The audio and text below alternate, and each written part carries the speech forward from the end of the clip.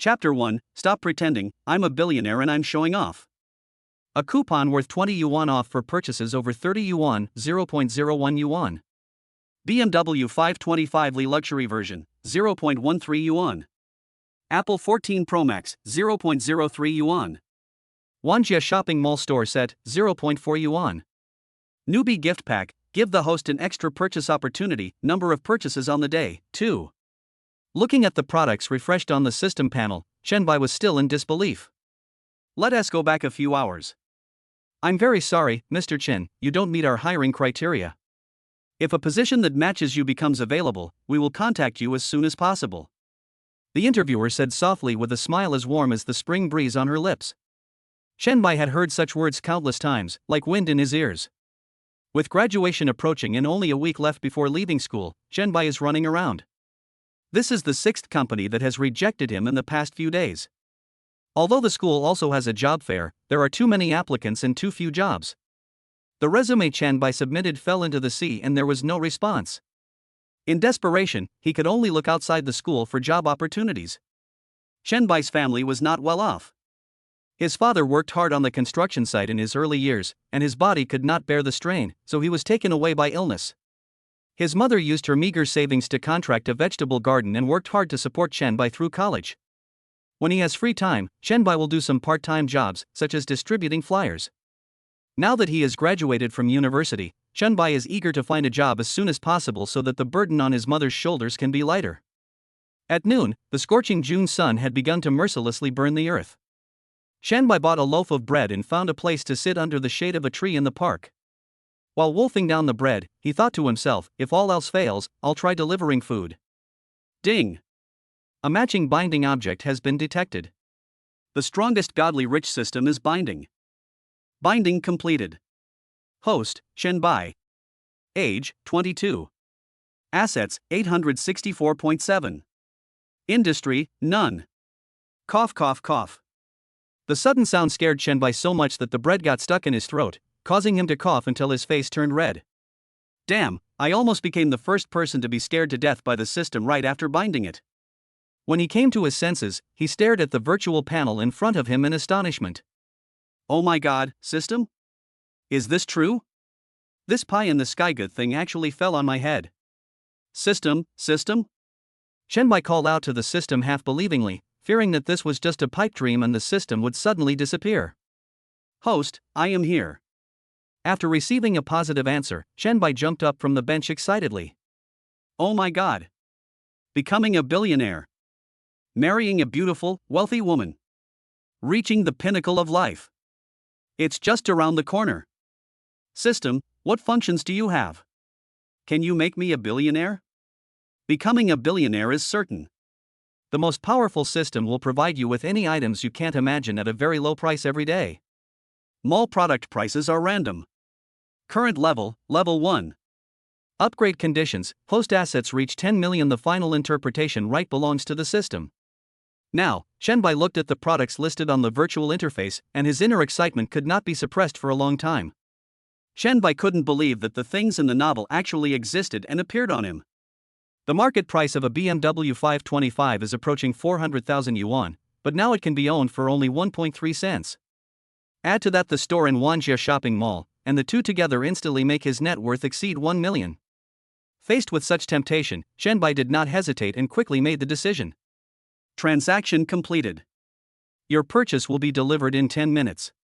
The purchase limit for today has been reached. The system will be updated at midnight tomorrow.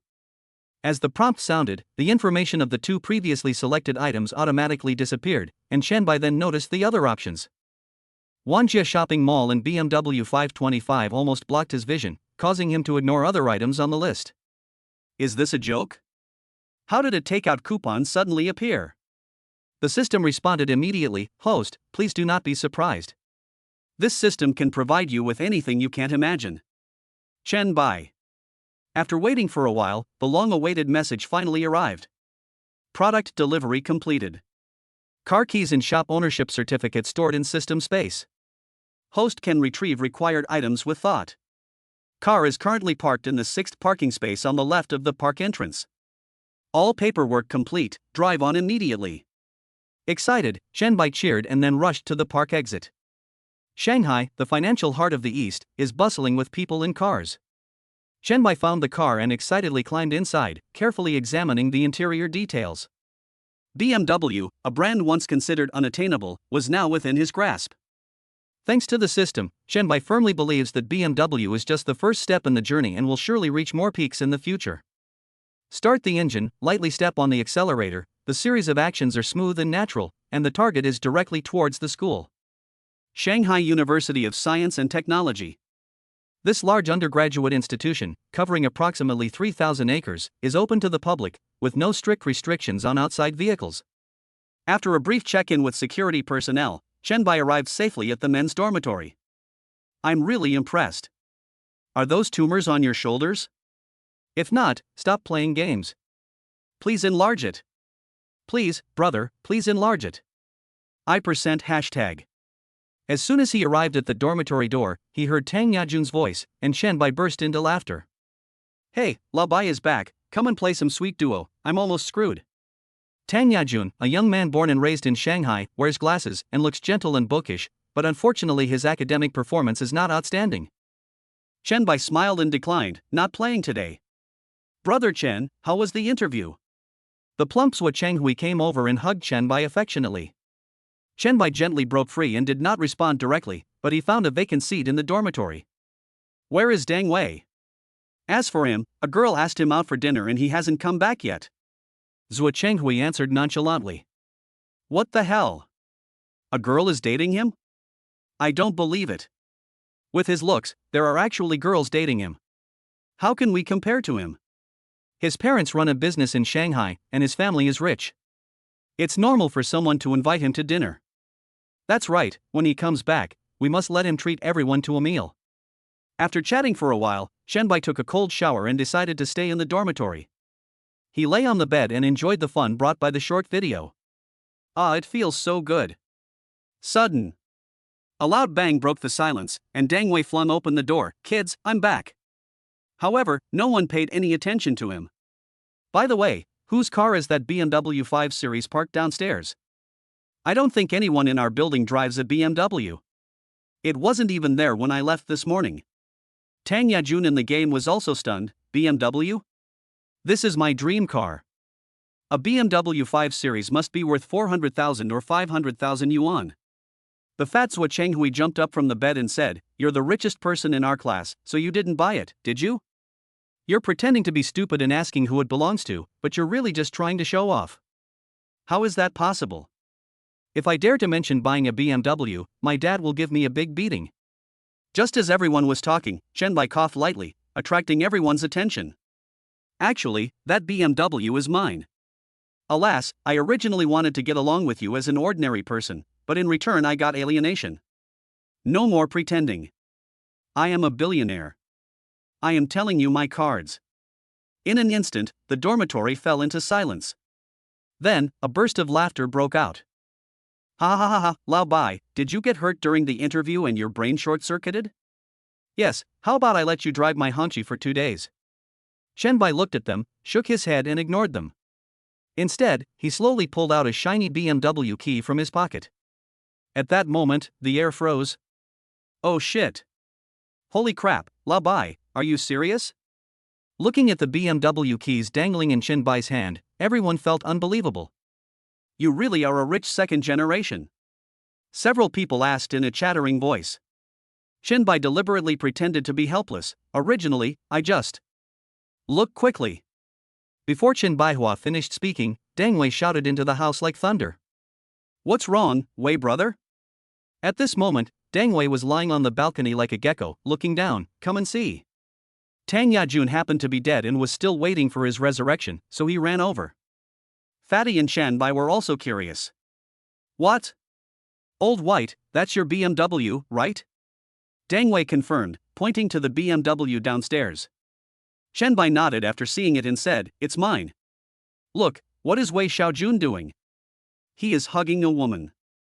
The fat man asked curiously as if he had discovered a new continent. That's his girlfriend. Oh my god, the woman I saw him hugging a few days ago was not this one, the fat man exclaimed. Keep your voice down. Oh oh oh. Let's all be quiet and listen to what they are saying. Chen Bai's dormitory was on the third floor, and he could barely hear the conversation downstairs. How about Jia Jia? I just bought a new BMW. I'm going to drive it for a few days to practice. I'm going to trade it for a Lamborghini in a few days. Wow, really, Mr. Wei, can I get in and sit for a while? The girl called Jia Jia looked at the BMW with excitement on her face. What's so good about a BMW? I'll take you to see a Lamborghini some other day. Let's go eat first. Wei Xiaojun made an excuse and quickly changed the subject. Jia Jia pouted and had to agree. On the balcony, several people looked at each other in silence. The fat man was the first to lose control and started to speak rapidly. Damn it, I can't stand it anymore. This idiot is bragging again. What Lamborghini? He's really like an old lady crawling into bed. I'm laughing. Brother Bai, please lend me your key. Chen Bai did not refuse the fat man's request and handed the car keys to him. The fat man took the car keys with a sly smile on his face. Wei bastard, the fat man shouted loudly. Chapter 2, earning 3.5 million already? Downstairs, Wei Xiaojun, who was about to turn around and leave, heard someone calling him. He turned around and looked, only to see a fat man lying like a winter melon on the balcony on the third floor. Fatty, what are you doing? I just heard from upstairs that you bought a BMW. Could you let me, your brother, take a look at your car? The fat man said with a forced smile. Wei Xiaojun's heart skipped a beat. It's over. This guy is coming for me. I'm getting ready to eat now. I'll show it to you when I'm free. Really? Is this car yours? You're not just making this up, are you? Hearing this, Wei Xiaojun took a deep breath and said, how can this be possible? This car is of course newly purchased by me. Oh? Since it's yours, then you'd better prove it to me. The fat man said while trying to suppress his smile. Jia Jia, who was standing beside Wei Xiaojun, gently shook his arm and pleaded in a tender voice, Master Wei, please prove it to him, so that he will give up. This. Wei Xiaojun felt a lump in his throat. Was he supposed to confess that the car wasn't his? He just wanted to show off in front of Jia Jia. However, now. Wei Xiaojun prayed secretly, hoping that the owner of the BMW had not locked the car. Proof is proof. Now that things have come to this, we can only bite the bullet and do it, just as if the horse is dead. Wei Xiaojun and Jia Jia walked to the car door. Wei Xiaojun swallowed hard and slowly stretched out his hand towards the door handle. At this time, the fat man quietly pressed the unlock button, and the BMW headlights blinked twice playfully like smart eyes. Wei Xiaojun successfully opened the car door. This scene made Wei Xiaojun stunned. There really is no way out. There is always a way out. Then, he turned to look at the fat man with a smug look on his face. I told you it's my car, and you didn't believe me? Now you believe it, right? Jia Jia also echoed, Master Wei, this person is just jealous of you. Let's leave quickly. I'm hungry. At this moment, the fat man finally couldn't hold it in any longer and laughed out loud. His laughter left Wei Xiaojun and the others completely confused. Just when the two were still confused, the fat man slowly handed over the BMW keys. The two of them looked at it carefully, and when they saw that it was indeed a BMW key, they were struck by lightning and stood there in shock. Master Wei, isn't this your BMW? Why are the keys in his hand? This. Wei Xiaojun felt like there was something stuck in his throat, and was too embarrassed to say anything. Then, the fat man locked the car again in front of the two of them. Sorry, I forgot to lock the car. You guys chat, I'm leaving first, bye. Then, he retreated to the balcony like a turtle. Jia Jia was stunned, and it took her a while to react. She stared at Wei Xiaojun with suspicion and asked, Mr. Wei, how dare you lie to me? Ah? Not Jia Jia. Ha ha ha. Ha ha ha. On the balcony, the fat man and his companions were laughing so hard that they were bent over. Even Chen Bai couldn't help laughing out loud. Did you guys just see that? Wei Xiaojun's expression of having eaten shit really made me laugh to death, ha ha ha. He has it all his own way. Who told him to brag so much every day? Now he's even blowing his own trumpet at me, old white. That's right. Soon, they returned to the dormitory. Deng Wei suddenly said, by the way, Lao Bai, you are now a true second-generation rich man. I don't care, you must treat us to a sumptuous meal tonight. Upon hearing this, the fat man immediately agreed. Right, 4 years. They deceived us for 4 years. Do you know how we have been living these 4 years? I've already showered and really don't want to go out. How about this, let's order takeout tonight and I'll pay for everything. Godfather. The fat man immediately put on a flattering face and hugged Chen Bai like a koala, acting coquettishly. At night, everyone lay in bed contentedly. At this moment, Chen Bai's cell phone suddenly rang, and a strange number appeared on the screen. Hello. Hello, is this Mr. Chen Bai-chen? A female voice as sweet as the sound of a yellow oriole singing in a valley came from the other end of the phone. Yes, it's me. Hello, Mr. Chen. I'm Yuan Weiwei, the store manager of the Gucci Wanjia Mall store. Due to a change in ownership of the mall, we need to re-sign a lease with you. Could you please come by sometime? Chen Bai suddenly woke up from his dream and remembered that he had not visited his shop yet. He took this opportunity to take a look. Around 10 o'clock tomorrow morning. Okay, then I won't bother Mr. Chen anymore. After that, the call was disconnected. Chen Bai looked at his roommates, who were all playing on their phones, so he continued to watch videos. At 12 o'clock in the morning, everything is quiet. Product refresh, number of purchases on the day, 1. Yulong Huafu property, 0.8 yuan. Wanjia shopping mall store set, 0.4 yuan. Finally I can buy it again. Something is wrong, system, why were there 4 items yesterday, but only 2 today? Host, because yesterday was the novice period. Okay. Just staring at the product in front of him, Chen Bai fell into confusion again. Yulong Huafu, located near Wanjia Shopping Mall, is a mid to high-end residential area with an average price of more than 170,000 yuan per square meter. Any unit costs millions or tens of millions. Chen Bai was also attracted by the shops in Wanjia Shopping Mall. After all, they could bring in a steady stream of income. After much hesitation, Chen Bai finally decided to buy a house in Yulong Huafu. Purchase successful, the product will be delivered within 10 minutes. Host, Chen Bai. Age, 22. Assets, 753.37, a house in Yulong Huafu, a BMW 5 Series. Industry, 1 set of shops in Wanjia Shopping Mall. After buying things, Chen Bai couldn't help but shout in his heart, awesome. So he fell asleep peacefully. When he woke up the next day, it was already past 9 in the morning. Chen Bai glanced at the system space and saw the property certificate of the Yulong Huafu house lying quietly in it. After a quick wash, Chen Bai prepared to go downstairs. At this time, the fat man woke up and saw Chen Bai was about to go out. He hurriedly said, "Old Bai, please bring me some breakfast." Chen Bai pretended not to hear, closed the dormitory door and left. Hey, Godfather. There was a short traffic jam on the way, and when Chen Bai arrived at Wanjia Shopping Mall, it was already past 10 o'clock. Chen Bai came to a Gucci store according to the address on the property certificate. Welcome to Gucci, how may I help you? As soon as he entered the door, the clerk greeted Chen Bai warmly like a spring breeze. I'm looking for your store manager. Yes, sir. Please wait a moment. I will inform the manager right away. Since the store manager had already informed them in advance yesterday that someone would be looking for him today, the cliched plot of looking down on others did not happen. Not long after, a woman in a professional hip skirt trotted over briskly. You must be Mr. Chen Bai-chen, right?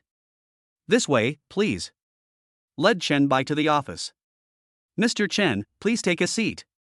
Chen Bai sat down safely and the waiter served him a cup of fragrant tea. Mr. Chen, let's get straight to the point.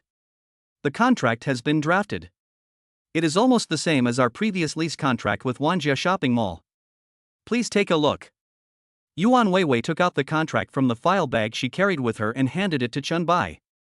Chen Bai glanced through it briefly, found nothing wrong, and nodded slightly. He picked up the teacup and took a sip of tea. Mr. Chen, if there is no problem, let's proceed according to the price in the contract.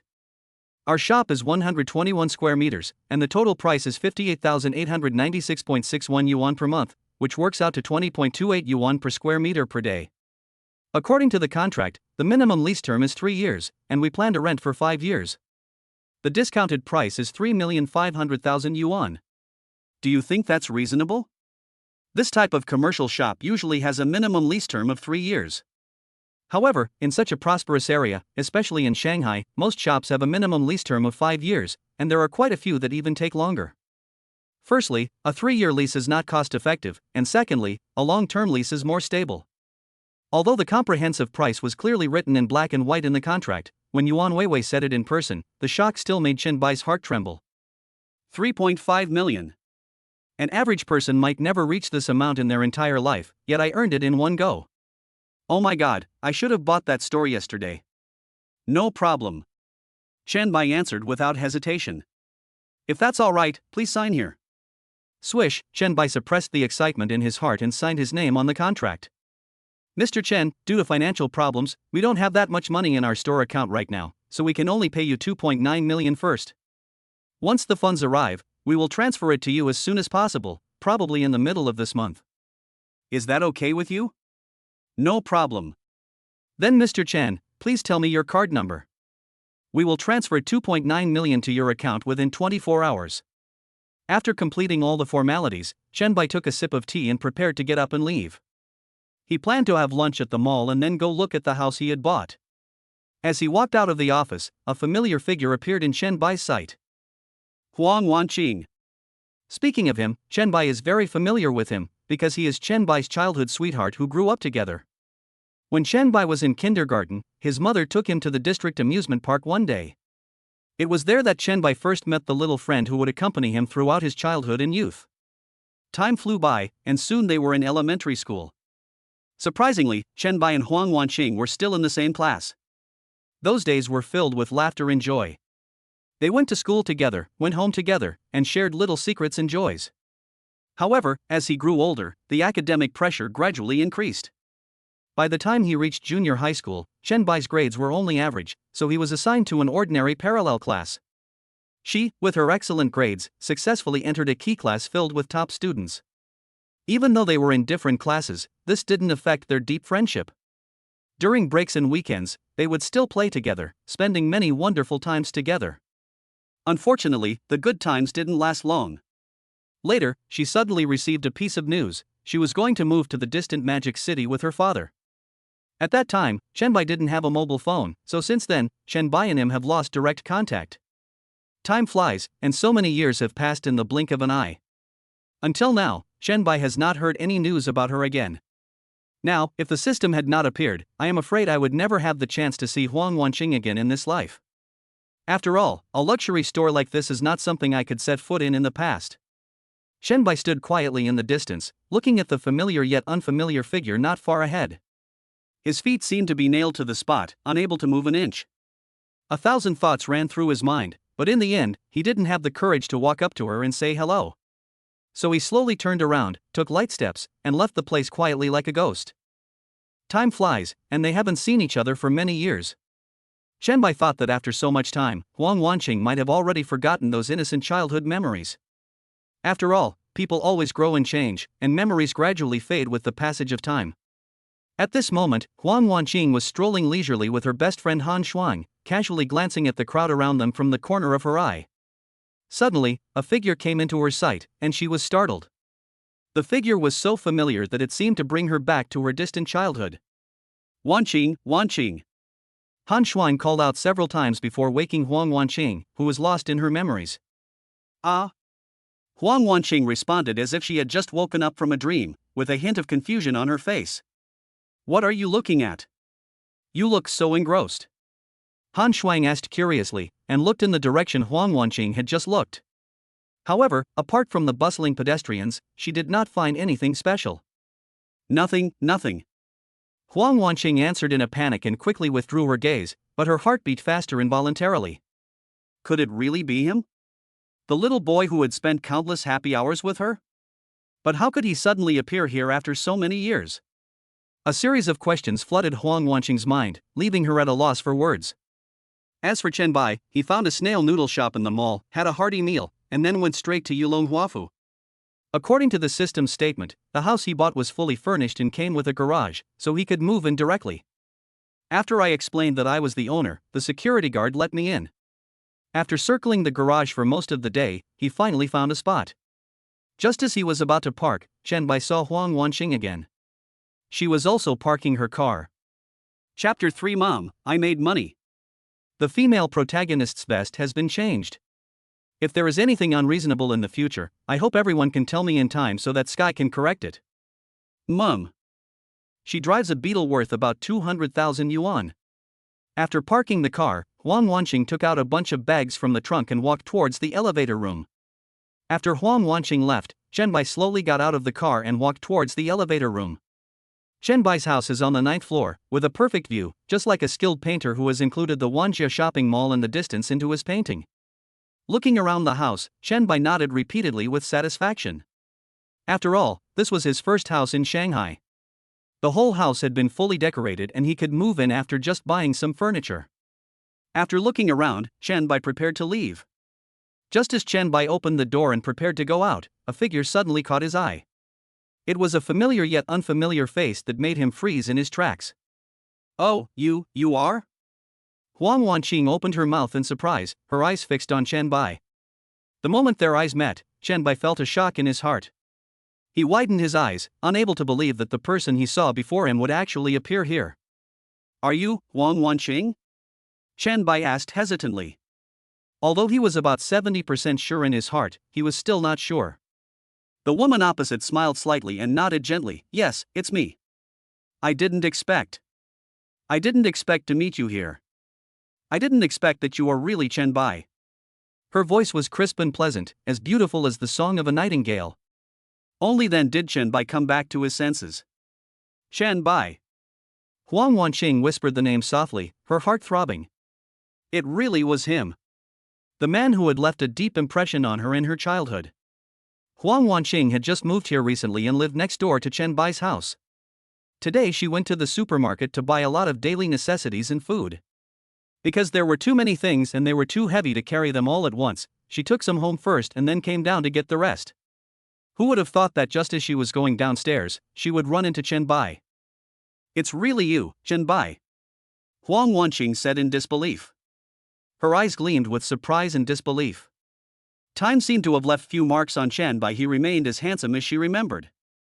Bai smiled slightly, and that smile seemed to carry the warmth of sunshine. It's me. After so many years, I thought you had forgotten me completely. Hearing this, Huang Wanqing couldn't help but reveal an innocent smile. As beautiful as a flower blooming in spring, how could I possibly forget you? You don't even know that when I was little and learned that our family was moving to Shanghai to live, I was heartbroken. I cried all night that night. I had planned to say goodbye to you the next morning, but... At this point, Huang Wanqing's voice lowered slightly, and a hint of loss flashed in her eyes. Bai patted her shoulder gently to comfort her. Actually, I had the same thought at the time. I even went to your house to look for you, but your grandmother told me that you left with your family before dawn. The two of them chatted, reminiscing about the good times they had spent together. The memories of those years flashed before their eyes like scenes from a movie, their childhood laughter, playful fights, and little secrets between them being relived one by one.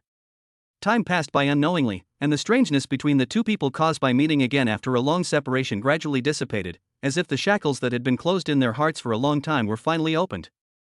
Suddenly, Huang Wanqing seemed to have thought of something and asked curiously, by the way, do you live here now?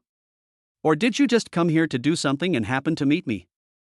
Bai smiled and shook his head, and replied, no, I bought a house here. I have been investing and managing my finances over the years and have made some good results. I just thought the house here has a good environment and a reasonable price, so I bought it. As he spoke, he looked around proudly. Huang Wanqing was suddenly shocked. She never thought that after such a long time, Bai had already mastered these skills. Are you going downstairs? Huang Wanqing asked in surprise. Yes, the furniture in the room is not complete yet, so we can't move in directly at the moment. Bai replied with a smile, his tone calm and gentle. That's great. I'm planning to go downstairs too. Why don't we go together? Huang Wanqing suggested enthusiastically. Okay, no problem. Bai agreed readily. So, they walked into the elevator together. However, in this small, enclosed space, the conversation between the two people was unusually quiet, almost silent. It was as if there was an invisible force that made them unsure how to break the silence. Finally, it was Huang Wanqing who spoke first. Bai, it has been many years since we last met. Why don't we take this opportunity to leave each other our contact information? That way, when you are done with your work and have free time, we can find a place to get together. After saying that, Huang Wanqing looked at Bai expectantly. Good. The garage seemed empty and quiet, with only Chen Bai's brisk footsteps echoing in it. As he walked, he recalled the scene of his recent encounter with Huang Wanqing, and the corners of his mouth unconsciously rose. Leaving the garage, the sun outside shone on him, warm and cozy. Chen Bai took a deep breath, feeling the fresh air, as if his whole body was filled with energy. Like a bird returning to its nest, he couldn't wait to fly towards school. Along the way, Chen Bai was incomparably happy. He had never imagined that after all these years, he would actually run into Huang Wanqing here. She was even more beautiful than before, her every frown and smile captivating. Before he knew it, Chen Bai had arrived at the school gate. Looking at the familiar campus buildings and the students coming and going, his face was still filled with a happy smile. At this moment, he felt that the whole world was so beautiful. It's time to pack up and prepare to leave school in the next 2 days. Fortunately, I have a car, so moving is as easy as flowing water. When I returned to the dormitory, I saw Deng Wei had already packed his things and was ready to leave school. Deng Wei, are you leaving? Chen Bai asked. Yes, my parents asked me to go back and do business with them. I was planning to get together today, but I didn't see you when I woke up this morning. There was a hint of regret in Deng Wei's words. Chen Bai smiled and said, I had something to do this morning, so I went out. My dad is waiting for me downstairs. I'm leaving now. We can get together again when we have time. At this time, the fat man rushed over and said, Brother Wei, I will miss you when you leave. The fat man hugged Deng Wei with tears and snot. Damn it, get out of here and don't touch me. After saying that, he ran out of the dormitory dragging his suitcase as if escaping. Sizzle. Feeling his phone vibrate, Chen Bai took it out and looked at it. It turned out that the rent had arrived. Your RMB current account with the card ending in 4582 was transferred 2,900,000 yuan at 1536, and the available balance is 2,900,753.37 yuan. CCB. After the money arrived, Chen Bai immediately opened the CCB app and transferred 100,000 yuan to his mother. 100,000 is definitely a huge sum of money for my mother. My mother secretly got up early and went to bed late for me. Now that I have money, I must be filial to her. Not long after, his mother's phone rang as expected. Chen Bai picked up the phone and saw the word mom on the screen. His heart couldn't help but warm. Chen Bai went to the balcony and pressed the answer button. A familiar voice came to his ears, Son, why did you transfer 100,000 yuan to mom? Chen Bai smiled, and an indescribable warmth surged in his heart. He said softly, Mom, I've made some money recently, and I think you work so hard and haven't been willing to spend money on yourself. So, you can keep this 100,000 yuan and buy something you like. It's my way of showing my filial piety to you. There was silence on the other end of the line for a moment, and then my mother's voice came, Son, you didn't do anything illegal, did you? Mom, don't worry. I made all my money with my own ability. I made some money through investments and now I have a company with a good income. Don't be reluctant to spend money. Your son has plenty of money now. Chen Bai advised that his mother had been frugal for most of her life and would definitely not spend money lavishly in the short term. Xia Chunmei's voice seemed choked up on the phone. Okay, my son has grown up, but the thing your mother has the most is money. If you want to be filial to me, find a daughter-in-law for me as soon as possible. That would be the greatest filial piety you can show me. He. Ah. Well, there's a mouse on the ground. I'm going to kill it. I'm hanging up now. Mom, don't be reluctant to spend money. Remember to send me a message when you run out of money. After saying that, Chen Bai hung up the phone in a hurry. Chen Bai held his forehead with his hand. His mother often called to urge him to find a girlfriend. This was not the first or second time. After hanging up the phone, Chen Bai bought another set of furniture. At 12 o'clock in the evening, the mall was finally refreshed. Product refresh, number of purchases on the day, 1. Product critical hit. 7th day food 100% shares, 4.4 yuan. 40% stake in Hanqing Hotel, 2.9 yuan. Oh my god, a critical hit yielded something good. Chen Bai knew about Hanqing Hotel. He had stayed there once when he visited relatives in Shanghai, but he had never heard of Kiri Food. So I opened the search engine and did a search. Kiri Food is a local brand in Shanghai. Its main product is bread. Its market value is nearly 1 billion. However, its sales have declined sharply recently and it has gradually started to lose money. This made Chen Bai very troubled, as he didn't know which one to buy. If I buy 7 days of food, will the system be upgraded? Bought it. Purchase successful, the product will be delivered within 10 minutes. Warm reminder, the company's employees and leaders have had their host information implanted by the system. Host, Chen Bai. Age, 22. Assets, 2,896,567.97, a property in Yulong Huafu, and a BMW 5 Series. Industry, Wanjie Shopping Mall, 7 days food. Host's assets exceed 100 million, system upgrade begins. A few minutes later, the relevant contract procedures for 7 days food were completed, and Chen Bai fell into a sound sleep. The next day. At 9 o'clock, Chen Bai was woken up by the system. System upgrade completed, current level, 2. New function unlocked, capital injection. The host can inject any funds into any company under the host's name through the system's legal channels. Mall refresh, number of purchases today, 2. 100% shares of Ruili Media, 8.2 yuan. Porsche 911, 0.09 yuan. Appearance enhancement card, 1 yuan. Pre-knowledge card, 1 yuan. Chen Bai, who was originally drowsy, suddenly became alert and asked the system a series of questions. Why can I still buy it? And twice? There are more items in the mall. And what are these advance cards and appearance improvement cards? Host, because your assets exceed 100 million, the system has been upgraded twice, so I will give you 2 purchases and unlock a skill card. As the name suggests, the appearance enhancement card can improve the host's appearance. Host's current appearance, 76. The precognition card allows the host to predict what will happen in the next week. Required for the next upgrade, host assets reach 10 billion. The final interpretation right belongs to the system. Great, that's great, ha ha ha. Chen Bai was already very happy in his heart. I searched for Ruili Media, and found that its market value is nearly 3 billion, its business scope is wide, and it has many internet celebrity anchors on multiple platforms. It's like a pillow just when you're sleepy. 7 days food sales are declining, so it's a good opportunity to cooperate with Ruili Media. With online influencers being so popular these days, there's no need to worry about not being able to sell. There is no need to rush for the appearance card, but the prediction card will definitely be of great use. Purchase successful, the product will be delivered within 3 minutes. Wow, it's different after the upgrade. Even the delivery speed has increased. Before Chen Bai could finish watching a video, the product was delivered. I'll use the precognition card when I have the chance. After a quick wash, Chen Bai went downstairs. I randomly found a breakfast stall near the school and wolfed down my breakfast. According to the system information, Chen Bai dialed the number of the general manager of Chiri Food. Hello, I'm Chen Bai. Mr. Chen, good morning. When the general manager heard it was Chen Bai, he was like a frightened bird.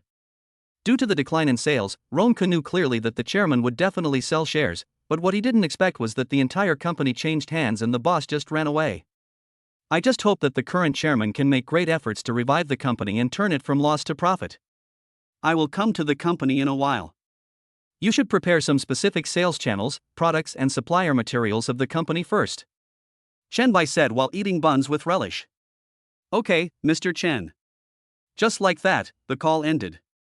After breakfast, Chen Bai drove to Kiri Food calmly.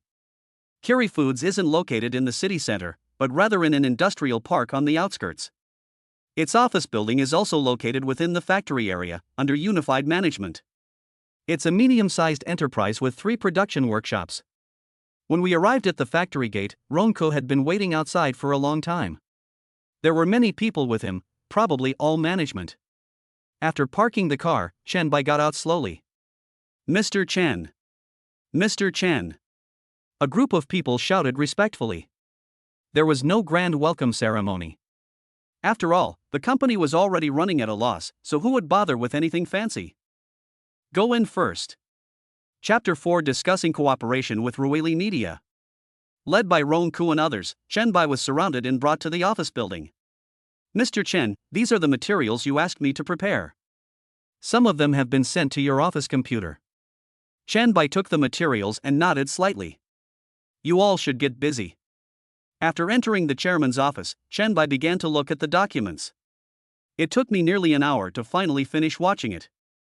It seems the food industry is also treading on thin ice. The main sales channels of Cheery Food are too old-fashioned and it has no road of its own. It basically cooperates offline with some supermarkets, convenience stores, and some small companies, as well as its own online stores, but its sales are fluctuating. In today's era when online influencers are booming in the online shopping scene, offline sales have indeed suffered a huge impact. For old-fashioned food factories like Cheery Food, bankruptcy is only a matter of time if they do not carry out drastic reforms. 7 Days Foods is just a small ripple in the tide. Fortunately, I have just successfully acquired Ruweli Media, which has many internet celebrities with a net worth of over 10 million. There should be no problem in letting Ruweli Media promote Cheery Food's products. Chenbai picked up the phone and was about to call Ronko, but suddenly received a call from an unfamiliar number. Hello? Hello? Is this Mr. Chen? It's me. Hello, Mr. Chen, I am Deng Jia, the general manager of Ruweli Media. Well, that's just right. I'll come over this afternoon. I was originally planning to call the person in charge of Ruweli Media, but now I can save myself the trouble. Ah. Okay. These sudden words left Deng Jia at a loss. After hanging up the phone, Chenbai dialed the number and called Ronko over. Mr. Chen. Regarding the sales issue, wasn't the situation very good a few days ago? Why did it suddenly take a turn for the worse in the past 2 days and decline so severely? Chenbai frowned and asked in a serious tone. Mr. Chen, our sales were already in jeopardy due to the impact of online shopping. But recently, a food factory, also in the bread business, suddenly emerged and snatched away many of our customers. As for the specific matters, I'll call the sales manager right away. She knows more than I do. Mr. Chen, please wait a moment. Chenbai nodded. After a while, a woman in professional attire came over. Hello, Mr. Chen, I'm Chu Qiao, the sales manager. After explaining the cause, Chu Qiao immediately explained. Mr. Chen, that food factory only started to emerge in the last 2 years. They started out by making instant noodles, which were very popular at the time, so they built their business on that. They started a bread business some time ago, and they offered huge discounts, poaching many of our customers. They also hired influencers to promote their products, which further reduced our market share. As the sales manager, have you ever thought about finding an internet celebrity to promote your products? Chenbai asked again. Well, I mentioned this to my previous boss, but he said he wouldn't agree to it. And then not long after, you came. Well, you go try to get those people back first. We can offer discounts if you want, but we definitely can't lose money. Also, spend more money on promotions on the online store and get some discount coupons. You should know the specific plan better than me. I'll find a way to transfer 1 million to the company account first. That's definitely enough. Ronko, come with me this afternoon. After saying that, he asked the two to leave and looked up a lot of guides on the internet. Chenbai actually didn't know much about these things. I simply ordered takeout at noon. After the meal, Chenbai transferred 1 million to the company account through the system channel, and then called Ronko to prepare to go to Ruweli Media. In the same industrial park, Boa Food Factory. In the chairman's office. Mr. Zhang, 7 Days Food has a new owner, who seems to be in his early 20s. Zhang Tao stubbed out the cigarette in his hand, put down his phone, and said, well, how are the negotiations between those convenience stores and supermarkets going? The contract has already been signed. We will definitely not be cooperating with 7 Days Foods in the short term. Furthermore, most people have agreed to reduce their purchases of other brands of bread. Mr. Zhang, you are really wise. With just a little trick, you have persuaded many vendors to place orders for our bread. It turned out that Zhang Tao had sent people to many stores and supermarkets to ask if they had Bawa bread. He did this for several days in a row, and then many businesses began to order bread. This is not enough. After the merchants place an order for the goods, they send people to buy them. This continuous purchase for several days creates an image of extremely hot sales for most merchants. The bread was bought and then sold wholesale. Although this resulted in a considerable loss of money and a significant expenditure of manpower and resources, the results achieved were quite good. We also took this opportunity to sign a long-term contract. Moreover, Zhang Tao is willing to spend money. He has spent a lot of money on advertising online and has also found internet celebrities to promote his products. His offline sales are indeed considerable. Putting aside the cost, the initial marketing efforts alone cost millions. Our online sales are also very good. If we continue to develop like this, our initial investment will be recouped very quickly. The man's name is Zhao Daoming.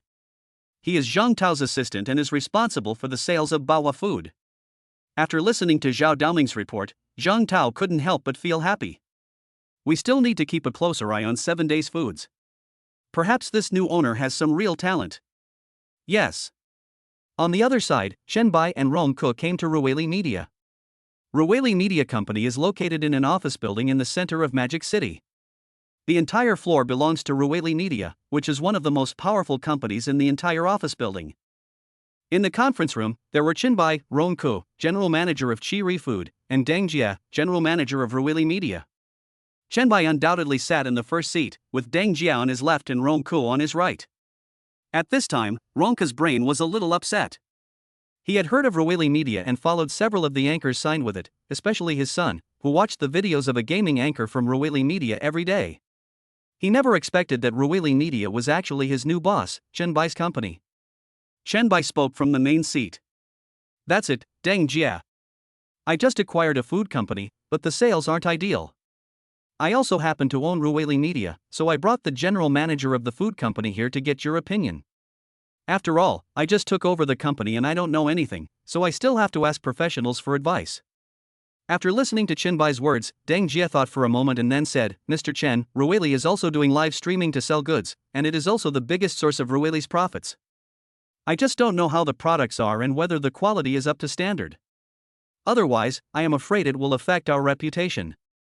After Deng Jia finished speaking, before Chen Bai could say anything, Rong Ke spoke first. Mr. Deng, 7 Days Food's main product is bread. Don't worry, the quality is definitely fine and it definitely meets hygiene requirements. If there's no problem with the product, then that's fine. Since we're all family, how about we just take 20%? Although they are all companies under Chen Bai, they still have to make money. After all, the company's expenses have to be deducted from the company account first. Chen Bai didn't say much about this. Chapter 5, 12% shares of Hanlin Group. How about this, Rong Ke, bring a few boxes of bread back and show them to Deng Jia. Give some to the employees of Ruweli Media, and then ask everyone how they like it.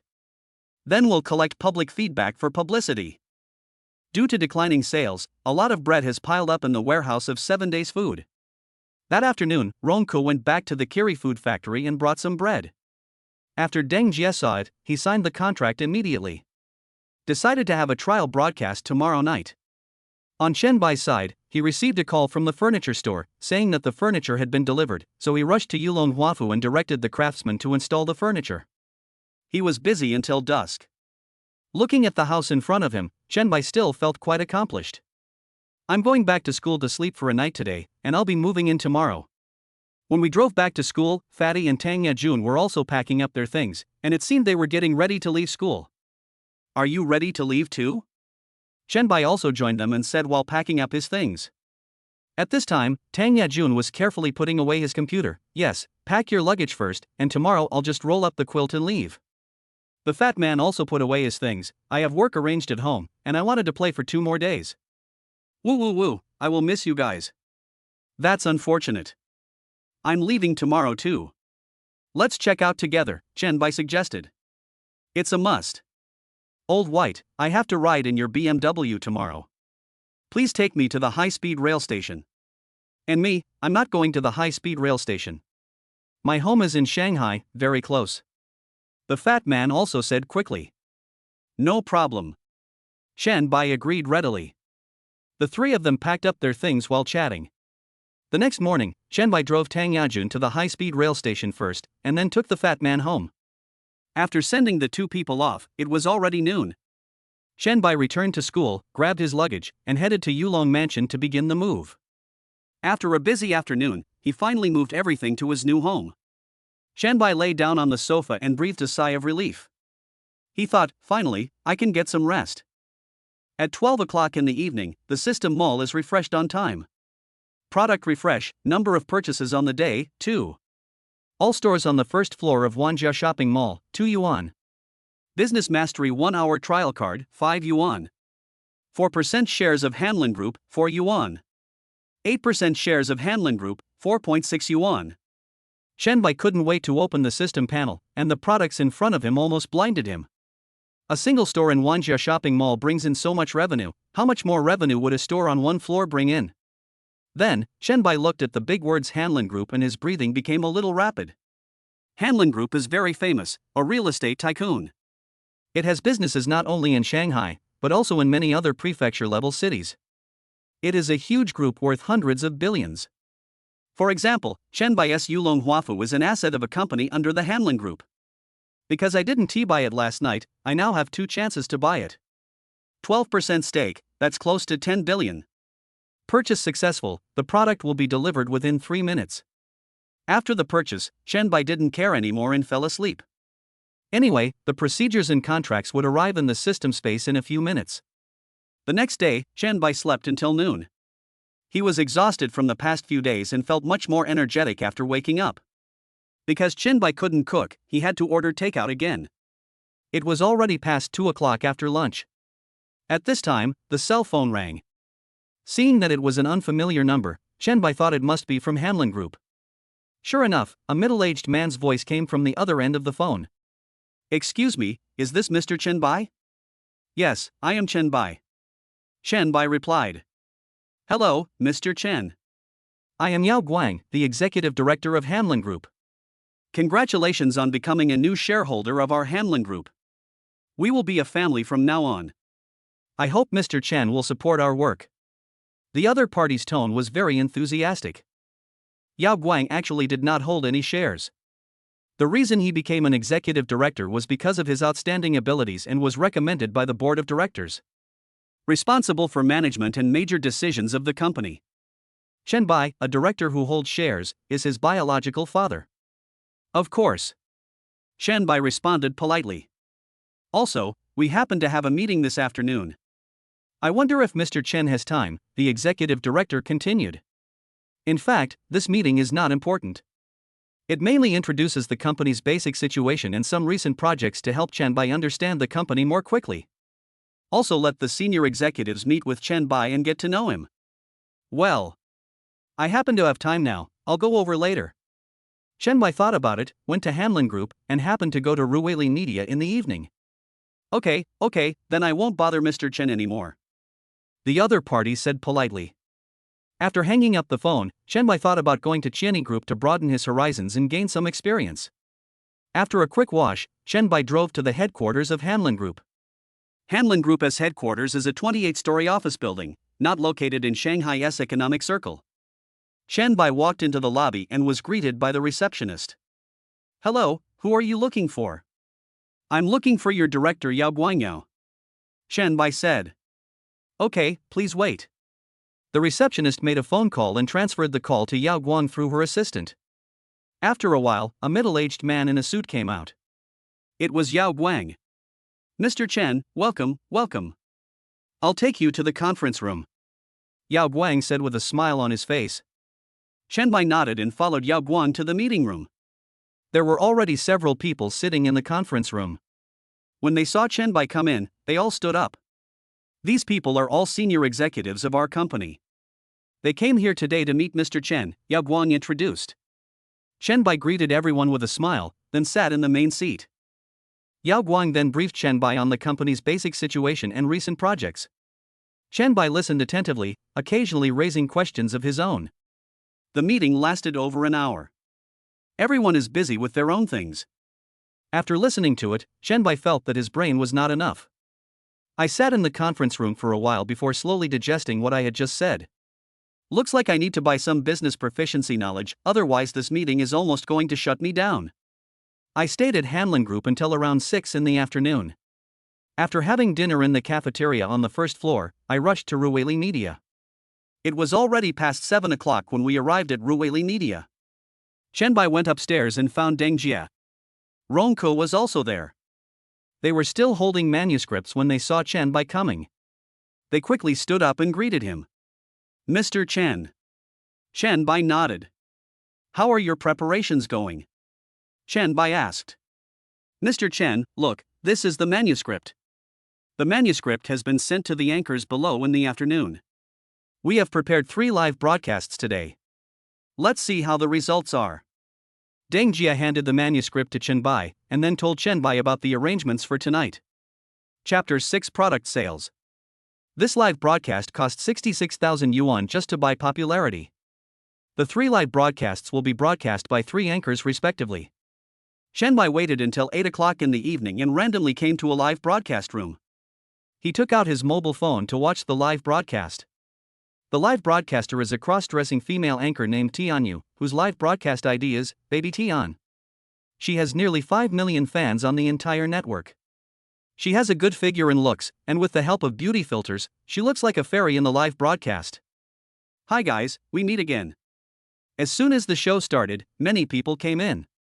After a lot of talking, more than 10 minutes later, the number of viewers in the live broadcast room had reached nearly 30,000. After seeing the number of viewers increase, Tianyu cooperated with the staff to start advertising. Hey! Tian, did you get a new phone? Yes, the memory of my old phone was too small, and it was inconvenient to take videos, so I changed it. Tianyu shook his head and said. 15 yuan for this fruit is not cheap, is it? The staff asked again. No, this is a second-hand Apple 15 Pro I bought from Tuanchuan. It's a few thousand yuan cheaper than a new one. I can buy a tablet with the money I saved. Tuanchuan is an officially inspected second-hand product. After talking for about 10 more minutes, the main course was served.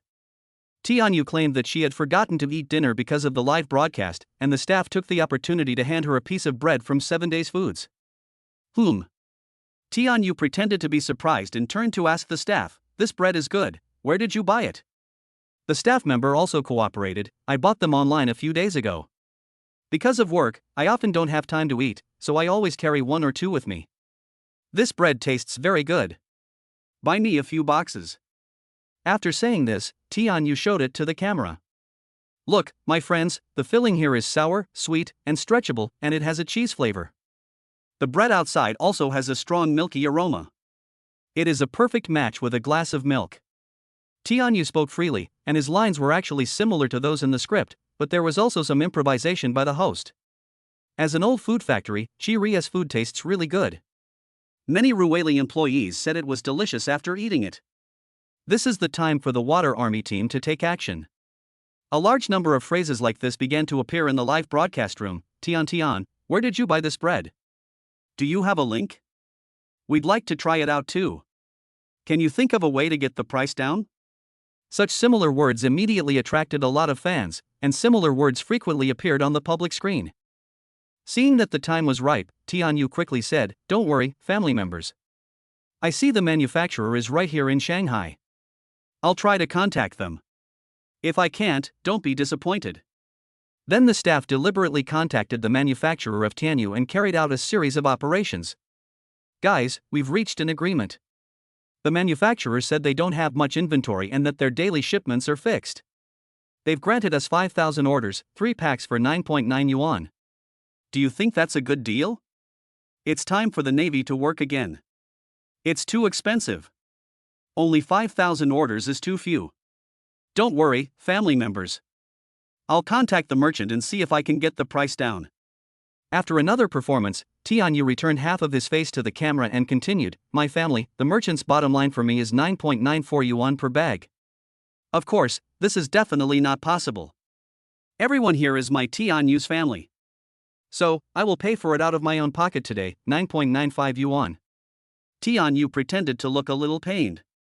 With the help of the internet trolls, the live broadcast room suddenly became a sensation. Tian, I love you. Tian, you are the best. Tian YYDS. Okay everyone, the merchant finally gave me 10,000 orders. It's been a while since I've given you any benefits. So, I'll pay out of my own pocket and get another 10,000 orders.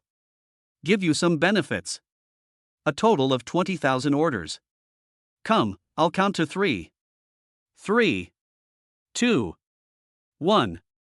Come on, 20,000 orders, link up. This whole operation was so smooth that Chen Bai was stunned. Next to Chen Bai, a live broadcast was also going on in full swing.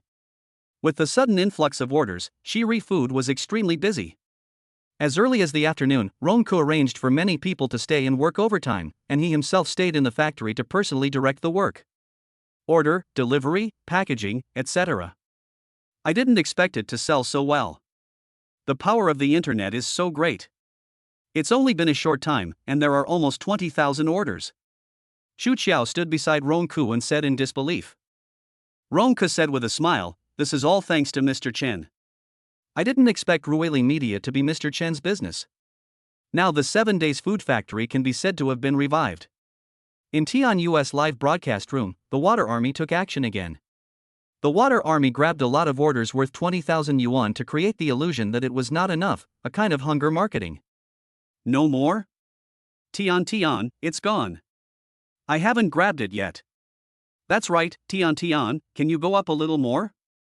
I didn't expect that. +1. This. Tian Yu pretended to be embarrassed.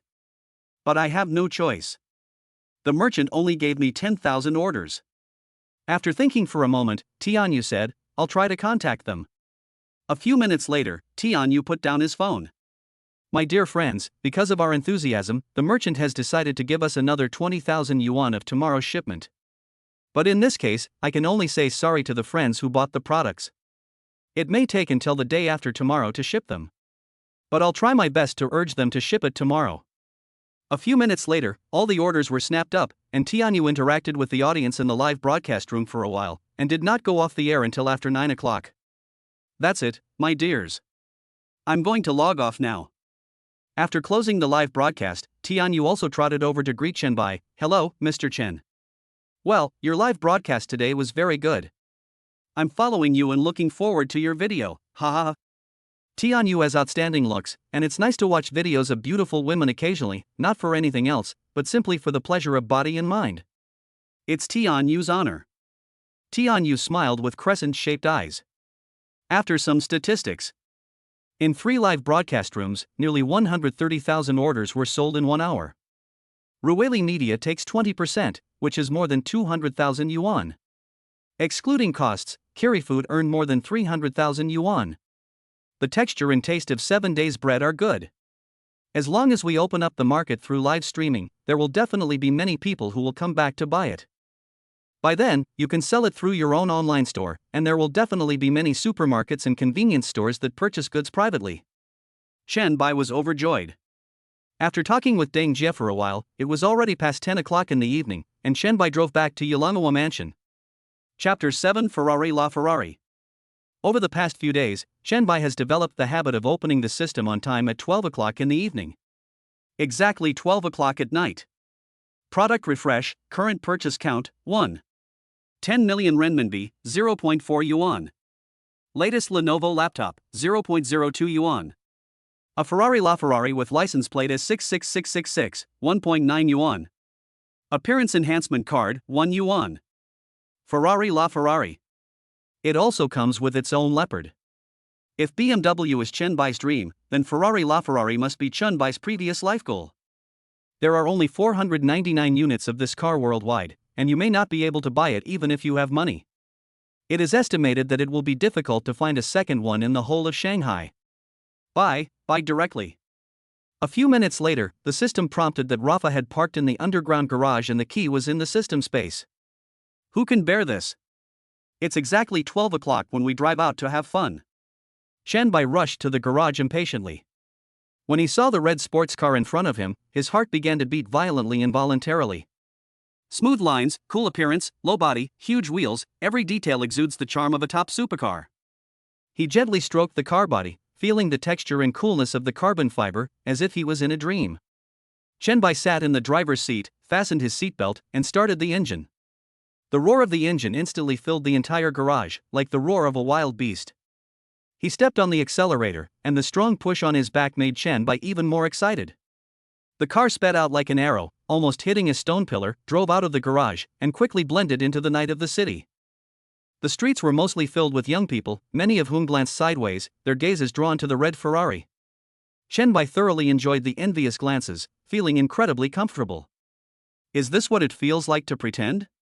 As expected, this thing is addictive. After driving around for more than half an hour, Chen Bai filled up the gas and prepared to go back. The supercar drove into the gas station, causing quite a stir. Look, what kind of car is that? It's so cool. Just search and you'll find out. Look at that license plate number. Damn, 5 6s. You two jungle bumpkins, that's the famous Ferrari LaFerrari, limited to 500 units worldwide. He's so young, I wonder which family he belongs to. Some staff members gathered together to discuss. After parking the car, Chenbai got out and said to the staff who greeted him, "Fill up with 98. As soon as I turned around, 2 people surrounded me. Oh my god, man, Rafa, that's so cool. This is my dream car. I didn't expect to see it today." The 2 of them started flattering Chenbai.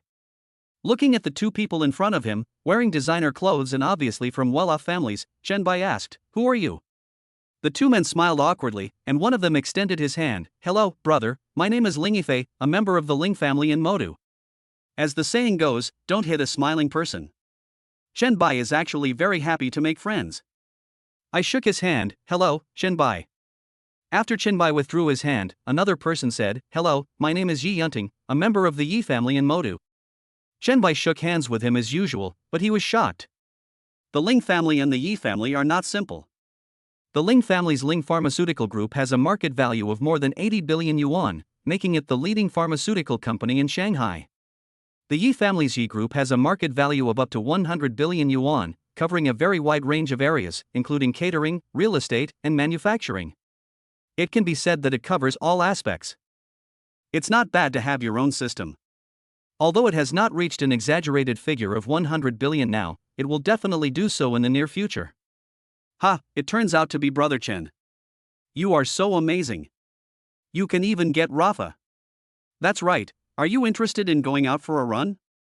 Chenbai, who was about to go back, suddenly became interested after hearing what the 2 said. "No problem. Brother Chen is straightforward, ha ha ha." Chenbai had also finished filling up the gas by this time, and Yi Yunting and the other 2 had also finished filling up the gas. The 3 of them drove out of the gas station one after the other. Yi Yunting's car is a Ferrari SP8, and Ling Yifei's is a McLaren. Chenbai doesn't know the specific models, he is only interested in Ferrari models. Inside the gas station, many staff members were still discussing. Who is that person?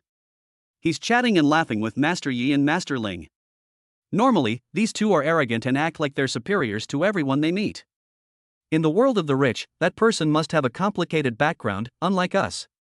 On Chenbai's side, the 3 of them drove out of the city one after another, and it was unknown where Yi Yunting and the others took them. Seeing Yi Yunting and Ling Yifei get out of the car in front, Chenbai also got out. "Brother Chen, this location is good. There is no end in sight in a straight line. It is enough for racing for a while." Yi Yunting walked over. Ling Yifei also agreed, "This is a place we often come to. There is construction going on ahead, and this is a closed road, so you can drive freely without anyone noticing." "Then let's walk for a while?" Chenbai said. "Come on." Ha ha. The 3 of them got into the car one after another. Chenbai was the first to get in. He stepped on the accelerator and Lafa sped away like an arrow from a bow. In the blink of an eye, he passed the 2 of them. Yi Yunting and Ling Yifei were not to be outdone and quickly followed. 3 top supercars sped along the open road, the sounds of their engines and wind intertwined to form a passionate symphony. From a distance, you can see 3 beams of light flying by quickly. The speed was getting faster and faster. Chenbai felt the thrill of speeding and was extremely excited. Not long after, Chenbai saw a reflector in the distance and slowly stopped the car. Then Yi Yunting and the other man arrived late. "Fuck, that's awesome, it's Rafa indeed. Brother Chen, can you lend it to me to try? And me. Seeing the 2 so excited, Chenbai readily agreed, "No problem." Then he threw the car keys to Yi Yunting. Yi Yunting excitedly took the key and thanked Chenbai. "Thank you, Brother Chen." Then he ran quickly towards Rafa, and Ling Yifei followed him and got on the passenger seat. "Yunting, hurry up, I still need to drive." Ling Yifei urged from the passenger seat. "Oh, I know. With a roar, a red beast galloped away. Chenbai sat on the side of the road, watching videos and waiting for the 2 of them. When the 2 came back, it was already 15 minutes later. "Thank you, Brother Chen. It's worthy of being a LaFerrari. The power comes right up as soon as you step on the gas, and the acceleration is even better. Yi Yunting looked very satisfied. Ling Yifei also walked over slowly with a smile on his face and threw the key to Chenbai. Brother Chen, take it. Look at the time, it's already past 3 o'clock. So Chenbai said, it's getting late, I'm going back, let's get together again another day. Hey, don't be anxious, Brother Chen, let's add each other as friends first. And me. After adding each other as friends and changing the notes, everyone went back home and looked for their own mothers. Chapter 8 Beast Supercar Club. The sun hung high in the sky, like a huge fireball, emitting scorching light. Chenbai yawned, rubbed his eyes, and then got up. He found that it was already noon. I had just finished washing up when I heard someone knocking on the door. When I opened the door, it was Huang Wanqing. Are you at home? I made some cake and brought it over for you to try. Huang Wanqing said a little stiffly. Ah? Chenbai was a little surprised. He didn't expect Huang Wanqing to personally make the cake and send it to him. He took the cake and tasted it. There were 4 residents on one floor, and Huang Wanqing happened to know Chenbai, so she simply went and knocked on the door with the mentality of giving it a try. Ah! Chenbai was stunned. He felt like his tongue had been hit by 10,000 critical hits. This cake looked decent, but it tasted so bad. Chenbai was a little embarrassed, but still said tactfully, well, not bad, but there is still a lot of room for improvement. Looking at Chenbai's expression, Huang Wanqing showed a hint of disappointment on her face. That's not right. It tasted quite good when she ate it. But she quickly cheered up, I know, I will do better next time. Ding, the system releases a task for the first time. Make a cake. For each task, the system will provide corresponding help. Assistive props, 3-hour cooking skill mastery experience card. Task reward, unknown. Cooking mastery allows the host to acquire all currently known cooking skills and reach the level of the world's top chef. System task? Oh my god, the culinary mastery card is pretty awesome. After using the cooking mastery card, Chenbai felt no change. But when he thought about cake, all the knowledge about cake came to his mind. 6. After Huang Wanqing left, Chenbai rushed home like an arrow and started tinkering with it. After arriving in the kitchen, he suddenly found himself in a desert of materials, with no ingredients to make a cake. Damn it! There was no other choice but to borrow some from Huang Wanqing. So Chenbai rushed out and caught up with Huang Wanqing, who was about to close the door like a hungry tiger. Hashido Madai. Huang Wanqing? Chenbai? Is there anything else? Ha ha ha. Chenbai smiled awkwardly, that smile was uglier than crying. Well, can you lend me some ingredients for making a cake? Ah? I don't want it for free. I can give you money. Puff. Huang Wanqing laughed, like a blooming flower. Wait a minute. Huang Wanqing returned to the house and soon brought some starch, flour, eggs, etc. Chenbai scratched his head awkwardly, like a child who had made a mistake. Thank you. I'll send you the money later. It's okay, forget about the money. As soon as Huang Wanqing finished speaking, Chenbai slipped away as if his feet were greased. In the kitchen, looking at the ingredients on the table and recalling the cake-making knowledge he had just acquired, Chenbai, like an experienced chef, started to work. He first carefully beat the eggs into a bowl, then added an appropriate amount of sugar and stirred it evenly with chopsticks.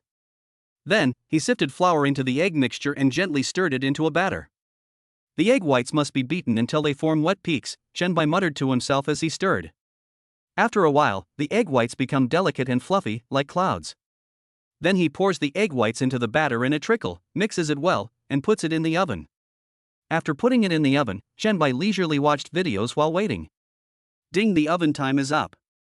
Chenbai puts on heat-insulating gloves and carefully takes out the cake. Well, it looks pretty good.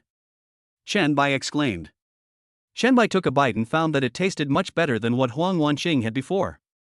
This mission should be considered completed, right? Ding, congratulations to the host for completing the mission. Reward, cooking mastery. Masterful cooking. Not bad, not bad. Now I am a man who can handle both the living room and the kitchen, ha ha ha. After eating a few pieces of cake, Chenbai decided to turn on the natural gas in the afternoon, and then buy some vegetables in the evening and cook for himself at home.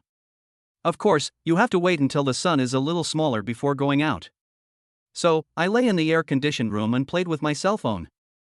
It was not until after 4 in the afternoon that Chenbai decided to go out, as the people from the gas company were about to get off work. At 5 o'clock in the afternoon, Chen Bai left the Gas Administration Bureau and said, "It's really troublesome to turn on natural gas." Just as he was about to go to the vegetable market, his cell phone rang. Chen Bai looked and saw that it was Yi Yunting calling him via Green Bubble VX video call. Chen Bai answered the call without thinking much. "Brother Chen, good afternoon, look." Yi Yunting took out his mobile phone and took a few pictures over there. All I saw were rows of supercars lying quietly on the road.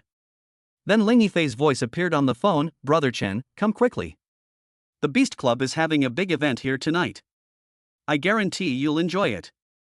Chen Bai knew about the Beast Club, a famous supercar club in Shanghai. When he was in college, he often saw their videos on short video apps, which made Chen Bai extremely envious. "Okay, send me the location and I'll be there right away." Chen Bai agreed, feeling a little excited inside. After hanging up the phone, Yi Yunting sent a location, which was on the outskirts of Magic City. Chen Bai didn't waste any time, turned on the navigation, started the engine and set off. Arriving in the suburbs, Chen Bai could see from afar a long queue of supercars, with some ordinary sports cars at the end, but they were also quite expensive. After parking the car, Yi Yunting and Ling Yifei immediately came over. After not seeing you for one night, Brother Chen, you look more handsome again." Yi Yunting was a very outgoing person. He walked over and put his hand on Chen Bai's shoulder. Chen Bai didn't despise it and responded with a smile, "How can I compare with you?" Ha ha ha.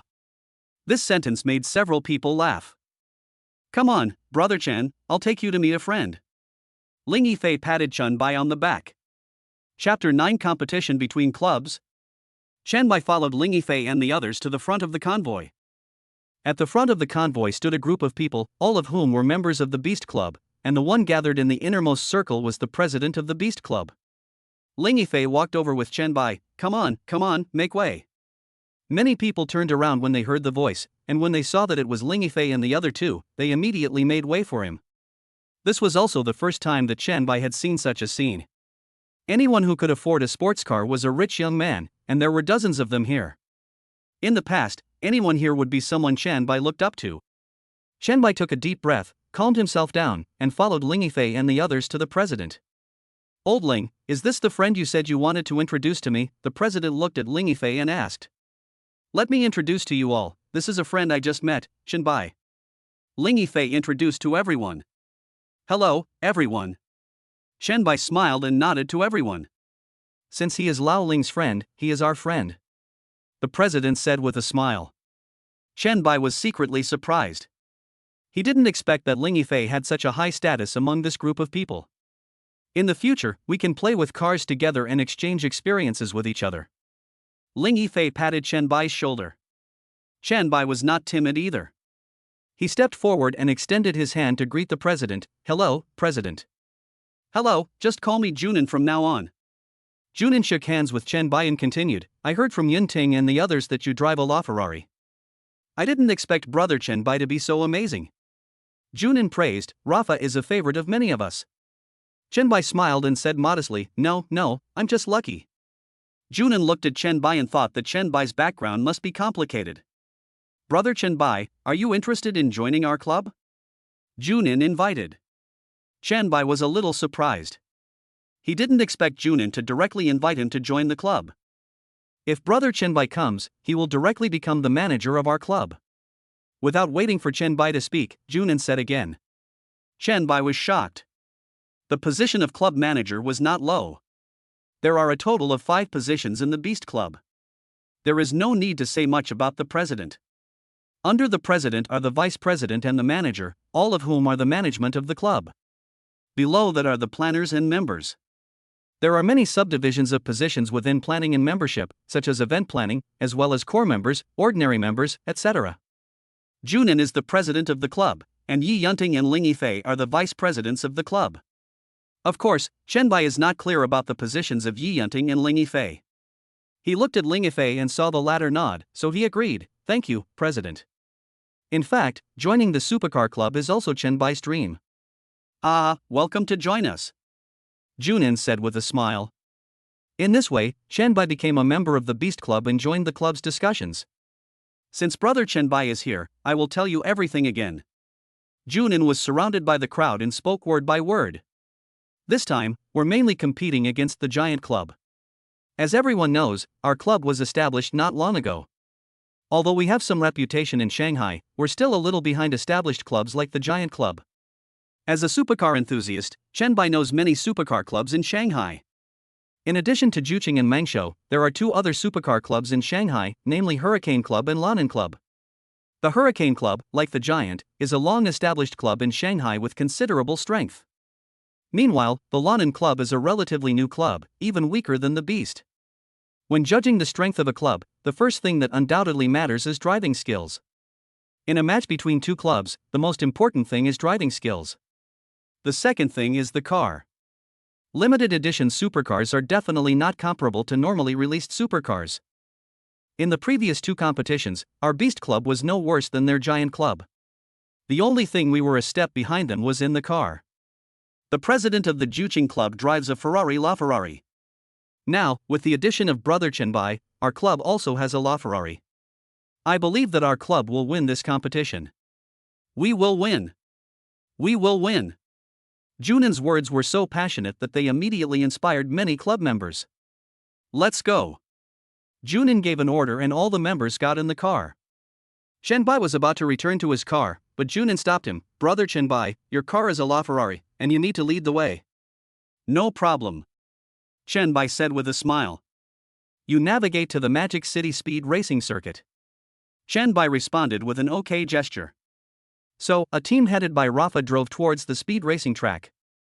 Along the way, the convoy became a beautiful landscape, and passers-by all stopped to watch.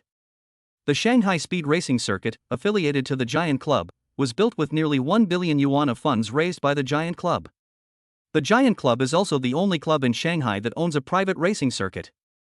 At this moment in the speed racing track, the Giant Club arrived here early. President, we've been waiting for so long, I wonder if the Beast Club members are too scared to come. The people from the Juqing Club were standing at the gate, and some of them were standing around Yuan Feng and talking. Ha, I think Junin is scared and doesn't dare to come. That's right, a coward. How can they be the guild leader's opponents? They are just a bunch of defeated soldiers, yet they dare to call themselves beasts. While mocking the Beast Club, several people also did not forget to flatter Yuan Yu. And Yuan Yu is the president of the Juqing Club. At this moment, the roar of an engine was heard from the distant road, getting closer and closer. Here they come, someone shouted. Soon, the red Ferrari LaFerrari in the lead appeared in everyone's sight, followed by a group of supercars. After the car stopped, Junin got out with Chen Bai and the others and walked towards the gate. He walked all the way to Yuan Yu. Hey, Junin, you really dare to come? What? Do you think you can beat me by finding someone who plays Lafayette? Yuan Yu said with a smile. Just try it and you'll know. Junin retorted. Defeated general, I hope you can still be so stubborn when you lose later. Don't go back to your mother crying like last time. Yuan Yu said sarcastically with a playful look. Ha ha ha. This remark caused the members of the Giant Club to burst into laughter. Stop talking nonsense, just go in and compare and you'll know. Yuan Yu turned and walked towards the garage. Not long after, a LaFerrari drove out and haunted Junin, as if to say, you're the only ones with a LaFerrari? I don't have one, do I? As the gate of the racetrack opened, the Giant Club and the Beast Club drove into the racetrack from the lanes on both sides. Chapter 10, Mastering Driving Skills. The speed racing circuit has an international standard F1 track, with a total length of 4.456 kilometers and a total of 5 left turns and 5 right turns. As a private racetrack, the speedway was originally built to serve the Giant Club and host competitions. Therefore, the only viewing platform is a circular glass building in the center of the track. You can see all the tracks at a glance. The observation tower is connected to 4 areas, A, B, C and D. Participants will enter these 4 areas from the main gates respectively. Each area is equipped with intercoms and televisions for communication. The contestants will select the contestants from here, while the spectators will go to the observation building, where there is also a direct passage to the track to facilitate the replacement of racers. Junin and others came to Area B, while the people from the Juqing Club were in Area A. As the TV was turned on, the images and sounds from Area A were transmitted from time to time. Junin, how do you plan to compete? Yuan Yu asked first. Junin raised the corner of his mouth slightly, revealing a confident smile. Same as always, let's compete in speed, simple and direct. A disdainful chuckle came from Area A. Aha, defeated opponent, you are really arrogant? Before Junin could say anything, Yi Yunting behind him couldn't sit still anymore. If we weren't unfamiliar with the track last time, we would have won. Chen Bai stood aside, listening to their conversation. Ever since he first met Junin, he had been curious about what happened last time, so he finally asked, Yunting, what happened last time? Tisk, last time Yuan you said we were going to go mountain running in the suburbs, but who knew he would suddenly change his mind and compete at the speed racing track instead? How could I not go since we've already made an appointment? In the end, the president lost to the opponent by 0.35 seconds because he was not familiar with the track, Yi Yunting said angrily. Chen Bai nodded after hearing this, thinking to himself, if Junin gets familiar with the track, Yuan you may not be able to outrun Junin. From Area A sarcastic voice rang out, Tisk, if you lose, you lose. If Junin loses this time, don't make excuses. Stop talking nonsense, Yuan Yu, and start quickly. Yi Yunting pointed at Yuan Yu. But at this moment, Yuan Yu's words made everyone stunned. Who said I was competing with Junin? Yi Yunting frowned and asked, Yuan Yu, what do you mean? Yuan Yu on the other end ignored Yi Yunting and shouted behind him, Zhou, come out and meet your opponent. When they heard this name, many people were shocked, especially Junin, who all looked at the opposite side with wide eyes. After the people came out, Junin and others finally felt relieved. That's right, it was the Zhou they were thinking of. He won the TBR Challenge Category Championship at the 2023 CTBB Domestic Automobile Circuit Professional League Shanghai Hating Station, becoming the first post-aughts overall champion in CTBB history. Yi Yunting immediately started cursing, Yuan Yu, what do you mean? How can you invite outsiders to a match between our clubs? Yuan Yu shook his head and turned to ask Zhou, he said you are an outsider. Zhou smiled and said, Sir, this morning I am already the manager of the Juqing Club. Yi Yunting had nothing to say, but his fists were clenched tightly. Junin's expression at this time was also extremely ugly. Their supercar club is originally composed of supercar enthusiasts, and racing is just a hobby. There are even fewer people who go there specifically to learn racing. Although Junin had learned a little, it was only out of his interest in racing. How could he possibly outrun a professional athlete? What do you think? Are you scared? Garbage is garbage. Yuan Yu looked at Junin proudly. Junin gritted his teeth. He knew they had little chance of winning this game, but retreating was impossible. If he doesn't compare, wouldn't that be a direct admission that his Beast Club is not as good as the Giant Club? Compare. Why not compete? Junin said loudly. Okay, come on to satisfy you. Yuan Yu said disdainfully. How can a professional player lose? Impossible. The two contestants walked into the passage leading to the garage, while the rest of the people went to the observation tower. The race is a 3-lap race. As the two cars entered the track from Area A and Area B and got ready, the staff nearby waved red flags and the signal lights began to count down. The signal light came on and the two cars rushed out like arrows. Despite Junin's best efforts, Zhou Ying's professionalism and experience kept him in the lead. The gap was not very obvious in the first few turns, but as the number of turns increased, Junin gradually began to lose sight of the car on the opposite side. At the end of the race, Zhou Ying took 1 minute and 23 seconds for a single lap, with a total time of 4 minutes and 11 seconds. Junin took 1 minute and 29 seconds for a single lap, with a total time of 4 minutes and 30 seconds. Inside the car, Junin shook his head helplessly. The gap was too big. Inside the observation tower, the members of the Giant Club cheered, while the expressions of the members of the Beast Club were uglier than each other. Yi Yunting couldn't hold it in any longer and pointed at Yuan Yu and cursed, Yuan Yu, what the hell are you talking about? We agreed that the club would select the racers from within, and you actually went after a professional racer. Yuan Yu looked at Yi Yunting as if he were a fool. Yi Yunting, did you get kicked in the head by a donkey? Zhou Ying is the manager of my club, how can she not be considered a member of my club? You. Yi Yunting had nothing to say and could only secretly curse you as shameless. At this time, Zhou Ying and Junin took the elevator upstairs. Yuan Yu immediately mocked, what Beast Club? We've already said it's no longer viable. Let's disband it as soon as possible. Ha ha ha ha. The members of the Giant Club laughed unscrupulously. You guys at the Beast Club are only good at talking, but your real skills are just so-so. I think you should just go and herd cattle. Ha ha ha ha. The faces of the Beast Club members turned pale. Let's go, we lost. Junin said helplessly. President, but. Yi Yunting was not convinced. At this time, Zhou walked over and said to Yi Yunting with a smile, if you are not convinced, you can have another match. This time, I will face all the members of your club alone. If I win, you must keep your heads down when you see anyone from our Juqing club in the future. Yi Yunting was angry but had no place to vent. Junin was the best driver in their Beast Club.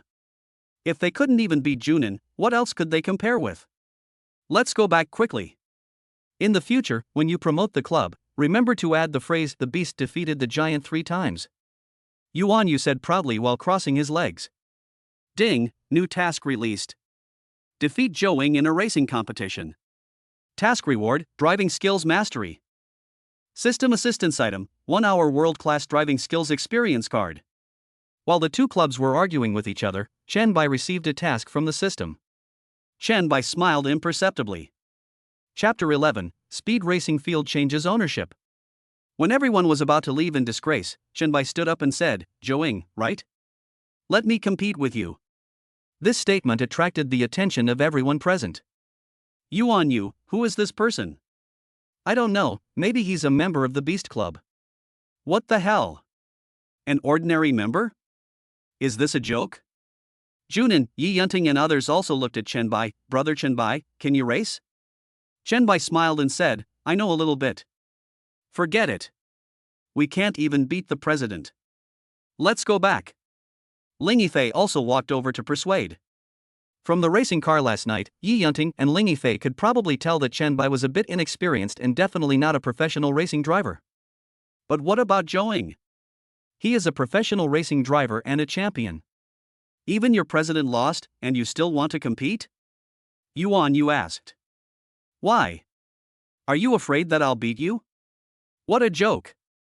If you can win, I will even drink all the water in the Yellow River. Yuan Yu waved his hand. Are you kidding?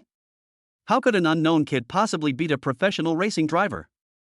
He could see clearly that even Yi Yunting and others were questioning Chen Bai. Chen Bai's lips curled up slightly, revealing a faint smile. A glint of cunning and confidence flickered in his deep, bright eyes, and he whispered, how about, let's make a bet? Hearing this, Yuan Yu, who had been somewhat nonchalant, instantly perked up and asked, oh. How do you want to bet? Yuan Yu has always been full of enthusiasm and confidence for this kind of challenge, especially when he believes he is in a position to win. He can't wait to participate. After all, betting in a sure-win game is equivalent to giving the other party benefits for free, isn't it? However, Chen Bai seemed to see through Yuan Yu's thoughts. He shook his head slightly and said firmly, small fights are so boring. If we want to play, we must play big. These words were like a huge rock thrown into a calm lake, causing ripples and shocking Yuan Yu. Bet however you want. If we lose, just like Zhou said, we will bow our heads when we see you from the giant club in the future. Chen Baihua had just finished speaking when many people from the Beast Club were unhappy. This guy just arrived and already caused trouble for the club? Losing is already hard for anyone, and now they are rubbing salt in the wound. If we lose, how will we face the giant club in the future? Even Yi Yunting, who had the best relationship with Chen Bai, tried to dissuade him. Forget it, Chen Bai, let's go. The latter gave Yi Yunting an affirmative look. If you lose, you'll have to transfer the entire racetrack to the Beast Club. Yuan Yu frowned after hearing Chen Bai's words. You are so arrogant, do you really have some ability? Yuan Yu looked at Zhou and saw her nod casually. Yuan Yu's expression relaxed immediately. No problem. We have to sign a betting agreement first, so that some people won't refuse to pay their debts after losing. Chen Bai said. Yuan Yu's face was grim. Sign, you must sign, or someone will be unable to afford to lose. After saying that, Yuan Yu asked the staff to go downstairs to print out 3 copies of the gambling agreement, one for each party and one for backup. Both of them signed the betting agreement readily. In Yuan Yu's opinion, he was sure to win this time. On Chen Bai's side, many members of the Beast Club were filled with grief and anger, and their eyes changed when they looked at Chen Bai. Junin looked at Chen Bai with doubt. Brother Chen Bai, you? Believe me. Okay. Junin made up his mind and patted Chen Bai on the shoulder. Come on. This time, Junin was relieved. Although they had only been together for a short time, he believed that Chen Bai was not the kind of person who only knew how to talk big. There was no doubt that Chen Bai was driving a LaFerrari, and although Yuan Yu did not think he would lose the race, he still gave the LaFerrari keys to Zhou Ying to be on the safe side. With the roar, two LaFerrari cars slowly drove onto the track. Inside the car, Chen Bai had an idea and used the top-level driving skills experience card without hesitation. For a moment, Chen Bai felt as if nothing had happened. As the small red flag waved, the signal light began to flicker. What was surprising was that there was no trace of nervousness on Chen Bai's face. It seemed that this was the effect of the top-level driving skills experience card. When the green light came on, the two cars rushed out like arrows. Outside the stadium, members of Junan and Mengshou Club were watching nervously. However, Chen Bai's performance was unusually calm. He easily shuttled between the bends and gradually widened the distance between him and Zhou Ying. At this moment, he seemed to be able to feel the subtle vibration of every part of the car and every beat of the cylinder, as if he had become one with the vehicle. Yuan Yu was shocked when he saw this scene. What's going on? But he still comforted himself mentally. It's okay, this is just the beginning. But as the game progressed, the gap between Chen Bai and Zhou Ying gradually widened, and Yuan Yu's face became more and more ugly. Zhou Ying, who was left behind, realized that he had underestimated Chen Bai. His perfect drift through corners and control of speed at every node on the track are all very sophisticated and definitely not something a new racing driver can do. Zhou Ying had no choice but to try her best to follow Chen Bai, hoping for a miracle to happen. But in the end, as the finish line approached, Chen Bai crossed the finish line without any suspense. The results are 1 minute 07 for a single lap, and 3 minutes 20 for 3 laps.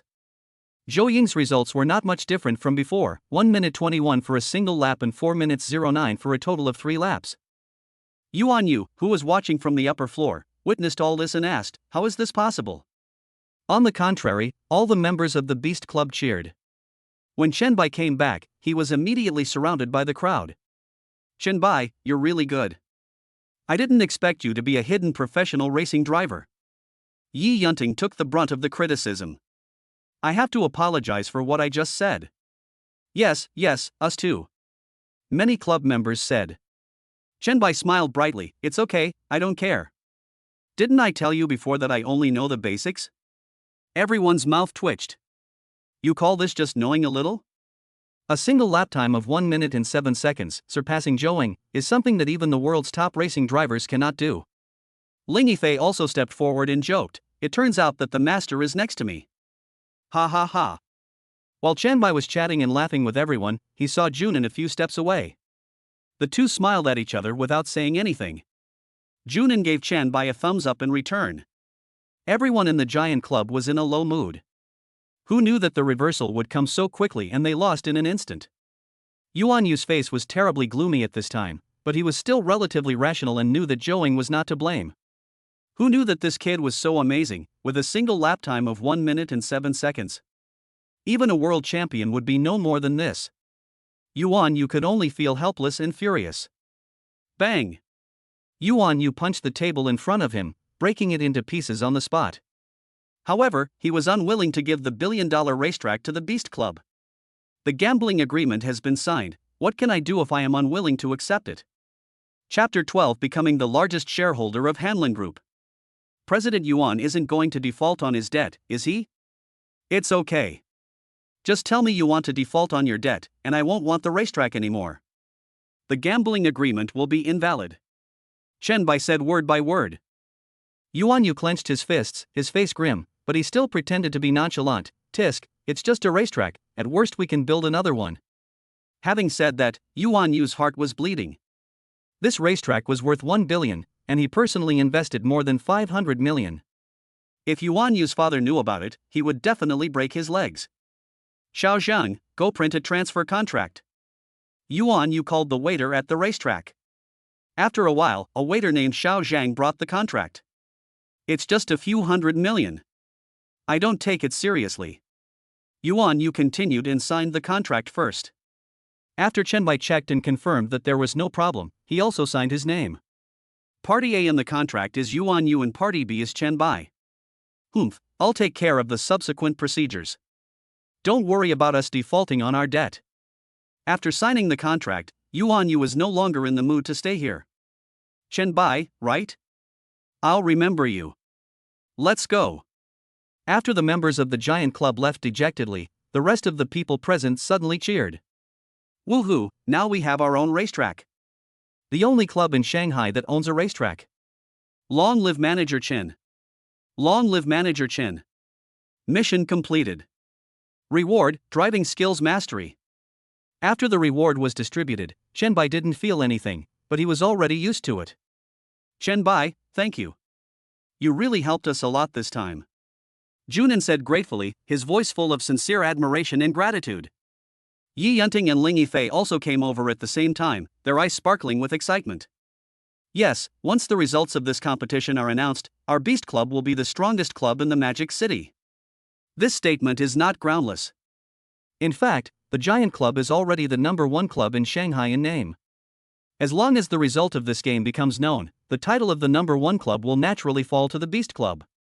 But Chen Bai sighed and shook his head. Junan and others asked in confusion, "What's wrong, Chen Bai? What happened?" Being invincible is also a kind of loneliness. Junan. Yi Yunting? Ling Yifei. Ha ha ha ha. Inside the observation tower, laughter and joy could be heard one after another, and everyone's face was filled with happy smiles. Chen Bai didn't return home until 7 o'clock in the evening.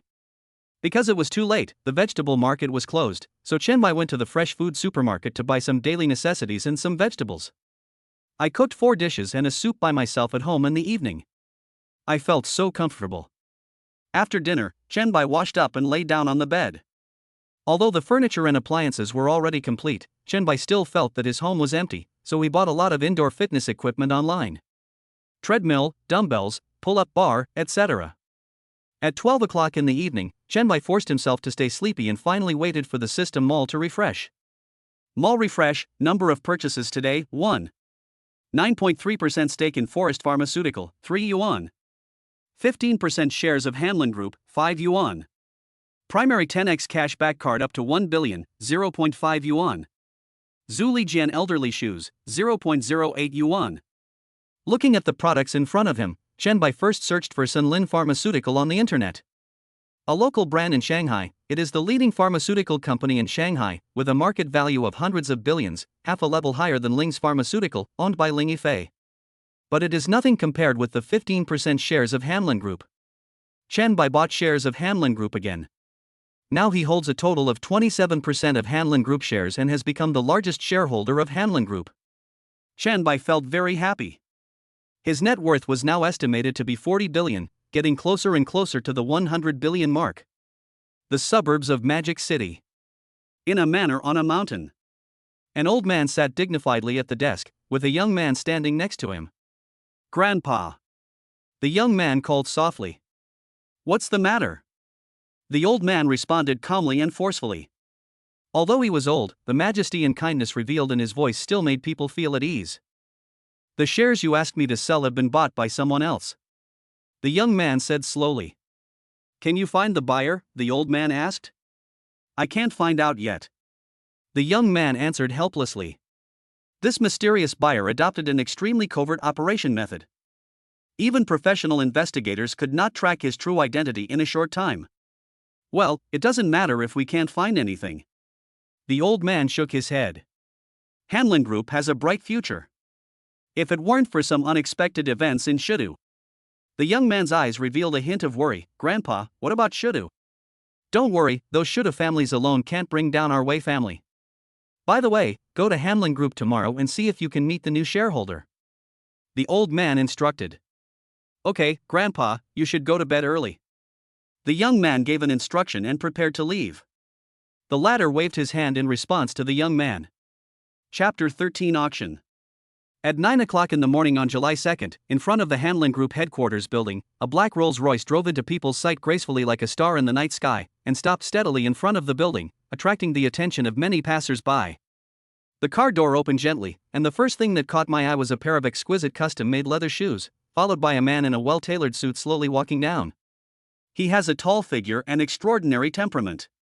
There is confidence and composure between his brows, and his every move reveals the style of a domineering president. This person was Wei Zhang. Entering the building, Wei Zhang walked straight to the elevator. Along the way, the employees greeted him. "Hello, Mr. Wei." Wei Zhang nodded in response. All the way to the executive director's office. "Mr. Wei." Yao Guang interrupted what he was doing to greet him. Wei Zhang sat on the sofa by the window, while Yao Guang stood beside him. "Mr. Wei, what do you want me to do?" Yao Guang wondered. Wei Zhang seldom came to Hanlin Group. It was considered good if he came once a month. It had only been a short time, and he came again. "I came here to see the new shareholders of Hanlin Group," Wei Zhang said as he poured tea. Seeing this, Yao Guang hurried forward to take over. But Wei Zhang refused. "No, I can do it myself."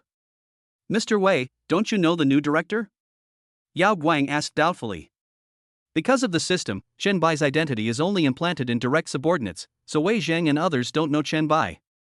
It is even more difficult to find Chen Bai's purchasing channel. Wei Zhang shook his head. "The new shareholder is Mr. Chen. According to my statistics this morning, Mr. Chen holds 27% of the shares and has become the largest shareholder of Hanlin Group," Yao Guang explained on the side. Wei Zhang's heart was stirred by this. His family once held a 52% stake in Hanlin Group, but after two sell-offs, the first for 12% and the second for 15%, all of these shares had unexpectedly fallen into the hands of a man named Chen Bai. Does he come to the company regularly? Wei Zhang tried to learn more about Chen Bai. I came to see it once." Yao Guang's answer was simple and clear. "No more?" "No more." Yao Guang confirmed again. After a brief silence, Wei Zhang's thoughts returned to reality. "By the way, young Master Wei, there's a field auction this afternoon. It's very important to our Hanlin Group. What do you think?" Wei Zhang shook his head. "I don't have time in the afternoon, and I'm not the largest shareholder now." The implication was that Chen Bai should go. He had to go to Shudu in the afternoon, and the things in Shudu had already kept him busy and overwhelmed. Wei Zhang put down his teacup. Since he couldn't meet the new shareholder, he didn't plan to stay any longer. "Master Wei, I'll take you there." At noon, in Chen Bai's bedroom, the silence was broken by a cell phone call. Chen Bai picked up the phone in a daze and saw that it was Yao Guang calling. When the call was connected, Yao Guang's voice came from the other end. "Mr. Chen, did I disturb you?" "Chen Bai, ##." "No, what's wrong?" "Mr. Chen, there is an auction for land in a core area this afternoon, and you need to attend the meeting," Yao Guang said without noticing anything. "Exactly when and where?" Chen Bai asked. "I'll send you the details later on your phone, so I won't bother you anymore." After hanging up the phone, Chen Bai didn't want to continue sleeping. He got up, washed up, took out last night's leftovers, and ate while looking at his phone. Not long after, the email notification sounded. Yao Guang sent a document with an invitation to the auction attached. Chen Bai opened the document and looked at it. The auction will be held at 4 p.m. on the same day at the prestigious Itai auction house. He then turned to the pages of Hanlin Group's strategic plan. It turned out that this plot of land in the heart of Magic City was planned to be transformed into a modern commercial mall integrating shopping, entertainment, and dining. However, precisely because of its bustling core location, this piece of land has also attracted the attention of many competitors. Shanghai's real estate market has always been fiercely competitive, with numerous strong developers already gearing up for this auction. This puts considerable pressure on Hanlin Group.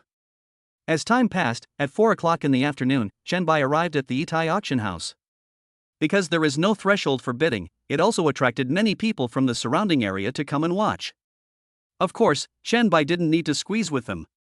Instead, he walked to the VIP channel next to him, showed his invitation letter, and was let in by the waiter.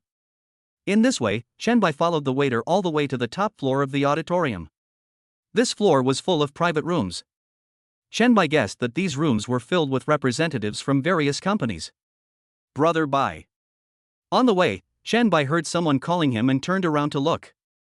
"Yun Ting?" Yi Yunting ran over in 2 steps. "Brother Bai, why are you here too?" After what happened yesterday, Yi Yunting admired Chen Bai so much. Although he was older than Chen Bai, he insisted on calling Chen Bai brother, and Chen Bai didn't care. "I'm here on behalf of Hanlin Group," Chen Bai replied, and then asked Yi Yunting, "Yunting, why are you here too?" Actually my family is also involved in real estate business," Yi Yunting responded with a smile. Chen Bai couldn't help but pat his forehead when he heard this, and suddenly realized it.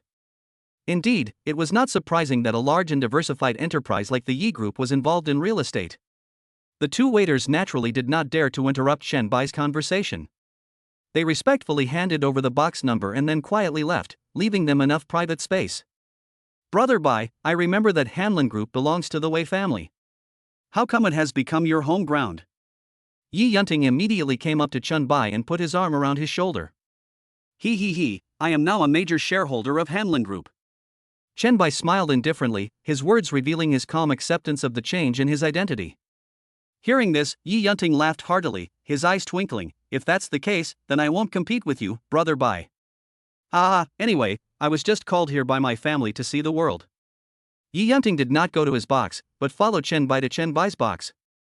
"Brother Bai, let me tell you, there's a new bar that's opened in the south of the city. The girls inside are very hot. Do you want to go and check it out later?" In the box, Yi Yunting nudged Chen Bai with his elbow. Chen Bai smiled awkwardly. He was rather averse to that kind of noisy environment. "No, you can go back with Ling Yifei. I personally don't like going to bars." Yi Yunting didn't care and continued chatting with Chen Baidong. Their conversation was interrupted by the news that the auction was about to begin. Chen Bai breathed a sigh of relief. It was finally about to begin. His ears were almost calloused from wear. Why hadn't he noticed before that Yi Yunting was such a chatterbox? Chapter 14, Successful Bidding. Below, as the melodious music gradually subsided, an elegant figure slowly walked onto the central podium. Under the spotlight of everyone's attention, Li Chunyao gently raised her right hand, looked around with a smile, and cleared her throat. Her voice was clear and powerful, penetrating every inch of the air and reaching everyone's heart. "Dear guests, ladies and gentlemen, welcome to this highly anticipated land auction event. I am today's host, Li Chunyao. Here, every piece of land carries not only priceless material wealth but also endless dreams and hopes. Let us embark on this extraordinary journey together, explore the infinite possibilities of the real estate industry, and create a better tomorrow." After all the nonsense was said and done, the auction officially began. Now, let's move on to our first auction item. This is the 39 mu plot of land next to 232 Dasha Street, Xingnan Road. The starting price is 80 million, and each bid must be no less than 1 million. 81 million. 92 million. As soon as Li Chunyao finished speaking, many people started bidding. After a few minutes of bidding, the first piece of land was finally sold for a little over 200 million yuan. Chen Bai's target is the highlight of today's auction, the piece of land in a prime location that will be the last to be unveiled, and it is also the target of many real estate companies present. Hanlin Group currently has a total liquid capital of 6.7 billion. For this auction, the group originally set the price at around 1 billion.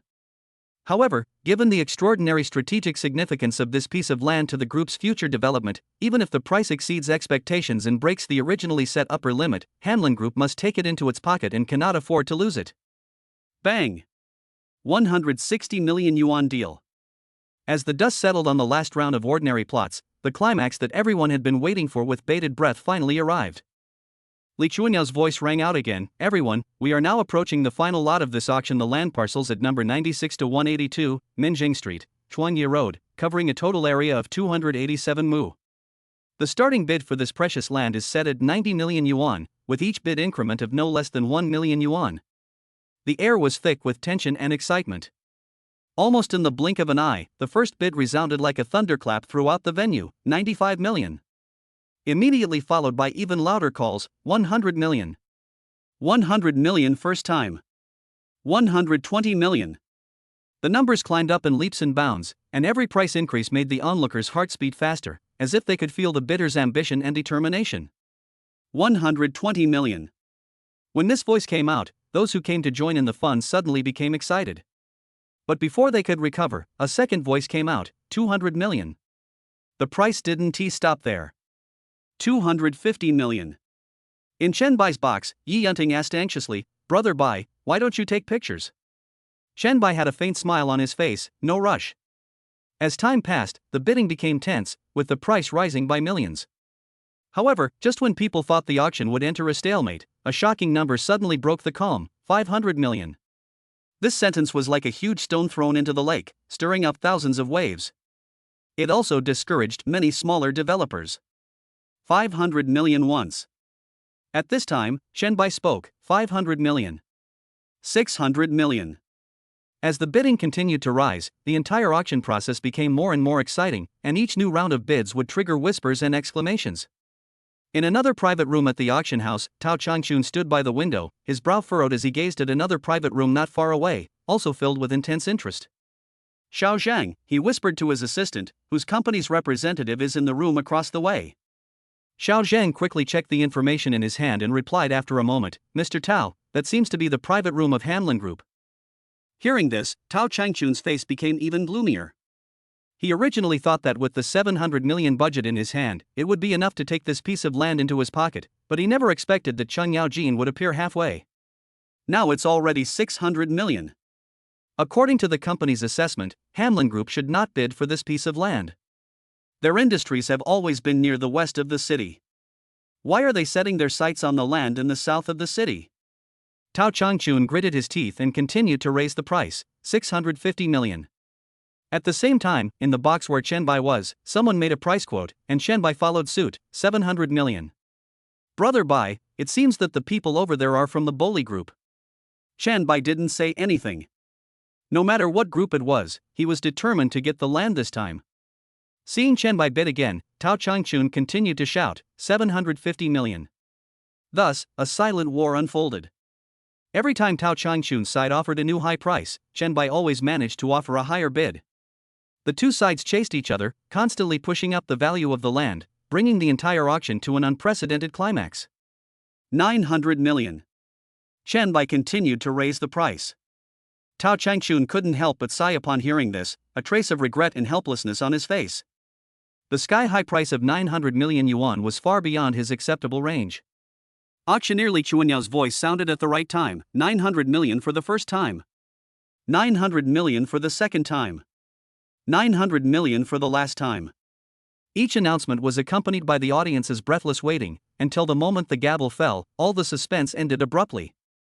Bang! Li Chunyao shouted, "Congratulations to Hanlin Group. They successfully won this piece of land at an astonishing price of 900 million. Shenbai was in a rather cheerful mood at the moment. Although he appeared calm on the surface, his heart was filled with joy. This was his first time participating in such a large-scale auction, and he had already planned to spend a whopping 1 billion just in case. The current results are obviously far below expectations, which makes him feel surprised, but more fortunate and satisfied.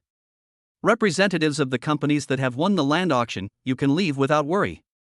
Our staff will contact you tomorrow. After all, this auction was officially organized." After hearing what Li Chunyao said, everyone left with peace of mind. Shenbai was too lazy to care and left the rest to Yao Guang.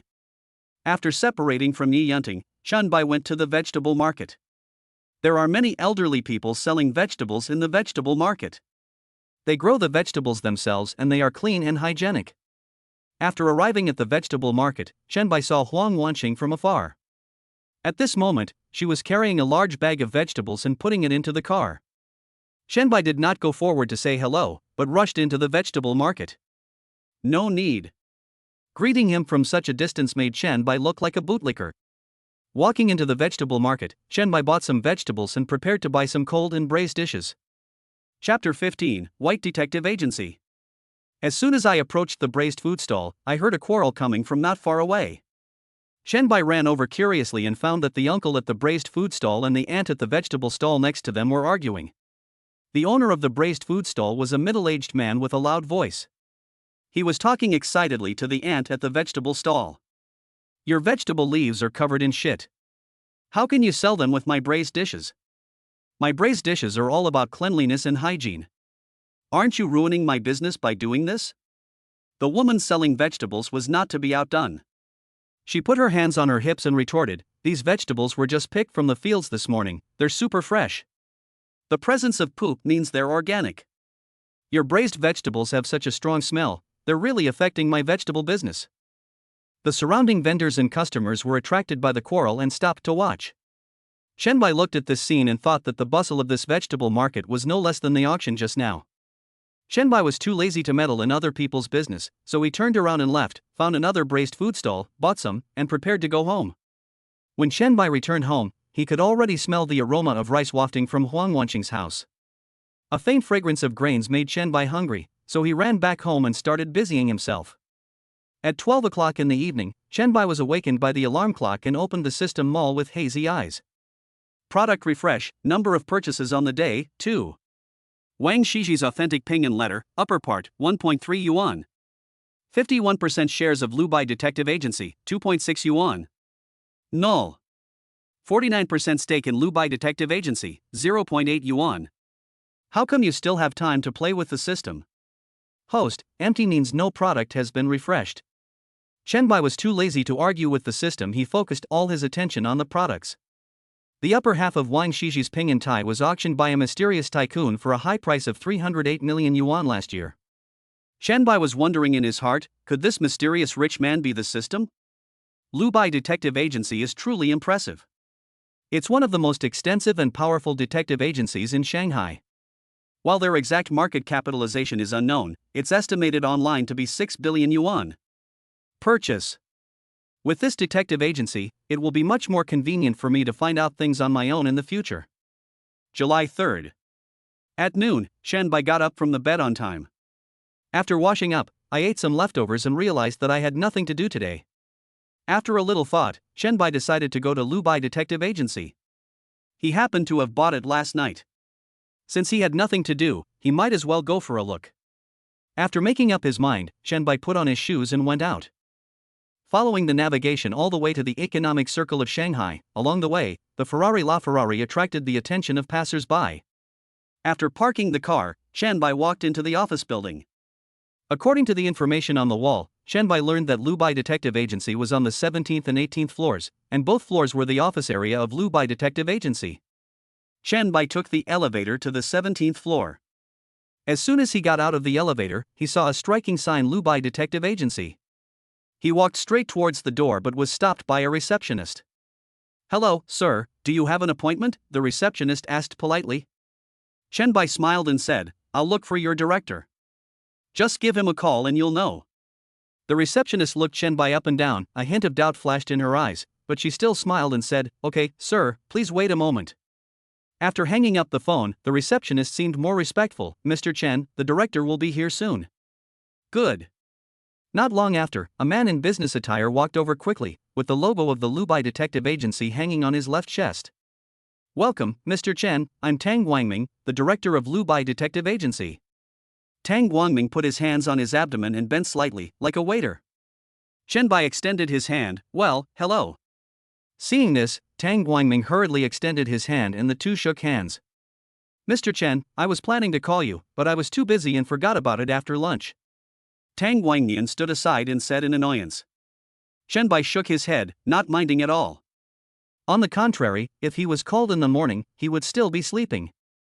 "Nothing, I was just bored and came to take a look." Tang Guangming smiled on the side. "Is this the life of rich people? It is really comfortable. If you're busy, go ahead and do your work. I'll just go shopping by myself." He is not used to having Tang Guangming around him yet. "Okay, Mr. Chen, you can always come to me if you need anything." He did have a lot of things to do. Lubai Detective Agency was not only responsible for investigations, but they also handled some of the work of law firms. Inside the Baohua food factory, a depressing atmosphere permeated the office. Zhang Tao leaned back in a large office chair, a serious expression on his face, as he listened to Zhao Daoming's report. Zhao Daoming's voice was slightly heavy. "Mr. Zhang, our sales figures on our online platform have recently shown a clear downward trend, and the offline situation isn't optimistic either. While our contracted merchants are still placing orders, the volume is significantly lower than before." After a pause, Zhao Daoming added, "Furthermore, the popularity of 7 Days Bread continues to soar online, directly impacting our market share. Now, with the exception of a few partners who are still maintaining a certain level of purchases, other channels have almost come to a standstill." Zhang Tao suddenly stood up from his chair and slammed his fist on the table with a deafening sound. "Asshole! Didn't we also find an internet celebrity to live broadcast? Why didn't it work?" Faced with his boss's questioning, Zhao Daoming didn't dare to neglect it and quickly explained, "Boss Zhang, we only broadcast one show, and the popularity has long been overshadowed by 7 Days Food." Chapter 16, Discrediting 7 Days Food. Then keep looking and keep broadcasting. Zhao Daoming was like a dumb person eating bitter herbs, unable to express his grievances. It was clearly you, Zhang Tao, who arranged all this, but now you are taking out all your anger on him. Mr. Zhang, our financial reserves are almost gone, and even if we look for live streaming to sell our products now, it will be difficult to see immediate results in a short period of time. Zhao Daoming explained earnestly. Then what do you say we should do? Are we just going to watch 7 Days Foods take over our market? Zhang Tao asked angrily. Zhao Daoming frowned and fell into deep thought. After a moment, an idea struck him, and he said, although 7 Days Foods is very popular and famous now, what if there is a problem with their products? Zhang Tao shook his head disapprovingly. Their products have undergone strict quality inspections, so how could there be any problems? Zhao Daoming smiled slyly and said, it doesn't necessarily have to be that there's something wrong with their product. We just need to use a little trick to make the public mistakenly believe that there's something wrong with their product. Oh? Zhang Tao suddenly became interested. Tell me about it.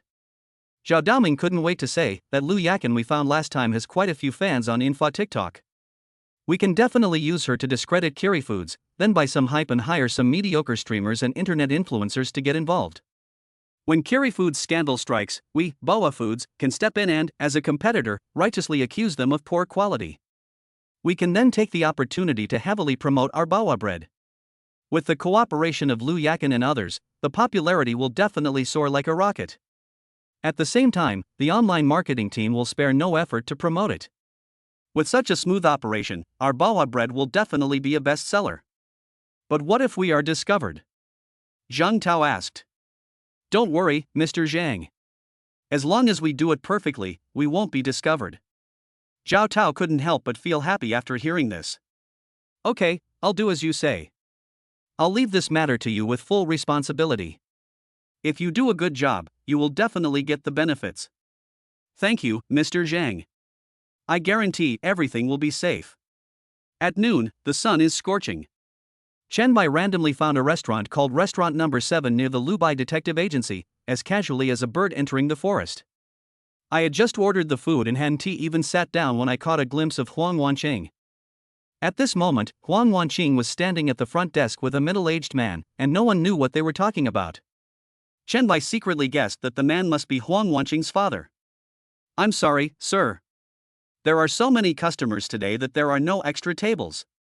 The receptionist said politely with an apologetic look on her face.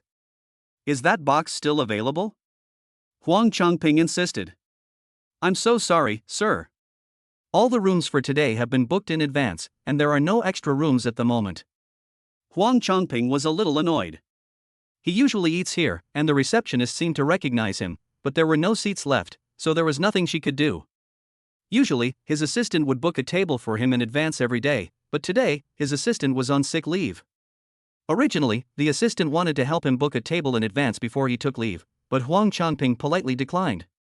In the morning, Huang Changping originally planned to ask someone to order food, but he was busy all morning and completely forgot about it.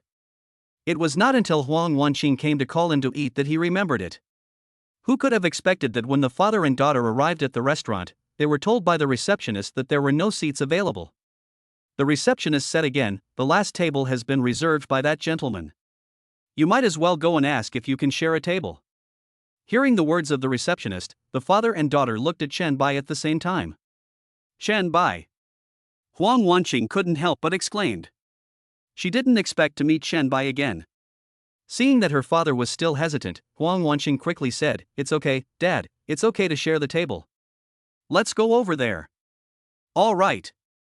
When the two of them approached Chen Bai was the first to greet them warmly, Huang Wanqing. Hello, Chen Bai. Huang Wanqing also responded with a smile. The reason why Chen Bai didn't greet Huang Changping was because he was not clear about his relationship with Huang Wanqing, and was afraid of calling her by the wrong name, which would be embarrassing.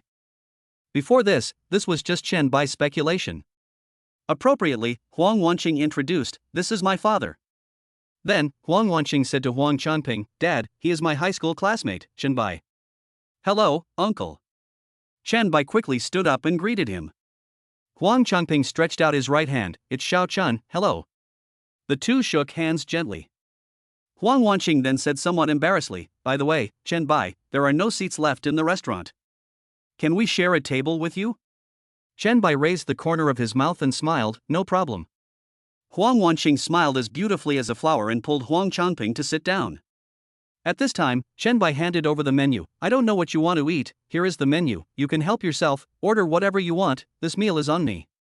Huang Wanqing quickly waved her hand and refused, how can this be possible? Huang Changping also echoed, yes, Xiao Chun, this is our first meeting, how can we be so embarrassed? Besides, my Wanqing and you were high school classmates, so as the elder, I should be the one to invite you. Chen Bai repeatedly shook his head and refused, it's okay, uncle. It is not reasonable for the younger generation to ask the elders to treat the younger generation when they meet them for the first time. Besides, Chen Bai is now very wealthy, so what does the cost of a mere meal mean to him? Huang Changping laughed heartily, then I'll respectfully obey your command, ha ha ha. Huang Changping smiled and had a good impression of the young man in front of him. Huang Wanqing also said gratefully, thank you, Chen Bai. Chen Bai waved his hand and said calmly, it's okay, uncle. Don't worry about this little thing. With Chen Bai's warm hospitality, Huang Wancheng and Huang Changping finally ordered their favorite dishes. Soon, the dishes were served and the three of them began to feast. Chen Bai then asked curiously, Wanqing, are you and your uncle here for fun? This is the economic center of Shanghai. The famous Oriental Pearl Tower is nearby, so it is not surprising to visit here. Huang Wanqing was picking up some food when she heard Chen Bai's question and quickly replied, no, my dad's company is right next door. Chen Bai was a little surprised. He knew that Huang Wanqing's family was in business, but he didn't expect that her family actually opened a company. Huang Changping smiled slightly and said nothing. Huang Wanqing asked again, Chen Bai, why are you here? I'm here to inspect the company. Chen Bai pondered for a moment and said slowly. Although Lu Bai Detective Agency is a service group, it is a formal detective company registered with the Industrial and Commercial Bureau.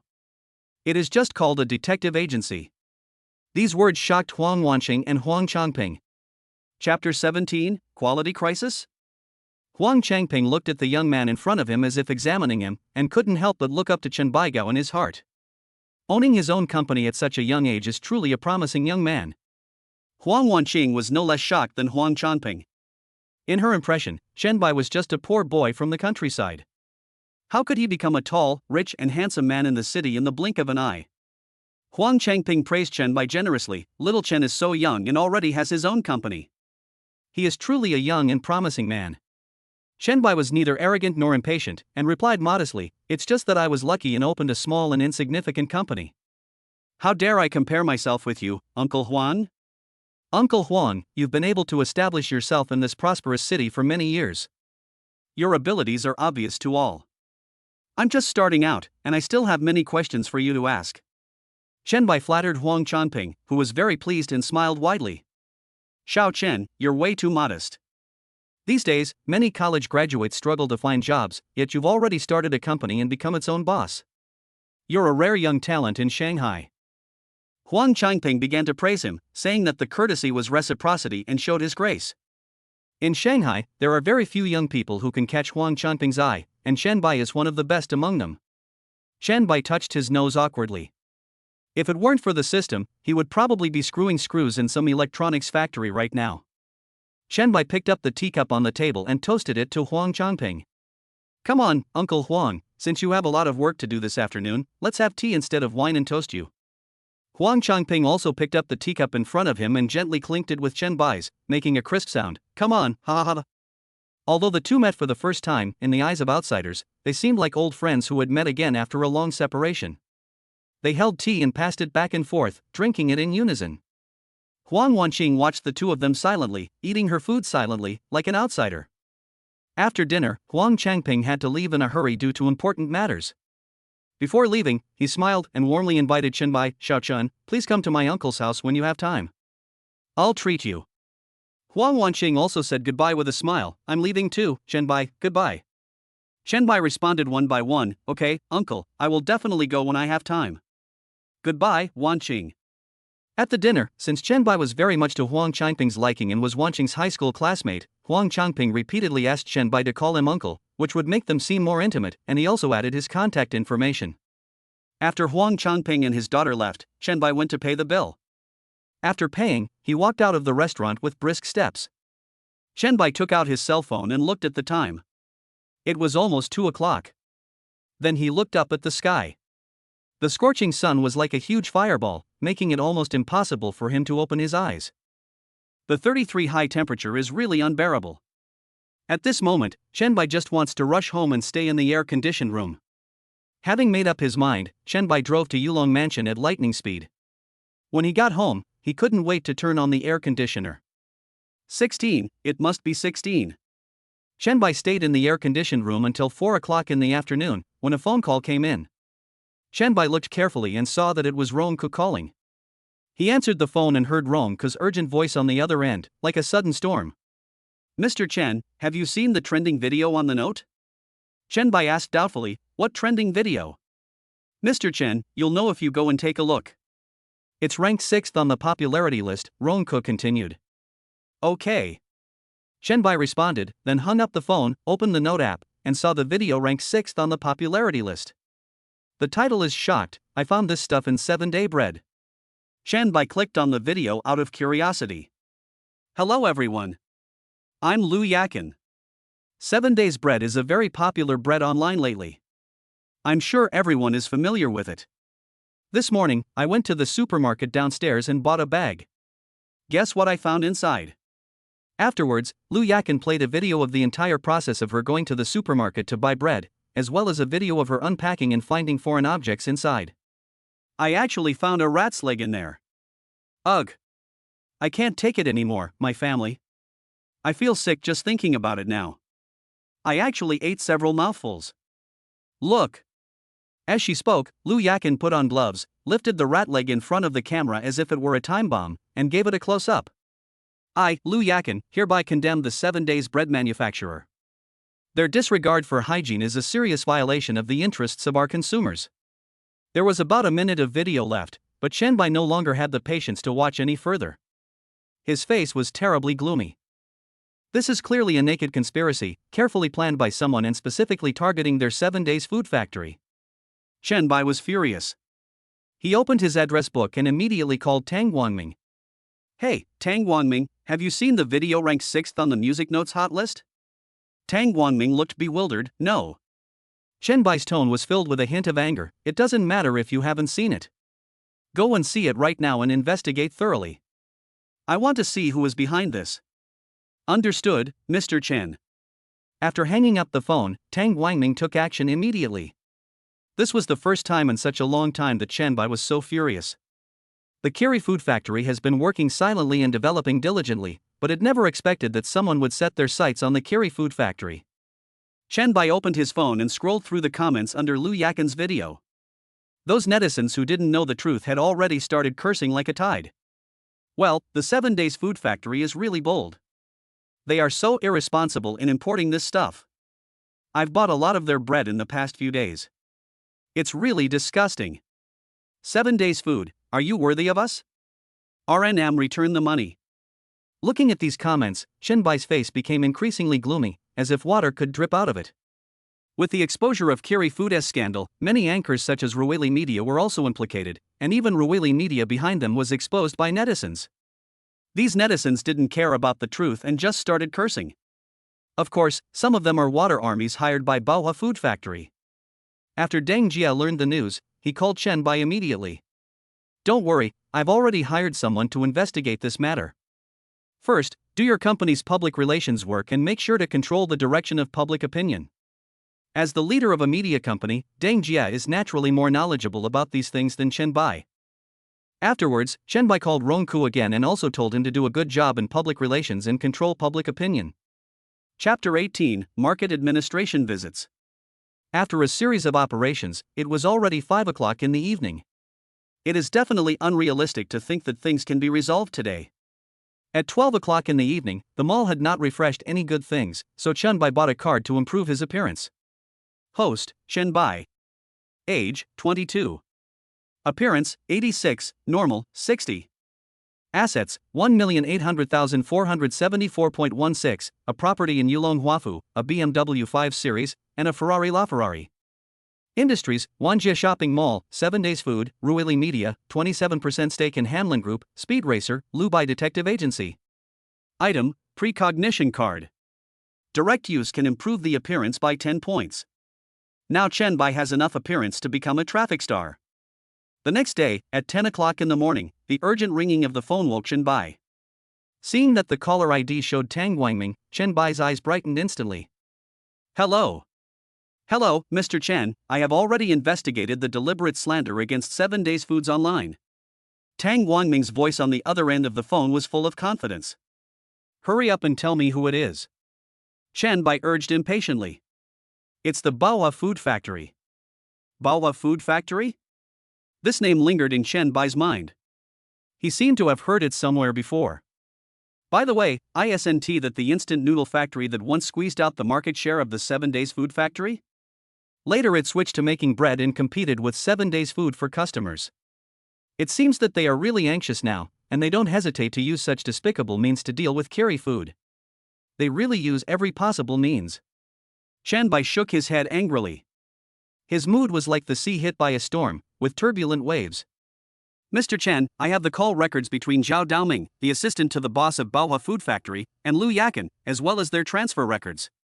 Tang Guangming continued. Chen Bai was a little surprised. Can you get all of these? Boss, our hackers easily broke into Lu Yakan's phone and found that she had a conversation with Zhao Daoming yesterday morning, but the specific content of the call is unclear. Lu Yakan is quite a scheming woman. She actually kept the call records with Zhao Daoming. So, our detective bribed her niece and copied the call records. Chen Bai asked again, aren't you afraid that her niece's information is false? Tang Guangming smiled on the other end, don't worry, we have already investigated Lu Yakan's family thoroughly. They are all greedy for money. As long as the money is in place, there is nothing they can't do. When Chen Bai heard this, he was delighted. Lu Yakan's niece was a great help. Okay, send me the call records and transfer records. Chen Bai's voice was firm and powerful. I won't offend others unless they offend me. Since the Baowa Food Factory wants to cause trouble, let's see who has the harder fist. After getting the evidence, Chen Bai wanted to call Deng Jia, but unexpectedly, Deng Jia called first. Chen Bai was quite surprised and answered the phone. Hey, Deng Jia, what's going on? Deng Jia's voice was a little hurried. Mr. Chen, please take a look at the new video on the official account of Baowa Food Factory. Upon hearing this, Chen Bai frowned. What was Baowa Food Factory doing again? After hanging up the phone, Chen Bai opened notes and searched until he found the Baowa Food Factory's first pinned video. This video was released at 8 o'clock this morning and has already received over 10 million views. Chen Bai clicked on the video lightly. Hello everyone. I'm Zhang Tao, the owner of Baowa Foods. First of all, I'm extremely grateful for your continued support of Baowa Foods. Without you, Baowa Foods wouldn't be where it is today. As a food company owner, I understand the importance of food safety, which is as heavy as Mount Tai. If a company wants to pursue long-term development, it must strictly control the quality of its products, just like building a dam. As a food company, the key to our product quality must be food safety. However, there is a company that, for the sake of a tiny profit, completely disregards the quality of its own products, let alone the food safety of the public. As a colleague. In this way, Zhang Tao talked incessantly for more than 5 minutes in the video. At the end of the video, he promoted Baowa Food Factory again. Our Baowa bread is rich in various nutrients and is a good choice whether for breakfast or as a daily snack. Moreover, each of our breads is strictly controlled, which will definitely bring a clean and hygienic market to everyone. After reading it, Chen Bai almost smashed his phone. Zhang Tao spoke so passionately and righteously. If he didn't know the truth, Chen Bai would probably have believed it. Naturally, below the video, there was also public criticism of Kiri food and wanton slander against the anchor of Ruili Media. 7 Days Foods is simply obsessed with money and has ignored everyone's food safety. I will never buy anything from 7 Days Foods again. That's right. From now on, I will buy Baowa bread. It's clean and hygienic.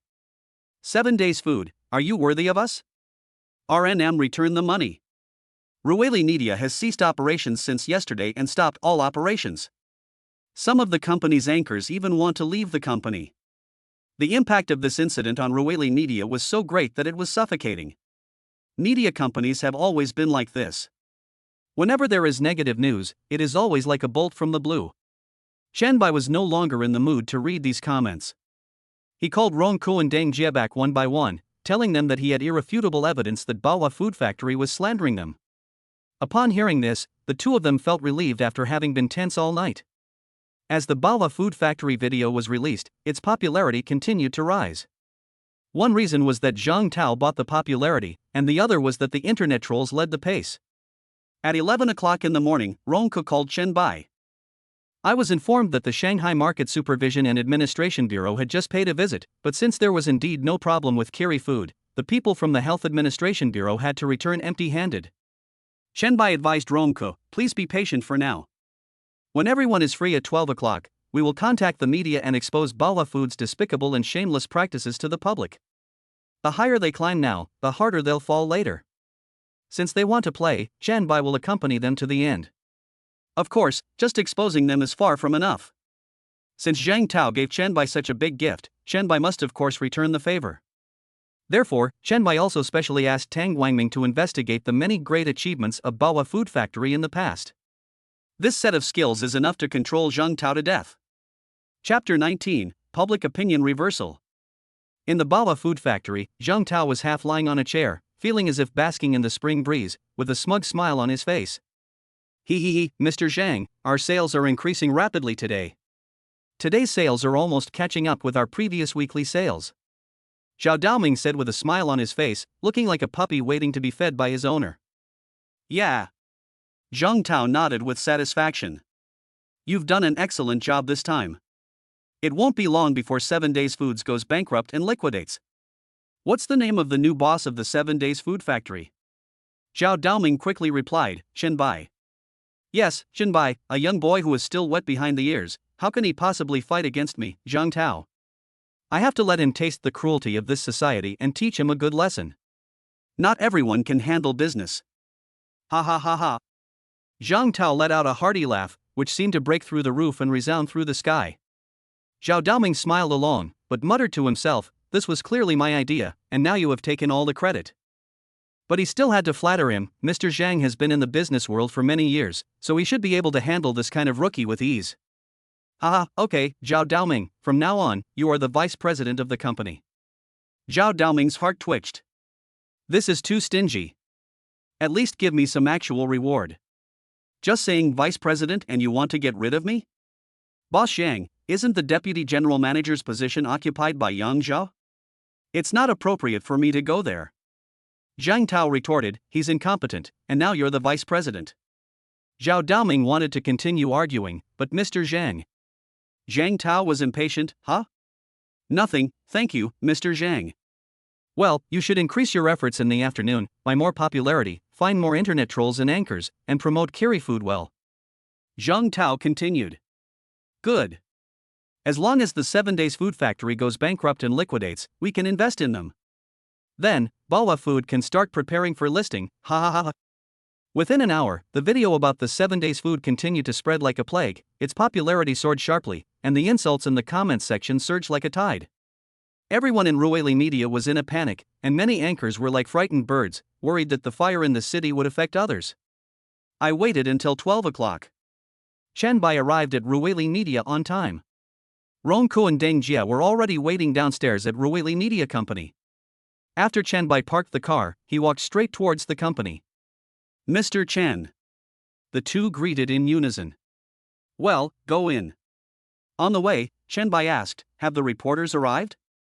Don't worry, Mr. Chen, I have invited many media this time, and our own media will also promote it. Deng Jia replied. Hearing this, Chen Bai nodded with satisfaction.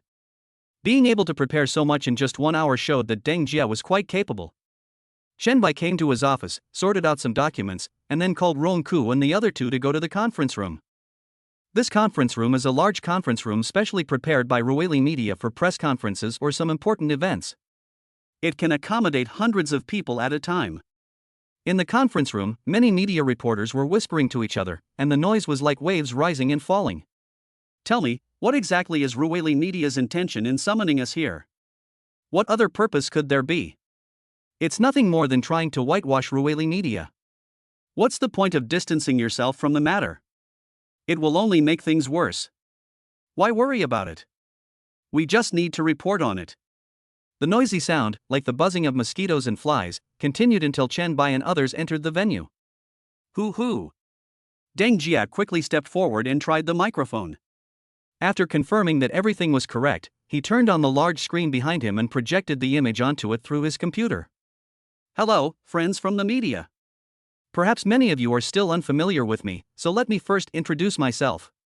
Chen Bai walked up to the podium with steady steps, picked up the microphone, and spoke calmly. I'm Chen Bai, the owner of Ruweli Media and also the owner of 7 Days Food. As soon as these words were spoken, it was like a stone that caused 1,000 ripples, and the audience instantly became lively. Is this the boss of Ruweli Media? I didn't expect him to be so young. He's actually the owner of 7 Days Foods. It's a pity that in pursuit of profit, people will do anything to achieve their goals. Please be patient, Chen Bai said again. It's noon now, time for lunch, and I don't want to waste too much of your time, so let's get straight to the point. I'm sure everyone has seen the online video about 7 Days Food. I solemnly declare that this is pure distortion of right and wrong, and it accuses innocent people of being thieves. As soon as Chen Bai finished speaking, many questioning voices arose from the audience. Chen Bai ignored them and continued to speak to himself. Here, please listen to a recording. Immediately afterwards, Deng Jia and the audience quickly took action and played the call record between Zhao Daoming and Lu Yakan. Lu Yakan, I have a job here. I'll give you 200,000 yuan to discredit 7 Days Bread for me. You decide how to proceed, I only care about the results. And don't try to be clever. Remember, don't save the call logs. After the recording is finished. These words, like a thunderclap, exploded in the ears of all the reporters in the audience, shocking them. If all this is true, doesn't it mean that 7 Days Food is being deliberately and maliciously slandered? Seeing the atmosphere was already heated, Chen Bai struck while the iron was hot. Perhaps the above evidence is not enough to completely convince you, but I still have a key piece of information in my hands, a detailed financial record. As soon as he finished speaking, Deng Jia cooperated and showed the eye-catching information, like a huge rock thrown into a calm lake, causing ripples. Some people who were originally wavering quickly tilted their inner balance towards Chen Bai. It's unbelievable, someone exclaimed. How could Baoa Food dare to do such a despicable thing? It's a disgrace to the business world. Others angrily questioned, isn't this a blatant violation of the principle of fair competition? Where is the law? It seems that we have wronged them. This is clearly a carefully planned frame-up.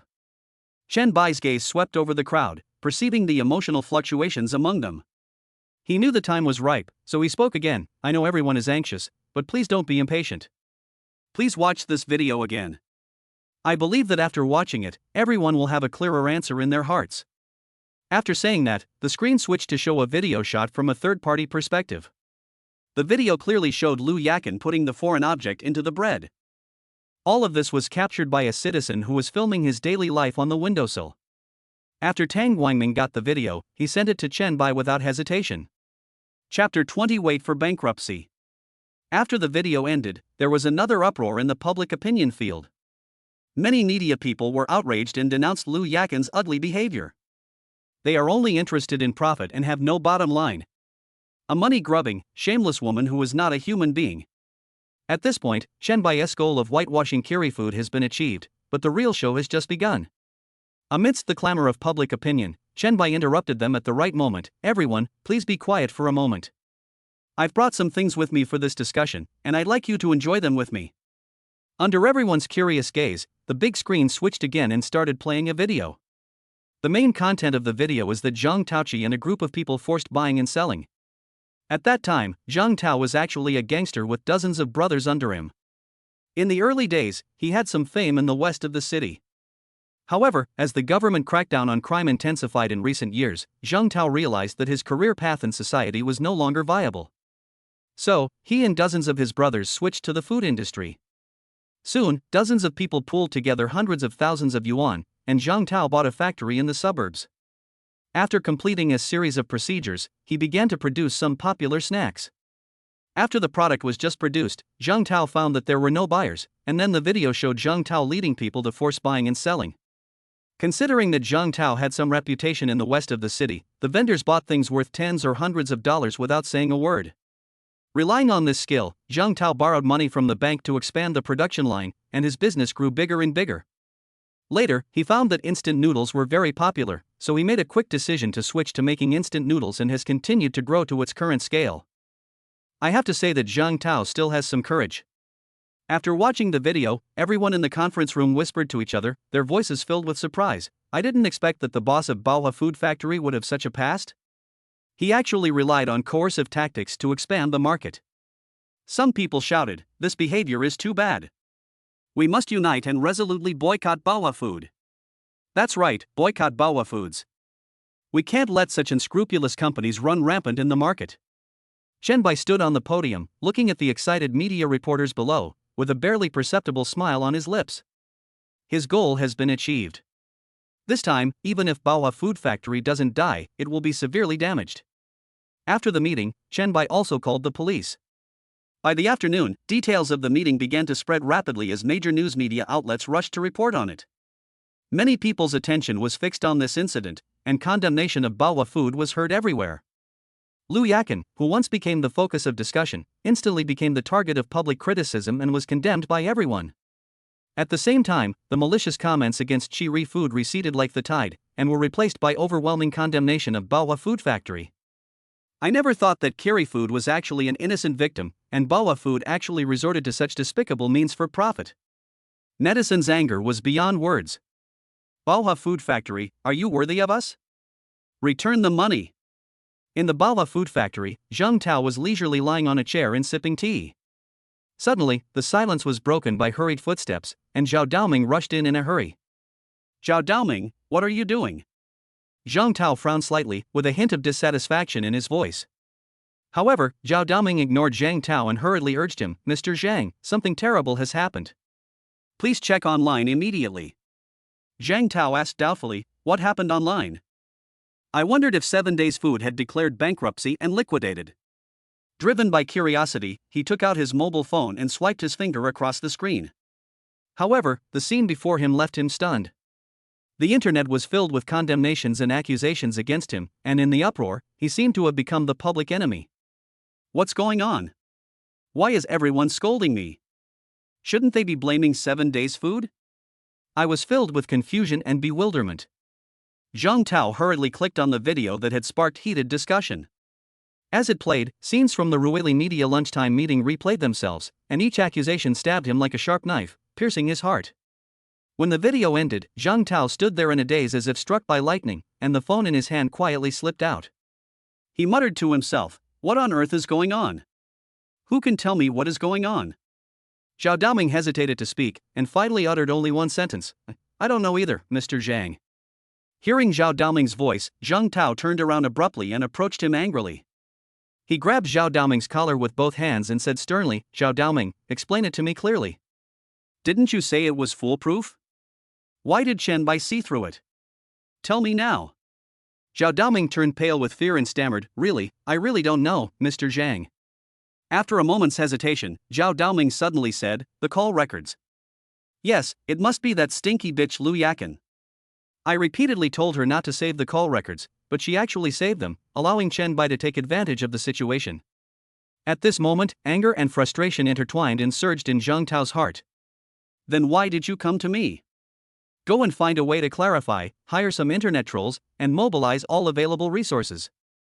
Zheng Tao's voice was filled with reluctance and despair.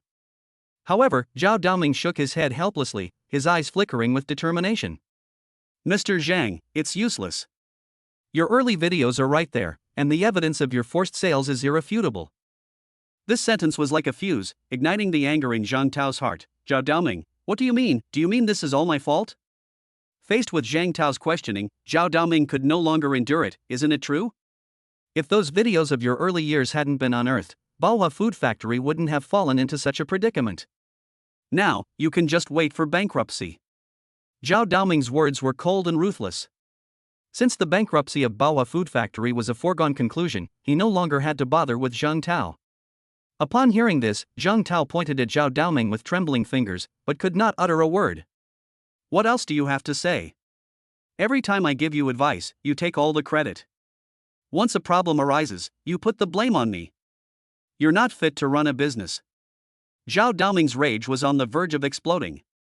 He had long harbored resentment towards Zheng Tao, and at this moment, he could no longer suppress it and cursed, Bah, you deserve to be bankrupt, this is karma.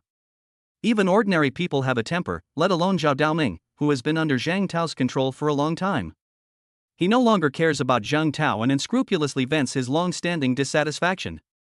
After saying this, Zhao Daoming turned around and left, leaving Zhang Tao standing there alone, feeling an unprecedented sense of powerlessness in his heart. Baohua food, is this really the end? Looking at Zhao Daoming's figure gradually walking away, Zhang Tao's heart was filled with confusion and pain. In the end, the emotional breakdown made him unable to bear the tremendous psychological pressure and he fainted. Chapter 21: Bankruptcy Liquidation. As the video quickly spread online, in just 2 days, the story of Baohua Food Factory spread like wildfire and became known to everyone. Sales have plummeted. Today, not only is Baohua Food bread no longer in demand, but even its once popular instant noodles have been abandoned by people. There are a lot of products piled up in the warehouse that cannot be sold. Even workers who come to work in the factory will be criticized by netizens. The current Baohua Food Factory is like a candle in the wind, which will be reduced to ashes with a slight blow. Zhang Tao tried to save the company, but it was all to no avail. He could only watch helplessly as the company he had worked so hard to build slowly went bankrupt. Zhang Tao was almost insane. He spent the whole day like a walking corpse, in a daze at home. The police visited his home several times, but for various reasons, they were unable to take Zhang Tao away. As of July 6, today, the factory's funds have run out and are unable to maintain the normal operation of the company. It was seen that Baohua Food Factory was terminally ill and unable to repay its debts. The bank didn't waste any time talking to it and directly filed a lawsuit, seized all the funds of Baohua Food Factory, and auctioned the assets tomorrow to repay the outstanding debt. With the issuance of the bank's announcement, Baohua Food Factory was officially declared bankrupt and liquidated. Zhang Tao's hair turned white overnight, and he seemed to have aged by decades. Chen Bai called Rong Ko and asked him to attend the asset auction of Baohua Food tomorrow and buy the Baohua Food Factory in one fell swoop as the second factory of Kiri Food. The price of 7 days' food will also rise as a result. Due to the continued high popularity online, Kiri Food's products have been almost sold out in the past 2 days. The production line has begun to be stretched to the limit and is somewhat unable to cope with the situation. There is a serious imbalance between daily shipments and production volumes. Buying the Baohua Food Factory can just make up for the shortcomings of the production line without spending a lot of time to expand the production line. The strong rebound in online popularity has also brought many benefits to Ruweli Media. First of all, the anchors under Ruweli Media have all gained a lot of fans. Secondly, Ruweli Media's reputation has also been established as a result, and in the future there will definitely be many celebrity anchors who will actively seek to sign contracts with Ruweli Media. However, at this moment, a thorny problem appeared before Chen Bai. There is not enough money to acquire Baohua Food. None of the companies under Chen Bai's command could allocate funds on their own. Ruweli Media and Kiri Food had just experienced a turmoil. Although they could contribute a small amount of funds, it was just a drop in the bucket. Needless to say, Hanlon Group had just acquired a piece of land and was in need of money, and there was still more than a week before the dividend date. Only Lubai Detective Agency can allocate some funds. In desperation, Chen Bai had to ask the system for help. System, I'm in urgent need of cash. Do you have any solutions? Host can consume purchase times in advance in exchange for cash. One purchase equals 1000 W. Seeing this, Chen Bai immediately cursed, System, why don't you go and rob it? Nowadays, whenever Chen Bai buys something, it usually costs hundreds of millions. However, this damn system can only redeem a mere 10 million for one purchase. Host, this is the exchange rate for the level 3 mall. If the host upgrades the system to level 4, then one purchase can be exchanged for 100 million cash, and so on. Chen Bai couldn't help but feel a headache, and he rubbed his temples helplessly. At this moment, Chen Bai still has 2 purchase opportunities. Because I was too busy the day before, I forgot about the purchase in the mall until the system reminded me the next night. He opened the system panel and was surprised to find that the number of purchases could be temporarily retained without using them. Since there was no product that caught Chen Bai's eye last night, he simply didn't buy anything, so he had 2 opportunities to buy. Can I get a loan from the system? Alas, when you live under someone's roof, you have to bow your head. Yes, you can borrow 10 times the purchase amount, with a 10-day interest of 10 million yuan, a 100-day interest of 100 million yuan, and so on. Note, the price of system upgrades will change. Only then did Chen Bai realize that the real black-hearted businessman was the system. If the system dared to claim to be second, no one would dare to claim to be first. System, you are simply a lone shark who eats people without leaving any bones. No, even lone sharks are not as cruel as you. 10 million in 10 days, you are trying to kill me. Shenbai complained bitterly. However, at this moment, Shenbai was in urgent need of money, and he had no choice but to make the exchange under the tyranny of the system. Just then. This system is generous and selfless. Considering that this is the host's first loan, we can provide the host with a trial fund of 50 million yuan. The host does not need to pay any price. Oh. I finally got it. The host must guarantee that he will borrow money from the system in the future. Okay. Shenbai agreed readily. Going to borrow money from the system is impossible. Absolutely impossible. Let us get it for free first. After receiving the money from the system, Shenbai called Tang Guangming again and withdrew 10 million from the Lubai Detective Agency. Together with the 50 million exchanged by the system, the total was 60 million.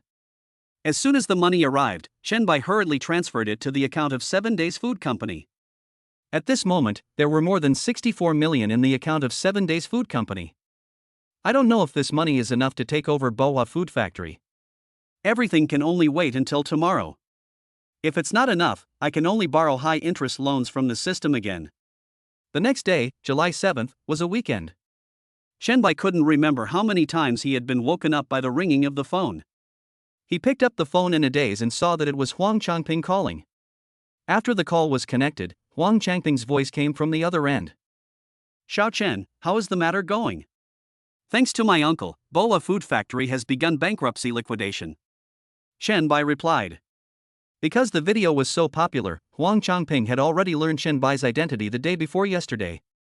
At first, he was surprised that Shenbai owned so many companies, but then he gradually let it go.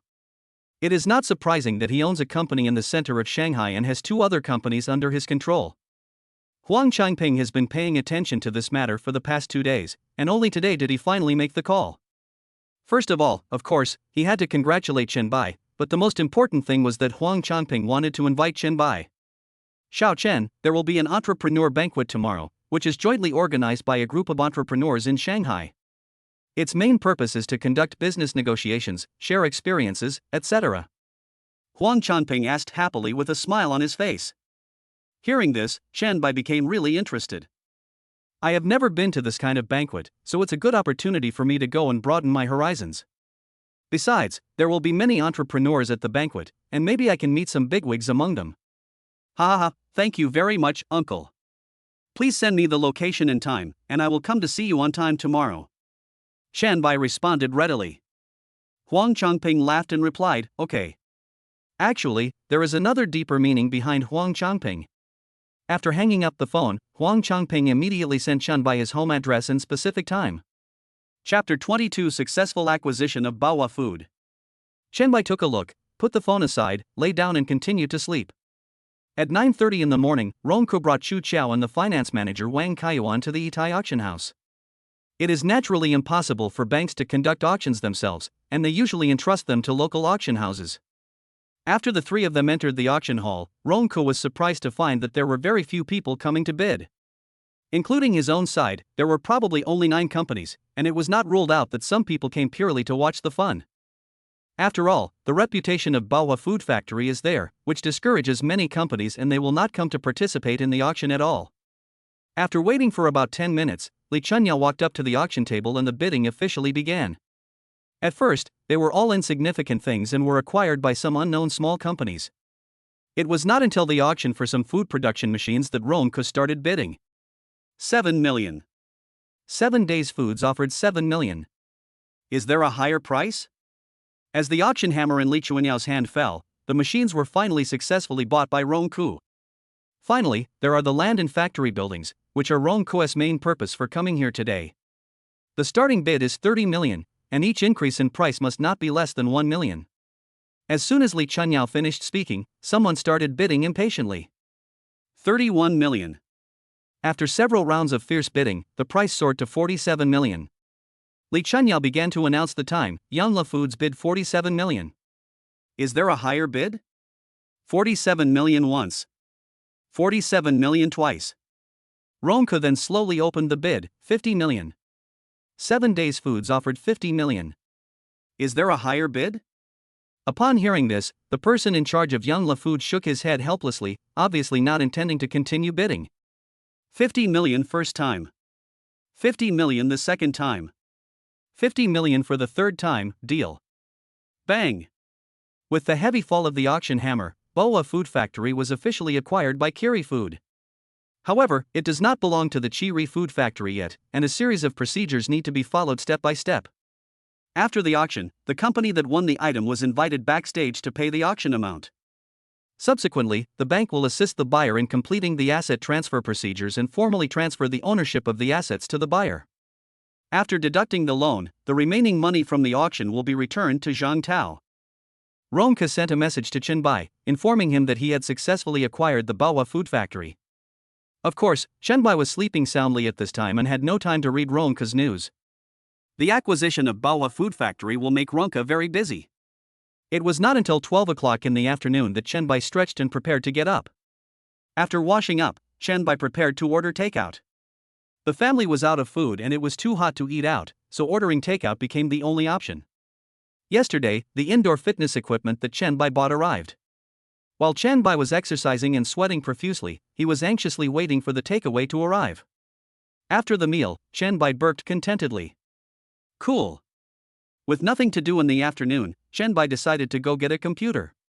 He'd been drooling over the sight of people happily enjoying AAA games while watching videos. Because he was short of money before, Chen Bai could only sigh in despair. Now that I'm rich, I naturally want to buy a better computer and enjoy it. At 3 o'clock, the temperature dropped slightly, and Chen Bai went out like an arrow and rushed straight to the electronic city. Not long after, Chen Bai arrived at a Wasa computer store. As soon as Chen Bai stepped into the store, a cry of surprise rang in his ears like thunder. Fuck, brother Bai. Huh? Chen Bai turned his head as if he had been electrocuted. Fuck, fatty. Why are you here? They both asked in unison, their voices as harmonious as a duet. Then, Chen Bai discovered the uniform on the fat man as if he had discovered a new world. He asked, Fatty, are you a salesperson here? He. The fat man smiled happily, like Maitreya Buddha, my uncle is the store manager here, so I came here to work as a salesperson. Upon hearing this, Chen Bai patted the fat man's shoulder with his left hand like a hammer, causing the fat man to stagger. I didn't expect your family to have such a relationship, fatty. Ha, brother Bai, what are you doing here? The fat man asked with difficulty. Nonsense, of course I came here to buy a computer. Am I here to steal something? Chen Bai said unhappily. That's great. I haven't even sold a single computer yet, brother Bai. The fat man pushed Chen Bai with his arm, as if to say, you know.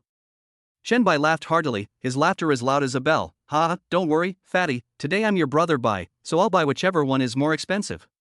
Ha, brother Bai, come here, I'll introduce you. The fat man smiled happily, as if he had picked up gold, and pulled Chen Bai to the counter. Brother Bai, look at this one. This is the latest model of the year, the Dawnbreaker X. It's equipped with a 14th generation Intel Core i9 14900K processor with 24 cores and 32 threads.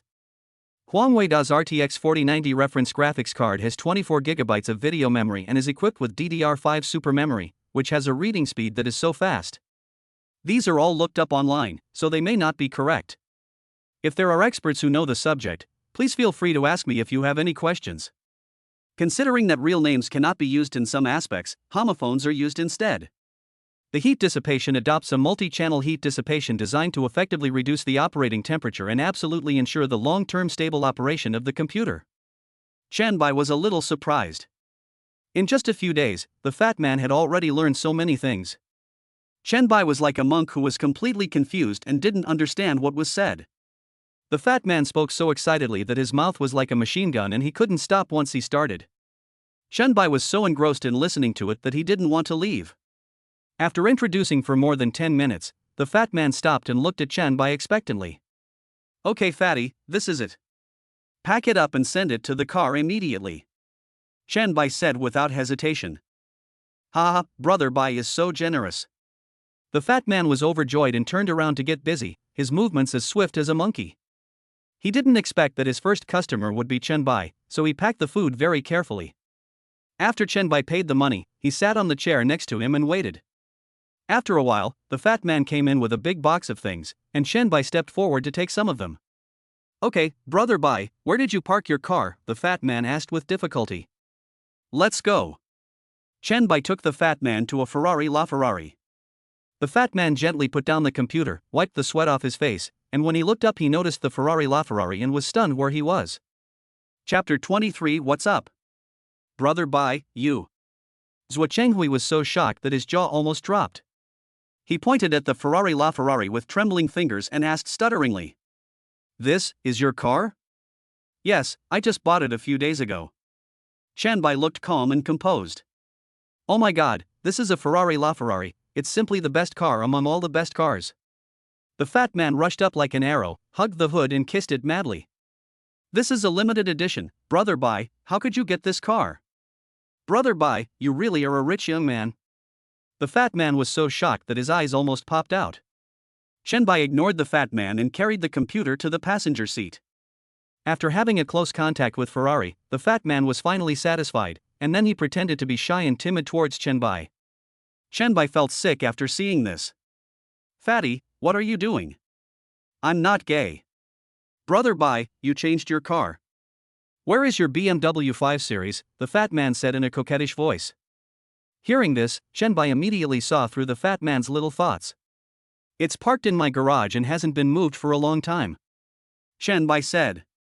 Then can I? Cannot. Wow, brother Bai, you know, my dream is to drive a BMW. Brother Bai, please have mercy on me. Look at me, I have old people above me and young children below me. The fat man cried miserably with tears and snot. Chen Bai really couldn't bear to watch it anymore. Okay, come to my house sometime some other time and I'll give you the car keys. Hearing this, the fat man rushed over as if he had been injected with chicken blood, hugged Chen Bai and started to bite him wildly. Brother Bai, you are so kind. If you don't mind, I am willing to be your adoptive father. Fuck, you fatso, get out of here now. If you kiss me again, I won't lend you my money. Who can withstand this 200 kilograms of weight? This sentence immediately made the fat man behave himself. He, brother Bai, don't forget me. I'm going back to the store first. I'll come find you later. The fat man left happily, and before leaving, he didn't forget to wink at Chen Bai, and almost made Chen Bai's lunch disappear. Just as Chen Bai was about to get into the car, the fat man showed his head not far away. By the way, brother Bai, don't forget that someone will come to install the computer according to the address. After saying that, he disappeared in a flash. Chen Bai couldn't help but feel a little ashamed. He didn't expect that this fat man weighing over 200 pounds could run so fast. Afternoon. Excuse me, master. You're welcome. It's my duty. Now that the computer has been installed, I'll be leaving now. The installation master said with a smile. Well, take care, master. Chen Bai responded enthusiastically. Even though we don't know each other, we must not forget the etiquette. After the installation master left, Chen Bai couldn't wait to turn on the computer and prepare to surf the internet. Result. No internet? Chen Bai's mood instantly plummeted to the bottom. Damn it. Because I have been using data at school, after coming here, I completely forgot about the important thing about the network cable. Fortunately, the network cable layout has already been laid out, and we just need to find someone to come and activate it. Chen Bai immediately called the telecommunications company. After all, he was also using a telecommunications card. The telecommunications company responded that they would send someone to activate the service before tomorrow night. In desperation, Chen Bai could only play Minesweeper on the computer to kill time. The next day, Chen Bai waited impatiently for the arrival of a network technician. With his skilled operation, he quickly installed the router and other equipment, and it was ready for normal use. After warmly seeing his master off, Chen Bai rushed to the computer and could finally enjoy the fun it brought him. He bought several 3A masterpieces at once. The internet speed was very fast and he could download one in just over 10 minutes. In this way, Chen Bai spent the whole day in front of the computer like a madman, even forgetting about lunch. He played until 3 o'clock in the afternoon, when he suddenly heard a crisp ringing of his cell phone. Chen Bai looked carefully and found that it was a message from Huang Wanqing. Chen Bai, are you home? I made some cakes myself, would you like to try some? Oh. Chen Bai's eyes lit up. He hadn't had lunch yet. It was like a pillow was thrown to him when he was sleepy. But he hoped it wouldn't be like last time. Chen Bai immediately replied, "It's my honor." Huang Wanqing. About half an hour later, there was a crisp knock on the door, and Chen Bai hurried to open it. When the door opened, Chen Bai saw Huang Wanqing holding an ordinary paper box, which must have contained the cake she made. Huang Wanqing was slightly stunned when she saw Chen Bai. I thought to myself, how come this guy seems to have become more handsome? How could Chen Bai know what Huang Wanqing was thinking at the moment? He had used the appearance card before and didn't feel much change. However, in the eyes of outsiders, he was indeed a lot more handsome. Chen Bai waved his hand in front of Huang Wanqing and called softly, "Wanqing, Wancheng." Ah! Huang Wanqing's thoughts were interrupted by Chen Bai. Her face flushed instantly and she felt very shy. Oh, what was I thinking just now? It was so embarrassing. Huang Wanqing came to her senses and quickly shifted her attention. Chen Bai, this is the cake I baked today. Here, it's for you. Huang Wanqing has 3 hobbies: traveling, shopping, and cooking. It was too hot outside and I couldn't go out, so I could only show off my cooking skills at home. It just so happened that Chen Bai lived next door to me. Chen Bai took the cake without hesitation, opened the package and stuffed it into his mouth, without paying any attention to Huang Wanqing who was present. Well, it's much better than last time and tastes delicious. Chen Bai praised it generously. It's delicious, just as good as what you buy outside. Upon hearing this, Huang Wanqing's face bloomed with a smile as bright as a spring flower. Really? I have a lot more at home. I'll give them to you right away. Huang Wanqing smiled and turned back to the house. Soon after, she brought out a large plate of cakes. The corners of Chen Bai's mouth twitched slightly. Wanqing, half is enough, half is enough. Chen Bai hurriedly stopped her. Huang Wanqing nodded gently, went back into the house, cut it in half, and handed one of them to Chen Bai. Thank you so much for your hospitality. Chen Bai took the cake and thanked him sincerely. Speaking of which, Wanqing, I'm going to visit my uncle later. Chen Bai mentioned that he would visit Huang Changping later.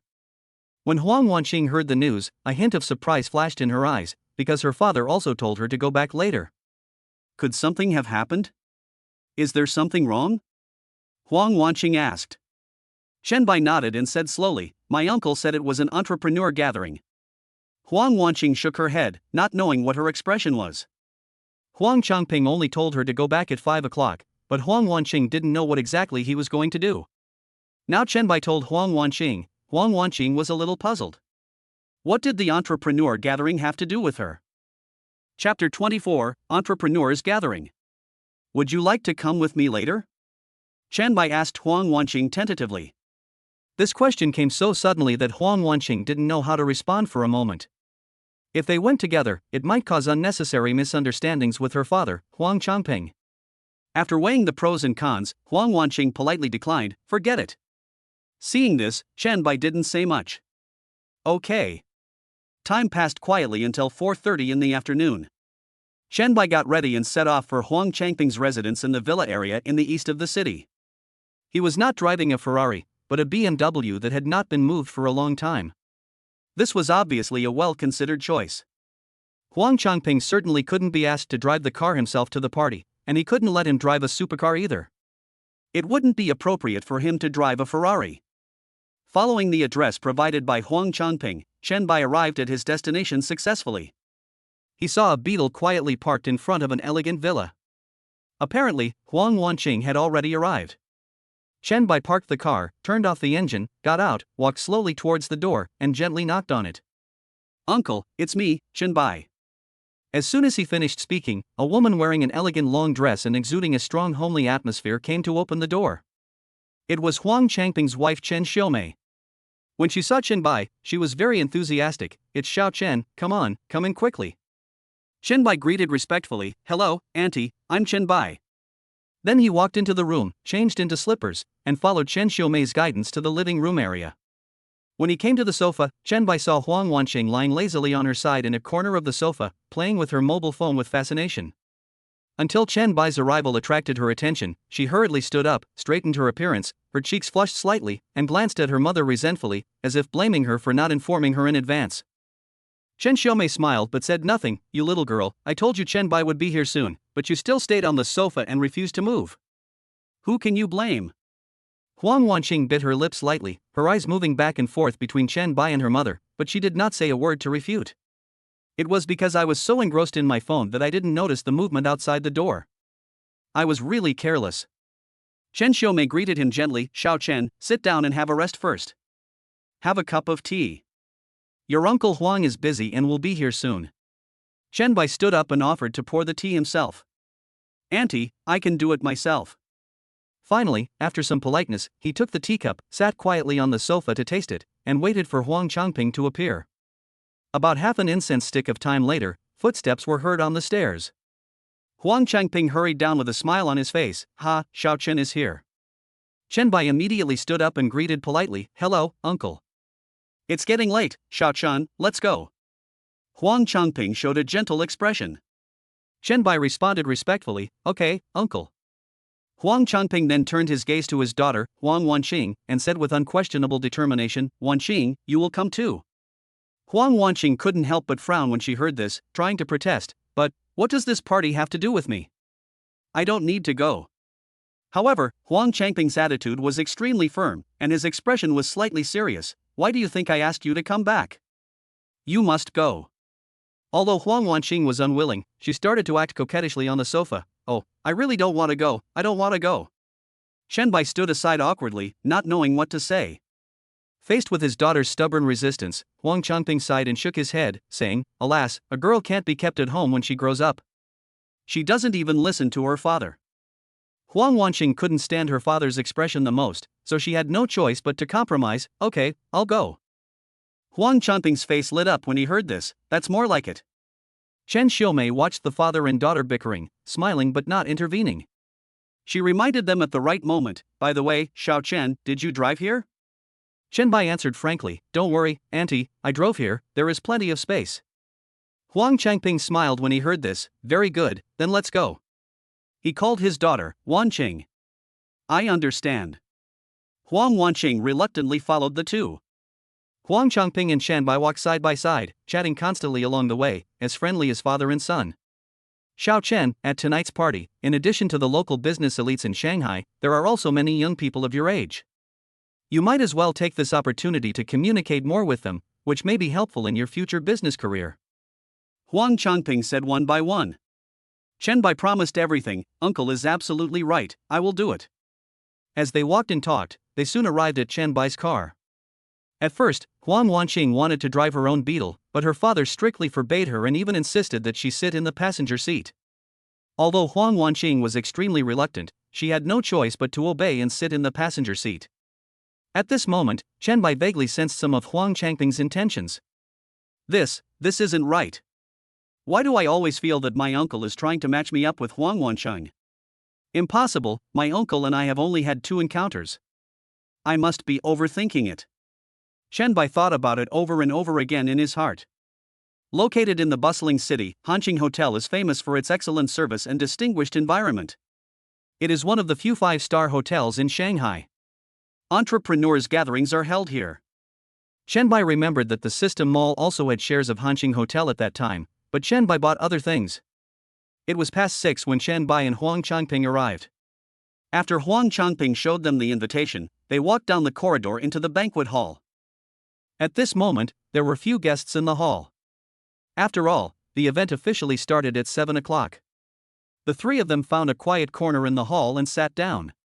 Huang Wanqing remained silent, concentrating on savoring the fresh fruit plate on the table. As time passed, many people came one after another. At 7 o'clock, the voice sounded on time, and 3 middle-aged men with extraordinary temperament gathered in the center of the stage. Huang Changping leaned close to Chen Bai's ear and whispered, the one on the left is Hua Shan, the current chairman of the Hua Group. The one in the middle is Chang Weining, who founded the Haohai Ocean Group many years ago. And on the right is Wu Dong, the chairman of the Xiaoyu Group. He added, these 3 individuals hold prominent positions and play a significant role in Shanghai's business community. This gathering was initiated and hosted by them. Chen Bai was stunned when he heard this, especially the name Chang Weining, as he had read his autobiography in his early years. In 1991, Chang Weining, then 19 years old, ventured into Shanghai alone. A year later, at the age of 20, he started with 500 yuan and after years of hard struggle, he built the current Haohai Ocean Group. Deep down, Chen Bai still admires these people. Chapter 25 Huang Wanqing's Pursuer. After the three of them spoke, the party officially began. Huang Changping was asked to leave early by his acquaintances, leaving only Chen Bai and Huang Wanqing. At this moment, Huang Wanqing was sitting here as if on pins and needles, feeling a little overwhelmed. The same is true for Chen Bai. As for making friends with those wealthy people, Chen Bai really had no interest in it. He considered himself a relatively introverted person. Not knowing what to do, Chen Bai simply peeled a banana and handed it to Huang Wanqing. "Wanqing, do you want to eat bananas?" As soon as the words came out of his mouth, Chen Bai regretted it. What a terrific way of chatting up someone. Huang Wanqing couldn't refuse the kindness, so she took it with one hand and said softly, "Thank you." At this moment, the atmosphere between the two was soft and subtle. In a corner of the banquet, a man was staring at Chen Bai like a hawk. The whole process of Chen Bai peeling a banana for Huang Wanqing fell into his eyes. It was just a simple matter of peeling a banana, but in his eyes, it seemed as if the two were flirting. A hint of gloom flashed in his eyes. He walked through the bustling crowd towards Chen Bai and the others with a malicious smile on his face. "Hey, isn't this the country boy from our class, Chen Bai?" Zhang Tianqing's voice rang in the ears of Chen Bai and the others, with obvious sarcasm. His gaze slid from Chen Bai to Huang Wanqing like a venomous snake. "The moon is very round tonight, even some people have become particularly dazzling." Zhang Tianqing, Chen Bai's class monitor in high school, runs a building materials business at home and is quite famous in Shanghai. He always acts condescendingly towards ordinary people, but when he meets a real rich young master, he becomes timid and submissive, a typical bully. In high school, he had been pestering Huang Wanqing, but was always rejected by her. However, Zhang Tianqing was not discouraged and would pester Huang Wanqing every now and then. So much so that Huang Wanqing also hated him extremely. Huang Wanqing felt sick when she heard Zhang Tianqing praising her. She turned her head away without even looking at Zhang Tianqing. Chen Bai frowned slightly. It was obvious that this guy had come with bad intentions, but Chen Bai still maintained his composure. "What can I do for you, Mr. Jiang?" Zhang Tianqing ignored Chen Bai. He sneered and turned to look at Huang Wanqing with a disdainful tone. "Wanqing, your taste is really getting worse and worse. You even like Chen Bai." Huang Wanqing's expression changed, and she shouted at Zhang Tianqing angrily, "What does it have to do with you who I, Huang Wanqing, like?" "Yes, that's right, I like Chen Bai, and Chen Bai is my boyfriend now." After saying this, Huang Wanqing held Chen Bai's right hand affectionately like a docile kitten. Zhang Tianqing's eyes were bloodshot and seemed to be spewing fire.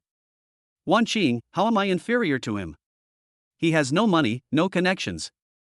Huang Wanqing interrupted him rudely, "Enough. Don't call me Wanqing anymore, I have my own name. If you have nothing else to do, please leave immediately." The banquet was noisy, and almost no one paid attention to Chen Bai's situation. Zhang Tianqing's face turned ashen. He didn't expect that Huang Wanqing would rather look for someone like Chen Bai than even look at him, and even rejected him in front of Chen Bai. Huang Wanqing didn't have a boyfriend during her 3 years at school, so Zhang Tianqing pursued her for 3 years.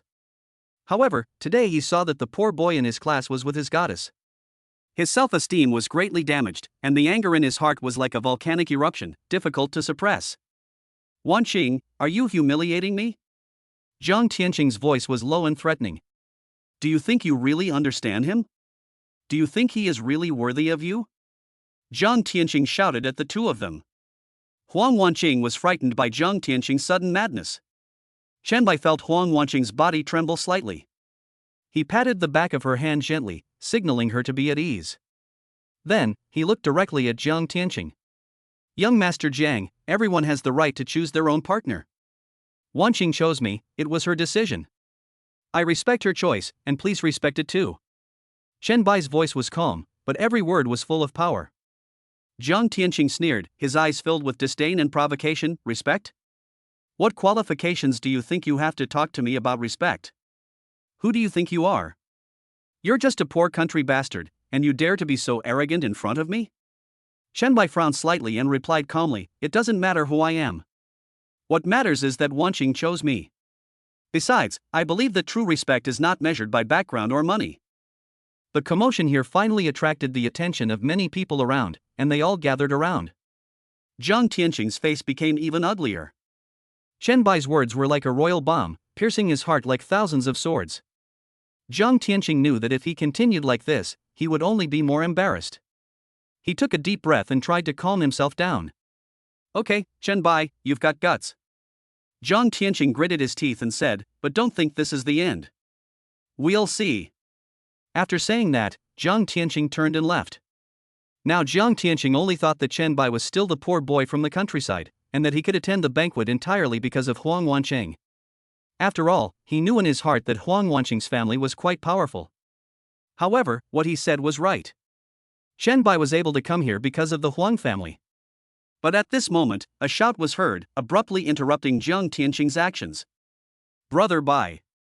Brother Bai? Jiang Tianqing looked in the direction of the voice, full of curiosity. It turned out to be Ling Yifei. Jiang Tianqing was wondering who this brother Bai was that Ling Yifei could call him brother.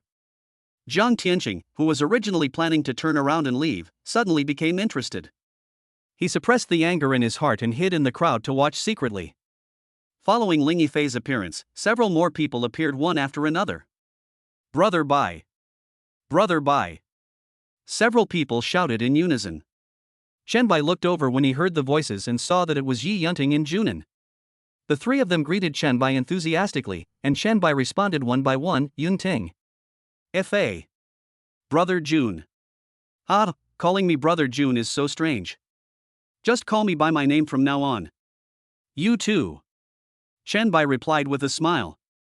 The two looked at each other and smiled, letting out a hearty laugh. After greeting each other, Junin was the first to ask, Chen Bai, what just happened, huh? He had just said half of his words when he suddenly caught a glimpse of Huang Wanqing holding Chen Bai's arm tightly with both hands.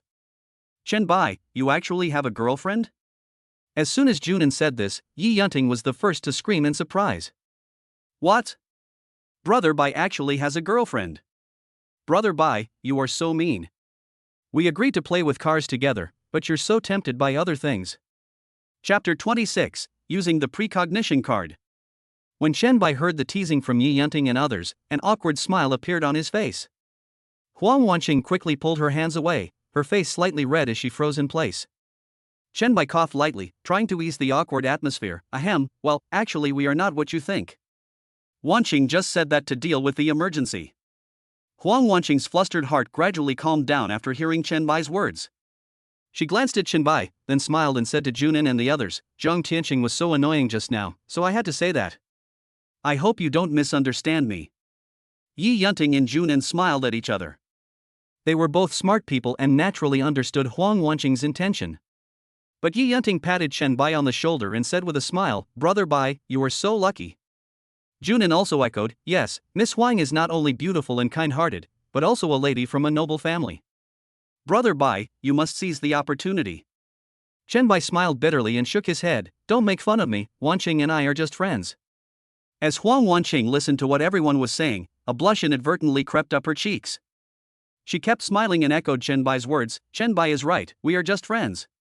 Yi Yunting and others didn't say anything more, and then they started chatting with Chen Bai about other topics, as if they had completely forgotten the embarrassment just now.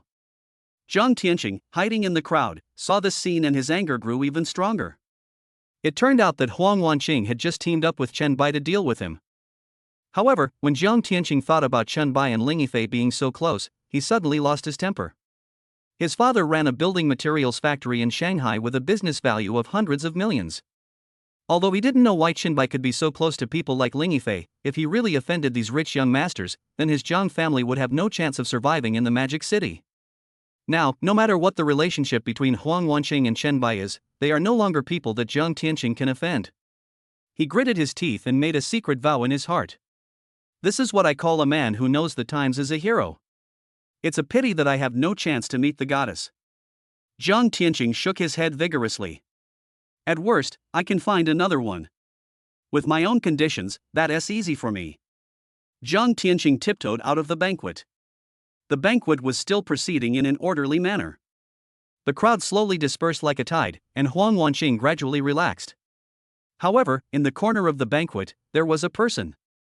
He nodded with satisfaction, as if his conspiracy had succeeded.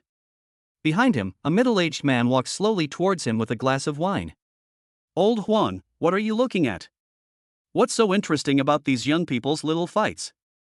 Lin Wanfang came to Huang Changping's side. Huang Changping glanced at him sideways and gently shook the teacup in his hand. What do you know? By the way, have you heard of Zhang Tianqing? Huang Changping asked. Hearing this, Lin Wanfang frowned, thought hard for a moment, and then shook his head.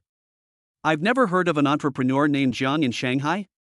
Lin Wanfang paused, then continued, there is a building materials factory in the suburbs, and the owner's name is Zhang. Oh? Huang Changping suddenly became interested. What's your name? Have no idea. Huang Changping. Lin Wanfang can be regarded as a building materials tycoon in Shanghai. His building materials factories are spread all over the suburbs of Shanghai and even outside Shanghai. His net worth exceeds 10 billion. Lin Wanfang usually disdains such small factories with a market value of only a few hundred million. The reason why he knew Zhang Guang was because they had some intersections at a previous peer exchange meeting. Zhang Tianqing was able to attend this party through some connections. On the other side, Chen Bai, who was having a pleasant conversation with Junin and others, was suddenly interrupted by the system. Detected that the host is currently using the precognition card for good purpose.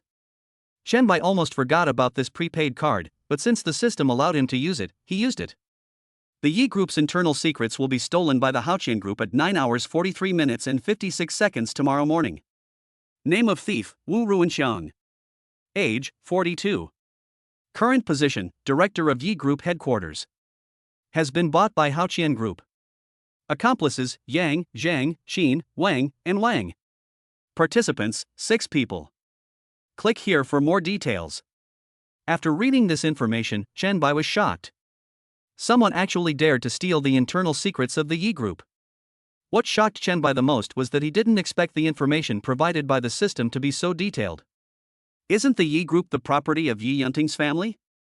It's only right and proper to help. Brother Bai? What's wrong with you? Yi Yunting shouted, waking Chen Bai from his thoughts. Chen Bai came back to his senses and said to Yi Yunting, Yunting, is your father here? Ah. Here you come. Yi Yunting was a little overwhelmed by this sudden question. Where? In the box on the second floor of the lobby. Take me there quickly. Ah. Brother Bai, what happened? Yi Yunting asked in confusion. Chen Bai was speechless for a moment. He couldn't say that he had a system that could predict the future. I have something important to discuss with your father, it's about the Yi Group. Chen Bai said calmly. Seeing that Chen Bai's expression didn't seem like he was joking, Yi Yunting immediately nodded and said, Oh, I'll take you there right away. Chen Bai followed Yi Yunting away, leaving Junin and others confused. Before leaving, Chen Bai asked Junin, please take good care of Wanqing for me. Chen Bai said this without any hesitation, as if Huang Wanqing was his girlfriend. Don't worry, Chen Bai. Junin responded with a smile. The conversation between the two made Huang Wanqing feel very embarrassed. The two of them walked quickly towards the private room on the second floor of the hall. Yi Yunting said as he walked, my dad is chatting with some old friends in the private room. I'll take you there. Chen Bai nodded, but was thinking about how to explain the situation to Yi Yunting's father. After a while, the two arrived at the door of the box.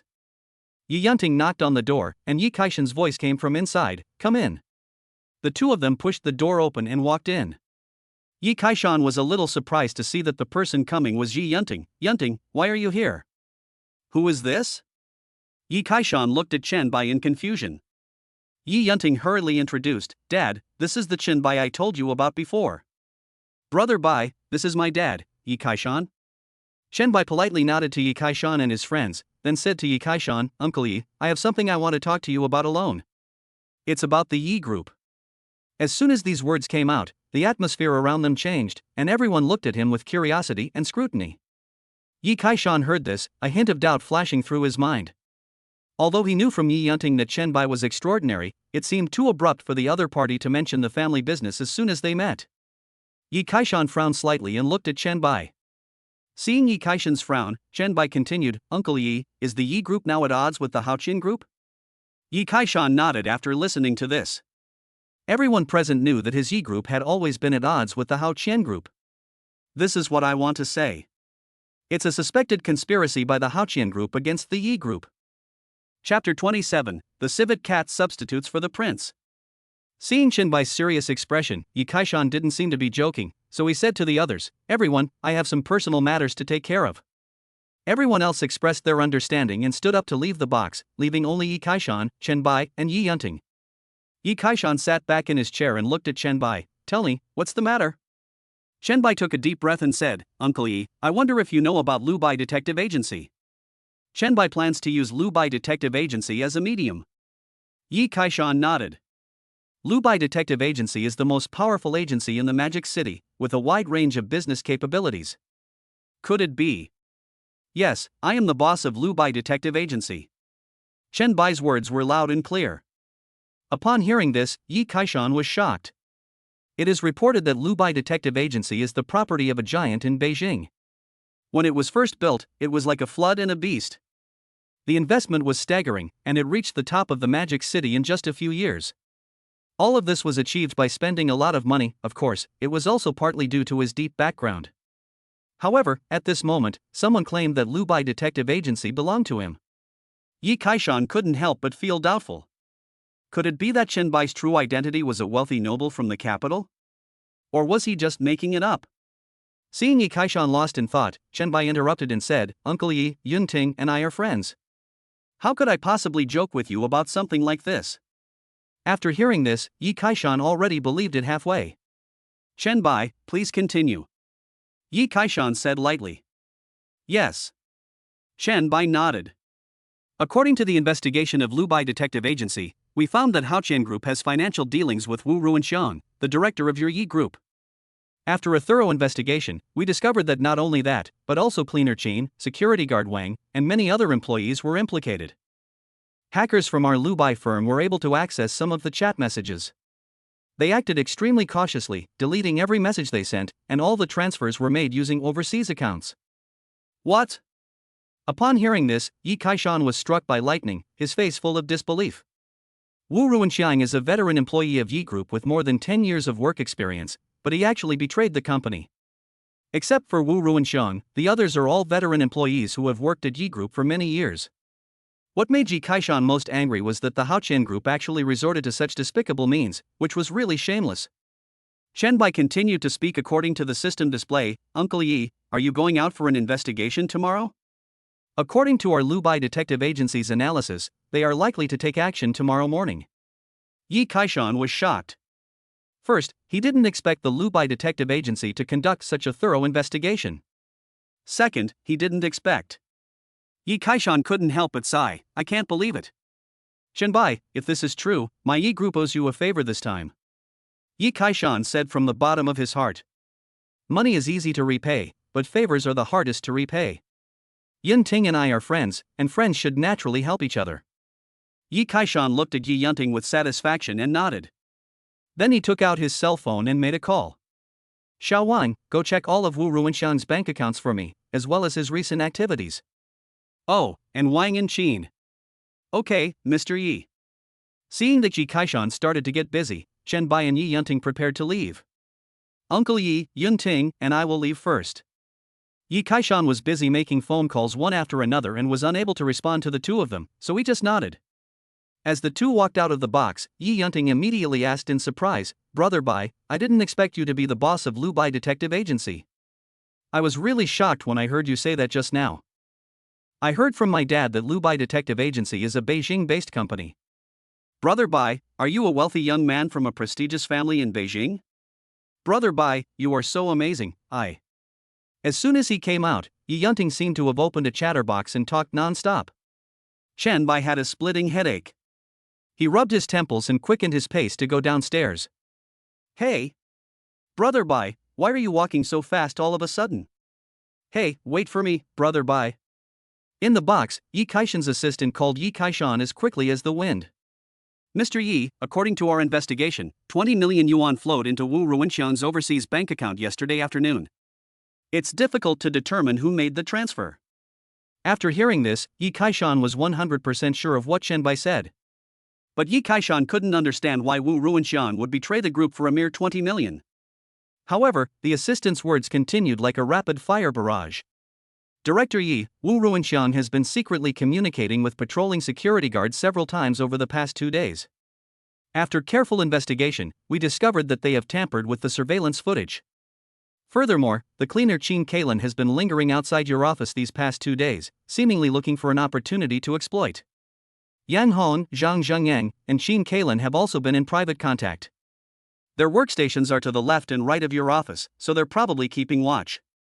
Mr. Yi, you happen to be going out for an inspection tomorrow morning. I'm sure they will take action tomorrow morning while you're out. It was correct, everything was correct. The positions, personnel, and time were exactly as Chen Bai said. Yi Kaishan clenched his fists tightly, closed his eyes, and gasped for breath. Okay, they are so bold that they even tried to steal company secrets. The group has been so kind to them, yet they actually. Xiao Wang, tomorrow's inspection has been cancelled. They're trying to steal secrets, so I'll just replace the prince with a cat. Chen Bai and Yi Yunting returned to the banquet, and Junin immediately stepped forward to ask, how did things go? Chen Bai smiled slightly and didn't answer immediately, but Yi Yunting spoke first. Brother Bai's participation is of course no problem. Besides, I discovered a secret of Brother Bai, do you want to know? Oh? Everyone's curiosity was immediately aroused. Yi Yunting deliberately kept everyone in suspense, looked around, then lowered his voice and said mysteriously, let me tell you, Brother Bai is the boss of Lu Bai Detective Agency. Everyone's eyes widened. The Lu Bai Detective Agency was famously mysterious in the Magic City. It is said that it is an industry in the capital. Chen Bai smiled helplessly and shook his head, then walked towards Huang Wanqing. Seeing Chen Bai walking over, Huang Wanqing asked softly, have you dealt with everything? Chen Bai nodded. Are you enjoying your time with them? Chapter 28 Pursuing Huang Wanqing. Yeah. Huang Wanqing nodded slightly. Uncle Huang hasn't come back yet? At this moment, Chen Bai suddenly realized that Huang Changping was undoubtedly trying his best to bring him and Huang Wanqing together. Otherwise, why would he bring Huang Wanqing to a party like this? If he really wanted to carefully train Huang Wanqing as the company's heir, it would make sense. But Huang Wanqing now does nothing all day long, and it doesn't look like she is being carefully cultivated as the company's heir.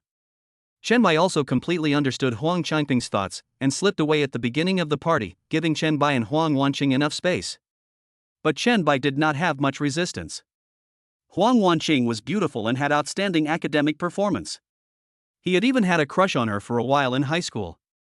If he could really marry Huang Wanqing, Chen Bai would be looking forward to it. But, isn't Huang Changping being a little too careless? What if he is actually a drug addict? At this time, on the second floor, Huang Changping and Lin Wanfang were sitting by the fence, their eyes fixed on Chen Bai. What he didn't expect was that Chen Bai's background was so powerful. He thought that by inviting him to the entrepreneurs' gathering, he was helping him secretly. Help him get to know some business elites. What was the result? I didn't really get to know many business elites, but I did get to know quite a few of their sons. And they all called him Brother Bai respectfully. Even Huang Changping doesn't have such a great reputation. However, Huang Changping was not angry because Chen Bai lied to him before. On the contrary, he was ecstatic. If his daughter could be with Chen Bai, she would definitely be happy. Huang Wanqing could never have imagined at this moment that she had been sold by her own father. Huang Wanqing was now sitting here feeling a little restless, not knowing what to do. The party was mostly attended by men, all of them middle-aged uncles. There were very few young people of Chen Bai's age, let alone women. Huang Wanqing didn't know any of them, and she knew nothing about business. She majored in foreign languages in college, so it was not easy for her to stay here so calmly. If it were the old Chen Bai, he would definitely be terrified. Seeing Huang Wanqing sitting here alone, Chen Bai wanted to go up and talk to her, but he didn't know what to say. Damn it, even Huang Changping wants to match me up with Huang Wanqing, and I'm still so timid. How can I be a man at all? Chen Bai thought to himself, and he seemed to have finally made up his mind. Chen Bai now believes that he has enough capital to pursue Huang Wanqing. He is no longer the poor boy he used to be. Chen Bai bravely stepped forward and held Huang Wanqing's hand. Come on, Wanqing, I'll take you to meet them. Huang Wanqing was originally standing here in a daze, but when Chen Bai suddenly pulled her, she was stunned as if she had been electrocuted. When she realized what was happening, her face flushed with shyness, but she didn't feel the slightest bit of disgust in her heart. In this way, Huang Wanqing let Chen Bai lead her to Yi Yunting and others who were still in a heated discussion. Brothers! Chen Bai shouted loudly. Several people who were discussing heatedly turned their heads when they heard Chen Bai's voice. Hey, Brother Bai is here. Brother Bai, come here. We were just talking about your Ferrari. I drove it last time and it's still unforgettable. Can you lend it to me sometime? Haha, of course, of course. Chen Bai responded with a laugh. Then he pulled Huang Wanqing in front of him. Wanqing, this guy who laughs like a fool is called Yi Yunting, and the Yi Group is his family's business. Hello, sister-in-law. Yi Yunting greeted her warmly. Question mark. Brother Bai, did you just call me stupid? Nothing. At this time, Huang Wanqing had completely forgotten that she was still holding Chen Bai's hand. Hearing Yi Yunting's greetings, she felt even more shy and embarrassed. Chen Bai and I are not what you think. Huang Wanqing explained weakly. It's okay, sister-in-law, it will be soon. Chen Bai quickly said, Yunting, Wanqing and I were only high school classmates, and now we're just ordinary friends. Really? Yi Yunting showed a sly smile on his face, his eyes staring straight at the two people's tightly clasped hands. The two followed his gaze. He hurriedly broke free, feeling extremely embarrassed. Yi Yunting came over like a ghost and said, It's okay, brother Bai. Playing with cars is important, but it's not as important as having a sister-in-law. When the time comes, give me your Ferrari and I'll take care of it for you. Junin jokingly said, Yunting, I heard everything you were thinking from here. Do you know how to maintain a car? Of course I have to do this kind of thing. Chen Bai held his forehead and ignored the two of them, continuing to introduce them to Huang Wanqing. The one talking to Yi Yunting is Junin, the president of the Beast Supercar Club. The handsome guy over there is called Ling Yifei, and his family runs a herbal medicine business. Junin was arguing with Yi Yunting at the moment, and he didn't notice that Chen Bai was introducing himself. Ling Yifei on this side has taken the initiative to come forward and say hello. Hello, sister-in-law. Huang Wanqing blushed and felt very uncomfortable. She murmured softly, I've already said that Chen Bai and I are not in that kind of relationship. Ling Yifei looked at Chen Bai and gave him a look that said, I understand.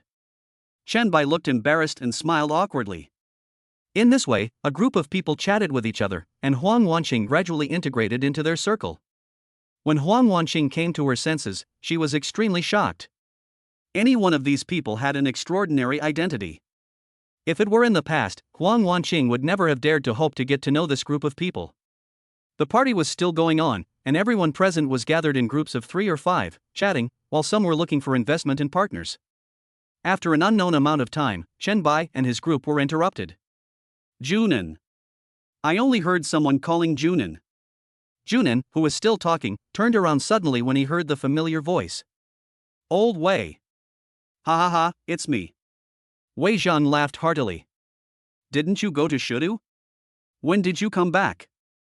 Junin hurried forward and hugged Wei Zhang tightly. My dad passed away, so I came back. Afterwards, Junin immediately pulled Wei Zhang over here. Come, let me introduce you to my good friend, Wei Zhang. We met at Jincheng University. Hello. Wei Zhang greeted everyone with a smile. Hello, my name is Yi Yunting. My name is Ling Yifei. Hello, my name is Chen Bai. Then, Junin came to Chen Bai and introduced him to Wei Zhang. His name is Chen Bai, and he is also my good brother. Huang Wanqing stood quietly behind Chen Bai without saying a word. However, after hearing Junin's introduction, Wei Zhang was stunned. Chen Bai? Why does it sound familiar? I'm not very good at writing romantic scenes, but I tried my best. Chapter 29 Charity Activities. Wei Zhang began to fall into deep thought, his mind recollecting things carefully like surging waves. He murmured to himself, Chen Bai. Shen. Isn't that Chen Bai, the new shareholder of Hanlin Group, the one who acquired Hanlin Group? Chen Bai? Wei Zhang's doubtful voice echoed in the air like morning bells and evening drums. Chen Bai looked Wei Zhang up and down. He was wearing a black short-sleeved shirt and loose flared jeans. He looked energetic and outstanding in appearance. If it were in the past, Chen Bai would definitely not be able to compare with him, but now Chen Bai is definitely better than him in terms of appearance. Do you know me? Chen Bai asked curiously. Hello, are you the Chen Bai who acquired Hanlin Group? Wei Zhang asked politely. Hearing this, Chen Bai couldn't help but feel curious. Could this person also be a shareholder of Hanlin Group? It's me, who are you? Chen Bai answered with a smile and asked back.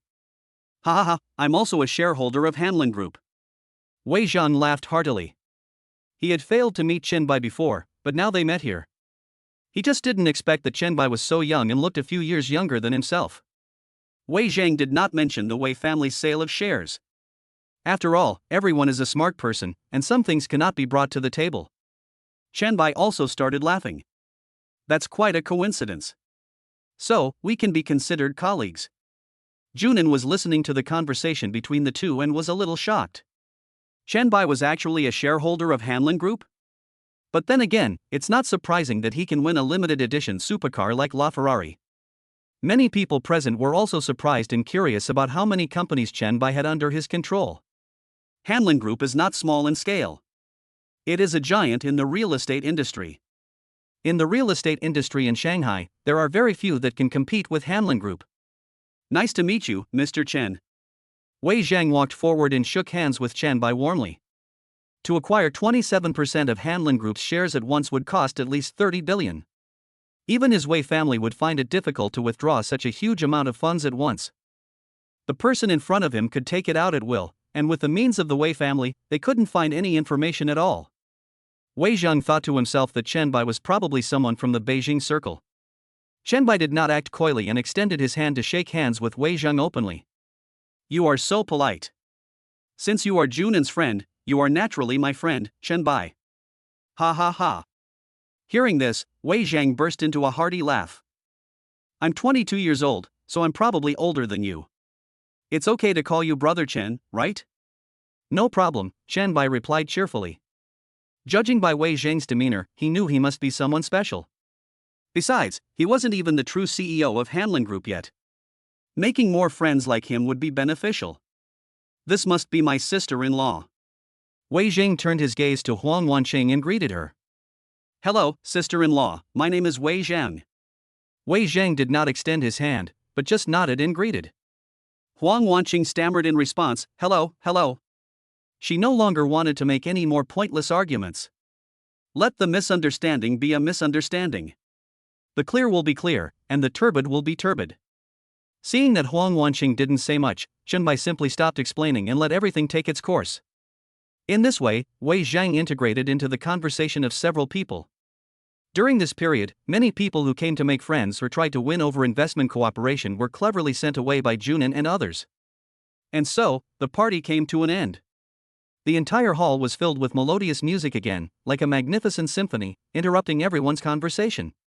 Chang Weining and others walked onto the stage, picked up the microphone and spoke. Dear ladies and friends, this gathering is drawing to a close, and I have something very important to announce. Chang Weining paused for a moment. The audience immediately started talking. What on earth could make these three big guys take it so seriously? This is also one of the main purposes of this gathering. We plan to carry out a charity event in the impoverished mountainous areas of Yongliang Province. Donate funds to build Hope School for children in Yongliang Province who are unable to study and go to school. For this purpose, we have specially invited Mr. Luo Pingon, the head of the Yongliang Province Charity Organization. After Chang Weining finished speaking, he clapped his hands gently. Seeing this, the people in the audience also applauded in response. Although Luo Pingon's status was not enough to make these people applaud, since even Chang Weining and others applauded and welcomed him, why shouldn't he applaud? There was a sudden burst of applause in the hall, like a violent storm, and then a middle-aged man walked out from behind the podium. He respectfully took the microphone from Chang Weining, cleared his throat, and spoke. First of all, I would like to sincerely thank Mr. Chang for giving me this opportunity to stand here and communicate with you all. At the same time, I am grateful for your support. I am Luo Pingon, the chairman of the Bafang Association, a charity organization in Yongliang Province. Pa pa pa pa. Chang Weining then produced a microphone from nowhere and spoke aloud. The Bafang Association is the largest charity organization in Yongliang Province. It has sponsored tens of thousands of impoverished students. He talked a lot and went on for a long time. Chen Bai listened attentively. Not only did he not feel disgusted, but he also expressed his deep approval of the public welfare activities. I remember that when my father passed away, it was with the help of some departments in the town that we were able to rent that vegetable field. When my father was buried, the villagers also volunteered to help, and only asked for a meal at noon.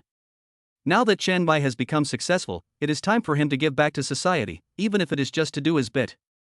Luo Pingon on the stage continued speaking. So, I want to hold a charity event here to help those children in the deep mountains who can't afford to go to school. Donations are entirely voluntary. On behalf of the children of Yongliang Province, I would like to express my most sincere gratitude to everyone. As soon as he finished speaking, Luo Pingan bowed deeply. Everyone present was a wealthy man, and it would be unreasonable not to donate at this point. A donation of tens or hundreds of thousands of yuan would be nothing more than a drop in the bucket for everyone. Moreover, as entrepreneurs, we all value reputation very much. Doing good deeds and spreading the word not only earns a good reputation, but also brings comfort to our hearts. This is a matter of accumulating virtue in doing good deeds. At this time, Huang Changping came back at some point and stood next to Huang Wanqing. It wasn't until Luo Pingan finished speaking that Chen Bai noticed it. "Uncle, you're back.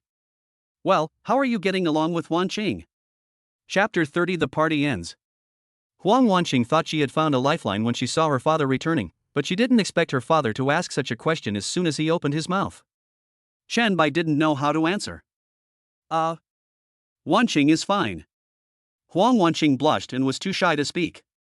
Huang Changping knew very well how shy these two people were, so he quickly changed the subject.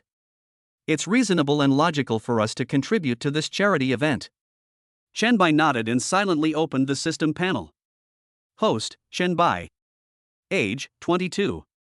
Appearance, 86. Assets, 1,797,152.16, a property in Yulong Huafu, a BMW 5 Series, and a Ferrari LaFerrari. Industries, Wanjie Shopping Mall Stores, 7 Days Food Bawa Food, Ruili Media, 27% stake in Hanlin Group, Speed Racer, Lubai Detective Agency. Chen Bai examined his assets. It was less than 2 million. He had to keep this money for himself. This damn system was very stingy. After thinking for a moment, Chen Bai suddenly had an idea. Why did he have to donate money? Couldn't he use other forms of aid? Ding. Mission released. Helping children in the Yongliang mountain area. Regardless of the method of help. Reward, obtain the title of Everyone Loves You. Everyone loves you. People who have a good impression of the host will feel 10% more happy when they see the host. What a tasteless title. The hall was filled with noise and many people had started shouting. On behalf of Fancheng Wine Industry, I'm donating 2 million. On behalf of Green Shade Forestry, I'm donating 3.5 million. The Rice Cat Group donated 10 million. Voices came one after another, and the CEOs of major companies reported the amounts of their donations. Luo Pingan on the stage was in tears. With these donations, Hope Schools could be built in many places in Yongliang Province. Thank you everyone. Luo Pingan kept expressing his gratitude. Huang Changping, who was standing beside Chen Bai, said loudly, "On behalf of Changxiu Finance, I would like to donate 3 million. Changxiu Finance? Unheard of. Chen Bai also stood up, but did not mention the donation. Instead, he asked Luo Pingan. "Mr. Luo, I'd like to know if there are other ways to help these children?" Upon hearing this, Luo Pingan responded without hesitation, "Of course, as long as it can benefit these children, anything is fine." After receiving the answer, Chen Bai spoke again. "Then, on behalf of 7 Days Foods, I will provide breakfast bread for the children of Hope School for 3 years. All bread will be delivered immediately and without any preservatives or additives. Kids can have it for breakfast or as a snack." Luo Pingan widened his eyes. In this way, they would not have to spend money to purchase bread, nor would they have to hire a breakfast lady. And according to Chen Bai, there would be no preservatives or additives. Luo Pingan hurriedly thanked him. "No problem, sir. I thank you on behalf of the children in the mountains. Okay, I'll have the general manager of 7 Days Food contact you later." Many people present looked at Chen Bai with curiosity.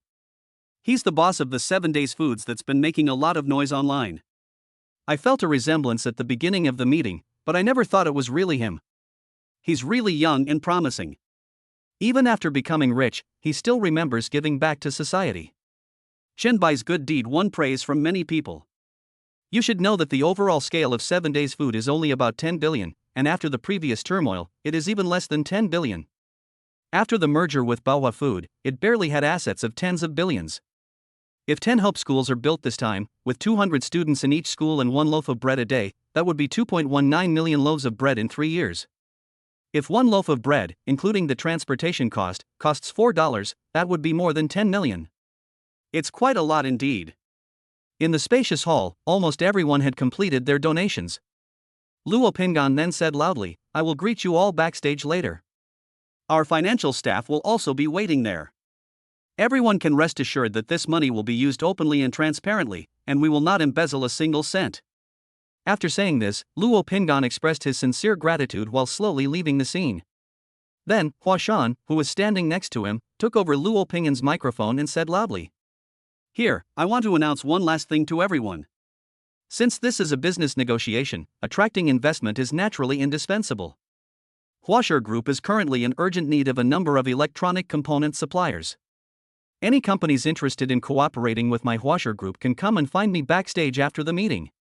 On behalf of Hua Group, I eagerly look forward to cooperating with you all." After saying this, Hua Shan nodded slightly.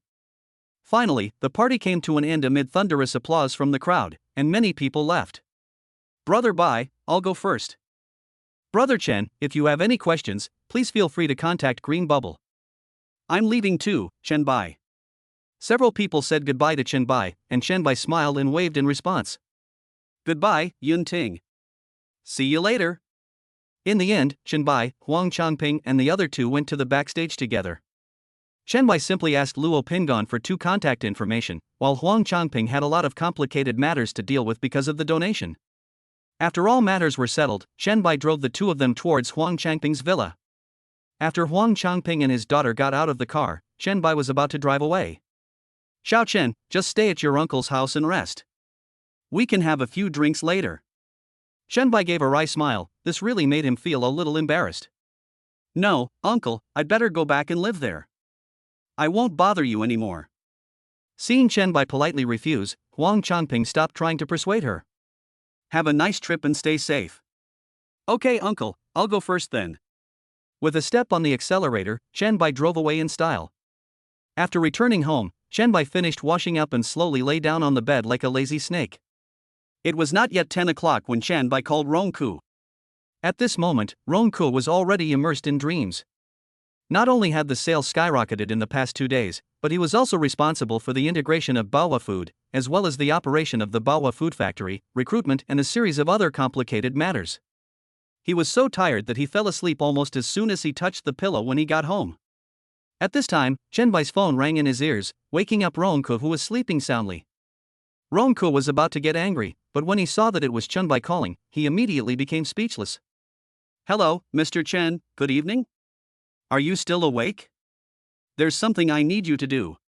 "No, Mr. Chen, if you have any instructions, please let me know." Rongku spoke respectfully. He had experienced Chen Bai's methods. Not only was his identity mysterious, but his methods were also ruthless. The bankruptcy of Baowa Food Factory was the best example. Chapter 31 Private Helicopter. Chen Bai told Rongku the general outline of the incident.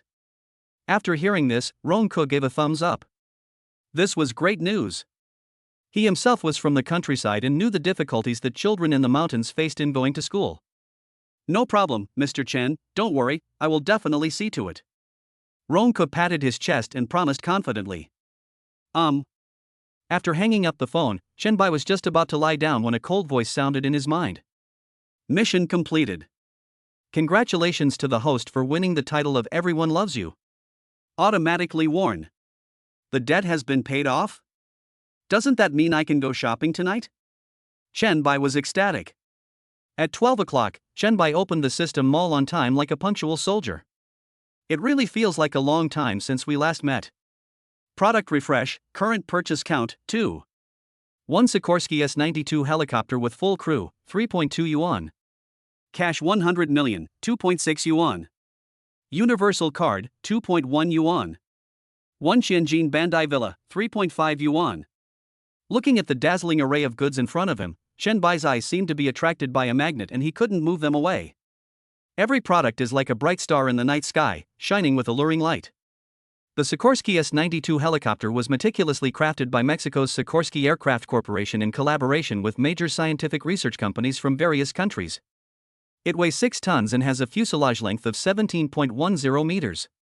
In addition to the pilot, it can carry 24 people, making it a dream vehicle for sightseeing. The most exciting thing is that it also comes with all the crew members. Universal card? What is this? Tianjin Bandai is a famous wealthy area in Shanghai. It covers an area of more than 2,000 acres and has only 30 villas. Nowadays in Shanghai, it is difficult to buy a villa even if you have money. System, can I buy them all? Chen Bai was silent for a moment. The system was very cold and ignored Chen Bai. This really put Chen Bai in a dilemma. Which one should he choose?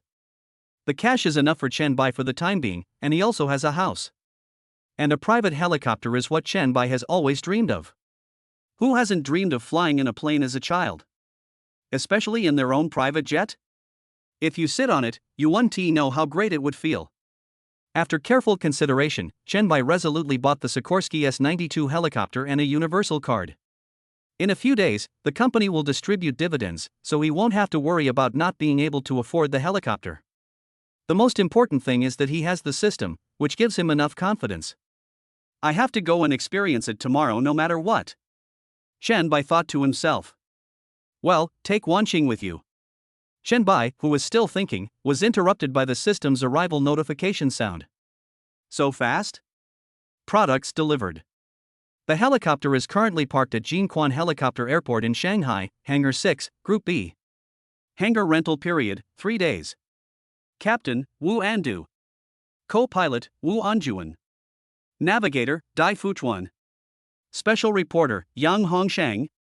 Subsequently, a series of certificates lay quietly in the system space. Cool. Be sure to go and take a look in the early morning. The morning light is just breaking and the clock points to 9 o'clock. Yi Group, in a towering office building. Yi Kaishan arrived at the company early. He stood at the door of the secretary's office, raised his voice slightly, and spoke to his secretary. Xiao Wang, how are the preparations for today's field trip going? Mr. Yi, you can rest assured. The vehicle is ready downstairs and can set off at any time. Secretary Xiao Wang replied cooperatively. Very good, I'll set off once I finish the things on hand. Then, Yi Kaishan pretended to check his watch, around 10 o'clock. Okay, Mr. Yi, I'll be at the door, waiting for your orders. After saying that, Yi Kaishan walked straight into the chairman's office. At his workstation, Zhang Zhangyang saw Yi Kaishan walk into the office and immediately sent a message to Qin Kailan. Yi Kaishan will go out for an inspection around 10 o'clock. You can come back and check it out then. The other side replied quickly, wait until he leaves and then let me know. Zhang Zhangyang, okay. In the office, Yi Kaishan did not handle any affairs, but bent over and searched carefully. He wanted to find a hidden corner to place the pinhole camera. After all, the chairman's office is like a forbidden area. In order to protect privacy, surveillance is usually not installed, which gave Wu Ruanxiang an opportunity to take advantage of. After a long search, Yi Kaishan finally inserted the pinhole camera into the soil of the potted plant next to him.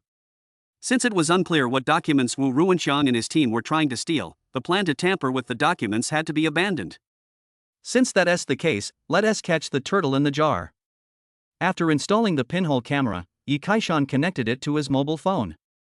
After carefully checking and confirming that everything was correct, he took a short rest in the office until time quietly came to pass 10 o'clock. Xiao Wang. Chairman. Let's go. Just like that, Yi Kaishan left the company in full view of everyone and walked away. Inside the Haoqian group, Hao Yuzhang was leisurely savoring tea. His assistant stood quietly by and waited. Mr. Hao, Yi Kaishan is ready to leave the company. Hao Yuzhang took a sip of tea and spoke calmly. Yi Kaishan and I have been fighting openly and secretly for so many years. If we can get their strategic plan this time, we will systematically launch an all-round attack on his Yi group. This time it's all thanks to you. The assistant laughed flatteringly. It is my honor to serve Mr. Hao. Hao Yuzhang suddenly smiled and stretched out his dirty hands, squeezing the woman's buttocks hard. Okay. Mr. Hao, what about Zhang Tao? The assistant asked cautiously. That coward Zhang Tao is such a hopeless case that he can't even handle a small food factory. Once I get the documents from the Yi Group, I'll help him deal with that Bai food factory. Mr. Hao, it's 7 days food. Whatever food it is, I'll call it whatever I want. Let us talk about Zhang Tao. His sister Zhang Jia is the wife of Hao Yuzhang, chairman of Hao Qian Group. After Bawa Food Factory was acquired, he felt like a frostbitten eggplant and was depressed for 2 days. In desperation, he had to come to look for his sister whom he had not seen for several months. Back then, the rapid rise of Zhang Tao's Bawa food was inseparable from Zhang Jia's strong support. Especially the business license, which was only processed smoothly through Zhang Jia's connections. Otherwise, with Zhang Tao's identity as a gangster, even if it could be obtained, it would take a lot of time. Chapter 32, Catching a Turtle in a Jar. Yi Group. Wang Fugue, who was in the security room, saw Yi Kaishan leaving in a car and sent a message to Wu Ruanxiang in a flash. Yi Kaishan has left. Wu Ruanxiang, okay, at Qin Kailan, go to the door of Yi Kaishan's office and scout the situation. At Yang Hong, at Zhang Zhangyang, you two should keep a close eye outside. At Wang Renjie, go to the monitoring room immediately and freeze the camera feed on camera 102. Got it. X4. Equipment operator Wang Renjie, carrying his briefcase, tiptoed into the monitoring room as usual. He looked around carefully, and after confirming that there was no one there, he quickly locked the door and then skillfully operated the console. The surveillance footage just flashed very quickly, and there was almost no abnormality, as if it was a normal strobe light. In this way, Wang Renjie calmly completed the replacement of surveillance screen number 102. This footage has already been stored on the computer and can be switched with just a simple operation. Then, Qin Kailan pushed the cleaning cart and walked over slowly. She mopped the floor back and forth at the door of Yi Kaishan's office and carefully wiped the glass wall of the office to see if there was anyone inside. Yang Hong and Zhang Zhangyang stood on both sides, always looking around to see if anyone was coming over here. Just like that, after going through a set of procedures, they found no problems, so Qin Kailan pushed the cleaning cart away like the wind. Yang Hong, Director Wu, everything is normal.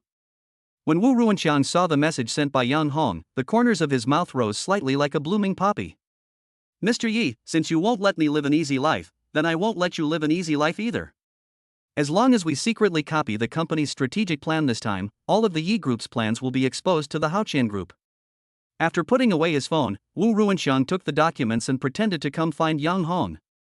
When everyone was busy working, he took the opportunity to sneak into the chairman's office like a slippery loach.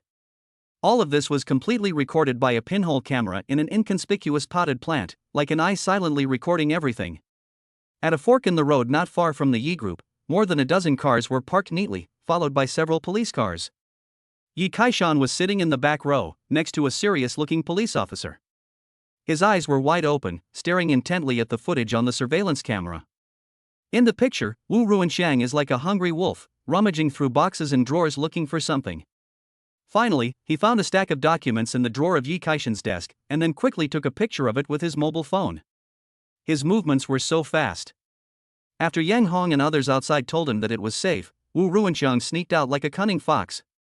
This whole set of operations took less than 5 minutes and was done in one go, smoothly and effortlessly. After Wu Ruanxiang left, Wang Renjie in the monitoring room quickly changed the screen back and deleted the video. Yi Kaishan angrily turned off his phone and said to the officer next to him, "Officer Tang, you've seen it too. How Qianji used unfair competition tactics to steal our company's trade secrets, a serious violation of the crime of infringement of trade secrets." The officer next to him nodded. "With both witnesses and evidence present, we will immediately make the arrest." At Yi Kaishan's command, the convoy sped towards the Yi Group. The security guard at the gate saw Yi Kaishan's car coming back, followed by a police car. He thought to himself that something was wrong and was about to send a message to Wu Ruanxiang and others. "Police, don't move." Wang Fugue had never seen such a scene before. He subconsciously raised his hands, and the phone fell directly on his feet, causing his face to change color due to the pain. In the monitoring room, Wang Renjie, who was about to leave, ran into 2 men in suits as soon as he opened the door. The man in the suit didn't waste any time talking to him. He picked up the back of his collar as if he was picking up a poor chick and strode towards the door. "What are you doing? Are you trying to kidnap a man in broad daylight? Let me go." Yang Hong and Wang Zhengyang in the office area were pretending to type on the keyboard when they were suddenly carried away like chickens by a burly man in a suit, with no mercy at all. This scene also attracted the attention of many employees in the company. They all looked at it with confusion, bewildered and puzzled. Some even took out their cell phones and took pictures of the embarrassed looks of the few people. Of course, Qin Kailan could not escape this opportunity. Qin Kailan, who was almost 50, was carried away by someone, which made her feel ashamed. She acted very aggressively in front of the big man in the suit. At this moment, vehicles were parked in a mess in the company building. Yi Kaishan stood straight at the gate like a sculpture, quietly waiting for Wu Ruanxiang to fall into the trap. After a while, Wu Ruanxiang, who was looking around, came out hurriedly from the corner. As soon as he turned the corner, his eyes met Yi Kaishan, who was staring at him at the door. There were also several people in police uniforms next to Yi Kaishan. Wu Ruanxiang's heart sank suddenly, as if a huge bell was ringing in his heart. Cold sweat poured down his back and he turned around and ran without hesitation. Catch him. With the order, several men in suits rushed out and headed straight for Wu Ruanxiang. Don't be fooled by the tall and strong men of these guys, they are quite fast. Wu Ruanxiang had only taken 2 steps when he was caught up by the big man in a suit and pinned to the ground. His face made close contact with the ground. Afterwards, these big men picked up Wu Ruanxiang and threw him in front of Yi Kaishan like throwing away garbage. Wu Ruanxiang struggled to get up from the ground and smiled awkwardly. Oh my god. Mr. Yi. Mr. Yi, what happened? Why are the police here?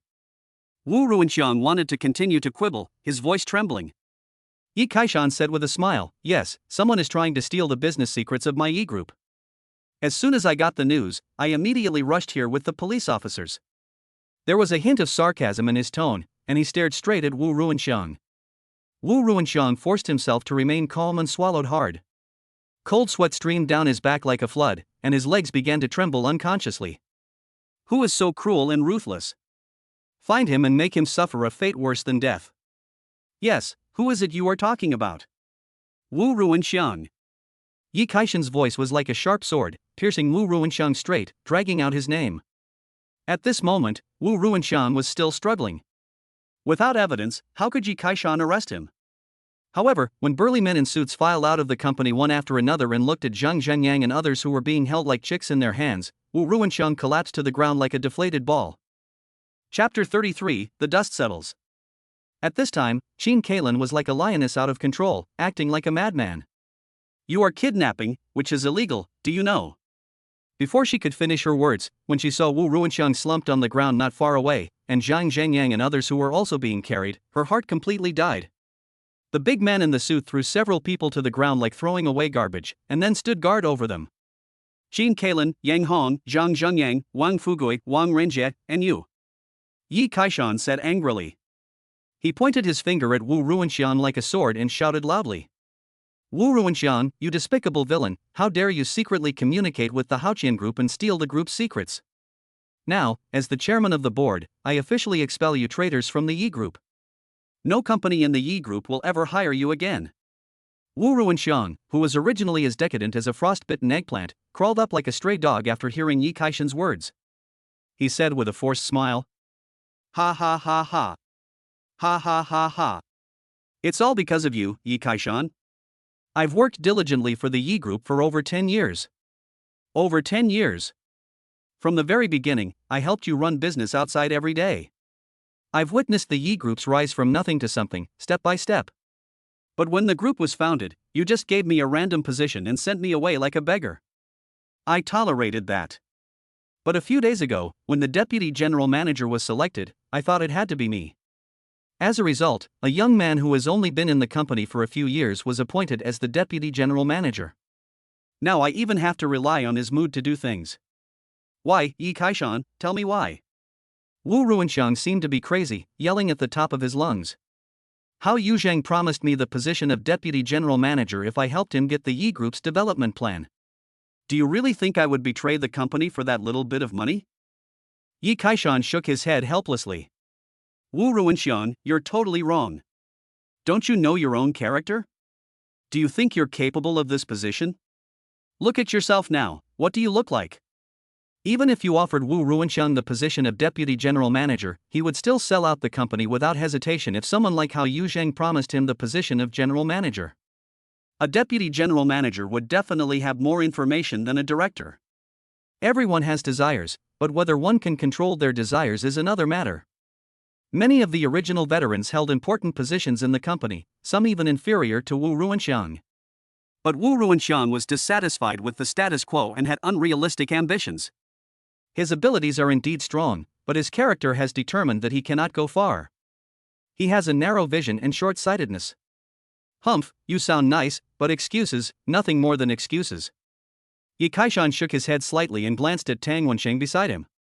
Officer Tang, I'll leave these people to you. Don't worry, Boss Yi, we will definitely give you a satisfactory explanation. Yi Kaishan nodded slightly. Following Tang Wensheng's order, several police officers rushed towards Wu Ruinxiang. Wu Ruinxiang seemed to be crazy. No, you have no evidence, how can you arrest me? Wu Ruinxiang, you really won't cry until you see the coffin. Take a look at this for yourself. Yi Kaishan took out a mobile phone and played the video in front of Wu Ruinxiang. After watching the video, Wu Ruinxiang was struck by lightning. He collapsed and snatched the phone, smashed it to the ground and broke it into pieces. Yi Kaishan, you already knew it. It turns out you knew it all along. Impossible, I did it perfectly, how could you have noticed it? Yi Kaishan raised the corner of his mouth slightly, looking at him with a half smile. There is no such thing as an impenetrable wall in this world. Yi Kaishan, you have such a cruel heart. Such a cruel heart. Wu Ruinxiang collapsed to the ground again, like mud, allowing the police officers to take him to the police car. In the distance, Wu Ruinxiang's cursing could still be heard. Yi Kaishan, you are such a cold-blooded guy. Sooner or later, the Yi group will be destroyed in your hands. Sooner or later. Wu Ruinxiang's voice became smaller and smaller until it disappeared in the distance. Compared with Wu Ruinxiang, Qin Kailan and others are not so tough. Wu Ruinxiang promised them that each of them would get 1 million after the success, and he solemnly guaranteed that the matter would never be exposed. 1 million. They would never be able to earn 1 million in their entire lives. With the mentality of taking a gamble, several of them became Wu Ruinxiang's accomplices. Everything was going smoothly, but who could have expected? Mr. Yi, we were really just confused for a moment. Please, Mr. Yi, you can ask me to do anything, but please don't let the police take me away. Yang Hong crawled over like a poor creature, hugged Yi Kaishan's calf tightly, and cried with tears and snot. Mr. Yi, I beg you, my child is taking the civil service exam, I can't harm him. I was blinded by greed and money at the time, Okay. Yi Kaishan interrupted impatiently. We are all adults, and we must take responsibility for our own actions. Yi Kaishan actually sympathized with Yang Hong's child, but as a mother, since she knew that it would implicate her child, she still did these illegal things. Isn't this knowingly breaking the law, which is an even greater crime? Everyone was thinking about Yang Hong, but who was thinking about Yi Kaishan? His Yi group was the real victim. It could only be said that her child was unlucky to have such a mother. Hearing this, Yang Hong seemed to fall into a bottomless abyss. Mr. Yi, I beg you. Yi Kaishan looked at Tang Wensheng helplessly. Tang Wensheng also looked helpless. He waved his hand and asked 2 police officers to take Yang Hong away. Yang Hong was escorted by the police, crying helplessly like a child abandoned by the world. She now regrets it so much that her intestines turn green. For this mere 1 million, not only did she ruin her child's future, but she also lost everything before she even got the money. Wu Ruinxiang, you damned bastard, you will die a miserable death. The rest of the people were also lying on the ground crying and begging Yi Kaishan. They clearly knew that this was illegal and were aware of the consequences of being discovered. However, when they are actually caught by the police, who can accept it calmly? They are just ordinary people. The people's pleading was ultimately of no avail, and they were taken away by the police one after another. Excuse me, Officer Tang. You're welcome. I'll be leaving first, Mr. Yi. After Tang Wensheng left, Yi Kaishan returned to the company and immediately asked his assistant Xiao Wang to urgently gather all employees and hold an emergency meeting. He gave a brief account of what happened today, hoping it would serve as a warning to others. Chapter 34 Personal Assistant. Ha! At around 10 o'clock in the morning, Chen Bai stretched lazily. It's really nice to have a day like this where I can just lie down and not go to work. Chen Bai was thinking about going to Jinquan Helicopter Airport to check out his helicopter today. After all, this was his first time owning a private helicopter, and it would be a lie to say that he wasn't excited. Even if it doesn't take off, it's good to go and feast your eyes.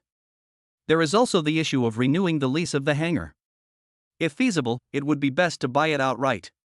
After thinking for a moment, Chen Bai realized that he had to do everything by himself now, so he thought he should find an assistant to help him manage the business. But I have no connections. After a moment's thought, Chen Bai took out his cell phone and called Junin. He didn't know if Junin had any solution. Oh, the sun is rising from the west, and Mr. Chen is willing to call me. Junin said in a joking tone on the other end of the phone. Ha, Junin, actually I have something I want to ask you. Chen Bai went straight to the point. What's the matter? Why are you so polite? I'm looking for a top finance student to help me manage my business. I wonder if you have any connections. Junin laughed heartily.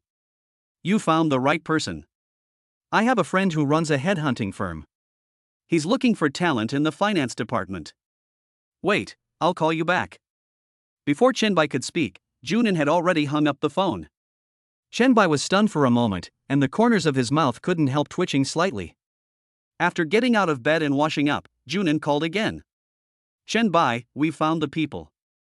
They all graduated from top foreign universities. I'll send you their resumes later. Chen Bai never expected Junin to be so quick. He found the person in just a short while. I suddenly felt that I was lacking in many aspects. If I had a headhunting company, I could recruit talents for myself as I wished. Thank you. Chen Bai hurriedly thanked him. If you really want to thank me, come out and play with me tomorrow. No problem. Chen Bai agreed without hesitation. He had nothing to do all day anyway, so he just happened to be idle. Remember to tell me when you've made your choice. By the way. After hanging up the phone, 3 resumes were quickly sent to Chen Bai. Chen Bai gently opened the resumes and looked at them carefully one by one. Suddenly, a wonderful feeling came over him, as if he had gone from a job seeker to an interviewer. This role change made him feel extremely comfortable. In the past, he always submitted his resume with trepidation, but now he actually had the opportunity to sit at the table and review other people's resumes. The first resume was from a man, and Chen Bai rejected it without hesitation. It wasn't that he discriminated against men, but he was a grown man himself, and being around another grown man all day was a little bit difficult for Chen Bai to adapt to. Who would hire a male assistant? Not only are women pleasing to the eye, but their voices are also much more pleasant than those of a man. Zhang Tingting, 24 years old, graduated from the Institute of Technology in Mexico in 2021. Work experience, worked in Beijing Housing Finance. Educational background. Susan, 23 years old, graduated from Mexico. Both of them are talented women who graduated from foreign universities, have rich work experience, and are young and beautiful. For a moment, Chen Bai was caught in a dilemma and didn't know how to choose. So, Chen Bai opened the chat page with Junin, turned the phone over, clicked send casually, and turned around again. It was Susan. Junin quickly replied with an okay emoticon. Your home is in Building 12, Room 92, Yulong Mansion, right? Right. Okay, she's in the Magic City right now. I'll ask her to come and report to you this afternoon. Okay. I had originally planned to go to Jinquan Airport to see my big plane, but it seems I can only go another day since it's hot outside now. So Chen Bai sat down in front of the computer and immersed himself in the world of games. I don't know how long it took, until there was a crisp knock on the door. Chen Bai reluctantly paused the game and got up to open the door. Click. Hello Mr. Chen, I'm Susan, and you asked me to come here for the interview. Chen Bai looked up and down at the person in front of him. She wore a well-tailored business suit with a simple white shirt with a slightly open collar, showing a hint of feminine beauty. Her hair was simply tied into a ponytail, making her look both capable and elegant. She has delicate features, smooth skin, bright eyes, and a confident smile on her face. Chen Bai was very satisfied with his first impression. Come in. Thanks. Chen Bai led Susan to the sofa like a gentleman. Please sit down first. I'll make you a cup of tea. Susan quickly stood up. How could she let her future boss make tea for her? No thanks, Mr. Chen. Fine. Chen Bai walked briskly towards the kitchen, fiddled with it for a while, and brought out a pot of tea. The teacup is on the table. Wait for me to finish the game. It will be quick. I'm halfway through the game against my boss, I have to finish it first. Without waiting for Susan's response, Chen Bai returned to his room excitedly. Susan, who was sitting on the sofa, then looked around the living room cautiously. The balcony is filled with fitness equipment, and the interior decoration is simple yet stylish. The headhunting company said that the boss this time was not simple, but from the first time Susan saw Chen Bai looked just like a lazy second-generation rich kid, and living in this kind of neighborhood, he didn't look like a person of great background. Susan sighed helplessly. Although she was a top student who graduated from a well-known foreign university, it was difficult for her to find a job nowadays. The main reason was that there were very few jobs that met her ideal. As a top student, it's understandable that he's a little arrogant. According to Susan's idea, she originally wanted to find a financial company that offered a monthly salary of $50,000, but it turned out that even companies that offered a monthly salary of $30,000 were rare. After finally finding a job, she just worked there for a year before the company had to cut her salary due to poor performance, and Susan had no choice but to resign. It has been almost 2 months since I resigned, and I still haven't found an ideal job. The reason she was able to come for the interview this time was because the people from the headhunting company assured her that he was a big shot, so Susan submitted her resume with the mentality of giving it a try. As a result, Susan was somewhat disappointed when she came here and saw Chen Bai. The first impression Chen Bai gave him was that he was a playboy who did not work and had some assets at home. Could it be that this person deliberately tricked me here because he was attracted by my beauty? Susan's thoughts were running wild like a wild horse. The more she thought about it, the more possible it seemed. She was even considering whether she should just run away right away. Just as Susan was lost in thought, Chen Bai walked out of the room with an angry look on his face. He looked listless and it was obvious that he had never defeated the boss before. Chapter 35, Current Market Situation in the Magic City. Susan jumped up immediately as if she had been electrocuted. Mr. Chen, Mr. Chen. Chen Bai sat steadily opposite Susan and leisurely poured himself a cup of tea. Why are you standing? Sit down. Seeing Susan standing there like a wooden stake, Chen Bai spoke. Susan was actually a little anxious at the moment. She felt more and more that Chen Bai was unreliable and wanted to run away. Good. Chen Bai took a sip of tea and looked at Susan with sharp eyes. Being stared at by Chen Bai like this, Susan felt very uncomfortable and uneasy. Ms. Su, could you please give a brief introduction of yourself? Chen Bai imitated what the interviewer had said to him during his previous interview. After all, Chen Bai was also a young lady getting married. It was her first time as an interviewer. Hello Mr. Chen, my name is Susan, I'm 23 years old, and I graduated from Mexico. I'm very interested in corporate finance and risk management. Chen Bai nodded secretly and sighed in his heart. He is indeed a top student, his eloquence is far better than his own. Yes, now I would like to ask Ms. Su a question. Is it convenient for her? Susan was a little confused. Chen Bai wouldn't ask any private questions, would he? No, if that's the case, I must run away immediately. Why, is it inconvenient for Ms. Su? It's okay, Mr. Chen, you ask. Could Ms. Su please analyze the current market conditions in Shanghai from the perspective of corporate finance? Susan had never expected Chen Bai to ask such a professional question. After a brief moment of distraction, Susan immediately started talking non-stop. As one of China's economic centers, Shanghai has seen complex and ever-changing real estate, consumer, and cultural markets in recent years. Especially in the real estate market. According to public data from leading real estate companies like Shanghai Hanlin and Raycom, from January to June this year, Shanghai's new home sales area increased by 4% year-on-year, and sales revenue increased by 9%. However, starting this month. What about the food industry? Susan spoke eloquently and non-stop for nearly 10 minutes before being interrupted by Chen Bai. Chen Bai secretly praised in his heart, that's awesome. She is indeed a top student.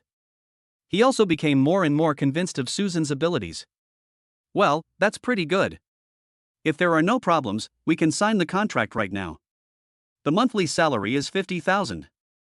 How about it? Chen Bai said as he sent a message to Tang Guangming. Lu Bai Detective Agency happened to be doing this kind of business, so it was perfect to ask Tang Guangming to help draft a contract, and then he could go downstairs to print it out.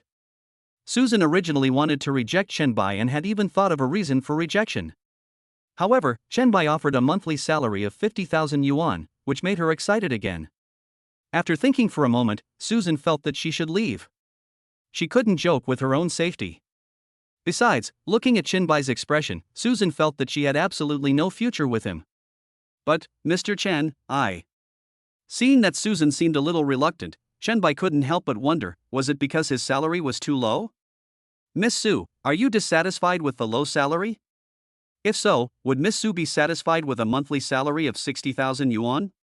Chen Bai knew nothing about this, so he had only made up the 50,000 he quoted. If Susan wasn't satisfied, he could just add a little more. No problem, boss. Susan was already hesitant at a monthly salary of 50,000, but the figure of 60,000 was like a bolt of lightning, completely breaking down her psychological defenses. 60,000 a month, that would be 720,000 a year, which, rounded up, would be $1 million a year. $1 million annual salary is already worth Susan's risk. Besides, her savings are almost gone now, so finding a job sooner will allow her to feel at ease sooner. After Chen Bai sent the general details to Tang Guangming, the latter sent the contract template in a short time. Chen Bai stood up and wanted to go downstairs to print the contract. "I'm going downstairs to print the contract. Please sit down for a moment." Hearing this, Susan quickly stood up. How could she let Chen Bai do this? "Boss, just send me the contract and I'll take care of it." Chen Bai didn't act coy. He was looking for an assistant because he wanted someone to do things for him. Since Susan had volunteered, he naturally wouldn't be polite. "Okay, let's add a green bubble and I'll send you the contract." After Chen Bai sent the contract template to Susan, Susan hurried downstairs. After a while, she came back with some papers in her hand. After taking it, Chen Bai read it carefully, signed his name on the labor contract and confidentiality contract, and then handed it to Susan. After Susan signed, the contract officially came into effect and Susan officially became Chen Bai's personal assistant. Chen Bai was in a good mood. With a personal assistant, it would definitely be much easier for him to do things in the future. "I'll give you this year's salary first. Please send me your bank card number." "Boss, I just started working here. I'm afraid this isn't appropriate. It's going to be sent out sooner or later anyway, so I might as well send it out now. I'm too lazy to send it out every month." "Okay." Seeing Chen Bai so stubborn, Susan had no choice but to send her bank card number to Chen Bai. "Boss, this is my CCB card," Susan reminded. "What a coincidence, me too." As he spoke, Chen Bai transferred 500,000 yuan to Susan. It was mid-July at that time, and there were 5.5 months until the end of the year. "I might have something to do here at any time. You can rent a house nearby with the extra money you have." Susan couldn't help but be astonished. Chen Bai was so generous. She hadn't done anything yet, but she had already received 500,000 yuan. "Okay, boss." Susan responded quickly. Chen Bai then created a group chat, intending to include the heads of all his companies and have them managed by Susan. Of course, the time is not yet ripe. Susan is new here and I don't know her character yet. So I will temporarily add Rong Ku to the group and let Susan give it a try.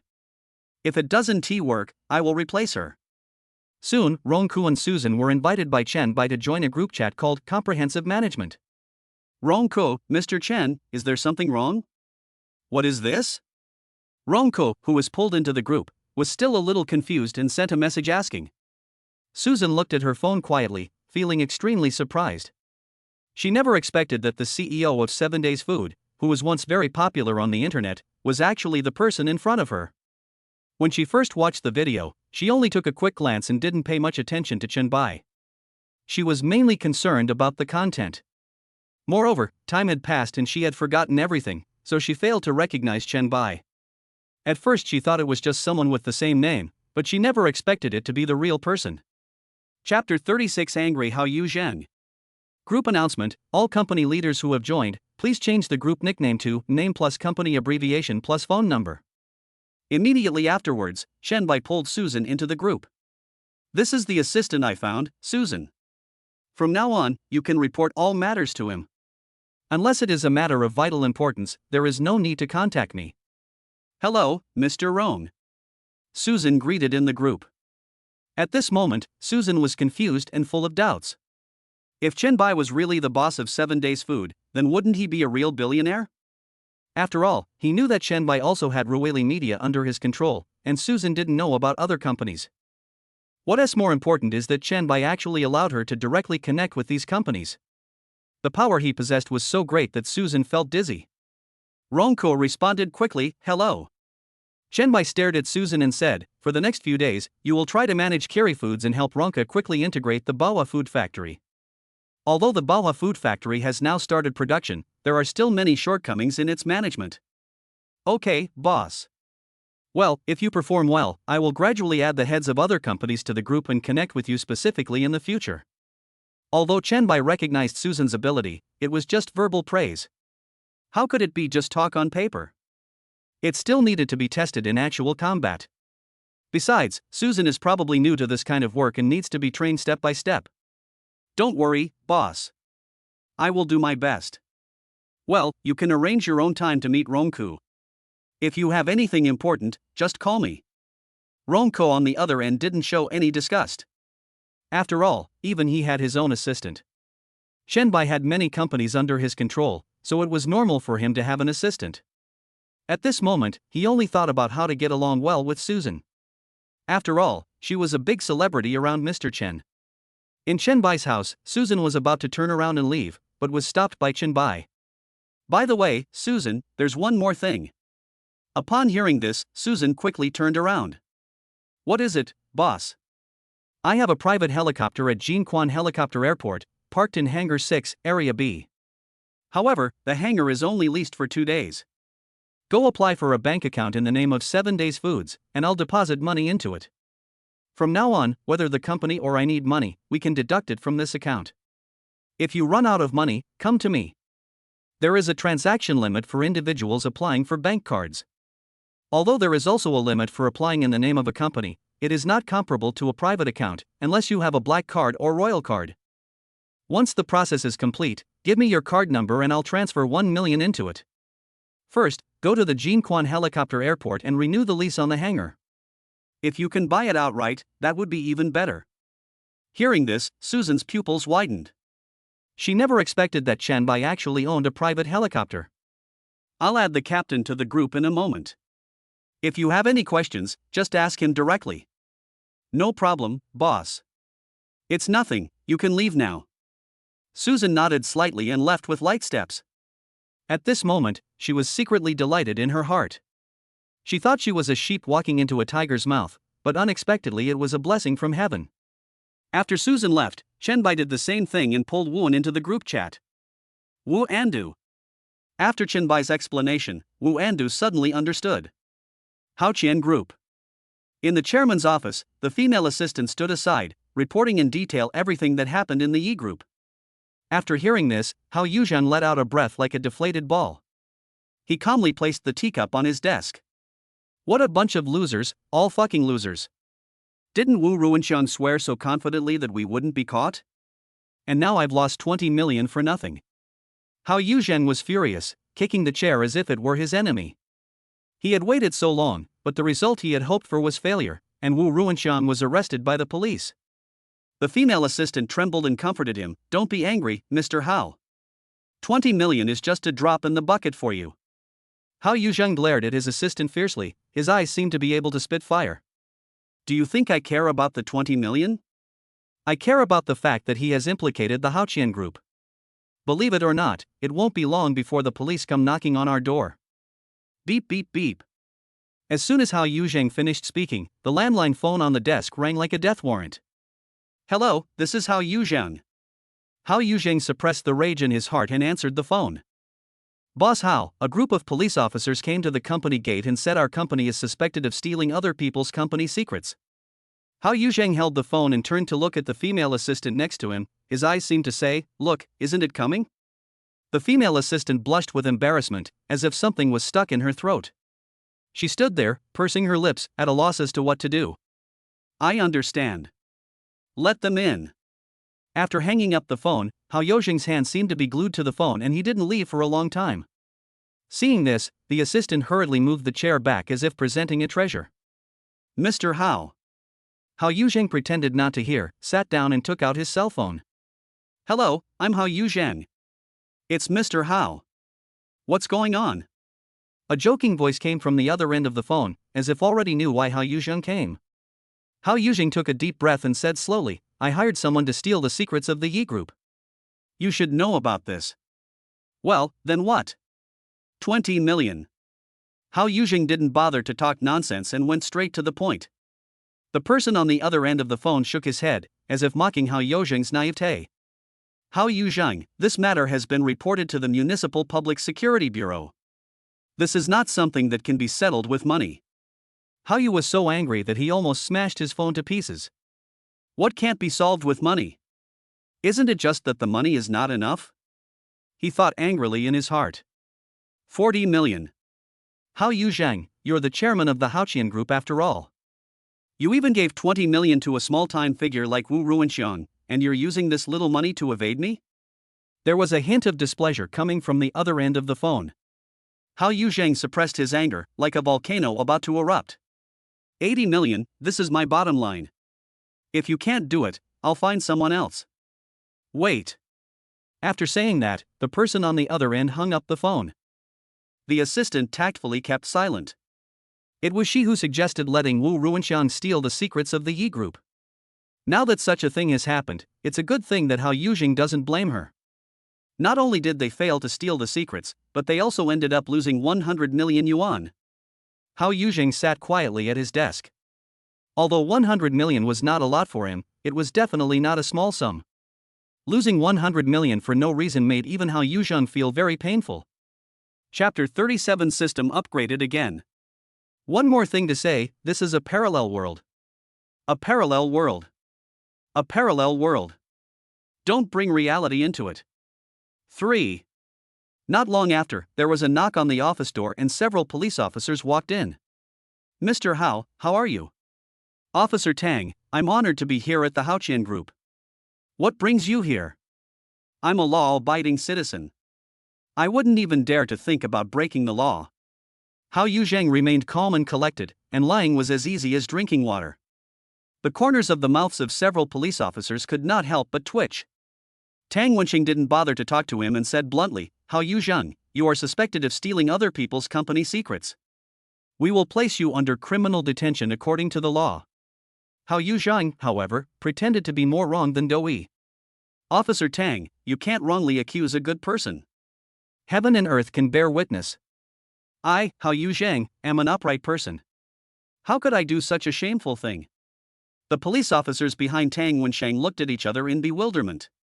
If they didn't know the truth, anyone else might have believed Hao Yuzhang's expression in words. Humph, Hao Yuzhang, the evidence is irrefutable, do you still want to deny it? Hao Yuzhang tried to argue, Officer Tang, if you don't believe me, you can always call your superiors. Tang Wenxiang ignored Hao Yuzhang's sweet words and was about to have him taken away by force. At this moment, the phone rang. Hello, Tang Wenxiang, I'm Wei Jun. Guardian Bureau. Tang Wenxiang was filled with confusion. Why would Wei Jun, the director of the Municipal Public Security Bureau, call him? Could it be? An ominous premonition arose in Tang Wenxing's heart. Sure enough, Wei Jun's next words were like a bucket of cold water, which chilled Tang Wenxing to the core. After an investigation by the municipal police, it was found that Hao Yuzhang was not involved in the theft, and the case has been withdrawn. Director of Security, we've caught them red-handed. Wu Ruinxiang and the others have confessed. Hao Yu. Tang Wenxiang spoke unwillingly. However, before he could finish his words, he was interrupted by the guards. Enough, this is the decision of the Municipal Bureau. You just need to execute it and withdraw the people immediately. Wei Jun's slightly annoyed voice came from the other end of the phone.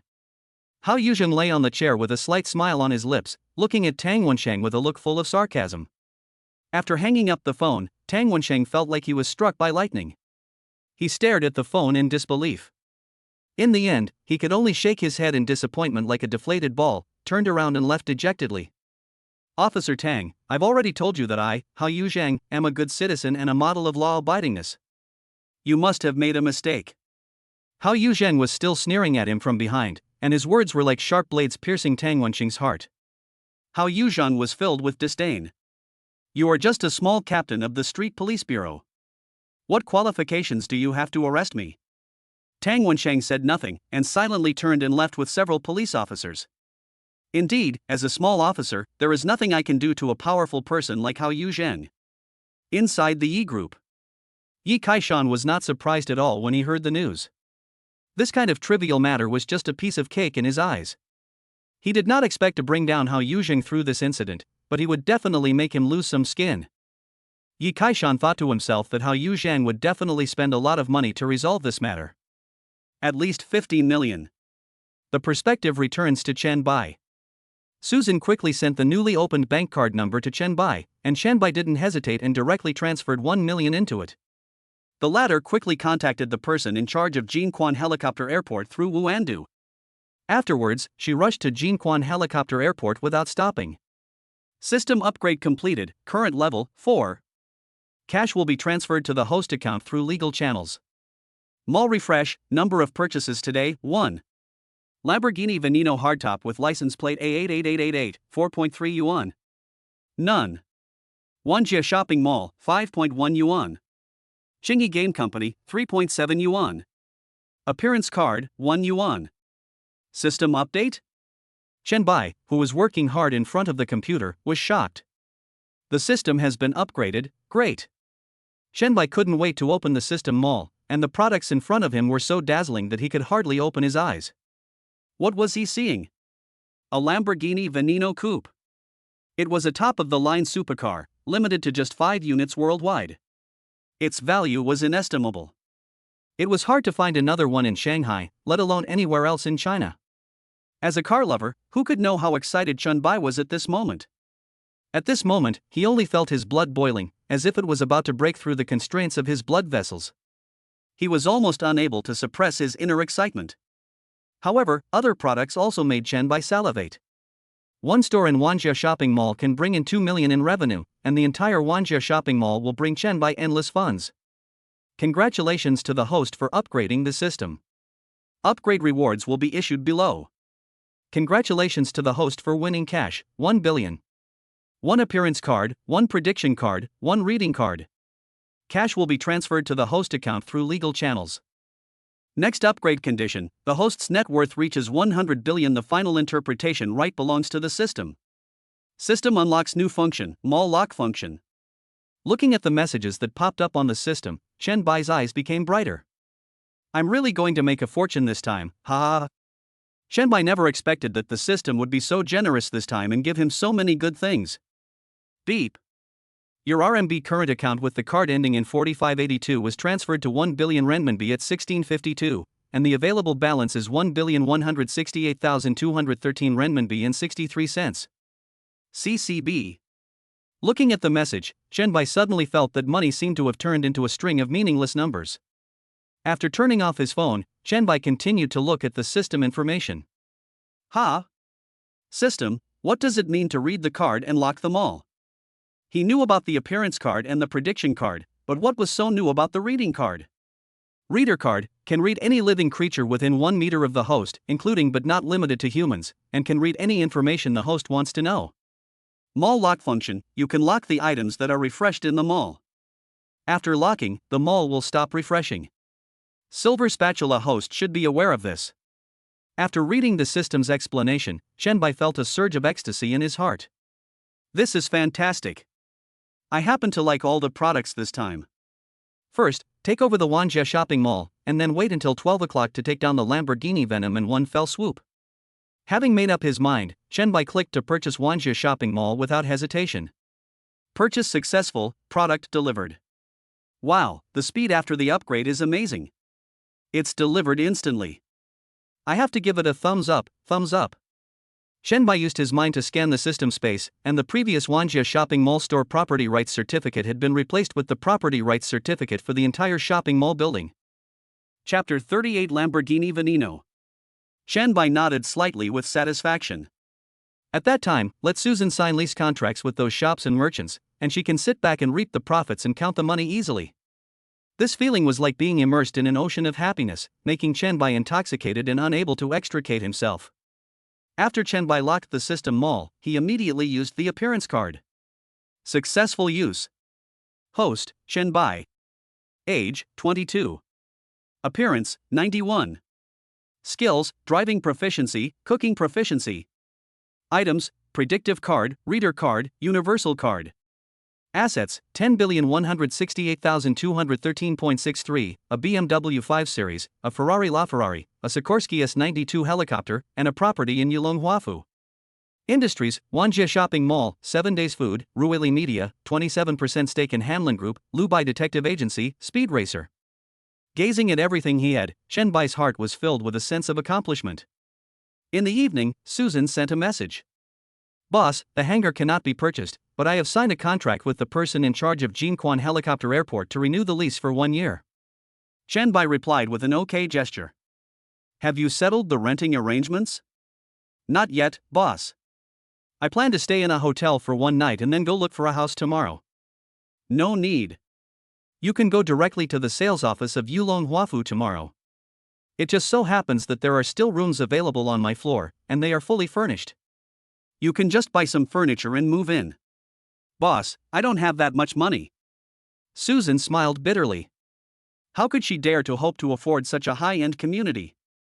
You don't have to pay. I'll transfer 10 million to your card later. You can help me buy a house, and then I'll give it to you to live in, just like the housing provided in the electronics factory. It would be much more convenient for him if Susan lived near him. Besides, Chen Bai didn't really care about these hundreds of millions of dollars now. It's just a small amount of money. Seeing Chen Bai say this, Susan did not refuse and agreed happily. In a moment, Chen Bai transferred 10 million to the card opened by Susan. As night fell, Chen Bai was so excited that he could not fall asleep. Finally, it was 12 o'clock. Number of purchases on the day, 1. Buy without hesitation. Lamborghini Veneno. Purchase successful, vehicle has been parked in parking space 0092 in area F of the residential garage. After completing the purchase, Chen Bai opened the search engine and searched for Chingy Game Company. It is a small gaming company that was founded less than 3 years ago, with a market capitalization of approximately $3 billion. The main games are Green Bubble and Penguin Mini Program.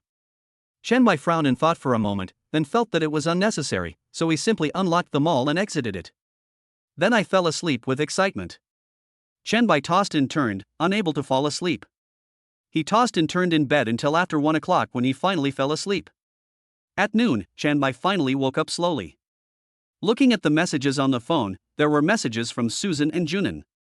Susan, boss, I've already bought the house next door to yours, room number 93. I had the furniture custom made at the mall, and it will be delivered this afternoon. If you're not satisfied, I'll replace it immediately. And there are a few pictures attached below. After reading it, Chen Bai didn't say much, but replied with one word, okay. Junin informed Chen Bai of the time. Meet at the Beast Supercar Club headquarters at 4 p.m. Chen Bai secretly calculated in his heart that when the time comes, he would drive the Lamborghini Veneno over. For those who value cars as their life, its lethality would be no less than a blockbuster bomb. After everyone replied to the messages, Chen Bai slowly got out of bed, washed up, and then cooked a bowl of steaming noodles. At 3 o'clock, Chen Bai was watching short videos with great interest when a strange phone call came in. Hello, is this Mr. Chen? I hope I'm disturbing you. The person on the other end of the phone asked nervously. Without. Hello, Mr. Chen. I'm the person in charge of Wanjia Shopping Mall. My name is Chen Hao. Mr. Chen, you can just call me Xiao Hao. Yeah. What's up? Mr. Chen, due to a change in ownership of the entire mall, we need to re-sign lease contracts with all the merchants. I wonder when it would be convenient for you, Mr. Chen. I'll arrange an appointment with them for you.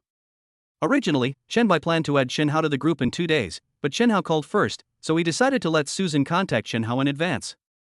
Add me on WeChat, I'll add you to the group, and then connect you with my assistant. She'll represent me. No problem. At this moment, Chen Bai suddenly thought of the card reader in his mind. Isn't this thing omnipotent? Why not call Susan over and read her loyalty value? Chen Bai first pulled Chen Hao into the group and told him to read the group announcement, then sent a message to Susan, asking her to come to the door as soon as possible. Susan was directing the furniture master to place the furniture at this time when she suddenly received a message from Chen Bai. Although she was full of doubts, she still rushed over in a hurry. As soon as Susan arrived, before she could speak, Chen Bai directly read Susan's message. I want to know Susan's loyalty to me and some basic information about her. Chen Bai muttered to himself. Read successful. Susan. Age, 23. Appearance 94. Height weight, 174-62 kilograms. Chest waist hip. Last menstrual period. Loyalty, 67. Note, 60 is the base, 100 means never betraying the host. Chen Bai held his forehead, this is too detailed, everything including the 4 measurements and menstrual period time is included, it's really meticulous. However, when Chen Bai saw that Susan's loyalty to him was as high as 67 points, he was still quite satisfied. In Chen Bai's opinion, 67 points of loyalty was enough. Boss? Susan called out. After Chen Bai called her over, he had been in a daze. He didn't respond after she called him several times. Susan couldn't help but wonder, could he have had a stroke? It's okay. I called you over here because I have something to tell you. Look in the group, I just pulled the person in charge of Wanjia Mall in. Because I just bought Wanjia Mall, I need to sign new lease contracts with these merchants. This matter is left to you. Upon hearing this, Susan was so shocked that she couldn't close her mouth. She never expected that Chen Bai was so rich and powerful that he could take over Wanjia Shopping Mall. He and she had been to Wanjia Shopping Mall and thought it would be difficult to acquire it without 8 billion yuan. Susan is now becoming more and more curious about Chen Bai's identity. Don't worry, boss. Good. After Susan returned to the room, she directed the furniture master to place the furniture while chatting enthusiastically with Chen Hao in the group. Chapter 39, Shocked Club Members. Ronko, who was in the group, was also surprised to see Chen Hao come in. He never expected that the Wanjia Shopping Mall was actually owned by Chen Bai. How many industries did Chen Bai have? At this time, Ronko finally realized why the name of this group chat was called Comprehensive Management.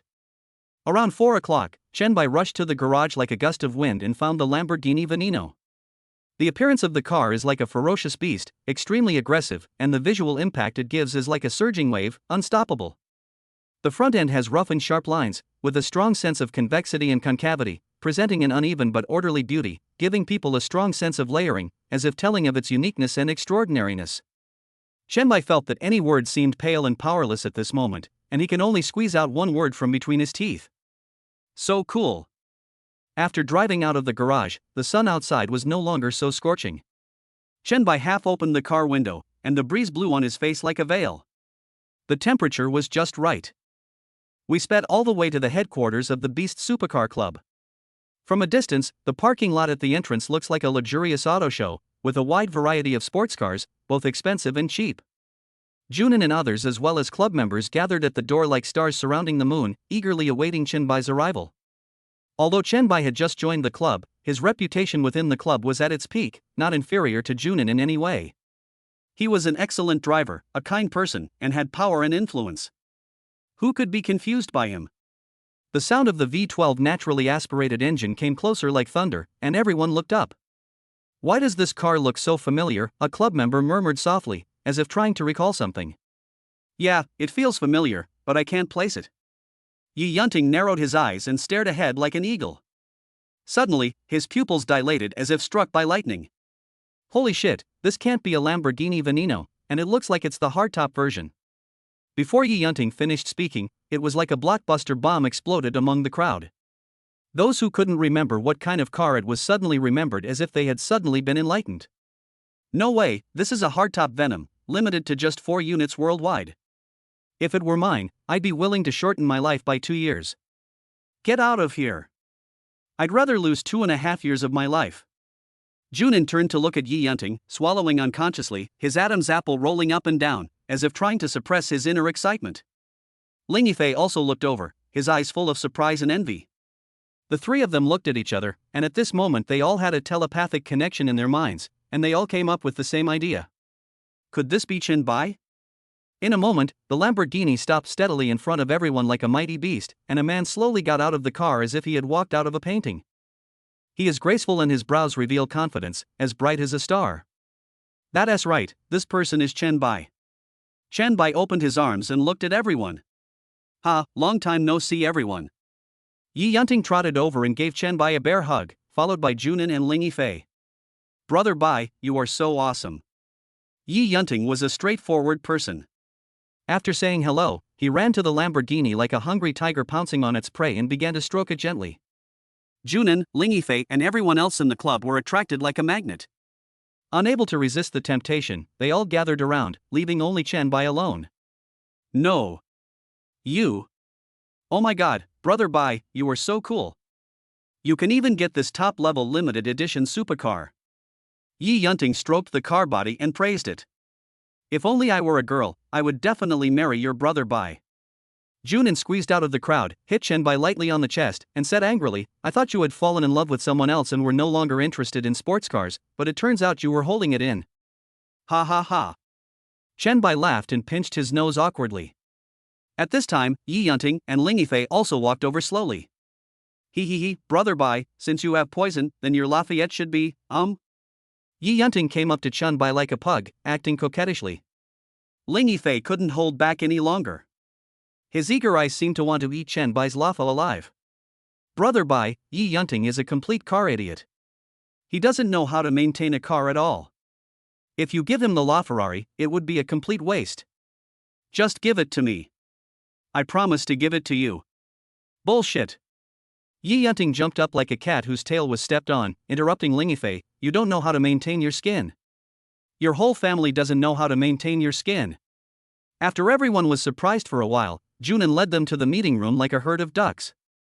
Although the Beast Club headquarters is not large, covering only about 100 acres, it is unique on the edge of the city center, and most of the area is parking space. The whole building has a total of 5 floors. The first and second floors are member activity rooms, the third floor is the residential area, which can provide accommodation for club members, the fourth floor is the conference room and some multi-function halls, and the fifth floor is the office area. In the conference room, dozens of people from the Beast Club took their seats, while Junin stood on the podium. Now that everyone is here, I'll get down to business. A club from neighboring Zhejiang province has challenged our club. If they win, we'll help them establish their branch in Shanghai. If we win, they'll help us establish our branch in Zhejiang. This time, it will be our first step out of the Magic City. We cannot lose, we can only win. I wonder if you have confidence. Junin paused, his voice was like a sharp sword, piercing everyone's heart. Have. Everyone below was very enthusiastic, like a burning flame. You know, even the Hurricane Club, which was previously known as the strongest club in Magic City, has no branches outside of Magic City. Now they actually have the opportunity to leave the Magic City. This is like giving them a shot of stimulant. How can they not be excited? Seeing everyone's excitement, Junin continued. However, from what I know, their Barbarian King Club stands out in Linen City and even in the entire Zhejiang province. Therefore, I hope that everyone will not underestimate this challenge. At this moment, a club member in the audience suddenly said, they are the strongest club in Zhejiang. Isn't our Beast Club also the best in Magic City? Shuda Sichuan, Zhejiang Zhujiang, Linen Hangzhou. Chapter 40, Patek Philippe Exhibition. As soon as this was said, many members echoed, that's right, why should we be afraid of them? Ah, very good. Junin was very satisfied with everyone's attitude. Then let me talk about the rules of the game. Since they've challenged us, the main competition venue will naturally be decided by us. They'll arrive 2 days in advance to familiarize themselves with the venue. I'm planning to hold this competition at our club's own racetrack, the Speed Raceway. What do you all think? No. There are actually several reasons why Junin plans to compete in the speed racing circuit. First of all, there is no doubt that he wants to show off his muscles and let the people in the Barbarian King Club see it. Secondly, I am more familiar with the speed racing track. Thirdly, it is affordable and doesn't cost a penny. Ever since Chen Bai won the speed racing circuit last time, the people from the Hurricane Club have completely withdrawn like a tide. They seem to have disappeared from the face of the earth during this period, and there is rarely any news about them. Moreover, members of the Beast Club would go to the speed racing track from time to time to race their cars or hold friendly matches, and they were already very familiar with the venue. The competition is divided into 3 rounds. The first match is a straightforward car race. I was worried the Ferrari LaFerrari might not be their match, but today Manager Chen brought a Lamborghini Veneno. So, we're determined to win this point. Good. The crowd in the audience cheered. The second round is a competition between members. Each club will select 50 members, divided into 10 groups of 5, to compete in a field rally. The exact number of laps is still to be determined. After 10 rounds, the team with the highest score wins. There are 61 people in our club, so only those with high contribution points are eligible to participate. Those with low contribution points can only cheer for everyone from the observation tower. Although those members with low contribution values were a little disappointed, they did not think there was anything wrong with it. After all, others' contribution values were higher than theirs, and they deserved to be able to participate in the competition. The last match is a one-on-one match. Both teams can send players to compete in a one-on-one match. Whoever wins will earn 1 point for their club. There is no limit to the number of matches. The third game was the result of careful consideration and repeated discussions between the presidents of both sides. If they failed to score in the first two games, they could turn the tide with this last game. It is also equivalent to each party having a backup plan. The race date is tentatively set for the 20th. If there are any changes, I will inform you immediately. There's still a week and a half left, so during this time, you might want to visit the speedway to hone your skills and prepare for the upcoming race. After the meeting, Junin, Yi Yunting, Ling Yifei and Shanbai gathered in the chairman's office. Lao Jun, you are so mysterious and have called us here. What on earth do you want to do? Yi Yunting couldn't suppress his curiosity and asked first. Shanbai was also quite curious and looked straight at Junin. Junin invited me out to play yesterday, but did not specify the details. He. A mysterious smile appeared on Junin's lips. Patek Philippe, I'm sure you've all heard of it. Everyone nodded, even ordinary people were not unfamiliar with this. Tonight at 7 o'clock, at the Wanjie Shopping Center, Patek Philippe will be holding a unique exhibition to celebrate its 20th anniversary in Shanghai. Limited edition watches, rarely seen and not directly sold, will be put on display for everyone to bid on. Also, you can get a glimpse of some very memorable watches. Yi Yunting became increasingly curious and pressed on, I know about this exhibition, but isn't it only open to Patek Philippe members? And you need an invitation. Even my dad hasn't received one. Lao Jun, you. Hearing this, Junin laughed out loud as if he were profound, ha ha ha. This exhibition is exclusively for senior members of Patek Philippe. Your father doesn't play with watches, so naturally he doesn't have an invitation. Then, like a magic trick, he pulled out an invitation from his crotch. Look, this invitation can bring 5 people in, which means I can invite 4 more people. Everyone looked at the invitation letter carefully and found that it was no different from an ordinary envelope. The only difference was probably the shining Patek Philippe logo printed on it. No, Lao Jun, you're not into watches either, so how come you have an invitation from Patek Philippe? Junin, however, waved his index finger, shaking his head and saying, Tisk, TSK. I'm not really into watches, but my brother does. He's a platinum member of Patek Philippe. It's just that he's busy with company matters, so he asked me to attend on his behalf. What? You don't want to go? What are you talking about? Since you invited us so warmly, how could we refuse? Don't you think so, Brother Bai? Shanbai nodded. In fact, Shanbai had not had much interest in watches originally, but now that he was wealthy, he gradually developed some interest in them. As the saying goes, when you are poor, you play with cars. When you are rich, you play with watches. When you have no money, I play with birds. I hide in my bed and guide them. I enjoy every second. Ahem, I was thinking in the wrong direction. Ha? Wait, Wanjie Shopping Mall? Shanbai realized it belatedly and couldn't help but ask in surprise. I didn't expect that the venue would be in my own shopping mall. What a coincidence. Junin and the others were still discussing heatedly when Shanbai's cell phone suddenly rang. He quickly took it out and saw that it was a message from Susan. Boss, the Patek Philippe brand at Wanjie Shopping Mall is holding an exhibition tonight. They've sent us an invitation. Do you want to attend? The owner of Wanjie Shopping Mall may not be keen on watches, but he is the owner after all. It is reasonable for the brand to give an invitation letter as a token of his appreciation.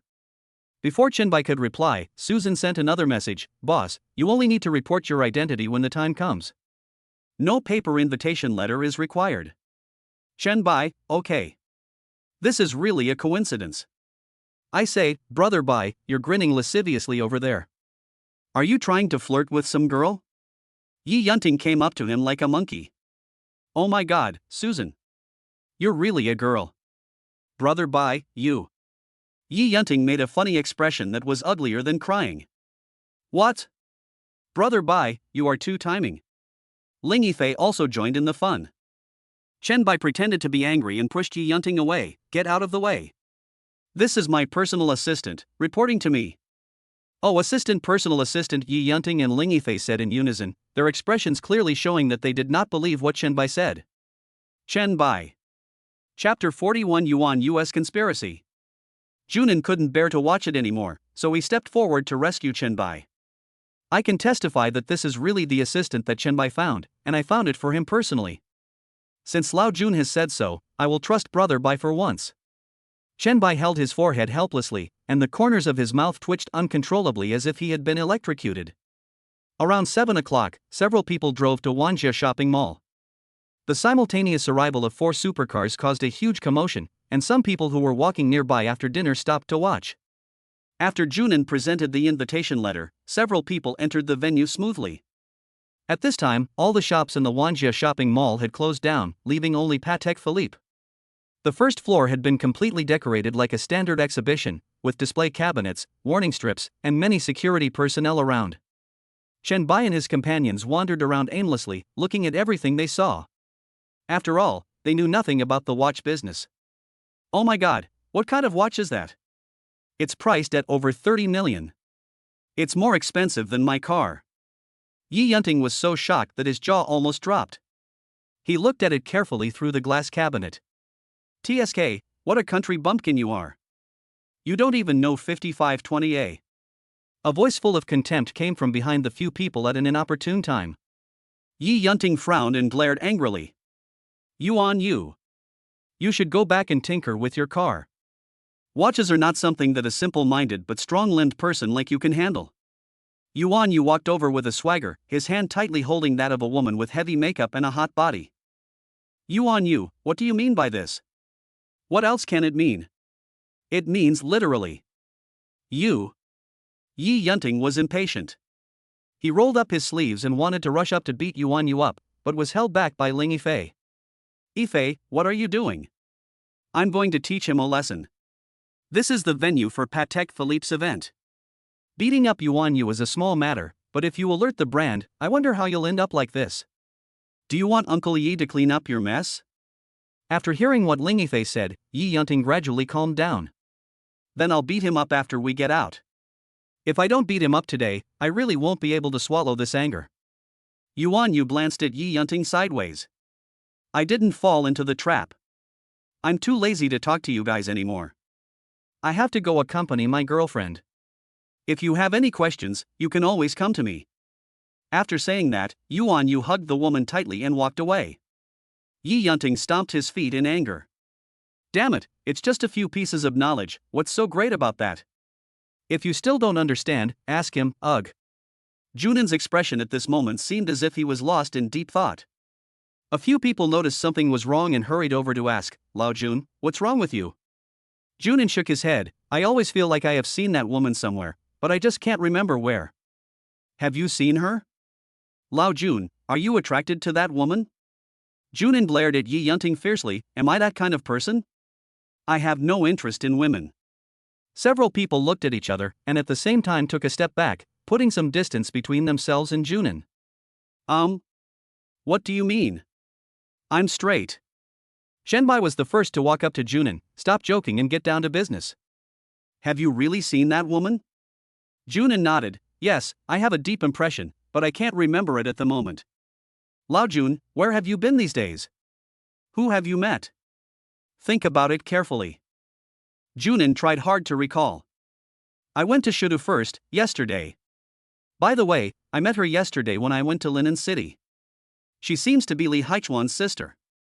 Who is Li Haichuan? The president of the Barbarian King Club. Ha!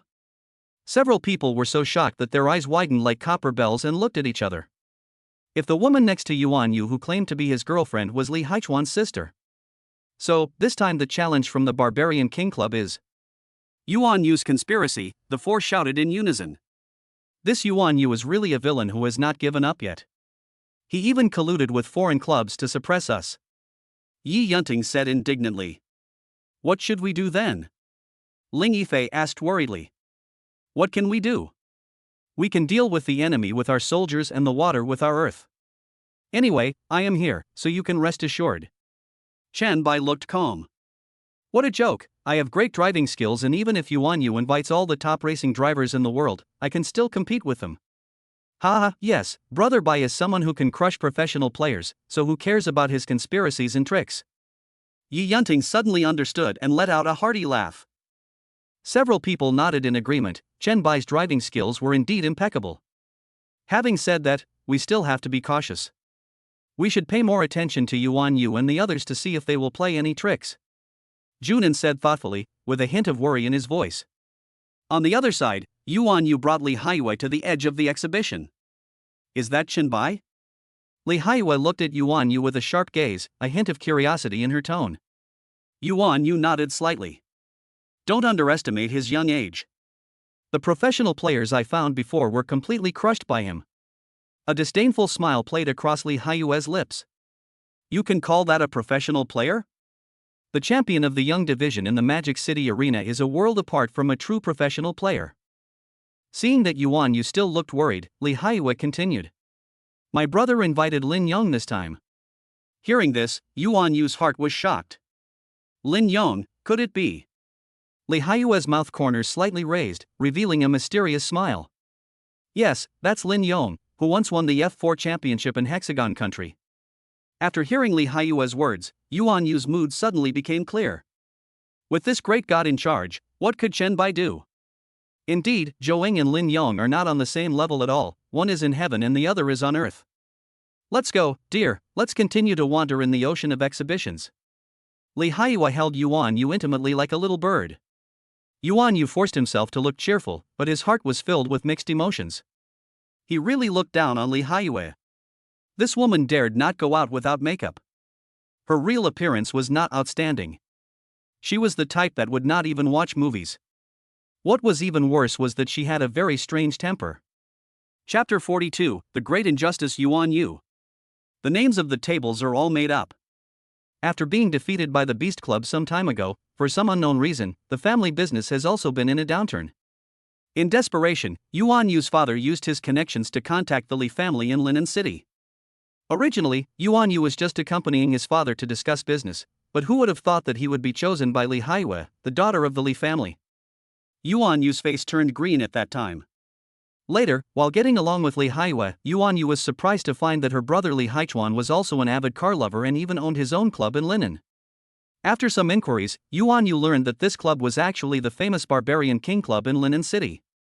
So, Yuan Yu contacted Li Haichuan through Li Haiyue, trying to use his power to suppress the Beast Club. It was just a coincidence that I met Qianbai and the others here. As more and more people entered the venue, the noise gradually became louder. People swarmed like bees to admire the various famous watches. I don't know how long it took, but the much-anticipated auction finally kicked off. Rather than an auction, it is more like a feast for Patek Philippe to make money. On the podium, Tang Ko, the manager of Patek Philippe Wanjia shopping mall store, walked up to the podium gracefully with the microphone in hand. Welcome, distinguished Patek Philippe Platinum members, ladies and gentlemen. Thank you very much for taking the time out of your busy schedules to visit our Patek Philippe exhibition. I am Tang Ko, the store manager of the Patek Philippe Wanjia mall store. Since this wasn't a professional auction, the process seemed somewhat rushed. Everyone was still immersed in the joy of admiring the watches when they were suddenly interrupted. They could only stand there, quietly watching Tang Ke speak on the podium. To celebrate Patek Philippe's 20th anniversary in Shanghai, we're bringing out 2 limited edition 5275R watches.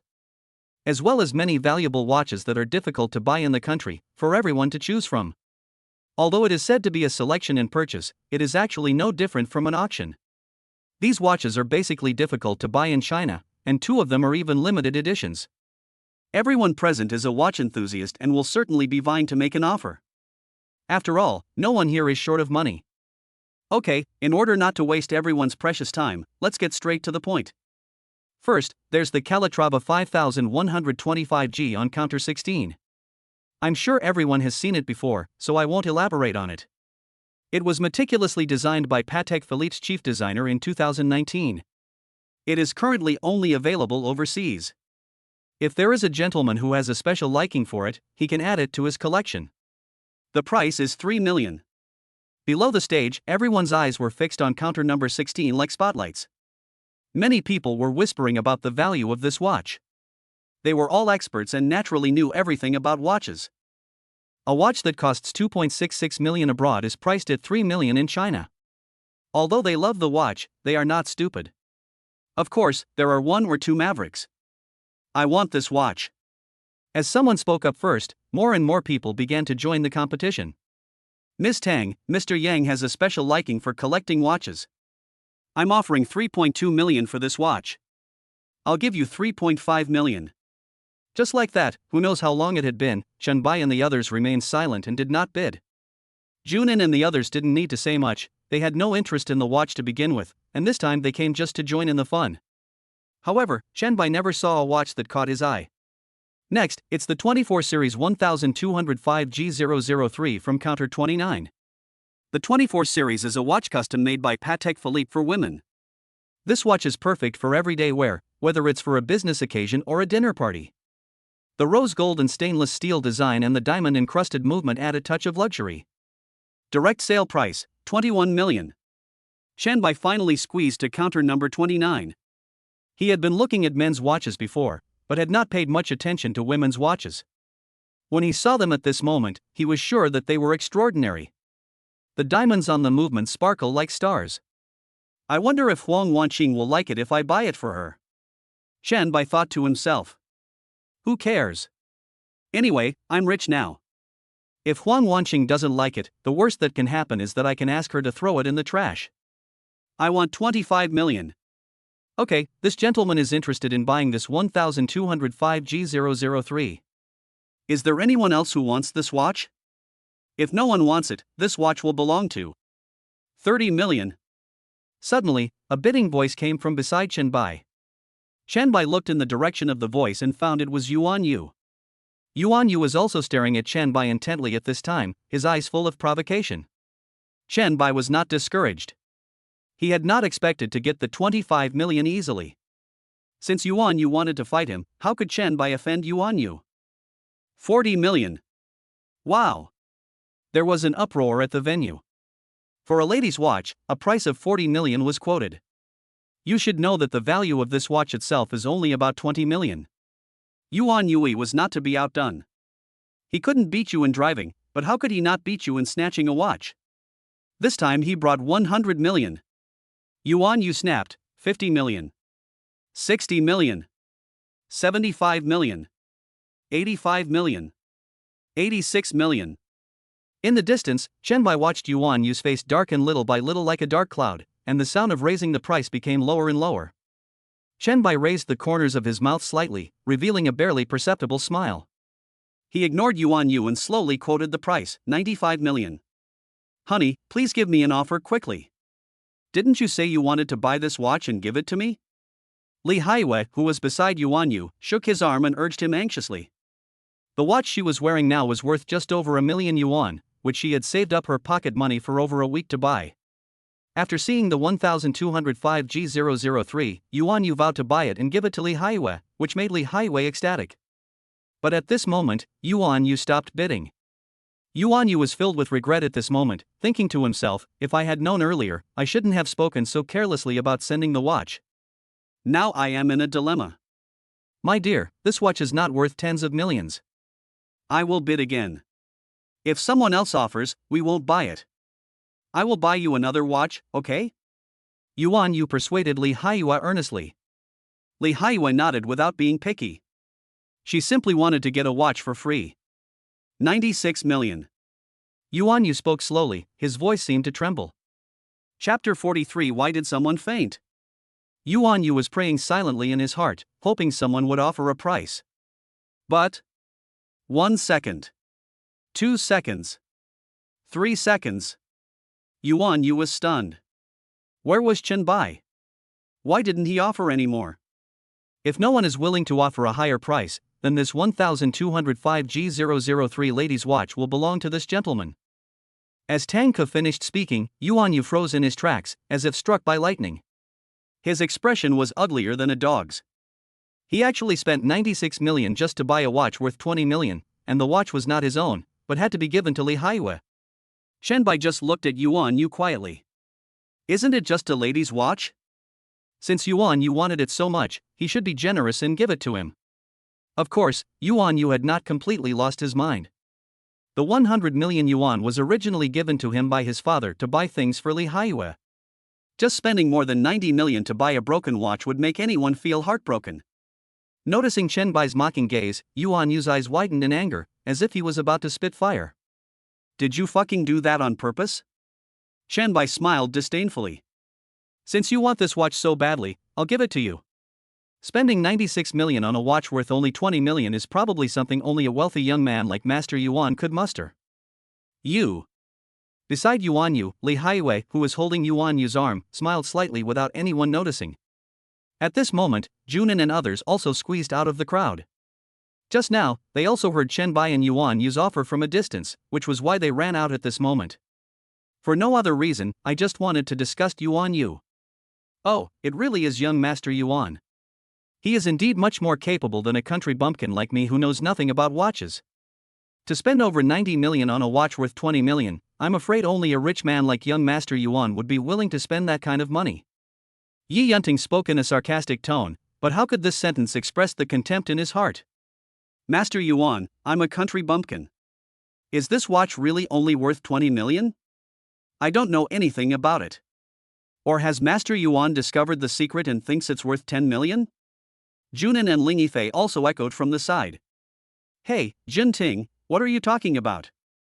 Young Master Yuan is an expert, so he must have seen through the mystery. Otherwise, what fool would spend more than 90 million to buy a watch? Don't you think so, Lao Jun? That's for sure. Listening to the three people singing in unison, like the cacophony of crows, Yuan Yu was so angry that he was shaking all over. Originally, he thought he would just buy it, but after being ridiculed by Yi Yunting and the others, Yuan Yu felt like his lungs were about to explode. You know shit. The value of this watch is beyond your comprehension. Yuan Yu was furious and tried to save face. Chen Bai didn't bother to pay attention to Yuan Yu and continued to wait leisurely for the next item to sell. Seeing that Chen Bai ignored him, Yuan Yu didn't want to make trouble and continue to make noise. This watch is an upgraded version of the 1205G003, called the 1205G003L. Compared to the 1205G003, this watch is crafted with even more exquisite techniques. The movement and trim are all hand-carved by senior engineers at Patek Philippe. The price is only 28.88 million. Chen Bai's eyes lit up and he was secretly delighted. This was his chance. He had thought he would never get a lady's watch, but he hadn't expected there to be an upgraded version. Chen Bai made a prompt decision and bid without hesitation, 30 million. This time, no one competed with Chen Bai for the women's watch. No one was interested in it. The only few who were interested also chose not to make an offer because they did not want to offend Chen Bai. Are you kidding me? Chen Bai is surrounded by a group of people. These people are all well-known young masters from wealthy families in Shanghai. Unless you are crazy, you would not go against him. In this way, this 1205G003L was easily taken by Chen Bai. Plop. Ha? What's wrong with this guy? Why did someone faint? Call 120. Honey, what's wrong with you? It's okay, he just fainted due to lack of blood supply to his brain. The man quickly unbuttoned Yuan Yu's shirt, performed cardiopulmonary resuscitation on Yuan Yu, and pinched Yuan Yu's philtrum. In a moment, Yuan Yu sat up drowsily with the support of Li Haiwei. On Chen Bai's side, Yi Yunting's face turned red from holding it in, like a cooked shrimp. Yuan Yu's ability to handle pressure is too poor. He fainted from anger. It's a pity I couldn't piss him off to death. Yi Yunting shook his head in annoyance. The exhibition did not come to a halt because of Yuan Yu's fainting. After Yuan Yu woke up, it continued as usual. Chen Bai had no interest in the watches that came after him. After all, he didn't have much desire for watches.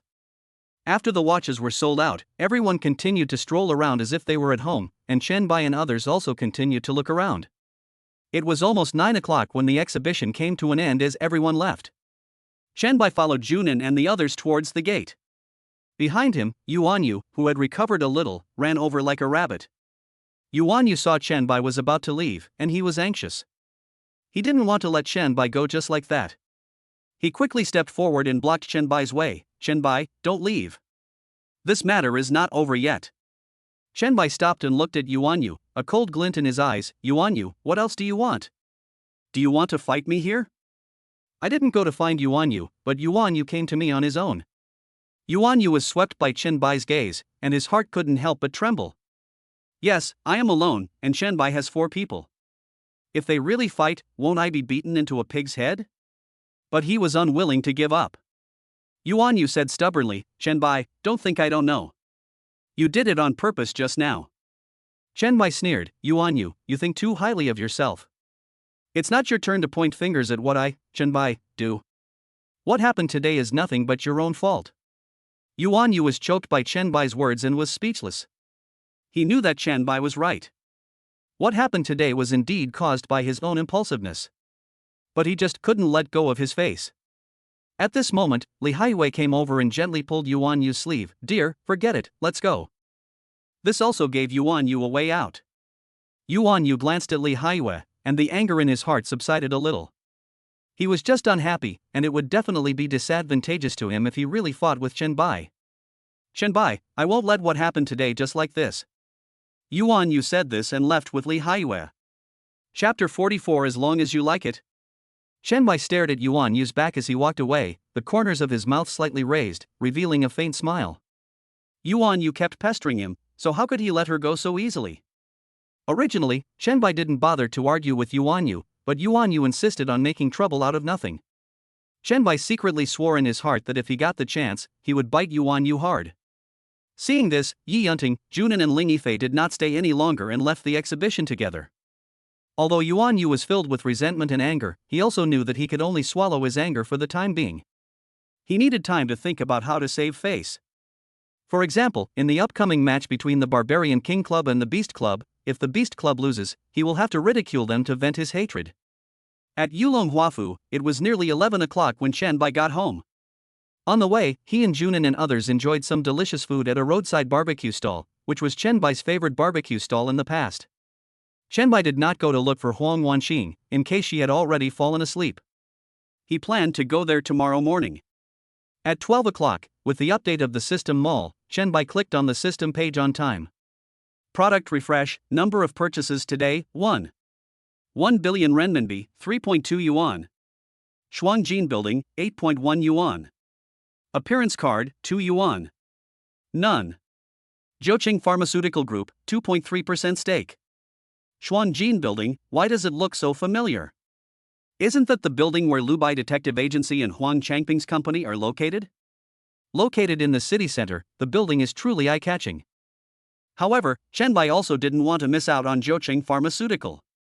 The three leading pharmaceutical groups in Shanghai are the Ling Family's Canlin Pharmaceutical, Xiaoyu Group as Xiaoyu Pharmaceutical, and Zhouqing Pharmaceutical in front of Chen Bai.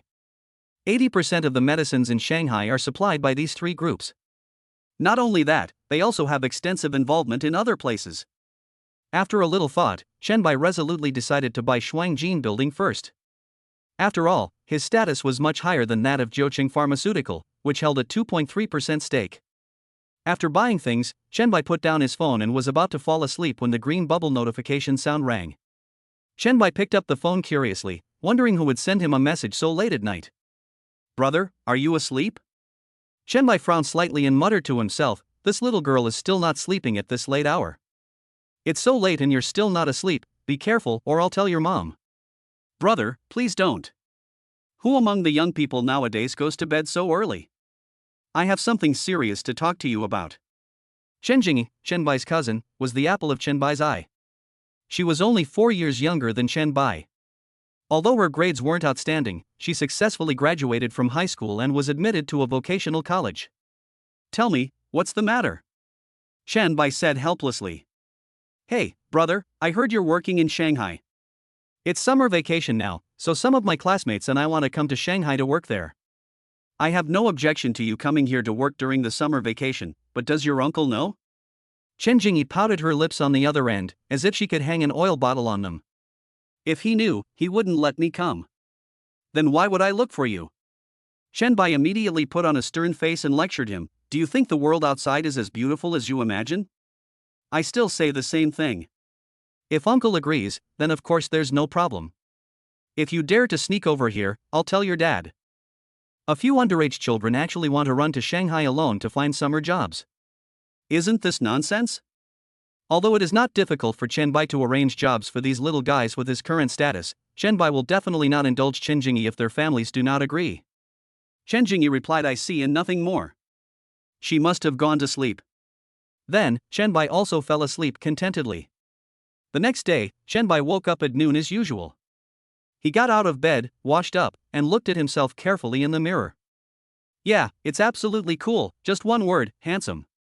Only then did Qianbai slowly pick up his phone and send a message to Huang Wanqing. Wanqing, are you home? Huang Wanqing replied after a while. Yes, what's the matter? Then I'll come find you.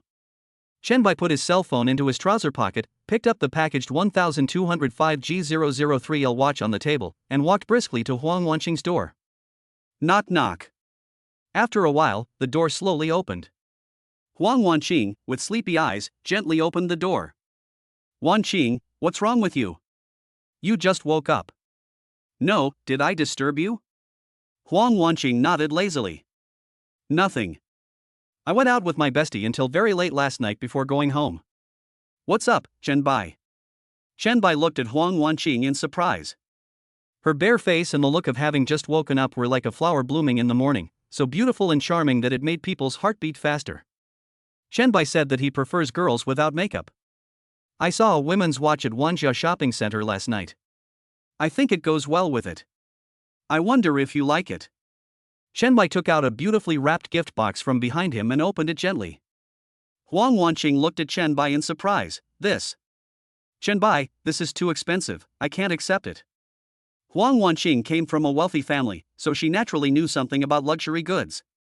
Huang Wanqing spotted the big Patek Philippe logo on the gift box at a glance. It's okay. This is just an apology for the misunderstanding at the entrepreneur gathering. Huang Wanqing waved her hands repeatedly. I have forgotten about that matter a long time ago, don't take it to heart. Anyway, Wanqing, just accept it. I bought this watch especially for you, but I'm not sure if it's the style you like. Qianbai gritted his teeth and continued speaking. Forget it, it's too expensive. Seeing that Huang Wanqing still refused to accept it, Qianbai said again, this watch is for you. If you don't want it, I will throw it away. Don't. Huang Wanqing hurriedly tried to stop him. Although she didn't want the watch, she also didn't want to see it go to waste. She knew Qianbai was sincere, and the watch was indeed worth a lot of money. It would be a shame to just throw it away. Okay, then I'll accept it. Huang Wanqing finally gave in. She took the gift box from Qianbai's hand and opened it carefully. An exquisite Patek Philippe watch lay quietly inside, the diamonds on the dial sparkling brightly in the sunlight coming in from the side.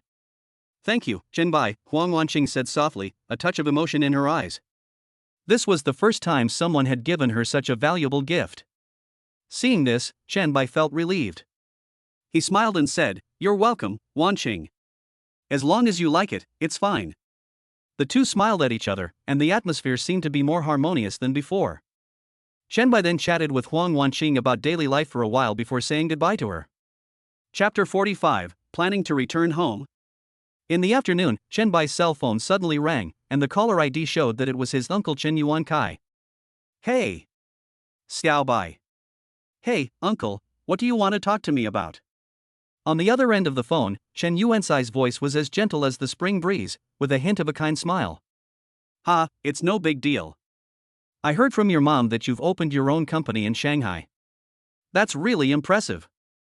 Uncle, you're too kind. I'm just lucky. No way, luck is also part of strength. Qianbai could tell that Chen Yuankai must have something to ask for when he called. After all, he rarely contacted Chen Yuankai by phone on weekdays. Uncle, please stop praising me. Just tell me what you have to say. Well, here's the thing. Chen Jingyi insisted on going to Shanghai to work as a summer intern. I figured, since you, Xiaobai, already have a company in Shanghai, you must have some connections there. I wanted to let this girl see the world. Let her experience whether it's easier to go to school or to work. So, I'd like to ask you to take care of Jingyi for me and don't let her get cheated. The corners of Qianbai's mouth rose slightly, revealing a smile as bright as the sun. Not to mention taking care of Jingyi, even arranging a job for her would be an easy task. Uncle, don't worry. My company is in need of some odd jobs. When Jingyi comes, I'll let her do odd jobs in my company. For students of Chen Jingyi's age, doing odd jobs is the most suitable job. Qianbai will not just randomly put people into the company just because of his connections. Chen Yuankai on the other end of the phone laughed so hard he couldn't close his mouth after hearing this, but he still said, Xiaobai, I hope it didn't cause you any trouble. If it was too much trouble, you wouldn't have to arrange work for them and let them find it themselves. I originally planned to let them go to Shanghai and find jobs on their own. Everything takes time. They're 17 or 18 years old now, so it's time for them to get some exercise. Shanbai nodded secretly. In this internet age, many people are just bragging online but being cowardly in real life. No problem, uncle. Let them mess around in the Magic City for a few days. If they can't find a job, I'll arrange for them to work as odd jobs in my company. They can earn around 4,000 yuan a month. Thank you so much, Xiaobai. You must come to my uncle's house someday. I will cook 2 delicious dishes for you. Okay, I'll come back in a couple of days when I'm free. After hanging up the phone, Shenbai thought to himself that it was indeed time to go back to his hometown. He counted on his fingers and realized that the last time he went back was April 30th, and it had been more than 2 months since then. At this thought, Shenbai's longing for his mother surged into his heart like a tide. So he called his mother Xia Chunmei. After a while, the call was finally connected, and Xia Chunmei's heavy breathing was heard from the other end of the phone. What's up, son? Mom, what are you busy with? It's not hot today, so I'm applying fertilizer to the rice fields. The rice is growing well this year. Xia Chunmei said with a smile. Shenbai suddenly felt a strong sense of guilt in his heart. His mother grew vegetables day after day and year after year to support his schooling. Nothing, Mom. I just missed you. Oh, why do you miss me? I'm fine, your mother. If you ask me, bring me a daughter-in-law as soon as possible. That's the real thing. Shenbai, do you have any female classmates who like you at school? Do you have a female classmate you like? Tell me quickly, what type of girls do you like? Xia Chunmei on the other side hurriedly wiped her hands on her trouser legs, sat down on the edge of the field, and began to talk incessantly.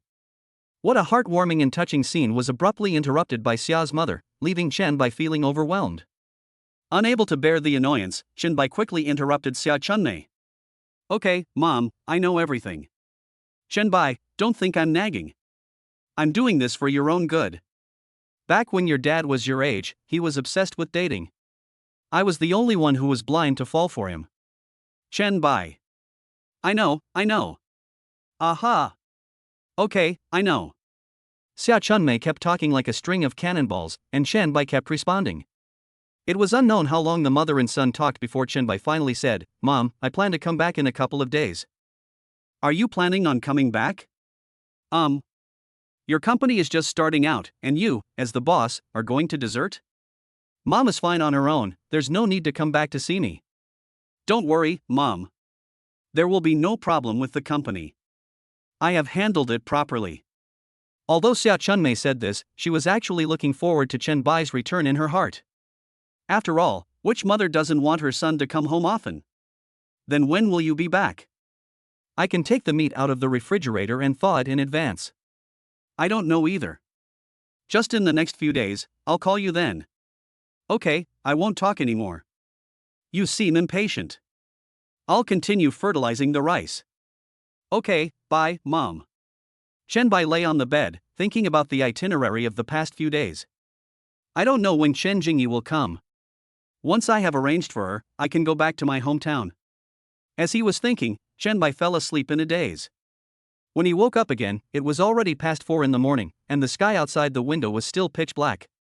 Shenbai squinted his eyes and glanced at his phone, then lingered in bed for a while before slowly sitting up. After waking up a little, Shenbai opened the system mall. Number of purchases on the day, 1. Orange Juice Entertainment 12.6% stake, 4.9 yuan. Trek Butterfly Bicycle, 1.2 yuan. Zhang Yu's Authentic Relationship Letter, 0.9 yuan. Hanqing Hotel, 4.7 yuan. Card Reader, 2 yuan. Shenbai glanced at the products and without hesitation, he decisively bought the Hanqing Hotel. After all, he already owned a media company and had no plans to get involved in this kind of company for the time being. The moment you place an order, the system prompt sound will immediately ring in your ears. System, can you please not let these people in charge call me? Can't you just let them add me to the green bubble? Can. This was the first time that Shenbai felt the system was so conscientious. Time flowed until morning. Shenbai ordered a breakfast and after eating it, Green Bubble sent a friend request with the note, Lu Ziyuan, the person in charge of Shuangjin building.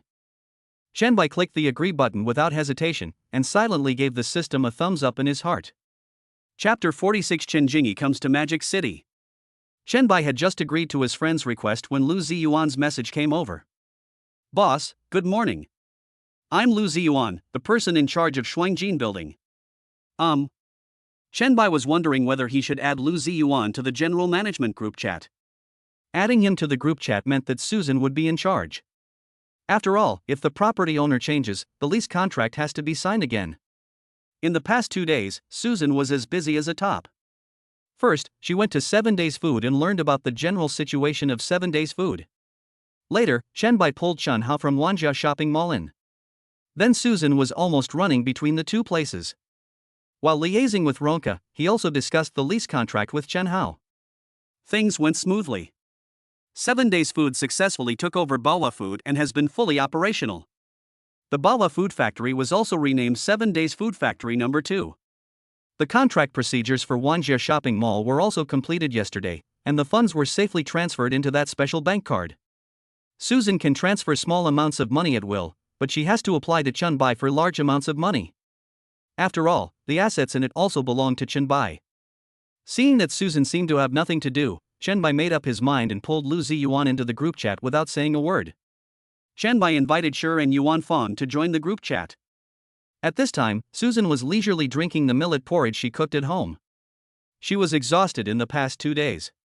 She thought that everything was done and she could take a break today, but she saw Chen Bai adding people to the group again. Now Susan can only pray silently that Chen Bai will have fewer businesses under his control. After Lu Ziyuan stepped into the world of group chat, he read the group announcement, then smoothly modified the remarks, and then greeted the people in the group enthusiastically. Hello? Boss Lu, how are you? Ha? Old Chen, why are you in the group too? Don't call me Boss Lu here, Mr. Chen is still here. Lu Ziyuan was so shocked that his jaw almost dropped. He actually met his good friend, Chen Hao, in the group.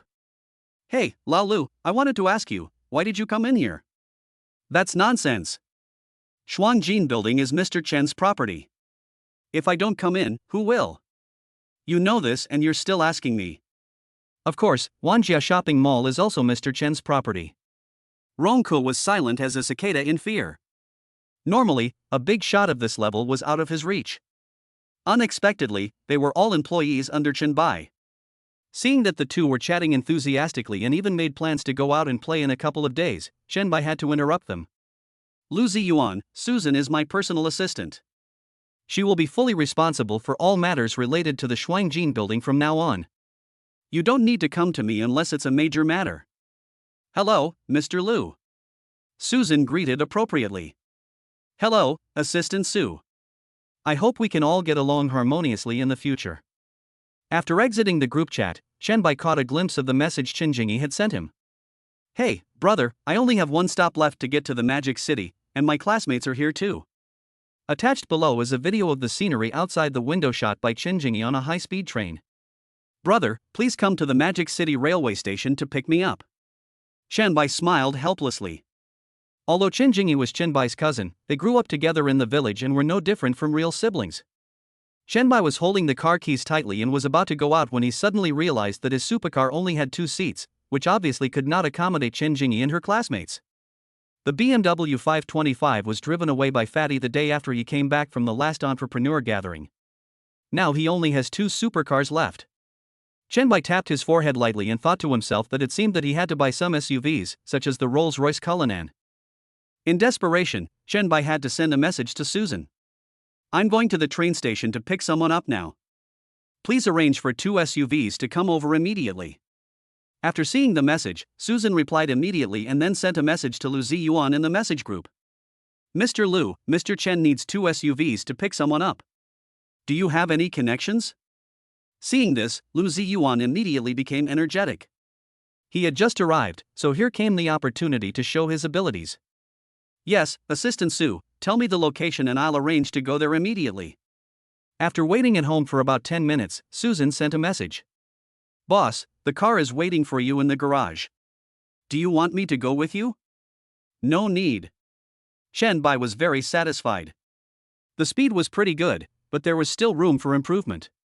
When we arrived at the underground garage, the first thing that caught our eyes was 2 Cullinans parked steadily like black warriors, with two bodyguards in black suits standing upright next to the passenger seats. Seeing Chen Bai appear, the bodyguards immediately stood at attention and saluted Chen Bai. Mr. Chen. Chen Bai couldn't help but smile bitterly. This was too formal. He was really not used to it. However, instead of feeling repulsed, he felt a sense of refreshment. Chen Bai waved his hand. Get in the car, let's go to the train station. Mr. Chen. The bodyguard respectfully opened the car door for Chen Bai.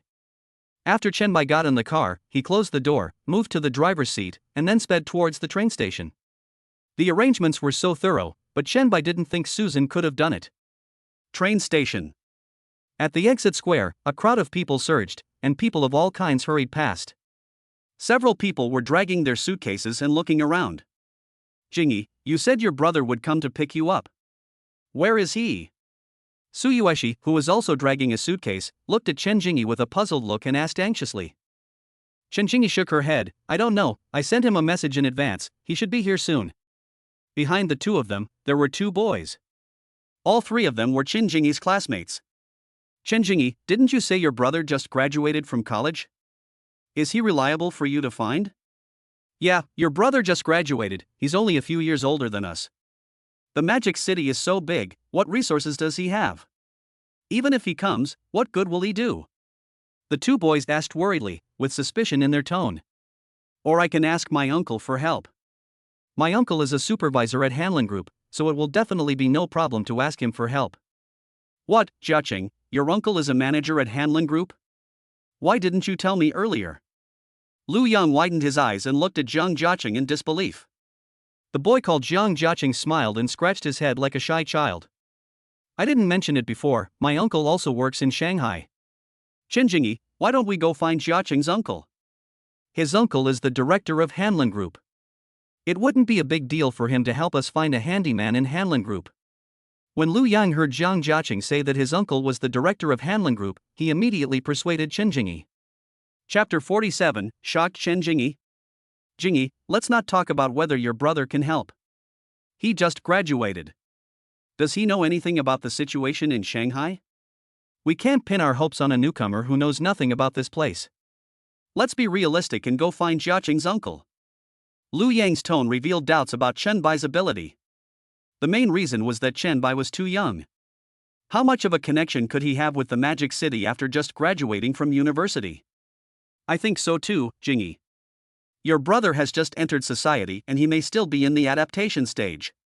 How can we expect him to help us find a job? Another boy echoed, their words full of distrust in Chen Bai's ability. Chen Jingyi felt a little annoyed when she heard the two people's questions. Can you guys stop arguing? If you want to go, go ahead. Are you annoying? I'm not stopping you. Jingyi, we don't have much money on us right now, and we have so much luggage. With so many of us, do you think your brother can find us a place to stay? We can't just sleep under a bridge, right? Zhang Jiaqing's words completely displeased Chen Jingyi. Zhang Jiaqing, I'm not stopping you. If you want to leave, just leave. Why do you have to hold me back? After hearing what Chen Jingyi said, Zhang Jiaqing instantly got angry. He has been pursuing Chen Jingyi for a long time, and this time he came to the Magic City just to perform well in front of Chen Jingyi and make Chen Jingyi look at him with admiration. But Chen Jingyi kept talking about his cousin.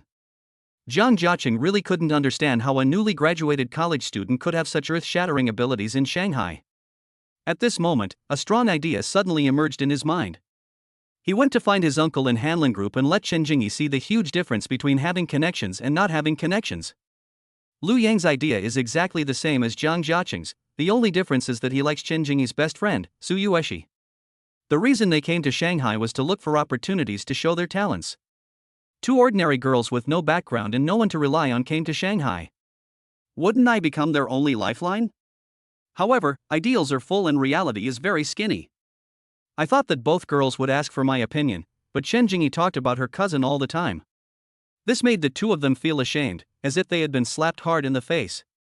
Lu Yang couldn't persuade Chen Jingyi, so he turned his gaze to Su Yueshi. Yueshi, Chen Jingyi wants to wait for her brother, why don't we follow Jiaqing to find his uncle? But Su Yueshi shook her head firmly. You guys go ahead, I'll stay with Jingyi. Hearing this, Lu Yang's brows furrowed tightly, and the anger in his heart surged like a tide. He could only silently come to Zhang Jiaqing's side. Why don't we just go? They just look down on us and would rather wait for a recent college graduate than go with us. Zhang Jiacheng touched his chin and fell into deep thought. He had this idea just now, and now that Liu Yang said this, he immediately agreed. Okay, wait until we successfully enter Hanlin Group, then we'll come find Jingyi and the others and see if they have anything else to say. The two hit it off immediately, reached a consensus in an instant, and then dragged their suitcases to Jingyi's side. Jingyi, let's go find my uncle first. You just wait here for your brother. If your brother doesn't do his job well, you can always come find me. I will ask my uncle to help you enter Hanlin Group. Liu Yang echoed from the side, yes, Yueshi, come find me anytime when the time comes. Chen Jingyi was still angry at the moment and ignored Zhang Jiacheng's words. Only Su Yueshi nodded in response. No. Seeing that the two ignored his words, Zhang Jiacheng became even more furious, and indignantly said, Humph, I really don't know what's so charming about your cousin. He's just a fresh-faced college student. He's probably still looking for a job. The two of them pulled up their suitcases and walked towards the bus stop next to them. Suddenly, the crowd in the distance became agitated as if a pot of boiling water had exploded. Wow, this really is the Magic City. I just arrived and I can already see all these luxury cars. What kind of car is that? Why have I never seen that logo before? No, buddy? What remote place did you come from that you don't even know a Rolls-Royce? Oh my god, there are two Cullinans. Is this a big shot coming?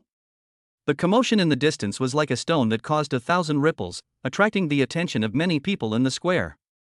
Many people couldn't wait to take out their mobile phones to take pictures. After all, it was a rare opportunity to see luxury cars at such a close distance, let alone two of them. Zhang Jiacheng and his companion, who were dragging their suitcases, couldn't help but look back. Wow, Liu Yang, that looks like a Rolls-Royce, right? That's right, Jiacheng. The cheapest model of this car costs several million. Let's go over and take a look. Okay. Zhang Jiacheng nodded slightly, and the two of them ran back, dragging their suitcases. On the side of the road, two Rolls-Royces were getting closer and closer, slowly driving towards them. Chen Jingyi looked at them curiously, while Su Yueshi, like most people, took out his mobile phone and took pictures. Jingyi, that's a Rolls-Royce. I saw it on a note. Only big bosses can drive one. Cullinan stopped steadily in front of the two of them. Chen Jingyi was so nervous that she looked at Su Yueshi. What the hell is going on? Why did he stop right in front of me? The car door opened, and two burly men in suits who served as bodyguards and drivers got out like a whirlwind. They quickly ran to the back seat and slowly opened the car door. Chen Bai stretched out his right foot and got out of the car slowly. His 91-point appearance was like a shining star, which made the hearts of many girls present tremble. Chen Jingyi stared at Chen Bai in disbelief. Before leaving, his father kept emphasizing that Chen Bai was doing very well in Shanghai, but Chen Jingyi never expected that he was doing so well, too well. I had never seen the two legendary Rolls-Royces when I was in school in the county town. Jingyi, Jingyi. It was not until Chen Bai's cry was heard that Chen Jingyi, who was in a trance, was brought back to reality. Ah? Brother. What's wrong with you? Did you have a stroke? What are you talking about? Brother, how come you even drive a luxury car? I own a company in Shanghai. Isn't it normal for me to drive a luxury car? Ah? Chen Bai's words were like a thunderclap, shocking Chen Jingyi again. Okay, let's get in the car first. Chen Bai stretched out his hand and prepared to take Chen Jingyi's suitcase. However, the bodyguard was quick-witted and got there before Chen Bai, took the suitcase, and carefully put it in the trunk. Chen Bai was very satisfied with the two of them and wanted to give them chicken legs later. Chapter 48 Hanqing Hotel. The two of them were completely confused as the suitcase was already loaded into the car. Chen Bai was still wondering, there were only two of them originally, and he had specially called for two Cullinans, which seemed completely unnecessary. In the distance, Zhang Jiacheng and the other man, who were halfway through the run, opened their mouths as wide as if an egg could fit in them, staring at the scene in disbelief. This isn't right? Is that guy Chen Jingyi's brother? Didn't he just graduate? How come he's driving a Rolls-Royce? Isn't it rented? Rented? Renting one costs nearly 10,000 yuan, and there are two of them. If they are really rented, do you think a recent college graduate can afford it? Liu Yang thought it made sense and nodded repeatedly involuntarily. Let's go, shall we hurry over there? Ah, why are we going there? Lu Yang asked suspiciously. Are you stupid? Of course I'm going to ride in a Rolls Royce. This kind of opportunity is a once-in-a-lifetime opportunity. But we just said we were leaving? Zhang Jiaqing shook his head in frustration and said angrily, You're really stupid. Why are you still so concerned about this situation? If you don't go, then I will. As he spoke, Zhang Jiaqing dragged his suitcase and ran towards Chen Jingyi. Question mark. Seeing this, Lu Yang had no choice but to follow closely. Chen Bai had just invited Chen Jingyi and the other girl into the car and was about to close the door when Zhang Jiaqing ran over breathlessly. Hey, Jingyi, wait for me. Ha? Is this also your classmate? Chen Bai asked Chen Jingyi curiously. When Chen Jingyi saw Zhang Jiaqing and the other man running over, she instantly understood their intentions. It was obvious that they had seen Chen Bai driving a Rolls Royce, so they changed their minds. Just as Chen Jingyi was about to speak, Zhang Jiaqing rushed over. Jingyi, why didn't you wait for me? I just needed to go to the bathroom, and you're going to leave? Chen Jingyi looked at Zhang Jiaqing in astonishment. Oh my god, this 13 is so fucking shameless. Lu Yang followed up at this time, that's right, we just went to the bathroom, and you guys are ready to leave? Chen Bai looked at Chen Jingyi, as if to say, is this really the case? Zhang Jiaban originally thought that Chen Jingyi would speak up for him because they were classmates. After all, the car behind was empty anyway, so it would be perfect for him and Lu Yang to sit in it. Unexpectedly, the next second, Chen Jingyi's words were like a basin of ice water, which chilled Zhang Jiaqing to the core. I don't know them. This time, Yueshi and I came to Shanghai alone. We just met them at the exit. We were just on the same train. Maybe he saw we were picked up in a Rolls Royce and wanted to take a ride. Hearing this, Zhang Jiaqing was struck by lightning and was stunned for a moment. So disrespectful? Lu Yang even wished he could find a crack in the ground to crawl into. But Zhang Jiaqing was not willing to give up, and even took out his student ID from his backpack. Jingyi, what are you talking about? We are classmates. We came to the Magic City together. How can you say you don't know us? Chen Jingyi was really at a loss for words. She had wanted to pretend that she didn't know him, to at least save some face for Zhang Jiaqing, but he insisted on revealing the whole thing himself? Chen Bai took a look at Zhang Jiaqing's student ID, then looked at Chen Jingyi doubtfully. Seeing that her expression was not right, he couldn't help but wonder if there was something fishy going on here.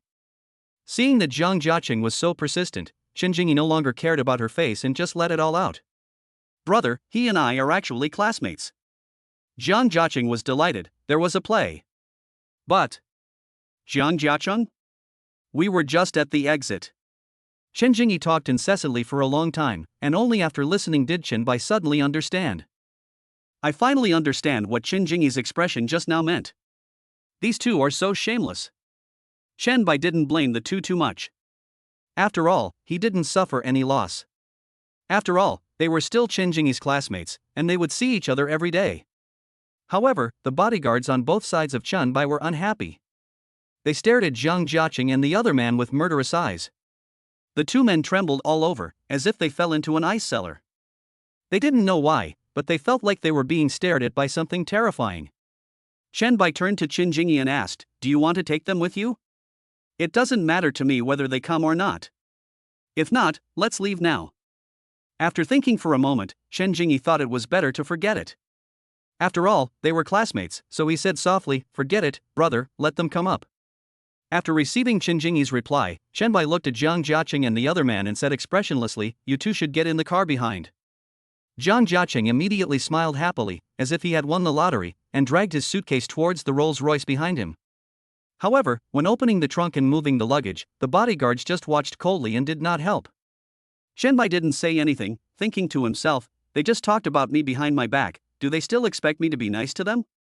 In the square, many people were still whispering and speculating about Chen Bai's identity. Just like that, under the curious gaze of everyone, the two Cullinans quickly drove away from the train station. Jingyi, I'll arrange for you two to stay in the hotel first. You can stay in the hotel temporarily, and I'll find a rental house for you later.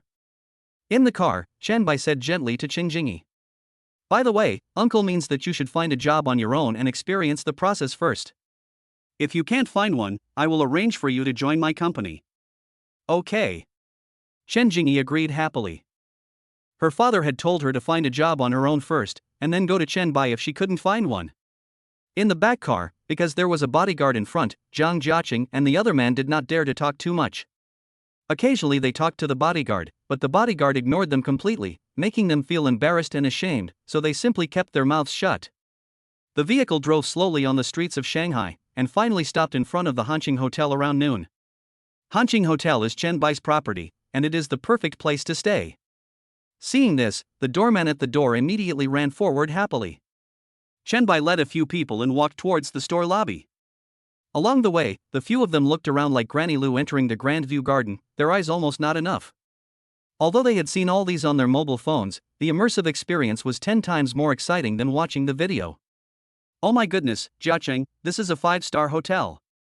I never thought I would be able to ride in a luxury car and live in a 5-star hotel in my lifetime. Everyone says it's right to follow me, right? Chen Jingyi's brother is probably either a big boss or he won the lottery and got rich. The two of them were whispering to each other in the back.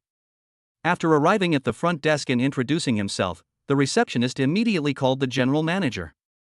When the general manager heard that it was Chengbai who came, he didn't dare to delay at all and rushed over from the office, crawling all the way.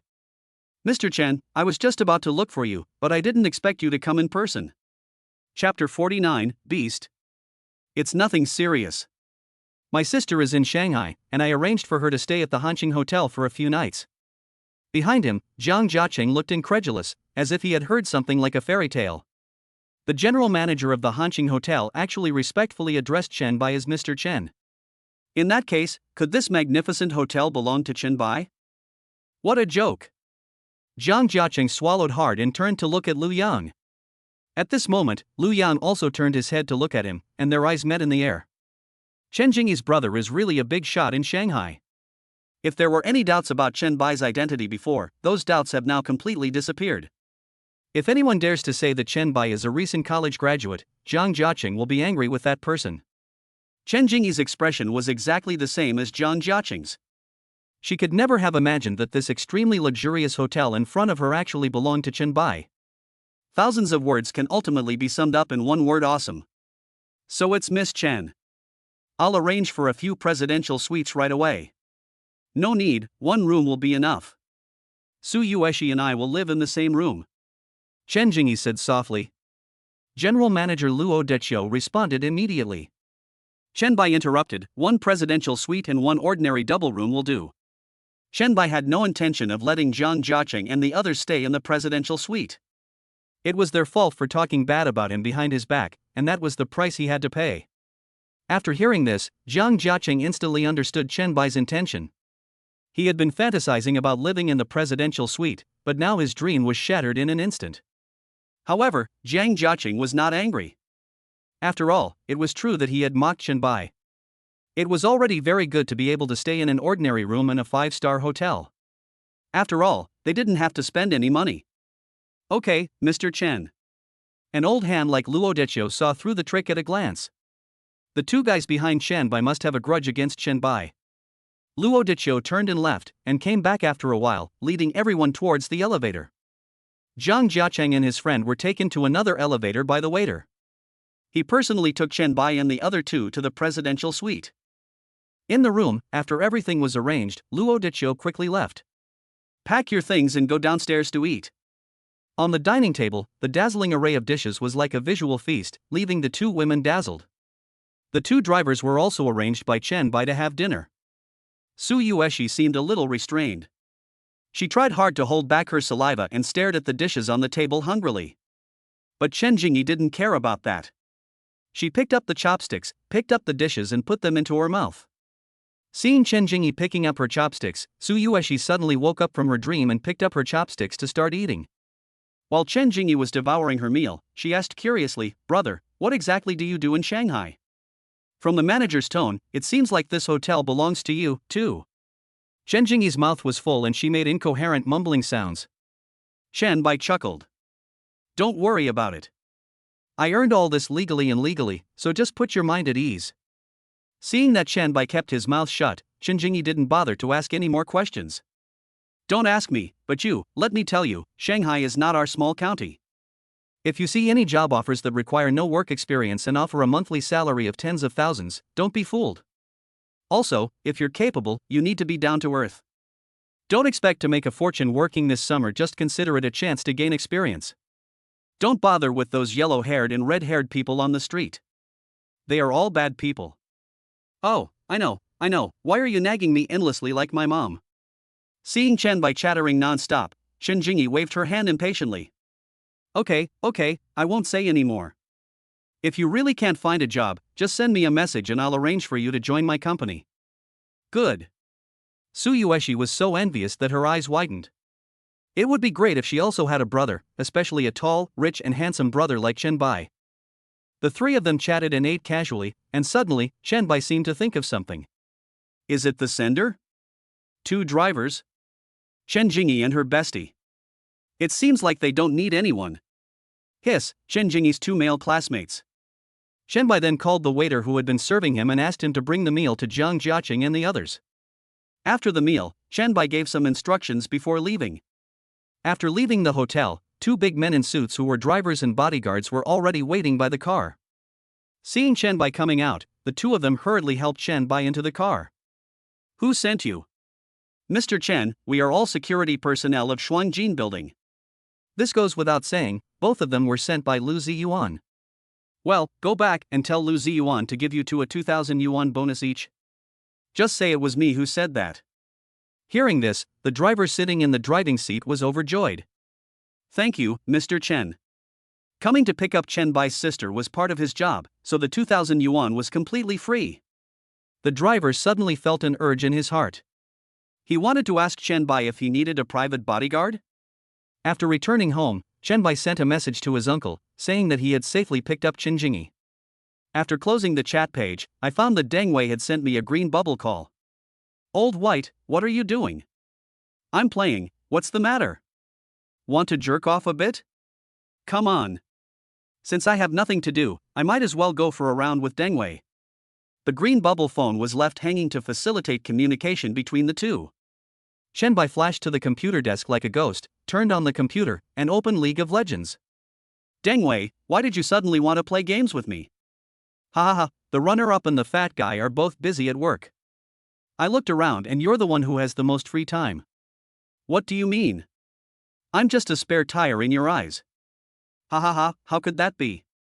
Everyone in the dormitory knows that we are the closest. Chen Bai rolled his eyes. Although Deng Wei's family does business in Shanghai and has some assets, Deng Wei does not have the arrogance of a rich man and has a very easygoing temperament. Because of this, Deng Wei has many female fans despite his plain looks. He has a gentle personality and is wealthy, though he can be a bit of a middle school student at times. The two immediately immersed themselves in the game. Oh my god, Deng Wei, you actually bought this signature skin. Ha, my dad closed a big deal and gave me 5,000 yuan in a rage. I took it without hesitation. Let me tell you, this skin is amazing. Damn, didn't you buy it too? Ha, I bought everything I could. Chen Bai said in a Versailles tone. What a beast, what a fucking beast. Chapter 50, Internal Problems in Shuangjin Building? The two fought like this until 4 o'clock in the afternoon. Old White, you are in the Magic City now, right? What's the matter? You want to treat me to a meal? If you call me dad, I might consider it. There was a moment of silence on both sides, and then Deng Wei called out tentatively, Old White? Old White? Your grandfather is here. La Bai, I'm going to work at 8 a.m. I'm not going to argue with you anymore. Let's get down to business. You know, my family is in the jewelry business. I heard that tomorrow the Changbei Rough Stone Exchange will be shipping a batch of rough stones from the northern part of the Golden Country, northern Myanmar. Since you're free anyway, why don't we go and have some fun? Gambling on stones? I have no experience at all. Deng Wei's family is in the jewelry business, so he might know something, but Chen Bai is a complete novice. Task release. Agree to Deng Wei's invitation to go to the Changbei Rough Stone Exchange to gamble on stones and make enough to earn 1 million. Assistive props, Gambling Stone Mastery Experience Card. Quest reward? Extra rewards will be given for exceeding the task quota.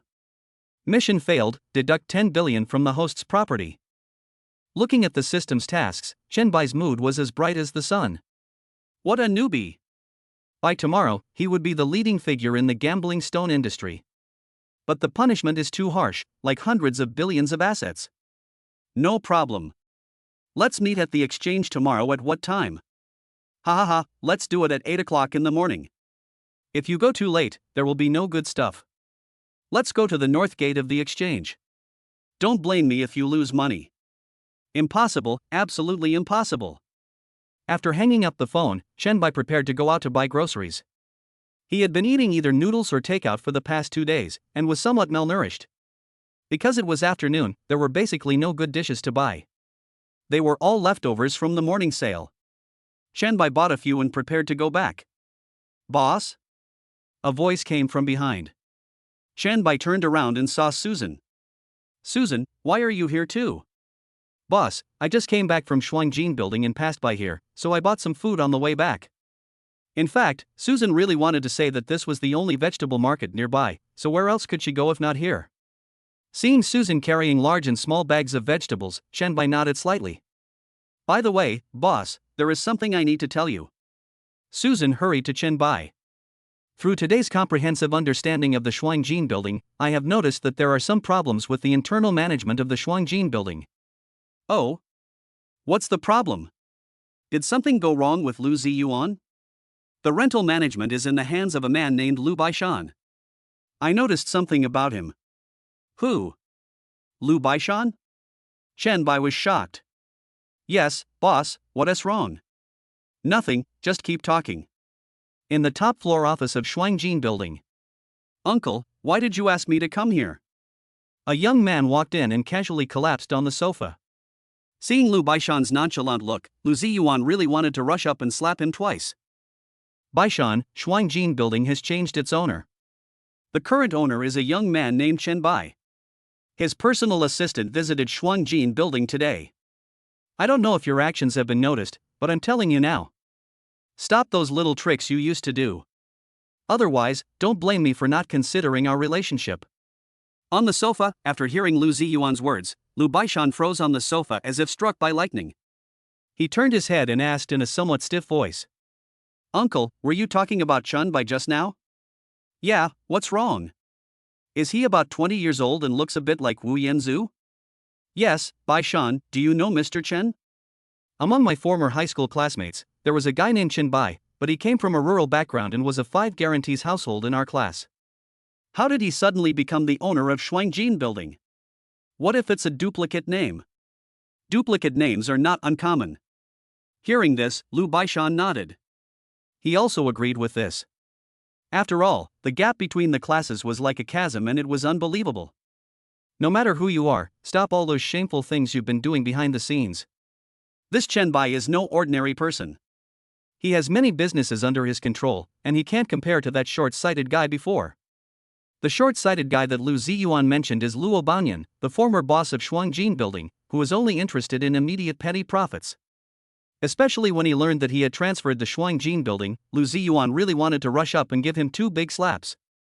Luo Banyan loves money like his life. As long as the money is paid, there is basically nothing he dare not do. Take his nephew for example, a man with only a high school education and who had never even attended college, but through Lu Ziyuan's connections and by giving him some money, he easily arranged Lu Baishan for a management position. In this way, Lu Ziyuan arranged a lot of people to come in one after another. A quarter of the management team of the entire building became Lu Ziyuan's people, and these people basically had only a superficial understanding. Everything was going fine, but a few days ago, Lu Ziyuan suddenly learned that Luo Banyan had run away, which caught him off guard. When he learned that the person who took over was a 20-year-old boy, Lu Ziyuan's mood calmed down a little. I was originally planning to cause some trouble for Chen Bai, but after being pulled into the comprehensive management group, I saw that Chen Hao had some people he knew or didn't know. Lu Ziyuan immediately became obedient. A young man in his early 20s actually owned so many businesses. He would never believe that he was not a descendant of a big family in the capital. So, Lu Ziyuan's attitude took a 180-degree turn. He only wanted to please Chen Bai, so that if Chen Bai wanted to deal with him at that time, he would show mercy. After communicating with Susan, he immediately called Lu Baishan over and asked him to be more restrained in the future. Ever since Lu Baishan took on the lucrative job of rental management, he has been making a fortune. Want to enter the Shuangjin building? No problem. As long as I'm in a good mood, I can talk to you about the lease contract right now. If I'm not in a good mood. As for how to make Lu Baishan happy, everyone knew the trick. At that time, Luo Baoyan basically turned a blind eye and just signed and sealed the contract, as long as he could receive the money on time. In this way, Lu Baishan easily made a lot of money and bought 2 houses in Shanghai, both of which were luxury houses in high-end communities. Uncle, how about we go and test Shenbai's words? Lu Ziyuan shook his head repeatedly. In his eyes, Shenbai was just a nobleman from a wealthy and prestigious family in the capital. How could he care about such a small profit? He completely disdains the matter and has handed it over to his personal assistant. Besides, he owns so many companies, he probably wouldn't even bother to look at your hundreds of millions. The hidden meaning of this statement is obvious. People don't even look down on your little money. Chapter 51, Make Way, Make Way. When Lu Baishan heard this, he felt a little uncomfortable, but he had to stop. Those real wealthy and powerful families could crush him to death with just one finger. Lu Baishan smiled bitterly and nodded. His good days might be coming to an end, but at least he could still keep his existing wealth. The monthly salary here is quite good. Over 20,000 yuan a month, and the most important thing is that the work is very easy. Seeing Lu Baishan standing there in a daze, Lu Ziyuan said again, "Did you hear me? Put away your little thoughts. Do you think everyone is like Luo Baoyan?" "I understand, uncle." The scene changed. On Shenbai's side, after listening to Susan's report, Shenbai frowned slightly. This Lu Ziyuan gave him a pretty good first impression. Who would have thought that he would do such shameful things behind his back? Shenbai shook his head helplessly. "Don't worry about them. Shuangjin building was not under my control before, and I was too lazy to ask what they did. Now Shuangjin building is under my name. If they dare to mess around again, then tell them to pack up and get out." Ever since buying the Shuangjin building, Shenbai has gotten to know Luo Baoyan a little better. He is in his early 30s, and the Shuangjin building was built by his father, who was a well-known figure in Shanghai at the time. Since Luo Baoyan's father died in a car accident, Shuangjin building has been in Luo Baoyan's hands. Since he was spoiled, Luo Baoyan is too lazy to take care of Shuangjin building. He just wants to get the money on time. But now that it is in Shenbai's hands, he will not sit idly by. Looking at Shenbai's serious expression, Susan actually became a little infatuated with him. Why didn't I realize the boss was so handsome before? Especially when he's serious, he's so charming. Since you've been doing well recently, I'll add the person in charge of Hanqing Hotel to the group tonight. Shuangjin building and Hanqing Hotel don't have much business to do with each other, so you just need to go through the motions and show your face. Hearing this, Susan froze in place as if under a spell, but she nodded subconsciously and replied, "Okay." Hanqing Hotel? Isn't that a 5-star hotel in Shanghai? I didn't expect it to belong to the boss. How rich is the boss? Susan, what are you daydreaming about? Oh, boss, here I come. You must carefully inspect the leaders and companies I've added to the group to see if there's any corruption involved. The two of them walked all the way to a group of people. They saw that their car was surrounded by people, and a bunch of young people were taking pictures with their phones. Shenbai gave a helpless smile and turned to ask Susan. "Here we are, do you want to join us?" Shenbai knew that Susan didn't have a car, so she took a taxi every time she went to the company. Susan was a little overwhelmed by the sudden invitation from her boss and didn't know how to answer for a moment. "It's okay, let's go. Come on, make way." Shenbai shouted at the crowd, squeezing his way into the crowd. "Who is it? I'm going. I don't know what the queue is. I haven't finished filming yet. Don't push, whose big ass is this? I'm really impressed. Let me take another picture." Shenbai was like a nimble fish, squeezing out a passage through the crowd.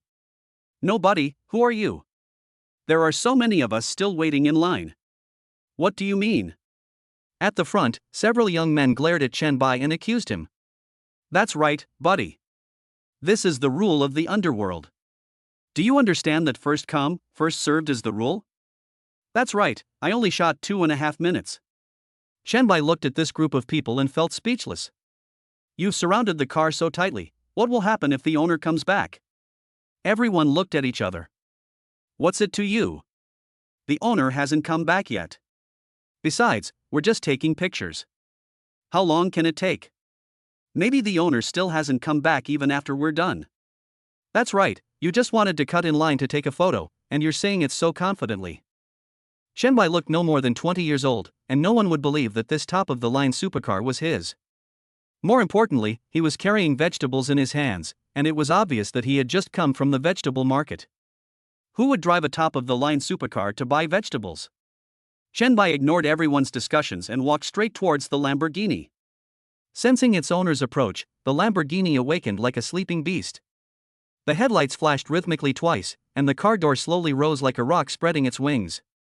The handsome scissor door flashed like a flash of lightning, causing everyone to exclaim in surprise. As a top supercar, the Lamborghini Veneno uses a magnetic induction car key. As long as you step into a specific range around the vehicle body, the vehicle will automatically unlock and open the door. Shenbai actually didn't mean to show off, but this series of actions made him feel extremely comfortable, as if he was in the clouds. Even the tryst with the 5 fingers girl in the bed could not compare to it. Looking at Susan, who was looking shocked outside, Shenbai hurriedly shouted, "What are you daydreaming about? Get in the car. I'm in a hurry to get home and cook." Oh. Susan nodded woodenly and sat in the passenger seat tremblingly. It was her first time riding in such an expensive vehicle. Although he knew nothing about cars, he could tell at a glance that this car was very expensive, not to mention that it was surrounded by so many people. Beep. Shenbai honked the horn twice, and everyone woke up as if from a dream and made way for Shenbai. No way, that car is really his? Could he be a descendant of a certain family in the Magic City? Don't scare me, brother. I just scolded him. What? You scolded him? Then you'd better run away and stop hanging around in the Magic City. I heard that these rich kids are the most vindictive. Last time someone offended a family's eldest son, guess what happened? What's the matter? The man asked in a trembling voice. He was found the next morning at a suburban pig farm, lying naked among the sows. The farm owner later revealed that the sows became pregnant shortly afterwards. Shenbai naturally had no idea what these people were talking about. Even if he knew, he would just smile and remain silent. In the car, Susan was inexplicably nervous and didn't dare to look Shenbai in the eye. She could only sit alone in the passenger seat feeling very uncomfortable. By the way, Susan. Shenbai's voice sounded like a loud bell in Susan's ears. Susan shuddered suddenly, as if she had been electrocuted, and quickly responded, "Boss, what do you want?" "Go back to Yulong Huafu and buy me a few more parking spaces. I'm afraid these 2 spaces are not enough." If the fat guy hadn't driven the BMW away, there wouldn't be enough parking space. Suddenly I realized that the fat guy wasn't completely useless. Chapter 52 9% shares of 800 Group. Boss, Yulong Huafu doesn't sell parking spaces privately. Parking spaces are only given away when you buy a house. A basic house comes with 2 parking spaces, and a deluxe house comes with 3. Susan explained carefully. The so-called deluxe rooms are located on the rooftops of each building. Each building has only 2 units, and the houses also have a second floor, which the property management company euphemistically calls deluxe rooms. Then buy 2 luxury houses. Shenbai said lightly. Okay, I'll do it tomorrow. Boss, do you want to move there? Susan asked tentatively. Shenbai shook his head. To him, a residence was just a place to stay, no matter where it was. Of course, a single-family house was an exception after all, it was a symbol of status and position. He was simply too lazy to move. Living alone was enough for him now. The corners of Susan's mouth twitched involuntarily, and she marveled in her heart, just to buy a few parking spaces, he actually bought 2 luxury houses. This is too arrogant. After returning home, Shenbai quickly fried a few dishes and had a hasty dinner. Then he took out his cell phone and added Luo Dicho to the Green Bubble group. Shenbai was too lazy to ask about the rest of the matters and just left it to Susan. At this time, Lu Ziyuan and Shen Hao were having dinner outside. The reason why Lu Ziyuan asked Shen Hao out was mainly to find out about Shenbai's situation. Old Chen, I'm sure you already know what I'm looking for when I call you out this time, right? Shen Hao took a bite of food slowly and didn't respond to Lu Ziyuan immediately. After chewing twice, he spoke in a neutral tone. Don't you just want to know Mr. Chen's background? Well, hurry up and tell me. I advise you to give up that little idea as soon as possible. Shen Hao swallowed the food in his mouth and continued, At first, I thought the same as you did. Wasn't I just a greenhorn? Did you know about the Patek Philippe exhibition a few days ago? Lu Ziyuan nodded. Yes, he's so famous, who wouldn't know him? What does this have to do with Chen Bai's background? I was in charge of maintaining order at the scene at the time. Guess what I saw? What? Lu Ziyuan asked impatiently. I saw Mr. Chen hanging out with a group of wealthy young masters from the Magic City. Among the ones I know are Ling Yifei from the Ling family, Yi Yunting from the Yi family, and there's another one I don't know, but I guess he's also very important. Lu Ziyuan looked at Chen Hao in disbelief. It was originally just a guess, but now he was certain that Chen Bai must be the young master of a prominent family in the capital. Fortunately, I licked Chen Bai as soon as I saw him, which left a pretty good impression on Chen Bai. At that time, I felt that Mr. Chen was simply unfathomable. Anyway, I am Mr. Chen's man in life and Mr. Chen's ghost in death. Lu Ziyuan, I am warning you, if you dare to go against Mr. Chen, don't blame me for not caring about our old relationship over the years. Lu Ziyuan almost vomited blood. Isn't this a complete fence-sitter? He speaks so righteously, so fucking shameless. It really proves the saying that if a tree has no bark, it will surely die. If a person has no shame, he will be invincible. At this moment, both of their cell phones rang at the same time. The two of them hurriedly took out their phones and opened the green bubble. Chen Bai invites Qiu Luo to join the group chat. Everyone welcomes him. Several people looked at the online name and muttered to themselves. Qiu Luo? Luo. As a result, Luo Deqiu changed the remarks in a lightning speed, and several people's eyes suddenly lit up. It turned out to be Luo Deqiu, the person in charge of Hanqing Hotel. Rong Ku and the group had already begun to doubt his life. Could it be that everything in this demon city is Chen Bai's property? After a brief greeting, Chen Hao and the other man left the green bubble and looked at each other for a few seconds. Lu Ziyuan finally broke the silence. Do you know what other industries in Modu belong to Mr. Chen? Chen Hao didn't say a word, but just shook his head gently, like a willow branch swaying in the wind. Forget it, let's not talk about this anymore. Let's just treat this as a small gathering between the two of us. It just so happens that we haven't been together for a long time. Lu Ziyuan picked up the wine glass. Chen Hao also laughed in response. That's right, the last time we had dinner together was the day before last. The two clinked their glasses and immediately started chatting. After playing games for a while, Chen Bai set an alarm for 7 in the morning and fell into a deep sleep, planning to get up tomorrow morning to buy things. The next day, just as the sky was turning pale, Chen Bai was pulled out of his sleep by the alarm clock. Chen Bai sat up reluctantly, cursing inwardly, damn it, this is a fucking mask of pain. He rubbed his eyes and opened the system mall with ease. Product refresh, number of purchases today, 1. 9% shares of Babai Group, 7.7 yuan. Lamborghini Veneno convertible, 3.9 yuan. Random ability mastery card, 4 yuan. Random property rights of a building in Yulong Huafu, 6.1 yuan. 50 cents cash, 10 yuan. You sold me a 50-cent system for $10. Are you crazy? The system remained as cold as ice and ignored Chen Bai's questions. As for the ownership of the Yulong Mansion building and the Lamborghini Veneno, Chen Bai hadn't even considered it. He already owned a hardtop version of the Veneno, which was even more luxurious than the convertible. As for the ownership of the Yulong Mansion, he could buy it at any time.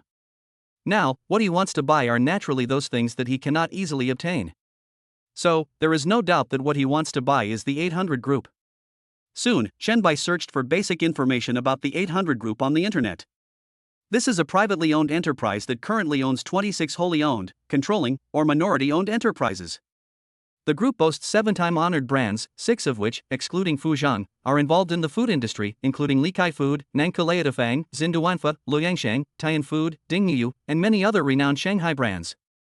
Its overall market value is nearly 100 billion yuan, making it a leading figure in Shanghai's food industry. After purchasing the shares of the 800 Group, Chen Bai began to think carefully. When he could gain 100% control in the future, he could bring 7 days' food under the 800 Group. Although it is not a bad idea now, Chen Bai hopes that 7 days' food can continue to work hard for a while. After shopping, getting up and washing up, Chen Bai went out, bought 2 steamed buns at the entrance of the community, and then followed the navigation to rush towards the North City Raw Stone Exchange. The exchange is huge, covering an area of nearly 300 acres, and is divided into 3 gates, east, west and north, but there is no south gate. When Chen Bai arrived at the agreed location, it was already 8:10. After parking the car, he came to the door and caught a glimpse of Deng Wei. "Hey, Lao Bai." Deng Wei waved vigorously at Chen Bai. Seeing this, Chen Bai hurried over. "Haha, I bought some breakfast on the way, so I'm late." "It's okay, I just got here too, come on, let's go in." "Okay." Chapter 53 Vice Chairman of the Gambling Stone Association. The exchange was crowded with people and traffic.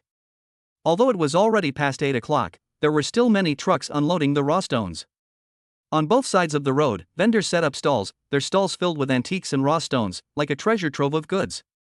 Of course, most of them are just fakes. The vendors on both sides were shouting at the top of their lungs, and the sounds were one after another, making it very lively.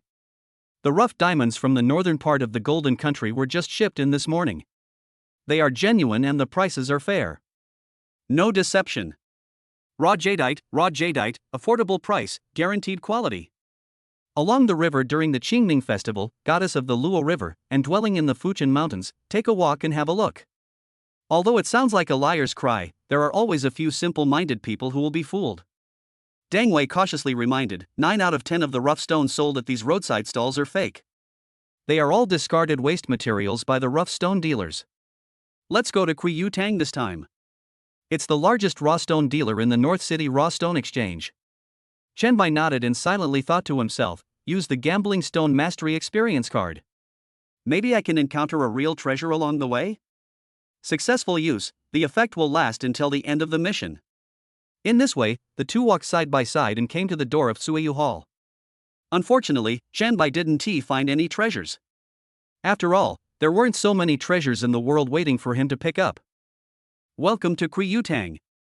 Are you two gentlemen here to gamble on stones or to view jade? We gamble on stones. Yes, sir. Please come this way. The waiter was like an enthusiastic guide, leading the two to the stone area. Sir, these contain all the raw stones from our entire jade hall. The ones on the right were just shipped back from the northern part of the Golden Country this morning, so the price will be slightly higher. On the left are ordinary rough stones. Each area is marked with a price. If you choose a rough stone, you can weigh it on the electronic scale next to it and then scan the QR code that pops up on the scale to pay. My Yutang supports fresh cutting. You can just find the cutting master at the door. Of course, you can also take it away. If you need anything, just tap the call button on the wall. After saying this, the waiter left respectfully. Chen Bai couldn't help but sigh, how could gambling on stones have become so advanced? Damn, you can even scan a code to pay. The two stepped into the stone area. At this time, there were already many people inside carefully selecting the raw stones. A conservative estimate was that there must be at least 50 people there. Come on, Lao Bai, let's go to the right and take a look. Walking to the right area, there are fewer people here. After all, this is much more expensive than ordinary raw stones. Those who can come here are either rich or noble. Most of the people in the left area come here to try their luck and find a bargain. At this moment, an old man was holding a magnifying glass, carefully looking at the half-palm-sized stone in his hand. The stone is fine, with few cracks, a smooth surface, and tender flesh. The old man took out a handkerchief and wiped it gently. It's white with a hint of green, the python belt is neat and has a green sheen, and the pine flowers are vivid. It's truly a piece of top-quality material. The old man excitedly put away his handkerchief, put the magnifying glass into his breast pocket, turned around and went to the electronic scale to pay. Hey, old man, wait. Oh. The old man had just taken half a step when he was interrupted by Chen Bai. He turned around and looked at Chen Bai with a puzzled look on his face. Young friend, do you want this piece of material in my hand? Deng Wei also looked at Chen Bai with curiosity. That's not what I meant, old sir. Do you want to pay the bill? Yeah. The old man nodded. Old sir, I'm afraid this piece of material in your hand will be difficult to ship. The old man frowned slightly. What did this mean? Was he saying that he had poor vision? Why do you say that, young man? Although he has been in the gambling stone industry for many years, he still likes to hear what unique insights these young people have. Old sir, the surface of your material is indeed as fine and smooth as mutton fat jade. The outer python band is neat and even has green spots of light. The python belt is neat and the pine flowers are vivid. Aren't these the characteristics of jadeite raw stone? The old man interrupted Chen Bai. Chen Bai raised the corners of his mouth and smiled. I wonder if you would be willing to let me see this piece of material in your hand. The old man nodded slightly without hesitation and handed the stone to Chen Bai. Chui Yutang is equipped with some basic tools in each area, such as handkerchiefs, small nails, etc. Chen Bai picked up the cloth on the table and began to carefully wipe the surface of the raw stone. The old man frowned and stared at Chen Bai with eyes like a hawk. As the cloth was wiped, the rough surface inside the stone gradually emerged, just like the truth hidden in the darkness. Chen Bai wet his handkerchief with water and wiped it gently. The old man couldn't wait to grab it, took out a magnifying glass from his chest pocket and looked at it carefully. The expression on his face became more and more surprised, as if he had seen a rare wonder in the world. This is actually a piece of junk. Then, he showed an expression of gratitude and looked at Chen Bai with eyes full of respect. He was not thanking Chen Bai for helping him save the money. He didn't need the money at all. He was as excited as if he had discovered a new world. The old man came to Chen Bai in one step like an arrow. My dear, no, I don't know what your name is, sir. This made Chen Bai a little at a loss. A man in his 50s or 60s suddenly rushed up to him and called him sir. This was really unexpected for Chen Bai. There's no need to do that, old sir. You can just call me Chen Bai. Ha ha ha, Mr. Chen, I'm Kong Afeng, and I've heard a lot about you. Chen Bai naturally didn't know who Kong Afeng was, but Deng Wei, who was standing next to him, was so surprised that his jaw almost dropped when he heard the old man's introduction. Kong Afeng? Could this be the Kong Afeng he was thinking of? He was the leading figure in the Shanghai gambling stone industry, the vice chairman of the Shanghai Gambling Stone Association. Even his father looked up to him. Just chatting and laughing with Chen Bai like this? My eyesight is poor, and I couldn't see the original appearance of this material. I wonder how Mr. Chen saw it. Could you explain it to me? Seeing Kong Afeng so enthusiastic, Chen Bai couldn't refuse, so he just said a few words symbolically. First of all, its appearance is too round and doesn't look like a rough stone at all. I think it looks more like jade. Secondly, its back, although still smooth and delicate, is much rougher than the front. At this moment, Chen Bai was simply searching for words in his mind, without having to think at all. I don't know how long I spoke, maybe 5 minutes, maybe 10 minutes. After listening to Chen Bai's explanation, Kong Afeng showed an expression of sudden enlightenment, just like a person who had been groping in the dark for a long time and suddenly saw a ray of light. Wonderful, it's really wonderful. Chapter 54, The Wang Family in the Magic City. Kong Afeng could never have imagined that he would meet such a young man with unlimited potential when he just came out to take a look at the materials shipped from the Golden Country. I just don't know where his teacher came from. Kong Afeng suddenly started groping around his body. After groping for a long time, his expression suddenly froze. Ha ha, well, Mr. Chen, I forgot to bring my business card. Can we add each other's contact information first? Chen Bai readily agreed, took out his phone, and added Kong Afeng's green bubble. Then, Kong Afeng continued, Mr. Chen, are you here to gamble on stones too? I wonder if I'd be honored to join you. Although Kong Afeng is old, he is not arrogant. As the saying goes, one never stops learning and the wise are the teachers. Since Chen Bai is better than him in gambling on stones, he must humbly learn from him. Mr. Kong, you are too kind. Chen Bai naturally did not refuse. This old man looked like no ordinary person. In this way, Chen Bai and his companion had a little follower behind them, which made Chen Bai quite uncomfortable. Coming to the stone, Chen Bai was about to select some materials, but unexpectedly. Chairman Kong. A voice was heard and several people looked over. Master Wang. Wang He led a young man over and came straight to Kong Afeng. The young man behind Wang He stepped forward and greeted Kong Afeng. Hello, Uncle Kong. Kong Afeng smiled happily and nodded repeatedly. It's been so long since we last saw each other, and you've grown so tall. Haha, if you don't grow taller, it will be impossible. Chairman Kong, are you here to gamble on stones? Oh. By the way, let me introduce you, this is Mr. Chen. Kong Afeng came to Chen Bai and introduced him to the two of them. Don't look at Mr. Chen's young age, his attainments in gambling on stones far surpass mine. Hearing this, Wang He and his son exchanged a look of disbelief. Who was Kong Afeng? He was a leading figure in the Shanghai gambling world, yet now he was claiming that this young man's skills surpassed his own. Is this true? It can't be just flattery for Chen Bai. Mr. Chen, this is the head of the Wang family, Wang He, and the one behind him is his son, Wang Dong. Chen Bai nodded, confused, as if he understood something. Wang family? Unheard of. Chen Bai had never heard of this, but Deng Wei knew it all. He leaned close to Chen Bai's ear and whispered softly, "The chairman of the Wang Group, this Treyu Hall we are in is the property of the Wang Group's underground company. He's the leading figure in Shanghai's jewelry industry. My dad has always wanted to work with his company, but he's never been able to do so." Chen Bai murmured softly, and extended his right hand politely. "Master Wang, hello."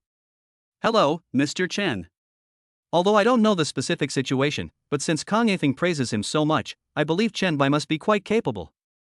After letting go, Wang He asked again. "Chairman Kang and Mr. Chen are here to gamble on stones?" "Exactly. Mr. Chen is planning to select some materials and cut them later." "Oh?" Kang Yifeng's words instantly piqued Wang He's interest, as he had the opportunity to catch a glimpse of Chen Bai's elegance. "Ha, since it's Mr. Chen who wants to buy the materials, I, Wang He, will be the host today. Mr. Chen can choose whatever he wants without spending a penny." Wang He was so generous that even Chen Bai was astonished. He could choose anything he wanted. Any material here cost tens of thousands, and larger materials would start at 100,000. It was their first meeting, so Chen Bai was reluctant to agree. "Ha, thank you for your kindness, Patriarch Wang, but I'll let Chen do it. It's our first meeting, so I don't want to let Patriarch Wang spend money." Seeing Chen Bai's refusal, Wang He said nothing more and just laughed heartily. "No problem, everything is up to Mr. Chen. Wang has a small request." "Master Wang, please feel free to speak. I wonder if I could have a glimpse of Mr. Chen gambling on stones." Chen Bai couldn't help but be stunned. Why were these people's requests so strange? They all wanted to watch him gamble on stones? But Chen Bai did not refuse, it was just a piece of cake. "Okay, Master Wang, please make yourself at your leisure." "Ha, that's good." In this way, under the curious gazes of several people, Chen Bai carefully selected 4 stones from the pile of stones, the largest of which weighed 12 kilograms. Chen Bai found a small cart from the side, paid the money, and came to the cutting master. "Mr. Chen, among these 4 pieces of material, only the smallest one is slightly better. The others look like waste materials no matter how you look at them." Wang He asked doubtfully. As a person engaged in the jewelry business, he knew a thing or two. In his eyes, among the materials selected by Chen Bai, only the smallest piece had the possibility of being shipped, and he did not have much hope for the others. Kang Yifeng also looked at these stones intently. Chen Bai put down the cart and explained slowly. "These materials do look like waste on the surface, but take a closer look." Chen Bai scooped up a handful of water from the cutting machine and gently sprinkled it on a stone. "You see, although its python belt and pine flowers are not obvious, or even absent, its skin is unique. Its skin looks weathered and rough, but a closer look reveals that its underside is silky smooth. This is precisely the key point that easily misleads many people. This is purely fabricated by the author. If anyone knows the subject, please point it out." Zaxo. After listening to Chen Bai's explanation, several people suddenly understood as if they had been enlightened. Kang Yifeng couldn't wait to snatch the rough stone from the master who was about to cut it and looked at it carefully. He held a magnifying glass, narrowed his eyes slightly, and exclaimed, "Hiss, it really is. Let me take a look." Putting away the magnifying glass, Kang Yifeng carefully handed the raw stone to Wang He. "I have benefited a lot from it." Wang He couldn't help but sigh. "Even I was almost fooled. If it were an ordinary person, it would probably be difficult to detect the clues. Yes, I never thought that Mr. Chen's attainments in gambling on stones are so profound." Wang He's admiration for Chen Bai was beyond words. Wang Dong on the side just watched quietly, without saying a word, and no one knew what he was thinking in his mind. Chen Bai smiled slightly awkwardly. "It's too early to draw conclusions now. All of this is just speculation. Only after we cut it open will we know the answer." Wang He hurriedly handed the raw stone to the cutting master and almost forgot about it. After the master awkwardly took the raw stone, he first sprinkled water on it evenly to allow the raw stone to be soaked in water. Then he gently placed it on the cutting table and turned to look at Chen Bai. "How are you going to cut it, sir?" Chen Bai pondered for a moment and said, "Try to be naked." The cutting master nodded, put on goggles and gloves, and started the machine. Chapter 55, Top Quality Brown Red Jadeite. The machine roared, and the master began cutting with full concentration. The master carefully cut along the smooth surface, as if he was protecting a rare treasure, bit by bit. As small stones fell like raindrops, a hint of emerald green light began to appear faintly in the original stone. The few people were not too surprised. After all, everyone was optimistic about this stone, so it was expected. The protagonists were the ones at the back. As time goes by, the rough stone is cut and its true appearance is revealed. The color is emerald green, irregularly distributed, with green in white and white in green. This should be the flower green jadeite. Although it's incomplete, this piece should weigh more than 400 grams. Kang Athing analyzed, with a hint of excitement in his voice. "Ha, I'll take this piece of anthocyanin seed. I wonder what Mr. Chen thinks of it." Wang Yi said proudly, his voice as loud as a bell. This is the purest lavender jadeite, which he saw with his own eyes. Instead of letting others buy it, it is better for him to take the initiative. "No problem," Chen Bai's answer was concise and clear. He was here primarily for the system quest, and secondarily to accompany Deng Wei on a shopping spree. Jade was like a passing cloud to him, holding no interest at all. After cutting, the master carefully placed it into the container, and then moved the largest piece of raw stone onto the table.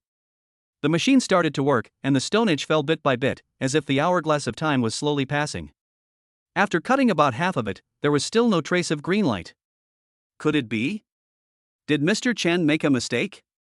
Kang Athing shook his head quickly, his heart was in turmoil. After a while, the stone weighing more than 10 kilograms was cut down to less than 3 kilograms. Chen Bai remained calm and composed. He still trusted the system after all, it had never let him down. Kang Athing, on the other hand, was a bit nervous, like an ant on a hot pan. "Mr. Chen, you're not really mistaken, are you?" Wang He and his son also looked puzzled, their eyes sharp as they looked at the stone. The cutting master turned to look at Chen Bai, who nodded and extended his hand to signal him to cut in the middle. The master understood, nodded, adjusted the position, and started cutting. As the blade extends. This is? Brown. Brown? Even Wang Dong, who had been silent the entire time, couldn't help but exclaim, could it be brown-red jade? As the cutting master gradually advances, the gorgeous brown-red color is completely revealed like a scroll painting. The color of the jade is deep and full, the surface is smooth like jade, the texture is delicate like silk, the gloss is as high as a mirror, and the transparency is moderate like a clear spring. It's the best. The best. Kang Athing was so excited that his voice was trembling, like a candle in the wind. "I've been collecting jade for decades, and this is the first time I've seen such exquisite brown-red jade." Even Wang He couldn't help but widen his eyes, as if he wanted to see through the jade. Ordinary brown-red jade may not be considered the most expensive jade, but the collection value of this kind of top-quality brown-red jade with bright and beautiful color and like a fairy product is simply unparalleled. If it is processed properly, it will definitely become a rare treasure. Unexpectedly, this material weighing more than 10 kilograms and being the most despised by people could produce such a rare treasure. Although the amount opened is not large, its value is definitely not low. "Mr. Chen, I beg you to sell this jadeite to Mr. Wang. Mr. Wang is willing to pay the highest market price." "Oh no, Mr. Chen, please name any price you want." Deng Wei just stood there staring blankly, his mouth wide open enough for an egg to fit in. "This isn't, brother? Didn't you agree to come with me to gamble on stones? How come you got a top-notch gem?" To be honest, one of the reasons why Deng Wei asked Chen Bai to come over was actually to show off in front of him.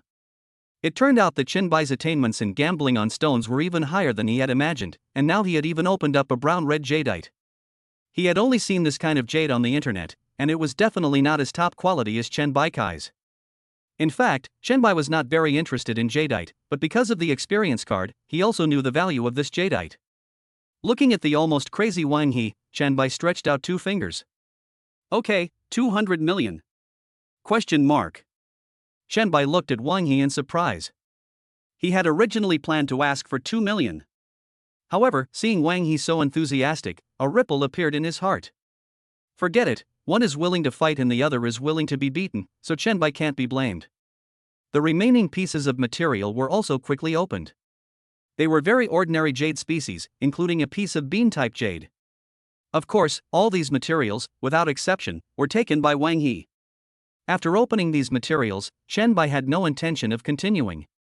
With the help of the experience card, he found that there were very few materials that could be shipped in the stone area, so he decided to leave it to others to slowly explore. Wang Heezy was like an impatient little monkey. He ran downstairs with the jade he had opened and handed it to the craftsman. After the craftsman polished it meticulously, the weight was finally determined. After learning Chen Bai's bank card number, Wang He did not hesitate to transfer 300 million yuan into Chen Bai's card. Chen Bai felt that Wang He had the potential to be a sucker. But Wang He doesn't think so.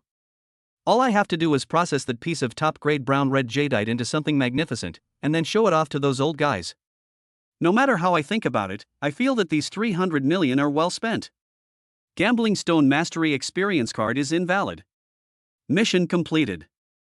Host exceeds the mission. Congratulations to the host for obtaining Gambling Stone Skill Mastery, Jin Quan Helicopter Airport, and a Mall Explosion Rate Boost card. Wait. Chen Bai's eyes suddenly widened, as if he saw something incredible. Jin Quan Helicopter Airport. My Sikorsky S-92 helicopter is still parked at Jin Quan Helicopter Airport. Now, the entire airport belongs to me. I forgot about checking out the helicopter. I have to go check it out this afternoon. With your own airport, you will no longer have to worry about not having parking spaces when you buy a helicopter in the future. Suddenly, a crazy idea came to Chen Bai's mind. Could he take a helicopter back to his hometown? The rich man returns home in glory by flying a helicopter? Chen Bai shook his head vigorously and complained in his heart, online novels have caused me a lot of trouble. Chen Bai was about to turn around and leave when he was held tightly by Deng Wei. Deng Wei's eyes seemed full of resentment at this moment. He narrowed his eyes slightly and stared at Chen Bai intently. No, Lao Bai, I haven't driven it yet. You've always been driving it. Can you give me a chance? Ah. Chen Bai touched his nose awkwardly. I forgot, let's go. I'll go with you again. I am too busy with work, I will try to keep it to 2 updates. Finally, could you please use your lucky hands to rate my book? I will correct any negative reviews in time, and positive reviews are my motivation for writing. Thank you all. If you feel there is anything inappropriate or unreasonable, I hope you can tell me so that I can correct it in time. Chapter 56 Stanford University. After carefully selecting for half an hour, the stones he finally opened turned out to be a pile of waste. Deng Wei became as obedient as a deflated ball. Actually, I think gambling on stones is like the flowers in the mirror and the moon in the water. It looks beautiful, but it's not my destiny. Let's stop here today. Let's go, Chen Bai. Chen Bai stood aside, he just smiled and said nothing. The two of them slowly walked out of Suiyu Hall. Kan Ifeng's voice came from behind them. Mr. Chen, please contact me when you have time. Let's discuss the secrets of this jade. Mr. Chen, please come visit Wang's group when you have time. Let me treat you well. When I arrived outside the exchange, Shen Jingyi's call came like timely rain. Brother, I found a job, hee. Oh? What kind of job is it? Where is it located? Is it convenient? What's the salary like? What's the working environment like? Is lunch provided? Yes. Why aren't you talking? Speak up. I'm just too lazy to answer you. I'm applying for a sales position at 7 Days Foods, and I won't get paid for the first month. What? What's the matter? I majored in marketing in college, and now is a good time to study ahead of time. Plus, I promised to return to 7 Days Foods after graduation, so they hired me. What about your classmates? Su Yueshi is with me. As for Jiang Jiaqing and the others, I don't care. What's wrong, brother? Is there a problem? No problem. So you are at the 7 Days Food Company now? Yes, food and accommodation are provided. Su Yueshi and I have already moved to the factory. We work from 9 to 6, with only 1 day off on weekends. Working from 9 to 6 was Chen Bai's special arrangement so that all his employees, including the operators in the workshop, could find a balance between work and life. Although this will slow down the efficiency of pharmaceutical production and have a significant impact on the company's overall benefits, it does not prevent Chen Bai from making money. He will just earn a little less. Let's not talk about it for now, bro. Manager Chu called me. Before Chen Bai could reply, he heard the beeping sound from his cell phone. Inside the Kiri food factory, Chen Jingyi, Su Yueshi and other miscellaneous people, a total of 9 people, sat in the conference room. Chu Qiao stood on the stage, scanning the crowd with sharp eyes. First of all, I would like to warmly welcome everyone to our 7 Days Foods family. Many of you may not be familiar with me yet, so let me briefly introduce myself. My name is Chu Qiao, and I'm the sales manager of 7 Days Food. From now on, I'll be responsible for all of your training. Before the training, I will first inform you of the specific benefits. Our company implements an 8-hour work system, starting at 1 p.m., with a 1-hour lunch break and a single day off on weekends. During the internship period, the company does not purchase 5 social insurances and 1 housing fund for everyone. After 3 months, you will automatically become a regular employee. For a small number of summer workers, there will be no pay for the first month. If this is unacceptable, please speak up and the company can arrange other work for you. For a long time, no one stood up, Chu Qiao continued. Very good, since there is no one here, let's sign the contract first. As soon as he finished speaking, an employee came to the door and distributed several contracts to everyone. These contracts are. After signing the contract, the formal training began. Chu Qiao first turned on the multimedia and then spoke. First, I want to share a story with you. The multimedia behind me flashed, and an article jumped into my eyes. The content of the article was: there is a famous Harvard University in Mexico, and there is also a university called Stanford University in California. There is a story about Harvard University and Stanford University. One day, a middle-aged couple dressed simply came to Harvard University and announced that they had an important matter to discuss with the president.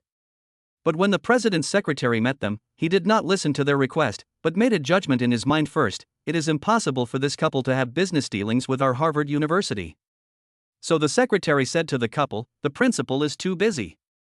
Please come another day. The middle-aged couple said, it's okay, we can wait. Next, the secretary ignored them, thinking that they would leave on their own after a while. But unexpectedly, they waited for a whole morning and showed no intention of leaving. There was no other way, so the secretary reported the matter to the principal and said to him, why don't you go and meet them? Maybe after you meet them, they will leave.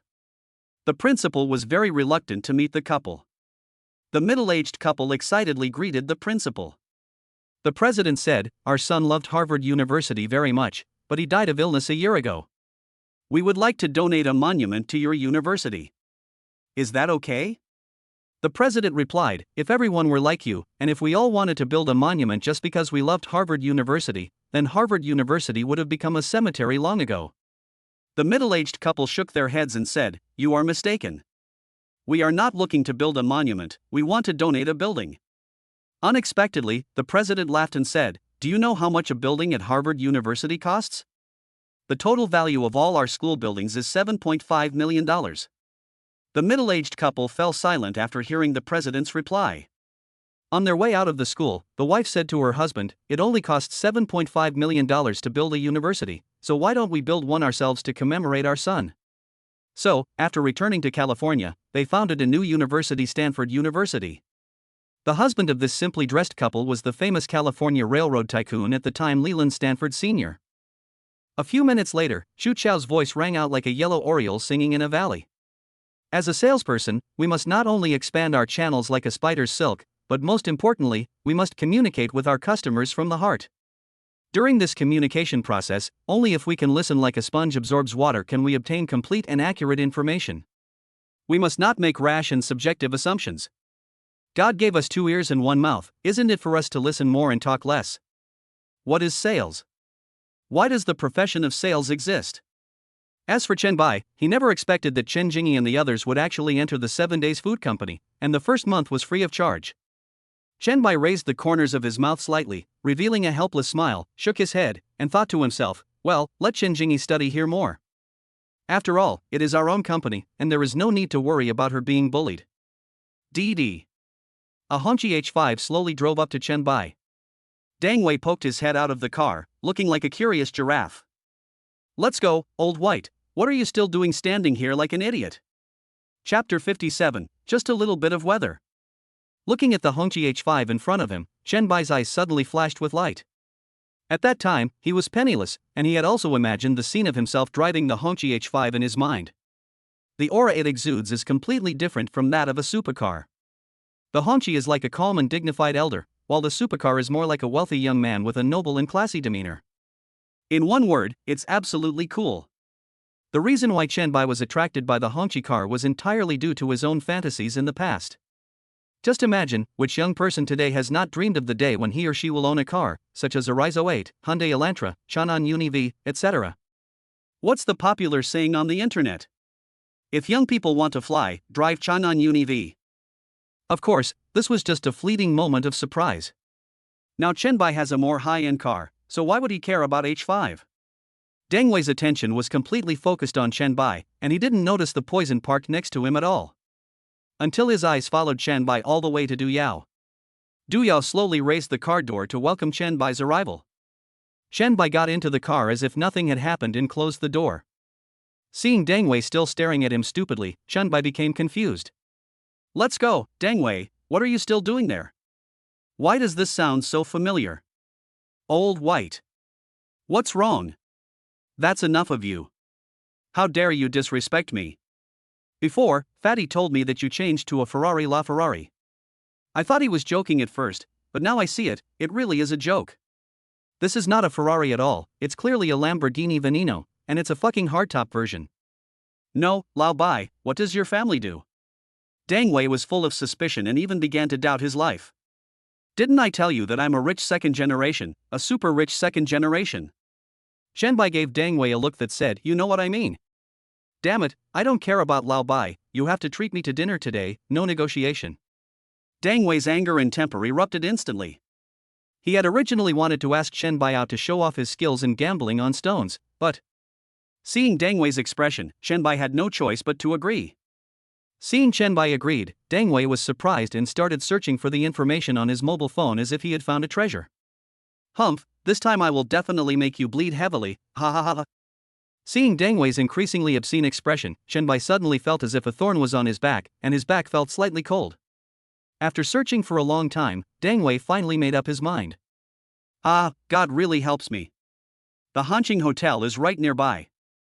It is a 5-star hotel. It will definitely make Chen Bai bleed a lot of money. Let's go to the Hanqing Hotel, it's nearby. Where? Hanqing Hotel, what's the matter, Old White? You already drive a Lamborghini, you won't feel sorry for the money, right? Chen Bai tried hard to suppress his laughter.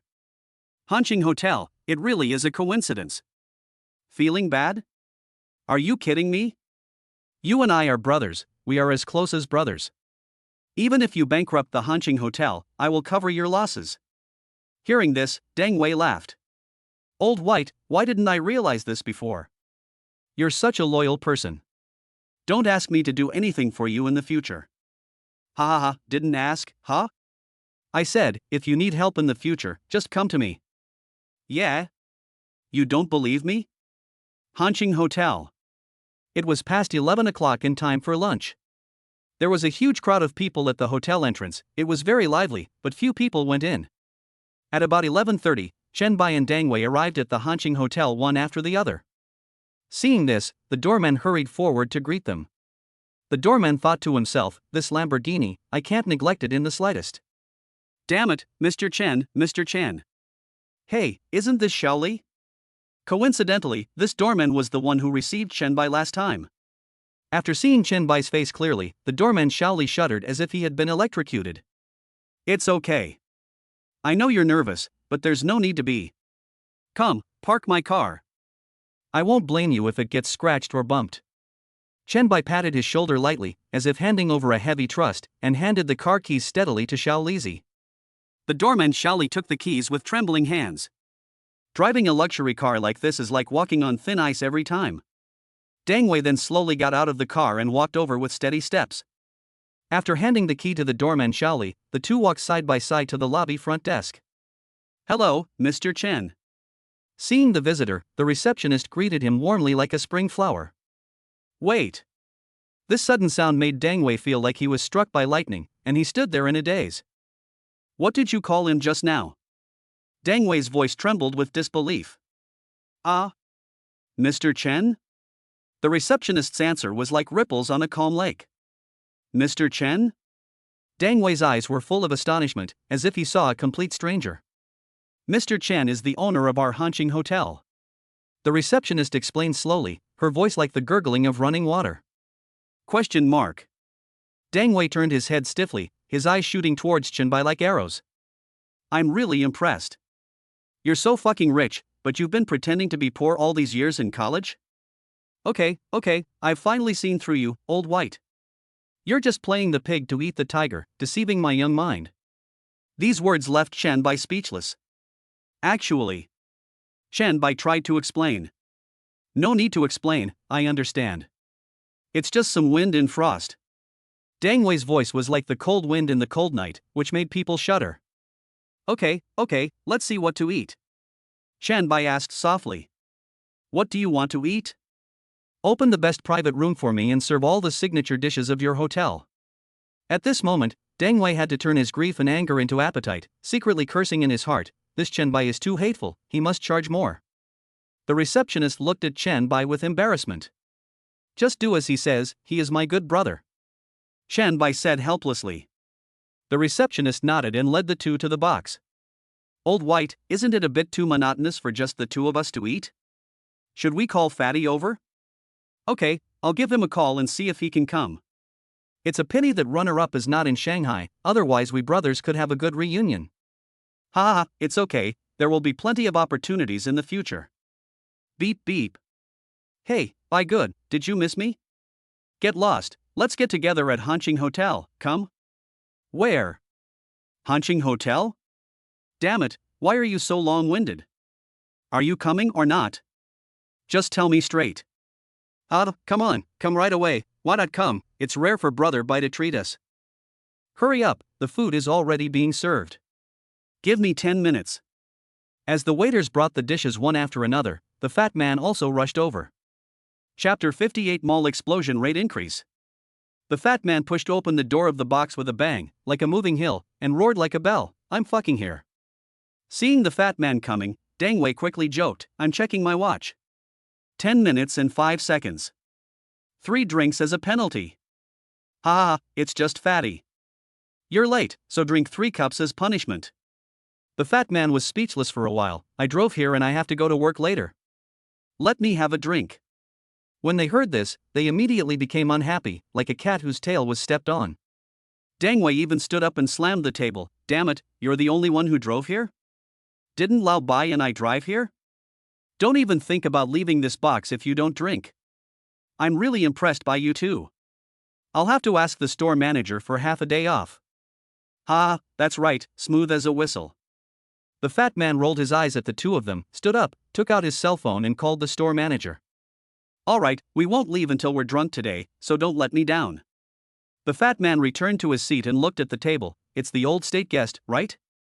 If it's not, I won't drink. Ha, he must be the old state guest, our brother's favorite. The fat man did not hesitate and immediately picked up a bottle of wine and filled it up for himself and for Qianbai and the other man. Come on, let's go one by one. Come. Dry. Seeing that Qianbai and the other man drank the wine in one gulp like drinking water, the fat man picked up his glass and raised his head to drink it in one gulp. Dang Wei jumped up as if someone stepped on his foot when he saw this. Damn you, you loser. You drank half and spilled the other half. Is your chin leaking? The fat man scratched his head in embarrassment, like a child who had done something wrong and was discovered. No, Fatty, have another one. This one doesn't count. Okay. By the way, Fatty, you haven't finished your 3 glasses of wine yet, hurry up. After 3 rounds of wine and 5 kinds of food, everyone was lying drunkenly on their chairs like a puddle of mud. Burp, you fat bastard. Burp. You actually dared to lie to me, saying that Walter White was replaced by Rafa. Who lied to you? I saw with my own eyes that old Bai changed Rafa. If you don't believe me, ask him. You're still quibbling. Today I saw Lao Bai driving a Lamborghini Veneno, and you told me it was a LaFerrari. Do you have any conscience? What? What did you say? It's both in Chinese, why can't I understand you when you say it all together? Lamborghini? Poison? Yes, it's the hardtop version, limited to 5 units worldwide. It's a fucking hardtop version? Upon hearing this, the fat man felt as if a basin of ice water was poured over his head, and he sobered up instantly. Yeah, you even lied to me about what Rafa was. No, I saw brother Bai driving a LaFerrari with my own eyes. What's the meaning? What else is there to say? The two men's gazes were like two lightning bolts, shooting towards Chenbai at the same time. Actually, I have both. The two of them looked calm. Alas, they were used to it. Okay, come on, let's have another round of drinks. The fat man waved his hands as if he had been electrocuted. No, I really can't drink anymore. Tisk, hurry up, it's the last round. You're such a big guy, how come you can't drink as much as I can? The fat man had no choice but to continue drinking with the two of them. Do you know what the runner-up did when he returned? At this time, Dang Wei's voice sounded like thunder. He must be learning some technical skills. His uncle runs an auto repair shop, so he seems to be learning how to repair cars. Chenbai was also drunk at this time. Repair what car? Ask him to come to my company. Yes, Walter White has made a fortune. He's an invisible rich second generation. On the other hand, the fat man had fallen asleep on the table like a puddle of mud. Chenbai looked at the time and it was almost 2 o'clock. Chen Bairu called the waiter at the door and arranged 3 presidential suites. In the dead of night, Chenbai groggily rose from his bed, feeling as if countless bees were buzzing around in his head.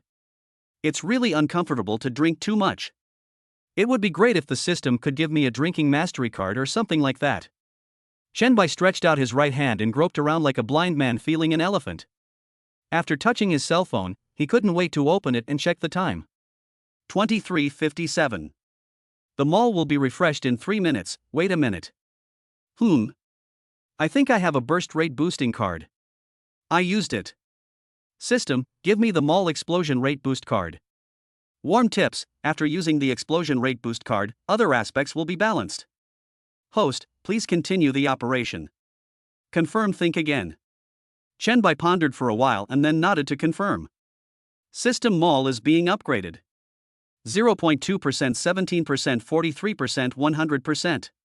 Mall update completed. The latest rules are as follows. The overall system mall drop rate has increased by 4%, and the system mall will only be refreshed once a week. Each refresh will give the host 3 purchase opportunities.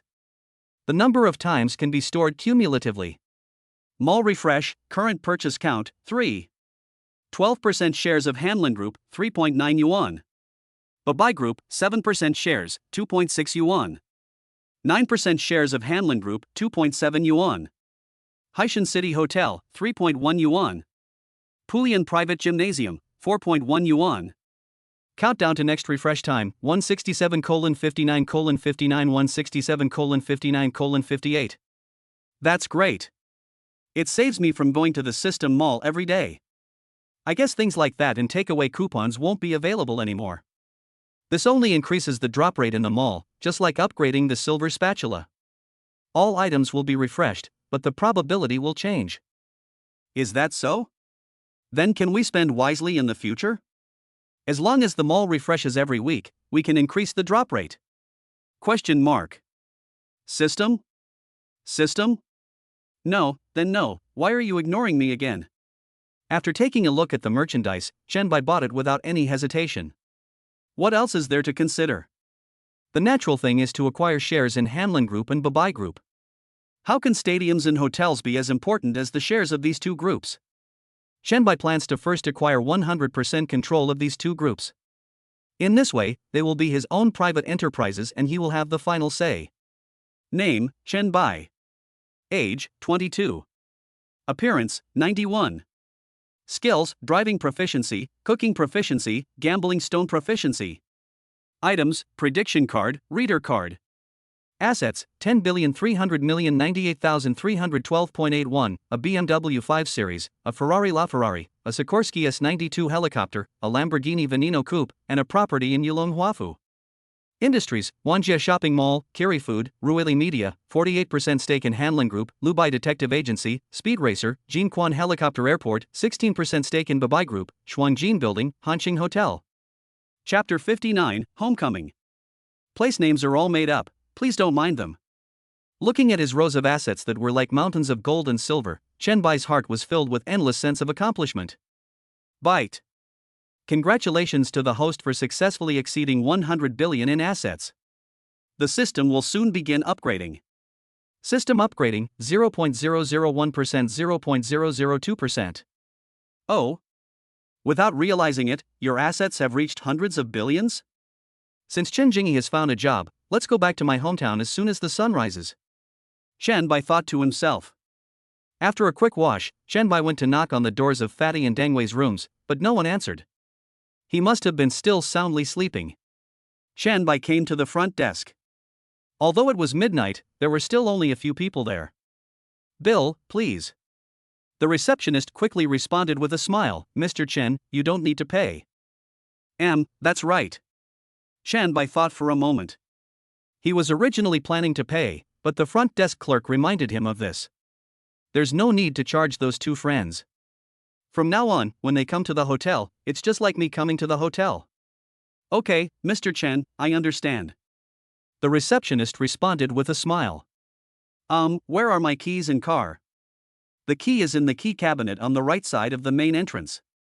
The cabinet number is F13. The car is parked in the parking lot on the left side of the square. I'll take you there, Mr. Chen. Shenbai nodded calmly. After getting the car, Shenbai drove all the way back to Yulong Mansion. When he got home, it was almost 1 in the morning. Shenbai packed up his things and waited quietly for dawn.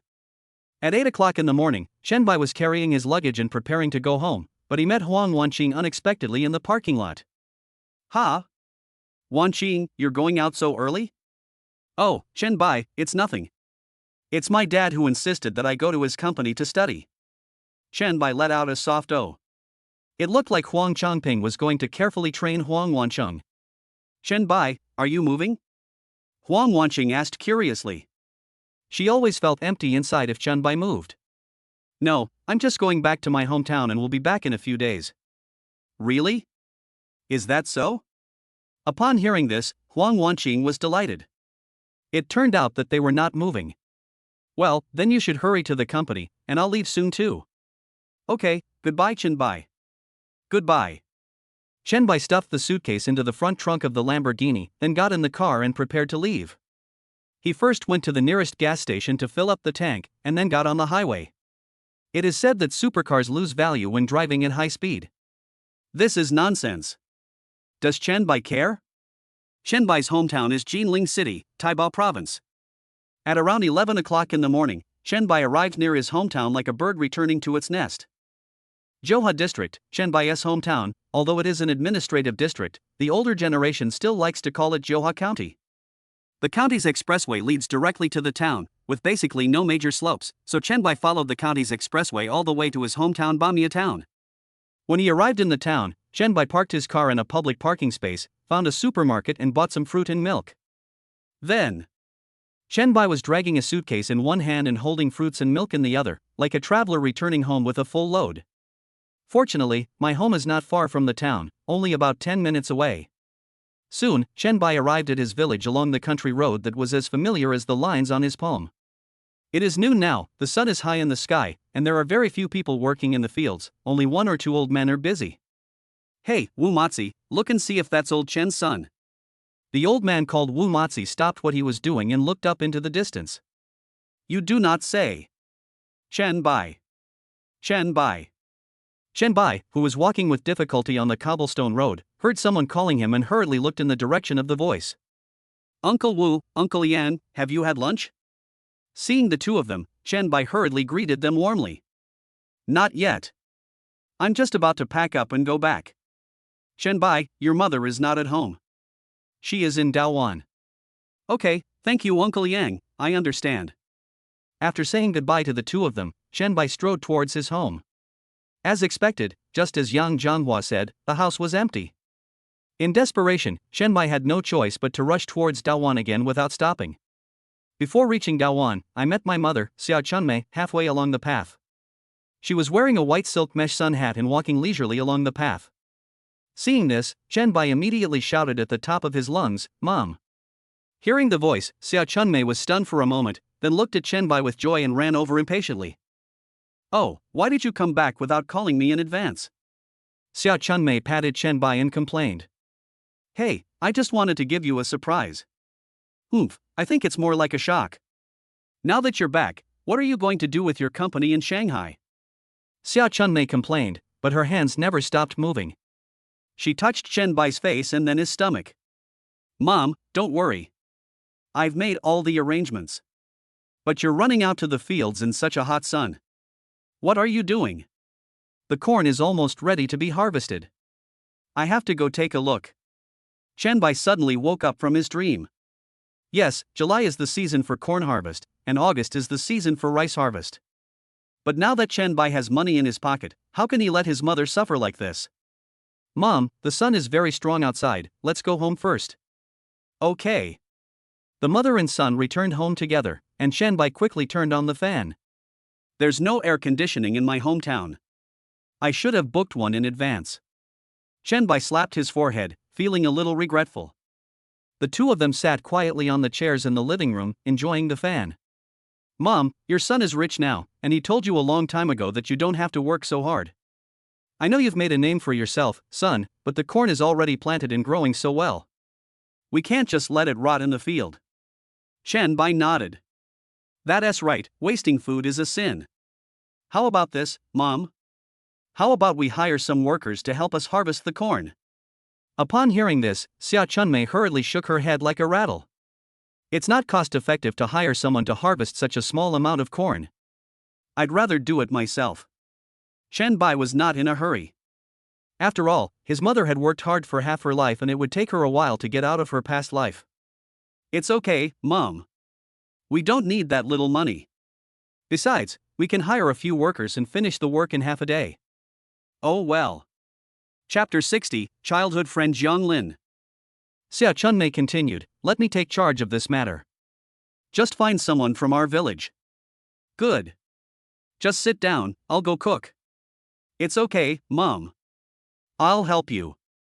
Xia Chunmei was arranging the vegetables while Chen Bai was washing the rice.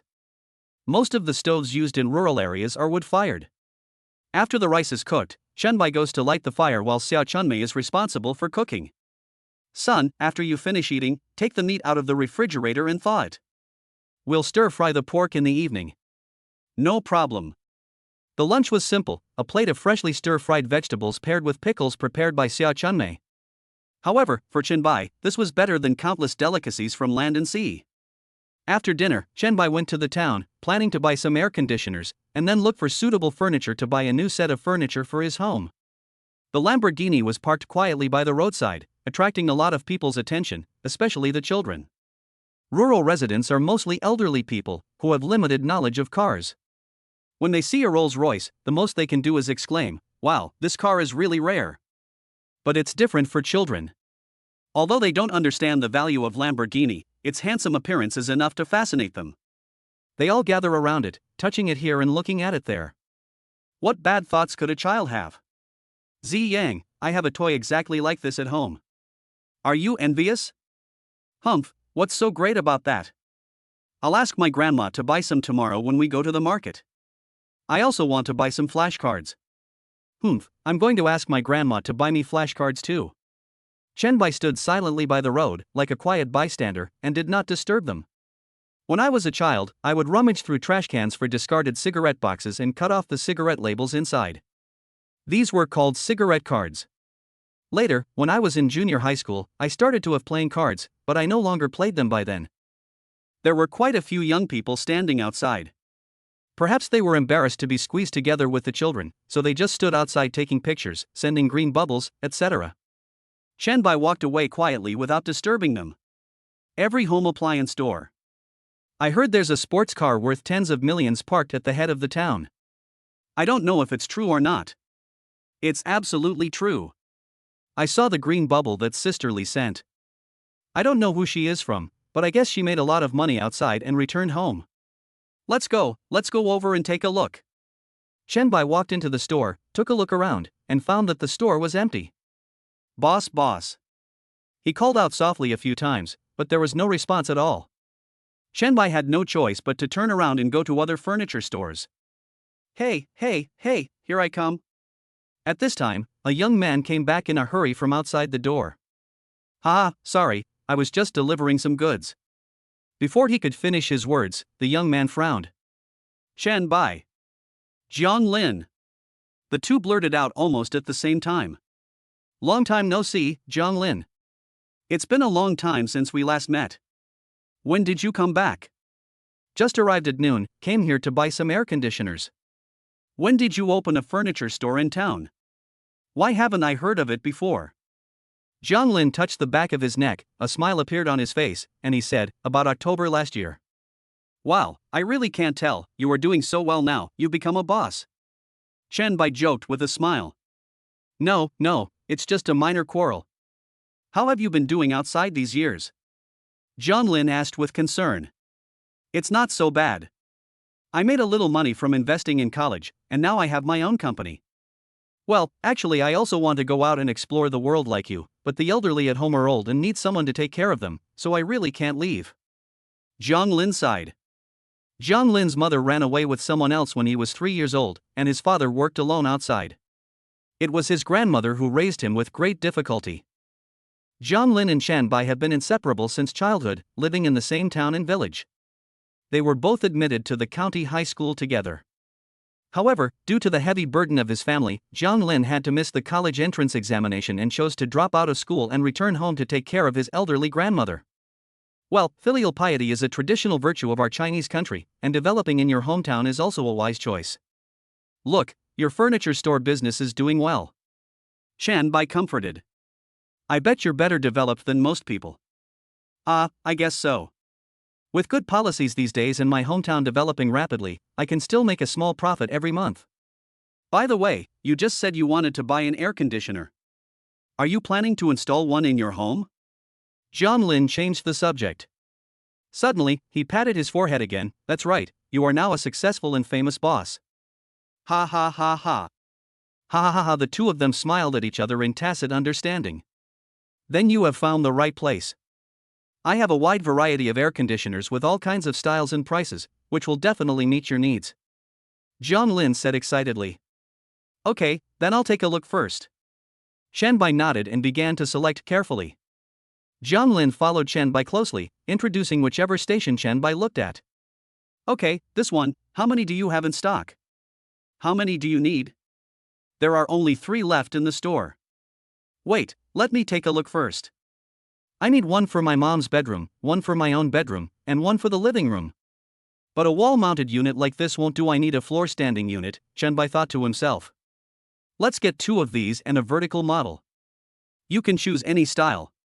The price is not a problem. Worthy of being my boss, Chen Bai, so straightforward. What do you think of this Hualing? Okay, that's it. How much is it together? I'll buy you one. 5,000 will be enough. Jiang Lin said proudly. Are you sure? You won't lose money on 5,000? Don't worry, I think I collected too much. Okay. Chen Bai responded doubtfully. Suddenly, Chen Bai pretended to make a mistake and said, Oops, I accidentally clicked the wrong button and transferred 8,000 yuan. It's okay, I'll give it back to you. Alright, the extra is my gift to Grandma Qin. Please help me buy something for her. If there is any left, it will be your reward for your hard work. Grandma Qin is Jiang Lin's grandmother. You? Jiang Lin looked at Chen Bai, but finally said nothing. Thank you very much. Don't be so formal with me. If you want to thank me, just bring the air conditioner to my house. If I can't get the air conditioner to work at night, I'll only hold you responsible. Hearing this, Jiang Lin suddenly stood up straight and saluted Chen Bai with a standard gesture. Yes, sir. I promise to complete the task. Chapter 61 Township Development Activities. After returning home, I was surprised to find that my uncle Chen Yuankai was also there, chatting happily with my mother, and I didn't know what they were talking about. Mom, Uncle. Chen Bai shouted loudly. Hey, you're back. We were just talking about you. Coming to Xia Chunmei, Chen Bai greeted Chen Yuankai again, Uncle. Then he turned his gaze to his mother, me? What's wrong with me? He, your uncle heard that you were back and came all the way here to thank you for taking care of Chen Jingyi. Chen Bai smiled slightly.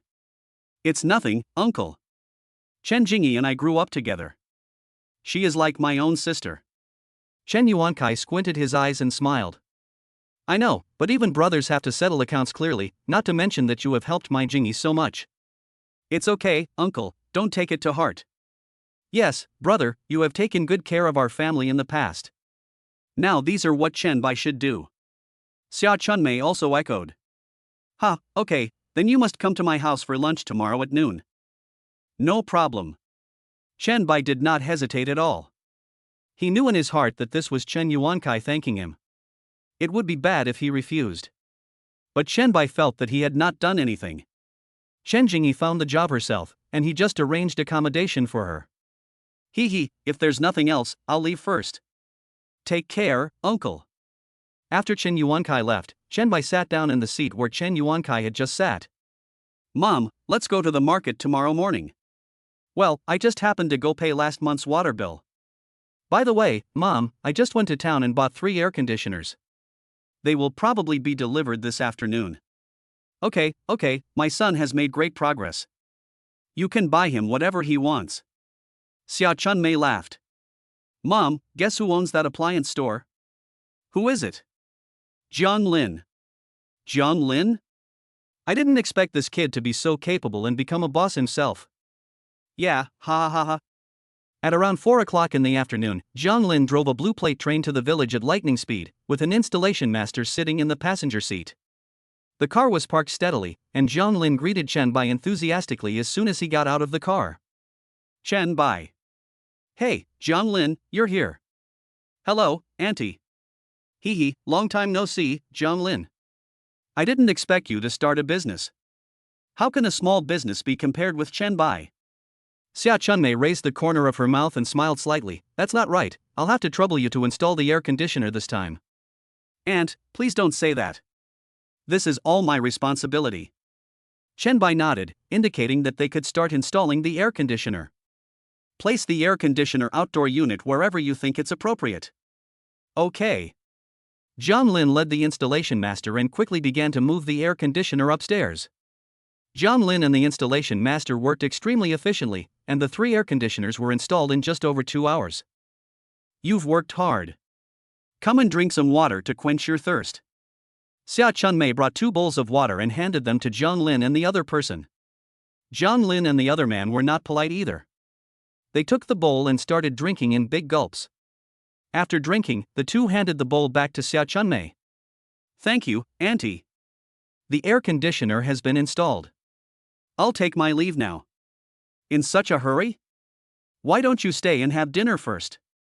No, Auntie, I have to go back and take care of Grandma. That's right. Take your time, then. Come visit us often when you have time. I know, Auntie. Goodbye. The roar of a car was heard, and Jiang Lin drove away with the installation master. After dinner, Chen Bai walked into his bedroom and gently turned on the air conditioner. The cooling speed was very fast. The next morning, just as the eastern sky was turning pale, Chen Bai and his mother Xia Chunmei set out for the town. The streets were bustling with people.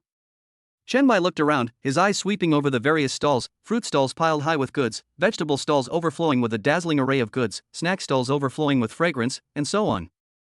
I vaguely remember that the last time I went to the market was during the Chinese New Year, and now it has been more than half a year. When I arrived at where I parked my car, everything was still the same. There was a flood of onlookers, because there were many more people attending the market today than yesterday. Chen Bai didn't think much of it. If they wanted to watch, then let them watch. Xia Chunmei, however, was fascinated. Son, look at all the people gathered over there. Are they having some kind of event? Chen Bai couldn't help but laugh after hearing this. No, Mom, that's my parked car, and these people are looking at it curiously. Your car? What kind of car? You wouldn't know even if I told you, Lamborghini Veneno. Ha? The male model fed you poison? Chen Bai. After leaving, they first went to the water bill payment office. After completing the payment, Xia Chunmei planned to buy some braised dishes to take home. However, Chen Bai's eyes were attracted by the exhibition stand in the square next to him. On the high platform, a huge banner was prominently hung. Zhenya Group promotes township construction activities. Chen Bai's eyes had just swept across the banner when a voice came from the booth. Dong dong dong dong dong dong dong dong dong dong dong. The rhythmic drum sound began to spread throughout the street, attracting the attention of many people and making them stop and watch. As time passed, the crowd of onlookers grew like a tide. Old man Deng, what's written on that red strip of cloth? Old man Deng slowly took out a pair of old-fashioned glasses from his trouser pocket. Genya Group recommends. What is Genya Group? Old man Deng shook his head, his expression like a candle in the wind. How should I know? You call yourself an intellectual, how could you not know? Just because I graduated from elementary school doesn't mean I'm not an intellectual? As more and more people gathered, the host finally came onto the stage. Uncles, aunts, elders, and fellow villagers, please be patient. Today, on behalf of the Genya Group, I have come to Bamya Town to promote rural development activities in Bamya Town. Of course, we won't let anyone go home empty-handed. Anyone who participates in the event will receive a box of toilet paper. As soon as the host finished speaking, those who were planning to leave or were leaving stopped. What? There's free paper available? Why didn't you tell me earlier? Many people rushed towards the booth like hungry tigers pouncing on their prey. Don't worry, uncles and aunts. We will definitely distribute toilet paper, but not now. We will distribute it after the event is over. What? Not sending it anymore? Wait until the event is over?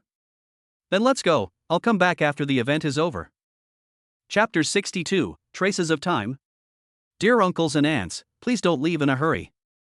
Listen to me for a moment. We will be handing out some small gifts during the event, such as soap, plastic bags, etc. Shenbai didn't have any ideas before, but the Genya Group gave him inspiration. Since they are committed to promoting township construction, he will devote himself to rural construction. I still remember that when my father passed away, the villagers really helped me a lot, and have also taken good care of my family since then. Now that I have some money, I am determined to do something big in my village. Shenbai thought about waiting for Deng to finish lunch at his uncle's house at noon, and then going home to make some plans. Just then, Xia Chunmei came back with braised dishes. Son, didn't you just say you can get toilet paper? Have you bought everything? Shenbai quickly changed the subject. Well, I'm done. Is there anything else you want to buy? I don't want to buy anything, I just want to go shopping. Shenbai said, Mom, I want to go shopping in the old street. Good. Xia Chunmei nodded, and Shenbai took the item from her hand. Why do I always feel like I've forgotten something? Since the new street became increasingly prosperous, Shenbai has not been to the old street for many years. However, his mother would occasionally go there when she went to the market. For teenagers like Shenbai, it was okay when they were young and liked to wander around, but when they were a little older, few teenagers visited the old street. Soon, the two arrived at the old street. The old street was very different from the new street. The new street was a flat asphalt street, while the old street still retained the vicissitudes of time, with a stone street full of age. Behind the street is a small stream. When Shenbai was a child, he often played crab hunting in it with a group of other kids. Unfortunately, it has dried up now. Most of the houses on both sides of the old street are built with wood and yellow mud. On both sides of the road, the stalls are all run by elderly men and women, some selling backpacks and baskets made of traditional bamboo strips, and some selling leaf tobacco. Shenbai remembered that there was an old tailor at the fork in the road in the middle of the old street. He could not only mend clothes, but also shoes.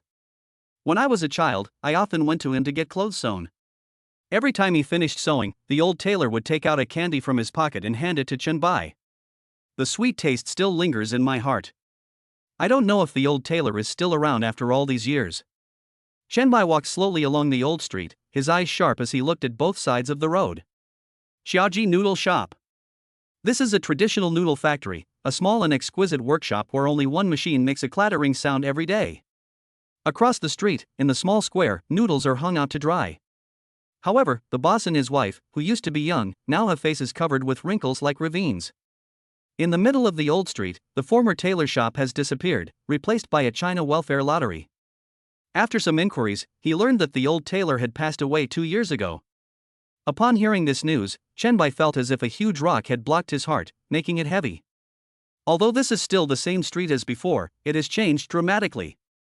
Many of the old houses where I grew up have collapsed and been replaced by new ones.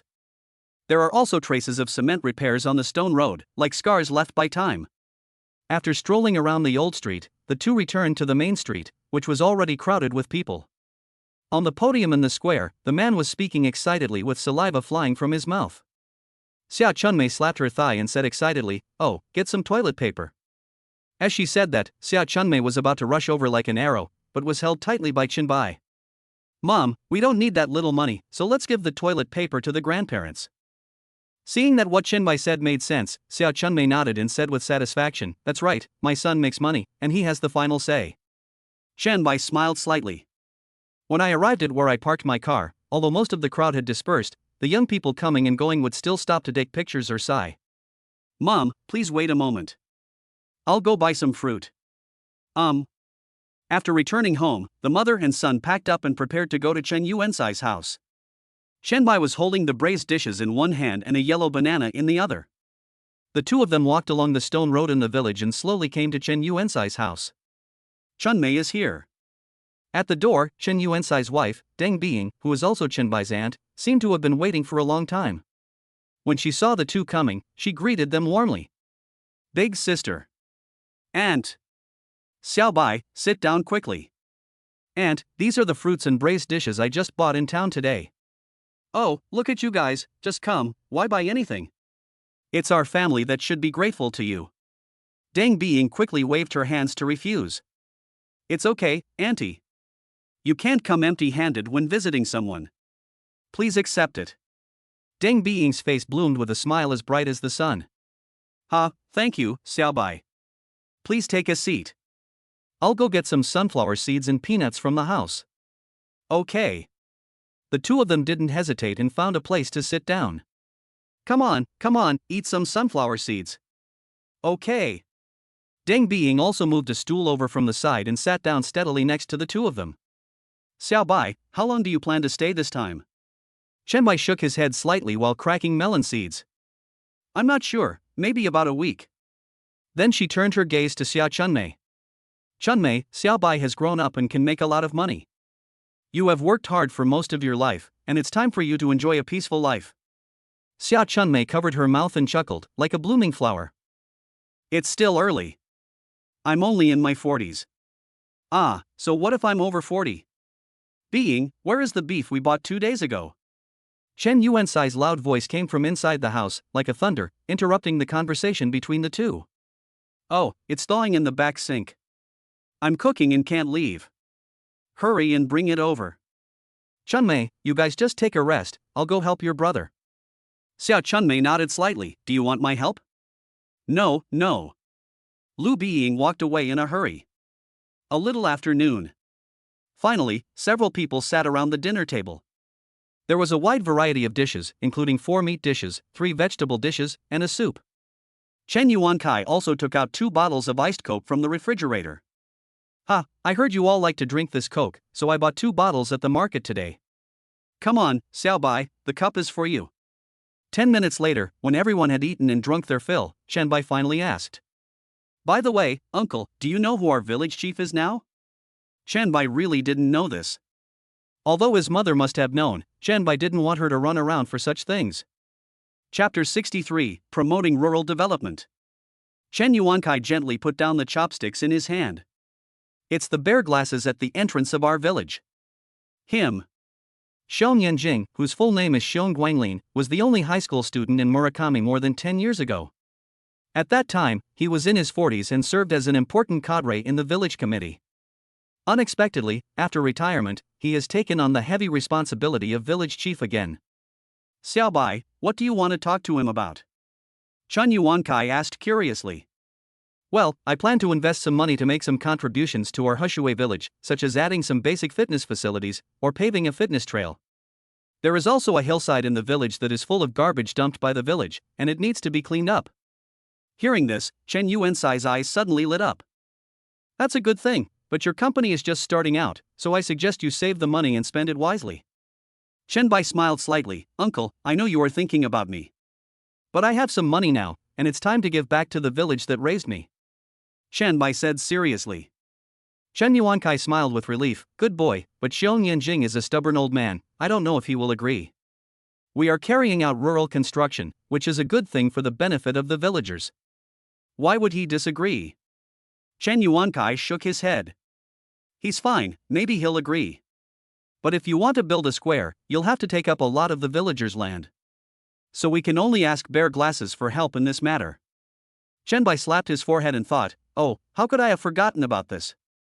Either they could ask the village committee to grant them vacant land, but vacant land was scarce. Most of the remaining land was the villagers' cherished possessions. Or they could simply contact the villagers.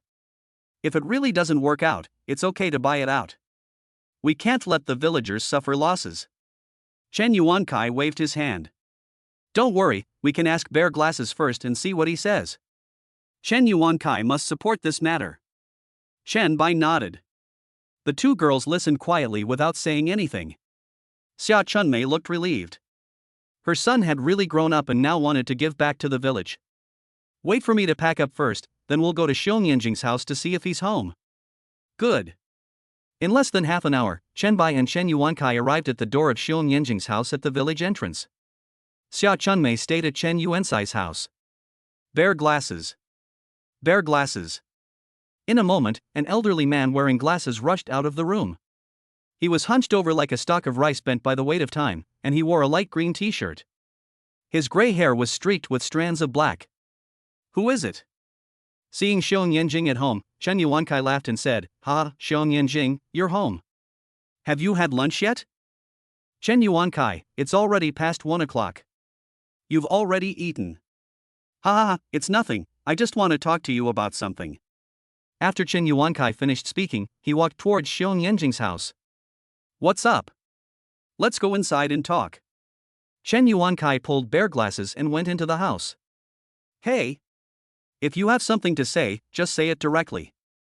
You have to say it in the house. Don't ask first, just come in. Chen Yuankai pulled Xiong Guanglin like a lamb and came to the lounge chair before stopping. What's going on? Why is it so mysterious? Xiong Guanglin was full of suspicion. Look who he is? Chen Yuankai stretched out his finger and pointed at Chen Bai like an arrow pointing the direction. Xiong Yanjing was slightly surprised. He shook his glasses and looked at Chen Bai carefully. Who is this? He looks like a child from the Yuan family. Chen Yuanji is the name of Chen Bai's father. Yes, he is Yuanji's child, Chen Bai. There was a hint of pride in Chen Yuansai's voice.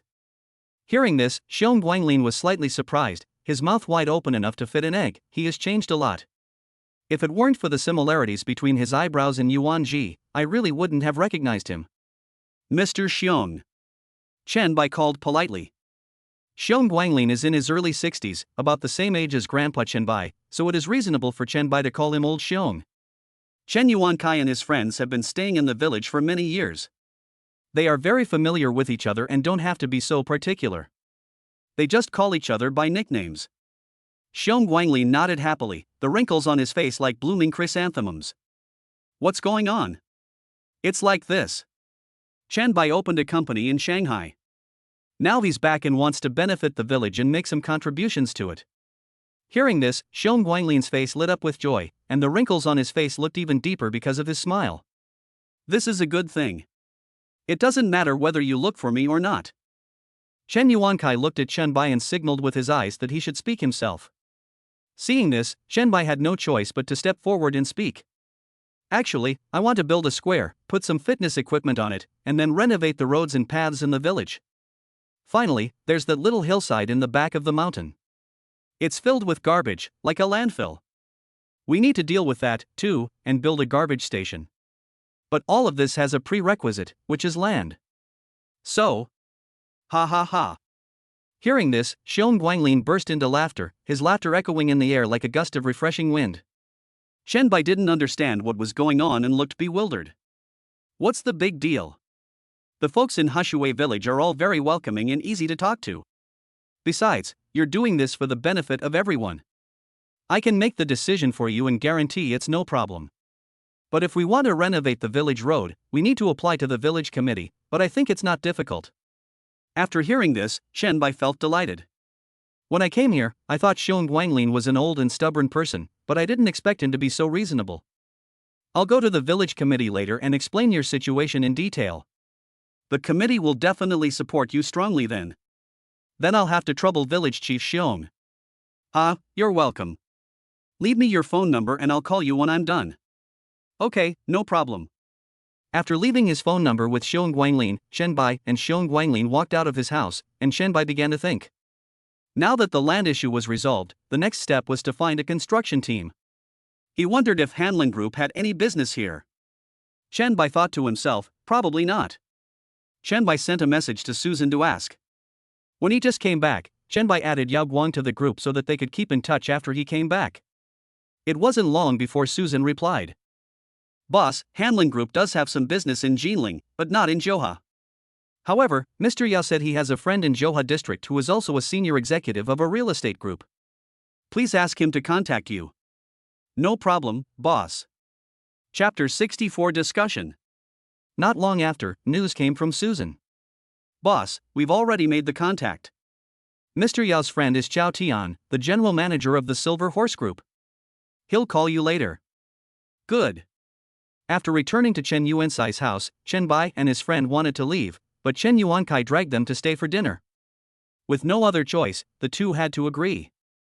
In his spare time, Chen Bai searched for Inma Group on the internet. Inma Group is a real estate giant in Johua district. Nearly a quarter of the residential communities in He County are built by their company. Moreover, they also have residential real estate projects in some relatively prosperous towns, but the overall market value is only over 30 billion, which is a world of difference compared with Hanlin Group. After getting a general understanding, Chen Bai began to browse the video. When Chen Bai saw the top of the hot search list, he was very interested. Leaking Maybach incident. Maybach leaks? I've never seen that before. As he was watching, a phone call suddenly rang. After the call was connected, a respectful voice came from the other end. Hello, is this Mr. Chen Baichen? I'm Chao Tian, the general manager of Inma Group. Yes, it's me. After confirming Chen Bai's identity, Chao Tian continued. I heard from Mr. Yao that Mr. Chen is doing construction in his hometown. I wonder if our Inma Group will be lucky enough to be involved in this project. Xiao Tian was very smart. Instead of telling Chen Bai that he needed a construction company's help, he took the initiative to ask for help. This made Chen Bai have a very good initial impression of Xiao Tian. Okay, let's find a time to talk in person. I have no problem with that. It just depends on when Mr. Chen is free. 10 o'clock tomorrow morning. At the restaurant in Bamia Town.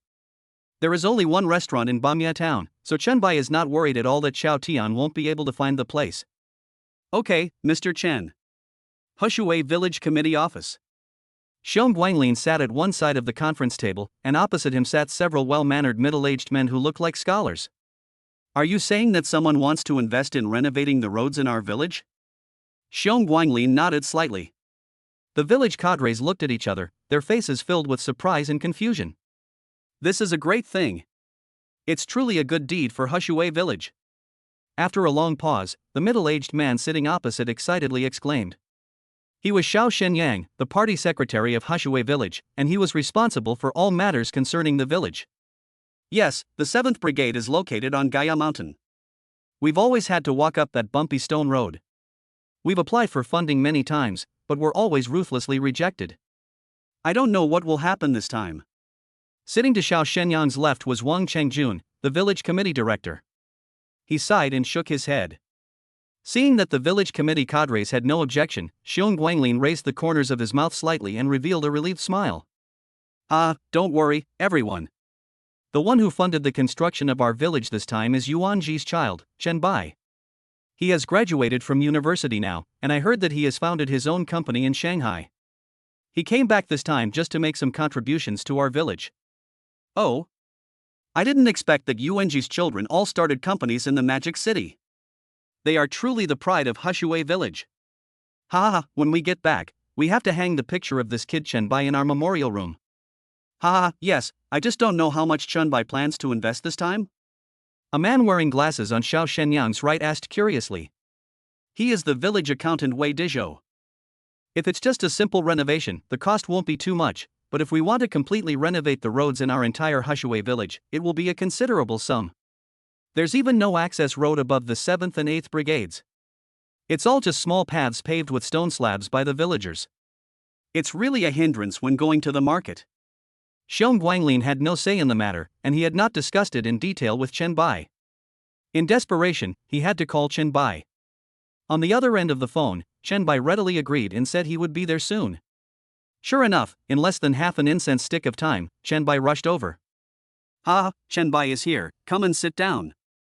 Uncle Xiao, Uncle Wang. He first greeted everyone warmly, then deftly pulled out a stool and sat down steadily next to Xiong Guanglin. Since Chen Bai is here, let's cut to the chase and get straight to the point. Chen Bai nodded to show that he was listening. Actually, we want to know your approximate budget for this investment. I don't have a budget. Ah. Everyone looked at each other, their eyes full of confusion.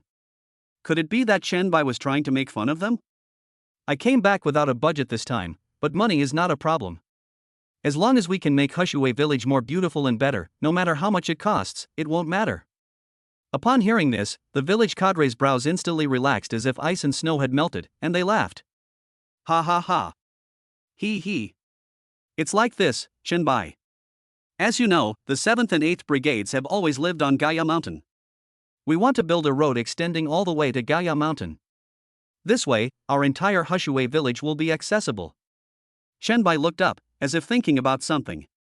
The high-pressure mountain is covered with lush trees and stretches as far as the eye can see like an ocean, and there are rugged rocks everywhere. If you want to build a road there, the investment will be huge. However, for Chen Bai, this is a piece of cake. If a problem can be solved with money, can it be considered a problem? No, what I mean is that we should not only build an upper access road for the 7th Brigade, but also renovate all the cement roads in the village into asphalt roads. The village cadres were stunned, their faces filled with disbelief. Chen Bai continued. In addition, I also plan to build some fitness trails, squares, pavilions and some fitness facilities in the village. Especially at Buman Cliff, there are mountains of garbage dumped by the village, which also needs to be cleaned up, so I also plan to build a garbage station. Chen Bai's words were like a heavy hammer, knocking everyone present stunned. What did they hear? Fitness trails, exercise plazas, and other things the town didn't even have. If they could be successfully built, Hushui village's living standards would undoubtedly achieve a qualitative leap. Of course. Chen Bai suddenly changed the subject, instantly attracting everyone's attention. All of this, as I said, requires one thing: land. Everyone woke up as if from a dream. Yes, land is of vital importance. In the village, it is the treasure of the villagers, and public land in the village is almost rare. Chapter 65, Surprised Jian Lin? At this time, Xiao Shenyang spoke. In my opinion, this issue should be a no-brainer. The villagers of Haishui village have always been united and friendly. This is a great thing that will benefit our entire Haishui village. I firmly believe that they will not refuse it. Xiong Guanglin shook his head repeatedly. That being said, we still have to listen to what the villagers think. Wang Changju nodded in agreement.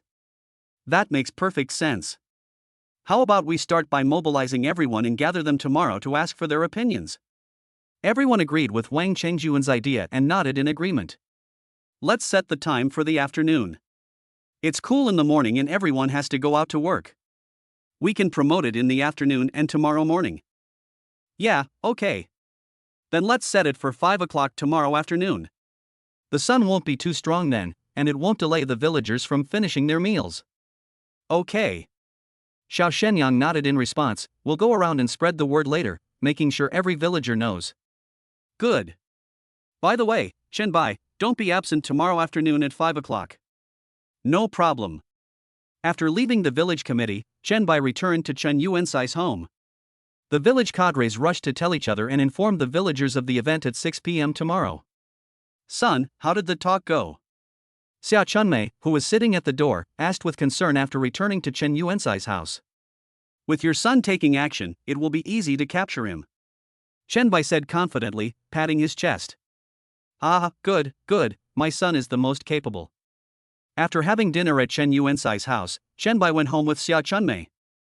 Before leaving, Chen Yuankai and his wife repeatedly told Chen Bai to come and play often. At 8 o'clock the next morning, Chen Bai got up and found that Xia Chunmei was not at home, but there was a steaming hot meal on the table. After dinner and a little play, it was already past 9 o'clock, and Chen Bai went out and walked towards the town. The market days in Bamiao town are the 2nd, 5th, and 8th. Today is not a market day, so the streets are empty and there are few people around. After 2 days of settling down, there are now few people watching around my car.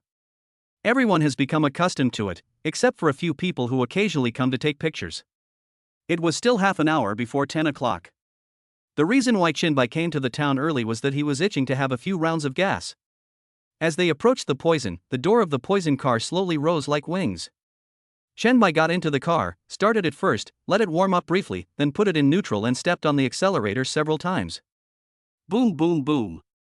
The roar of the engine resounded throughout the street like thunder, attracting many people to look back.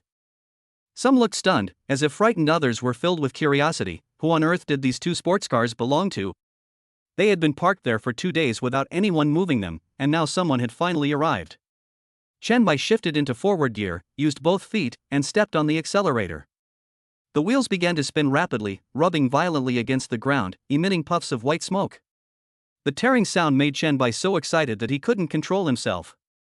After releasing the brake, the whole car shot out like an arrow, but soon Chen Bai stopped. After all, speeding is not allowed in the town.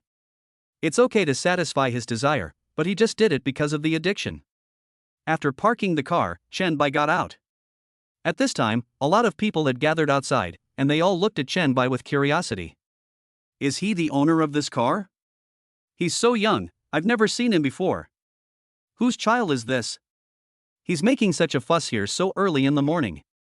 He's so handsome. I really want to have a baby with him. Chen Bai? Ha? Who's calling me? Chen Bai followed the direction of the voice and scanned the crowd with eagle-like sharp eyes. Jiang Lin. Good morning, Jiang Lin. Good morning. Jiang Lin's voice seemed frozen as he replied stiffly. Chen Bai nimbly squeezed out of the crowd and hurriedly left with Jiang Lin. After all, there were so many people present who were eyeing him covetously, so it was better for him to slip away first. When he arrived at Jiang Lin's furniture store, Chen Bai finally opened his mouth like a balloon that had been held back for a long time. What's wrong with you? Nothing, I was just surprised. There was a rumor yesterday that a sports car worth tens of millions of dollars was parked in our town, but I never thought it would be yours.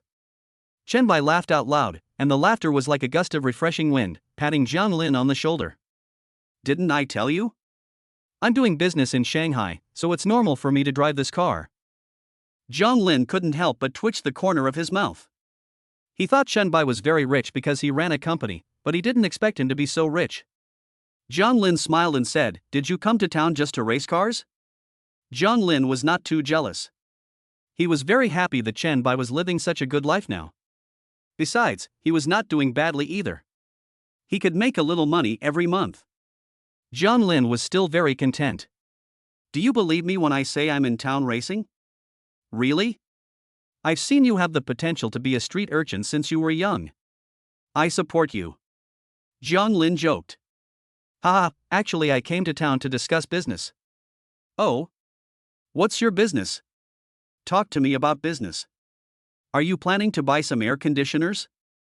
Or maybe some refrigerators and washing machines? I have them all. Chen Bai rolled his eyes at Jiang Lin, his eyes seemed to say, right. Ha, since you're here to discuss business, then hurry up and don't delay. Chen Bai took out his phone and checked the time, exclaiming, damn, it's almost 10 o'clock. But there's no rush. Jiang Lin. Then I'll go. We can get together some other time when we have time. No problem. After leaving the furniture store, Chen Bai walked leisurely towards the only restaurant in town. Kaiyuan Restaurant, a very classic name. When I arrived at the restaurant, I could see from a distance a slightly plump man standing at the door, waiting quietly. I guess that must be Chao Tian. Chen Bai walked over and the man hurried to meet him. Mr. Chen? It's me. Nice to meet you, I'm Chao Tian. Chen Bai nodded slightly, sorry for the wait.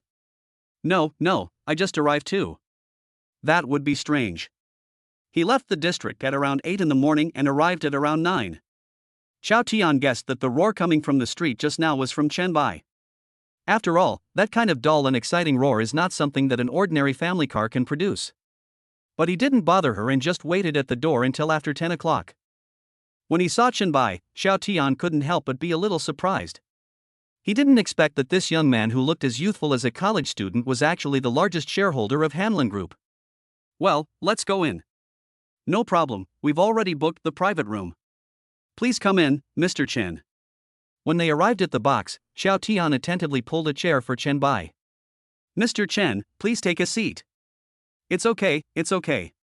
I can do it myself. Chapter 66 Enthusiastic Villagers. This plot may be a bit dragged out and watery. I will try to write it as quickly as possible, so I will omit some of the steps later. If you feel uncomfortable reading it, please let me know. After the two of them sat down, the waiter began to serve the dishes. During the whole process, both of them were silent until the waiter finished serving the dishes, and then Xiao Tian broke the silence. Mr. Chen, your time is as valuable as gold, so I won't beat around the bush.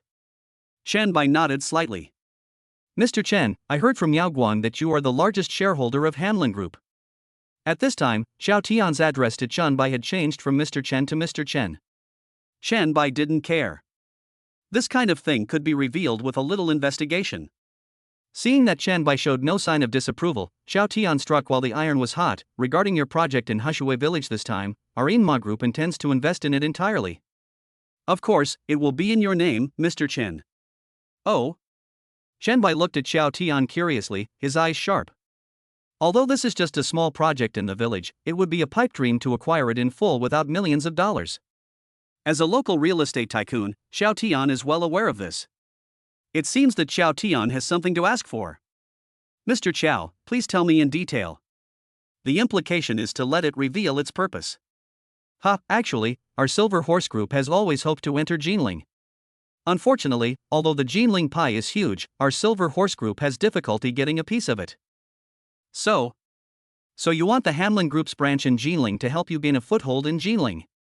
Xiao Tian scratched his head and smiled shyly. If Mr. Chen is willing to help, our Inma Group can fully invest in the Hushui village project in your name. Chen Bai's heart was moved. Although he didn't lack this little money, since there was a free lunch, it would be better to take it for free. However, he currently only holds 48% of Hanlin Group's shares, which is still some distance away from 100% control. He really has the will but not the ability to do so. I'll make a phone call. Okay. Xiao Tian was very tactful and left the box quickly, leaving Chen Bai with plenty of private space. After Xiao Tian left, Chen Bai called Yao Guang. Hello, Mr. Chen. After Chen Bai told Yao Guang the whole story, Yao Guang agreed readily. No problem, Mr. Chen. You are now the company's major shareholder. Not to mention the branch, even at the headquarters, you are in a high position of power. Chen Bai owns 48% of the shares. If other shareholders want to go against him, they must work together. But who would offend Chen Bai for such a small matter? Those directors who hold shares are all very shrewd and they are too lazy to get involved in anything that is not profitable. Okay, then I'll hang up. Goodbye, Mr. Chen. Xiao Tian. After hanging up the phone, Chen Bai shouted towards the door. Hearing the sound, Xiao Tian immediately pushed the door open and walked in. After Xiao Tian took his seat, Chen Bai feigned silence. After weighing the pros and cons, he finally nodded slowly. Okay, I promise you. However, I hope you can ensure the quality and progress of the project. The construction of this project originally required the assistance of the Inma Group, but Xiao Tian took the initiative to deliver it to Chen Bai, without even spending any money. He himself suffered almost no loss. However, Chen Bai still pretended to be in deep thought, and acted as if he was in a dilemma to Xiao Tian. Xiao Tian was overjoyed and quickly stood up to shake hands with Chen Bai. Thank you, Mr. Chen, for your trust. We will definitely go all out to ensure the success of this project. If there are no problems, I can get the construction team started right away. There's no need to sign a contract. I trust Mr. Chen. Chen Bai waved his hand to interrupt. Don't worry, the specific matters haven't been finalized yet. It's still unknown whether this project can be confirmed, and the draft documents and drawings of the project haven't been drawn up yet. Don't worry. Then, how long will it take? Maybe it'll just be 1 or 2 days, or maybe there won't be any construction. Hearing this, Xiao Tian felt as if his mouth was filled with shit. Okay, that's it. Leave me your phone number and I'll call you when the time comes. Okay, here's my business card. After taking the business card, Chen Bai casually put it into his trouser pocket. Let's eat. After dinner, Chen Bai went straight home. It was only about 11:30, and seeing that his mother was still busy in the kitchen, Chen Bai hurried over to help. Mom, I just had dinner with my friends outside. No. After taking over the work from Xiao Chunmei went straight to light the fire, while Chen Bai was responsible for cooking. Mom, where did you go this morning? I didn't see you when I woke up. Xiao Chunmei broke off a piece of firewood and put it into the stove. I went to look for someone this morning and will prepare to break the corn tomorrow. What time is it? Call me then. 6 o'clock, it's not hot then. Then remember to call me. Okay. At around 4 o'clock in the afternoon, Shenbai rushed to the small square in front of the village committee office building like an arrow. At this time, the square was already crowded with people, who gathered in groups of 3 or 5 to chat. Shenbai quickly called Xiong Guanglin and asked him to buy more water. At 5 o'clock in the afternoon, due to the limited area of the square, it was already crowded with people. Xiao Shenyang stood under the national flag, holding a loudspeaker and shouting loudly. Fellow villagers, please be quiet for a moment, be quiet for a moment. The noisy sound gradually receded like the tide. Fellow villagers, we have prepared mineral water for everyone. It is located around the square. If you are thirsty, you can take it as you like. The scene became a mess again, but Xiao Shenyang didn't care. He just let them mess around and let them get all the water first. Of course, not everyone is so self-aware. Some individuals are greedy and take 3 or 4 bottles. After a long while, Xiao Shenyang raised the loudspeaker again to comfort them. Fellow villagers, I've called you all here because I have some important matters to discuss with you. Everyone knows Yuanji's child, Chen Bai. He has graduated from university and started his own company in Shanghai. Now he has returned home and wants to give back to Hushui village. However, everyone knows that if we want to carry out these construction projects, we need land, so... Before Xiao Shenyang could finish his words, a villager below couldn't wait to interrupt him. That's not that difficult. Just build it. That little piece of land can't produce much food anyway. If you take it, I won't have to farm it. That's right, this is a great thing that will benefit our entire village. It's just taking up some land. It's fine as long as it doesn't take up my rice fields. Our family is the same. Me too. Chapter 67, Sabri's as fuck. Looking at the enthusiastic villagers below the stage, Xiao Shenyang showed a gratified smile on his face. If this is the case, then the matter will be settled soon and construction can begin. However, there are also some people in the crowd who are as indecisive as fence-sitters, and Xiao Yuan is one of them. Their home is located in a flat land with a wide expanse of land, which is an ideal location for construction. Therefore, he was worried that his land would be completely occupied. Brother, my family's land is on the flat land. If they want to build something, my land will definitely be occupied the most. Xiao Shenyang looked in the direction of the voice and was surprised to find that it was his cousin. He was immediately filled with anger. Mother, ahem, that's not right, why are you talking so much nonsense? But brother. No buts. I have the final say on this matter. This is a good thing that will benefit everyone. Do you intend to hinder the development of Hushui village as a whole?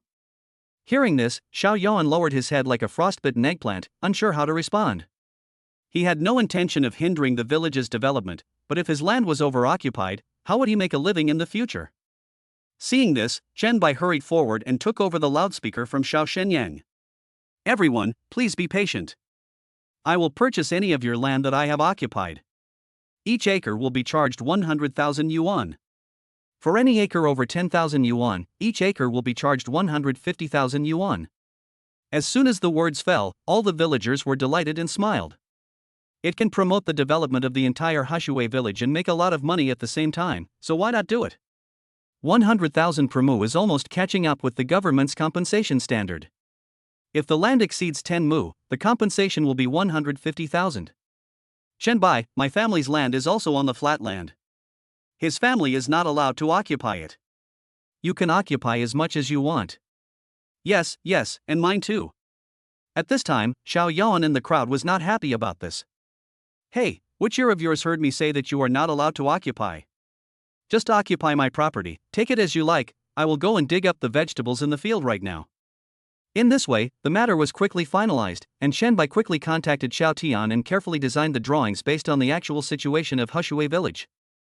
The next day, the road renovation and infrastructure projects broke ground at the same time, and the villagers whose land was occupied according to the plan received the corresponding compensation as they wished. Xiao Yuan, in particular, was practically a village millionaire. He was so overjoyed that for 3 days straight, every meal at home was filled with delicious fried meat. Of course, that's all for another time.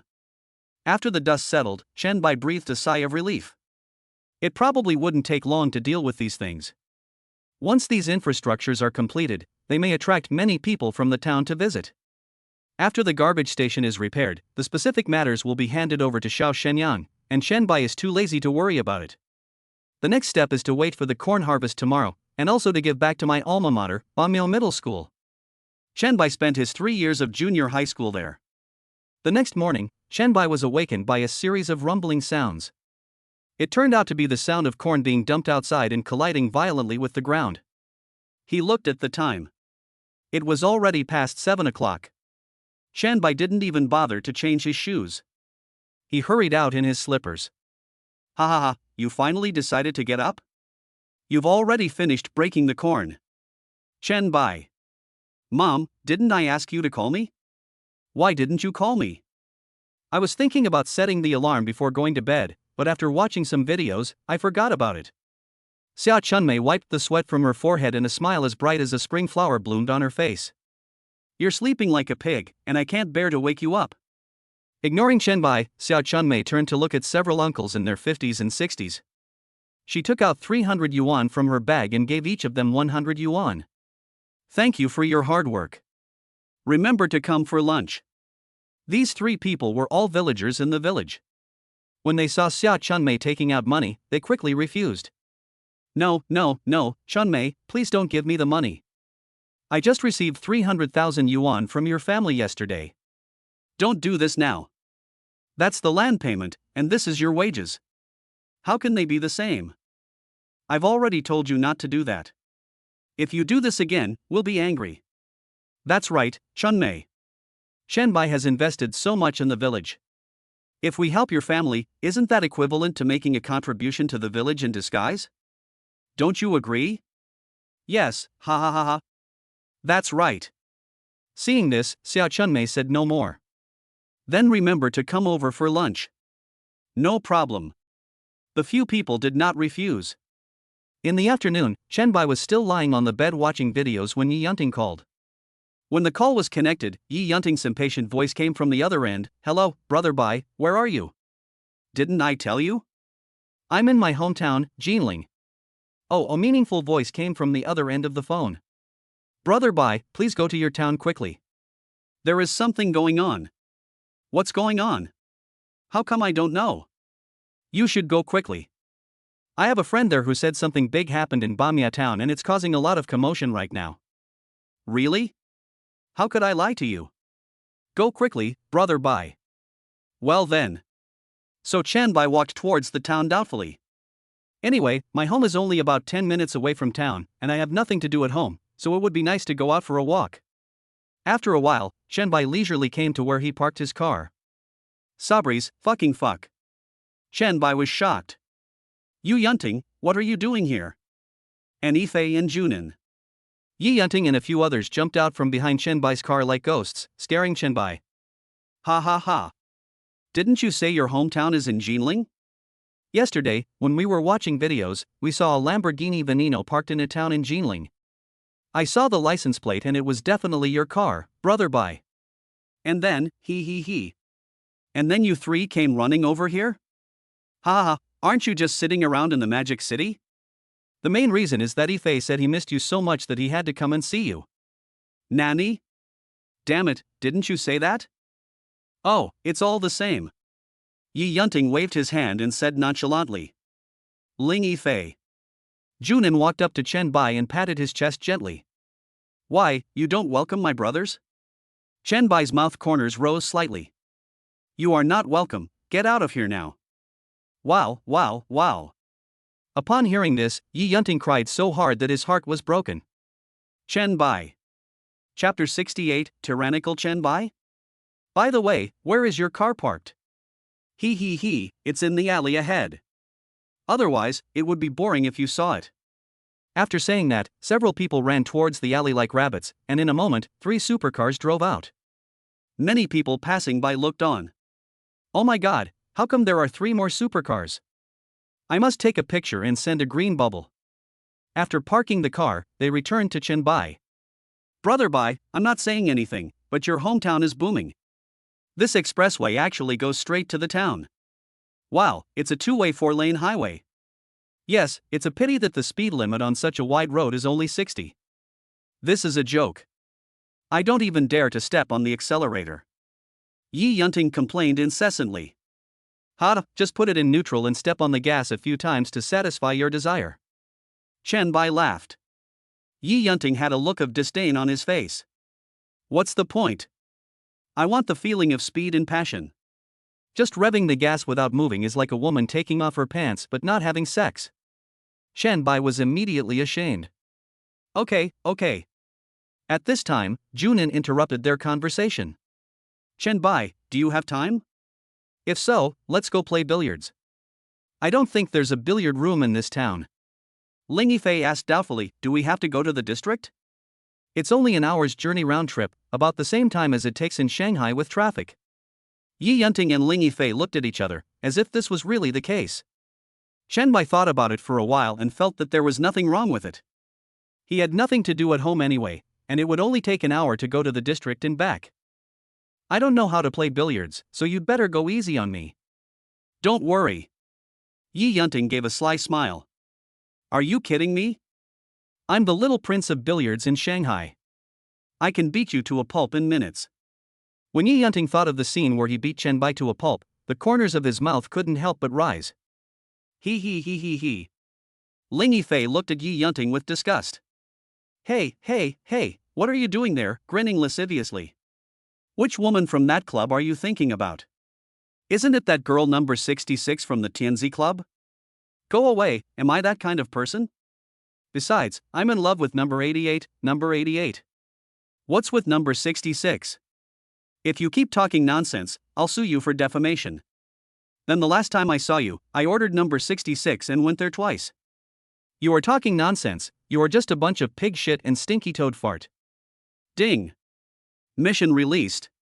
Go play billiards with Junin and others to let Yi Yunting know why the flowers are so red. Assistive props, billiard skill level 1 ability 5 hours. Reward, unknown. Okay, great, Chen Bai secretly rejoiced. Looks like I can show off again. The vehicle started and several people rushed towards Johua district. 4 supercars were driving side by side, and they looked like 4 bright meteors across the sky. The rate of turning heads was off the charts. The opportunity to see supercars in such a small county is rare. Entering the city, at the traffic lights, all the vehicles stayed away as if they were avoiding the plague. Someone at the intersection was staring at the supercar so intently that he almost hit the signal pole. A few of them created a temporary group chat, and the group name was Wagwashan.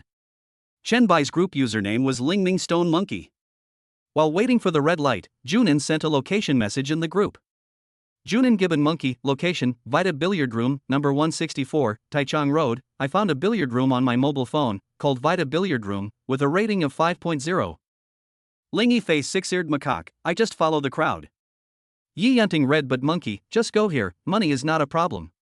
The green light came on, Junin took the lead, and the few of them quickly arrived downstairs of the Vita Billiard Room at lightning speed. After parking the car in the paid parking space on the roadside, they went straight to the billiard room. In the billiard room, melodious music flows like gurgling water. There are 8 ordinary tables on the outside and 2 VIP tables inside the middle fence. The 1.8-meter high fence is enough to ensure the privacy of customers. At this non-holiday time, there are very few people playing golf. Apart from Chen Bai and his friends, there is only one table of people swinging their clubs. Welcome to Vita Billiards. Junin strolled leisurely in the billiard room, glanced at the numbers on the VIP tables, and came to the front desk. Table 6.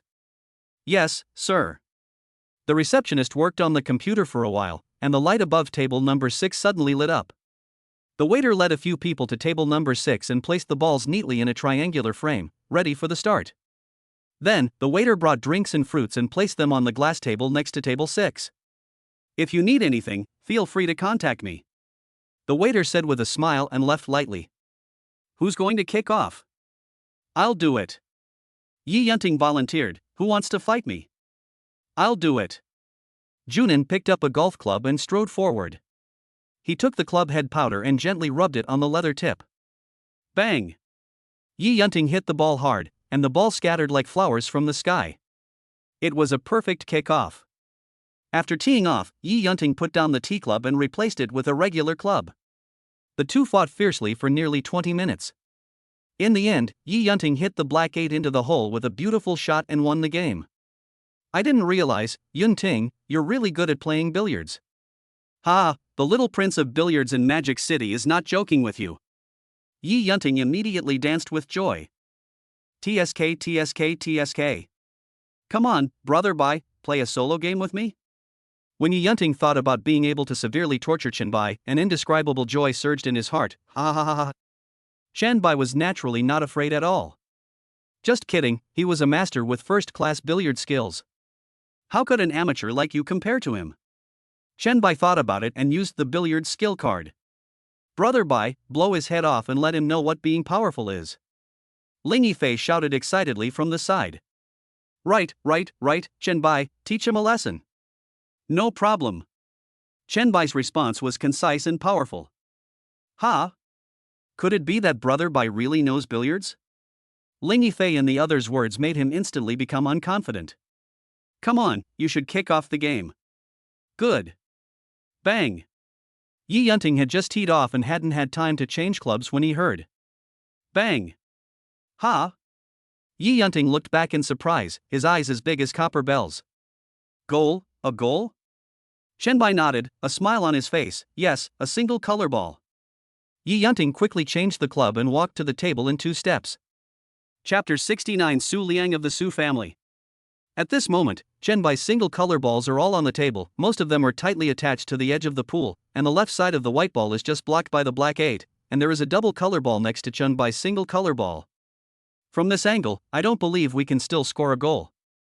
Chen Bai narrowed his eyes, observed carefully like a hawk, found the right angle, controlled the strength, and struck hard. The white ball bumped back and forth on the table, and finally hit the monochrome ball steadily. Ha ha ha, it didn't go in. I told you, how could it be possible to score a goal from this angle? Yi Yunting was dumbfounded as soon as he raised the pole. It was seen that the white ball was already in the middle of the single color balls, as if it was stuck in a quagmire. In order to get out, it had to make a jump and hit the double color balls. Damn, how can I fight like this? Yi Yunting looked at Chen Bai, and Chen Bai made a pleased gesture in return.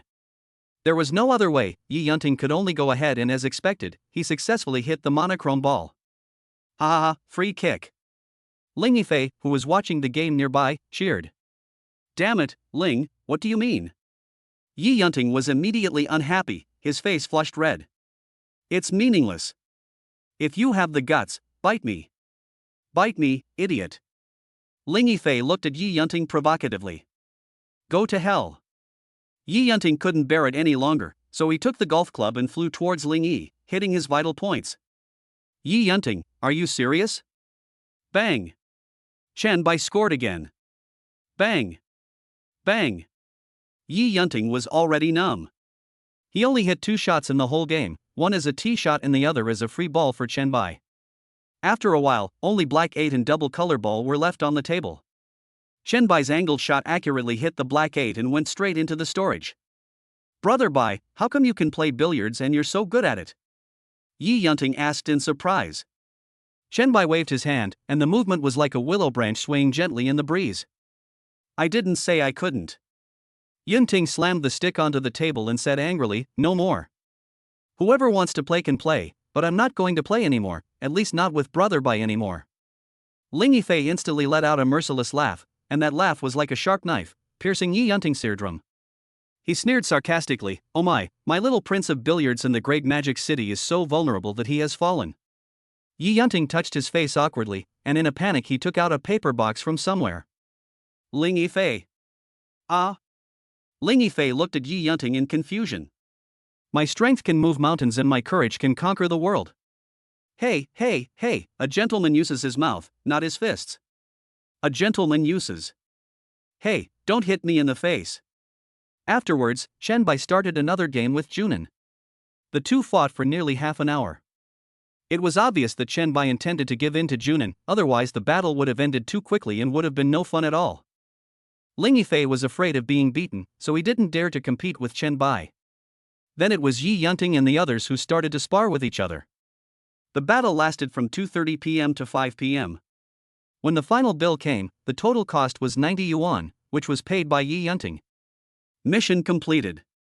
Host exceeds the mission.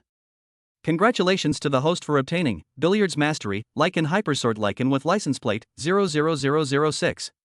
The car has been parked in the parking space where the host parked his Lamborghini Veneno in town. Looking at the reward in front of him, Qianbai widened his eyes.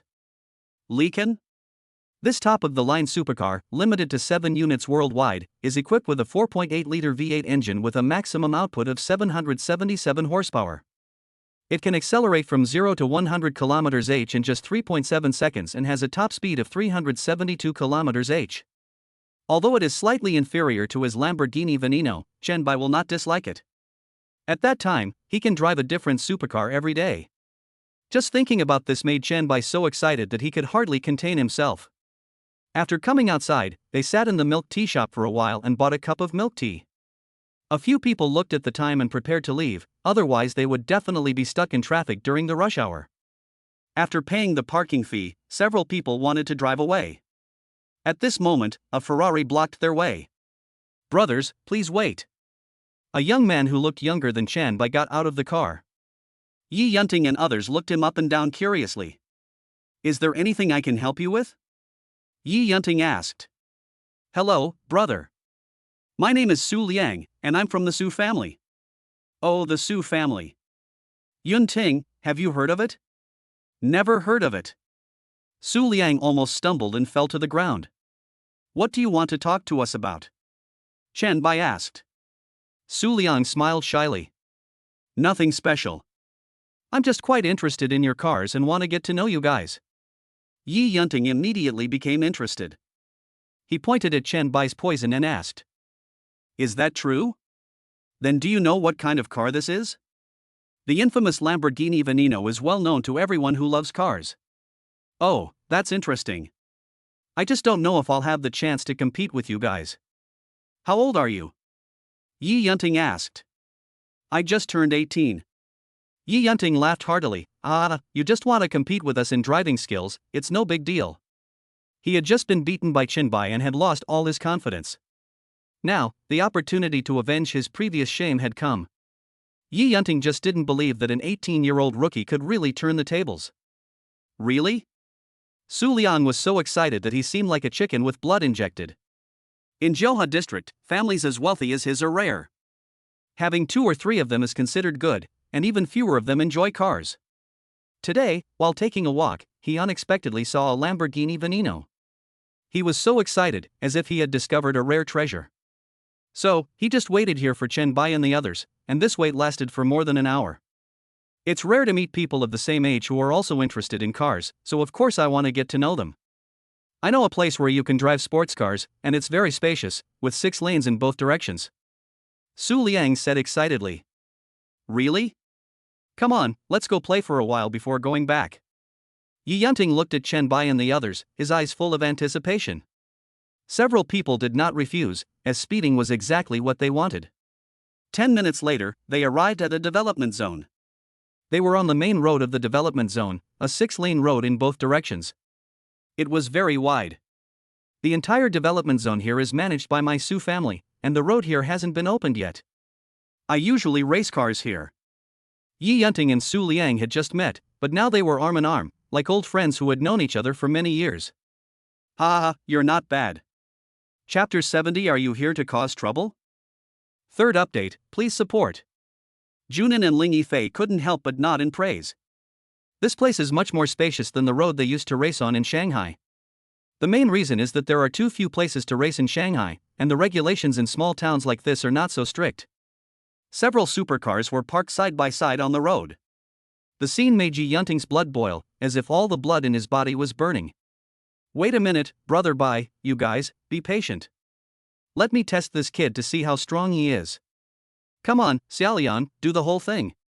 Leave it to me." Su Liang stepped into the car and stepped on the accelerator twice. Yi Yunting followed closely. Whoever reaches the finish line first and successfully turns back is the winner. No problem. Qianbai and others understood and moved the car to the ramp. "Brother Bai, I'll have to trouble you to help me count down." Qianbai made an okay gesture. "Ready 3, 2, 1, go." Hey, hey, hey! Suddenly, without knowing when, a group of young people appeared beside them like ghosts. Yi Yunting was not paying attention and stepped on the accelerator and sped away. He ran 200 meters like a wild horse before he came to his senses. "Who are you?" the leader of the group of young people asked with an angry look on his face. Junin and others frowned. What was going on? Looking for trouble? They were the bosses in Shanghai, few dared to mess with them, and now, in this tiny Zhouhe district, they had encountered such a troublesome situation. Seeing this, Su Liang hurried over and explained to Chen Bai and others in a low voice. They are all the sons of wealthy families in Zhouhe district. The one leading them is called Dai Yang. He is from the Dai family and has always been at odds with our Su family. Zhouhe district is a tiny place with a very small market. If you want to grow and develop without offending anyone, it is simply a pipe dream. The Su and Dai families have been fighting openly and secretly for several years to compete for market share. Su Liang, you're really not doing your job properly. All you do is play with cars all day. I don't know where you got to know such a bunch of bad friends. What nonsense are you talking about? Su Liang was furious. Chen Bai and his friends were among Su Liang's few close friends. Most of his so-called friends when he was in school were hypocrites who flattered him because of his wealth. I'm driving a sports car on my own property, what's it to you? Do you live by the sea and are so nosy that you even want to control what color underwear I wear? Su Liang retorted mercilessly. Ha ha ha. Dai Yang laughed wildly. It seems you've really been so lost in the car game that you might not realize that just this morning, the project agency here has been handed over to our Dai family. So, here now, everything is decided by me, the family. What? Su Liang was struck by a bolt from the blue. Although he was obsessed with cars, he also understood that his family had spent a lot of money and used many connections to obtain the agency rights for this development zone project. If what Dai Yang said was true, wouldn't it mean that all the efforts of the Su family had been wasted? Impossible. Our Su family has signed a contract with the Silver Horse Group. How could we become your agent? Su Liang's voice trembled slightly, and his eyes were full of disbelief. He knew very well that the importance of this project to the Su family was not only related to financial gains, but also the key to the Su family's future development in Zhouhe district. Although Chen Bai and others did not understand the specific situation, they could guess the general idea from their few words. Silver Horse Group? Chen Bai's mouth couldn't help but twitch slightly. It couldn't be such a coincidence. Humph, a contract? Dai Yang sneered disdainfully. In the face of absolute strength, a contract is nothing but a worthless piece of paper. What does tens of millions in compensation mean? Su Liang's face became increasingly gloomy. What's going on? Chen Bai asked softly. Hearing this, Su Liang explained in a low voice, originally, this development zone project was managed by the Yinma Group, but something happened a few days ago. The Yinma Group actually openly announced that it would transfer the project. Question mark. Chen Bai was in a state of confusion. 2 days ago, could it be that? Then our two companies began competing for this project. As you can see, we had already signed a contract with the Silver Horse Group, but unexpectedly. Hearing this, Chen Bai finally understood the whole story. It seemed that the Dai family must have someone in the Yinma Group. In that case, we can only go somewhere else to race. Su Liang was no longer in the mood to race, but he couldn't neglect Chen Bai and the others. Change? What do you mean by change? I said it's here, and we have to race here today. Brother Yang, that kid is really arrogant. That's right, he really thinks he's a big shot. The people around Dai Yang were talking at once. Dai Yang had long been dissatisfied with Chen Bai. In his eyes, anyone who could hang out with Su Liang must not be a good person. Hey, you brat, your mouth is worse than your foot. Who do you think you are? Chen Bai sneered, not bothering to pay attention to Dai Yang. He silently took out his phone. He first searched the Dai family, but found nothing. So he asked Su Liang again.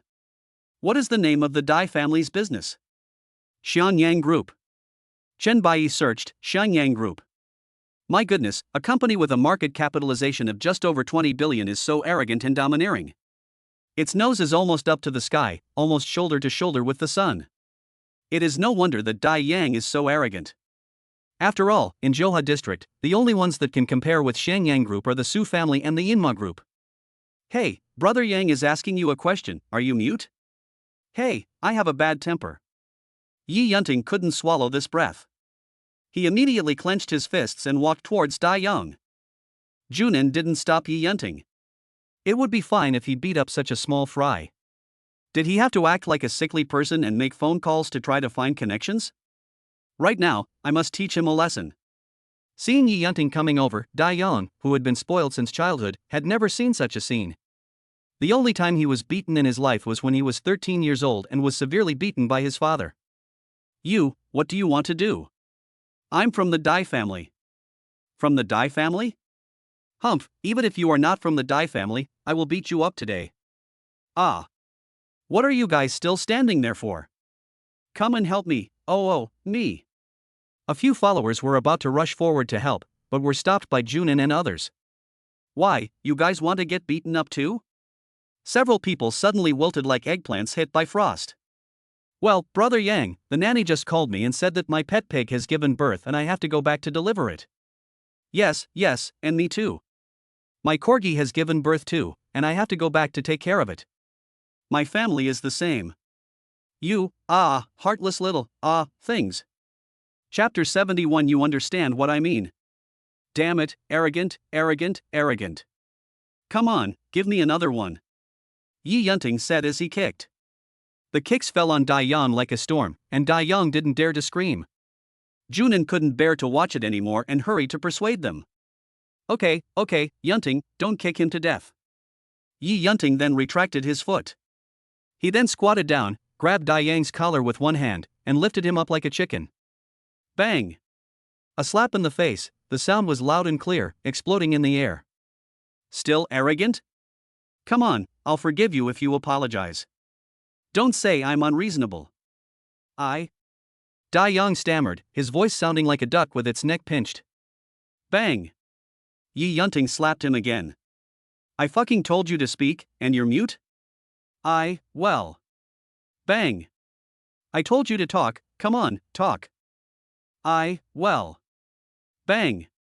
No, Yunting, stop it first. You've almost broken his mouth. How can he speak? Yi Yunting looked at Dai Yang in confusion. He's been beaten so badly that he's covered in bruises. I guess he wouldn't even recognize his mother. Only then did Yi Yunting stop and let go of Dai Yang. Woo.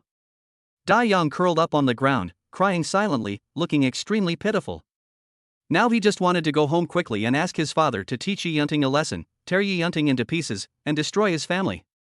By the way, don't say that I didn't give you a chance to take revenge.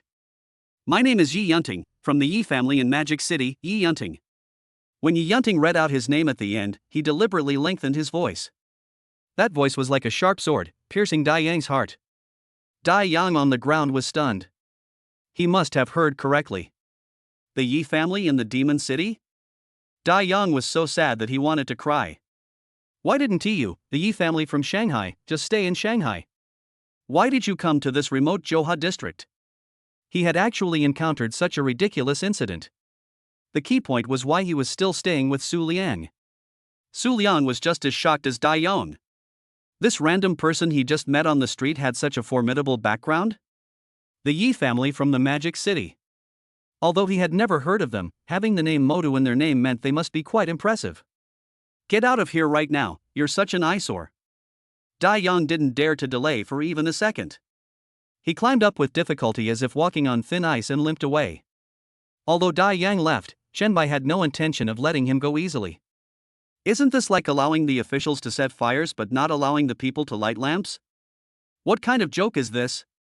Just biting Shenbai and letting him walk away like that? Shenbai is not that magnanimous anyway. He quickly took out his cell phone and called Xiao Tian. Mr. Chen, what can I do for you?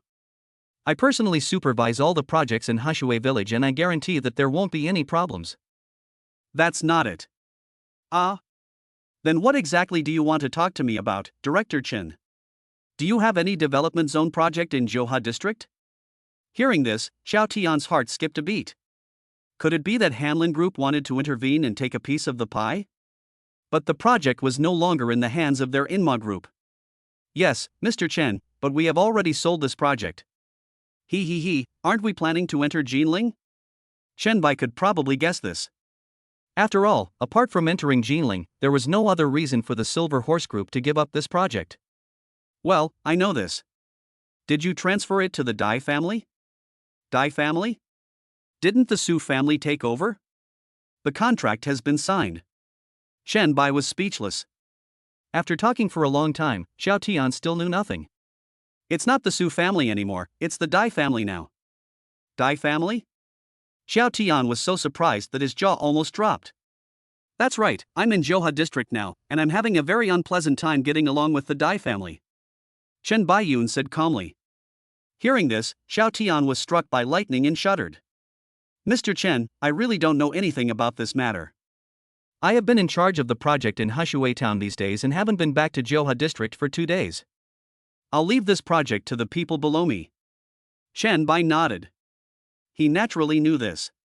Xiao Tian had indeed worked hard these past few days, designing drawings and supervising on site. Shen Bai had no intention of blaming Xiao Tian. I don't mean to blame you. I'm racing with Su Liang in Johua district right now, and I'm having a very unpleasant time with the Dai family, so you should understand what I mean. Xiao Tian nodded repeatedly. It is obvious that the Su Liang family and the Dai family are not getting along well. Marching into Nanjing is the top priority. Even if he doesn't march into Nanjing, Shen Bai is not someone he can easily offend. Don't worry, Mr. Chen, just leave this matter to me. I will definitely make you satisfied. Xiao Tian responded quickly. Shen Bai nodded with satisfaction.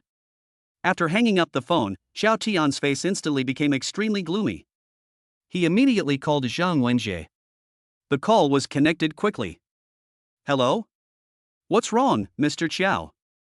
Let me ask you, who is in charge of the development zone in Zhongke now? Huh? Zhang Wenjie was a little confused, muttering to himself, why did he suddenly ask this? Had everything he had done been discovered? Isn't the Su family in charge? Zhang Wenjie said tremblingly. What? The Su family?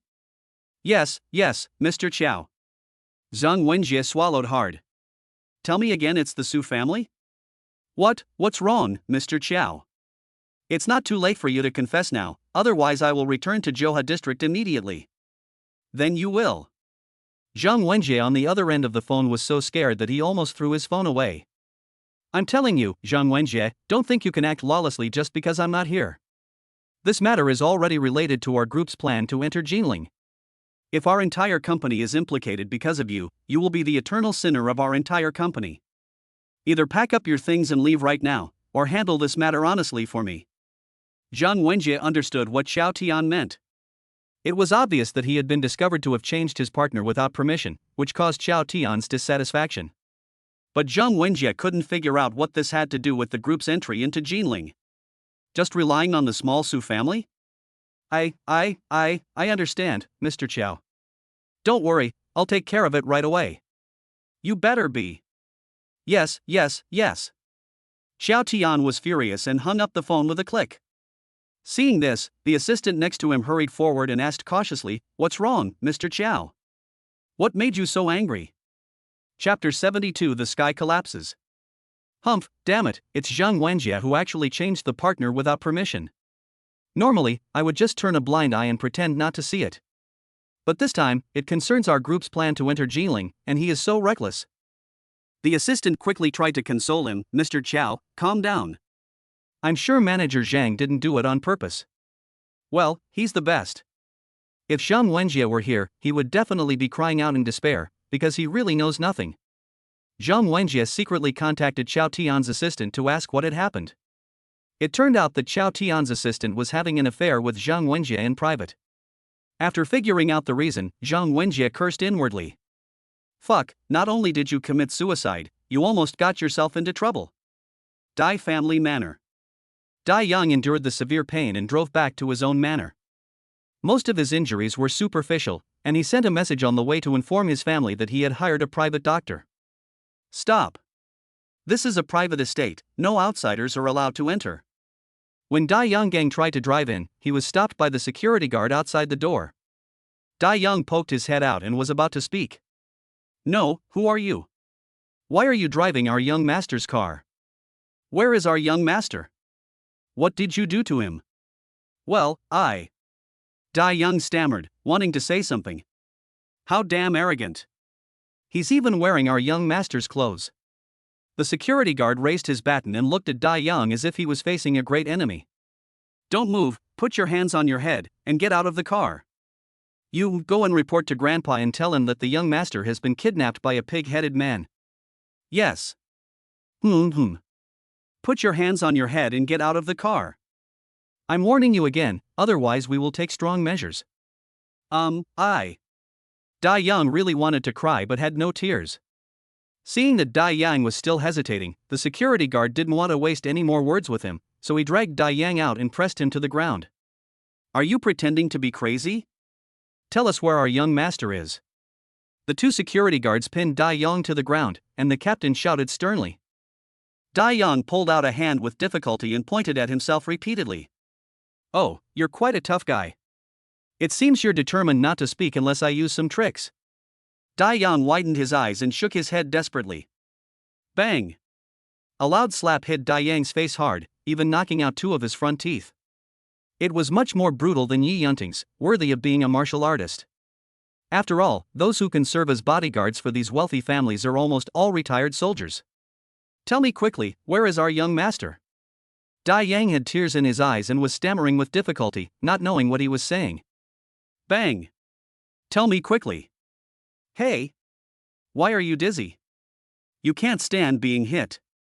Captain, what do we do now? Carry it in and hand it over to. Before he could finish his words, a woman came running into the manor in a hurry. Son, my son, where are you? She cried anxiously at the top of her lungs. Seeing this person coming, several security guards hurriedly bowed and saluted. Madam, this is the guy who kidnapped the young master. We have already apprehended him. Two security guards lifted Dai Young up like a chicken and brought him to the woman. Dai Young seemed to have sensed something and woke up trembling. He opened his eyes with difficulty and looked at the familiar face in front of him. He was so excited that his whole body was trembling, like a candle in the wind. The woman also looked at it carefully. Why did this pig's head feel familiar? Dai Yang's eyes were filled with tears. The two looked into each other's eyes, as if they had a telepathic connection. This was my biological son. Son. Several security guards looked at each other in astonishment, as if in a state of bewilderment. Could it be that this pig-headed? No, this person is. Several security guards didn't dare to think deeply. Wow. Dai Young cried bitterly. The security guards hurriedly let go of Dai Young. The woman hugged Dai Young tightly in her arms as if he were a treasure. Son, who is it? Who beat you into a pig's head? Dai Young, lying in his mother's warm embrace, looked at the security guards tremblingly. Since Yi Yunting and the others can't afford to offend them, they can only take out their anger on these security guards. The security guards couldn't help but shudder. The woman looked at Dai Yang's actions and immediately understood what he meant. The woman's eyes swept across the crowd fiercely like cold arrows. Oomph, okay, you guys. Bang! Before the woman could finish her words, a table suddenly flew out from the room behind her. Dai Fulong was furious and rushed out aggressively, whipping himself hard with his belt as he ran wildly. Rebellious son, today I will definitely break your legs. Seeing Dai Fulong like this, Dai Yang's eyes widened like bells. What's going on? Why are you still coming? The woman hurried forward to stop Dai Fulong. What are you doing? This is your son. I beat him up. Do you know what he did outside? No matter what he does, he is still your son. I don't care who he is, damn it, I just spoil him. He goes out and causes trouble for me all day long. Seeing that she was about to lose control of Dai Fulong, the woman shouted angrily, Dai Fulong, calm down. Dai Fulong's hand holding the belt finally dropped like a deflated ball. He only had this one son and was usually afraid that he would get hurt. Just now, he was really blinded by anger. Oh! Dai Fulong was furious. Seeing this, Dai Yang breathed a sigh of relief. Dai Fulong pulled the woman over. Do you know why I got so angry just now? How should I know? It's incomprehensible. The woman turned her head away, not wanting to pay attention to Dai Fulong. Just now, Zhang Wenjie from Inma Group called me and said that they were canceling their cooperation with us. Why? The woman turned her head and asked puzzledly. Humph, Why? It's because your precious son offended someone we can't afford to offend. In fact, Zhang Wenjie did not specify who it was just now, he just said that his Dai family had just offended someone they could not afford to offend. Dai Fulong thought about it and realized that only Dai Yang was outside at this time. This made him so angry that he even overturned the table. In order to compete with the Su family for this cooperative project, his Dai family paid a considerable price, but now. The woman looked at Dai Yang in disbelief. Real? Could it be fake? You said that normally he would go out and cause trouble everywhere, and we could still handle it, but now you have seen it. The project is a small matter. If that person blames us, even the Silver Horse Group will have to give him some respect. Do you think our small Dai family can handle it? The woman covered her mouth in disbelief, as if struck by thunder. Her son had only been out for less than half an hour. Could he have really pierced the sky? Chapter 73, someone said I was handsome, and I laughed.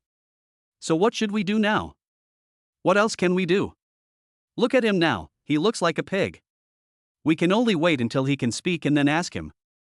By the way, has the doctor come? I'll go and urge them. Dai Fulong did not punish these security guards. He saw their loyalty to the Dai family, and they were all young veterans, so he was reluctant to let them go. On Chen Bai's side, Su Liang was dumbfounded. He never expected that the identities of these people were more shocking than each other. One was from the Yi family in Magic City, although he had never heard of him. He called Xiao Tian of the Silver Horse Group, although he didn't know whether it was true or not.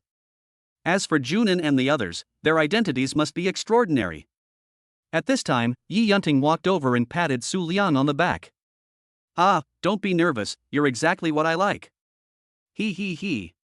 Su Liang smiled stiffly. Suddenly, his phone rang. Brother Yi, I need to take a call. Go ahead. Su Liang nodded and moved to the side. Hey, Dad, what's wrong? Su Longxing's joyful voice came from the other end of the phone. Ha, my dear son, what are you doing?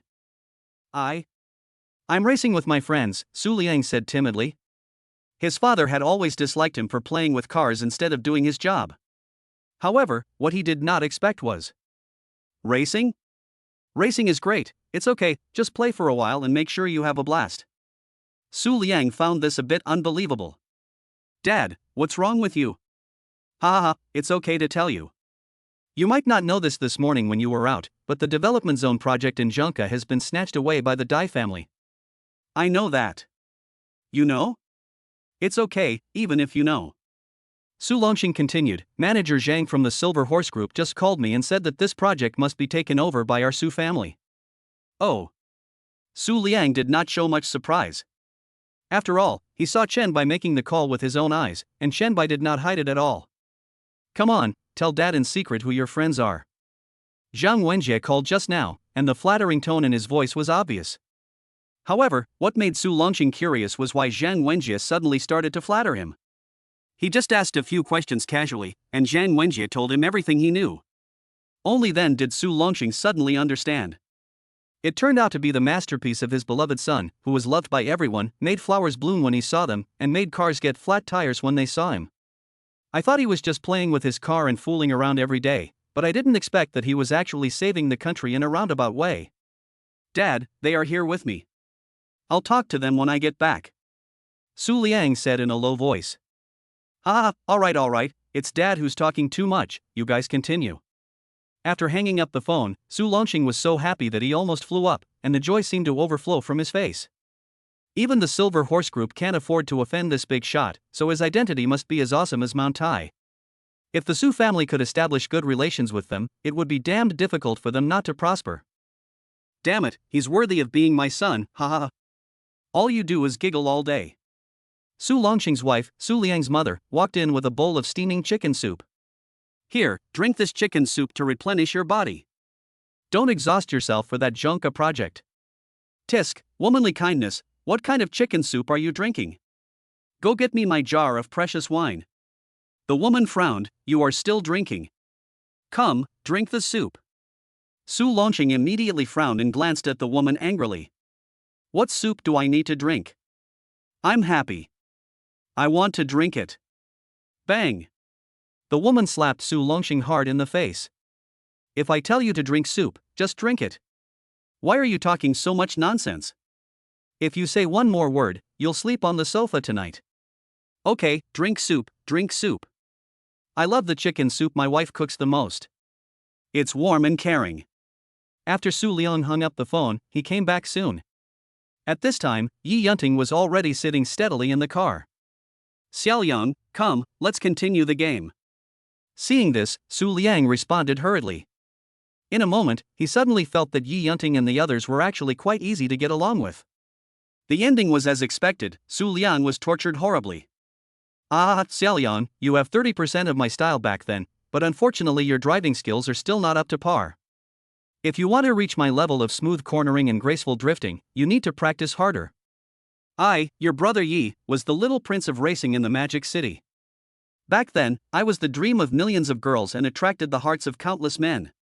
They all said I was handsome, and I smiled, because I look even more handsome when I smile. Junin and the others couldn't bear to watch any longer. Yi Yunting started to talk non-stop again. On the surface, he looked quite calm, but who would have thought that he was such a chatterbox, and especially good at bragging? Su Liang was a simple-minded person and was immediately fascinated by Yi Yunting, nodding repeatedly. I will learn from you, brother Yi, you are my idol. In Su Liang's eyes, Yi Yunting has a respected status, superb driving skills, and likes to tell the truth. He is simply the idol he has always dreamed of. Yi Yunting laughed heartily, completely forgetting the scene where he was beaten to a pulp by Chen Bai while playing billiards. Night fell and at 7 o'clock in the evening, the few of them waved goodbye. Brother Yi, Brother Jun, Brother Chen, Brother Ling, goodbye. Remember to come to Johua District to play with me often. Okay, Xiaoyang, I'll go first. Yi Yunting smiled and waved goodbye. Several people drove away quickly and soon disappeared into the night. Let's go to my house and spend the night. Chen Bai invited enthusiastically. That's so embarrassing. There are so many of us, we can just stay in a hotel. Junin refused. It's okay. My mom is the only one at home. She's famous for her hospitality, and there are extra bedrooms at home, so there's definitely enough space for us. Several people looked at each other, somewhat at a loss. Okay, since Brother Bai invites us so enthusiastically, I will obey your command. Yi Yunting laughed. Seeing this, Junin and the other man nodded in agreement. That's really annoying. Soon, they returned to Bamiao town. After parking the car, they walked towards Chen Bai's house with the flashlights on their cell phones. From a distance, you can see that the lights are on in the house and Xia Chunmei is still busy in the kitchen. Mom, I'm back. You're back. I was just about to call you. The food is just ready. Hurry up and wash your hands and eat. Xia Chunmei was still in the kitchen at this time and had no idea what was going on outside. Chapter 74, Xiao Yuan, who eats meat every meal. It was not until she came out with a pair of bowls and a pair of chopsticks that she saw Yi Yunting and others. Hello, Auntie. Junin and others hurriedly greeted in unison. Guests are coming to our house? Why didn't you tell me? Xia Chunmei said, putting down her bowl and chopsticks and preparing to go to the kitchen to get some more. You haven't eaten yet, right? Sit down first. I'll get some more bowls and chopsticks. Junin and others hurried forward to stop Xia Chunmei. No, Auntie, we can do it ourselves. It's not right for guests to carry bowls and chopsticks. Just sit down and I'll cook 2 dishes. Junin and the others were embarrassed. No need, Auntie, just go sit down and we can get it ourselves. It's okay, Mom, just let them go by themselves. Chen Bai also helped to persuade her, and Xia Chunmei finally agreed. Mom, they're planning to stay here for 1 night. We need to clean up the bedroom on the 2nd floor. No, that bedroom is always kept in good condition and can be occupied at any time. I see. At this time, Junin and others came out with the bowls and chopsticks. The 3 big men had been searching for the chopsticks in the kitchen like headless flies for a long time.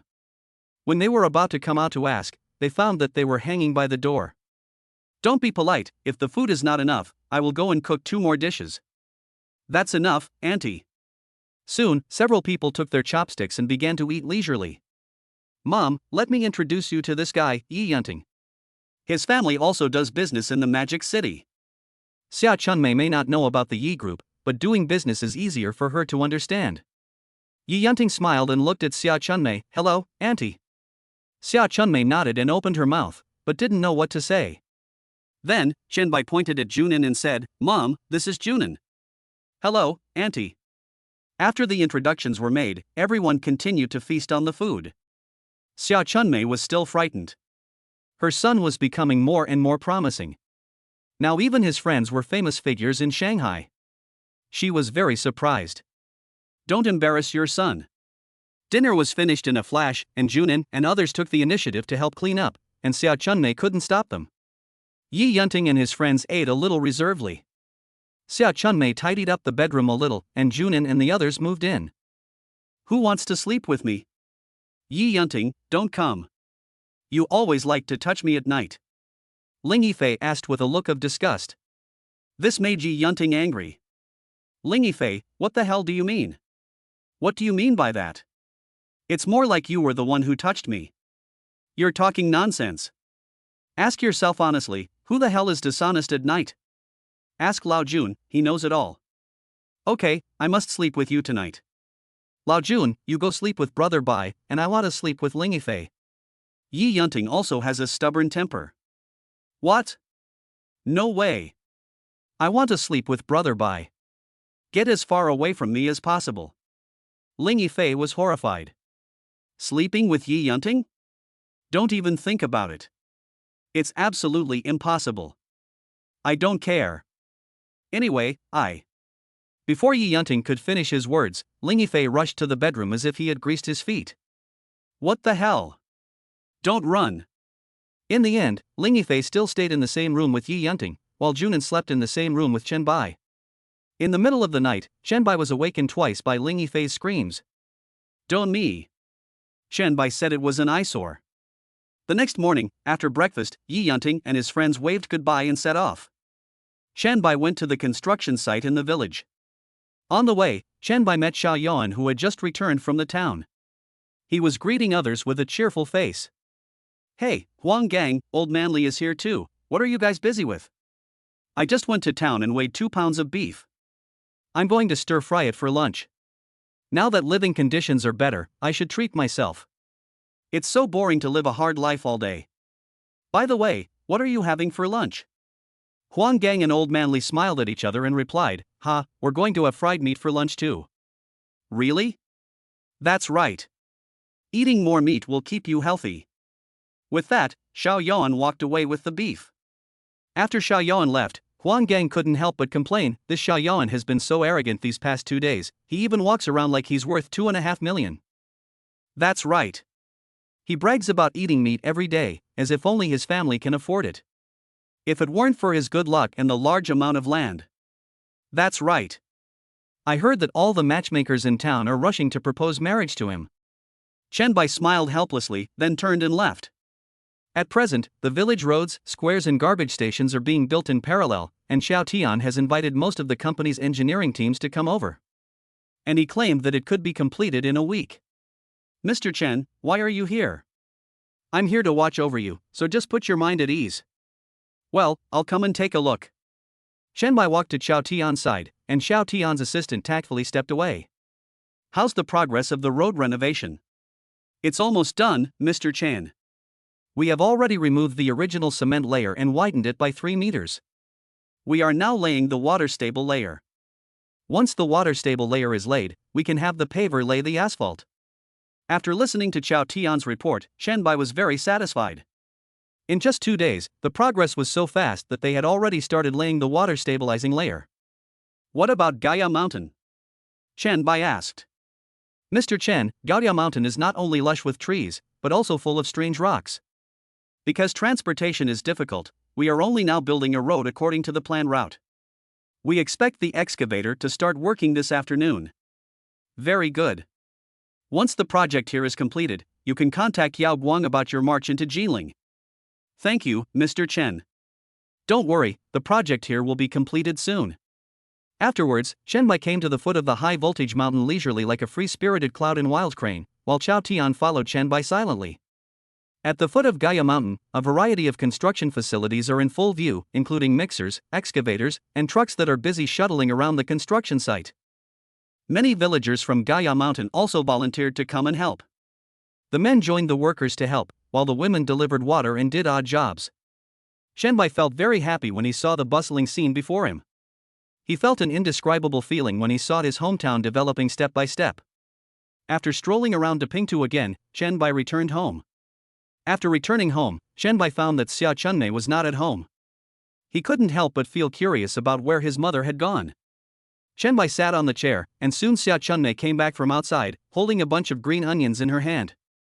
Chapter 75, Visiting Alma Mater. Mom, where have you been again? I went to the ground to pick some green onions. We're going to have dumplings for lunch. I've already chopped up the filling. It's filled with chives and pork. I guarantee it'll be so delicious that it'll make your mouth water. Shenbai wiped the corners of his mouth, the saliva at the corners of his mouth almost flowing into a small river. No need, Mom, I'm already drooling with greed. In the afternoon, the corn, which had been dried in the sun for 2 days, was golden yellow and waiting to be threshed. Shenbai spent the whole afternoon threshing corn at home, but he still couldn't finish threshing all the corn. Mom, let's get a thresher to help us tomorrow. At the rate we're going, it'll take forever. You're tired as a dog with just this little workload. Okay, I'll get a thresher tomorrow. Hearing this, Shenbai felt relieved. The thresher is much more convenient than manual threshing. It is simply his life-saving straw. In the evening, Shenbai ate 2 bowls of white rice like a hungry wolf. The next morning, Shenbai arrived in town. Bamiao Middle School is Shenbai's alma mater, where Shenbai spent his 3 years of junior high school. When I arrived at the school gate, there was an old man sitting there. After seeing this person, Shenbai turned around and bought some fruits and a Zhonghua cigarette in the town. Uncle Liao. Shenbai walked closer and shouted. Hearing someone calling him, the security guard looked at Shenbai carefully like a scanner. Who are you? Uncle Liao, it's me, Shenbai. Shenbai didn't expect that 10 years had passed and Liao Shangfu was still working as a security guard here. Shenbai? Liao Shangfu shook his head. I don't remember. 10 years ago, that kid often came to you in the afternoon to brag about me. At that time, Shenbai was quite naughty, always thinking about how to get out of school. He often came to brag to Liao Shangfu like a little monkey, trying his best to please him and make him think that he was a day student. Unexpectedly, he was remembered by him, and he definitely couldn't get away. Later, Shenbai would come to brag to Liao Shangfu whenever he had nothing to do. In this way, 3 years passed in a flash. Only Liao Shangfu remembered it so clearly. Liao Shangfu frowned as he thought, his brows like 2 caterpillars crawling on his face. Oh, you are the kid who wants to get out of school. Shenbai smiled awkwardly. I was ignorant back then. Ha, so it's you, little one. You've grown so big. I didn't expect that 10 years have passed without me noticing. Come and sit down. Liao Shangfu took out a stool from the security room. Shenbai took the stool and sat down on it without hesitation. What? Why did you suddenly remember to go back to school? It's been 10 years since I last visited you. I miss you so much and always want to chat with you. Really? Then I take it seriously. Liao Shangfu laughed heartily. Real. Shenbai took out the fruit and handed the cigarette to Liao Shangfu. Come here, Uncle Liao, take it. Seeing this, Liao Shangfu kept waving his hands like a rattle. What are you doing? I can't take such a valuable thing. Take it. No. If you don't want it, I'll throw it away. I don't smoke anyway.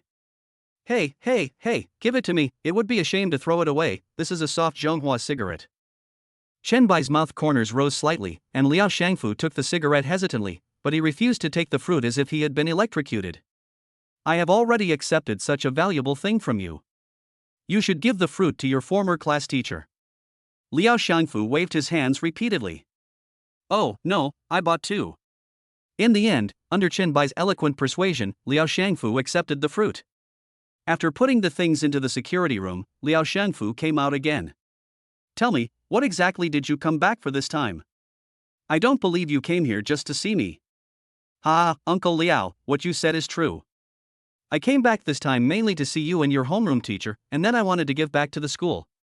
Oh? To give back to the school. Just based on the soft Zhonghua cigarette that Shenbai gave him, Liao Shangfu knew clearly that Shenbai must be making a lot of money outside. Well, I've started my own company now, and it's quite successful, so I wanted to come back and give back to my old school. Upon hearing this, Liao Shangfu was so shocked that his jaw almost dropped. He never dreamed that the little brat who always boasted to him that he would become a rich man in the future would actually have his dream come true. Ah, this is such great news. Go find your former homeroom teacher right away. His office seems to be on the second floor. Okay, then I'll go into Uncle Leo first, and then we'll go out for a drink. Ha ha ha, okay. The scale of Bamyao Middle School is really small, even less than 100 acres, and the entire school is built around the playground. Not far from the school gate is the playground. Opposite the playground on the right is the girls' dormitory, in the middle is the multi-purpose room, and on the left is the teacher's dormitory.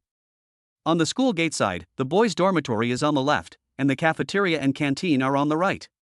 The layout is clear at a glance. Chen Bai came to the second floor of the teaching building with ease.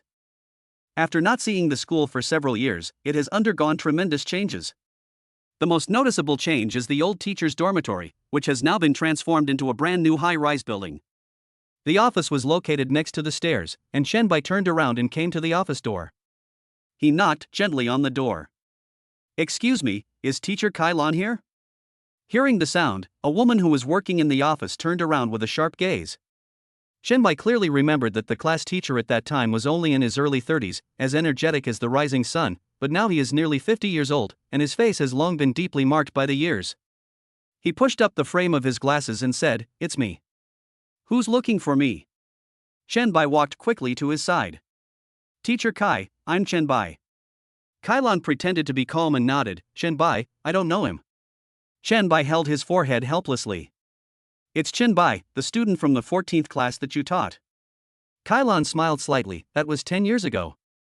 I have a bad memory, so I can't remember it anymore." "It's okay, Mr. Kai. I just need to remember you. Here, this is some fruit I bought. You must accept it." Chen Bai handed the remaining fruit to Kailan. Kailan's reaction was exactly the same as Liao Xiangfu's. Both of them tried to shirk responsibility. However, under Chen Bai's insistence, Kailan accepted the fruit a little stiffly. "Oh my, I never thought that there are students from the 2014 class coming back to visit the school. If I remember correctly, you are the only one from the 2014 class who came back to visit the school." Kailan couldn't help but feel deeply moved after receiving the fruit. Chen Bai smiled faintly, like a flower blooming in spring. "Really? It's my great honor." Chapter 76, The Lion Speaks Zhang Xianliang. Chen Bai said as he searched for old graduation photos on his phone. After taking out the photo, Chen Bai carefully handed it to Kailan. The photo includes not only Chen Bai's junior high school classmates, but also the principal, subject teachers, and class teacher at that time. Chen Bai pointed to Kailan where he was. Kailan still shook her head after reading it. "It looks familiar, but I just can't place it." "That's right. Chen Bai was just like an ordinary grain of sand in a sand pile in the class at that time. After so many years, it was normal that Kailan couldn't remember him. "It's okay, Mr. Kai. I just need to remember you. I came back this time mainly to visit you." Hearing this, Kailan smiled with relief. Okay, I've been teaching for so many years, and the happiest moment is when someone comes back to visit the school. This is not only a recognition of our teachers, but also a recognition of our entire school." Kailan laughed, and the laughter sounded like a string of crisp silver bells. Some people came to visit Kailan, and some teachers nearby were somewhat envious, but they didn't say anything. After all, Kailan had been a teacher here for almost 20 years and had taught countless students. "By the way, Mr. Kai, do you still remember Lin Muchuan?" Chen Bai only thought of the position of the boy in the middle of the photo and asked casually. Kailan thought for a moment and then said, "I seem to have some impression of him." "Oh, he was the class monitor of the 14th grade. Lin Muchuan was the class monitor of Chen Bai's class at that time. He had excellent grades and was handsome." After so many years, apart from a few close friends, the only person Chen Bai still remembers is Lin Muchuan. This was like opening Kailan's memory box. "Ha, I remember now, you are Chen Bai." Chen Bai nodded with a smile. "Teacher Kai, do you know which high school Lin Muchuan was admitted to?" Kailan thought for a moment and shook her head, saying, "I'm not too sure about that. It seems he went out of town. What's going on? Do you have something to talk to him about?" Chen Bai quickly waved his hands and explained, "Nothing, just asking casually. I remember he had very good grades back then, so he should be doing well now." Kailan smiled and said, "Yes, he was indeed very outstanding back then. I believe he will definitely have a bright future now. What about you? What kind of job are you doing now?" Chen Bai briefly introduced his own situation and did not mention his current success. Afterwards, he and Kailan talked about other topics. Unconsciously, time passed by like a white horse, and Chen Bai stood up to say goodbye. Relying on his past memories, Chen Bai came to the 5th floor, and sure enough, the principal's office was still there. Chen Bai knocked on the door gently. Soon, a voice came from inside the house, "Come in." Only then did Chen Bai slowly push open the door. At this time, the principal was not the only one in the office. There was also someone sitting there who made Chen Bai feel very familiar. However, no matter how hard Chen Bai racked his brains, he could not remember the other person's name. Seeing the newcomer, the other party spoke first. "Chen Bai? Question mark. It's really you." The man stood up excitedly like a child. Chen Bai frowned slightly. "Ha ha, I'm Tan Guang." "Tan Guang? Are you Tan Guang?" "Ah, good fellow, you completely forgot about me. It's been 7 years since graduation, who can remember it?" Tan Guang was one of Chen Bai's good friends at the time. He came from a wealthy family and it was rumored that his business had expanded to Johua district. After graduation, Tan Guang was arranged by his family to attend a private school. "Why are you at school?" "I was just about to ask you, why did you suddenly feel like coming back to school?" Chen Bai scratched his head and smiled. "Now that I've made some money, I want to come back and repay my alma mater." "But you, why are you also in school?" At this moment, the principal stood up and walked over to the two of them, chuckling. "Ha, Tan Guang, who is this?" "Ha, Principal Yuan, his name is Chen Bai, and he used to be in the same class with me." "Is that so?" Yuan Tianhe nodded slightly. "Principal Yuan, it's been many years since we last met. You're still as charming and impressive as ever." He. Then, Tan Guang said, "Chen Bai, I have been here for nearly a month and have been discussing with Principal Yuan about building a library at the school." "Oh? Then am I late?" "Ha, how can I be late? I come at the right time." Tan Guang laughed. "Oh? What do you mean?" At this time, Principal Yuan Tianhe sighed helplessly. "Tan Guang and I have indeed been discussing the library. However, as you know, our school has limited land. It is really difficult to find a suitable place to build a library in such a small place. Yes, I've been discussing this with Principal Yuan for nearly a month, and it's been very troubling. There are residential buildings behind us, and the main road of the town is to the right. On the left, behind the teacher's quarters, there's a greenhouse belonging to a farm, but the owner refuses to sell it no matter what. We have a limited budget. Now that things are good, didn't you say you wanted to give back to your alma mater? How much money have you prepared?" Tan Guang smiled cunningly. Chen Bai touched his forehead and sighed in his heart. "Wow, it turns out he was waiting for me here." "How much are you offering?" 80,000 per mu of land. "You're not selling this?" Chen Bai was quite surprised. 80,000 was not a small amount. The land in normal towns and villages was not so valuable. The compensation paid by the government for land acquisition was only 100,000 per mu. That's right. He's asking for an exorbitant amount of money. He's asking for 200,000 yuan for 1 acre of land. How is this any different from robbery? What? 200,000 for an acre of land? He must be crazy about money. Tan Guang made a helpless gesture. "Didn't you ask the government for help? He refuses to sell it, even if the government goes there, it's useless." 2. The scene suddenly fell into deathly silence. "Then give him 200,000 yuan per acre of land," Chen Bai suddenly said. "Are you crazy? Chen Bai. 200,000 per acre, do you think this is the magic city?" Chen Bai muttered to himself, "The land in the magic city is much more expensive than this." "Ha? What did you just say?" "Without. Have you found out the information about the greenhouse owner?" "Of course, otherwise all my work for the past month would have been in vain," said Tan Guang. "Tell me about it quickly." "The greenhouse owner is Zhang Xianliang, 56 years old. He has a son and a daughter. His son is Zhang Wenjie, 31 years old, and his daughter is Zhang Yutong, 27 years old." Tan Guang talked a lot, and only then did Chen Bai have some understanding of the situation. It turned out that the reason why Zhang Xianliang asked for such a high price was that he wanted to raise the betrothal money for his eldest son, who was 31 years old and still unmarried. Zhang Wenjie, 31, was unmarried, which made Zhang Xianliang very anxious. He found a matchmaker and found a girl, but the girl asked for 660,000 yuan.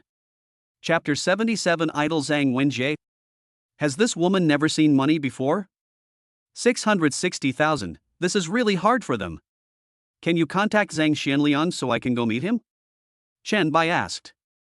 No problem, I'll make a phone call and ask, said Tan Guang.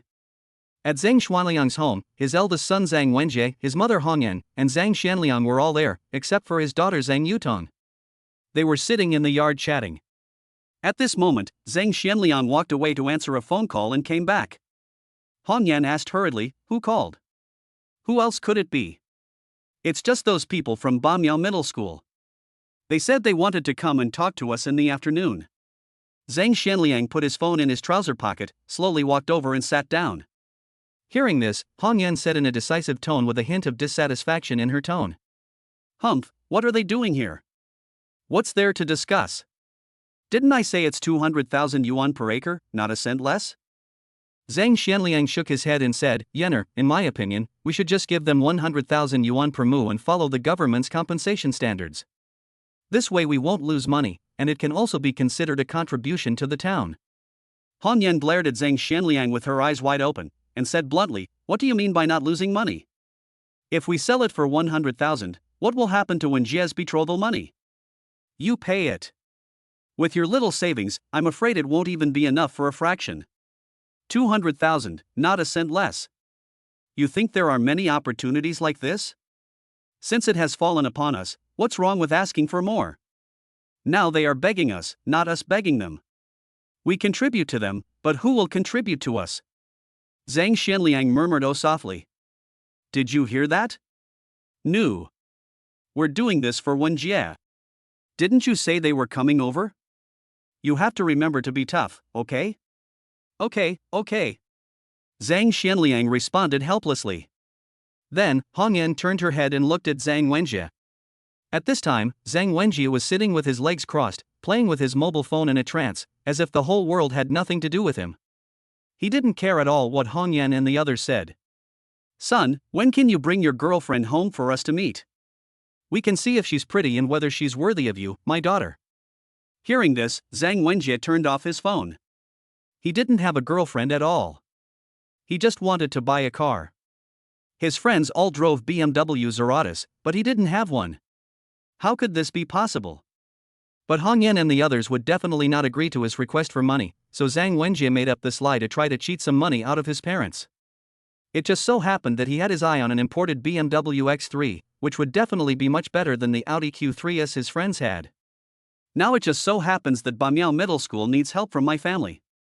This is truly a godsend. Listening to his mother's questions, Zhang Wenjie made up an excuse to evade them. She's too busy with work right now and can't spare the time. As long as the betrothal gifts are enough, we can set a date for the wedding. Really? Ha ha ha. Hongyan's eyes were as big as crescent moons.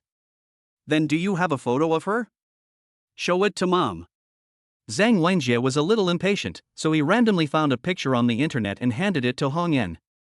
After seeing it, Hongyan's smile became even more intense, like a blooming spring flower. Ha, she's worthy of being my son. The daughter-in-law he found is so pretty.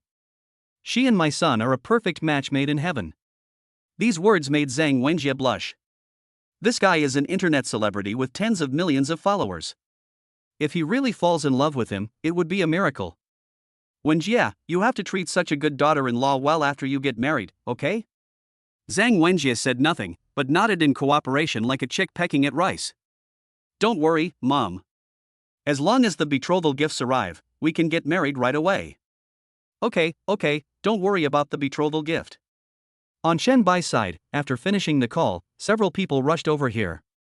Soon, they arrived at Zhang Xuanliang's house. At this time, Zhang Xianliang and a few others were sitting in the yard. After Chen Bai and a few others came over, Zhang Xianliang wanted to go back to the house to get some stools, but was interrupted by Hongyan's cough.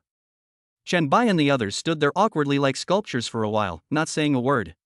Okay, this is how it's going to be. You don't even give me a stool. Chen Bai muttered secretly in his heart. Originally, he wanted to talk more, but the attitude of Zhang Xuanliang's family really made Chen Bai want to just leave. It was Yuan Tianhe who stepped forward like a peacemaker to smooth things over. Ah, Mr. Zhang, the main reason I came this time is to discuss the selling price of the land where your greenhouse is located. At this time, Hong Yan nodded to Zhang Xianliang, indicating that Zhang Xianliang should bring out some stools. Chen Bai felt very uncomfortable when he saw this. Oh my god, are you trying to intimidate me? I originally wanted to discuss it in detail. Chen Bai can accept a slightly more expensive one. At most, it will just add a little more budget, which is not a big deal for Chen Bai. However, Chen Bai was very unhappy with the attitude of Zhang Xuanliang's family. Since they couldn't reach an agreement, then there was no point in talking. This was not the only plan Chen Bai had. It was just the best and most cost-effective one. If Zhang Xianliang really wants 200,000 yuan for 1 acre of land, it would be better to consider other options. After they sat down, they fell into a brief silence like stagnant water.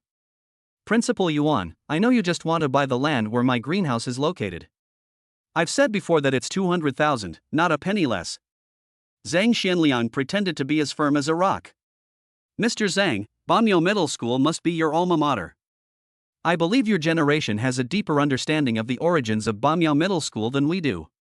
At that time, Bamiao town was short of money and couldn't afford to build a school. So the whole town worked together and built the school.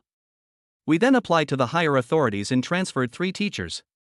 At that time, it wasn't called Bamiao Middle School, but Baijia Middle School. Mr. Zhang, your mother must have contributed a lot to the construction of this school.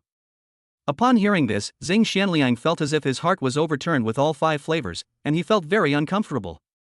At that time, the country had just embarked on its development journey, and children in many areas faced the problem of difficulty in going to school. Some places even had no schools.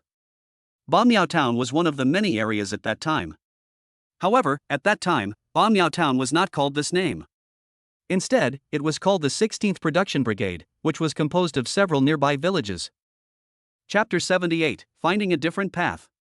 At that time, there was not even a primary school in the team, and the road to school was very bumpy. It was really as it was said on the internet.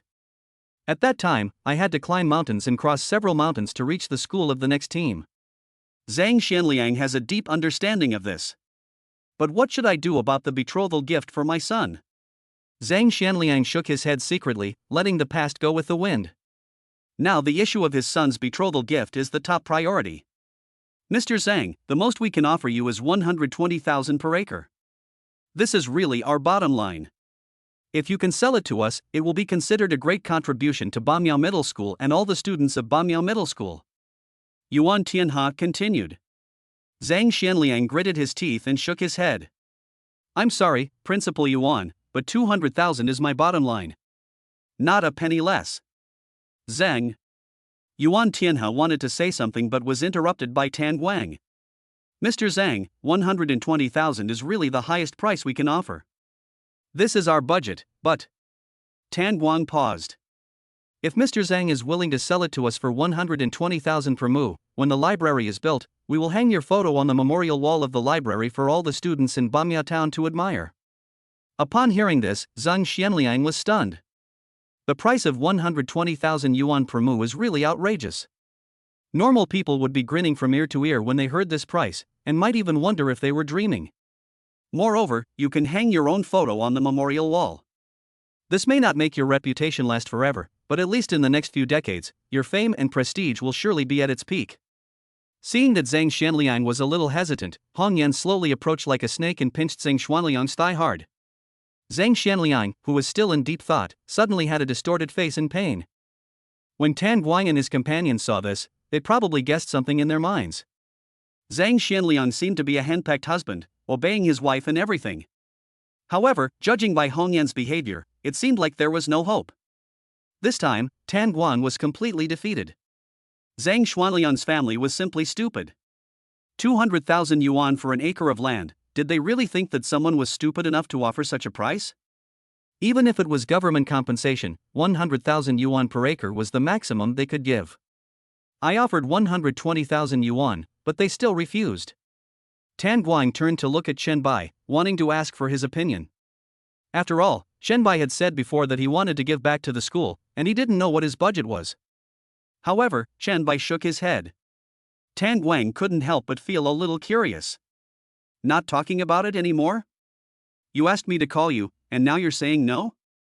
In fact, Shenbai originally planned to buy it at a high price, but looking at Hong Yan's attitude, Shenbai was too lazy to even negotiate with her. Since we can't reach an agreement, what else is there to talk about? I'm offering you 120,000 yuan per mu to buy your land, and I still have to look at your mood? Since you won't sell it, then I won't buy it. I gave you a chance, but you didn't cherish it. Do you really think someone would pay 200,000 yuan for this shabby place? 120,000 is hard to come by. Unless the main urban area of Johua district is developed, or an industrial zone is planned in Bamya town, but Shenbai thinks this is a fantasy no matter how he looks at it. Shenbai has already thought of other plans, but it will cost more money. However, it is better than giving it to Zhang Xuanliang's family. At least Shenbai feels at ease. Seeing Shenbai like this, Tan Guang didn't want to say much, but was full of curiosity about what Shenbai was thinking at the moment. Since we can't reach an agreement, we'll take our leave. After Shenbai and others left, Han Yan immediately pointed at Zhang Xuanliang and scolded him harshly. What's wrong with you just now? You really want to sell it for 120,000? You're losing money so much that even your grandma won't recognize you. If I weren't here, would you really sell it to them for 120,000? Hong Yan is not from Bamya town, so she naturally doesn't understand Zhang Xuanliang's feelings. What are you talking about? You're such a spineless guy. If you do this again next time, I'll never let you go. But what if they don't come? Zhang Xuanliang asked worriedly. Hong Yan scoffed at this. Impossible. Didn't they initially offer 60,000, and now it's up to 120,000? As long as we hold on a little longer, it's only a matter of time before it reaches 200,000. Besides, I found out clearly that they want to build a library, and our greenhouse is tailor-made for it, so they will definitely come to us again. Hong Yan said with confidence. Really? Zhang Xuanliang asked doubtfully. Humph, with your short-sightedness, you definitely can't see it. I must have been blind to marry you. Zhang Xuanliang was speechless and simply remained silent. On Shenbai's side, after leaving Zhang Xuanliang's house, Tan Guang couldn't wait to get close to Shenbai, and Yuan Tianhe followed closely.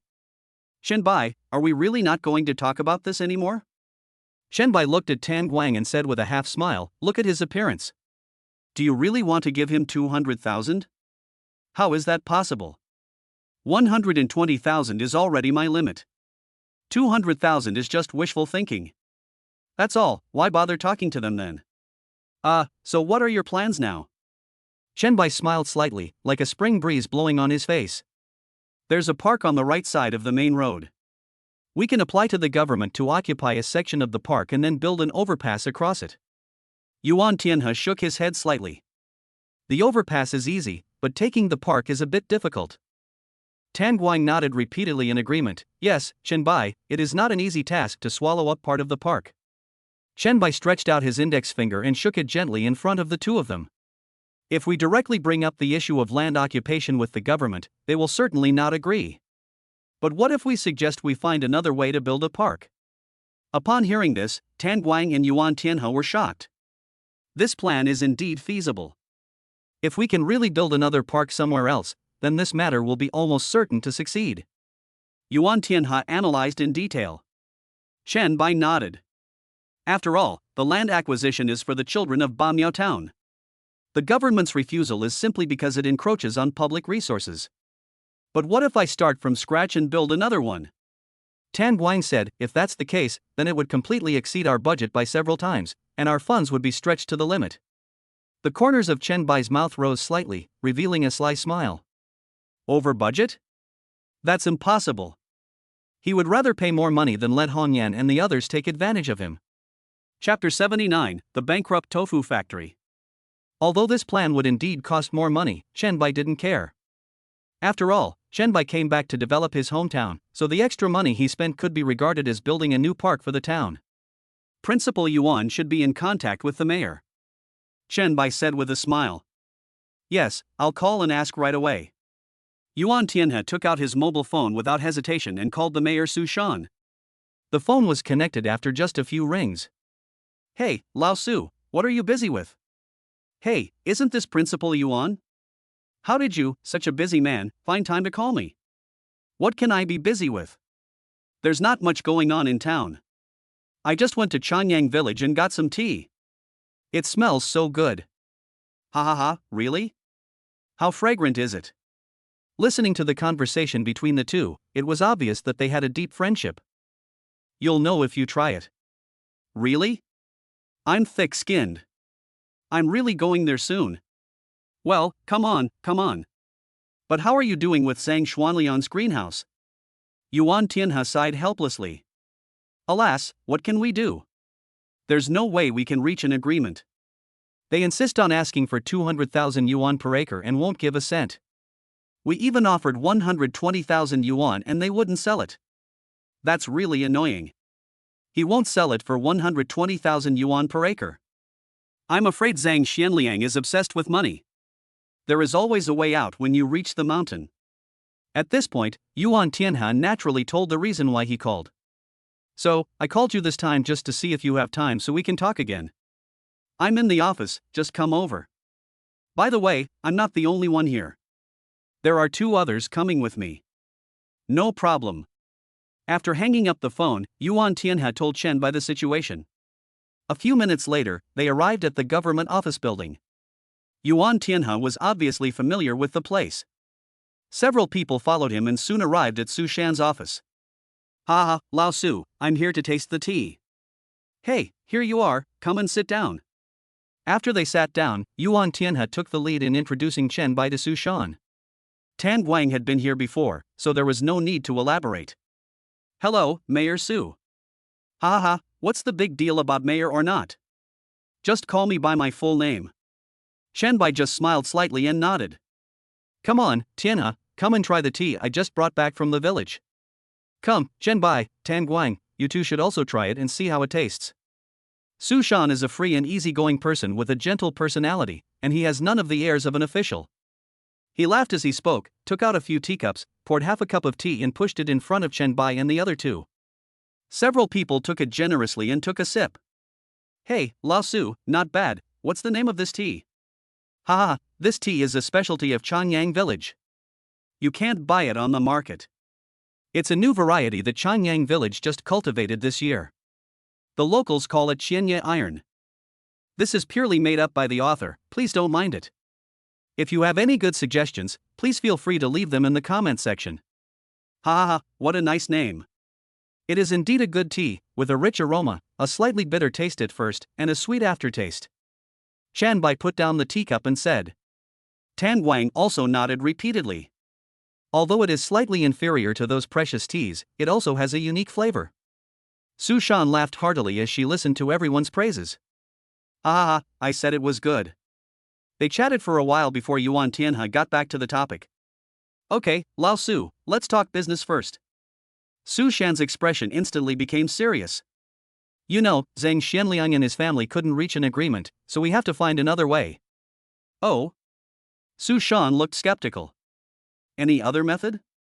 Yuan Tianhe nodded, yes, we plan to expand to the east of the school. Are you planning to occupy the Triangle Garden by expanding to the east? Triangle Garden is the only park in the town. It is named Triangle Garden because it is built in a triangle shape. That's right. This. Su Shan hesitated. Occupying the entire Triangle Garden, this was a bit of a challenge for Su Shan. You know, there were quite a few people visiting the park every night, especially the elderly, who would definitely come and hang out there every night. Taking a walk after dinner has become their unbreakable habit, and the park is naturally their first choice. If the park is demolished to build a library? Seeing Su Shan frowning, Yuan Tianhe quickly said, following Chen Bai's instructions, Old Su, you misunderstood. We don't want to occupy the entire park, only a part of it. Also, we plan to build another park at the town's expense, which will not cost the town a cent, except for providing the land. Hearing this, Su Shan's eyes lit up instantly. No money? That's great. Isn't it just land? There's plenty of land around the town. There happened to be a tofu factory behind the old street that had been there for more than a decade, covering a considerable area. It had closed down many years ago, and now only a pile of rotten wood and broken stones remained. Due to years of neglect, a thick layer of mud has accumulated on the surface. Now, it has become a stone dam where primary school students play after school. He was worried about this matter and didn't know how to deal with it. Doesn't this kill two birds with one stone? The abandoned stone dam was dealt with, the town gained a park, and a new library was built for the junior high school. Su Shan's smile was as bright as the sun, and she laughed out loud without any concealment. No problem. There's a stone dam behind the old street. It used to be the tofu factory. It's closed down now and looks like this. Listening to Su Shan's words, Chen Bai suddenly remembered that the tofu factory had closed down when he was in elementary school. At that time, many students liked to climb the stone walls of the factory and climb inside to play.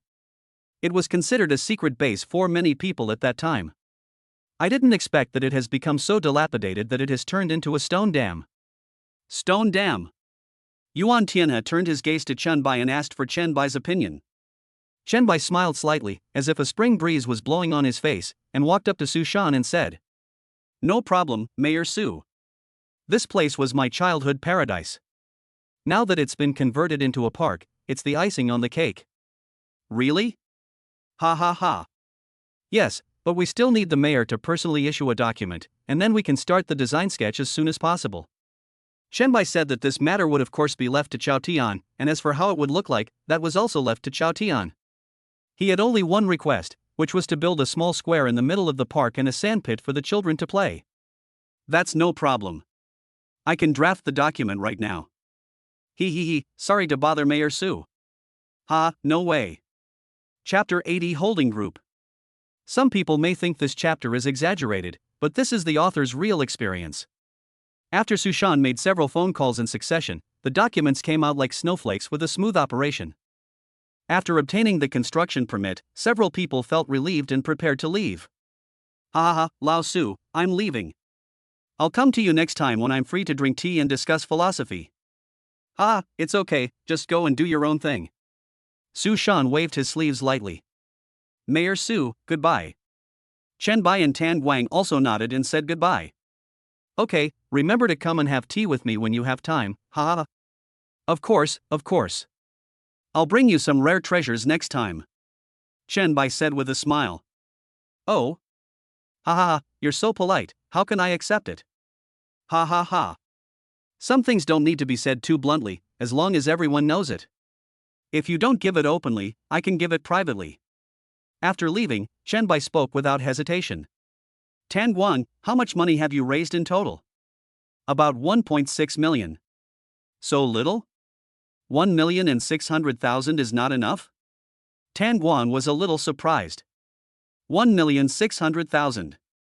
If they really bought Zhang Xuanliang's land at the price of 200,000 per mu, the remaining money would be a drop in the bucket and would not be enough to build a library.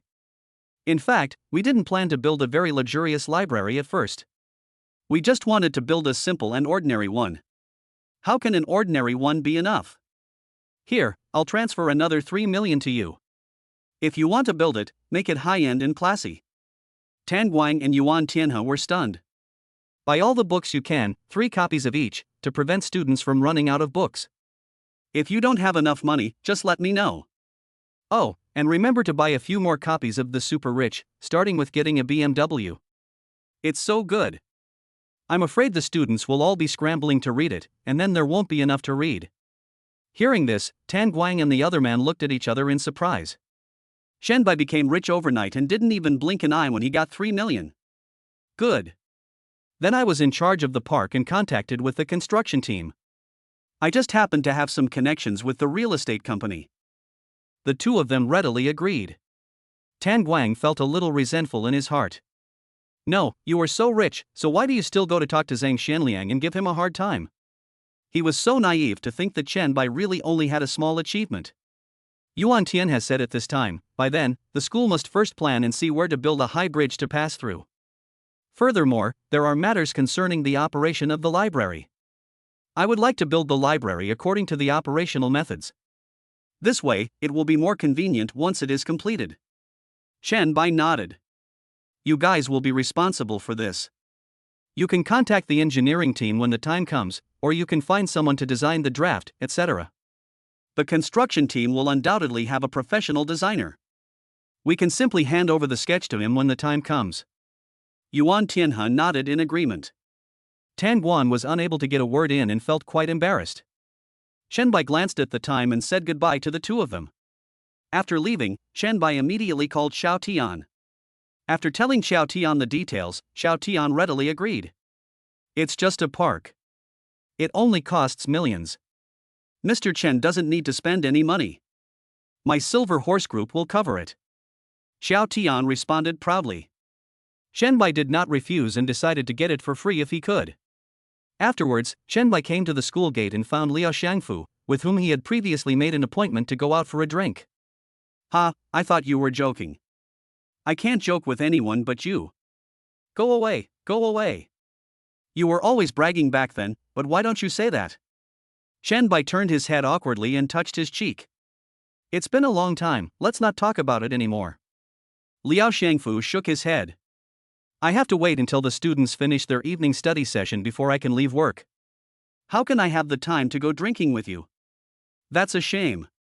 When he got home, it was just time for dinner, so Shenbai sat down at the table and started eating. Hey, you came back as soon as it was time for dinner. I didn't see you coming to help me cook. Xia Chunmei pretended to be angry. He, I'll definitely do it next time. Shenbai was watching the video while feasting on his food. After dinner, Shenbai helped his mother wash the dishes. Mom, do you want to move to Shanghai with me? Shenbai asked. Xia Chunmei shook her head like a rattle. I'm used to living in the countryside, and I feel uncomfortable in the city. After listening to his mother's words, Shenbai didn't say anything more. Mom, I'll find someone to rebuild a house in the village then. Xia Chunmei still shook her head. This is the house left by your grandparents, don't you want it anymore? Shenbai was suddenly speechless. Do you know that this house was built by your grandfather when he was young, carrying stone slabs on his shoulders, one by one? He only earned $5 a day and it took him 3 years to build this house. If I leave now, won't this house become a lonely ghost with no owner and be abandoned? Listening to his mother's words, Shenbai felt heartbroken. His grandfather and others passed away before they had the chance to enjoy family happiness. Shenbai still remembers that he was only 6 years old at that time, and his grandfather was lying on the hospital bed, so thin that he was almost skin and bones. My mother told me that my grandfather had stomach cancer. He often went hungry as a child and could only eat mulberry leaves, white clay, and even picked up and chewed sugarcane that others had chewed. That's why I developed a disease, and later I got stomach cancer. Xia Chunmei looked at Shenbai with eyes full of love. Son, I know you're doing this for my own good, but this old house is the only property left by your grandfather, and it's also the place that holds our family's memories. Shenbai nodded vigorously. I understand, Mom. I can find someone to renovate it. Xia Chunmei smiled and nodded. In the future, when you get married, Mom will definitely come to visit you often. So, if you can find a daughter-in-law for Mom as soon as possible, it would be more exciting than winning the lottery. Shenbai was stunned. Here it comes again? I know, Mom. Really? If you knew, why haven't you found a girlfriend yet? I see you're just turning a deaf ear to my words. They go in one ear and out the other, and you don't take them to heart at all. Shenbai. Soon, Shenbai hurried back to his room like a fleeing rabbit. After slowing down a bit, he began to think about some things. I just saw a glimpse of a holding group on the internet. I wonder if I can follow suit and set up a holding group so that I can exercise more professional control and management over the industries under my control. Shenbai spent half the afternoon immersed in thinking about this matter, and would start to implement it after returning to the Magic City. Chapter 81, Hal Jameson Resek. He had a rough idea in his mind, but Shenbai did not have the ability to formulate a plan at the moment, so he could only draw a rough sketch. At dinner time, Shenbai sent a message to Xiao Tian, asking him to find some professionals to come to his house and see how to renovate it. Then we customized new furniture. For example, the 2-door refrigerator in the kitchen had to be replaced with a 4-door double-opening one. The color TV at home, which is less than 1 meter long, also needs to be replaced with one that is over 100 inches. I guess one that is over 200 inches won't fit. According to Shenbai's idea, after the renovation is completed, he will replace the furniture with furniture of the right size. After dinner, Shenbai watched some videos and then fell into a deep sleep. The next morning, Shenbai was filled with joy. The system mall had finally been refreshed. System Mall refresh, current purchase count, 3. 17% stake in Hanlon Group, 2.1 yuan. 9% shares of Babai Group, 1.9 yuan. 4% stake in Ferrari, 9.7 yuan. Business Mastery, 2 yuan. Character Summoning Card, 5 yuan. Lock unlock. Looking at the merchandise before him, Chen Bai nearly fainted.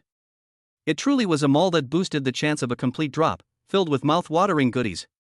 But there are only 3 purchasing opportunities, and I want to buy them all. What should I do? In an instant, Chen Bai was caught in a dilemma. Although it can be locked, what should we do if something more tempting appears when we refresh the mall next time? Chen Bai was so annoyed that he scratched his head and cheeks. He felt both happy and painful at the moment. After a while, Chen Bai stared at the product and thought deeply. I currently own 48% of Hanlon Group's shares. If I buy this 17% stake, wouldn't that mean I have absolute control? As for the 800 Group, he only holds 16% of the shares now, so it would be useless to acquire these 9% shares. It is better not to buy them for the time being. Next is Ferrari, a world-renowned sports car manufacturer with a market value of nearly $80 billion. Its value is self-evident. Business proficiency was also something Chen Bai needed right now. But what exactly was this character summoning card? Could it be something that could summon some mighty general? Reborn as a Han Chinese, can I summon civil and military officials? It seems pretty good. Character Summoning Card, the host can summon an elite talent from any industry at will, and they will be absolutely loyal to the host. All summon characters exist in the current world and are legal and compliant. Great! Chen Bai was overjoyed, a surprised smile blooming on his face. He was planning to establish a holding company. Business management talent was undoubtedly a top priority. The fact that the mall had recently released character summoning cards and business mastery cards was exactly what Chen Bai wanted. Chen Bai looked at Ferrari again and clutched his chest in pain. It seemed he had no choice but to give up his shares in Hanlon Group. Ferrari was so tempting, how could he miss it? Chen Bai stared at the large characters for Hanlon Group and muttered to himself, next time you appear, I will definitely buy you. After saying that, Chen Bai bought the 3 items without hesitation. Product purchase successful, 4% of Ferrari Automobili Business Mastery Character Summoning Card. Product delivered. Countdown to next refresh time. In an instant, Chen Bai felt as if a surging torrent of information was pouring into his mind, but he did not feel the slightest discomfort. After about 3 minutes, the amount of information gradually subsided. At this point, Chen Bai only needed to think briefly about business knowledge to come up with the most perfect and correct answer. Design plans and proposals for the holding group flooded into my mind like a tide. Without saying a word, Chen Bai immediately got out of bed, grabbed paper and pen, and started writing furiously.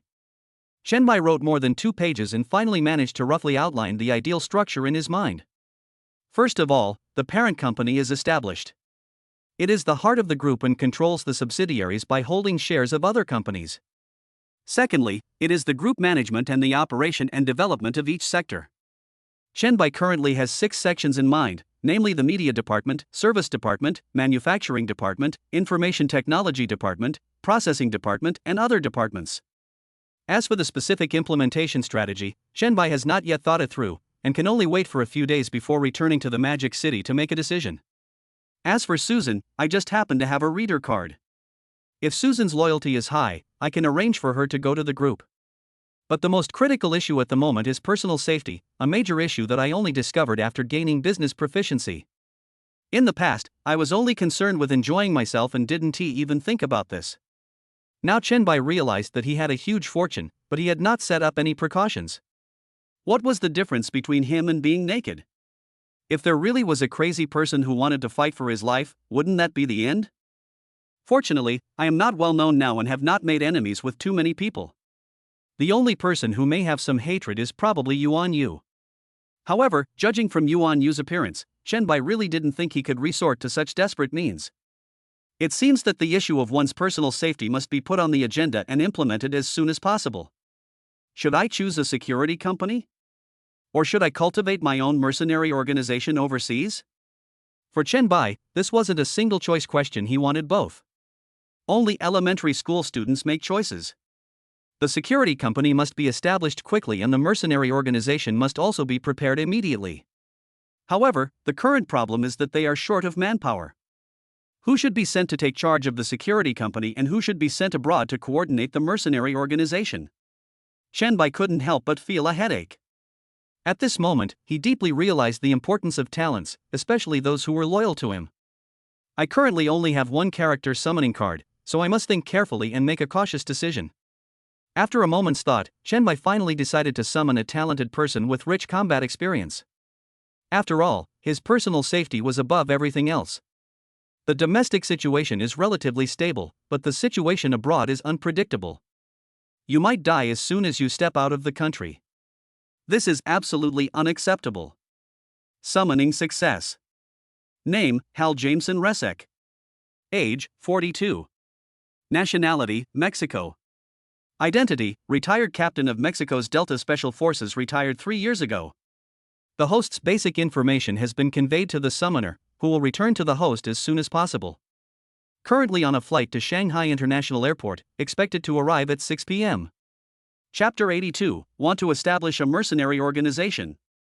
The retired captain of Mexico's Delta Special Forces. Looking at the summoned character, Shenbai's breathing became rapid. He couldn't help but sigh in his heart, this is so cool. Warm tip: summoning cards do not actually summon characters into reality, but rather implant memories of loyalty to the host in people in the present world. I see. When Resek arrives, he'll have to let him be his bodyguard for a while, and then he can deal with other matters after returning to the Magic City, he thought to himself. He suddenly realized that he was extremely busy, and that idiot Yuan Yu actually challenged the Beast Club to a battle. To be honest, Shenbai had some desire to participate in the competition before, but now he is really too lazy to play with Yuan Yu. He must think of a way to see if he can deal with the so-called Barbarian King Club. However, now all the members of the Beast Club are very enthusiastic and are eager to compete with the Barbarian King Club. Shenbai doesn't want to interrupt their interest rashly. Forget it, let it be. In the afternoon, an experienced master came with a corn thresher. Shenbai also went to help, and in just half an afternoon, all the corn had been threshed. Task release. Establishment of a holding group. Assistive item: 1 character summon card. Quest reward: 2 purchases, 1 character summon card. Task time limit: 1 month. Oh. That's great, the system has grown up? Ha ha ha, I get a summoning card for free. Shenbai looked at the task and laughed heartily. It seems that all the system's tasks are issued around me. After getting the character summoning card, Shenbai used it decisively without any hesitation. Summoning success. Name: Seal Ranson. Age: 26. Nationality: Ukuk. Source: Stanford University, Mexico, class of 2022.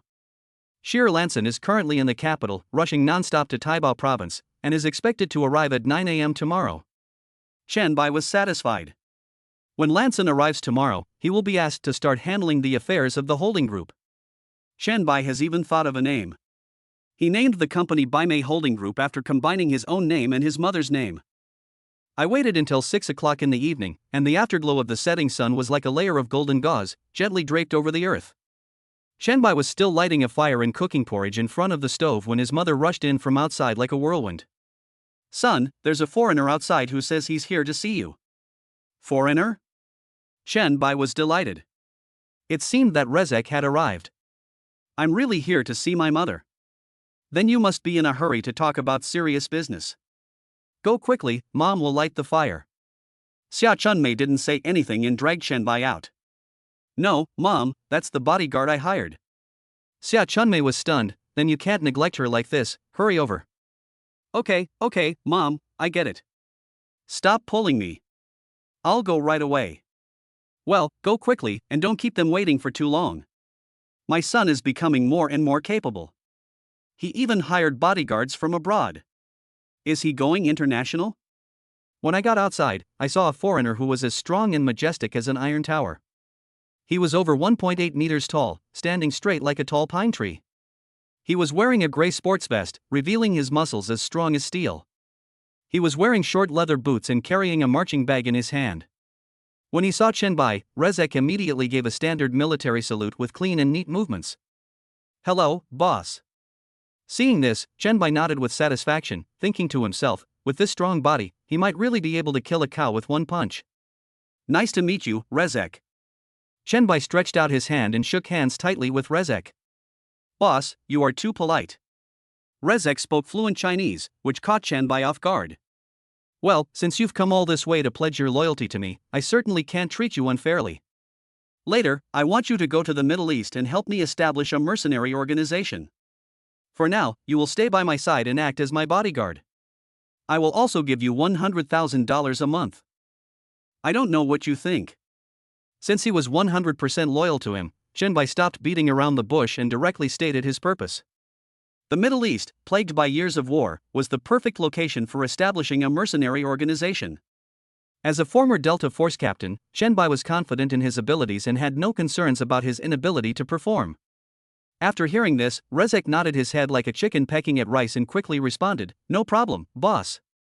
For him, instead of huddling up in this peaceful China as a bodyguard, he yearns for the cruel battlefield filled with smoke and flames of war. Chen asked him to go to the Middle East to form a mercenary organization, which was exactly what he wanted. Seeing that Rezek didn't resist at all, Chen raised the corners of his mouth slightly, revealing a knowing smile. You can stay at my house for the next few days. I'll take care of everything when we get back to the Magic City. No problem. At around 6:30, Chen roughly estimated all his current assets. The rent from Gucci had already been paid, and then the dividends from Chen company had also been credited in. Plus the money on Susan's card. Chen roughly calculated that he had about 15 billion yuan available at the moment, and the rest would be kept for emergencies. However, this amount of money seems far from enough to create a mercenary organization. After dinner, Chen went to see Rezek. Lesek, do you know approximately how much it costs to recruit a mercenary? Boss, generally speaking, the price of a mercenary is around $30,000 per month, and the cost of carrying out a mission is another matter. If you want to recruit a large number of mercenaries in a short period of time, you have to raise the price to at least 40,000. Chen was shocked and cursed inwardly, damn, it's so expensive. One mercenary costs 40,000 US dollars. His 15 billion Chinese yuan is only 2.2 billion US dollars when converted into US dollars. If he uses all of it to recruit mercenaries, he can only recruit 5,500. And these mercenaries are just ordinary mercenaries. If you want to recruit outstanding top talents like Rezek, it is not just a matter of money, you also need to have strong connections. This does not include the huge initial investment of the mercenary organization, such as the construction of the base, the purchase of guns and ammunition, the preparation of equipment supplies, etc. If someone dies, they have to pay a pension. Chen just felt overwhelmed. Isn't this too expensive? Chapter 83 Buy one get one free? The mere 15 billion yuan I have is just a drop in the bucket. If it were an ordinary family, they really couldn't afford this. Boss, I have some retired Marine Corps officer friends, and many of them are now unemployed. If you don't mind. Chen was instantly excited upon hearing this. A Marine? Or an officer? This was fantastic. Rezek, if you can invite them here, it will be a great achievement. Boss, I'll try my best to persuade them, but I can't guarantee that I can invite them all. Another thing is that they might be a bit old. The oldest is 46 years old. 46? Another 30 years of hard work won't be a problem. If your friends are willing to come, I'll pay them $70,000 a month. No problem, boss. I'll contact them tonight. Thanks for your hard work. It's my honor to work for the boss. At around 9 o'clock in the evening, Rezek took out his cell phone and called his friends in Mexico. Good morning, Lezen. Oh haha, good morning, Rezek. I heard you went to China. The two chattered in English. Yes, I am now in Taibao province in China. The scenery here is simply breathtakingly beautiful. Oh, really? The internet says that China's environmental protection is terrible? Oh no, my god, China is simply a paradise on earth. I got off the plane in China's Magic City, and everything there opened my eyes. It's no less impressive than our Washington, D.C. Really? If I have time, I must go to China to broaden my horizons. The corners of Rezek's mouth curled up slightly, revealing a sly smile. He said, "Ha, Lassen, there's a great opportunity to come to China right now. Are you interested?" Lassen was stunned as if struck by lightning. It took him a while to come back to his senses. He asked cautiously, "Lesek, you are not a spy in China, are you?" Rezek staggered and nearly fell to the ground, and began to cough uncontrollably because of the saliva he had half swallowed. I must be crazy to be a spy in China. Rezek finally recovered and continued, I'm here as Mr. Chen's bodyguard. Mr. Chen? A Chinese? What? Lassen was shocked, his mouth wide open. Rezek, you're actually working as a bodyguard for a Chinese, don't you know? $100,000 a month. After hearing what Rezek said, Lassen paused as if he had been cast into a spell. He suddenly changed the subject, don't you know that I want to come too? You didn't even invite me. Are we still friends? Ha ha ha ha. Rezek let out a hearty laugh, like a loud bell. But Lassen, if you come now, you won't get $100,000. Mr. Chen's asking price is $70,000 per month.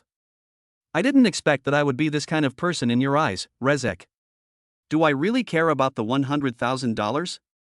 $70,000 is $70,000. I mainly want to come and experience the beautiful scenery of China. But Rezek suddenly changed the subject. However, $70,000 isn't as simple as just being a bodyguard.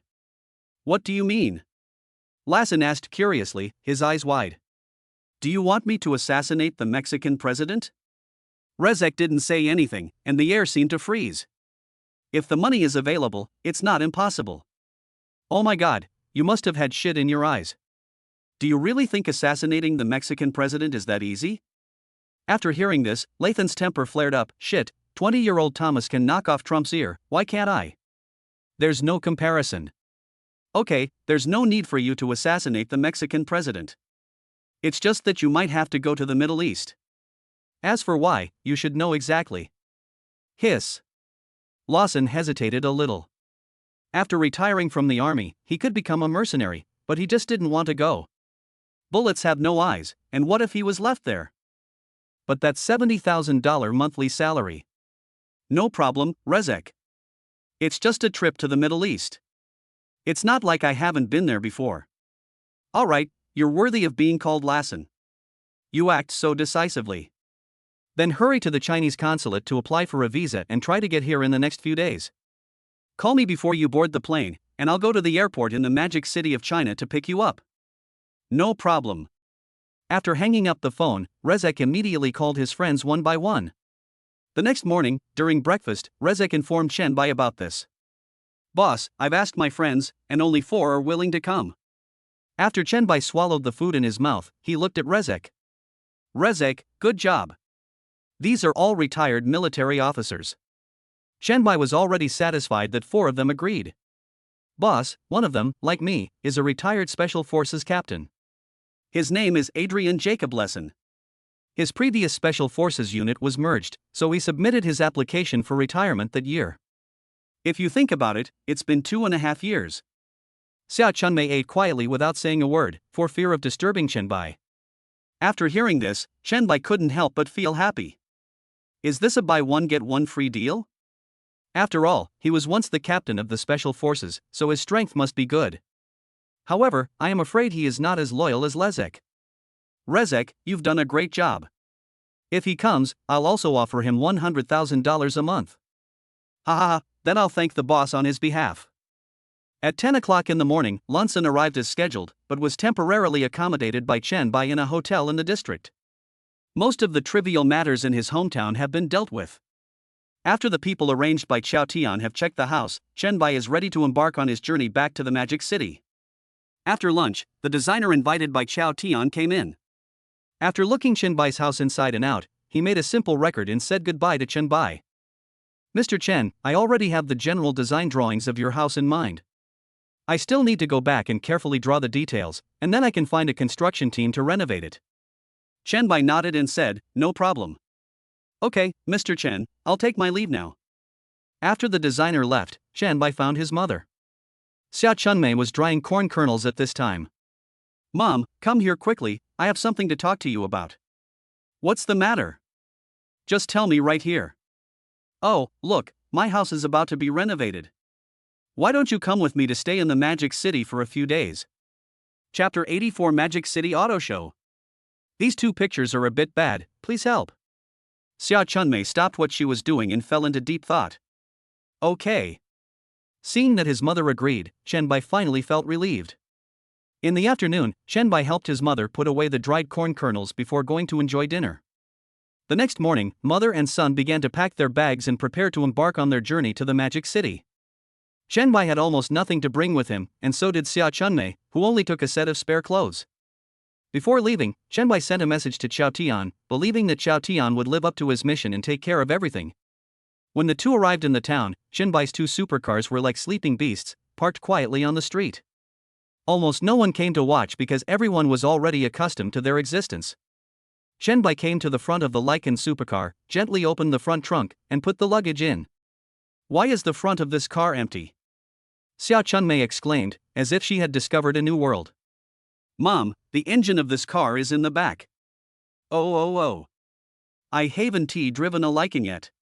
This time when I return to Shanghai, I must drive it myself and experience it. As for the poison, leave it to Rezek to control.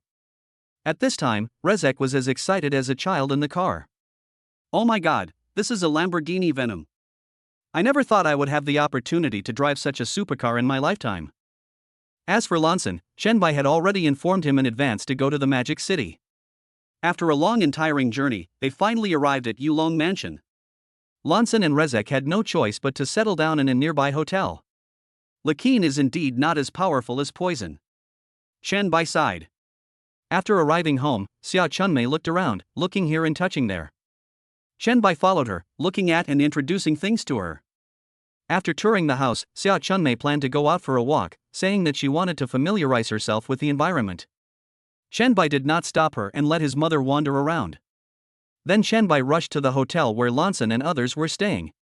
"Boss. Where's Rezek?" "Inside the house." "Good." Shenbai walked into the room. Rezek was sitting at the table. When he saw Shenbai coming, he quickly stood up and greeted him. "Hello, boss. Sit down." After the three of them sat down one after another, Shenbai took out the holding group structure he had prepared and handed it to Lanson. "Lanson, take a look at this. This is the general structure of the holding group I designed." Lanson picked it up and looked at it carefully. Soon, she couldn't help but exclaim, "Boss, your design is absolutely perfect. This isn't just a rough outline, it's a detailed plan." Shenbai nodded slightly and said softly, "Well, I intend to establish a holding group to manage the industries under my command more comprehensively and efficiently. I'll leave this matter to you, Lanson. You'll be responsible for how to implement it." "No problem, boss." Lanson looked focused and listened carefully. "As for the group's registered location, I plan to choose a location in the UK, and you, Lanson, happen to be from the UK. Hearing this, Lanson asked, "Brotherhood, is the boss planning to register in the Cayman Islands?" "Exactly. The Cayman Islands is a world-renowned offshore financial center and a tax haven. Many well-known domestic companies, such as Penguin Group, choose to register here. Regarding the location of the headquarters, it is still to be determined. Please complete the registration of the group first." "Boss, to register a holding group, you need to have an equivalent of $100 million in cash, or hold at least 2 subsidiaries. You also need to have excellent management capabilities, a strong market monopoly, a well-known brand, and extensive sales channels. The final step is to issue company certification documents, provide qualification certification documents, apply for a holding group license, prepare company articles of association, and complete company registration, among other tedious procedures." Shenbai was secretly shocked. "Damn it, it's so troublesome? Fortunately, I have money. How about this? I'll give you $200 million. Shenbai said generously. "Okay, boss." After the two discussed the specific plan, Shenbai turned his attention to Rezek. "Lesek, for the time being, you will stay by my side and act as my bodyguard. As for the trip to the Middle East, we'll have to put it on hold for now." "Okay, boss." After leaving the hotel, Shenbai instructed Susan to transfer 1.4 billion Chinese yuan to Lanson's account.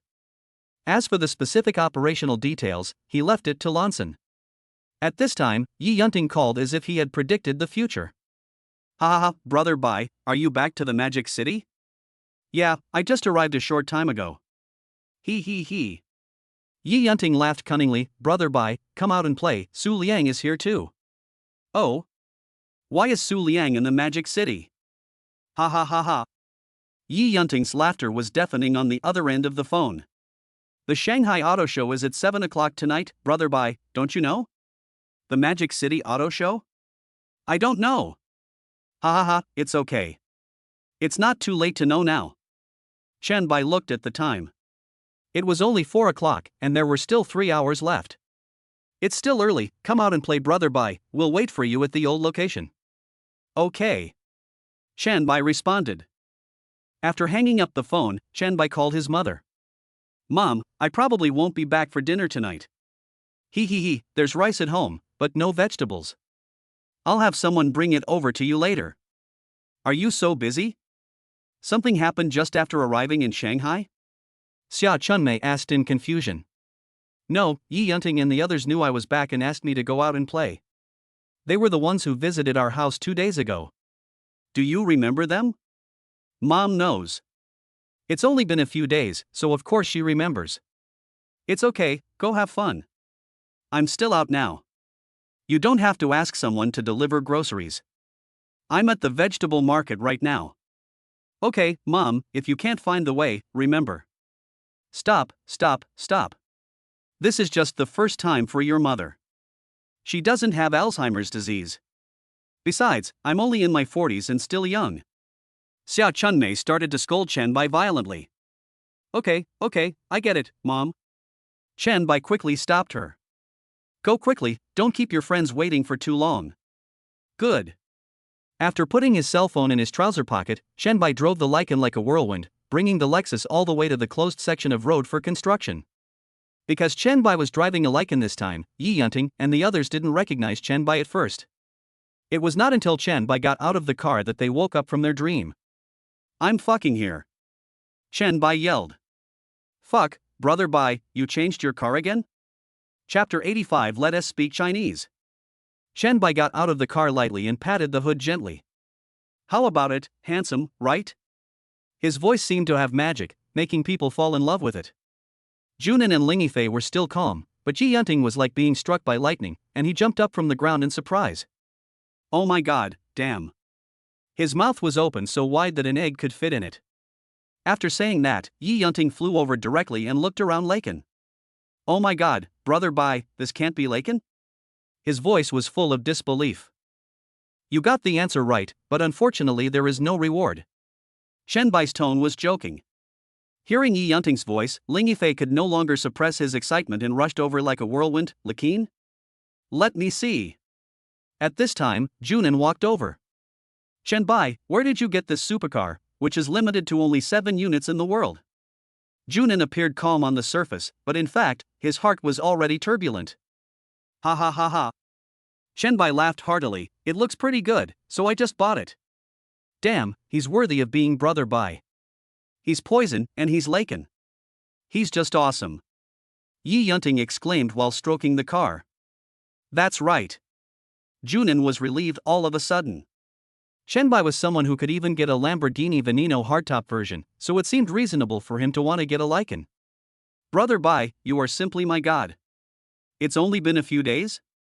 And you've already changed 2 limited edition supercars. If it were me, I would probably wake up laughing in my dreams and my jaw would dislocate. Just you? I'm afraid you won't be able to eat a few good meals in your life. Ling Yifei mocked mercilessly. Mr. Ling, what do you mean by this? Yi Yunting's face turned red in an instant. I'm telling you, you'll definitely have the good fortune to enjoy delicious food in this life. Ling Yifei's mouth corners slightly raised. After they carefully examined the car, they were surprised to find Rezek standing next to Chen Bai. Oh my god, brother Bai, who is this foreign hunk? Yi Yunting was so scared that he almost jumped up.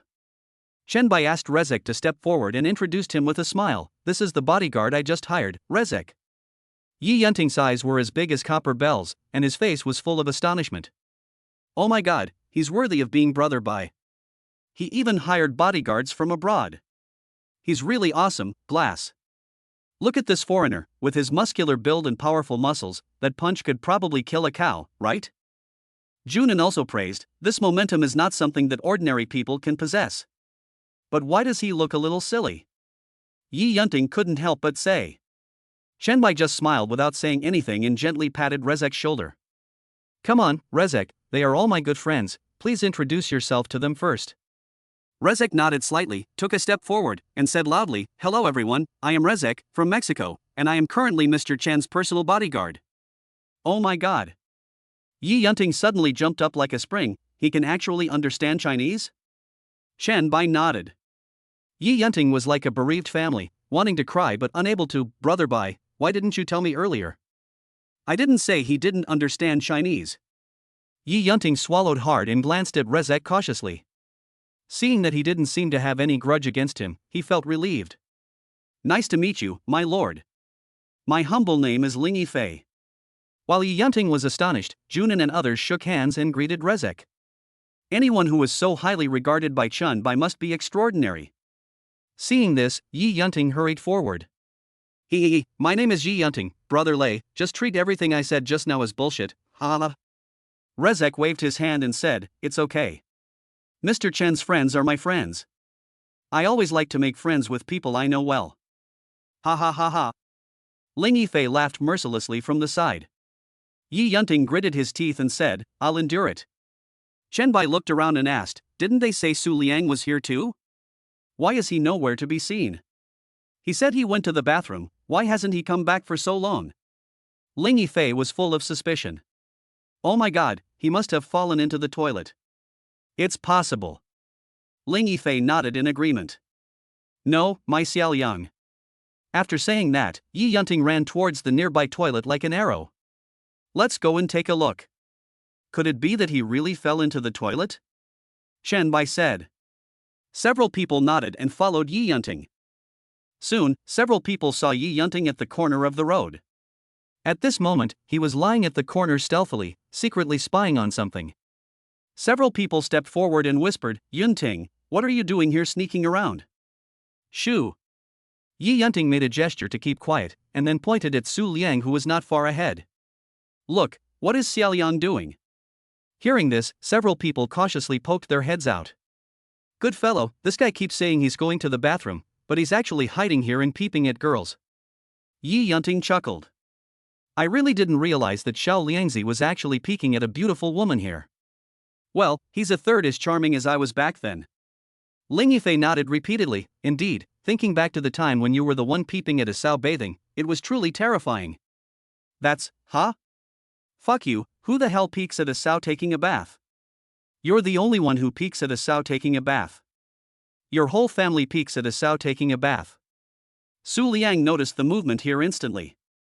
He turned around suddenly and saw a group of wretched men sticking their heads out and staring at him. Su Liang's face turned red instantly, his eyes were wandering, and he just wanted to find a crack in the ground to hide himself. Yi Yunting and his companions revealed fox-like wretched smiles, no longer hiding, and walked out swaggeringly. Good boy, you kept saying you were going to the toilet, but it turns out you were hiding here to look at girls. Yi Yunting walked up and patted Su Liang's shoulder heavily, like an elder teaching a younger one. Su Liang was so embarrassed that he wanted to find a hole to crawl into. He opened his mouth but didn't know what to say. Yi Yunting gave Su Liang a look that said, you know what I mean. Why are you being so sneaky? If you want a girl, tell me and I'll take you to a nice place. I guarantee you'll be satisfied. Hearing this, Su Liang became even more embarrassed. No, Brother Yi, I just found that girl looks like my college classmate, so... Oh, it's okay, I understand. There was a hint of teasing in Yi Yunting's tone, gently tickling Su Liang's heart. Su Liang was speechless and muttered to himself, you know shit. Chapter 86, Say Something from the Heart. No, Brother Yi, it's not what you think. She really just looks like my college classmate. Really? Come on, then tell me, who is she and what's her name? Yi Yunting said, pulling Su Liang. As Su Liang spoke, he pointed to one of the three girls in front of Yi Yunting. Oh, it's the woman with long hair and green clothes. Su Liang nodded. What's your name? I think her name is Lu Yuyan. Ha? It seems? You don't even know your classmate's name? Yi Yunting widened his eyes and glared at Su Liang as if he was about to spit fire. Su Liang was so frightened that he quickly explained, it's not Brother Yi, it's not a classmate, it's just that we go to the same school. You just said you were my classmate. Yi Yunting was so angry that he almost raised his hand to slap Su Liang. Su Liang really wanted to cry but had no tears. In the situation just now, I can only say that it was my classmate. Okay.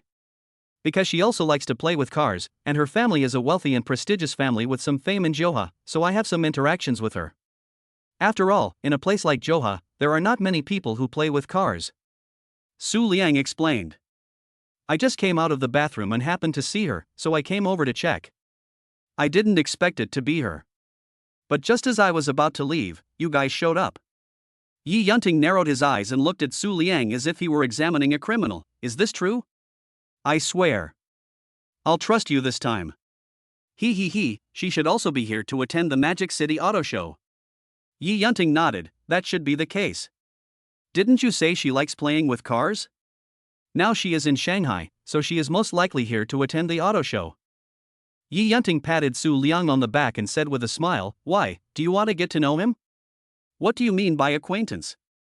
She and I already knew each other. Su Liang waved his hands quickly as if he had been electrocuted. Oh, don't be shy. Look at this woman, she's so beautiful. She's a beautiful lady, a gentleman's dream. The corners of Su Liang's mouth couldn't help but twitch as if he had been electrocuted. Look here, your brother Yi will personally demonstrate how to pick up beautiful women. Open your eyes wide, I will only demonstrate this once. This. Su Liang scratched his head. Before Su Liang could come to his senses, Yi Yunting shot out from behind the wall like an arrow. Junin and others held their foreheads helplessly, lamenting in their hearts, this idiot has started again. Xiao Yan, don't pay attention to him. He's just a little mentally ill. Ling Yifei said. Su Liang nodded with a wry smile, which was uglier than crying. At this time, Lu Yuyan was chatting enthusiastically with several of her friends, and Yi Yunting interrupted at an inappropriate time. Lu Yuyan! Yi Yunting shouted at the top of his voice. Hearing someone calling their names, Lu Yuyan and her friends turned around in confusion. Lu Yuyan, it's really you. Do you still remember me? Lu Yuyan looked at Yi Yunting with a confused look on her face, trying hard to search in the ocean of memory, but she couldn't figure out who the person in front of her was. As for me, when we were little, you played at your house and I played at mine. We didn't know each other since we were little. Question mark. These words were like a thunderbolt, almost short-circuiting Lu Yuyan's CPU. No. Yi Yunting didn't give Lu Yuyan a chance to speak, and continued to talk non-stop. Let me introduce myself. My name is Yu, and I'm the fish that slipped through the net in your green bubble. As he spoke, Yi Yunting took out the green bubble QR code for adding friends like a magic trick and handed it to Lu Yuyan like offering a treasure. Lu Yuyan looked around in disbelief, then turned her gaze to her friends, as if seeking their opinions. Several people shook their heads in unison, indicating that it was up to her to decide. Lu Yuyan looked at Yi Yunting and waved her hand firmly. Sorry, I don't play green bubbles. It's okay, I have a penguin. I don't play penguin either. It's okay, you can add Alipay as your friend. I don't need Alipay either. Scarf. Excuse me. Note? Sorry, I only play slow hands. Oh, what a coincidence. I also play slow hands. Lu Yuyan. Finally, despite Yi Yunting's shamelessness, he successfully added Lu Yuyan as his slow hand friend. Junin and the others felt embarrassed for Yi Yunting. If a tree has no bark, it will surely die. If a person has no shame, he will be invincible. After a while, Yi Yunting came back, holding his cell phone and laughing in front of Su Liang. Ah, did you see that clearly, Xiaoyang? It's so easy to get her contact information. Did you learn it? Actually, brother Yi, I have her green bubble friend. Huh? What the hell did you say? I said. Why didn't you say so earlier? You didn't even give me a chance, brother Yi. Yi Yunting felt like there was something stuck in his throat and he didn't know what to say. Okay, Xiaoyan, you've learned to find happiness with your brother Yi. Well, where are the people? Damn it, Xiaoyan, don't run. I can't do anything to you. Don't run away first. Let's have a heart-to-heart talk. Chen Bai and the other two looked at each other, somewhat confused, and finally could only hurriedly follow. Lu Yuyan was also full of suspicion. Yuyan, who was that person just now? Do you know him? Lu Yuyan shook her head. I don't know him. I haven't even seen him. Then how did he? I don't know either. It must be a passerby who came to chat with my Yuyan because she is as beautiful as a lotus emerging from the water. One of them said. But, I don't feel like it. The auto show is still a while away, so why don't we just quietly follow and take a look? This isn't good. Tang Jiayi was a little hesitant. What's wrong with that?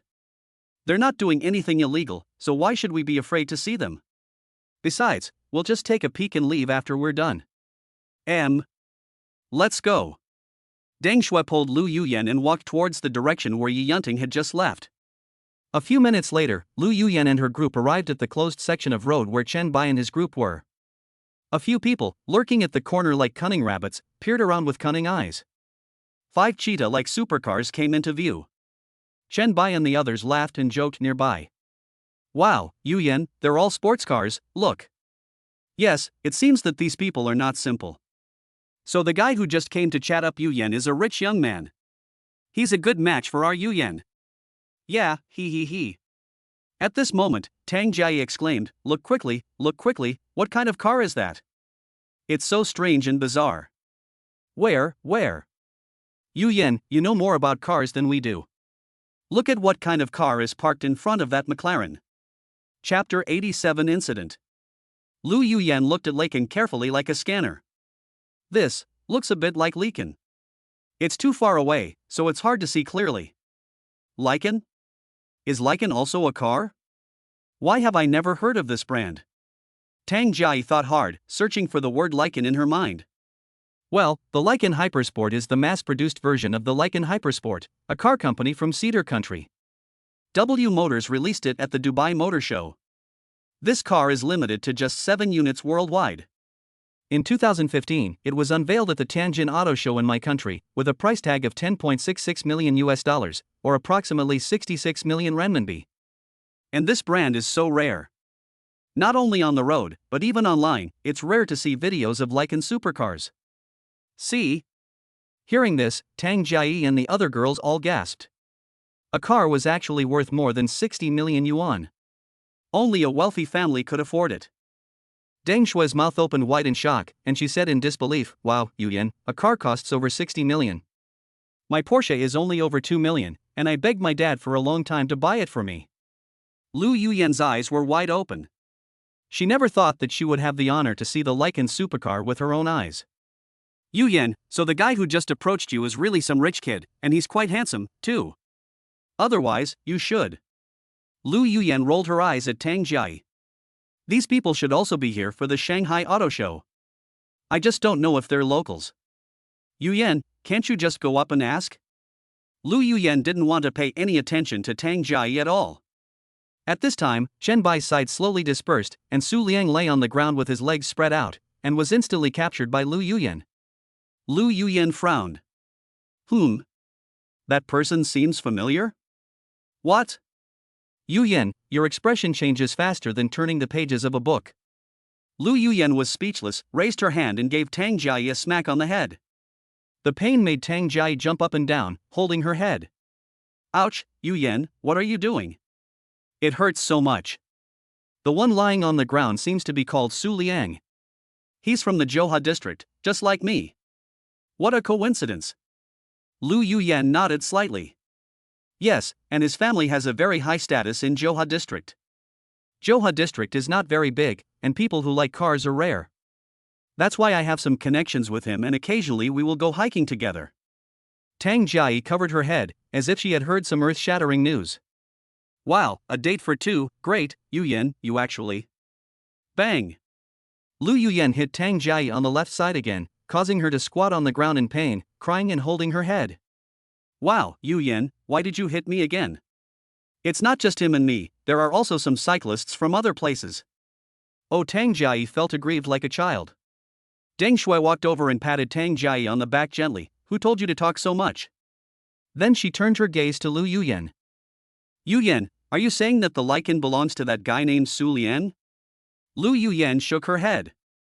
Probably not. Although their family has some influence in Zhouha district, the Su family probably doesn't have the ability to get a limited edition supercar like this. It can't really be that handsome guy who just came to chat up with you. Lu Yuyan shook her head again, the expression on her face was as unfathomable as fog. I guess these people are not simple. Let's leave quickly. Ah? Just leaving like that? Without staying to see you for a while longer. Tang Jiai said. Go ahead and watch if you want. I'm leaving anyway. If they find out and make them angry, I won't bother with you. Lu Yuyan said, then turned and left. Okay, wait for me, Yuyan. Yi Yunting was still laughing and joking with Su Liang, while Lesei came to Chun Bai and spoke softly. Boss, those women were just peeking at us from the back corner. Oh? Chen Bai turned his head and saw nothing. The boss has left. Chen Bai couldn't help but be a little surprised. As expected of a special forces captain, his insight was simply amazing and not something that ordinary people could match. Time goes back to the morning. Zhang Xuanliang's home. Yenner, do you think Yuan Tianhe will not come to us to buy land?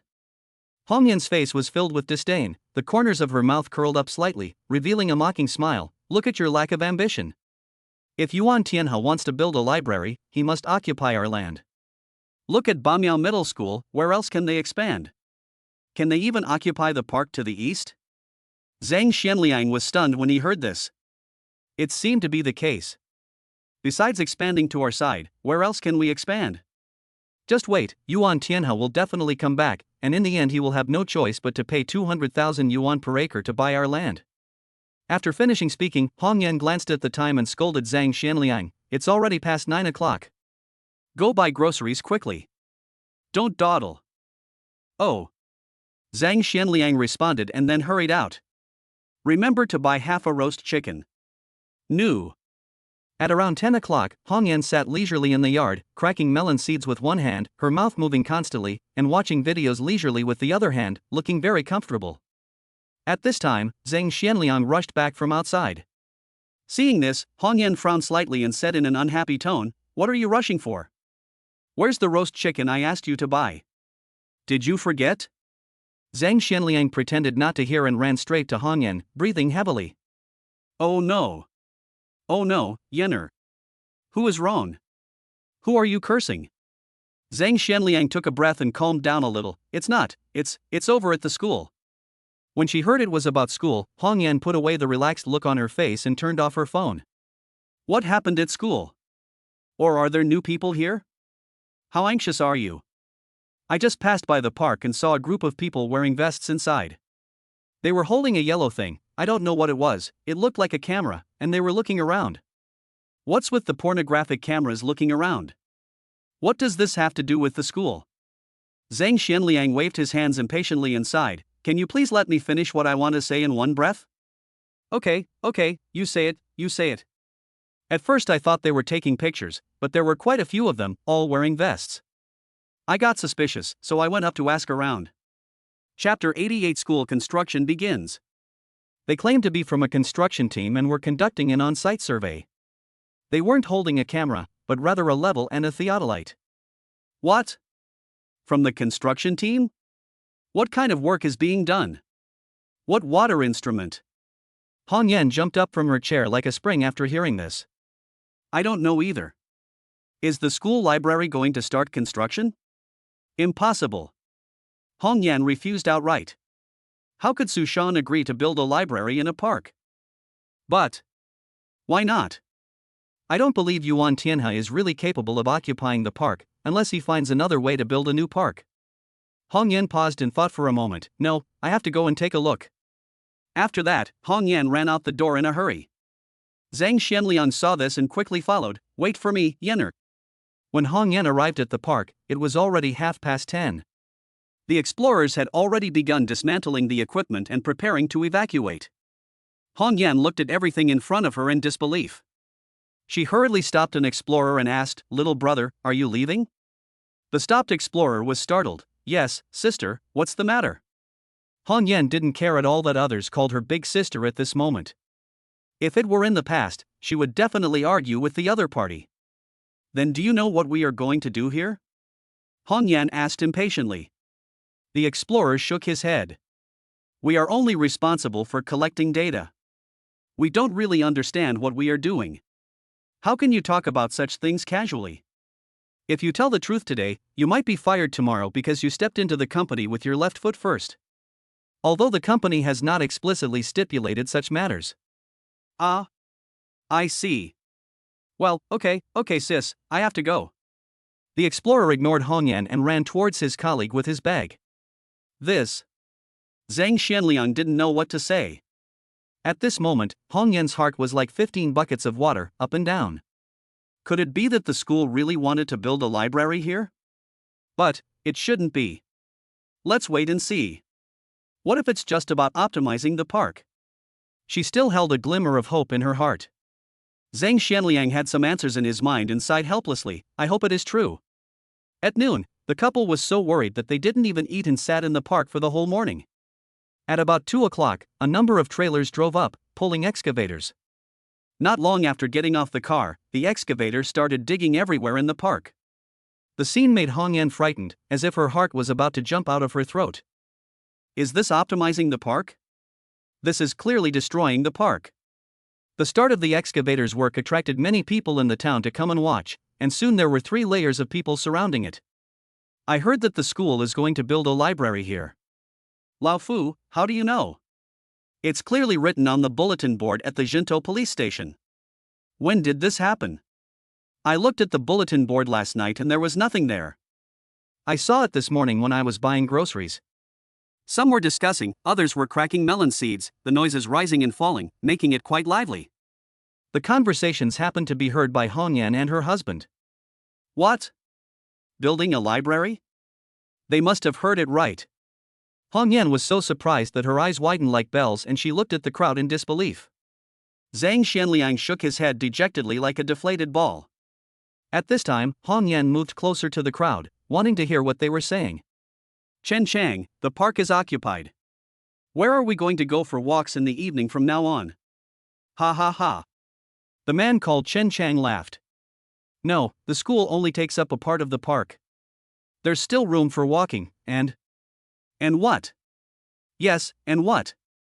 Hong Yan swallowed nervously and prayed silently in her heart. Also, we're going to build a new park on the old street. Building a new park, that's great, ha ha ha. Then we can go to a nice place every day, ha ha ha. Lao Fu was so happy that he couldn't stop smiling. Yes, and it's a park built on top of that tofu factory that has long since closed down. This is fantastic. That tofu factory has been closed for years and no one has cared about it. It's perfect to have it transformed into a park now. Yeah, hee hee. Listening to everyone chatting and laughing, Hong Yan stood there in a daze as if struck by lightning. She simply couldn't believe that all this was true. The school actually occupied the park and wanted to build a new one, but the cost of building a new park is obviously much higher than purchasing one's own land. Why is that? Let's go, I must ask Yuan Tianhe what this means. Hong Yan was angry and embarrassed, and pulled Zhang Xianliang and ran towards the school like an arrow. How can I get the money if I can't sell my land? What will happen to my daughter-in-law if I don't have money? Hong Yan thought anxiously as she ran. No, Yuan Tianhe must change his mind. Yenner, what's the point of you going to find Yuan Tianhe now? They have already started construction here. So what if the construction has started? Can't we just stop it? Oh. Zhang Xianliang sighed helplessly. I've been trying to persuade you to sell it to the school for 150,000 yuan, but you refuse to listen. Now look what the school is doing. Mr. Zhang, what do you mean? What do you think I want that money for? It's for our son. Do you think I should spend that money? Hong Yan never expected that Zhang Xianliang would dare to blame her. Before he could finish his words, she scolded him angrily. But look at it, now the school is asking for 50,000 yuan, not to mention 150,000 yuan. Do you think Yuan Tian and the others will still buy it even if you sell it for 50,000 yuan? Why can't he buy it? I just need to sell it at a lower price. Why can't he buy it? If he buys our land, can't we still start construction? Alas. Zhang Xianliang shook his head in frustration. Soon, the two arrived at the school gate, but were stopped by Liao Shangfu. Hong Yan, what are you doing here? School, Liao Shangfu's words were like a kite with a broken string. Before they could even get far, Hong Yan started to force her way in. Liao Shangfu frantically pulled out his baton from his waist and tried to stop her. However, how could Liao Shangfu dare to use force against his neighbors? How could he possibly stop Hong Yan from throwing a tantrum? Soon, Hong Yan and the others slipped inside. Hey, Hong Yan, what do you want? This is a school, not a place for you to make trouble. Come back here. Liao Shangfu hurriedly chased after them with a baton in hand. Hong Yan turned a deaf ear to Liao Shangfu's cries. Because she had been to the school for talks several times before, Hong Yan was familiar with the route and went straight to the principal's office. Chapter 89 Shocking Scandal. Without even knocking on Hong Yanman, he rushed in like a gust of wind. At this time, Yuan Tianhe was still carefully planning the location of the overpass. With a bang, the office door was pushed open forcefully. Yuan Tianhe was so frightened by the sudden noise that his heart almost jumped out. Yuan Tianhe, Yuan Tianhe. Yuan Tianhe calmed down a little and saw that the person coming was Hong Yan, but his face did not show much surprise. It's Ms. Hong and Mr. Zhang. Is there something important you're here to talk to Yuan about? What's the big deal? There's construction going on over at the park. Are they building a library? Yuan Tianhe feigned surprise and said, Construction has started on the park? How come I didn't know about it? I've been so busy with the library recently that I don't have time to take care of the park. Why, have you figured it out and are planning to sell the land to us for 100,000 per acre? After hearing this, Zhang Xuanliang's eyes suddenly lit up. Is there still a chance to sell it to the school for 100,000 yuan per acre? He was about to speak when he was stopped by Hong Yan. She stepped forward and pointed at Yuan Tianhe's nose and spoke like a machine gun. You don't know? It's clearly written on the bulletin board at the entrance of the town. The school has used the park to build a library, and they've also funded the construction of a new park on the other side of the old street. Okay, you still say you don't know. Your school would rather spend more money to build a new park than buy my land for 200,000. Yuan Tianhe tightened his grip on the mouse, his impatience surging like a tide. You know this, yet you still ask me? Your land is worth 200,000 yuan per acre. Is there gold growing in your land? During this period of time, he had been bowing and scraping to Hong Yan's family every day, talking to them in a nice way, and he was already full of anger. Now Hong Yan actually broke into his office directly. Anyway, the library matter has been basically finalized, so there is no need for him to speak politely to Hong Yan anymore. Since 200,000 yuan per mu is too high, we can negotiate and sell it to you now at 180,000 yuan per mu. Zhang Xianliang next to him was stunned. At this critical juncture, Hong Yan was still thinking of selling it to the school for 180,000. Zhang Xianliang slapped his forehead fiercely, secretly complaining in his heart, what a stupid wife he had married. She couldn't even see the current situation clearly. Yuan Tianhe's face was full of sarcasm, with a smile on his lips, and he slowly shook his head. We've been negotiating with you for nearly a month now, and you know it all too well. With your behavior, you don't even look like someone who's ready for a conversation. Oh, that's all right now. Seeing that the school construction has already begun, they got anxious and wanted to negotiate with us. Let me be frank, the school construction has already begun, and the government documents have been issued. It's absolutely impossible to stop it. As for your land, it's no longer important to me. You can sell it to anyone you want for the 200,000 yuan. I definitely won't buy it anyway. But who was Hong Yan? She was a notorious shrew. Upon hearing Yuan Tianhe's words, she flew into a rage and was about to retort. Just then, Liao Shangfu ran in panting heavily with a baton in his hand. Principal, it was my fault that I let them in. Liao Shangfu said while panting. Yuan Tianhe waved his hand and thought, it was really hard for Liao Shangfu to climb up 5 floors at such an old age. Seeing this, Liao Shangfu hurried forward and tried to hold Hong Yan. How could Hong Yan just surrender? When she saw Liao Shangfu was about to attack her, she started to throw a tantrum like a mad lioness, leaving Liao Shangfu at a loss. You old bastard, I'm not someone you can mess with. I'm telling you, Hong Yan, don't push me too far. Liao Shangfu put away his baton and made a standard military boxing gesture. So many years have passed that Liao Shangfu almost forgot that he was once a veteran. Hong Yan turned a deaf ear to Liao Shangfu's warning and even rushed towards Liao Shangfu. Liao Shangfu had no choice but to wait for the right moment, grab Hong Yan's arm, and use a set of skillful grappling techniques to pin Hong Yan to the ground. Hong Yan lay on the ground, baring her teeth and yelling, Zhang Xianliang, what are you still standing there for? Come and help me. Zhang Xianliang ignored Hong Yan and rushed to Yuan Tianhe like a gust of wind. Principal Yuan, I'll give you the normal compensation for 1 acre of land. What do you think? What? Mr. Zhang, are you crazy? 100,000 for an acre of land? Don't even think about it. I will never agree to this. Zhang Xianliang turned a deaf ear to Hong Yan's shouting and continued as usual, if Principal Yuan thinks the price is too high, 80,000 will also be fine. Hong Yan heard what Zhang Xianliang said and struggled desperately on the ground. Mr. Zhang, if you dare to sell it for 80,000, I will end all ties with you. Divorce. Divorce. Looking at his wife, Zhang Xianliang was really at a loss whether to laugh or cry. Divorce? Fine, then divorce. What? Zhang Xianliang, what did you say? I said, divorce is what you want. I've had enough of your antics over the years. Anyway, this land is mine.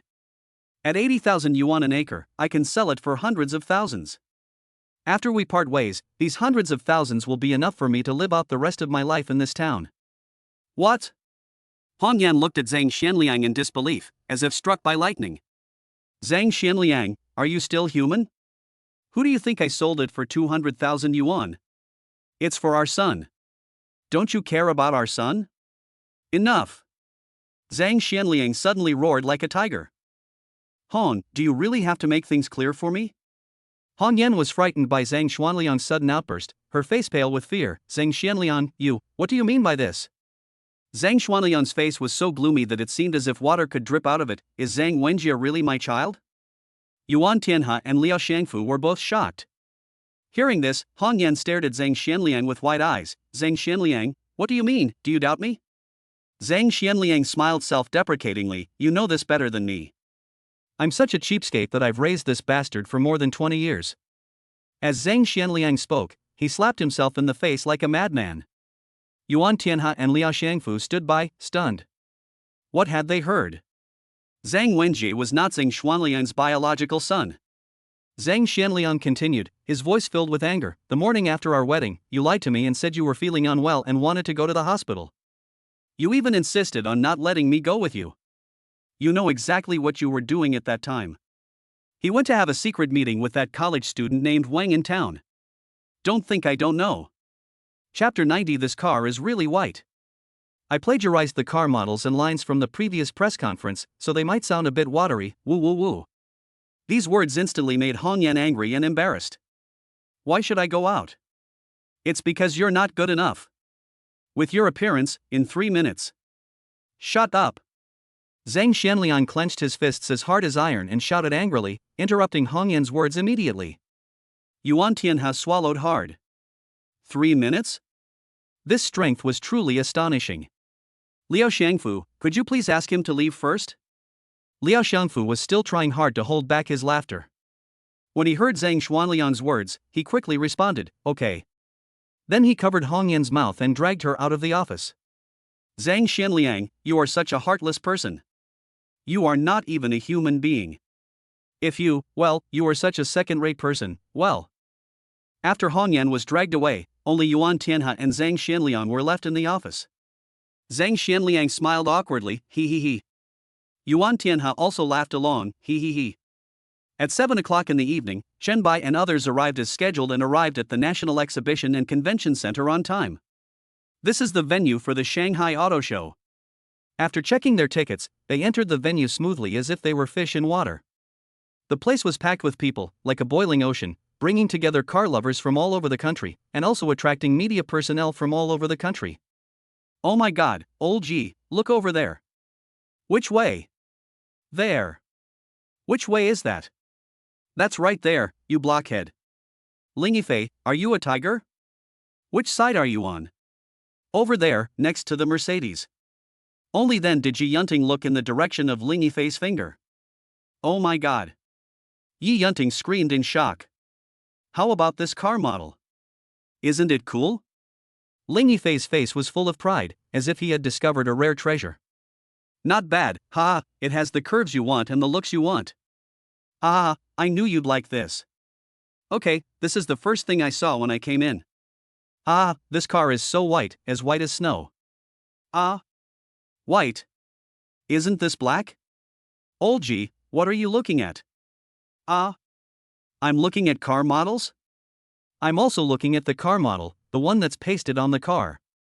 Yeah, car model, me too. After entering the exhibition hall, Ling Yifei and Yi Yunting were attracted by the car models in the Mercedes-Benz area next to them, while Junin and Chen Bai came to the BMW exhibition hall. Chen Bai, I heard that BMW is going to release a new concept car at the Shanghai Auto Show. Chen Bai nodded slightly, I saw it online too.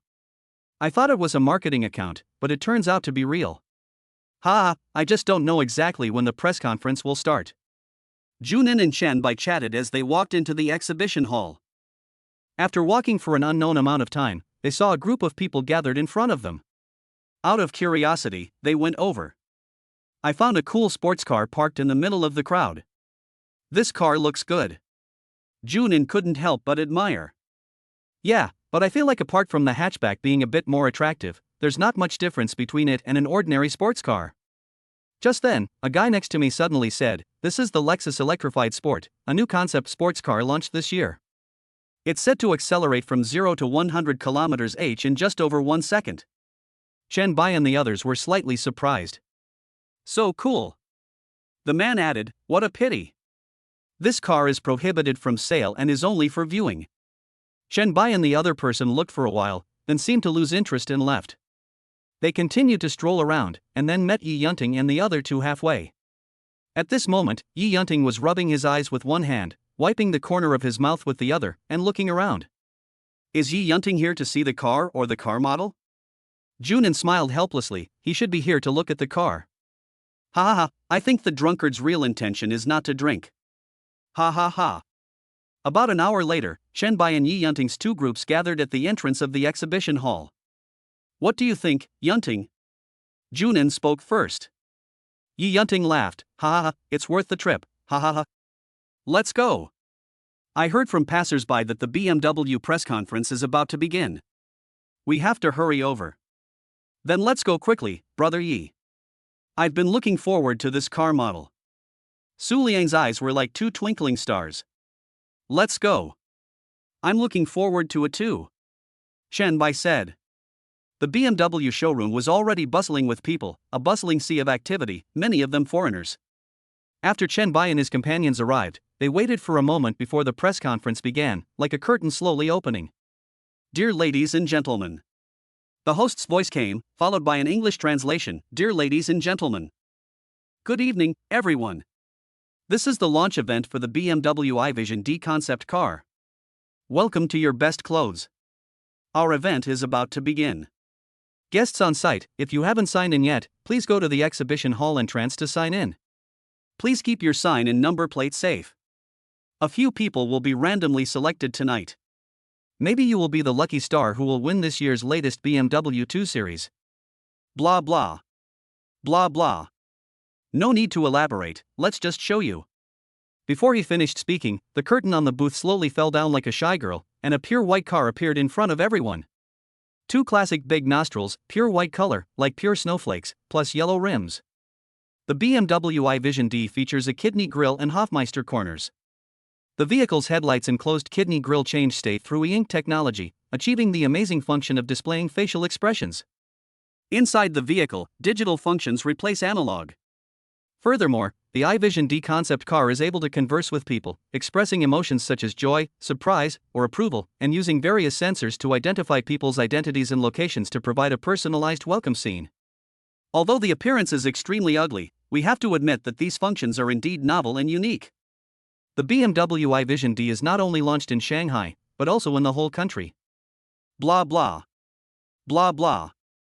As the press conference was about to end, the host on the stage, like a magpie announcing good news, read out three numbers, 56, 08, and 181.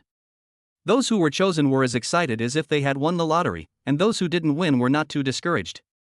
Not far from Chen Bai and the others, Deng Shui was so excited that she jumped up like a happy little deer. Wow, Yuyan, Jai, I won, I really won, I'm number 56. Chapter 91, Yang Chengyi Family. Wow, Deng Shui, you actually won? Tang Jia's face was full of disbelief. Hee, Jai, look, I really am number 56. As she said that, Deng Shui showed her sign and number plate like a proud peacock. Tang Jia pouted and muttered, I'm number 57, Yuyan, you can't be number 55. Lu Yuyan showed her number plate and nodded slightly, yes.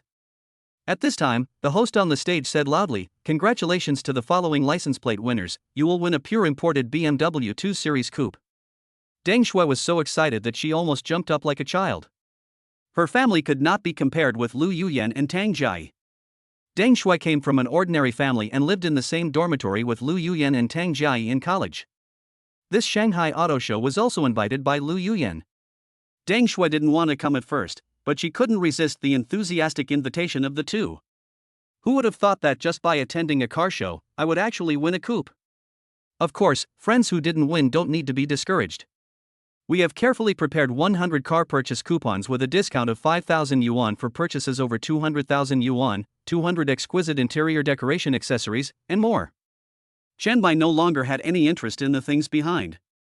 Just as they were about to turn around and leave, a young man came up to them. Chen Bai looked closely and found that this was the guy who had just introduced the Lexus electrified sport to him. He just raised the number plate in his hand, strode towards Chen Bai, and then handed the number plate in his hand to Chen Bai. "Dude, it's you again. What a coincidence. This is for you." Chen Bai carefully looked at the number plate in his hand. Number 8 was the winning number. Chen Bai was full of doubts and asked in confusion, "Brother, what are you doing?" Yi Yunting pondered on the side, then leaned close to Ling Yifei's ear and whispered in a voice that only the two of them could hear, "I feel like there's something wrong with this guy. He's being so attentive for no reason. He's either a traitor or a thief." Ling Yifei curled the corners of his mouth and remained silent. The young man raised his lips slightly and chuckled, To be honest, my family is quite wealthy. This car is like chicken ribs to me, tasteless to eat and a pity to throw away. Besides, I have no interest in it at all. We are destined to meet, so I'm just giving it to you." Chen Bai was shocked. My goodness, an imported BMW 2nd Series must be worth at least 300,000.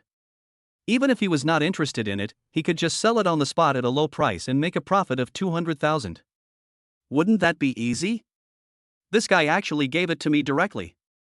He must have a complicated background. Actually I'm not interested in the BMW 2 Series either. Chen Bai politely declined. In the past, if someone had given him a BMW 2 Series, Chen Bai would probably have woken up laughing in his sleep.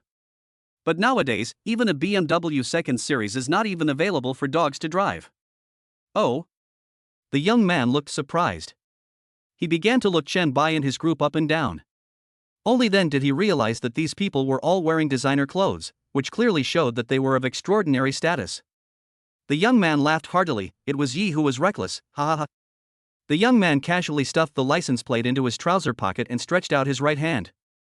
"Hello, my name is Yi Yunfeng." After hearing Yi Yunfeng's self-introduction, Chen Bai and the others all looked strange and a little surprised, even Yi Yunting was no exception. Chen Bai shook hands with Yi Yunfeng in surprise. "Hello, I'm Chen Bai." "What is going on, Yi Yun?" Ling Yifei's face was filled with shock. He turned to look at Yi Yunting and said, "Oh my god, old Ji, your long-lost twin brother?" Yi Yunting looked bewildered. "I don't know, could it be that he is my father's illegitimate child outside?" Seeing everyone's strange expressions, Yi Yunfeng couldn't help but wonder, is his name very strange? "Do you know me?" Yi Yunfeng asked tentatively. "Has his reputation spread to the Magic City?" Chen Bai and others remained silent, but all looked at Yi Yunting. Yi Yunting rushed to Yi Yunfeng. "Hello, my name is Yi Yunting, and I'm from the Yi family in Modu." Yi Yunfeng widened his eyes and stared at Yi Yunting. "Yi Yunting? Is he his father's illegitimate son? Or is it just a coincidence?" Yi Yunfeng pondered in his heart. It was like a tangled mess, and he couldn't make any sense of it. But he still stretched out his right hand, shook hands lightly with Yi Yunting, and introduced himself, "Yangcheng Yi family, Yi Yunfeng." "From Guangzhou? May I know your father's name?" Yi Yunting asked curiously. Yi Yunfeng hesitated for a moment, but still answered truthfully, "Yi Kaitian." "Wow!" Yi Yunting was shocked. His father's name was Kaishan, and he thought his father's name was a bit arrogant. He didn't expect that there would be another one named Kaitian. But the most important thing is the name. My generation matches his, both are Yun. My father's generation matches his father's, both are Kai. It can't be such a coincidence. Could it be that my family has a branch in Guangzhou? Ha ha ha ha. Suddenly, Yi Yunting laughed heartily, and the sound echoed in the air. How old are you? Yi Yunting asked again. Yi Yunfeng was startled by Yi Yunting's sudden smile and stammered, in 2000. Some month of the year 2000. August. Ha ha, I'm from March. Then I'll call you Brother Yi. Yi Yunting paused, feeling something was wrong, and changed his words. No, let me call you Brother Feng. It was unknown what the two of them were talking about, but soon, Yi Yunting and Yi Yunfeng were arm in arm, chatting and laughing happily. They looked so intimate, as if they were old friends. This scene left Ling Yifei and the others stunned. Boys make friends really as fast as lightning. It has to be said that Yi Yunfeng is indeed quite to Yi Yunting's liking. Anyway, judging from the current situation, Yi Yunfeng gave Chen Bai the impression of being a social stunter. Junin was the only one present, and his expression seemed somewhat calm. Chen Bai moved closer with some curiosity. Junin, what's the matter? Junin gave a bitter laugh and said helplessly, the Yi family of Yangcheng is very powerful. In Yangcheng, they can shake the entire city with just one stomp of their feet. Chen Bai couldn't help but be a little surprised. According to this, the family behind Yi Yunfeng is much stronger than Yi Yunting's family? Junin shook his head repeatedly, much stronger than Yi Yunting's family. Then, he glanced at Yi Yunting and the others and continued to explain, Yangcheng has three major families, namely the Yi family, the He family, and the Yang family, and the Yi family is the leader among them. Chen Bai woke up from his dream. How could the Yi family be so powerful? Junin was both angry and amused, looking at Yi Yunting and the other two. It really is true that they both have the surname Yi. If they are not from the same family, they will not marry. Chapter 92 Hillbilly. Chen Bai also nodded to show his agreement. Soon, Yi Yunting and Yi Yunfeng came over arm in arm. Yi Yunting introduced Ling Yifei and others to Yi Yunfeng.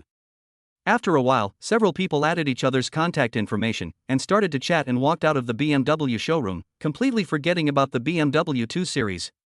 Several people came to the door of the BYD exhibition hall, and suddenly someone shouted inside. Brother Yi.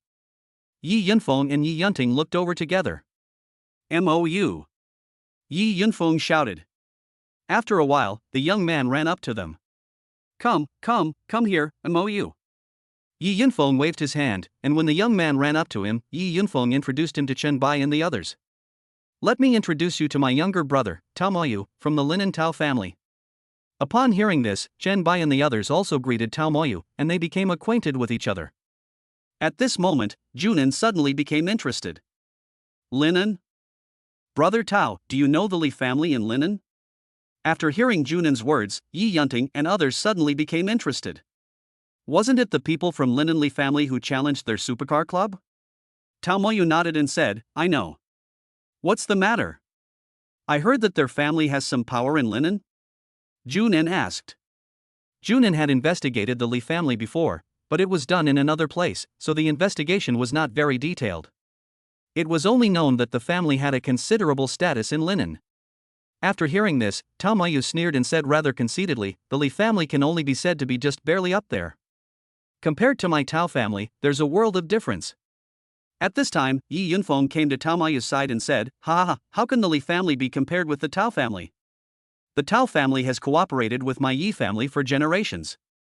In Linen, they can be said to be all-powerful. Who dares to disobey? Unless the authorities intervene, who dares to compete with the Tao family in Linen? Junin was surprised. He didn't expect that the Tao family had such a high status in Linen. Brother Junin, do you have any hatred with the Li family? Tao Moyu asked curiously. Junin waved his hand lightly and said, it's not really a grudge. Li Haichuan from the Li family runs a supercar club, right? Tao Moyu half tilted his head back, pondered for a moment, and then said, I seem to have heard something. Junin. It's his club that challenged us a while ago, hoping to enter the Magic City. To do so, they even invited a professional racing champion to help them. After hearing this, Tao Moyu sneered disdainfully, even his idiot club claims to be the best club in Linen. If I hadn't been lucky enough to join Brother Ye's Yixin Club, he'd probably still be playing in the mud in some remote corner. These words immediately made Junin and the others break out in sweat and feel ashamed. No, that's right. They're actually hiring a professional racing driver. A club that relies on underhanded tactics to win is simply tarnishing the club's reputation.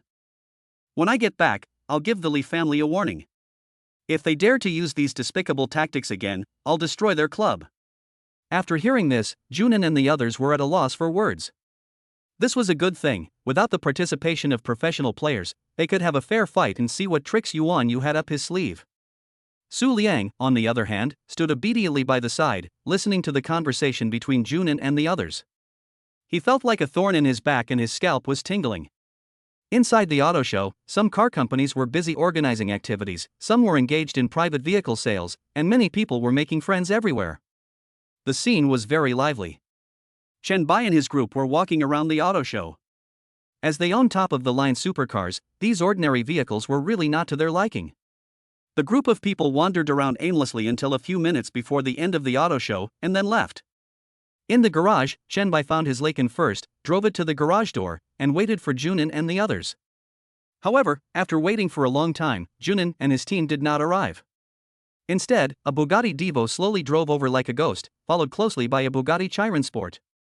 The car window rolled down, and Tamayu's excited face peeked out. "Oh my god, Brother Chen, is this your Lycan?" His eyes were as big as copper bells, as if he wanted to see through Chen Bai's car. "Ha ha ha, you discovered all this." Chen Bai scratched his head. Yi Yunfeng poked his head out from the driver's seat of the Bugatti Chiron Sport in the back and said, "Fuck, it's a Lycan." He quickly turned off the engine, pulled the handbrake, and approached Lycan like a hungry tiger, looking at it carefully. Tao Moyu did the same. "Brother Chen Bai, that's awesome. You can even get this car. I couldn't get it before even though I asked for help from everyone. How did you get it?" Yi Yunfeng asked as he looked at it, his tone full of envy. Chen Bai said casually, "Ha, it has something to do with the car company." Yi Yunfeng gave a thumbs up. "Ha ha ha ha ha ha ha." At some point, Yi Yunting appeared behind the two of them like a ghost, and let out a deafening laugh. "You two country bumpkins, you've never seen this before." Yi Yunfeng and Tao Moyu turned around and saw that Yi Yunting, Junin and the others had also arrived. Sports cars were parked like a steel torrent at the garage exit. Fortunately, the auto show hadn't ended yet, otherwise it would have caused traffic paralysis. "TSK, you sound like you have the same idea." "Although I haven't, I have driven one." "Have you driven one?" Yi Yunting showed an expression that asked for a beating. Chen Bai was a little confused. Has Yi Yunting ever driven his Lycan? It seems he hasn't. Yi Yunfeng and the other man, who didn't know the truth, were really frightened by Yi Yunting. Suddenly, Yi Yunting saw the car that Yi Yunfeng and the others were driving. His eyes widened. "Oh my god, a Bugatti Chiron Sport, and there's even a Divo." Yi Yunting's eyes almost fell to the ground. In his eyes, the two supercars were like rare treasures. "Ha ha ha ha ha ha." Suddenly. "You country bumpkin, you've never seen this before." Yi Yunfeng laughed heartily, and the laughter seemed to break through the sky. Yi Yunting, who was still looking at the sports car, was stunned for a moment. Damn, he couldn't help it and was obsessed. Yi Yunfeng came to Yi Yunting in one step, then put his arm around his shoulders with a sly smile on his face. "Do you want to try it? The car keys are in the car, and the power is quite strong." Yi Yunting forced himself to remain calm, his expression expressionless. He said, "I'm just curious. Who would be interested in your motivation? I've even driven a Lamborghini Veneno." "What? Lamborghini? And poison?" Yi Yunfeng obviously didn't believe it. "Yes, and it's a hardtop version." Chapter 93 Paradise on Earth. Yi Yunfeng and Tao Moyu looked at each other, and then looked at Yi Yunting jokingly as if he were a clown. "What do you mean, you don't fucking believe it?"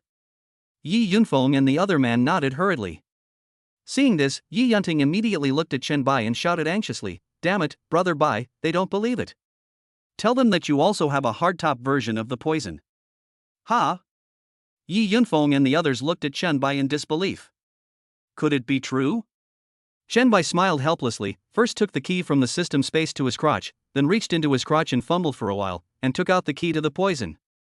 Tao Moyu wiped his glasses and looked carefully with wide eyes. "Oh my god, there really is one." The same is true for Yi Yunfeng. Although he comes from a top wealthy family, the Yi family is wealthy and powerful, and there is more than one Yi Yunfeng in his generation. At present, the most promising person in Yi Yunfeng's generation of the Yi family is his second brother, Yi Yunji. The main reason is that Yi Yunfeng has no intention of seizing power. His only hobby is playing with cars. Therefore, if his family does not step in, it would be difficult for him to get these top-level limited edition supercars. Seeing the stunned expressions of Yi Yunfeng and the others, Yi Yunting regained his arrogant and domineering attitude. Ha ha ha, you've never driven one before, you two country bumpkins. As the auto show was coming to an end, several people left reluctantly. He, brother Bai, next time you have time, you must prescribe the poison. Before Yi Yunfeng left, he was still obsessed with the poison and even changed his address. Brother Bai, there's me. Tao Moyu also kept waving his hands, fearing that Chen Bai would forget him. Don't worry, next time I have time, I'll go to Yanqing to find you. After listening to this, Yi Yunfeng made an okay gesture to Chen Bai, then drove away with Tao Moyu. Afterwards, Chen Bai waved goodbye to Junin and the others. At an intersection not far from the auto show, Chen Bai parked the car steadily on the side of the road. Rezek jumped out from the flower bed next to him like a nimble rabbit and got on the passenger seat. Here I come, boss. Since the start of the auto show, Rezek had been following Chen Bai like a shadow, staying in the dark and keeping watch over Chen Bai's surroundings. From the auto show to the garage, and then to this place. When he returned home, Chen Bai found that his mother had fallen asleep, so he couldn't bear to disturb her. After washing up, he returned to the bedroom. Chen Bai had feasted at the auto show earlier, so he wasn't feeling hungry at all. However, Rezek stared at Chen Bai intently, not eating a single grain of rice. So, before going to bed, Chen Bai ordered takeout for Rezek. Braised chicken with rice, I wonder if these foreigners can get used to it. Chen Bai went back to his bedroom to sleep, while Rezek waited in the living room of his house for the takeaway to arrive. Less than half an hour later, there was a sudden knock on the door. Rezek was shocked. Who? He tiptoed to the door and looked through the peephole to see a delivery man in a yellow robe standing outside, with the word takeout on his chest standing out. Seeing no one answering the door, the delivery guy outside shouted, "Hello, your takeaway is here." Hearing this, Rezek slowly opened the door. Your takeaway, sir. Thank you. After saying that, Rezek fumbled in his crotch and finally took out a crumpled $5 bill and handed it to the delivery guy. Tip. Ah. The delivery guy was surprised. He had been delivering food for so long, but this was the first time he had ever received a tip in person. No need, sir, just give me a 5-star rating. Rezek did not lower his hand, it remained raised. The delivery guy suddenly felt embarrassed. Could it be that this foreigner didn't understand Chinese? So the delivery guy racked his brains and used his remaining elementary school English knowledge to come up with a sentence in English. No money, no money. Rezek was confused. No money? If you don't have money, I'll give you a tip. In the end, under Rezek's repeated insistence, the delivery guy accepted the $5 tip. The most important thing is that other orders are about to expire, and he doesn't want to continue to entangle with this foreigner. Rezek sighed after receiving the takeaway. As expected of China, the takeaway was delivered so quickly. He touched the takeaway and said, "It's still hot." Oh my god, this deliveryman must have been on a rocket. Amidst the beautiful scenery of lakes and mountains, Westlake is like a mirror, with morning mist swirling, willow trees swaying gently, and the air fresh. Citizens leisurely exercise in the morning, doing tai chi, jogging, and walking, enjoying the fresh air and tranquil atmosphere. Linen, the shining pearl embedded in the water town of Jiangnan, has been a paradise praised countless times by literati and poets since ancient times. On a wide expressway somewhere, a Bugatti Chiron sportsbed passed like an arrow, with passionate swing DJ playing in the car. Tao Moyu hummed music leisurely while controlling the steering wheel steadily. After saying goodbye to Chen Bai and the others and leaving, Tao Moyu only took 2.5 hours to return to Linen from the Magic City. Early in the morning, bored, he drove to the Li family manor. In just over 10 minutes, Tao Moyu drove to the suburbs of Linen, where the Li family's manor was located. Yuan Bangliang and Yuan Yu happened to be in the spacious and bright hall of the Li family. Yuan Bangliang came here to discuss company cooperation with Li Ningzhuang. Yuan Yu took this opportunity to discuss club matters with Li Haichuan. However, he still had to follow the necessary etiquette and greet the head of the Li family first. Master Yuan, you are well aware that our Li family has not had much involvement in the Demon City. As we discussed last time, our Li family will do our utmost to provide you with assistance. Yuan Bangliang raised the corner of his mouth slightly and laughed. Of course I know this, Master Li. However, our Li family really can't come up with that much money at the moment. Do you think we can? Li Ningzhuang frowned slightly, lost in thought. After a moment, he slowly spoke. The payment for this batch of goods has already reached the cost price. For my daughter's sake, I'll postpone the payment for a while, but Yuan Bangliang narrowed his eyes slightly. Masterly, please speak. But our Li family wants an extra 10%, a 73% split. Li Mingzhuang said slowly. Upon hearing this, Yuan Bangliang was struck by lightning and almost vomited blood. 73 points. Your Li family is simply reaping the benefits, just providing some raw materials. Everything else is handled by my Yuan family, and yet your Li family actually wants to take the lion's share. Yuan Bangliang could still barely accept the 64% split initially discussed, but now it has become 73%. After careful calculation, Yuan Bangliang realized that all the efforts were in vain and he could not make any money at all. Chapter 94, Arrogant Taomoyu. There will be a twist later, so don't rush to think that the Li family has lost their minds. This. Yuan Bangliang looked troubled and hesitated. Masterly, this might be a little inappropriate, right? What's wrong with that? Look, even though we're only splitting the profit 70% to 30%, your project will still earn at least 1 billion. Excluding the manpower and material resources, your Yuan family will still be able to make tens of millions. You should be content. Li Mingzhuang's words were like a heavy hammer, hitting Yuan Bangliang's heart hard. He couldn't help but stare dumbfounded. I worked hard for 2 months, or even longer, for my company worth tens of billions, and only earned tens of millions? Then, Li Mingzhuang said, Master Yuan, don't be anxious. Think about it. Although you didn't make much money, it helped you resolve the raw material crisis, didn't it? Looking at this vast country of China, who else can provide you with such cheap raw materials? If it weren't for my daughter's kindness, I would have to make a profit from you. If you can't deliver the finished product by the due date, losing a little money will be a small matter, but the Li family's reputation will be in jeopardy. Yuan Bangliang clenched his fists tightly, feeling a surge of regret. If it weren't for the unforeseen events in Shudu, why would he have sought cooperation from the Li family? Yuan Bangliang pondered secretly. It was strange to say, but for some reason the Wei family suddenly increased their investment in Shudu. Yuan Bangliang was full of doubts. Where did the Wei family get so much cash flow? Yuan Bangliang secretly regretted that if he had known this would happen, he should not have agreed to the man surnamed Wu. Given the current situation, there was probably no hope in Shudu. It was a pity that he had invested so much money. No, when I recover, I will find that Wu guy and settle the score with him.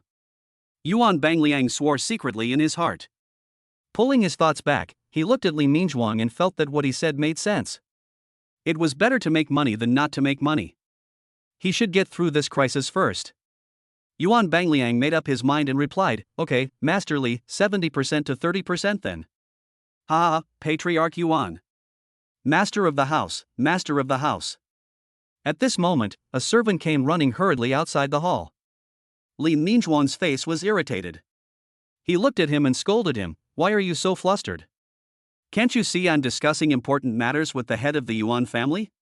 Seeing this, the servant apologized profusely, I'm sorry, master, but it's really urgent. Li Mingzhuang's expression softened slightly, like a spring breeze blowing across the lake. Tell me, what's the matter? It's Tao Moyu. Somehow, Li Mingzhuang suddenly had an ominous premonition in his heart. What happened to Tao Moyu?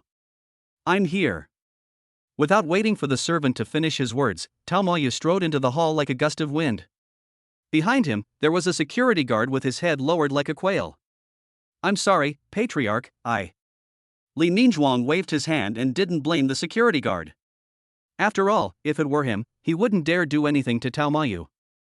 Li Mingzhuang immediately put on a fawning smile. Ha ha ha, it turns out it's Master Tao who's here. Tao Moyu ignored Li Mingzhuang's flattery, found a chair in the hall and sat down, then crossed his legs, as if he was the master here. Li Mingzhuang felt a little embarrassed. Tao Moyu was too disrespectful to him.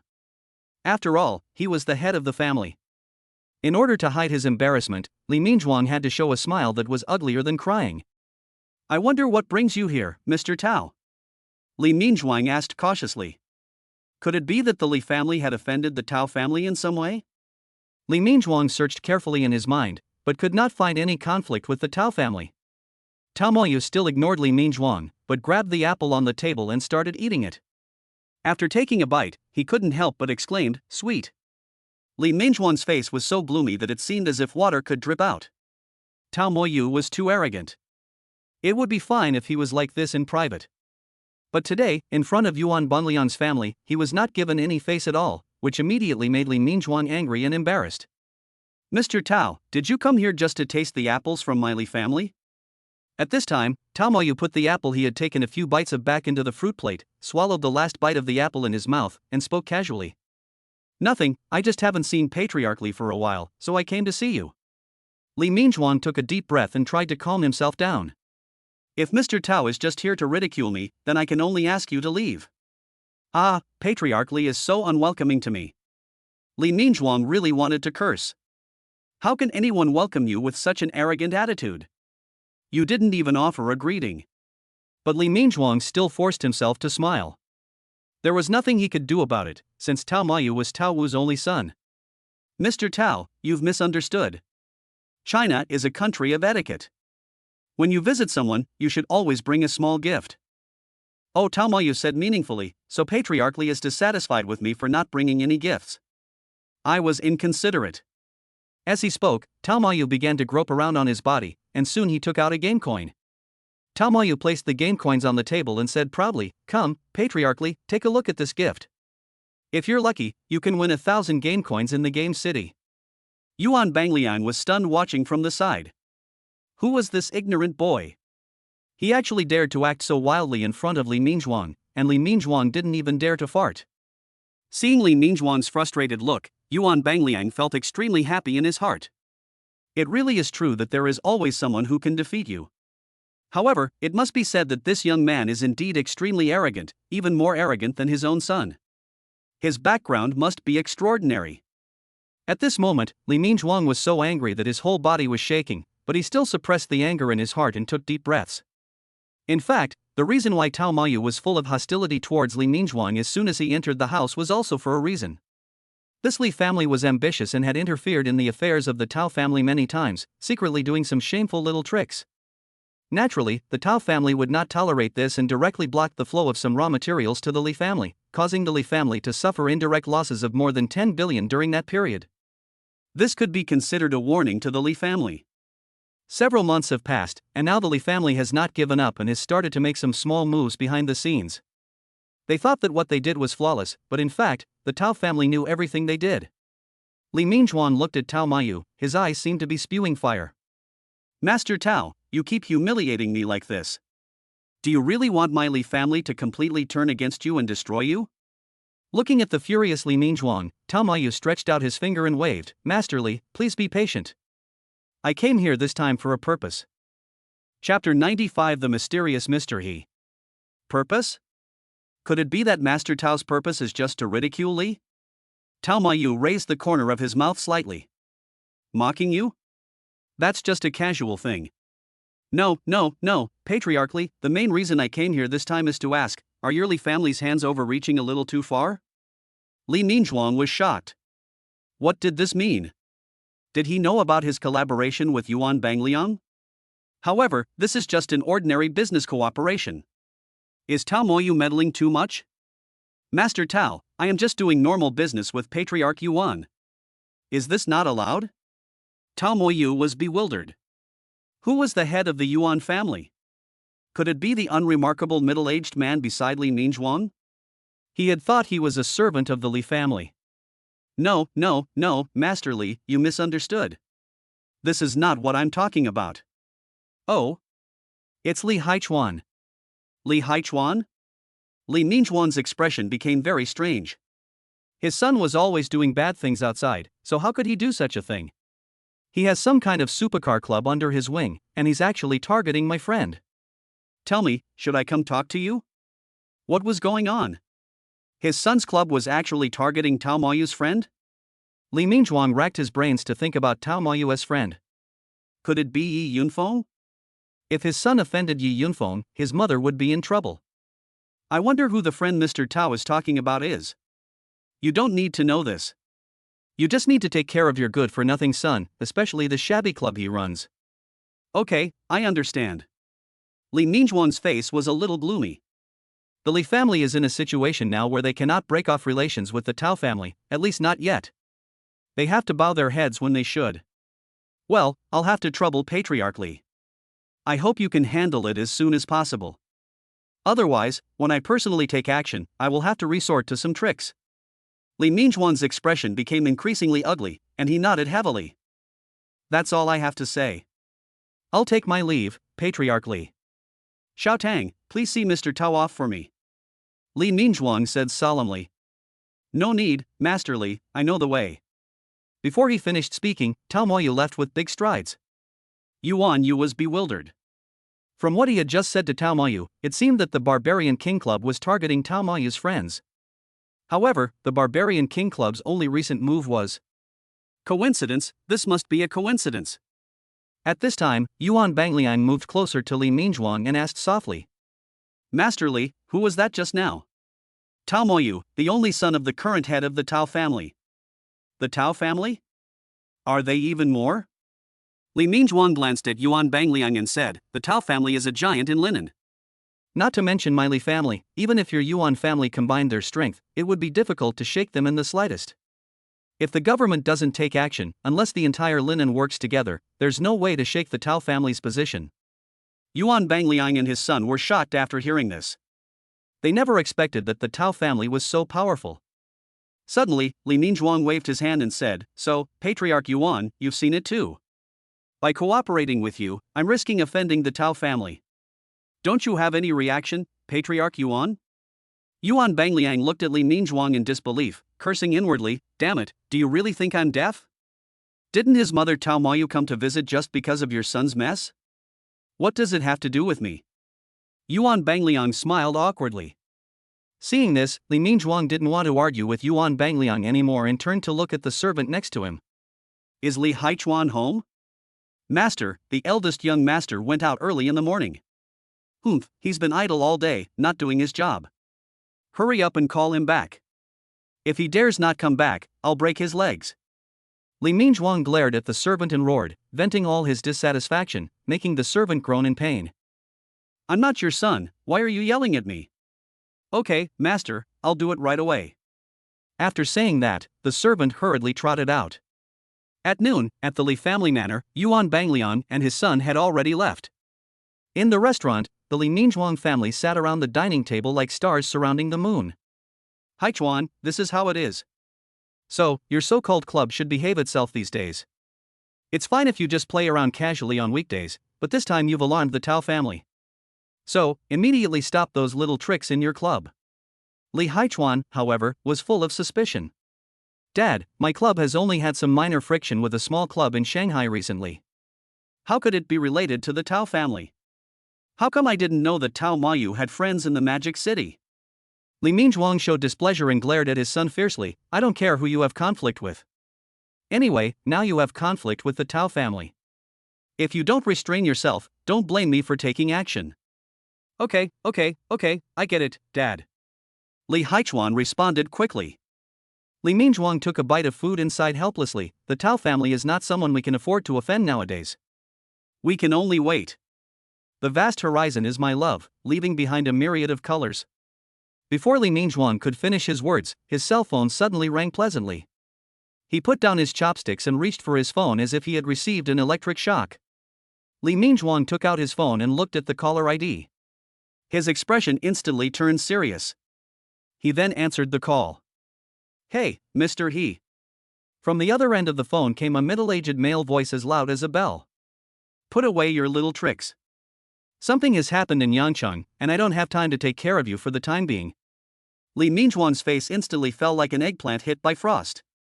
But Mr. Yi, I'm already halfway through, and now you're suddenly asking me to stop. Isn't that a bit? The man on the other end of the phone snorted coldly, his voice clearly filled with displeasure. Humph, I'm just giving you a reminder. It's up to you whether you stop or not. If your Li family is gone, the worst that can happen is that I can find another family to cooperate with. Li Mingzhuang sighed heavily again, feeling helpless. Indeed, linen is so big, and if the Li family is gone, there are naturally other families. If it weren't for Mr. He's care, the Li family would probably have been finished last time. I understand, Mr. He, thank you for your reminder. Well, I'll hang up if there's anything else. I'll contact you if there's anything. Okay, goodbye, Mr. He. After hanging up the phone, Li Mingzhuang put the phone on the table and didn't speak for a long time. What's wrong, husband? The woman next to Li Haichuan asked with a worried look on her face. Chapter 96, Lassen arrives. Li Mingzhuang shook his head lightly and said, nothing. Seeing that Li Mingzhuang remained silent, the woman stopped asking questions. Immediately afterwards, Li Mingzhuang called the butler who was waiting outside the door. Zhang Chang. Hu Zhongchang heard the voice and walked in quickly from outside the door. He asked respectfully, "Master, what are your instructions?" "That matter can be put to rest." "Master, are you sure?" Okay, I understand." After saying that, Hu Zhongchang turned and left. In a 5-star hotel in Linen City, Yuan Yu received a call from Li Haichuan. "I won't interfere in the matter of the Beast Club anymore. You can handle it yourself," Li Haichuan said bluntly after the call was connected. "What? You've been preparing for so long, and you really won't participate?" Yuan Yu couldn't believe it. Although he had guessed it in his mind, he had always been hoping for luck and fantasized that it was just a coincidence. It was not until Li Haichuan called him that he woke up from his dream. "This is not something I can control. We can't afford to offend the Tao family." Yuan Yu still didn't give up and said, "What if it's not because of this, but something else? How could it be such a coincidence?" These words, like a fire, instantly ignited the anger of Li Haichuan on the other end of the phone. "What do you mean by coincidence? I have the Li family behind me. If the Supercar Club in Magic City is really Tao Mayu's friend, my Li family is finished, while your Yuan family is unscathed." This. Yuan Yu was speechless. Before Yuan Yu could come to his senses, Li Haichuan hung up the phone. Yuan Yu was so angry that he wanted to smash his phone to pieces and cursed in his heart. Junin and his friends were so close? Even Linen had his friends? Alas! Yuan Yu sighed helplessly. It seemed that there was no hope for revenge against Shenbai and Junin. However, he couldn't swallow the anger. Suddenly, Yuan Yu had an idea. If there was a turnaround in Shudu, there might still be a glimmer of hope for him to seek revenge on Shenbai and the others. Thinking about it, Yuan Yu felt that this was his only chance, and it would be better not to offend Shenbai and the others. Immediately, Yuan Yu found his father and applied to study in Shudu, which scared Yuan Bangliang. "Has my son repented and turned back?" At around 2 o'clock in the afternoon, Rezek's cell phone rang like a death warrant. He picked up the phone and saw that it was Lassen calling. "Ha, my dear friend, I'm in Shanghai. I just got off the plane and am on my way to pick up my luggage." Lassen's voice came into Rezek's ears through the mobile phone. "Okay, Lassen, follow the signs to the exit first. You can understand the signs, right? I'll pick you up at the exit soon." Rezek's voice was steady and powerful. "Ha, English is everywhere here, don't worry." Lawson's laughter was so hearty that it seemed to penetrate the mobile phone screen. After hanging up the phone, Rezek hurriedly called Shenbai. When the call came, Shenbai was still playing with the silver shovel, and he was about to get a 4-star big head. After receiving the call from Rezek, he walked and played with Rezek to the garage. Shenbai drove the Lamborghini Veneno, while Rezek drove the Lycan, and the two rushed to the airport like two lightning bolts. About 20 minutes later, Shenbai and Rezek drove to the parking lot outside the airport exit. Rezek was in front and Shenbai was behind. After all, Shenbai didn't know Lassen. In this way, the two of them moved as slowly as a snail. At this time, a foreigner appeared on the side of the road, looking around like a headless fly, with a backpack in his hand. The sudden appearance of two supercars made his eyes light up. In his eyes as shocked as eggs, two supercars slowly stopped in front of him, and Rezek and Shenbai slowly and gracefully got out of the cars. Although Rezek appeared to be as calm as a still lake, he was actually already beaming with joy in his heart. "Ah, I'm sure Lassen will be so jealous that his back teeth will be broken when he sees me driving this limited edition supercar. Oh my god, this is how it feels to show off. It feels so damn good."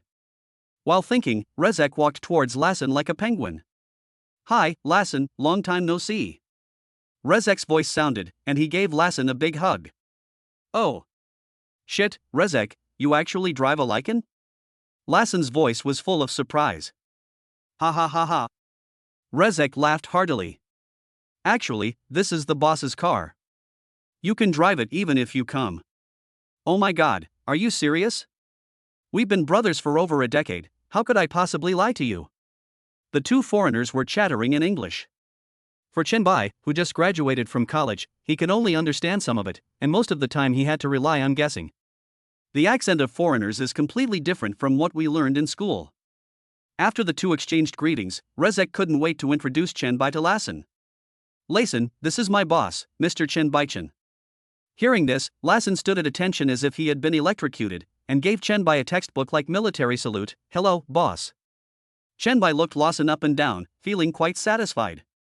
He looked very imposing and had a muscular body, which was really good. Nice to meet you, Nathan. Lassen also responded to Chen Bai in English. Chen Bai couldn't help but hold his forehead with his hands, secretly thanking himself for knowing some basic English. However, he was completely confused by the slightly more profound words, and he didn't know whether the system had such a thing as a language proficiency card. Fortunately, Rezek was fluent in both languages and could act as a temporary translator at this time. Chen Bai told Rezek everything he wanted to say, and then Rezek translated it and passed it on to Lassen. Lassen, you will live with me for the time being and temporarily serve as Mr. Chen's bodyguard. No problem. Lassen answered decisively. Well, as for the salary, it's the same as what we discussed on the phone before, $70,000 per month. No problem, absolutely no problem. Rezek turned to look at Chen Bai again, and seeing Chen Bai nod, he said, if that's the case, then let's leave here first. After saying that, Rezek helped Lassen put the luggage in the Lycan he was driving. Lassen got into Rezek's car, and the three of them immediately sped towards Yulong Mansion. In the car, Lassen seemed to have opened up his chatterbox and talked incessantly to Rezek. Rezek, the Chinese people are so welcoming. I couldn't find the restroom at the airport just now, so I asked a passerby and he actually led me there himself. Also, I was surprised to find that all Chinese people can speak fluent English. This is incredible. Chapter 97 by May Holding Group. After returning home, Lassen and Rezek had no doubt about it. As night fell, Rezek took Lassen out to visit the snack street and shopping mall. Lassen had so much fun that he didn't want to go home until the early morning. Rezek, my dear friend, the food in China is truly amazing. It's something I've never heard of or seen before. I never expected crayfish and chicken feet to be so delicious. It suddenly struck me that the hamburgers we used to eat were simply tasteless. When I return home, I will definitely pack up all the delicious food from China and bring it back with me. No problem, Lassen, At around 4 o'clock in the morning, Chen Bai was awakened by the system's prompt sound. Task of establishing holding group completed. Host exceeds the task, reward doubled. Congratulations to the host for obtaining 4 mall purchases and 2 character summons. Chen Bai, who was originally a little drowsy, suddenly became energetic. I didn't expect Lassen to be so quick. He successfully completed the mission in just 2 days. He's truly an elite talent produced by the system. The reward is doubled, so cool. Task completed, the mall refreshed in advance, current purchase count 7. 11% stake in Hanlin Group, 6.1 yuan. 9% stake in Tianyan Technology, 4.1 yuan. 2% Ferrari shares, 18 yuan. Pagani Huayra, 6.6 yuan.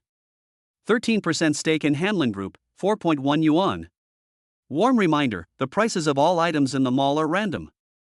Lock unlock. Sky Eye Technology. Ferrari. Pagani Huayra. Looking at the goods in front of him, Chen Bai's breathing became rapid, and the little sleepiness he had left was gone. Ferrari, needless to say, is a renowned supercar brand with a market capitalization of over 600 billion. Even a mere 2% stake would be worth over 10 billion. Let's look at Tianyan Technology, a well-known domestic network technology company specializing in network performance optimization, troubleshooting, and network security. While not as well established as 361 Technology, its capabilities should not be underestimated. The last one is the Pagani Huayra, a model designed by Pagani specifically for China, and it is unique in the world. Its design is inspired by Qiyun, one of the 9 sons of the dragon in traditional Chinese culture. The exterior design and interior of the vehicle are like the perfect crystallization of Chinese elements. Therefore, this car is also called Qiyun in China. Its power is impeccable. The Qiyun is equipped with a 6.0L twin-turbocharged V12 engine specially tailored by AMG for Pagani, with a maximum power of over 650 horsepower and a maximum torque of up to 820 Nm. The acceleration time from 0 to 100 km/h is only 3.2 seconds, and the top speed can reach an astonishing 335 km/h. Chen Bai bought all the goods without hesitation. He still had 2 purchase opportunities at the moment. When the mall is updated next time, he would have 3 more purchase opportunities. Then he could buy 5 more times. Products delivered. Congratulations to the host, your net worth exceeds 100 billion. The system has begun upgrading. During the upgrade, the host cannot use any system functions and can only view the host's basic information. Upgrade countdown 2:11:59:59:58:57. Upgrade time 2.5 days? Forget it, let's first check what assets are currently under our name. Host, Shen Bai. Age, 22. Appearance, 91. Skills, driving proficiency, cooking proficiency, gambling stone proficiency, business proficiency. Items, precognition card, reader card, universal card, and 2 character summoning cards. Because the previous plot has been changed, a universal card has been added. Assets, approximately 20 billion in cash, a BMW 5 Series, a Ferrari LaFerrari, a Sikorsky S92 helicopter, a Lamborghini Veneno Coupe, a Lykan supercar, a Pagani Chiwan, and 3 properties in Yulong Huafu. Owned businesses, Baimei Holding Group, Wanjia Shopping Mall, Kiri Food, Ruili Media, 72% of Hanlin Group, Lubai Detective Agency, Speed Raceway, Shuangjin Building, Hanqing Hotel, 16% of Babai Group, Jinquan Helicopter Airport, 9% of Tianyan Technology, 6% of Ferrari. Looking at the industries on the system page, Shen Bai couldn't help but be dumbfounded. He didn't expect that he now had so many assets in his name. Yes, I have a universal card, so I can probably turn it into English proficiency directly. Unfortunately, the system is currently being upgraded, so we can only wait patiently for the upgrade to be completed. That afternoon, several other friends of Rezek's also arrived, and Rezek took Lathan to greet them. After receiving these people, Rezek informed Shen Bai of the situation. Shen Bai made a prompt decision and arranged them into the Hanqing Hotel, still paying them a monthly salary of $70,000. Now that so many people have gathered around him, it's time to start preparing for the security company. Having Rezek by his side is enough. Shen Bai lay in bed, thinking silently. Then let Lassen stay at home and protect his mother. Although Shen Bai has no enemies at present, it is always a good idea to prepare for a rainy day. Fuck! Shen Bai suddenly cursed. The system has been upgraded. Now it has become a luxury for me to recruit a financial talent. I can only wait impatiently for the system upgrade to be completed. In this way, Shen Bai spent several days at home bored. I have to say, it feels really good not to have to cook by myself. In the middle of the process, Yi Yunting and Junin called to inform him that the Barbarian King Club had gone silent and Yuan Yu had disappeared without a trace. This made many members of the Beast Club feel like eggplants hit by frost. They sighed and groaned. They had trained hard for so long, but the result was all in vain. The plan to march into Linen also came to nothing. Fortunately, Junin organized a friendly match within the club, which calmed some people down a little. On the afternoon of July 20th, the system update was finally completed. System update completed. Next update condition: the host's net worth reaches 1 trillion, and the final right of interpretation belongs to the system. Mall level 4. Congratulations to the host for receiving 10 billion in cash, 1 universal card, 1 character summon card, and 2 mall purchases. Product refresh, current purchase count, 8. 24% stake in Hanlin Group, 3.1 yuan. Character summoning card, 1 yuan. Xinyan Automobile Sales Company, 7 yuan.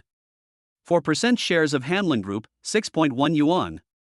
21% shares of Babai Group, 4.4 yuan. Anlin Pharmaceutical 17% shares, 9.1 yuan. Lock unlock.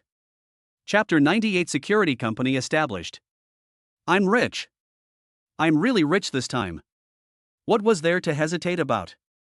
8 purchases, even if I bought them all, I'd still have 2 left. Plus 4 character summon cards, wasn't he in dire need of talent right now? Now, he has achieved 100% control over Hanlin Group and has the final say. Shen Bai searched for information about the other 2 companies. Xinyan Automobile Sales Company is a giant company in the used car industry in Shanghai and its surrounding cities. Although its market value is not high, it is definitely a giant among nearby used car dealers. On Guangji Infu, they have several million level anchors. However, what surprised Shen Bai the most was Anlin Pharmaceutical. This company is not located in Shanghai, but in Shidu. It is a pharmaceutical company established in the 1980s. However, they are independent and do not engage in mass production, manufacturing, sales, and promotion of pharmaceuticals. From the 1980s to the present, they have been focusing on pharmaceutical research and development and clinical trials. After buying things, it's time to start summoning talents, starting with a management talent and a financial talent. Chen Bai thought to himself and used the summoning card without hesitation. Summoning success. Name, Zhang Qiu. Age, 26. Nationality, China. Identity, graduated from Harvard Business School in Mexico. Just returned from studying abroad, currently in Zhangcheng, expected to arrive in Shanghai at noon tomorrow. Name, Gu Ayue. Age, 25. Nationality, China. Identity, graduated from Guanghua School of Management, Jingcheng University, majoring in finance. Currently in Beijing, expected to arrive in Shanghai tomorrow evening. Not bad, not bad. They are all Chinese. Zhang Qiu was sent to manage Baimei Holding Group together with Lanson, while Gu Wei was sent to help Rezek establish a security company. It was perfect. When the two of them arrive tomorrow, we can start implementing the plans without stopping. His current liquid funds are like a surging river, as high as 30 billion. Even if mercenaries can't handle it, the security company can still handle it. The next evening, the sunset was blood red. Chen Bai arrived at the Hanqing Hotel and summoned all the summon characters, including not only Lassen and Rezek's other close friends, but also Lanson, who rushed over like an arrow from a bow as soon as he got off the plane. Inside the presidential suite, everyone sat around the table like stars surrounding the moon. Let's be brief. First of all, it's the security company. Sorry, I have to say a few words. Regarding the establishment of the company and the change of equity, I have tried my best. Many obscure things cannot be found on the internet.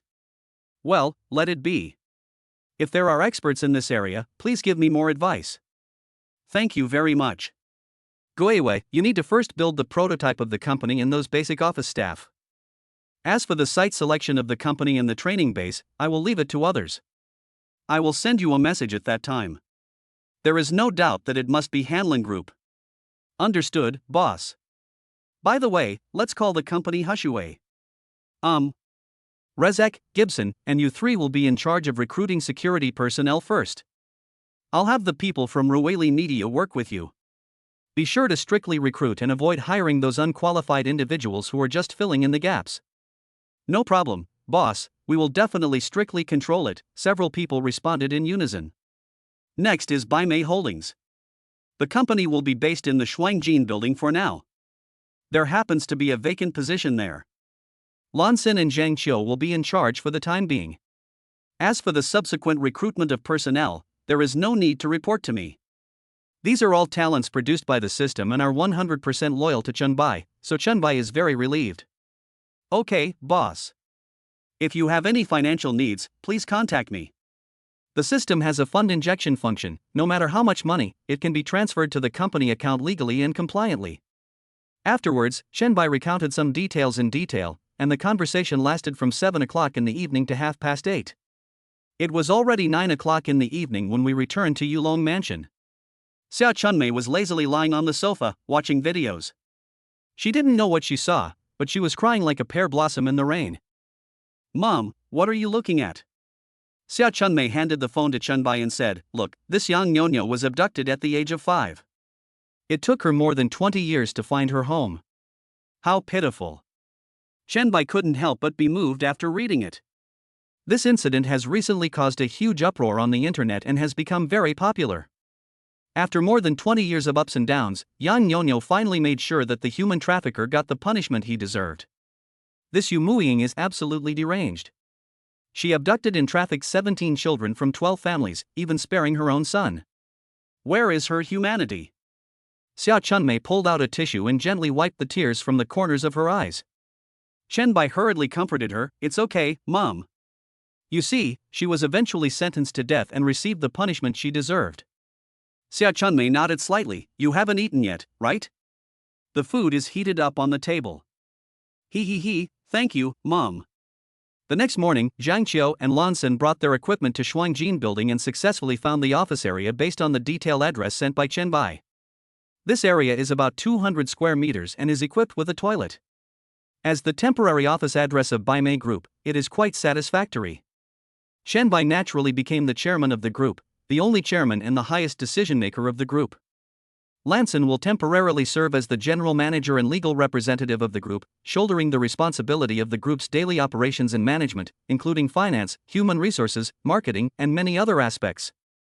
Zhang Qiu will temporarily serve as the operations director, responsible for the current basic operations of the group. At 10 o'clock in the morning, Lanson took a thick stack of documents and went to the Industrial and Commercial Bureau with Chen Bai to transfer Chen Bai's private equity to Baimei Group, Hanlin Group, Babai Group, Ruili Media, Kiri Food, Lubai Detective Agency, Ferrari Automobile Company, Tianyan Technology. This series of company names scared the staff at the time. Of course, Baimei Group is still wholly controlled by Chen Bai, so these shares still belong to Chen Bai. On the same day, these companies all received notification of equity changes. As for Susan, let her manage the real estate and leave the companies to Lanson. We'll see how the situation develops and then bring Susan into the Baimei Group. At the security company, Rezek and his colleagues were bustling with activity. Rezek and Deng Jia even had a lively discussion for the entire morning, discussing specific areas for recruitment. Gu Yue went to the Industrial and Commercial Administration Department to register a company. Hanlin Group is also in full swing. Chapter 99 Yangchuan Real Estate. The author's knowledge reserve is not enough, and I hope you can supplement the parts that are not written. I hope you can point out the unreasonable parts. I am here to thank you all. At this time, Yao Guang was taking care of everything personally. When Yao Guang heard that Chen Bai had achieved 100% control of Hanlin Group in just over half a month, his heart was filled with shock and grief.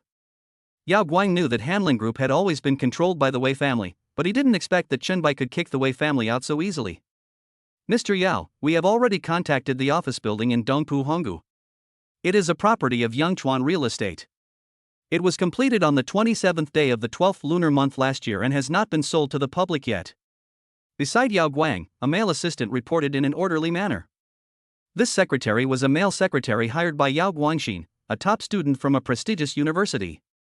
Yangchuan Real Estate? It seems to be a real estate company in Dongpu. That's right, Mr. Yao. Yangchuan Real Estate is a real estate company specializing in residential and office buildings in the suburbs of Shanghai. They also occasionally undertake some construction projects. It's a small company with a market capitalization of just over 10 billion yuan. With a market value of hundreds of billions, it would definitely be a giant in an ordinary small county, but in the international metropolis of Shanghai, it can only be regarded as a small company. Well, what do they say? Yangchuan Real Estate expressed their hope to meet with you, Mr. Yao, for a detailed discussion. The time is up to you to decide. They hope to be given an opportunity. Yao Guang's lips curled up slightly, thinking to himself, isn't it just to get more benefits from his Hanlin Group? However, these words are quite pleasant to hear. As Yao Guang had anticipated, Hanlin Group's sudden interest in the office building must have a purpose. Yangchuan Real Estate could use this opportunity to explore some cooperation with Hanlin Group. Tell them it's no problem, it can be done right away, and they can choose the location. Okay, Mr. Yao. Director Chen is in a hurry, so I have to get this done as soon as possible so that I can fully demonstrate my ability to get things done in front of Director Chen.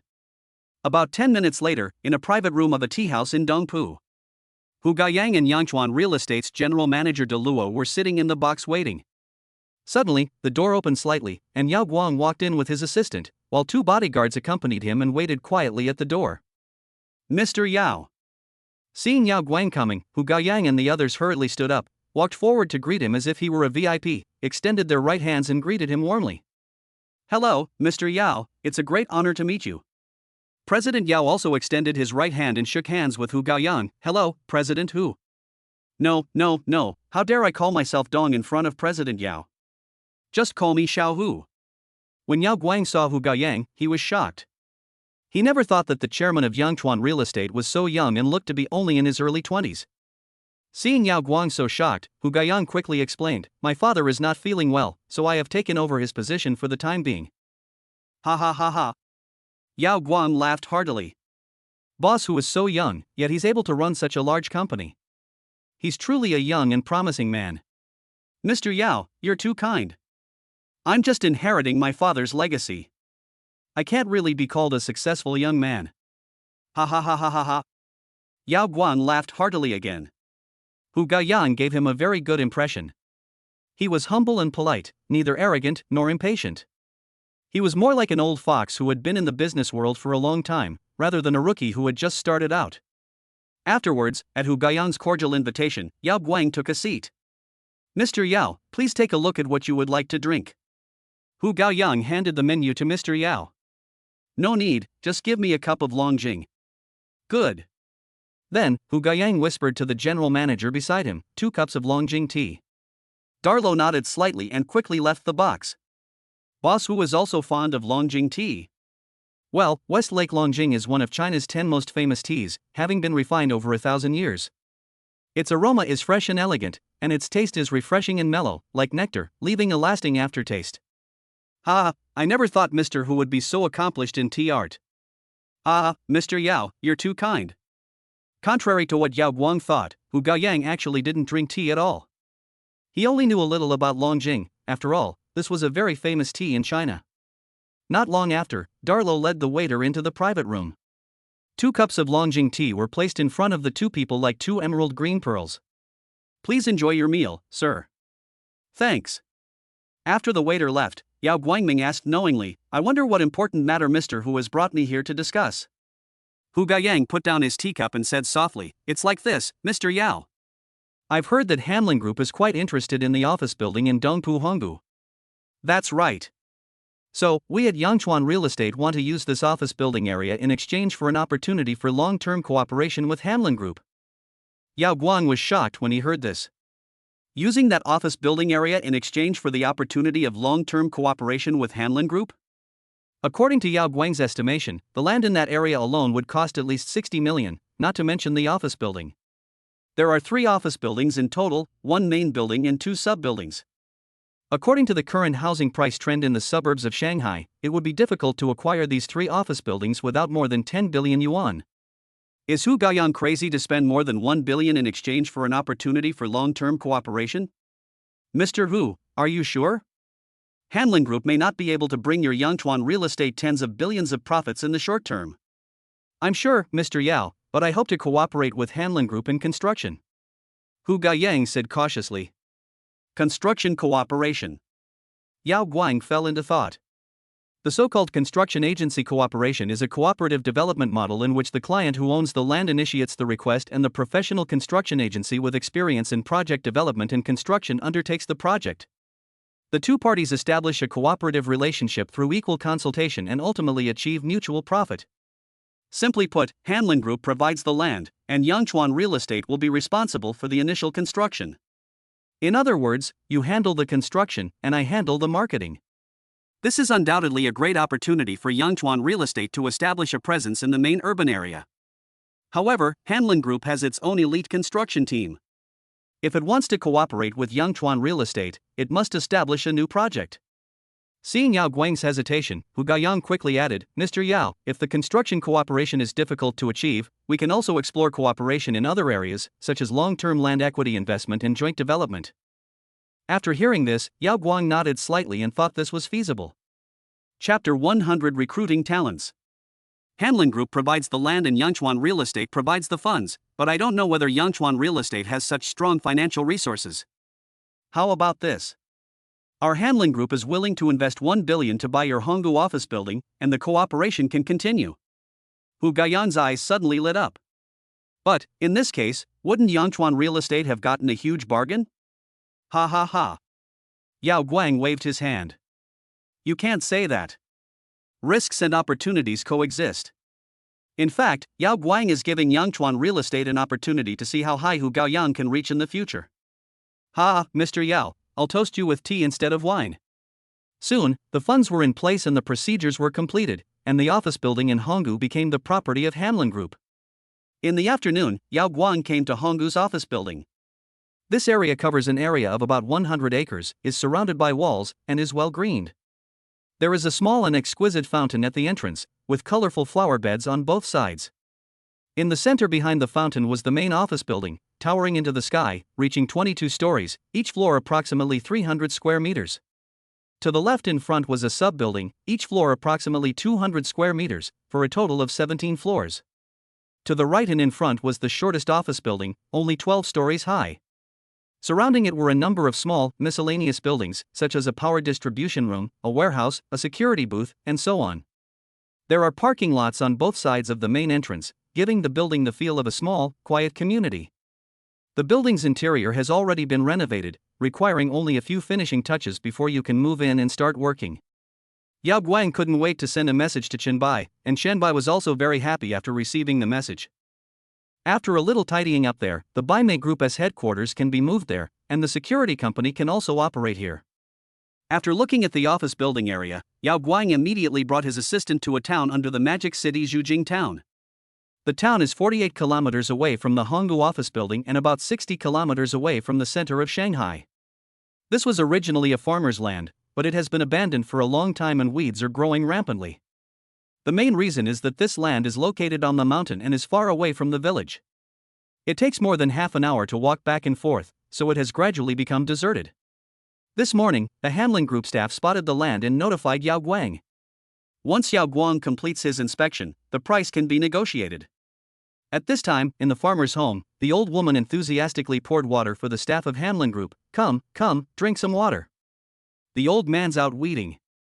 I'll call him back. Then she turned around and went back into the house to bring out some fruits, which made the staff feel flattered. Afterwards, the staff started chatting with the old man. We learned that the old man is now 71 years old, his wife is doing farm work outside, and he has a son who was serving in the army. Finally, we learned that the old woman's husband had actually participated in the 1979 self-defense war against Vietnam and was a well-deserved gunner. This shocked all the staff present. After an unknown amount of time, there was a noise outside the door, and Yao Guang and an old man carrying a hoe slowly walked over. Seeing this, the staff quickly stood up and greeted them. It turned out that Yao Guang came here under the guidance of the staff and happened to meet an old man not far from a farmer's house. After some inquiries, he learned that the old man was actually the owner of this farmer's house. So Yao Guang went with the old man. After returning home, the old man gently placed the hoe at the door, then went to wash his hands, and then came out and sat directly opposite Yao Guang. I have to say that people who have served in the military are indeed different from others. Although the old man is over 70 years old, he is very energetic and has no fear at all. After all, he is someone who has experienced life and death through blood and gunfire. Yao Guang talked with the old man for a while and found out that his name was Yang Wanhua. Yang Wanhua also understood the purpose of Yao Guang and his companion's visit. That piece of land has been barren for a long time. If you want it, just take it. Upon hearing this, Yao Guang hurriedly declined. When Yao Guang learned that the man in front of him was a retired veteran, he felt respect for him, because Yao Guang's grandfather was also a soldier, but unfortunately died on the battlefield. My father was raised by my grandmother with great difficulty. Yao Guang was also very hardworking and was admitted to a prestigious university. After graduation, he joined Hanlon Group. After more than 10 years of ups and downs, he finally ascended to the position of general manager of Hanlon Group. No, Mr. Yang, we'll pay you whatever the price is, not a penny less. Ha ha ha. Yang Wanhua laughed. No problem, then let's go with the normal price. In the end, he bought the farmer's land at a price of 100,000 yuan per mu. Afterwards, Yao Guang visited several more families and bought their land on the barren mountain at 100,000 yuan per mu. Now that the land has been acquired, construction is imminent.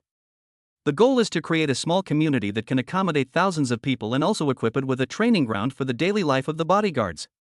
At noon the next day, Yao Guang called Chen Bai. Mr. Chen, the security company's training base has now broken ground. I've dispatched several of the group's most elite construction teams, and it's expected to be completed in just 6 months. Well done. Mr. Chen, I've also rented an apartment for the newly recruited security personnel to temporarily live in.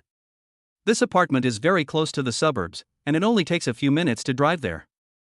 Very good. I'll arrange for Rezek and the others to contact you later. Okay, Mr. Chen. Lesake is recruiting nationwide and has released recruitment information through multiple channels with Deng Jia, including its anchors, headhunting companies, recruitment software, etc. Pay money to expedite recruitment. However, after more than a day, only more than 400 people submitted their resumes. After screening, only more than 200 people were left, and only 187 people were successfully scheduled for interviews. By then, it is still unknown how many people will come to Shanghai for interviews. Lansen and Guiyu had been working tirelessly these past few days to implement the management and operations of their subsidiary, and they were completely overwhelmed. In desperation, they also contacted a headhunting company. Shenbai couldn't help but sigh, feeling exhausted. It seems that I was a little too impatient. We are seriously short of manpower. It would be great if I could have an exclusive headhunting company to serve me wholeheartedly. Shenbai had a hunch that the next time the mall was refreshed, there would definitely be a headhunting company. Shenbai's subordinates have been very busy these past 2 days, but Shenbai himself has been very relaxed. Even his mother was the same. During these few days in Shanghai, he met an old lady from the same community. They met by chance while buying groceries. After dinner these 2 days, the two of them made appointments to go out for a walk and chat every day. Chapter 101, First Visit to the Magic City. Huqing City, Sanqin Province. In a corner of this city, there is a quiet mountain village. A burly man walked across the vast fields, his upper body bare, his bronze skin gleaming with a healthy glow in the sun. A handkerchief for wiping sweat was hung on one shoulder, and a hoe was carried on the other shoulder. He turned several times, passed through the winding path, and finally came to a simple cement bungalow. "Mom, I'm back." His voice echoed in the air. Inside the house, a kind and gentle lady walked out of the kitchen lightly, carrying dishes. "I'm back, wash my hands and eat." "Okay." The strong man responded, washed his hands, then sat at the dining table and started eating in big mouthfuls. After the meal, the strong man put down his bowl and chopsticks, fell into silence and did not move. Seeing this, the strong man's mother was filled with confusion and asked softly, "Xiumin, what's wrong?" Bai Xiumin hesitated for a moment, with thousands of words brewing in his heart, and finally said slowly, "Mom, I'm going to the Magic City tomorrow." After hearing this, the strong man's mother did not show much surprise, but smiled kindly like a spring breeze. "You go, Mom can take care of herself." "But, your illness." Bai Xiumin sighed in frustration like a deflated ball. Last November, Bai Xiumin learned in the army that his mother had coronary heart disease. It was like a bolt from the blue, and he quickly searched online for coronary heart disease. He was shocked to discover that the disease was incurable and, in severe cases, life-threatening. So, during the winter graduation season in December, Bai Xiumin resolutely applied for discharge from the military.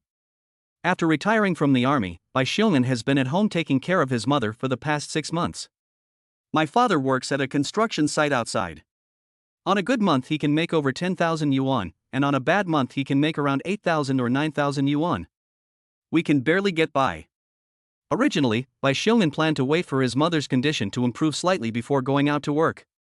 However, instead of waiting for her to improve, he received news that her condition had worsened, which was like a basin of icy water pouring down on his heart. On the same day, Bai Xiumin hurriedly sent his mother to the town hospital. The hospital in the town simply prescribed some medicine and told Bai Xiumin that it would be best to undergo surgery. However, the medical level in the small town is really limited, and there is no medical level that can perform heart surgery, so it is recommended that Bai Xiumin go to a municipal tertiary hospital for surgery. However, when Bai Xiumin brought his mother to Huqing People's Hospital, after a checkup, he learned that the surgery fee was as high as 150,000 yuan. Adding in the hospitalization fees, medicine fees, and miscellaneous examination and recuperation fees, after swiping the medical insurance card, a careful calculation revealed that the total amount was close to 170,000.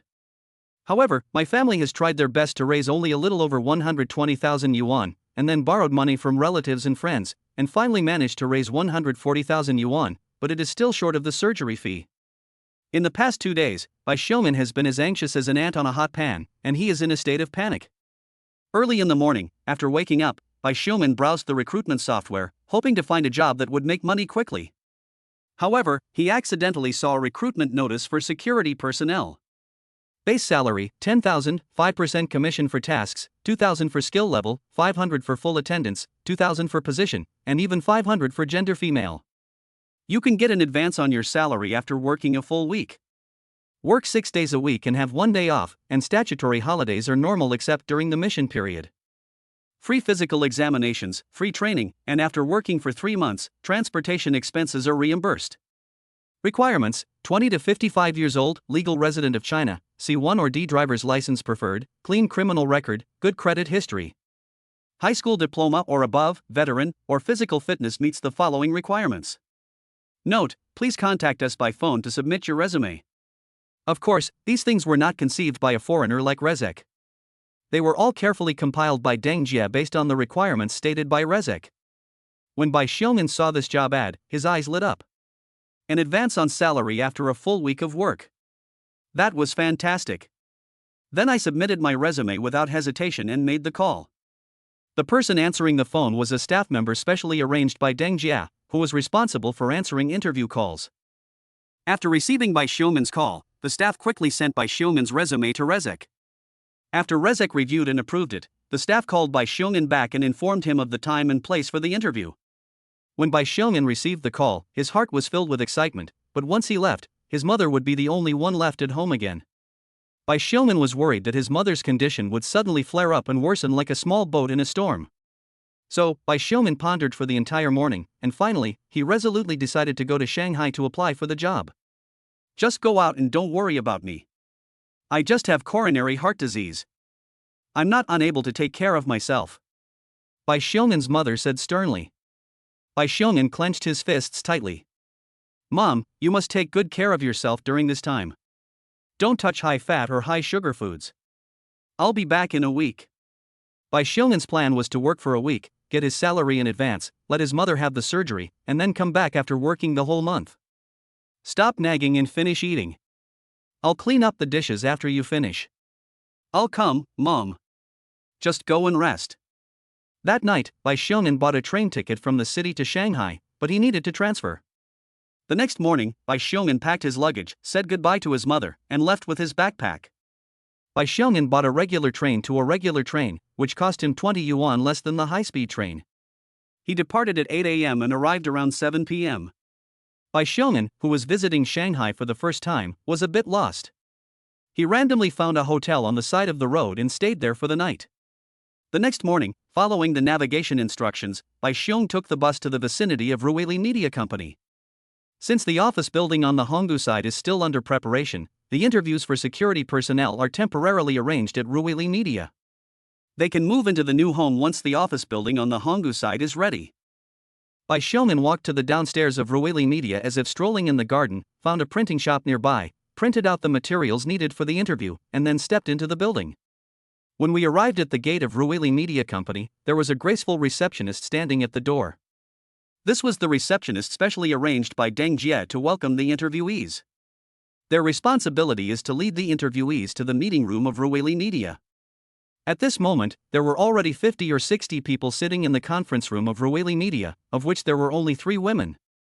Chapter 102, Abandoned Elementary School. At 11 o'clock in the morning, no interviewees had arrived, and there were nearly 90 people gathered in the conference room. Rezek, Guiwei and Deng Jie strode into the conference room, followed closely by Rezek's 3 good friends. Seeing someone coming in, the conference room, which was originally as noisy as a market, suddenly became silent.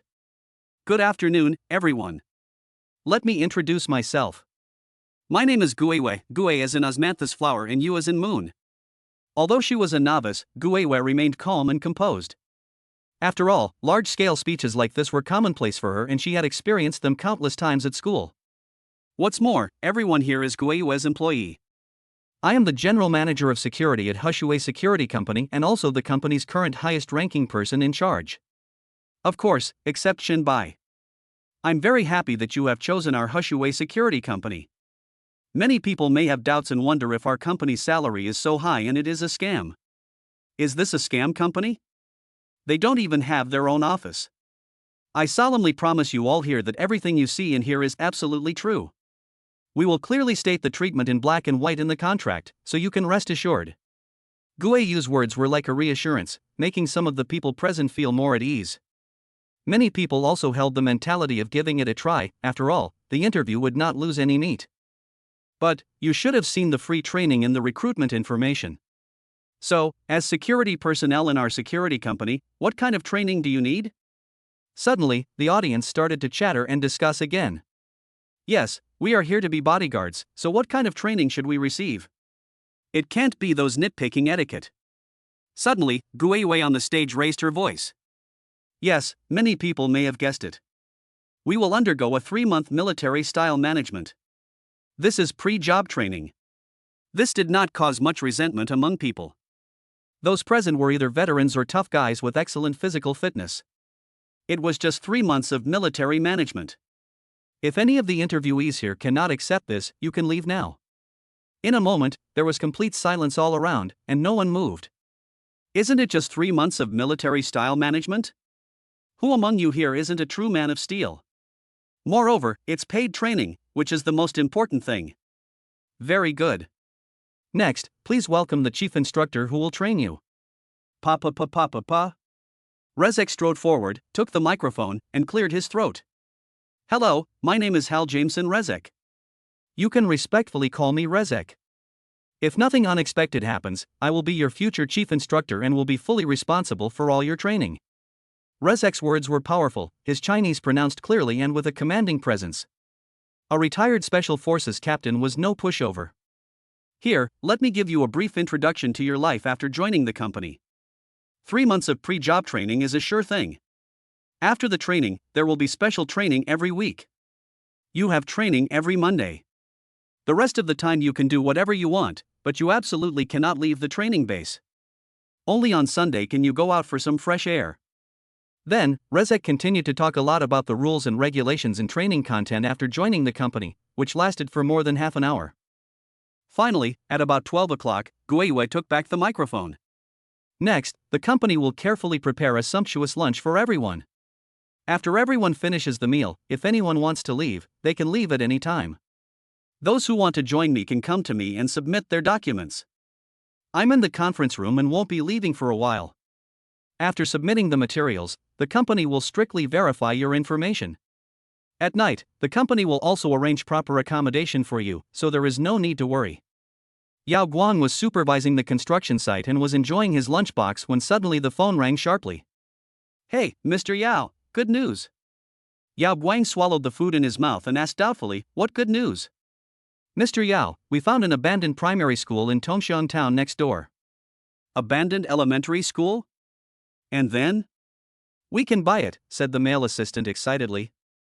Xiaoyu, the state has clearly stipulated that abandoned schools cannot be transferred or sold privately. Even the government cannot make the decision at will. No, Mr. Yao, this abandoned primary school was built with the town's own funds. The ownership belongs to the town. I have already discussed it with the mayor. He said that as long as we buy it and don't engage in education, it's fine. Upon hearing this, Yao Guang jumped up from his stool like a spring and asked, how dilapidated is the school? There are some weeds on the playground. The teaching buildings and dormitories are fine, the walls are intact, there are just some minor cracks in some places, but otherwise there are no problems. Okay, you negotiate a price with the town, and I'll send a professional over to take a look at the school right away. No problem, Mr. Yao. After hanging up the phone, Yao Guang finished his meal in a flash, then called a few people and rushed towards the location where the male assistant had sent him like an arrow. 10 minutes later, Yao Guang arrived at the abandoned primary school. The degree of neglect wasn't particularly severe. It had only been abandoned in the past 2 years. With everyone wanting to send their children to the city, fewer and fewer people were attending school in the village and town, and the primary school had fallen into disrepair. Yao Guang was like a majestic general, leading a group of people and coming to the school playground in a mighty manner. Xiao Wang, the rest of you go check if there are any problems with the school walls. Okay, Mr. Yao. After more than 10 minutes, Xiao Wang came back with a group of people. Boss Yao, we've just checked all the walls of the school. Overall, there's nothing wrong with them. It's just that the cracks still need repairing. Very good. Yao Guangxi couldn't help but be happy and quickly passed the good news to Chen Bai. After Chen Bai heard the news, his joy was no different from Yao Guang's. It shouldn't take a few days for the school to be ready. Once it's ready, it will certainly be no problem for these bodyguards to move in, and then we can gradually expand it. As for the wasteland, it can also be developed into the second training base of Hushui Security Company. Chen Bai immediately sent a message to Yao Guang, asking him to take over the school as soon as possible, strive to finalize the matter today, and start construction tomorrow. Dear friends, you don't have to send me expensive gifts. Just reading my books, giving me some comments, and guiding my work will be the greatest support for me. Mum. Finally, thank you all for your small gifts, moi. Chapter 103 Traveling with Mother. Time flew by, and 3 days later, the first batch of security personnel who came for the interview had all been arranged to stay in the apartment that Yao Guang had found. There were a total of 156 people. Yao Guang had bought the abandoned primary school for hundreds of thousands of yuan 3 days ago, along with the land surrounding the school. At this time, the abandoned primary school was being renovated at lightning speed. The playground had been cleared, the plastic running track had been laid out, and numerous exercise equipment had been set up. There are horizontal bars, parallel bars, arm training equipment, etc. However, the dormitories and classrooms are still under intensive renovation. Since many electrical circuits and water pipes have been damaged and need to be relaid, and the indoor furniture also needs to be replaced, this will take some time. At 6 o'clock in the morning, sharp sounds rang out, echoing in the apartment like morning bells and evening drums. Rezek took the whistle, blew it quickly on the floor, and shouted at the top of his lungs. "Get up! Get up! You only have 20 minutes, hurry up!" In a dormitory somewhere, there were 4 people in total. Bai Xiongyan got up first, quickly folded the quilt, and started washing. The other 3 were half asleep, their brains not fully awake yet, but their bodies instinctively drove them to act. This was all muscle memory from before they retired. At 6:20, downstairs in the apartment building, everyone lined up in their dormitories, like a neat formation of geese, with 4 people in a row, for a total of 39 rows. At this time, Rezek, holding a loudspeaker, looked at the crowd with satisfaction and said loudly, "Very good, you are not late. Today is your first day of training. Let's discuss your future schedule. 6 o'clock in the morning is your wake-up time. You have 10 minutes to fold your blankets, get dressed, and then come out to assemble. From 6:10 to 6:40, these 30 minutes are for morning exercises. Turn off the lights and go to bed at 9:30 p.m. Next, let me talk about the rules. First of all, regarding the management of mobile phones, we won't be as strict as the military. We will provide you with 1 hour of mobile phone use every day. Now." Rezek was silent for a few seconds, as if time had stopped at that moment. "We will assign you to a department based on the positions you applied for some time ago." Then, Rezek called out the names one by one like a roll call officer.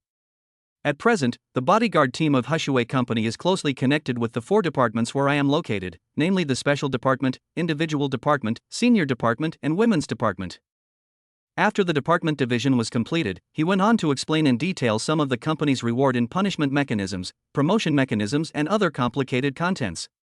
It lasted for more than an hour, like a long speech. Finally, it's time to distribute training uniforms and work clothes.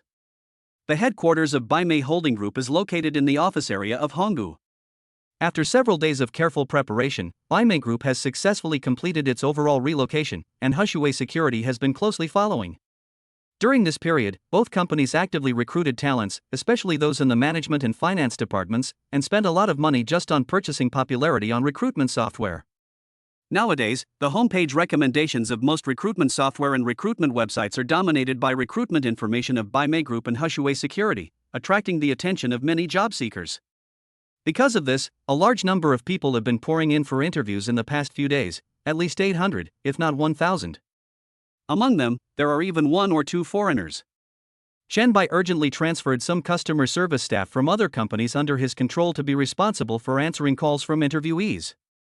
Hundreds and nearly 1,000 people were interviewed, but fewer than 300 were hired. The biggest challenge was training.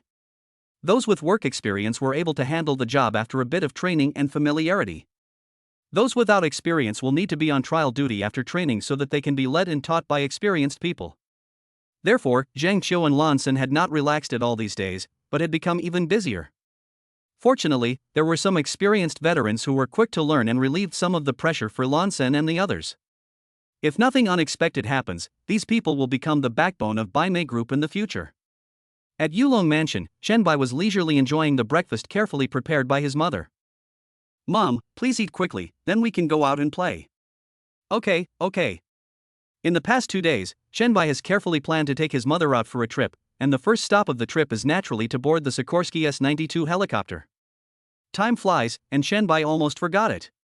Just yesterday, Wu Anjuan had successfully applied for the route. Although it was just circling around the outskirts of the Magic City, Shenbai was already satisfied. Special Officer Yang Hongsheng also conducted a comprehensive and detailed inspection of the helicopter to ensure that it could fly smoothly and safely. After breakfast, the 2 moved to the garage, where a Rolls-Royce Cullinan was quietly waiting. After Rezek left, Lassen took on the responsibility of being Chen Bai and Xia Chuanmei's personal bodyguard and driver. Fortunately, Chen Bai has a universal card, which directly transforms him into a person proficient in all languages. In this way, he can communicate with Lawson without any obstacles. Seeing Chen Bai and his mother coming down the stairs, Lawson quickly saluted, "Boss, Aunt." Automatic translation later. "Well, let's go." "Yes." Then, Lawson bowed slightly and gently opened the car door for Chen Bai and his mother.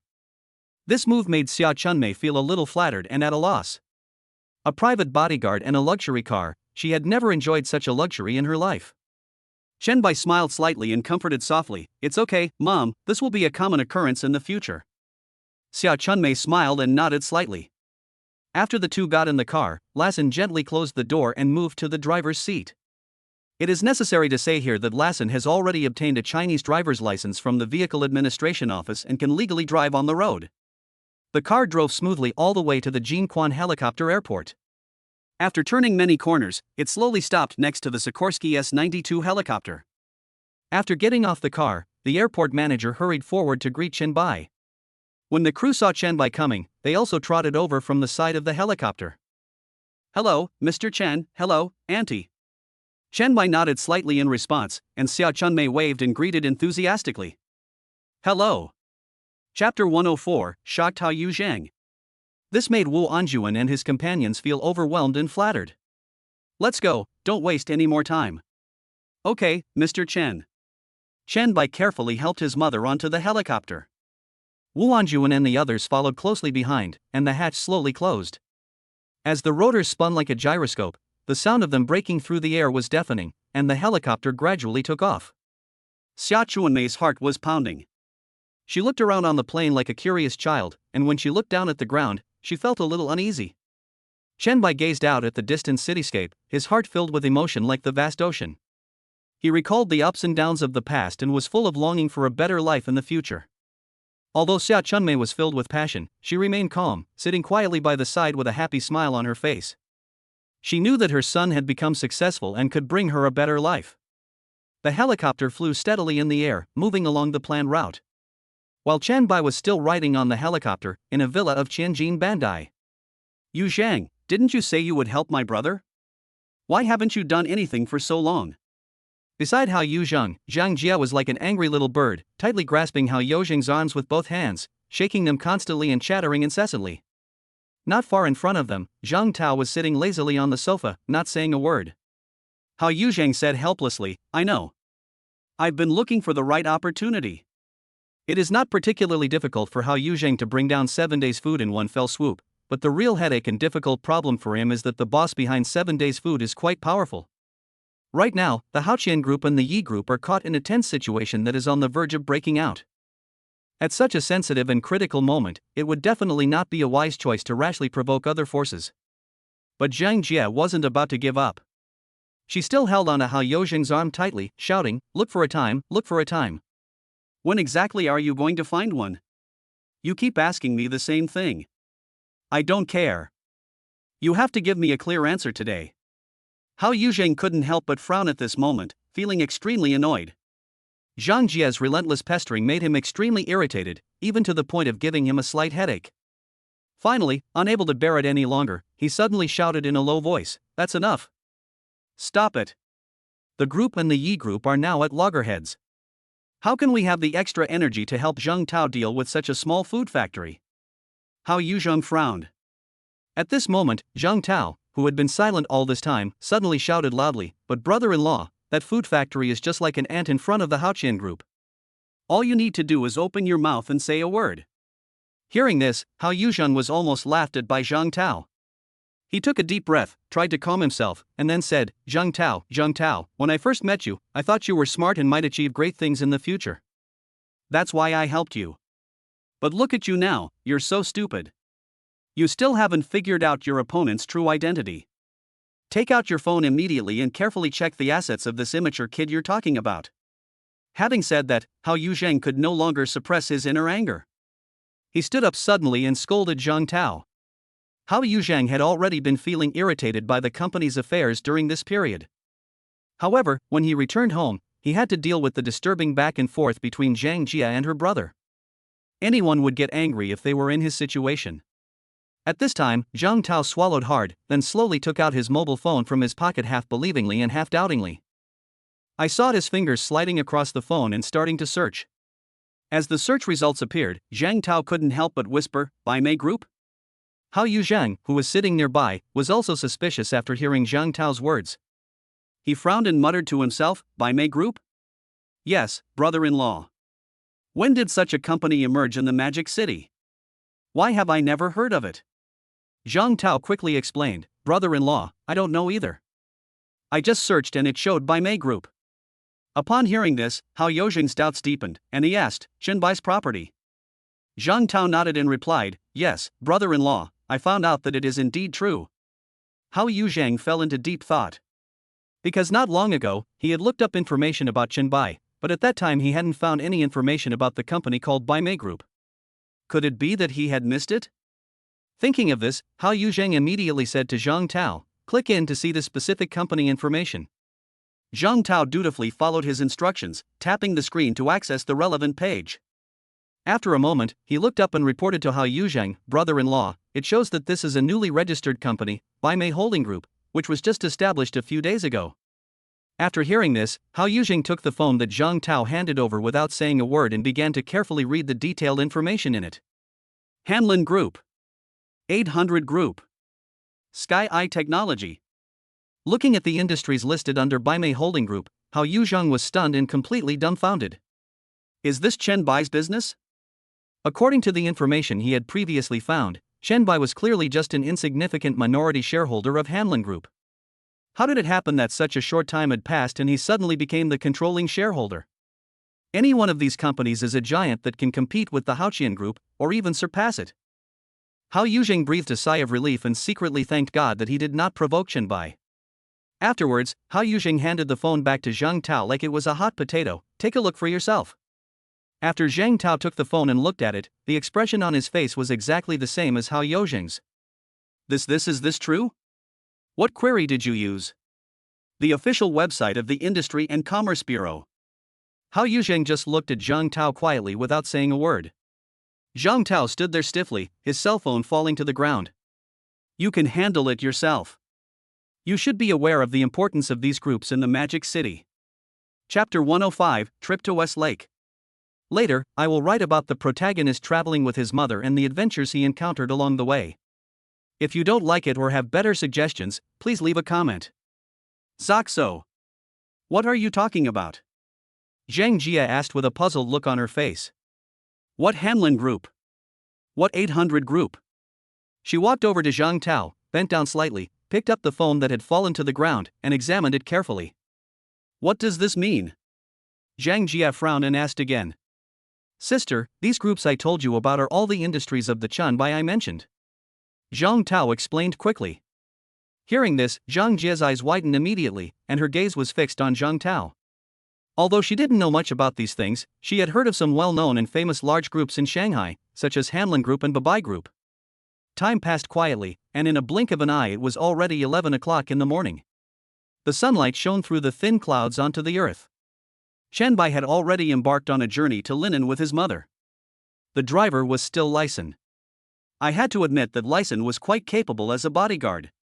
When it comes to tourist attractions around Shanghai, the West Lake in Linan is definitely the first choice. West Lake has a long and profound history that can be traced back to around 800 BCE. Initially, it was just a part of the Qiantang River. However, with the passage of time and the changes of years, after countless carvings and baptisms by nature, it has slowly evolved into the beautiful and charming lake we see today.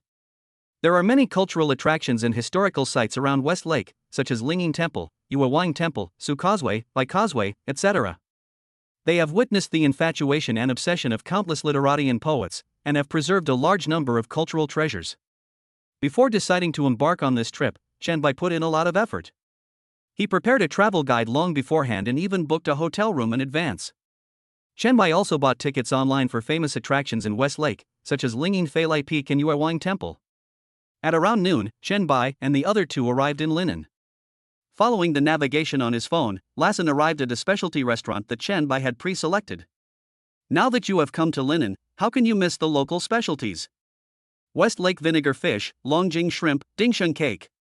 Oh my god. Is this really a fish? It's bright red, tender, and has a sweet and sour aroma. It's also soft and tender. Lassen couldn't wait to pick up a piece of Westlake vinegar fish and put it in his mouth to savor it carefully. He was instantly conquered by the delicious taste and couldn't help but praise it repeatedly. I saw him eating one bite after another, completely immersed in the delicious taste. Seeing Lassen's look, Chen couldn't help but smile and quickly called the waiter and ordered another serving of Westlake vinegar fish. "Larsen, I didn't expect you to love fish so much?" Chen asked curiously. "Oh, no. When I was in Mexico, I wasn't interested in fish at all. Not only were there a lot of bones in the fish, but they also had a terrible smell that made me avoid them. However, when I arrived in China, I was pleasantly surprised to find that the fish here is simply delicious. The dried fish I tried at the snack street before had a spicy and numbing taste that I still remember. And now this Shihu coarse jade is simply the finest in the world. Ha ha ha." Chen let out a hearty laugh. Xia Chunmei ate the food silently. Although she didn't understand what Lassen and Chen were saying, she could get a rough idea from Lassen's expression. "Mom, what do you think? These are all local specialties. This is not bad, but I'm really not used to this fish. It tastes sweet and sour and sweet," Xia Chunmei said, pointing to the Westlake vinegar fish. "Try this, Mom. It's great." Chen picked up a piece of Longjing shrimp and put it in Xia Chunmei's bowl. Xia Chunmei put the shrimp into her mouth and savored it carefully. "Well, this one is pretty good, with a fresh taste and a nice aroma." "Ha, I think so too. It's fresh and tender overall. The shrimp is crystal clear and incredibly tender. The buds and leaves exude a light and elegant fragrance, and the color is elegant and attractive. The shrimp has the fragrance of tea, and the tea has the freshness of shrimp. It's refreshing and appetizing, leaving you with an endless aftertaste." "Where did you learn these words?" "Ha, I saw the introduction online and thought it was very interesting, so I remembered it, ha." Afterwards, Chen and his mother ordered a bowl of rice, while Lassen only ordered a potato. This made Xia Chunmei wonder, don't foreigners eat? Seeing Xia Chunmei's puzzled expression, Chen quickly explained, "Mom, foreign countries are not like our China. They have a wide variety of staple foods, and the choice depends entirely on personal preference." After dinner, several people drove to the picturesque West Lake. Stepping into the interior of West Lake, the few people first came to the famous West Lake.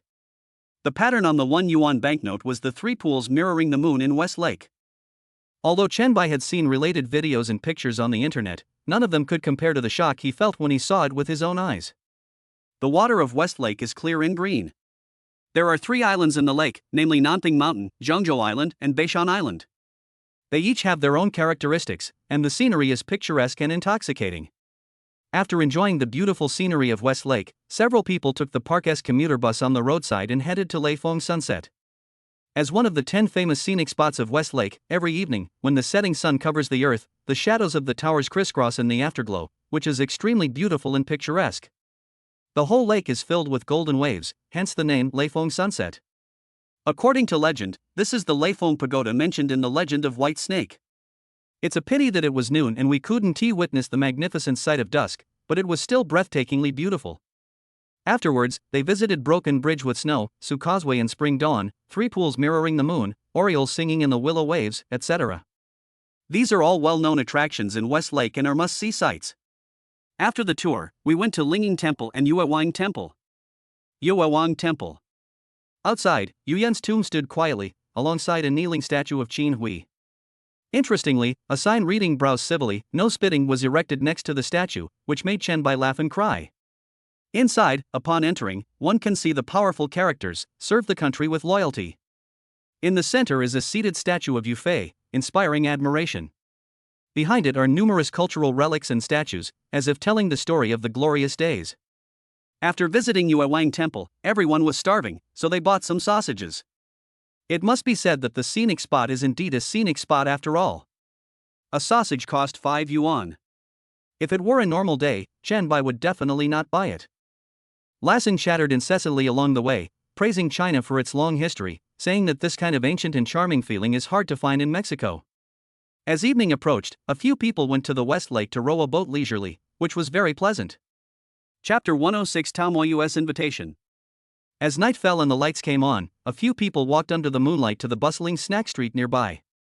This was a feast for Lassen. He was so excited that he couldn't help himself, and his eyes were shining with blue light. Every time he saw a snack, he felt like he had discovered a new world and couldn't wait to buy it. At the moment, Lassen was on a video call with Rezek. Lassen leaned forward to the camera, beaming and saying, "Ha, Rezek, are you still busy?" Rezek's voice came from the other end of the phone. "I just got home and was getting ready for dinner. I ordered braised chicken with rice." Ever since Chanbai ordered braised chicken rice for him last time, the unique aroma and taste have been deeply imprinted in Rezek's heart. After that, he began to learn how to order food on his own and gradually fell in love with this delicacy. Now, he would order a portion every few days to satisfy his craving. "Ha, Rezek, look at me."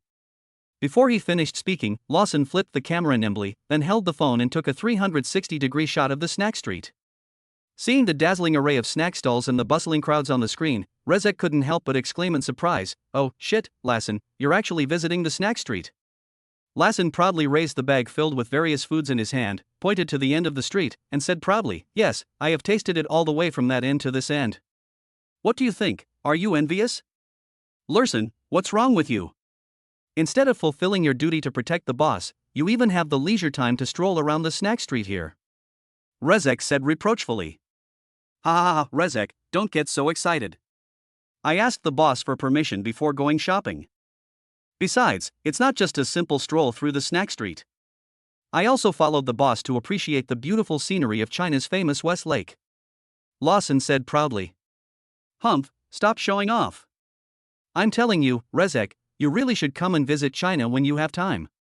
China is an ancient country with a long history and civilization, and the scenery there is simply beautiful beyond words. The West Lake, in particular, has rippling blue waters and is surrounded by rolling hills and lush green trees. It's breathtakingly beautiful. By the way, in addition to West Lake, the boss also said that we will go to Huangshan in 2 days. I heard that it is one of the 10 famous mountains in China and is known as the world's most unique mountain. I can't wait, ha ha ha." Lawson became more and more excited as he spoke, and his laughter resounded through the sky. "What? You are going to Huangshan the day after tomorrow? Lassen, are you coming to China to work or just for tourism? I am busy as hell in Shanghai now, but you are traveling around with your boss. Damn you, Lassen." Rezek complained angrily. "Ha ha ha, Rezek, don't work too hard. Work is important, but you also have to know how to balance work and rest." Lawson continued laughing. Enough, Lawson. If you called me today just to show off these things to me, I'm sorry, I'm going to hang up. I don't have that much free time to listen to your nagging." After saying that, Rezek pretended to hang up the phone. Hey, don't be so anxious, look over here." Shenbai and Xia Chunmei followed closely behind Lyson, watching the excited figure in front of them. Lyson walked briskly, holding his cell phone in one hand and a snack in the other, his body leaning forward slightly. He was still muttering to himself. Seeing this scene, Shenbai and Xia Chunmei couldn't help but smile at each other, feeling both angry and amused. Looking at their hands, each of them was holding a bag full of snacks. There are octopus balls, fried skewers, chicken fillets, etc. Late at night, several people dragged their tired bodies and checked into the hotel that Shenbai had booked in advance. There are 3 rooms, 1 for each person. After entering the room, Shenbai took a cold shower, then turned on his phone and edited the photos he had taken today. He then posted them on the Green Bubble Moments. Not long after, Yi Yunting posted a comment below, "When I went there before, there was no such slogan at the 4 kneeling statues of Qin Hui. When I saw those 4 guys kneeling there, I couldn't help but spit on the ground." Ling Yifei replied to Yi Yunting, "You are really worthy of being like this. You are so fucking uncultured. Don't you know that you should be civilized when traveling?" Junin, actually, I went there last year, and I have to say, Yue Wang Temple is truly full of charm. The solemn and dignified atmosphere inspires respect. Yi Yunting replied to Ling Yifei, You talk like you're so noble. Last time we took the commuter bus together, didn't you throw away the sunflower seed shells just like that? Just like that, Yi Yunting and the other person started arguing back and forth. Less than 10 minutes after the post was published, the comments section was already occupied by Yi Yunting and the other person. Tao Moyu, brother by actually came to Linen? Immediately afterwards, Shenbai's mobile phone rang with a notification sound. It turned out that Tao Moyu had sent him a private message. He, brother Bai, has your poison arrived yet? Looking forward to it? After seeing the message sent by Tao Mayu, Chen Bai showed a bitter smile. He shook his head slightly, his fingers tapping quickly on the phone screen as he replied, "No, I came here specifically to travel with my mother. We'll be leaving in 2 days." Tao Mayu replied immediately, "Oh my, so that's how it is, ha ha ha. Brother Bai, you came all the way to Linen without even telling me in advance. I should probably do my part as a good host. I'm just traveling to relax. I'll come and play with you next time I'm free. Brother Bai, do you have any plans for tomorrow?" I saw a lot of people online saying that Songcheng in Linen is pretty good and has a lot of unique features, so I think I'll go there tomorrow to check it out. He, brother Bai, what a coincidence. My home is not far from Songcheng. Why don't you come over to my house and have a seat? Staring at the invitation message sent by Tao Moyu, Chen Bai fell into deep thought. Isn't it a bit inappropriate to bring 2 people to visit someone's home like this? Seeing that Chen Bai hadn't replied for a long time, Tao Mayu sent another message, "Brother Bai, don't worry, my dad is very hospitable, just come with peace of mind."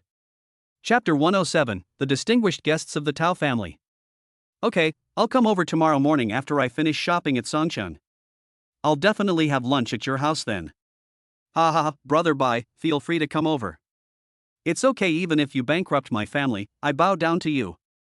Chen Bai, funny, okay, then I really won't be polite. After putting down the phone, Chen Bai felt his eyelids a little heavy. He fell headfirst onto the bed and soon began to snore lightly and evenly. After playing all day, he was really tired. The next morning, at daybreak, several people appeared in the parking lot. With the roar of engines, the vehicles headed towards Songcheng. Chen Bai had already made sufficient preparations and purchased the tickets online in advance.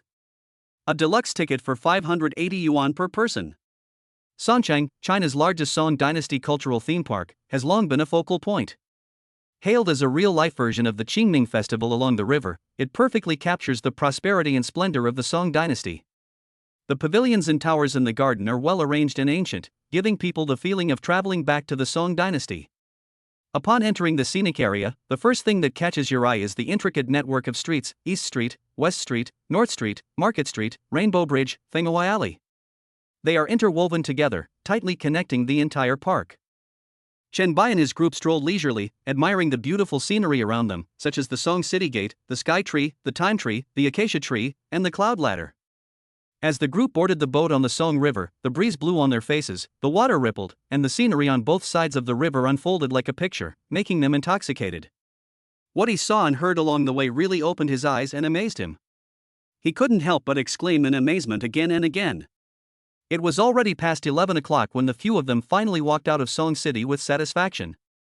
Afterwards, Chen Bai forwarded the address sent by Tao Moyu to Lyson. Lyson then took out his mobile phone, opened the navigation software, and drove the car towards Tao Moyu's home.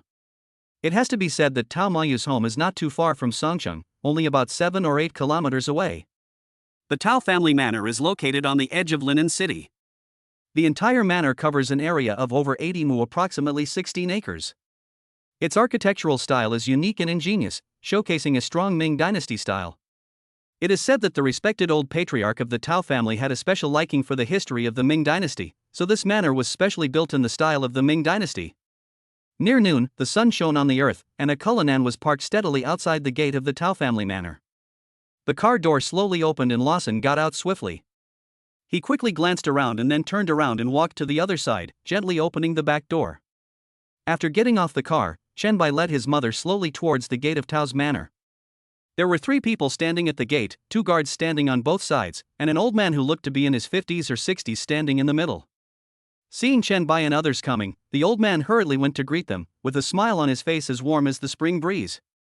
"Excuse me, is this Mr. Chen Baichen?" Chen Bai nodded slightly. "It's me." "Hello, Mr. Chen.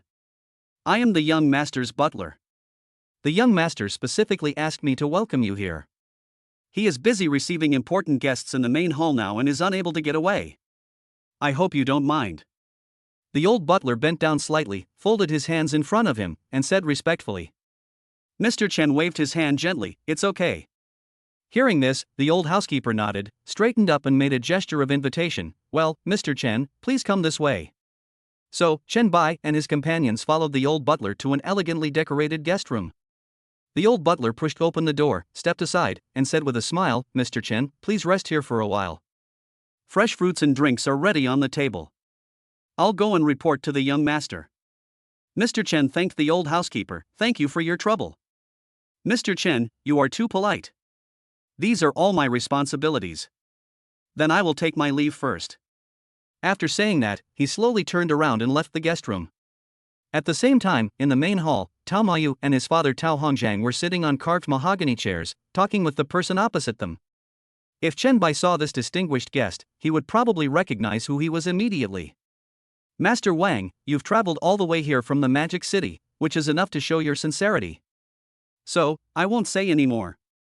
Our Tao family has decided to invest 500 million yuan and is willing to cooperate with your company. What do you think?" However, in response to Tao Hongjiang's impassioned speech, Wang Yi shook his head repeatedly. "Master Tao, you don't know that the jewelry industry is by no means an easy road. Not to mention the huge amount of capital required up front, the subsequent communication and coordination with those foreign wholesale partners, as well as the sales channels, all require a huge amount of manpower and resources." At this point, Wang Yi paused for a moment, then looked at Tao Hongjiang and said, "The most important thing is the brand effect. Master Tao, you've seen me travel thousands of miles from the Magic City to meet you here. I definitely bring my sincerity with me. I hope our two families can be honest with each other and discuss major plans together. Well, I won't hide it anymore, Patriarch Tao. Our group's initial investment in linen is over 1 billion. And you're only planning to contribute 500 million to cooperate with us. Honestly, this isn't very suitable." Wang Yi shook his head helplessly, with a hint of dissatisfaction in his eyes. Tao Hongjiang frowned after hearing this. He sat in his chair, leaning forward slightly, his hands folded across his chest, lost in thought. 500 million is already the bottom line for the Tao family. If they raise the price any further, they will have to raise funds from other places. If it weren't for the sudden and severe suppression of the Yi and Tao family's businesses in Yangchang, with the Tao family's former financial resources, they would have easily been able to come up with billions or even hundreds of millions. However, at this critical moment, the Wang Group had been looking for partners in linen. As one of the largest families in linen, the Tao family was naturally the first to receive this news. In fact, the Tao family has always wanted to get involved in the jewelry industry, but they have been troubled by the lack of suitable opportunities. Now that the Wang Group has come to linen with great fanfare, it is definitely a good opportunity for the Tao family to enter the jewelry industry. However, the key issue still lies in the price. Thinking of this, Tao Hongjiang couldn't help but frown again. At this moment, the old housekeeper walked quietly into the house through the inconspicuous side door behind Tao Hongjiang. He was very careful, trying not to make any noise. He walked step by step to Tao Mayu's side and whispered. Chapter 108, Meeting Wang Yi Again. "Master, Mr. Chen Bai has arrived and is waiting in the guest room." Tao Mayu heard this and a look of surprise blossomed on his face. "Brother Bai is here. I know." Although the voices of the two people talking were as soft as mosquitoes, at this moment of silence, the whole room was so quiet that one could hear the sound of a pin drop, and the whispers of the two people still reached Wang Yi's ears clearly. When Wang Yi heard the name Chen Bai, a ripple of curiosity surged in his heart. He pondered secretly, Chen Bai? Could it be the Chen Bai I know well? Thinking of this, Wang Yi made a quick decision and suddenly opened his mouth and asked Tao Mayu, "Master Tao, I think I heard you mention Mr. Chen Bai just now?" Tao Hongjiang, who was originally immersed in his thoughts, was interrupted in an instant and looked at Wang Yi with a confused expression. Tao Mayu was also shocked. What was going on? So, Tao Mayu asked tentatively, "Master Wang, do you also know Mr. Chen Bai Chen? I did meet a man named Chen Bai in the Magic City, but I wonder if the Mr. Chen that Mr. Tao mentioned is this man?" Upon hearing this, Tao Mayu felt that the Chen Bai that Wang Yi knew was most likely the same person as the Chen Bai he knew. After all, the Chen Bai he knew was also from Shanghai. "As it happens, Mr. Chen has been waiting for you in the guest room for a long time. How about Master Wang come with me?" "No problem, ha ha ha." Wang Yi responded without hesitation. Then, Wang Yi looked at Tao Hongjiang and said, "Master Tao, can we discuss the cooperation later?" Tao Hongjiang was standing nearby and heard their conversation clearly. "No problem, it's nothing important anyway, so let's go together, ha ha ha." Just like that, several people hit it off and stood up and walked towards the guest room, followed closely by the old housekeeper. On the way, Tao Moyu was full of curiosity. He didn't expect that Brother Bai had such a wide network of contacts. Even Wang He had heard of him. His reputation was truly well deserved. Before long, the group arrived at the guest room the old housekeeper had mentioned. Chen Bai was leisurely watching videos in the room, chewing a banana. Xia Chunmei was in a similar state. Only Lassen stood by. Brother Bai. Tao Mayu was the first to shout. Hearing the sound, Chen Bai turned around and then finished the remaining banana in 2 bites. MOU. Sorry to have kept you waiting, Brother Bai. I just arrived. Wang Yi saw Chen Bai and walked out of the crowd like an arrow from a bow, laughing. Ha ha, Mr. Chen, it really is you. Chen Bai looked up and saw that it was Wang Yi. He couldn't help but feel surprised and happy. Master Wang. It's me, ha ha, long time no see, Mr. Chen. Wang Yi stepped forward and stretched out his right hand, wanting to shake hands with Chen Bai. Chen Bai also extended his right hand and shook hands with Wang Yi as usual. It's been about half a month since we last met. Wang Yi said happily, his voice like a warm spring breeze. Ha ha, that's about right. But why is Patriarch Wang here? Wang Yi did not hide it and said directly, I came to Linen to discuss cooperation with the head of the Tao family. I didn't expect that Mr. Chen would be here too. Chen Bai nodded. MOU and I are friends. I happen to be traveling in Linen these days, so I decided to come over and bother you. Mr. Chen and Mr. Tao are friends? Ha ha ha, is that so? Tao Hongjiang stood aside feeling a little embarrassed. It seemed that I was the only one who didn't know Chen Bai, but you all knew him. However, what made Tao Hongjiang most curious was Chen Bai's identity.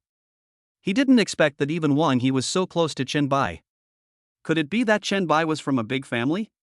At this time, Wang He finished greeting Chen Bai and came to Tao Hongjiang. I didn't expect that, Master Tao, you and Mr. Chen are friends. Why didn't you say so earlier? Regarding the cooperation, no problem. 500 million. Dow Holdings Group only needs to invest 500 million. We will just make less money.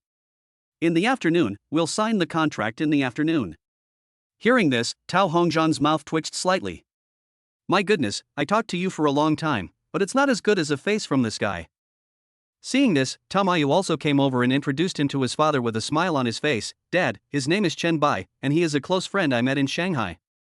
Tao Hongjiang chuckled and extended his right hand towards Chen Bai. Hello, Mr. Chen.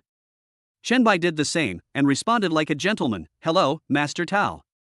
Ha, Mr. Chen, this cooperation with Patriarch Wang is really thanks to your mediation. Chen Bai looked confused and turned his gaze to Wang He.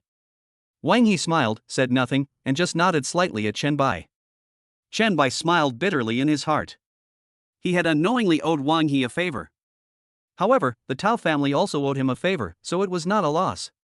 No, Master Tao, MOU and I are close friends. Okay. Tao Hongjiang said okay 3 times in a row, and the smile on his face was as bright as a blooming spring flower. Oh? Who is this? At this time, Tao Hongjiang turned his gaze to Xia Chunmei and asked. Xia Chunmei stood up from her chair. Chen Bai quickly pulled her mother to his side and introduced her. This is my mother, Xia Chunmei. We came to Linen mainly to take her out for a trip. After hearing this, everyone suddenly realized what was going on and greeted Xia Chunmei.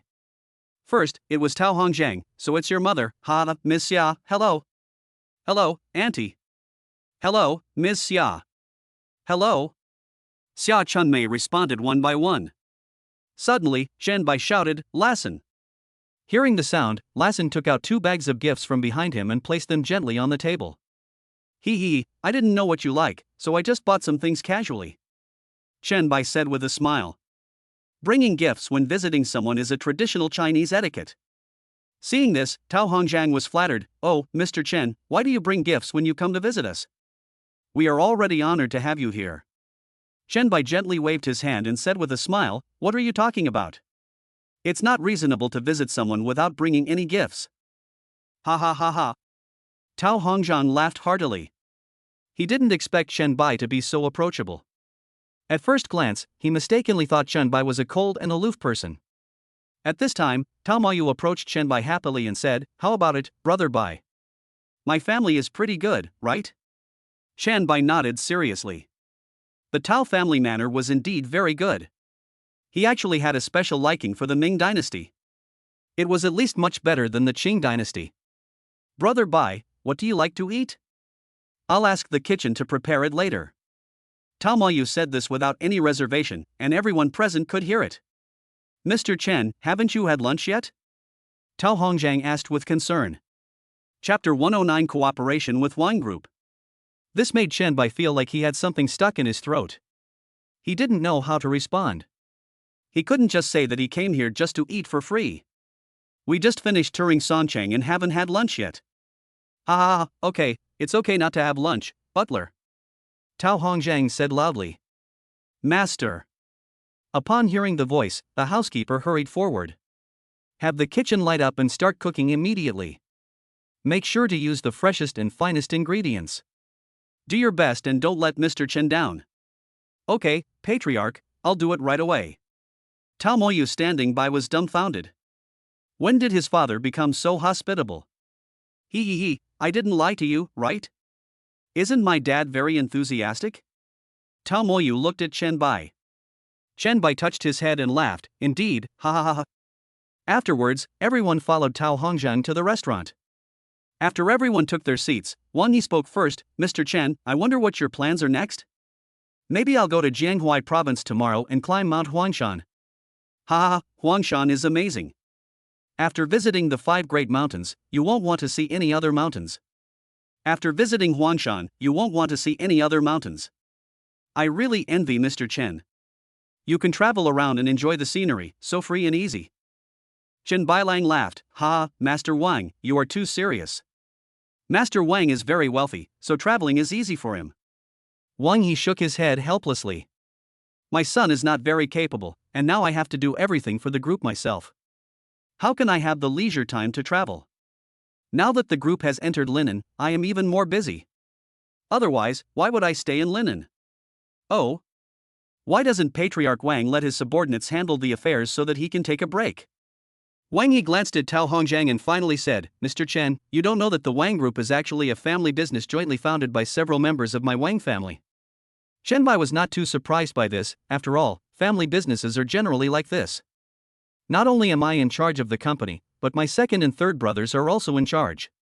If I don't spend more time in the group. Although Wang Yi did not say the following words explicitly, everyone knew that if Wang Yi could not show up in the group frequently, he would most likely be taken advantage of by his brothers and his power would be seized. At this time, Tao Hongjiang said, Master Wang, from what you said, if you can firmly control the cooperation in Linen, then your position in the group will be as solid as a rock, right? Wang Yi looked at Tao Hongjiang and shook his head again. After all, the company's roots are in Shanghai. Even if I develop smoothly in Linen, if I lose influence in Shanghai, I will be squeezed out. Listening to Wang Yi's words, Chen Bai couldn't help but be a little shocked. How could a brother be so cruel? In order to fight for a little power in the group, he actually didn't hesitate to kill his own brother. Master Wang, you have been struggling in the Magic City for so many years. Haven't you cultivated some confidants of your own? Tao Hongjiang said bluntly. Of course there are, but what I mean is that I can't devote my whole energy to Linen. Actually, the original plan within the group was for me to negotiate the cooperation, and then third brother would come and safely take over all matters here. Ha ha ha, we are all friends. Let's put it this way. Forget the 500 million we mentioned before. My Tao family will pay 700 million. Moreover, we will only cooperate with you in the Linen market. No one else will be considered. Tao Hongjiang said confidently. Wang Yi looked embarrassed. In this case, the group will definitely choose other companies to cooperate with, such as the Li family, which is the backup company designated by the group. Bang! Tao Hongjiang suddenly slammed the table in anger. Damn it, let's see who dares. I wonder who in Linen dares to cooperate with the Wang Group. Why aren't you talking? Chen Bai just watched quietly. After all, he didn't know much about the situation in Linen, so it was not appropriate for him to make any comments. Wang Yi looked at Tao Hongjiang silently, like a calm sculpture. Master Tao, please be patient. You don't believe it? Master Tao, I believe it. As long as my Tao family spreads the word, even though we can't completely stop them, they will definitely still be hesitant about cooperating with you. Master Tao, if you act this way, it will easily lead to public outrage from other companies in Linen. Tisk, it's just public outrage. Do they dare to attack my Tao family? Wang Yi smiled bitterly. Master Tao, although that is true, for my sake, you really don't have to do this. Hey, what are you talking about? We are friends. Tao Hongjiang waved his hand and said. Upon hearing this, Wang Yi laughed heartily. Ha ha ha ha. At this time, Tao Maoyu was listening quietly on the side, unable to say a word, and occasionally whispered a few words to Chen Bai. Xia Chunmei did the same, watching silently. Master Wang, I have an idea. Chen Bai suddenly spoke. Here comes the opportunity to repay a favor. Wang He and Tao Hongjiang turned their eyes over. Mr. Chen, do you have any ideas? Wang He asked curiously. Actually, I have some businesses in the Magic City, but I'm not sure if I can cooperate with the Wang Group of Patriarch Wang. Oh? Wang He was shocked. He didn't know that Chen Bai had any property. Previously, Wang He had guessed that Chen Bai might be from a big family, but he never expected that it would be true. Mr. Chen, please go ahead. Master Wang, my business in the Magic City is not in the jewelry industry. No problem, we can establish cooperation. Chen Bai nodded. Have you ever heard of Baimei Group? Chen Bai guessed that they must have never heard of it, but they must have known about well-known companies in the Magic City such as Hanlin Group. Wang He and Tao Hongjiang both looked puzzled. Is it some old and established large group? Wang He asked. Chen Bai shook his head. No, this is a group I just founded a few days ago, a holding group. Was it just created a few days ago? This. You can search it. As soon as he finished speaking, Wang He quickly took out his phone and started searching. There might be many Baimei groups, so Wang He specifically checked the Baimei group registered in Shanghai. Finally, he found the Baimei group, which was 100% owned by Chen Bai. Wang He flipped through it, his eyes fixed on the shares listed above. Hanlin Group. 800 Group. Wang He's eyes were as big as copper bells, and he stood there in a daze.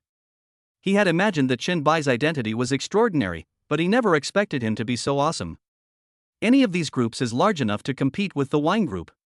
Looking at Wang He's shocked expression, Tao Hongjiang was completely confused.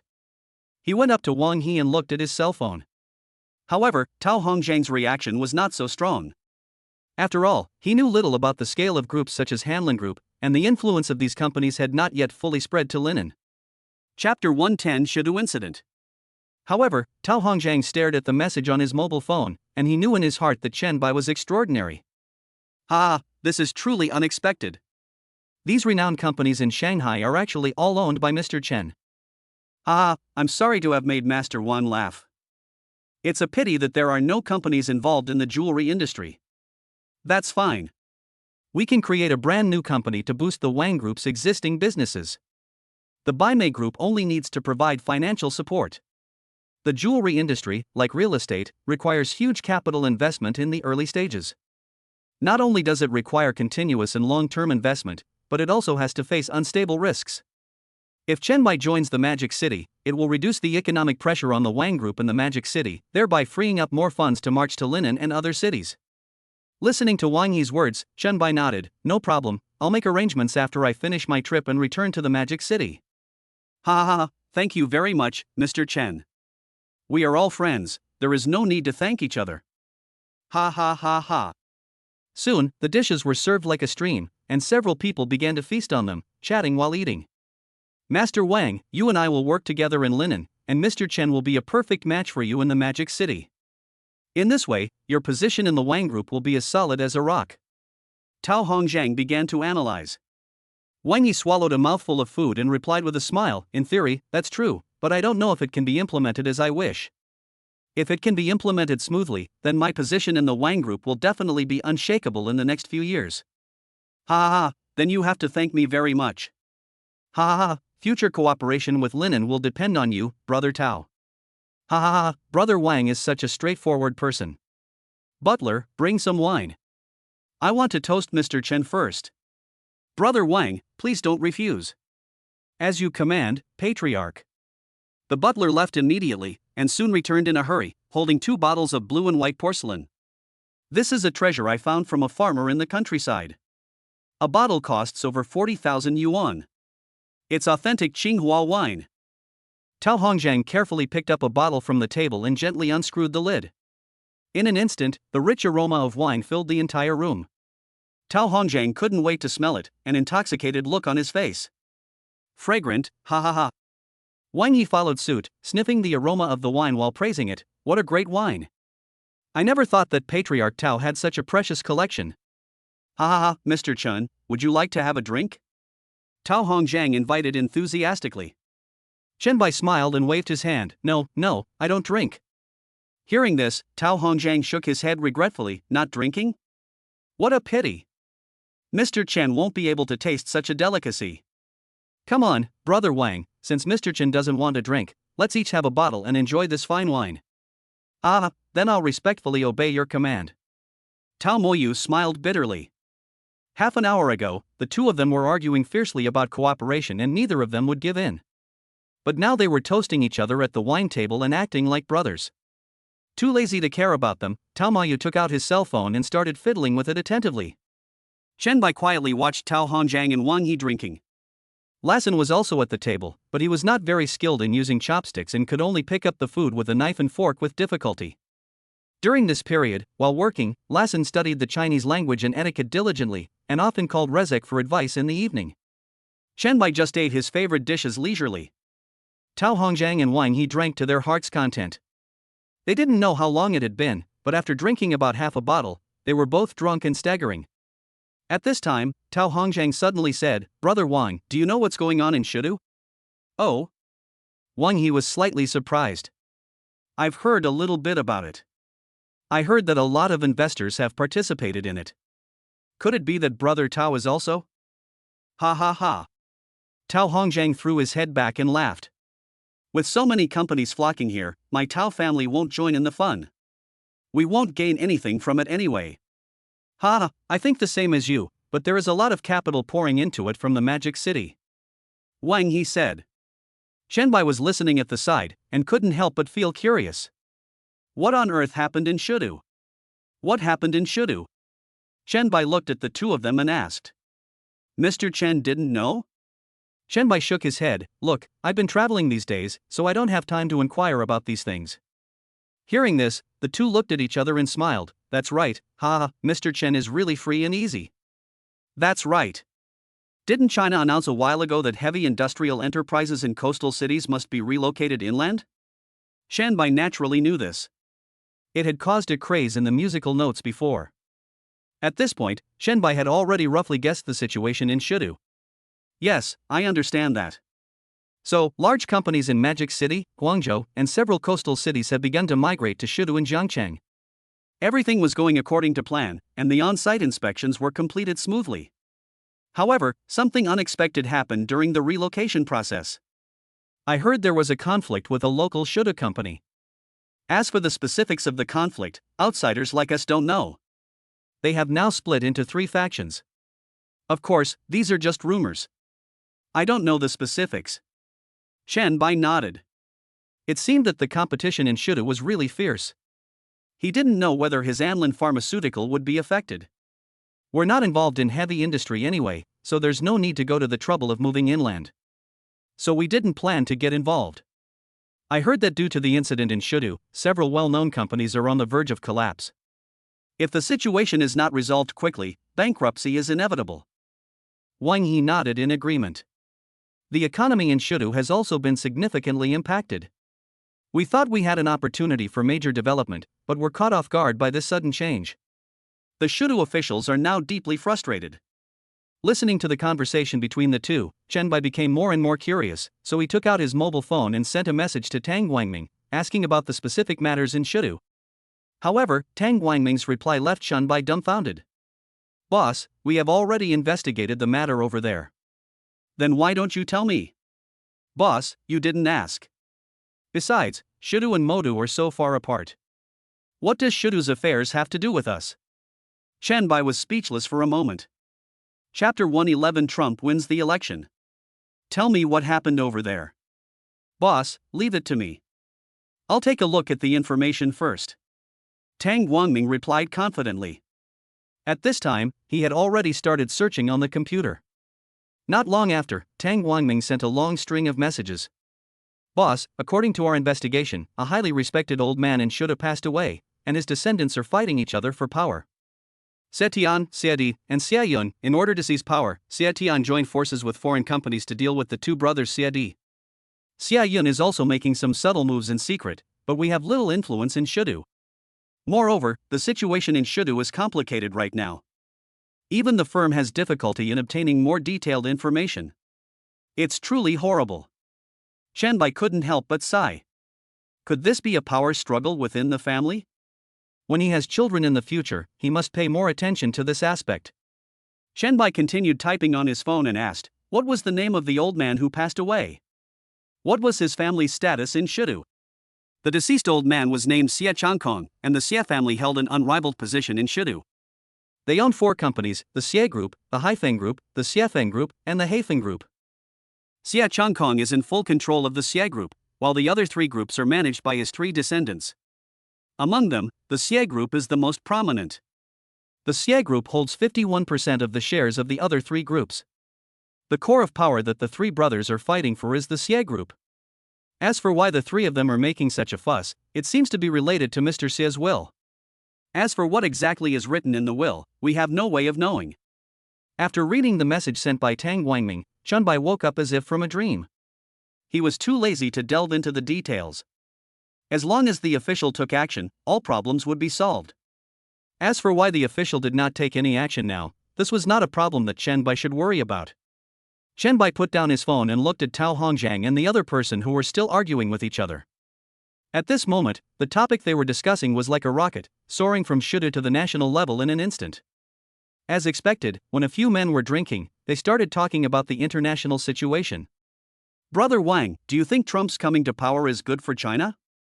No matter which of them comes to power, it will not be good for China. No. Wang Yi shook his head and made a profound comment. Have you ever seen a female president in Mexican history? If Harris came to power, I would find it quite interesting. Such a huge country as Mexico actually fell into the hands of a woman. Who cares who comes to power? It has nothing to do with me. I just run a small business in China. It won't affect me. Anyway, I support Trump. That's right. We're just running a small business, and these international events have nothing to do with us. But Brother Tao, why are you so supportive of Trump? Ha. Tao Hongjiang laughed heartily, his laughter seeming to come from the bottom of his heart, because I bought Tesla stock. If Trump wins the election, Tesla's stock will definitely rise like a rocket. Oh my god, Brother Tao, you are really far-sighted. But judging by the time, I guess the results will be out soon. Listening to the conversation between the two, Chen Bai took out his mobile phone again and checked the real-time voting for the Mexican election. Trump-Harris, 277:226. Trump has already won the election, 277 votes. What? The two were startled and looked at Chen Bai. Then, he quickly took out his cell phone to check the ballot situation. Trump really won the election, 277 votes, there's no suspense anymore, it looks like he's going to make a lot of money this time. Brother Tao, don't forget me when you make money. Don't worry, To be honest, Chen Bai actually likes Trump quite a bit. He feels like an old child, especially Trump's waving dance, which is very magical. Young man, there's a place you can go. I said young man. After dinner, Chen Bai took his mother for a stroll in the Tao family manor. It must be said that this Ming Dynasty manor style gave people a different feeling. What do you think, Mom? Why don't we build a manor like this? Chen Bai said with a smile on his face. Xia Chunmei waved her hands hurriedly. What are you thinking about? With just the 2 of us living in such a big manor, I'm afraid we won't even be bothered to sweep the floor. No need, Mom. We can hire a nanny, just like the Tao family, they have a housekeeper, servants, and nannies. Xia Chunmei shook her head slightly. I can't get used to having outsiders living at home. I still think that our family is fine the way it is. Chen Bai smiled bitterly helplessly. In fact, Chen Bai had always wanted to buy a villa in Qianjin Wandai, a residential complex in the Magic City, since returning to the city. However, villas there were difficult to come by. The cheapest ones cost hundreds of millions, which was prohibitive. More importantly, all the villas in Qianjin Wandai have already been sold out. Buying a house is like finding a needle in a haystack. You have to buy it from others. Many of the owners are from other places and put the houses aside after buying them, or even leave them unoccupied. Let's think of a solution after returning to the Magic City, or see if the system will refresh. Chen Bai thought to himself. After touring the Tao family manor, the group took a short rest and prepared to leave. At this time, in the Tao family manor, only Tao Mayu and Chen Bai were left among the people who had just eaten. Tao Hongjiang and Wang He had already fallen on the bed, snoring loudly. Brother Bai, when you return to the Magic City, remember to tell me, I'll come and play with you, he. No problem MOU, I'll take my leave now. Goodbye, Brother Bai, goodbye, Auntie. Goodbye. In the afternoon, Chen Bai wandered around the streets and alleys of Linen again. At the same time, Hushui Security Headquarters building. In the office area, at this time, there were already more than a dozen people sitting at their workstations working hard, but most of them were still undergoing training in trial positions. These people on the job are all elites in the industry, and were poached by Hushui Group with high salaries. Zhang Yan, a talented woman who graduated from the School of Management of Fudan University in Shanghai, has graduated for 6 years and has been working silently in her professional position for 6 years. She had been working at Haoqian Group and only came to this new world of Hushui 2 days ago. Now, before she was even 30, she had already become the director of operations at Hushui Security Company. Although she was only a director, she shouldered all the responsibilities of the operations department, her authority being no different from that of an operations manager. After all, she is a newcomer and needs to slowly accumulate experience to become a manager. However, there is an 80% chance that Zhang Yan will be promoted to operations manager. It is only a matter of time. Chapter 112, Excited Security Personnel. At this moment, a message on the computer instantly attracted Zhang Yan's attention. This is the ordering platform for the services that Hushui Security Company can provide, which she posted online. Zhang Yan thought that the company was just starting out and no one would place an order, so she put the product up for trial operation. As a result, someone actually placed an order. Zhang Yan's face was full of surprise, as if she had discovered a new world. She couldn't wait to click on it. It showed private security service, and there were 10 private bodyguards. The price of Hushui security is relatively high. Private bodyguards cost 5,666 per person per day, so 10 people cost 56,600, which is much higher than the market price. I didn't expect that someone would place an order. Zhang Yan carefully looked through the customer's notes. It says, bodyguards need to wait at Building 16 of Tianjin Bandai before 6 o'clock tomorrow morning. Thousands of brocades for generations. Looking at the information in the customer's notes, Zhang Yan's heart couldn't stop beating. Tianjin Wandai, everyone living there is a tycoon with a net worth of hundreds of billions. Zhang Yan did not dare to delay for even a moment and quickly picked up the phone and called Guiyue. The call was connected after a while, and Zhang Yan spoke first. Boss Guiyue. Director Zhang, what's going on? Boss Guiyue, we just received an order from a Mr. Rome on our online ordering platform. He's placing an order for private security services and needs 10 private bodyguards, who need to arrive before 6 o'clock tomorrow morning. Guiyue was also stunned when listening to Zhang Yan's report. Has anyone placed an order? No, our company is newly established and doesn't even have a name in Shanghai. And yet, even though our prices are so much higher than our competitors, people are still placing orders. Yes, Mr. Guiyue, I'm also wondering, but someone really placed an order. What should I do now? Should I cancel the order? Guiyue fell into deep thought. After a moment, she said, don't worry, I'll call and ask Rezek. Okay, Mr. Guiyue. Just after I hung up the phone, the ringtone rang again, like a rapid drumbeat. Zhang Yan answered the phone. Hello. Director Zhang, customer service just sent me a message saying it was a call from a client. Upon hearing this, Zhang Yan immediately became serious. Is his surname Rome? What did he say? That's right, Director Zhang. Mr. Rong requires that all bodyguards tomorrow wear suits and ties, and carry walkie-talkies for easy communication. On the other end of the phone, the customer service manager rattled off a long list of customer needs. Zhang Yan didn't think there was anything wrong with it. After all, this was within the scope of Hushui Company's services. I see. After hanging up the phone, Zhang Yan called Guiyue again. At this time, Guiyue was talking to Rezek. No problem, General Guiyue. After all, they are all veterans. As the Chinese say, a lean camel is bigger than a horse. Besides, they have been through several days of training, so they will definitely be able to do the job. After listening to what Rezek said, Guiyue felt much more relieved. Okay, I'll send the client's request to your green bubble later. Okay. After hanging up the phone, Guiyue forwarded the order directly to Rezek. After reading it, Rezek already had an idea in his mind. Guiyue had just sent the order to Rezek when she received a call from Zhang Yan. The same thing happened to Rezek. Not long after, he received another message from Guiyue. In the afternoon, lunch break ends. About 200 people quickly gathered at the training ground. Now, more than 200 security personnel have been recruited, reaching a total of 202. After the assembly, Rezek stepped onto the podium with the microphone in hand. Who? Rezek held the microphone and tested the sound first. After confirming that it was correct, he coughed twice and began to speak. Just now, I received a message from the company headquarters. Do you want to know what it is? In the audience, although many people were full of curiosity, they still stood as straight as poplars without making any noise. I've said before that you're not allowed to carry out missions during your training. However, I've noticed that your performance these past few days has been nothing short of exceptional. So, I took it upon myself to secure this assignment from the company.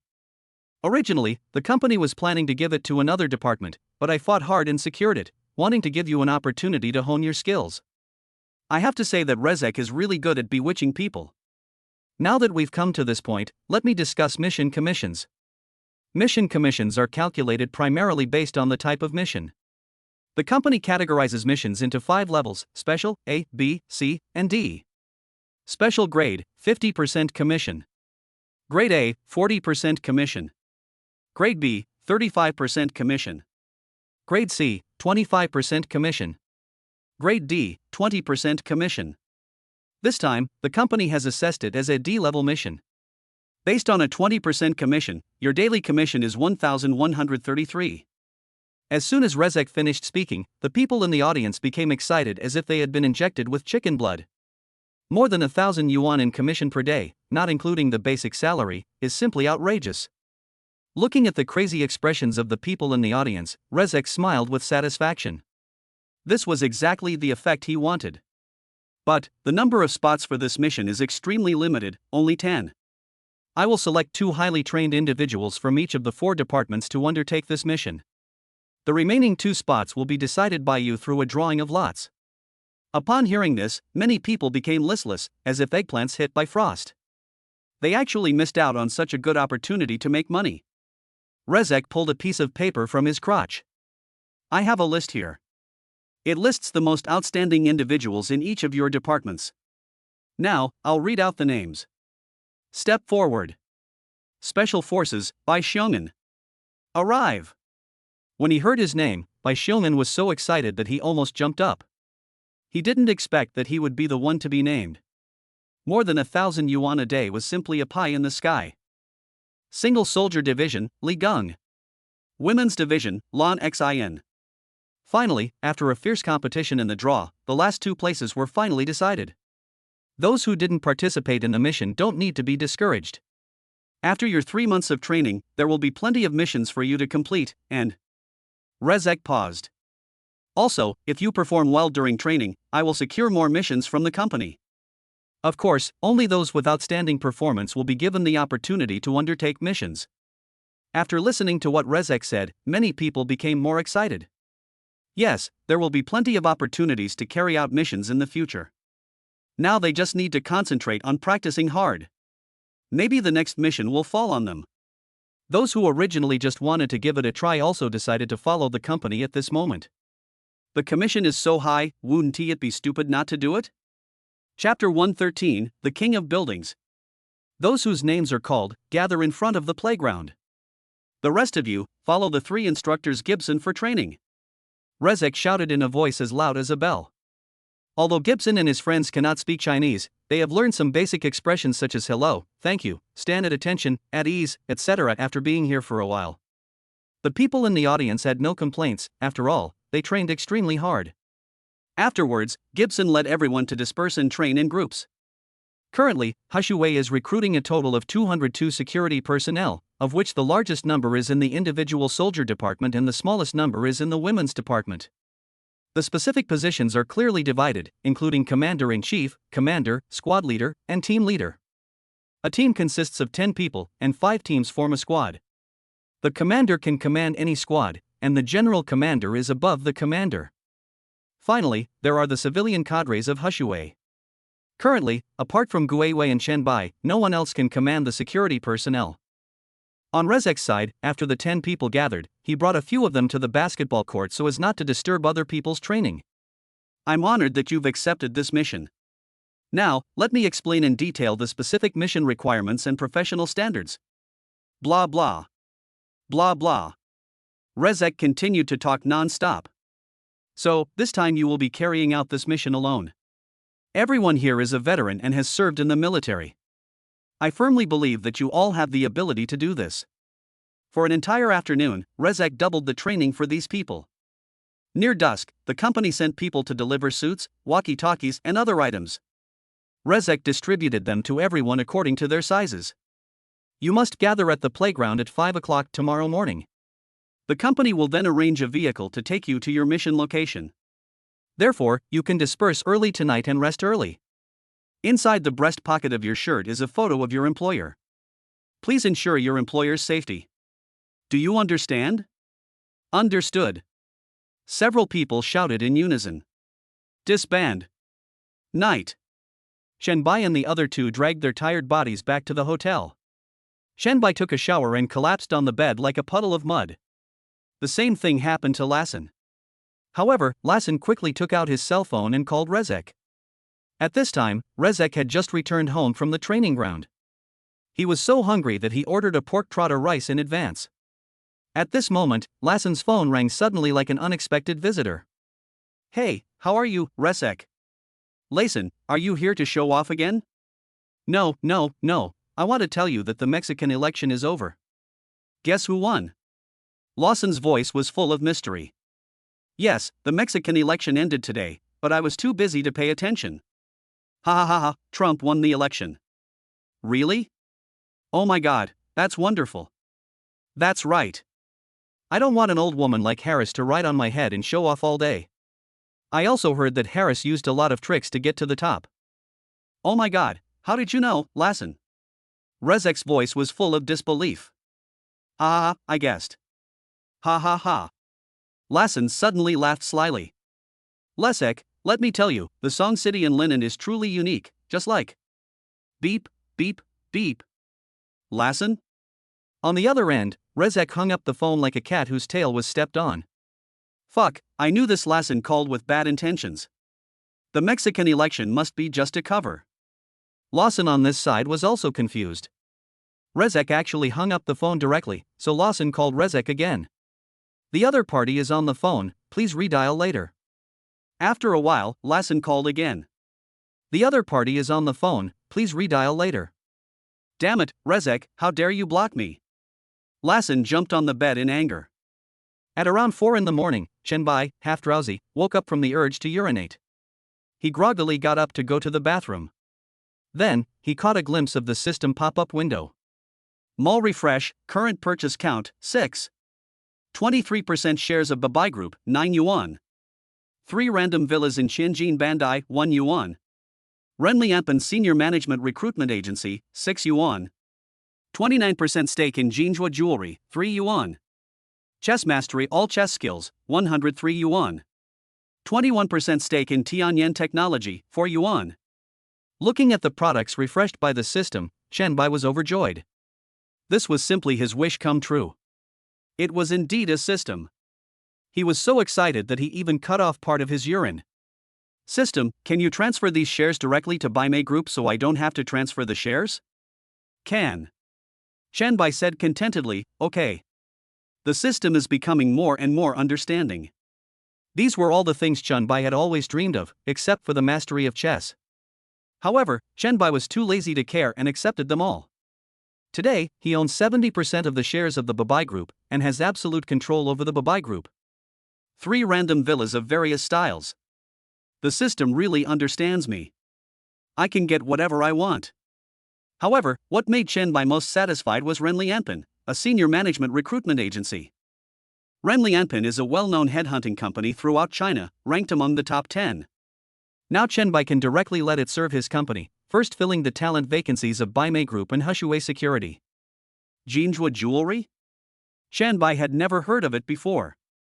He quickly searched for it and found out that it was a jewelry company in linen with a market value of over 60 billion yuan, making it a giant in the linen jewelry industry. There is also Tianyan Technology. Chen Bai now owns 30% of Tianyan Technology's shares. Products delivered. Tianjin Bandai Villa, Building 18, Building 3, Building 21. All shares have been legally and compliantly transferred to Baimei Holding Group. Oh my god. Chen Bai was shocked. Building 18 was the most prestigious building in the world, situated right in the middle of the lake within the complex. The scenery was breathtaking. Buildings 3 and 21 were equally impressive, standing beside the lake. I'll move right away when I get back to Shanghai. Chen Bai thought happily. Tianjin Bandai will carefully decorate the building according to the owner's preferences and provide corresponding furniture, but I don't know whether the decoration style of Building 18 is to my liking. Chapter 114, Heading to Shudu. As for Lanson, he will probably be busy for a while when he wakes up in the morning. Hushui Security Training Base. At this time, Bai Xiong'an had already gotten up and started packing his things. There was another person in the dormitory who was from the same department and dormitory as him, and was lucky enough to be selected to carry out the mission. At this time, the two were cleaning up and whispering to each other. Bai Xiong'an, I don't know how many days this mission will last. It's over 1,000 a day. Bai Xiong'an nodded in agreement like a chick pecking at rice. Bai Xiong'an, who had originally planned to take an advance on his salary and leave after working for a month, had now made up his mind to settle down here for the rest of his life. More than 1,000 a day, and this is just a D-level task. If it is a special level task, the salary will soar like a rocket, and it will be several thousand a day. Adding to the basic salary, it is easy to make a few debuluo a month. After working for a few days, the money for his mother's surgery was almost enough. Bai Xiong'an was so excited all night that he tossed and turned and couldn't sleep. So now he gets up early. I hope it can last a few more days. 10 days or half a month wouldn't be a problem. I don't know what they're supposed to do. 10 people protecting one person? Isn't that a bit exaggerated? When I was in the army, the commander only had one guard. Zhang Liangliang said. How can the army be compared to the outside world? Who in the army would dare to attack the commander? The guards are only there to make things easier for the commander. These wealthy people value their lives more than gold. I guess they would love to hire hundreds of bodyguards to protect them inside and out. Listening to Bai Xiong'an's words, Zhang Liangliang also felt that it made a lot of sense. Which rich man out there would not value his life? If you have money, of course you have to protect yourself so that you can enjoy a few more years of wealth and glory. Alas, it's pitiful for people like us at the bottom of society. We can only work honestly for the rest of our lives. Bai Xiong'an climbed down from the bed and began to change his clothes. He couldn't help but smile when he heard Zhang Liangliang's complaints. Be content. At least now we don't have to worry about food and clothing, and we get such a high salary every month. Look at the past. We didn't have enough to eat or wear warm clothes. After a month of hard work, we might not even have enough to fill our stomachs. Yeah, ha ha ha. The two men finished washing up in a flash, quickly changed into neat suits, tied their ties, and installed the walkie-talkies. The two of them came to the mirror and looked left and right. It fits me pretty well. I feel radiant and handsome, ha ha ha. Bai Xiong'an nodded slightly, indeed, but I think the military uniform makes him look more energetic. It was almost 5 o'clock when the two of them packed up and went out. When they arrived at the playground, Bai Xiong'an saw the other 8 people at a glance, which made Bai Xiong'an and the other 2 people stunned. They thought they had arrived early enough, but they didn't expect that there were people who arrived even earlier. The two of them trotted over, joined the queue, and stood side by side. After a while, 2 security vans that looked like money transport vehicles drove up to the gate. The car's body is mainly blue and green, with the bottom circle being lush green and the upper circle being surrounded by a light blue circle. The 4 eye-catching characters Hushui Security are printed on both sides, with the Hushui Security logo next to them. The car stopped steadily in front of the 10 people. Rezek slowly got out of the car in front, his eyes like torches scanning the crowd, and then strode up to them. Very good, everyone gathered on time. I am very satisfied. Before boarding the train, I want to emphasize one last thing: you must obey your employer's orders and do your utmost to protect their personal safety. Finally, let me say one more thing. During this mission, Bai Xiong'an will temporarily serve as the captain. Do you understand? I understand. Okay, everyone, turn right. Thump thump. Groups of 5, get on board. As soon as the words fell, several people stepped forward in unison. Bai Xiong'an was a little surprised. He didn't expect that he would become the team leader of this mission. Surprised, Bai Xiong'an followed Zhang Liangliang and others into the first car. The innermost part of the car was filled with weapons. Batons, stun batons, riot shields, etc. However, this mission does not require carrying any weapons, just 2 fists will do. The carriage door closed and the security vehicle drove away from the training base. From a distance, the periphery of the training base looks like a huge construction site, filled with various types of construction vehicles and a bunch of densely packed sheds built around it. The entrance of the magnificent Tianjin Bandai community. Since the employer had informed the security guard in advance, after verifying the identity, the security guard did not hinder the vehicle and let it pass. The vehicle drove smoothly to the front of the villa in Building 16. Everyone quickly got out of the car and lined up neatly. Then, the security vehicle left, leaving only 10 people standing quietly like sculptures. In this way, Bai Xiong'an and his 10 companions stood there until after 6 o'clock. The door slowly opened and a middle-aged man slowly walked out. He first examined them with a sharp gaze, then said with a satisfied smile as bright as a spring breeze, "You must be from the Hushui Security Company." As the team leader, Bai Xiong'an took a step forward and saluted Rong Xianjue with a standard military salute. "Yes, boss, I am the team leader, Bai Xiong'an." Rong Xianjue nodded slightly. "Have you had breakfast? Do you want to come in and have something to eat?" "Thank you, boss." "No thanks. It's okay, it's okay. How can you have the energy to work if you're not full? Come in." "Thank you, boss." "Wait. That's an order." "Yes, boss." After Rong Xianjue's repeated insistence, the 10 people finally stepped into Rong Xianjue's villa. When they saw the decoration inside, they couldn't help but be dumbfounded. The luxury was like that of a palace, and it almost blinded several people's titanium dog eyes. As Rong Xianjue finished his breakfast nearing 7 o'clock, he summoned Bai Xiong'an and informed him of the specific details of the mission. It turned out that Rong Xianjue was leaving the Magic City and heading to Shu City. However, the current situation in Shidu is complicated, so Rong Xianjue decided to find some security personnel. When looking for a security company online, he happened to see Hushui Security Company. The price they charged for their bodyguards was so much higher than that of their peers. How could this not attract Rong Xianjue's attention? As for Rong Xianjue, he was a stubborn guy. When he saw the high price asked by Hushui Security Company, he felt that there must be a reason. So he placed the order without saying a word. Even if it was a pile of shit, he had to taste it to see how salty it was. Then, a series of subsequent events occurred. After learning the specific details of the mission, Bai Xiong'an quickly replied, "Understood, boss. Well, I'll arrange a car to pick you up at 8 o'clock. You can take a rest first." "Yes, boss." Chapter 115 Hiking in Huangshan. At around 8 o'clock, a convoy of black commercial vehicles quietly stopped at the entrance of the villa. Under Rong Xianjue's arrangement, Bai Xiong'an and others filed in and boarded the vehicles one after another. Bai Xiong'an had some doubts in his mind before, as to why Rong Xianjue did not choose to take a plane or high-speed rail. Later he learned the reason. It turned out that Rong Xianjue had to go to other places on the way. At this time, Chen Bai had already boarded the high-speed train bound for Jianghuai province. As for the Cullinan, Chen Bai directly called a tow truck and towed it back to the Magic City. Although Lyson does not have a Chinese green card, he can still take the high-speed rail smoothly as long as he provides his passport and ID card. When Lyson boarded the high-speed train, he was astonished. He had never expected China's high-speed rail system to be so well developed. In Mexico, since most people travel by plane, there are generally fewer high-speed rail stations. Near noon, several people settled down in a hotel near Huangshan. After dropping off their luggage at the hotel and enjoying lunch, they took a taxi to Huangshan. Once they entered the gate, they boarded the shuttle bus and headed straight for the mountain climbing site.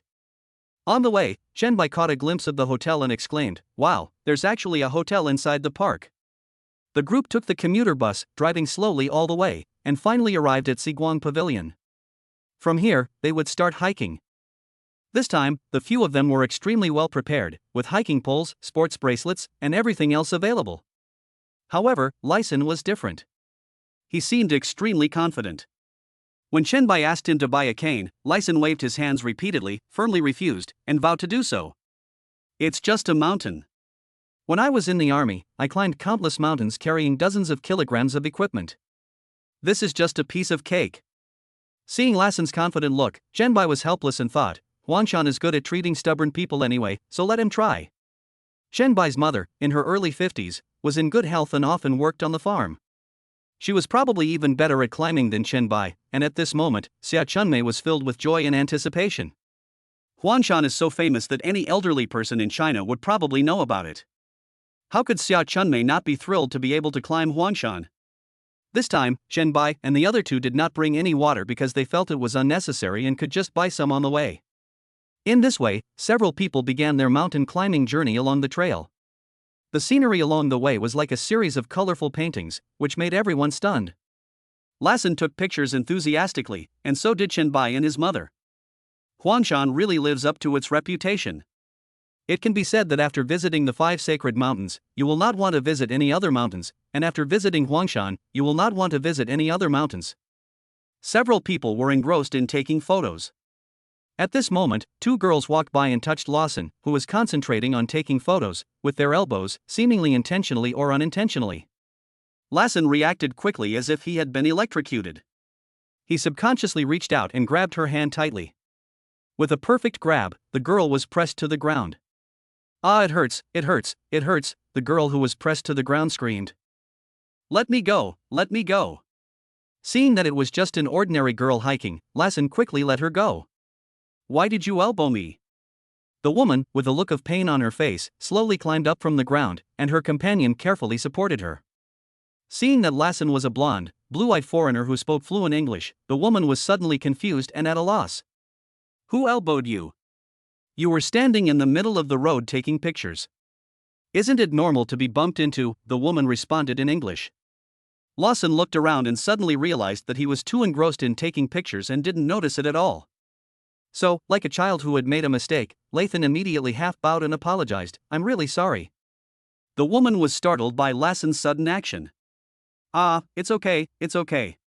The woman was slightly surprised.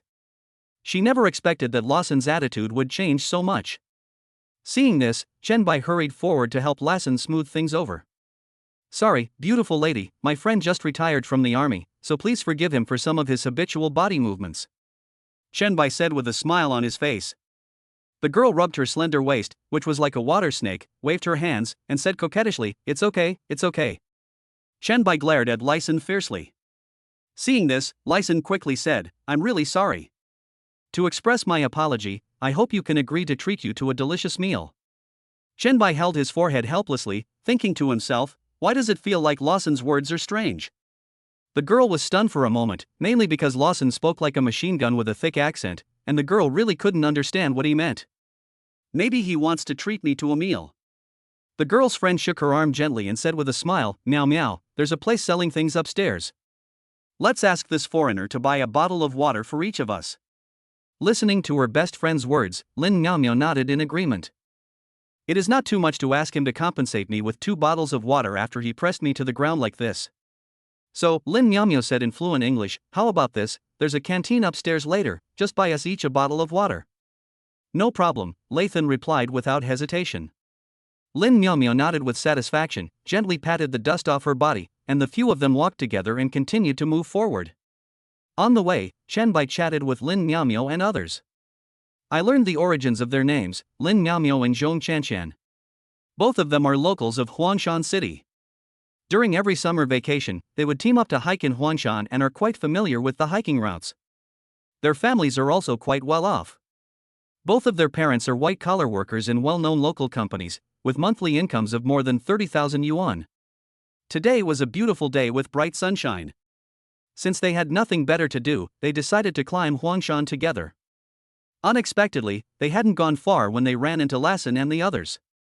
And then, judging from your accent, you are probably not locals, Lin Meow Meow asked softly.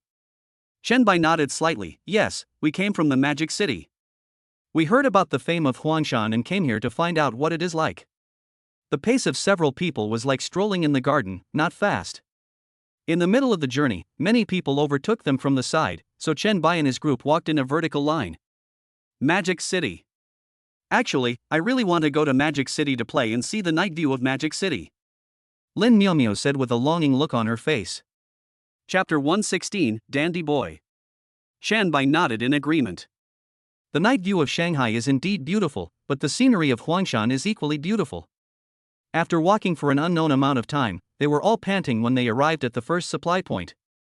Lawson hurriedly bought several bottles of water, first presented them to Chen Bai and Xia Chunmei, then handed them to Lin Miao and the other two, and kept the last bottle for himself. After a short rest, they continued on their journey towards Banshan Temple. There was plenty of chatting and laughing along the way. Shan Bai talked about how he started from Shanghai, first went to Linan, appreciated the beauty of West Lake and the charm of Song Dynasty City, and then arrived at Huangshan. Upon hearing this, Lin Miao and the other person's eyes sparkled. Wow, I envy you so much, traveling among the mountains and rivers. Haha, we've just started out. We were quite busy before, but we've only recently had some free time, so I've been traveling around with my mother. Wow, this is your mother? I thought she was your sister. She's so young. Ha ha ha. Hearing this, Xia Chunmei couldn't help but chuckle. Auntie is almost 50 years old, how can she be young? Auntie is so well maintained. Just like this, a few people were walking and talking and laughing, when suddenly, a male voice came from behind them. Miao Miao. A few people looked back and saw two boys looking at them in surprise from behind. Who you, why are you here? Who you stared at Lin Miao, his face full of disbelief and a hint of anger. I sent you a message yesterday, inviting you to go hiking, but you said you were too busy and didn't have time. Now you're asking me why I'm here. I want to ask you why you're here. Hearing this, Lin Miao tried her best to recall what happened last night. Did Hu Yu send her a message? Why couldn't she remember? So, Lin Miao took out her cell phone and looked through it, and sure enough, it was true. How come I don't have any impression of it at all? Lin Miao suddenly had an idea and quickly said, I am indeed very busy, otherwise why would I be in Huangshan? I'm busy climbing the mountain. Looking at the scene in front of him, Chen Bai couldn't help but feel a little curious. He could feel that the relationship between these two people did not seem harmonious. So, Chen Bai moved to Zhong Chanxian's side, lowered his voice, and asked softly, Zhong Chanxian, is there any connection between Lin Miao and that man? Zhong Chanxian nodded, moved closer to Chen Bai, and spoke in the same soft voice. The man's name is Hu Yu. He's in the same class as us and comes from a well-off family. He fell in love with my daughter Miao Miao at first sight and has been pursuing her relentlessly ever since. Miao Miao naturally had no interest in him and rejected him repeatedly with righteous indignation. However, Hu Yu was like a sticky candy, pestering her endlessly and not giving up for an entire semester. It was really annoying. Shen Bai couldn't help but hold his forehead, thinking to himself that this plot seemed familiar. His skin is thicker than a city wall. That's right. Last night she sent a message inviting Miao Miao to go hiking with her today. Miao Miao was taking a shower at the time, so I declined on her behalf. The corners of Chen Bai's mouth twitched slightly, and he sighed in his heart, this is truly a good friend. Anyway, Miao Miao would definitely refuse him without hesitation if she met him. Because my Miao Miao has never accepted Hu Yu's invitation. Chen Bai, don't be fooled by his sanctimonious appearance. He's actually a very evil person. He's a complete pretender with a thicker skin than the sole of a shoe. Chen Bai showed a bitter smile on his face and secretly glanced at Hu Yu, only to see that he had an ordinary appearance and nothing outstanding. What does his family do? Are they rich? Hearing Chen Bai's question, Zhong Chanxian immediately perked up. Not only is he rich, but I heard his family has a company that is engaged in the jewelry business in Huangshan, and it's even a listed company. There is strength, but not much. The tennis court in our school was built with funds donated by Hu Yu. He was always arrogant and domineering in school, with his nose in the air, wanting to stand shoulder to shoulder with the sun. He's also incredibly fickle. Logically, he'd be quite devoted to my daughter Miao Miao for so long. But he's a complete scumbag, pursuing multiple girls simultaneously. How could I let Miao Miao fall into such danger? Chen Bai was a little surprised when he heard what Zhong Chanxian said. For so long, Chen Bai has never really seen a playboy. Even someone like Yuan you can't be considered a playboy. He just simply likes playing with cars. At this moment, Hu Yu became more and more angry as he spoke. He asked you out and you refused, and today he found out that you were hiking with other men. How could Hu Yu feel good about this? After all, Lin Miaomio was the prey he had been pursuing for half a year, and she was taken away by another man. He must feel bad. Okay, Lin Miaomio, I really misjudged you. I didn't realize that you are a person who says one thing to my face and another behind my back. You didn't want me to date you, and now you are with another man. Isn't it just because you think I am uglier than him? Lin Miaomio was speechless. She looked at Hu Yu as if he were a fool and was stunned for 2 seconds. Hu Yu, can you please explain clearly what I mean by being with another man? There are so many people visiting Huangshan. Are all the men here with me? This is ridiculous. I saw you talking and laughing with that man with my own eyes. What else do you have to explain? Lin Miaomio was too lazy to pay attention to Hu Yu and turned around to leave. Shanqian, Chen Bai, let's go and ignore this lunatic. Seeing Lin Miaomio turn around and prepare to leave, Hu Yu thought that he had hit the mark, so he said sarcastically, "Humph, are you feeling guilty because I hit the mark?" Then, Hu Yu turned his attention to Chen Bai again. He pointed his right index finger at Chen Bai and cursed, "Tell me, who the hell are you? I advise you to stay away from Lin Miaomio." Ouch, ouch, ouch. Before Hu Yu could finish his words, Lawson rushed forward like a cannonball, grabbed his index finger and pulled it upwards, causing Hu Yu to kneel on the ground in pain.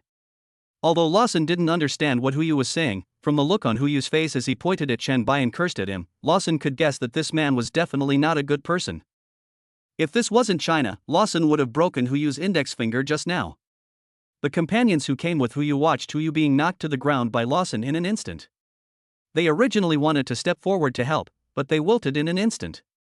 With Lawson's physique, I guess he would be beaten to death if he confronted him. Chen Bai just watched coldly, with no intention of stopping Lawson. Since he dared to scold him, he must make him suffer. Chapter 117. I have been honest, please let me go. Point, do you dare to point again? Lawson shouted at Hu Yu viciously in fluent English. Huang Chang! Huang Chang! Hu Yu knelt on the ground with a painful look on his face, shouting at the top of his lungs. His miserable shouting attracted the attention of many climbers around him. At some point, a burly man in a white t-shirt suddenly appeared beside Hu Yu like a god sent from heaven. Let my young master go. Lawson looked up when he heard the voice. Although he was confused by Huang Chang's words, he became instantly angry when he saw Huang Chang's expression and wanted to beat him up immediately. Who are you? Lawson asked loudly in English. Huang Chang was at least a half-baked intellectual, and he only had a vague understanding of what Lawson said. I'm your fucking grandpa. Before Huang Chang finished speaking, he rushed towards Lawson with his fists raised and aggressively waving like a hungry tiger pouncing on its prey. Seeing this, Lawson sneered with disdain, and threw Hu Yu aside as if he was throwing away an insignificant piece of garbage. Then he stood there with his back straight, looking at Huang Chang with cold eyes. At this moment, Huang Chang's fist came straight towards Lawson's face like a storm. Lawson's eyes were like knives, and his body flashed, and he dodged the punch easily like a ghost. Then he kicked out suddenly, like a cannonball, and kicked Huang Chang hard, kicking him out like a kite with a broken string. Huang Chang fell heavily to the ground, but he quickly got up and looked at Lawson fiercely. Wow, he's a martial artist. Huang Chang thought to himself. Fuck your grandma, China will never allow a foreigner like you to run wild here, watch out. Huang Chang shouted angrily and pounced on Lawson as quickly as a tiger descending from the mountain. However, Lawson dealt with Huang Chang's attacks with ease. He discovered that this man named Huang Chang had no special fighting skills. He only knew some ordinary grappling techniques and relied entirely on brute force. He was probably just a half-baked soldier who had been in the army for a year or two. Lawson dodged Huang Chang's attack like a ghost, and at the same time stretched out his hand and grabbed Huang Chang's arm like a pair of pliers, and threw him out with force. Huang Chang rolled down the stairs like an out-of-control boulder, and finally hit a tree hard before he came to a stop. He grimaced in pain. He stood up with difficulty, cursing in his heart. Fuck, this is not a fight, I'm no match for him. However, seeing his young master still lying there, Huang Chang felt helpless. He could only grit his teeth and continue to rush towards Lawson. This time, Lawson did not dodge, but kicked Huang Chang directly in the stomach, kicking him to the ground like a chicken. Huang Chang held his stomach and was like a weak shrimp with its spine pulled out. He couldn't stand up for a long time. Looking at Huang Chang lying on the ground, Lawson couldn't help but feel proud. He sneered, with your mediocre skills, you still want to argue with me? Huang Chang, who was curled up on the ground, had no idea what Lawson was saying, but he guessed it wasn't anything good. Hu Yu was stunned. Didn't his father say this was a veteran?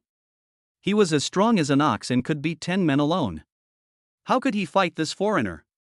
He was knocked down in one blow. Chen Bai also admired Huang Chang to some extent. He was quite loyal, but it was a pity that he followed the wrong master. However, just when Lawson was about to return to Chen Bai, Huang Chang suddenly struggled to his feet from the ground like an indestructible cockroach. He staggered like a candle in the wind, and seemed to want to say something. Lawson never expected that he could still stand up, so he turned around and raised his leg to kick him. But this time Lawson did not use much strength. But Huang Chang was still kicked hard by Lawson. The pain made him bend over and kneel down, holding his stomach. Stop hitting me! Stop hitting me! Huang Chang knelt on the ground and waved his hands hurriedly as if pounding garlic. Lawson just watched coldly. Stop hitting me, I surrender. If you hit me again, I'll die. Although Lawson didn't understand what Huang Chang was saying, he could still clearly see Huang Chang's gesture of surrender. Without saying a word, Lawson turned and walked to Chen Bai, and picked up Hu Yu again like a chicken. Hu Yu couldn't believe his eyes. At this moment, he felt like a mixture of emotions. Brother, why didn't you tell me earlier that you were so capable? It's so unfair of you to do this. Lin Miaomiao and Zhong Chanxian were both so surprised that they couldn't close their mouths, especially Lin Miaomiao.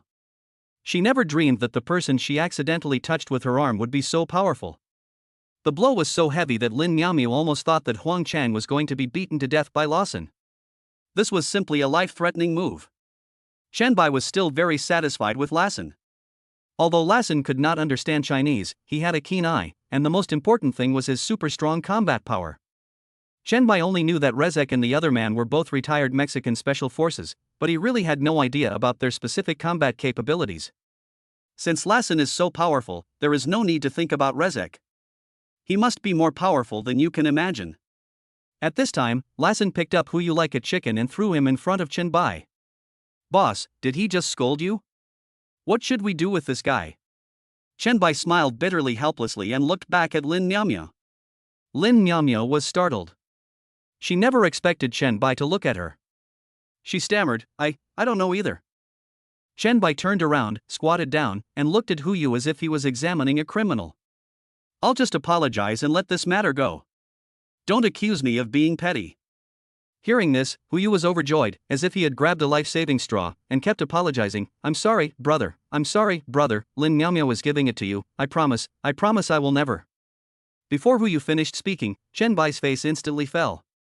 He gave Lawson a look, and Lawson understood what he meant. He raised his right leg and kicked Hu Yu in the butt. Hu Yu covered his buttocks with both hands in pain and spun on the ground like a top. What's going on? Isn't it wrong to apologize? Let me make it clear again, Lin Miaomiao and I are just ordinary friends who just met. It's up to you whether you want to pursue her in the future. Yes. Hu Yu nodded repeatedly like a chicken pecking at rice. Now Hu Yu was really honest and only asked Chen Bai to let him go. Well, hurry up and climb the mountain. Don't delay too long. Okay. Looking at the miserable state these two people are in, they probably can't climb the mountain. Chapter 118, Strangled in the Cradle. Chen Bai ignored Hu Yu and walked to Huang Chang's side. At this time, Huang Chang was holding his stomach and leaning against a tree. When he saw Chen Bai coming, his body suddenly shuddered. What are you going to do? He said tremblingly. How much salary does Hu Yu give you every month? In fact, seeing that Huang Chang was so loyal and brave, and also a very honest person, Chen Bai had some thoughts of recruiting him. After all, asking him wouldn't cost him anything. Huang Chang was startled, then replied, 16,006. Very good. I'll give you 26,600 per month. Would you like to come and work for me? Huang Chang's eyes suddenly lit up. Oh my god, there is such a wonderful thing? That's definitely no problem. Huang Chang immediately put his pain behind him and nodded quickly. It's just that my contract with the Hu family still has more than a week left, so I can only come back in a week. Chen Bai suddenly turned his head, his eyes as sharp as torches, shooting straight at Hu Yu. Hu Yu felt as if a thorn was on his back and his scalp went numb when he was glared at by Chen Bai so fiercely. Then, Hu Yu turned his gaze to Huang Chang and said coldly, You are fired. Huang Chang was confused by Hu Yu's sudden verdict and his face was full of shock. But master, the contract hasn't expired yet. I signed the contract, so if I say it's invalid, it's invalid. I'll have the finance department transfer the balance to your card later. This. Okay, I'll immediately generate an electronic contract on my phone. Huyu said as he struggled to operate on his phone. After much difficulty, he finally produced an electronic contract, and then signed his name on it with trembling hands. This is an electronic contract that has just been generated. It is also legally binding. Just let Huang Chang sign it. Huyu blinked his big watery eyes and looked at Chen Bai pitifully. Chen Bai nodded slightly to show his agreement. Seeing Chen Bai nod, Huyu breathed a sigh of relief.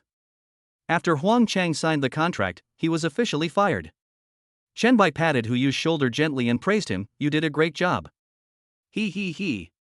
Huyu showed a flattering smile on his face. Come on, let's continue climbing the mountain. It's already taken so long. Huang Chang, just go to the hotel at the foot of the mountain and recuperate. I'll reimburse you for your expenses later. Okay, boss. When we return to Shanghai, we will arrange Huang Chang to work in Hushui Security Company, and then let Rezek train him well. He will definitely become a capable person again. Chen Bai thought happily in his heart, as if he had already seen Huang Chang shining in the future. In a moment, Chen Bai and the others climbed the stairs and gradually walked away. Only the disheveled Huyu and a group of onlookers were left. Huyu slowly stood up and watched Chen Bai leave. He was so angry that his face turned red. Good boy, just wait for me. In Huanshan, no one has ever dared to humiliate me like this. Huyu said, gritting his teeth. Everyone go away, I'm fine. Some people who originally planned to help Huyu call the police suddenly felt a surge of anger in their hearts and frowned when they heard Huyu's words. What a thing, no manners at all. Exactly. I was thinking of calling the police for him, but I didn't expect him to be this kind of idiot. Let's go. Let's go. What kind of people are they? Listening to the gossip of people around him, Huyu's face turned red with anger. He had been working hard in Huangshan for so many years, but he had never suffered such a great humiliation. He clenched his fists and secretly vowed to seek justice from Chen Bai. Get the fuck out of here. In an instant, some people with hot tempers instantly exploded. Boy, what did you just say? Fortunately, someone nearby quickly stopped him. Brother, calm down, he's the son of a wealthy family in Huangshan. If you hit him, you'll be in big trouble. Upon hearing this, the man stopped rolling up his sleeves and his momentum instantly weakened. TSK, you coward. Huyu sneered unscrupulously. When the man heard this, he could only swallow his anger and remain silent. The companions who came with Huyu stood aside trembling with fear, as silent as a mouse. Huang Chang was already walking down the mountain, clutching his stomach. Huyu looked at Huang Chang's back and cursed inwardly, damn, useless piece of shit. Just fire him. Now it's time to find a reliable bodyguard. After saying that, he followed Huang Chang closely and walked down the mountain. Mr. Hu, wait for me, Mr. Hu. Seeing this, his companions shouted hurriedly. On Chen Bai's side, Huyu's interruption did not disrupt the group's interest in climbing the mountain, but Xia Chunmei was secretly shocked that her son's temperament was becoming more and more powerful. Lin Miaomio and the others had not yet recovered from their shock. Chen Bai, can I ask you a question? Lin Miaomio asked timidly. Oh? What's the problem? Just ask. What exactly does your family do in Shanghai? Oh, I opened a few small companies, but I just barely made ends meet. Lin Miaomio and the other girl were speechless. They opened a company in Shanghai and said they were barely making ends meet. Is that even human language? You can barely make ends meet running your company, so we'll have to beg on the streets. Lin Miaomio said with a wry smile. Chen Bai just smiled slightly and didn't answer. After a moment, Lin Miaomio kindly reminded him, Chen Bai, based on my understanding of Huyu, he will definitely not give up and will definitely come to cause trouble for you. I advise you to leave Huanshan City as soon as possible. Listening to Lin Miaomio's words, Chen Bai agreed with them. This stupid Huyu would not give up easily. He would probably run to Chen Bai and bark at him again. Chen Bai felt a splitting headache just thinking about it. No, he had to nip this idea in the bud. Chen Bai looked at Lin Miaomio and said gratefully, you are right. Thank you for your reminder. But don't worry about me. I will leave after I have traveled all over Huangshan. In a moment, Chen Bai quickly took out his cell phone and sent a message to Tang Guangming. I'm currently being harassed by a small local family in Huangshan City. Can Lubai Agency help me find out some information about this place? Tang Guangming quickly replied to Chen Bai. Boss, we don't have much influence in Huangshan, but we do have our base in Luzhou, the provincial capital. If you, boss, want to investigate the Huangshan family, we can only dispatch personnel from Luzhou to investigate, but this may take some time. Looking at the message sent by Tang Guangming, Chen Bai fell into silence as if petrified. Does his company have any influence in Huangshan? Chen Bai thought to himself, it seems that there really isn't one. This is bullshit. So Chen Bai sent another message to Lanson, asking about this matter, and Lanson quickly gave a reply. Boss, currently only the 800 group has franchise stores there, but it might be difficult to compete with the local families. Chapter 119, There is nothing that money can't solve. In fact, our company has many branches in Luzhou, the capital of Jianghuai province. I just don't know if there are any partners in Huangshan. Oh, Chen Bai suddenly had an idea. Didn't Lin Miaomio say that Hu Yu's family was in the jewelry business? And it had just gone public? I just don't know if Wang He has any power here. Afterwards, Chen Bai hurriedly contacted Tang Guangming again. Tang Guangming immediately dispatched troops from Luzhou to Huangshan. Investigate their supply and sales channels by any means necessary. Okay, boss. Well, I'll send you the relevant information about their family right away. After hanging up the phone, Tang Guangming took quick action. He immediately contacted the Luzhou branch of Lubai Detective Agency and ordered them to rush to Huangshan. The journey from Luzhou to Huangshan is more than 200 kilometers. If you rush there at this time, it will only take 2 hours at the fastest and you can arrive before dusk. Chen Bai continued to climb the mountain leisurely. What, you are going to Jiangcheng too? This is simply great. Lin Miaomio looked surprised, as if she had heard the most exciting news. Yeah, I heard Jiangcheng is an 8D magical city, I have to go check it out no matter what. Lin Miaomia covered her mouth and cried, I envy you so much, you are preparing to travel around the country, whoa. Zhong Qianxian also looked at Chen Bai with envy. This was exactly the life she had always dreamed of. First, West Lake and Songcheng, now climbing Huangshan, and next, going to Jiangcheng. Of course, Chen Bai did not reveal the matter of the private helicopter. Study hard, and you will have opportunities in the future. Really? Then when I graduate, I will come to Shanghai to find you. How about working in your company? Lin Miaomia suddenly spoke, her tone full of anticipation. Oh? Chen Bai suddenly became interested. Which school do you study in? If you're from a junior college, don't come here to join in the fun. My company only recruits top students. Lin Miaomio rolled her eyes and said angrily, Am I so bad in your eyes? Who goes to a junior college? I'm studying at Luzhou University. Isn't that considered a top student? Chen Bai was stunned. Luzhou University? So, Hu Yu also studied at Luzhou University? Are you sure? The guy named Hu Yu is also from Luzhou University? Before Lin Miao could reply, Zhong Qianxian couldn't wait to speak up. He must have used connections. His grades are just so-so. What else could he have done besides using the back door? He acts like a millionaire at school. Apart from a few wealthy kids who are higher in social status than him, no one in school dares to mess with him. Lin Miao nodded in agreement. He dares to be so arrogant in the provincial capital of Luzhou? Chen Bai was shocked. Yes, there aren't many people in the school with higher status than him. Those big families in Luzhou, the provincial capital, all send their descendants abroad to study. Either go abroad, or go to places like Beijing or Shanghai. Chen Bai smiled slightly, then changed the subject and asked, So what major are you studying? It must be finance. What? Does that mean graduates from Luzhou University are unqualified to work in your company? Then when you graduate, feel free to come find me in the Magic City. Several people climbed up while chatting and laughing. After 2.5 hours, they passed Yuping Tower and came to Lianyun Pavilion. Going further, they would reach the 100-step cloud ladder. At this time, Lassen already had a headache. He had been climbing for 3 hours, but even the top of Huangshan was still out of reach. It really deserved to be one of the 10 famous mountains in China. Along the way, Lassen took countless photos. Xia Chunmei was not to be outdone and took many photos. What she usually saw on her mobile phone and on TV was far less shocking than what she saw with her own eyes now. The pines, rocks and clouds are picturesque, stretching endlessly and dazzling. Although everyone was exhausted and panting, with sweat on their foreheads, everyone was enjoying it and fully enjoying the fun of climbing the mountain. Shenbai looked at his mother's satisfied smile, and his heart was filled with joy. This was just the beginning, and his mother would surely enjoy endless happiness in the future. In a hotel in Huangshan City, a man rushed to the toilet in a hurry.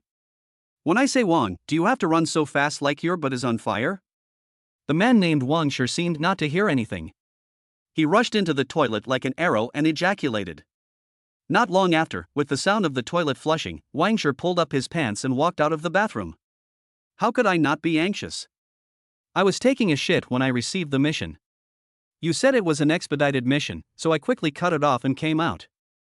As a result, it took more than 2 hours. I was holding it in the car for 2 hours. Do you know how I managed to get through those 2 hours? Do you know? Listening to Wang Shi's words, Shen Danglin, who was lying on the chair, held his forehead inside. Who told you to break it yourself?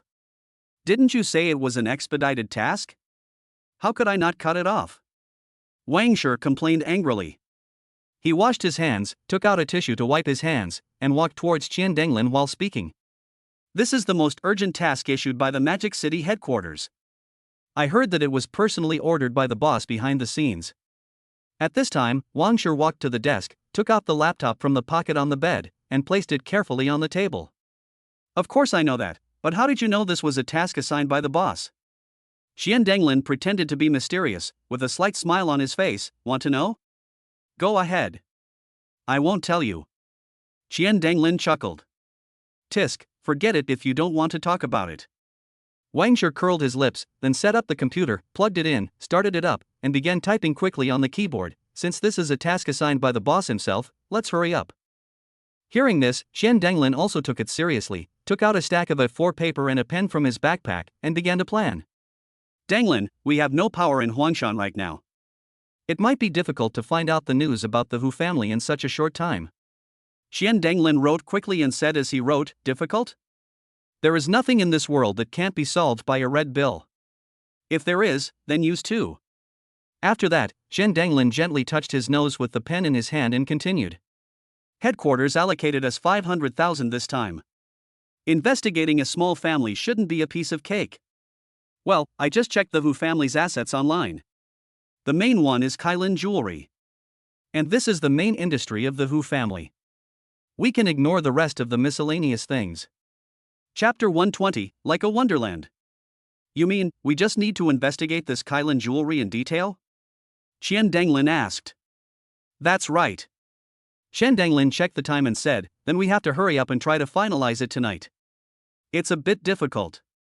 All we can do now is go to the Kailin Jewelry office building first.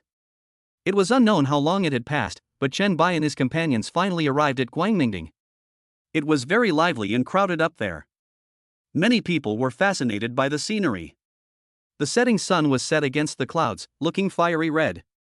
The fiery red clouds lingered in the mountains like a veil, and the layers of clouds were like orange waves, rolling among the mountains like a vast ocean.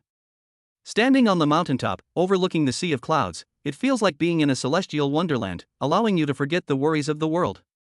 The faint sunlight shines through the fiery red clouds, sprinkling on the mountains like tiny specks of gold, a breathtaking beauty. It is true that seeing is believing. When you are actually there, the feeling is like an epiphany that cannot be expressed in words. There were crowds of people all around, some were talking on the phone, some were taking videos, and some were even lying down and enjoying the clouds. Stretch out your hand and you can seem to touch the clouds. The mountains in the distance are looming and undulating, and you can see a few sparse welcoming pines. It has a graceful posture and strong branches, just like a hospitable host extending his arms to warmly welcome every guest. Shen Bai and his companions were so immersed in the scenery that they couldn't extricate themselves.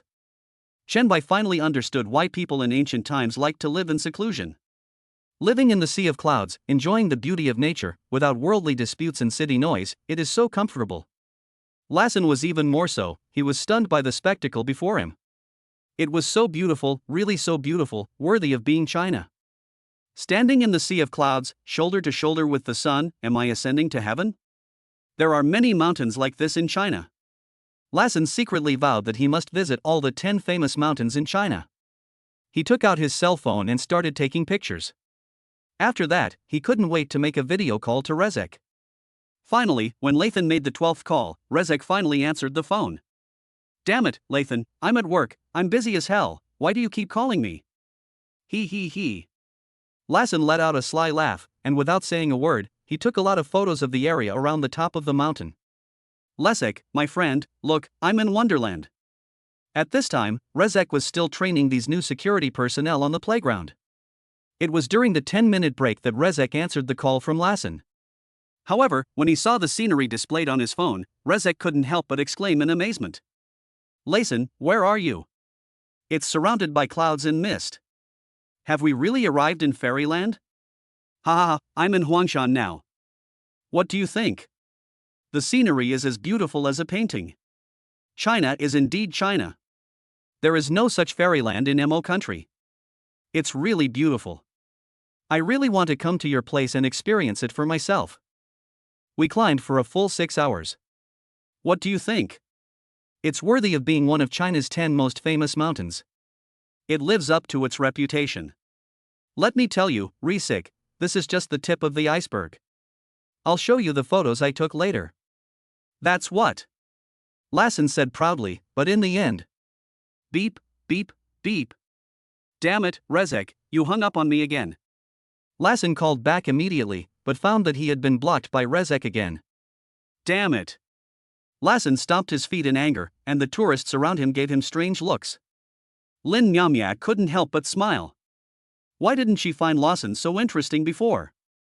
As night fell, several people took the cable car and started their journey back home. Although they had only seen a small part of Huangshan, they were satisfied. They were exhausted after 6 hours of climbing. As the sky gradually darkened, it was time to go home. Perhaps tired from the climb, after parting with Lin Miao, Chenbai returned to the hotel and fell asleep. Only Lathan still had some energy left and called Rezek, but the result was still calling. The next day, when the sun was already high in the sky, Chenbai slowly got up from the bed. His cell phone was already full of messages from Tang Guangming. Chenbai looked at the time. Wow, it was already past 10 o'clock. He rubbed his sleepy eyes and began to examine the messages sent by Tang Guangming one by one. These messages were all about Kylin jewelry. Chenbai looked at it for a long time before he finished reading all the information. It turns out that most of Kylin jewelry's supply channels come from second-hand dealers, and only a small part is purchased from the source. The company's business scope mainly covers jewelry design, jewelry wholesale and jewelry retail. The bulk of Kylin jewelry's income comes from jewelry wholesale, and it does business as a third-hand distributor. Although the profit is slim, the advantage is the huge sales volume. As for retail and design, they can only be considered a small part. Chenbai continued to flip through the pages, and finally, he saw a file sent by Tang Guangming. Chenbai tapped the screen and entered it. It presents the current market situation in Huangshan, as well as family companies that have grievances with the Hu family, etc., and it takes up several pages to list all of them. Chenbai nodded with satisfaction, and couldn't help but sigh in his heart. He didn't expect that he could find out so much information in just one night. It must be said that Lu Bai Detective Agency is really capable. However, Chenbai did not know that just for this little bit of information, Shen Danglin and the others spent nearly 300,000 yuan, and spent an entire night to collect this information, and finally integrated it before sending it to Tang Guangming. Looking at the contents of the document, Chenbai thought to himself that if Hu Yu dared to come to him and cause trouble again, he would never show mercy. After all, Hu Yu had already suffered a loss in yesterday's incident, and Lord Chenbai was magnanimous and did not bother with him anymore. But if Hu Yu did not repent and dared to come again, he would have to make him understand why the flowers were so red. Chenbai took a deep breath, got up, washed up simply, and prepared to go downstairs to have breakfast. After going downstairs, Chenbai saw his mother sitting leisurely on the sofa in the hall, playing with her mobile phone, with a half-eaten banana in her hand. Lathan stood straight at attention next to Xiao Chunmei. Chenbai walked towards the two of them with brisk steps. When Lathan saw Chenbai coming, he immediately saluted with a standard salute, "Boss." Chenbai nodded slightly, then walked to his mother's side. "Have you all had breakfast?" Xiao Chunmei rolled her eyes at Chenbai in annoyance. "Don't you see what time it is now? Do you think everyone is like you?" He. Chenbai smiled embarrassedly. Chapter 121. Are you good at fighting? Afterwards, Chenbai went to have breakfast. At about 10:30, Chenbai finished his breakfast and returned to the hall with brisk steps. He sat down next to his mother and asked, "Mom, when are we leaving for Jiangcheng?" "Whatever." "Okay, I'll buy a ticket for tomorrow then." You know, if you buy tickets the day before, seats like first class and second class seats are basically sold out, but Chen Bai bought a business class ticket, so there are still tickets available. Just after buying the ticket, Chen Bai received another message from Tang Guangming on his mobile phone. "Boss, according to the branch team's investigation, Hu Yu just left home with a group of people, including 8 strong men." There were 2 photos attached below. In the photos, Hu Yu looked like a shriveled old man, standing among 7 tall and strong men. There was also a white-haired old man next to him. Looking at the message sent by Tang Guangming, Chen Bai knew that this group of people were most likely coming for him. Alas! Chen Bai shook his head helplessly. Since Hu Yu was going to die, he would just have some fun with him. Immediately afterwards, Chen Bai sent another message to Tang Guangming. On a road somewhere in a city, 2 black MPVs were speeding on the road. Hu Yu and an old man with wrinkles on his face were sitting in the car in front. "Master, are you sure you've thoroughly investigated that man's identity? Wouldn't it be inappropriate to offend him so rashly?" The person who spoke was the old butler specially invited by Hu Yu's father so that he could follow Hu Yu and take control of the situation at critical moments. An old fox like this who has been struggling in Huangshan for decades knows who to provoke and who not to provoke. I have to say that Hu Yu's father was really foresight, otherwise it would have been impossible for Kailan to be so successful in Huangshan. Inside the car, Hu Yu looked impatient and turned to look at the old butler. "Uncle Wu, just don't worry. He's just a tourist from out of town. He's a nobody in Huangshan. Not worth mentioning." "Master, do you know his name?" "Why would I know his name? He's not my father. Just don't worry. I just need to know where he is." You don't even know his name, but you rashly go looking for trouble with him. Isn't that asking for trouble? If he is the scion of a big family in Luzhou, the provincial capital, wouldn't you be in trouble? Forget it. I'm here anyway, so I'll just act according to circumstances. The few people were completely unaware that behind them, there was a car 3 or 4 cars away, and inside it were Chen Denglin and the other man. Chen Denglin was driving the car, while Wang Shi was holding a mobile phone, watching and reporting the news to Tang Guangming. Soon, Hu Yu and his gang arrived at the hotel where Chen Bai was staying. To Hu Yu's surprise, Chen Bai was actually sitting leisurely in the flower bed outside the hotel, seemingly still watching a video. Next to him stood Lassen, standing straight and erect. "Hey, good fellow, you actually came out on your own. I didn't have to go in to look for you. You have some self-awareness at least." Hu Yu looked around and saw that there were still quite a few people. He couldn't help but feel secretly happy. This was simply God helping him. He wanted to humiliate Chen Bai severely in front of so many people. In Hu Yu's eyes, Chen Bai was simply going outside to get some fresh air and relax. However, the old butler's eyes were filled with doubt. Looking at his young master's vicious gaze, the old butler could roughly guess the purpose of this action. "Master, is that the man you were talking about?" "That's right." The old butler frowned, thinking to himself, why is this person outside? Could it be that he knew that he and others were coming to cause trouble, so he was waiting here in advance? Or is it that he controls our every move? The old butler shook his head, thinking that the possibility was very small. Perhaps he just happened to come out for some fresh air. The car stopped and a large group of people got out one after another like a tide. Hu Yu walked to the front of the crowd and pointed at Chen Bai with his left hand, stabbing Chen Bai. "Because my right hand is still wrapped in gauze, I can only use my left hand. Little beast, do you still remember me?" Chen Bai narrowed his eyes slightly, looked at Hu Yu, and said jokingly, "Oh, it seems that you don't remember, and you dare to point at me. What, you don't want this left hand anymore? Pointing at you, today I will not only point at you, I will also beat you to a pulp." Hu Yu's eyes were wide open with anger. When he thought of the scene yesterday, Hu Yu felt like he was going to spit fire. Chen Bai raised the corners of his mouth slightly, revealing a disdainful smile. "Really? I'm so scared." Hu Yu was so angry that he was shaking all over. Just as he was about to take action, he was stopped by the old butler beside him. "Master, please be patient. This person is not simple. We should not act rashly." If a normal person saw this kind of scene, he would definitely not have the calm and composed expression that Chen Bai had. If something was out of the ordinary, there must be something wrong. But Hu Yu disagreed. He thought that Chen Bai was only good at talking and had no real ability. As long as he could get rid of Lawson, it would be enough. What are you afraid of? There are so many of us. Are we afraid that we can't defeat him alone? Master, forgive him when you can. We can meet again in the future. Since he dared to insult you yesterday, why don't you just give him a taste of his own medicine today? The old housekeeper tried to persuade Chenbai earnestly, staring at him, but he always had an ominous premonition in his heart, which was difficult to express in words. Huyu glanced at the old butler and said, "Well, I'll do it for your sake." At this time, Huyu's tongue and throat began to secretly accumulate strength. He took 2 steps forward, suddenly made a poo sound, and spat out a mouthful of thick phlegm. How about this, for the sake of my housekeeper, if you can just lick this spit clean, yesterday's incident can be written off. Chenbai and the old butler were both dumbfounded.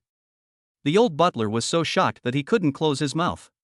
He cursed in his heart, "I asked you to leave a way out, and you just left it like that? What the hell is this called leaving a way out?"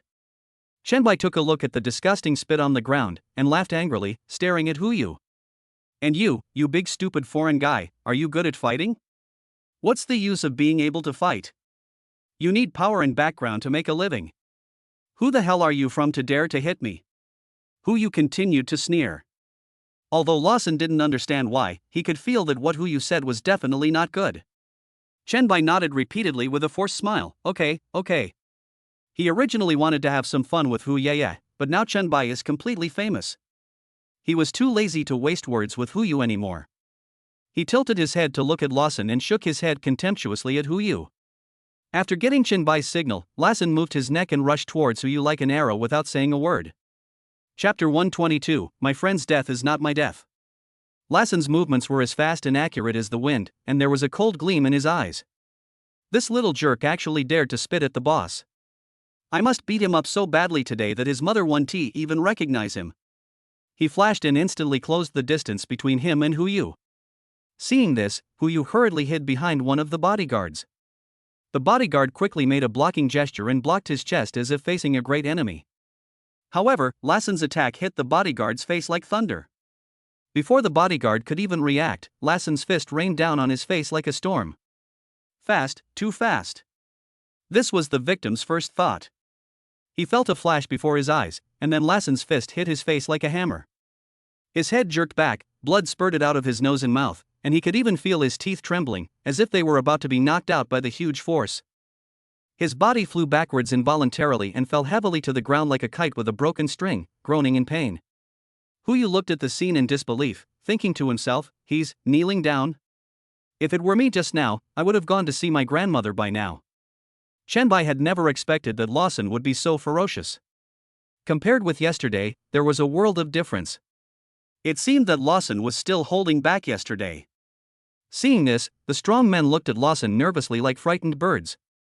The old butler swallowed hard, feeling something was wrong. "Master, What are you still standing there for? Come on. I don't believe he can fight 7 people alone." Before the old butler finished speaking, Huyu shouted like thunder. Although these strong men were afraid of Lawson, they could not disobey Huyu's orders. They could only roar and rush towards Lawson like hungry tigers. Lawson stood firmly in place, facing the siege of 7 strong men, his expression as calm as the surface of a lake. He squatted slightly and looked at the men rushing towards him. The burly man in front rushed forward, fist swung. Lawson nimbly dodged to the side. Just as the man's fist missed, Lawson unleashed a hook that pierced the man's ribs like a cannonball. Ah! Then, several more strong men came over, and one of them tried to hug Lawson. Lawson quickly squatted down, stretched out his hands, grabbed the strong man's arms, and twisted them hard. With a click, the strong man's arm was twisted into an unnatural angle. Amidst Huyu's shocked expression again and again, the 7 bodyguards he brought with him had all become obedient and collapsed to the ground. Chenbai looked around. Those who had come to join in the fun because of the commotion were gathering like a tide. He shouted loudly, "Everyone, disperse! We are just exchanging martial arts. Is this really a martial arts competition? What a mess that guy's hands are in. Isn't that person Huyu? You just realized it. It makes me laugh to death. You brought so many bodyguards here, but you can't beat one person. TSK, who told him to be so arrogant and domineering usually? I guess he hit a wall this time. That looks like Huyu, right? What's going on? Why are all his bodyguards asleep? Are they in such good health that they fall asleep right away? Listening to the discussions around him, Chenbai was really at a loss whether to laugh or cry. He was originally worried that these people would help Hu call the police, and he would be in trouble when the police came. As a result, these people all wanted to see Hu suffer a setback. It seemed that they still underestimated Hu's influence in Huangshan. Chenbai withdrew his gaze and looked at Hu. Ha! Why is Hu the only one left? Where is the old man? Hu's originally nervous expression immediately turned into a puzzled look when he saw Chenbai's expression change from disdain to confusion. He followed Chenbai's gaze and looked around. Where is Uncle Wo? Weren't you here just now? How come the person disappeared in the blink of an eye? Immediately afterwards, Hu's phone suddenly rang.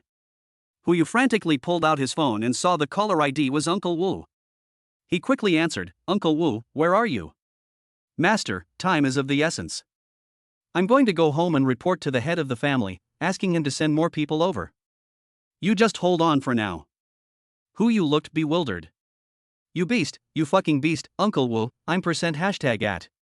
Chenbai couldn't help laughing as he looked at Hu was bombarding his phone with messages. Just now his attention was completely attracted by Lawson, and he never expected that the old man would slip away so easily. At this time, Lawson walked in front of Hu like a ghost with a nuclear kindness look on his face.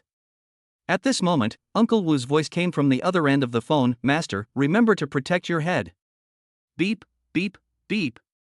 After the call was hung up, Hu turned his head stiffly as if he was stared at by something terrifying, and his gaze met Lawson's. You, what are you doing? I'm a member of the Hu family. How dare you hit me? Lawson didn't care who Hu was. He picked him up like a chicken, brought him to Chenbai's side, and then threw him on the ground. Chenbai leaned over, looked at Hu, and reached out to gently pat Hu's face. Weren't you really crazy just now? Every time Chenbai said a word, he slapped Hu's face hard, with increasing force. In the end, Hu's face became red and swollen. Come on, try pointing at me again, and be more arrogant. I still like your unruly look. Hu groaned inwardly and shook his head quickly. He secretly swore in his heart, don't let me go, or I will kill you next time.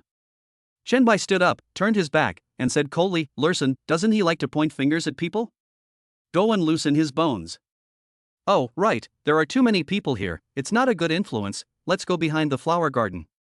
Although Hu's English was limited, he heard Chenbai's last few words, loosen your bones, clearly.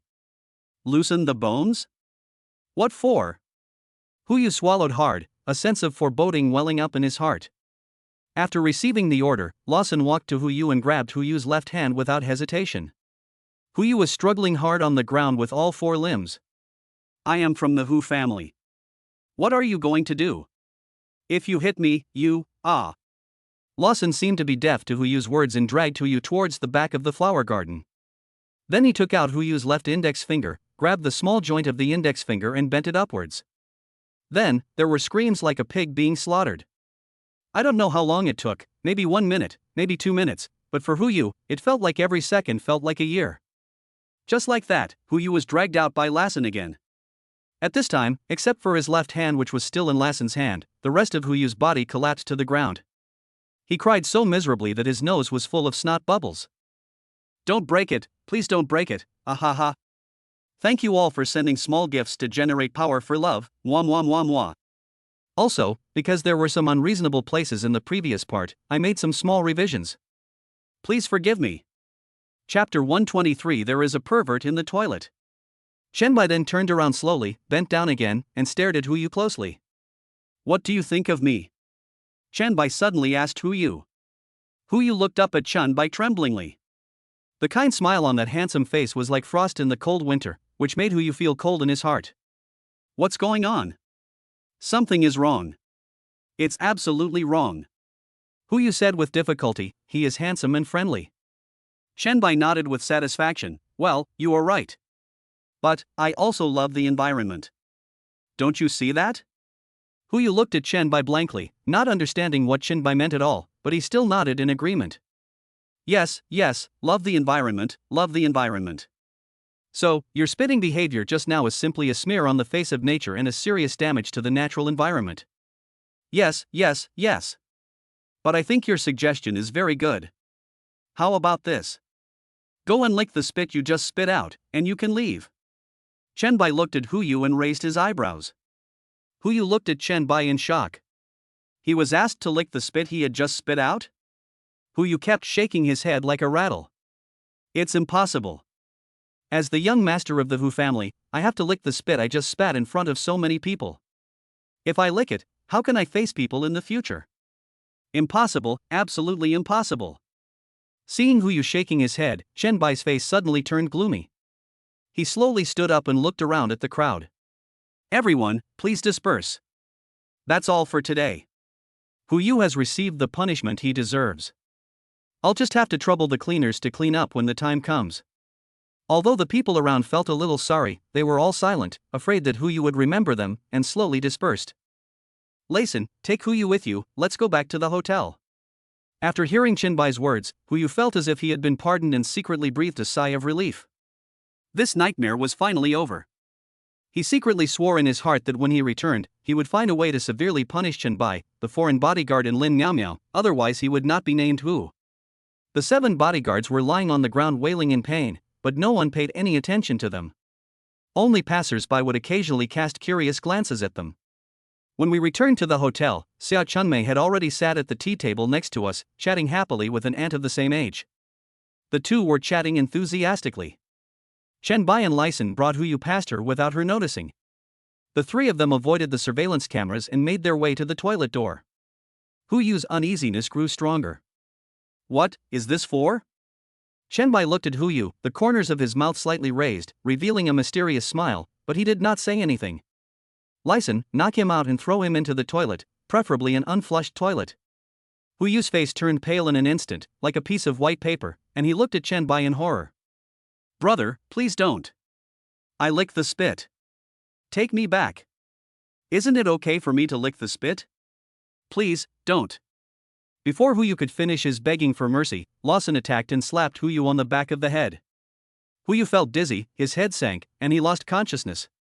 Lathan complained, so much nonsense. Remember to give him a little alcohol smell when you're done. Hey, no problem, boss.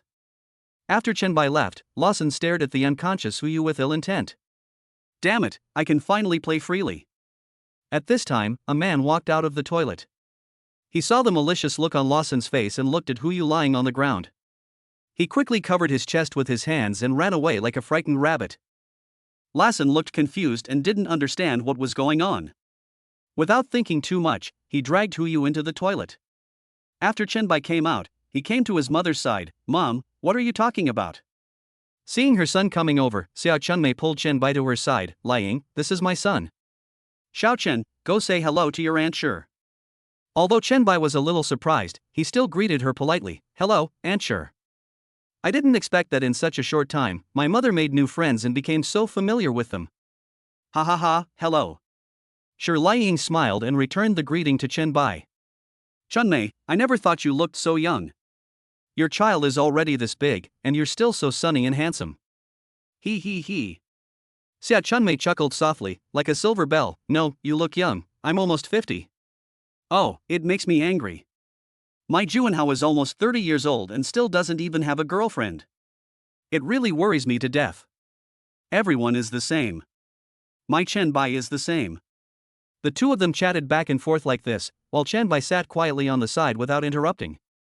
He discovered that next to Shi Liying stood a burly man in plainclothes, probably Shi Liying's bodyguard.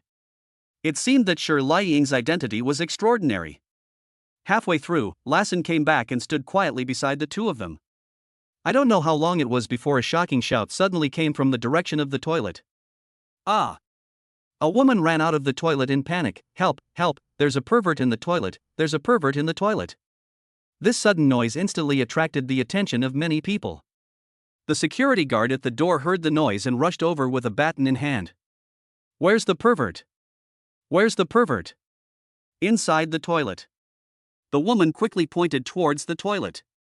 Then, the security guard rushed towards the toilet like the wind, waving his baton. Chen Bai blinked and turned to look at Lawson with a puzzled look on his face. No? Why did you get Hu Yu into the ladies' room? Lawson gave Chen Bai a sly smile, how about it, boss? Chen Bai gave Lawson a thumbs up, you are worthy of it. There was no one in the women's room when you were doing it. Of course, boss, you can trust me. Lawson patted his chest and promised solemnly. Not long after, the security guard rushed out of the toilet again, shouting at the top of his lungs, "Abiao, come and help." The bodyguard named Abiao rushed in from the side door and asked, "What's going on, Captain?" "Hurry, it's over here in the toilet." As soon as the words fell, the two of them rushed to the toilet like wild horses. In a moment, two people each held one of Huyu's arms with one hand, and covered his mouth and nose tightly with the other hand, and pulled Huyu out of the toilet. Vomit. Vomit. As soon as it was dragged to the hall, a strong smell like a tidal wave filled the hall instantly, and many people felt nauseous after smelling it. Chapter 124 Young Master ate shit. The hotel manager rushed out of the adjacent office in a hurry. What happened? Where did this pervert come from? As soon as he finished speaking, he frowned and sniffed hard. Who the hell pooped in the lobby? He turned his head to the right and saw Huyu lying on the ground. He was shirtless, his clothes hanging loosely on his shoulders, and his face and stomach were covered in filth. The smell of alcohol and feces mixed together was like a cloud of poisonous smoke, rushing straight to the head. Oldly, what are you doing dragging him into the lobby? Throw him out right now and get someone to clean this place up. Okay, manager. After receiving the order, the security captain hurriedly dragged Huyu out of the hotel. When he was dragged in front of the manager took a closer look and said, "Hey, why does this person look so familiar?" "Oh, isn't this Huyu?" People around who knew Huyu also exclaimed in surprise. The hotel where Chenbai stayed was a well-known high-end hotel in the local area, so naturally there were many local dignitaries there. It was reasonable that someone could recognize Huyu. What's going on? Did he eat shit in the toilet? Ha ha ha. I think so.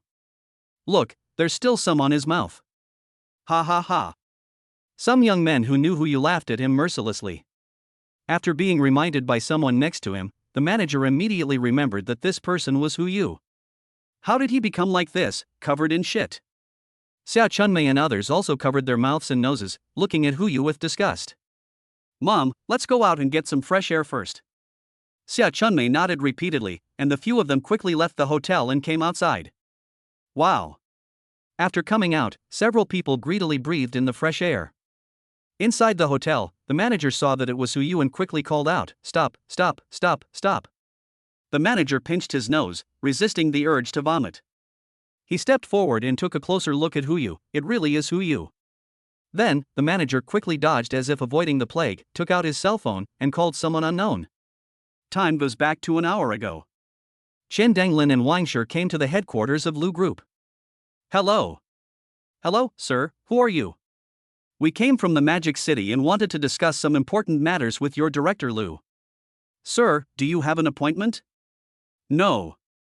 Yes, sir, please wait. In an office on the top floor of the building, Lu Juanhao was sitting at his desk, concentrating on looking at documents. Bang bang bang. Enter. Mr. Lu, someone is looking for you downstairs. Lu Juanhao glanced up at his assistant, then continued to bury his head in the documents and asked casually, "Do you know who it is?" "I don't know them. They didn't tell me. They just said they came from the Magic City." Upon hearing this, Lu Juanhao put down the documents in his hand, raised his head, looked at his assistant with a sharp gaze, frowned slightly, and asked doubtfully, "Magic City?" He half raised his head and fell into deep thought. It seemed that his family's business had nothing to do with the Magic City. How could someone from the Magic City come to him? Let them come up.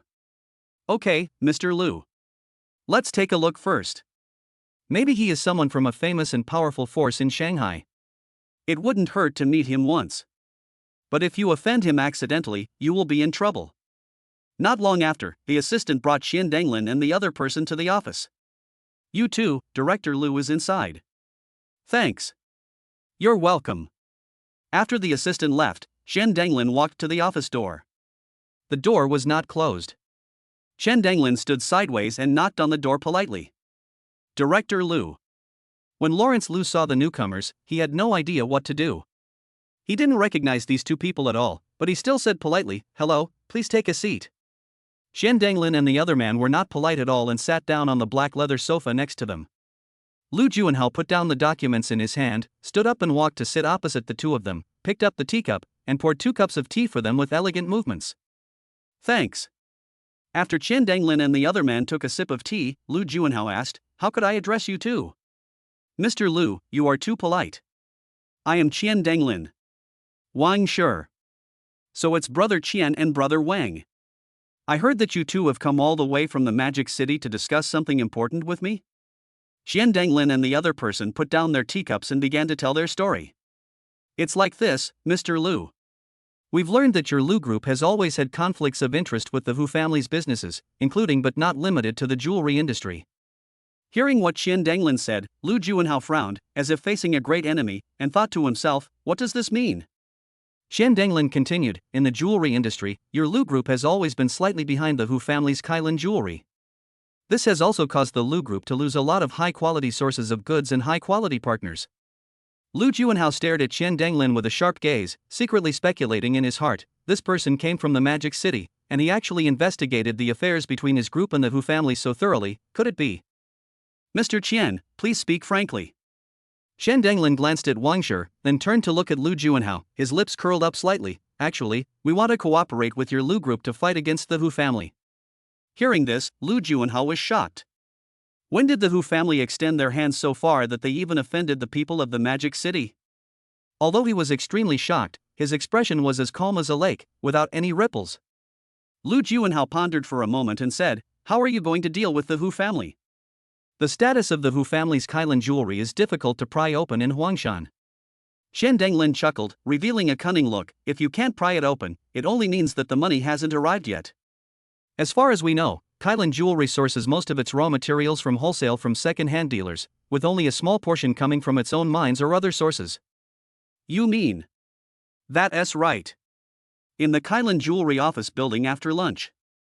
Hu Yu's father, Hu Dai, was looking at documents in the office with a worried look on his face. At this moment, the assistant rushed in from outside. Director Hu, something terrible has happened, something terrible has happened."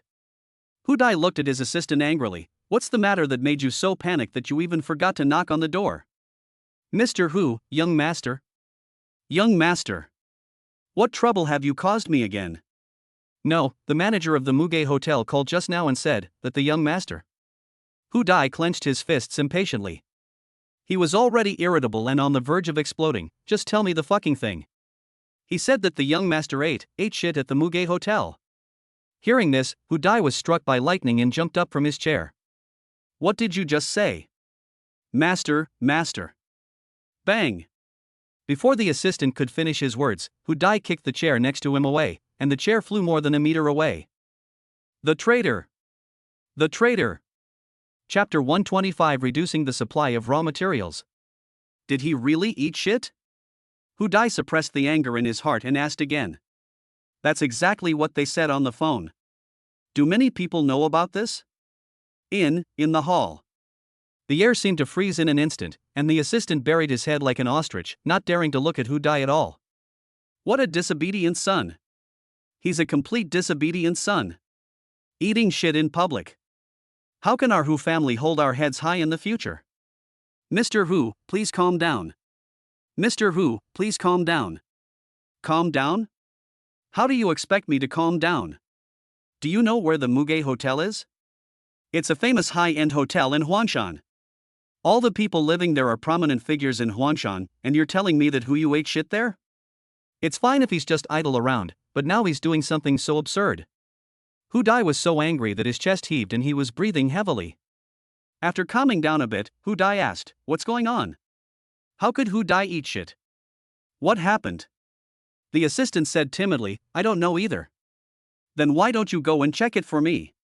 Hu Dai was furious and roared like thunder.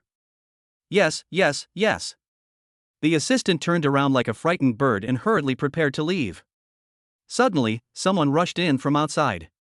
"Boss Hu, something bad has happened." "Fuck!" Hu Dai cursed inwardly. A man in a suit and tie rushed into the office and almost bumped into the assistant. Hu Dai closed his eyes tightly, trying his best to suppress the anger in his heart. "What's the matter? Tell me." "Mr. Hu, the distributor we've been working with, suddenly announced today that they're going to reduce their supply of raw materials to us." Hu Dai, who had just sat down with the help of his chair, looked at the man with a sharp gaze. "What's going on? Didn't we sign a contract with them? We've been working together for so many years, how can they just reduce it? Hu Dai frowned tightly. He was already upset because of his son's affairs, and hearing this news was like adding fuel to the fire. He took a deep breath, tried to calm himself down, and said in a deep voice, "What's going on?" The man in the suit was like an ant on a hot pan. He wiped the sweat from his forehead in a panic and explained hurriedly. "Mr. Hu, there is a clause in our contract that allows dealers to adjust supply quantities when the market fluctuates significantly to protect their own interests." They claimed that there were recent fluctuations in raw material prices in the market and used this as an excuse to reduce their supply to us.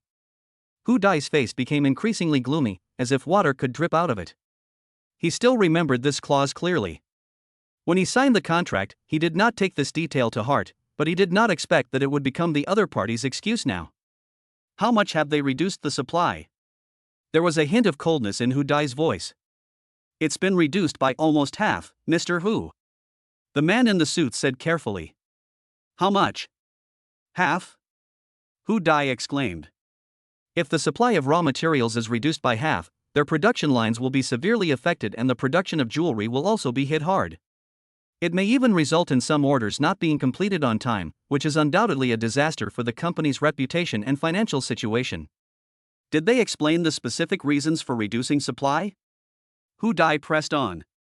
The man in the suit shook his head. "They just vaguely said that the market is fluctuating and they need to prioritize supply to their high-quality customers." Bullshit. "We at Kylan Jewelry have been working with them for so many years. Aren't we considered their high-quality customers?"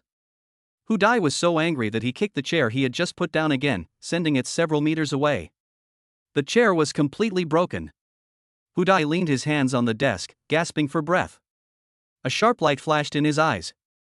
This was definitely not just a simple market fluctuation. There must be something hidden.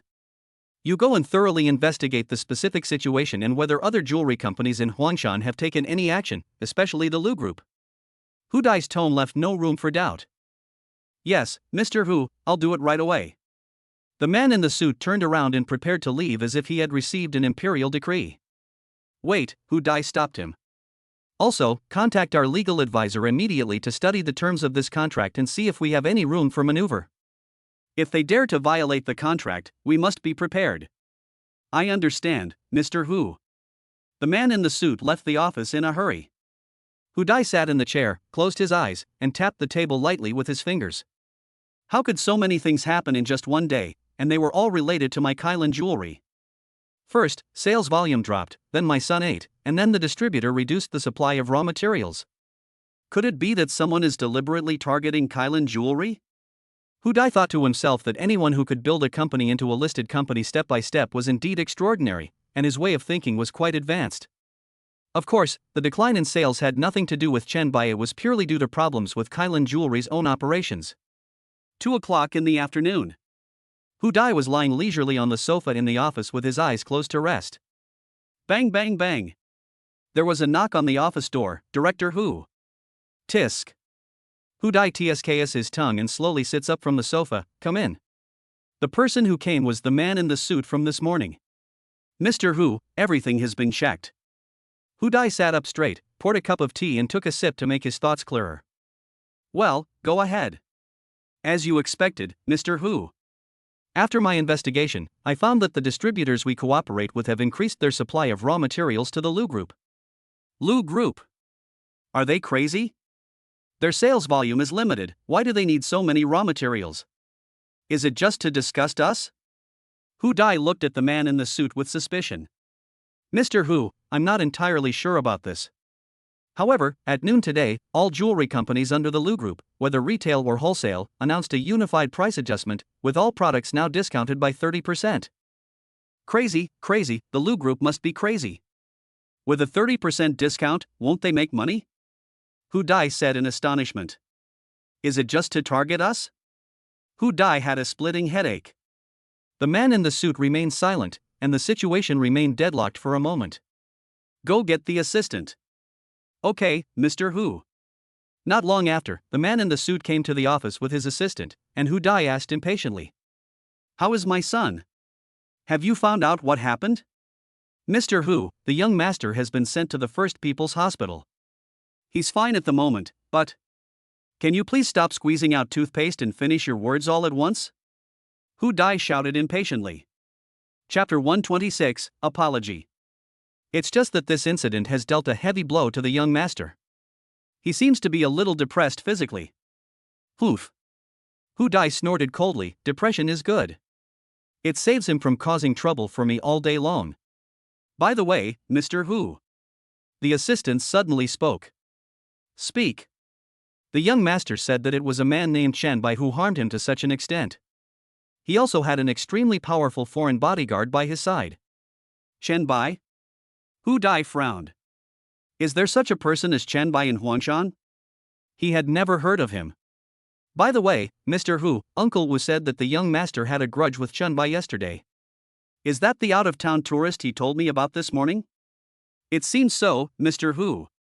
Fuck it, he told me this morning he was just an ordinary out-of-town tourist. Why would an ordinary tourist bring bodyguards? Looking at the furious Hu Dai, the assistant remained silent. Suddenly, the phone rang, breaking the silence in the office. The man in the suit next to him picked up the phone quickly as if he had been electrocuted. As he listened to the news coming from the other end of the phone, his brows were tightly furrowed. Are you sure? The man in the suit asked with a hint of disbelief. After hanging up the phone, the man in the suit looked at Hu Dai, who spoke first. What's the matter? Just tell me. Director Hu, we have just detected an anomaly in the Lu Group's capital flow. A staggering amount of funds has flowed into the Lu Group's account from outside the province. Hu Dai was shocked. At this critical moment, a company outside the province transferred money to the Lu Group. Hu Dai suddenly realized what was going on. An unidentified out-of-town tourist, his own disappointing son actually offended him, and the Lu Group received an injection of capital from outside the province. Could it be? Go and find out for me immediately where the money was transferred to and who transferred it to the Lu Group. Hu Dai ordered sternly, and the voice seemed to be able to penetrate the wall. Yes, Mr. Hu. Hu Dai rubbed his temples angrily. His son had really made a huge mess this time. He didn't know what the real strength of this foreign enterprise was, and whether it was a tiger hidden in the dark. Not long after, the man in the suit returned to the office like a gust of wind. I've checked it out, Mr. Hu. Speak. Hu Dai said expressionlessly. This money comes from a company in Magic City called Bimei Holding Group.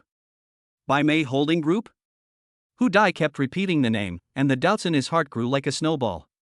He had never heard of this company before. According to our investigation, Bimei Holding Group is a company that has only recently emerged, but its strength should not be underestimated. We have several prestigious giant companies in Shanghai under our umbrella. Any one of them is not comparable to our Hu family. Really? Hu Dai felt a buzzing sound in his head, and his vision went dark. He staggered a few times and almost fell to the ground. A giant company in the Magic City, how could it be? Hu Dai's face was as pale as paper. He could never have imagined that his son would actually provoke someone from the Magic City, who was an existence beyond his reach. No wonder Kailin Jewelry suffered such a huge blow in just half a day. Originally, Hu Dai was planning to find another way and cooperate with other dealers, but after hearing the report from the man in the suit, Hu Dai completely gave up this idea. My company has been targeted, and it will be useless no matter who I cooperate with. No, prepare the car immediately. I want to visit Mr. Chan in person. Hu Dai's eyes were as firm as iron, as if he had found a ray of light in the darkness. Oh, right, call that rebellious son along too. The man in the suit nodded, turned around and quickly went out to make arrangements. Not long after, a black car drove out of the company building like a wild horse and sped towards the Muge Hotel. At the same time, Chen Bai from Muge Hotel also received a call.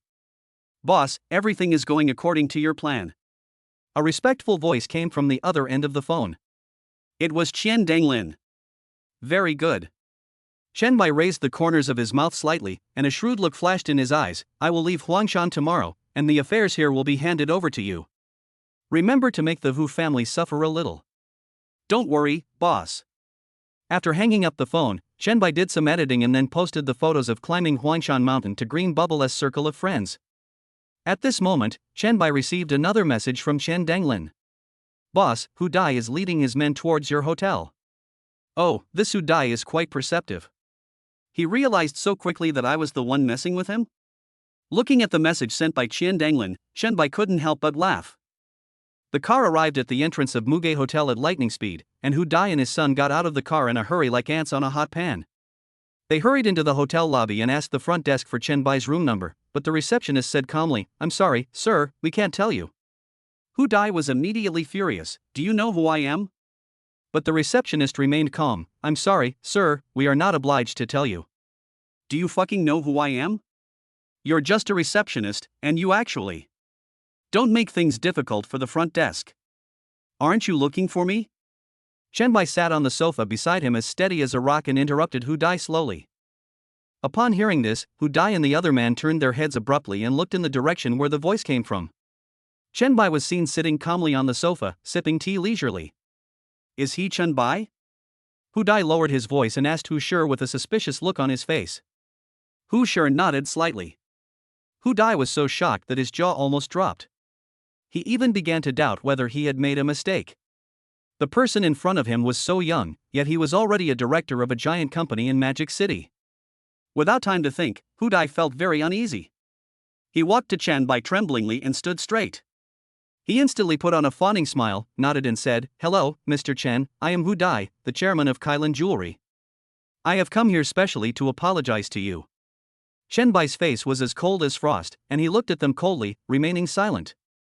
Seeing the situation was not good, Hu Dai hurriedly pulled his son behind him and said, "This is my son Hu Yu.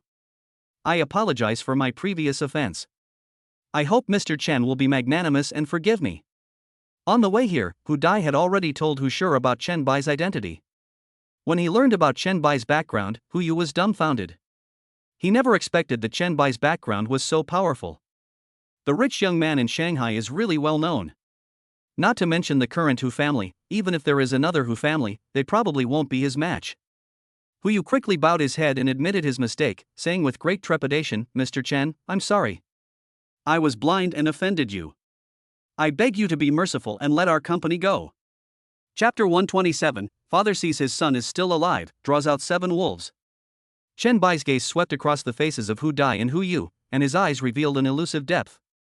He did not respond to Hu Dai's apology immediately, but slowly put down the teacup in his hand, stood up, slowly walked to the green plant next to him, and touched the green leaves on it. Mr. Hu, I understand how you feel." Chen Bai finally spoke, his voice calm and powerful. "However, things have developed to this point, and a simple apology cannot solve it." Hu Dai's expression changed as he realized that there was a deeper meaning in Chen Bai's words. He hurriedly said, "Mr. Chen, you are right. We are willing to make compensation. As long as you are kind enough to show mercy, we at Kailan Jewelry are willing to pay any price." Chen Bai turned around and stared at Hu Dai sharply. "Any price? Mr. Hu, you should know that there are some things that money can't buy." When Hu Dai heard this, his heart felt like it was hit hard by a heavy hammer, and he tensed up instantly. He quickly reached out and patted Hu Yu beside him, sternly scolding him, "You unfilial son, kneel down and admit your fault to Mr. Chen." Hu Yu did not dare to be negligent at all, and knelt on the ground with a thud. "Mr. Chen, I know I was wrong. I was just being mean before, and I'm willing to do anything to make up for my sins." There was a constant stream of people coming and going in the hall, and many people witnessed this scene. However, at this moment, the Hu family father and son no longer cared about anything else. Even if they couldn't hold their heads up, it was better than living on the streets and sleeping in the open in the future. The hotel manager received a report from the security guard that Hu Dai had come with his son Hu Yu, so he rushed out of the office in a hurry. "I thought Hu Dai was here to cause trouble, but as soon as he came out, I saw the father and son of the Hu family kneeling and begging for mercy in front of a young man. Holy crap, what's going on? Could this young man be from some hidden family?" The manager just stood aside with the crowd, watching silently. Chen Bai's lips curled up slightly, revealing a faint smile. He walked over to the sofa and sat down again, then raised his arm slightly, signaling the Hu family father and son to quickly stand up and sit down together. Mr. Hu, I can give you a chance." Chen Bai's voice was firm and powerful. "I don't need you to give me any compensation, but I need you to complete a task." Hu Dai and Hu Yu looked at each other, and there was a glimmer of hope in their eyes. Hu Dai hurriedly asked anxiously, "Mr. Chen, please give us your instructions." "We will obey you." Chen Bai nodded and said, "You can see that I have spared no expense in order to fight against your Hu family. I have mobilized a large amount of manpower, material resources, and financial resources." Yes. Hu Dai nodded like pounding garlic, but his heart felt as if it was pierced by thousands of arrows and he burst into tears. Do you think you are right to bully me? All in all, I spent a full billion yuan. Hu Dai and the other were stunned. In order to build their own Kailan jewelry, they actually used up 1 billion yuan. However, Chen Bai was clear in his mind that he didn't spend that much at all. He himself didn't know the exact amount, but it was definitely not 10 billion. 10 billion was just a lie he made up. I don't want to embarrass your Hu family. As long as you can donate 1 billion for charity, the grudges between us will be written off. Hearing this, Hu Dai was struck by lightning and looked at Chen Bai in disbelief. How much? 1 billion. Hu Dai's face turned pale as paper in an instant. He never dreamed that Chen Bai would make such a harsh request. 10 billion, for the Hu family, although it is not enough to bankrupt them, it is still an astronomical figure. If 10 billion is withdrawn, it will be enough to seriously damage the Hu family. Mr. Chen, this amount. Hu Dai's voice trembled as he tried to bargain. Although our Hu family has some wealth, 1 billion, isn't it a bit too much? Chen Bai's eyes turned cold. Boss Hu, since you can find this place to see me, you must know my background very well. You can choose not to take the 10 billion. Then, just wait for me to come and get it myself. His voice was low and powerful, and every word was like a sharp sword, piercing Hu Dai's heart. Hu Yu watched his father from the side, feeling extremely regretful. He couldn't understand why Chen Bai had gotten involved with Lin Miaomiao and the others yesterday. The more Hu Yu thought about it, the angrier he got. Damn it, if it weren't for that bitch Lin Miaomiao, I wouldn't have offended Mr. Chen. Why would I pretend to be innocent? Hu Dai took a deep breath, and his heart was in harmony with nature. Now, all he needs to do is give out 1 billion to appease Chen Bai's anger, but if he doesn't, go against Chen Bai? Hu Dai simply couldn't bear to think about it. He glanced at Hu Yu, who was kneeling on the ground and sighed helplessly. I promise you, Mr. Chen. Hu Dai's voice was slightly hoarse. We will donate 1 billion to hold a charity event. I only hope that Mr. Chen will show mercy and let our Hu family go. Chen Bai's mouth corners raised again, and he looked at Hu Yu. Very good, Mr. Hu, I appreciate your decision. Chen Bai stood up, as tall and straight as a pine tree, and held out his hand. Then, it settled. Hu Dai stretched out his hand tremblingly and shook hands gently with Chen Bai. He knew that this had temporarily calmed Chen Bai's anger. However, 1 billion, this is like a heavy mountain for the Hu family. After letting go of his hand, Chen Bai turned around and left without looking back, and Rezek followed closely behind him. By the way, Mr. Hu, if I knew that the Hu family hadn't paid this money. Don't worry, Mr. Chen. After saying this, Chen Bai continued to walk away. Looking at Chen Bai's back as he walked away, Hu Dai sighed heavily again, as if the heavy burden in his heart was getting heavier. After this incident, I am afraid that the Hu family's Kailan jewelry will definitely be overshadowed by the Lu Group's jewelry companies in Huangshan in the future. Dad. Hu Yu said tremblingly. Hu Dai glared at Hu Yu fiercely, his eyes seemed to be spewing fire. The more he looked, the angrier he became. He suddenly raised his hand and slapped him as hard as a gale. Bang! Hu Yu, who had just stood up, was blown half a meter away by Hu Dai like a kite with a broken string. I'm not your father, you disobedient and unfilial thing. I've long told you to keep a low profile. Keep a low profile, and now you've offended someone we can't afford to offend. As he spoke, Hu Dai completely ignored the situation around him.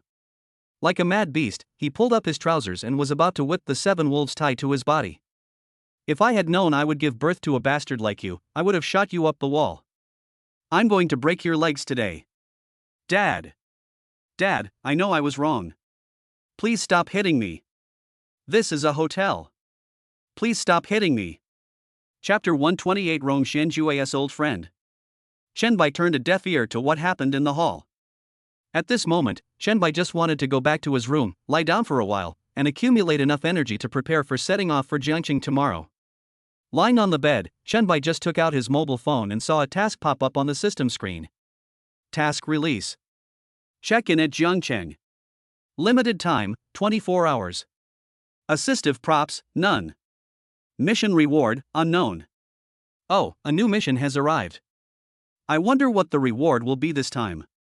Jiangqing. In a presidential suite of the Hilton Hotel. Ha ha ha ha, Lao Rong, it's been a long time since we last met. Ha ha ha, Hong Guantou, how are you?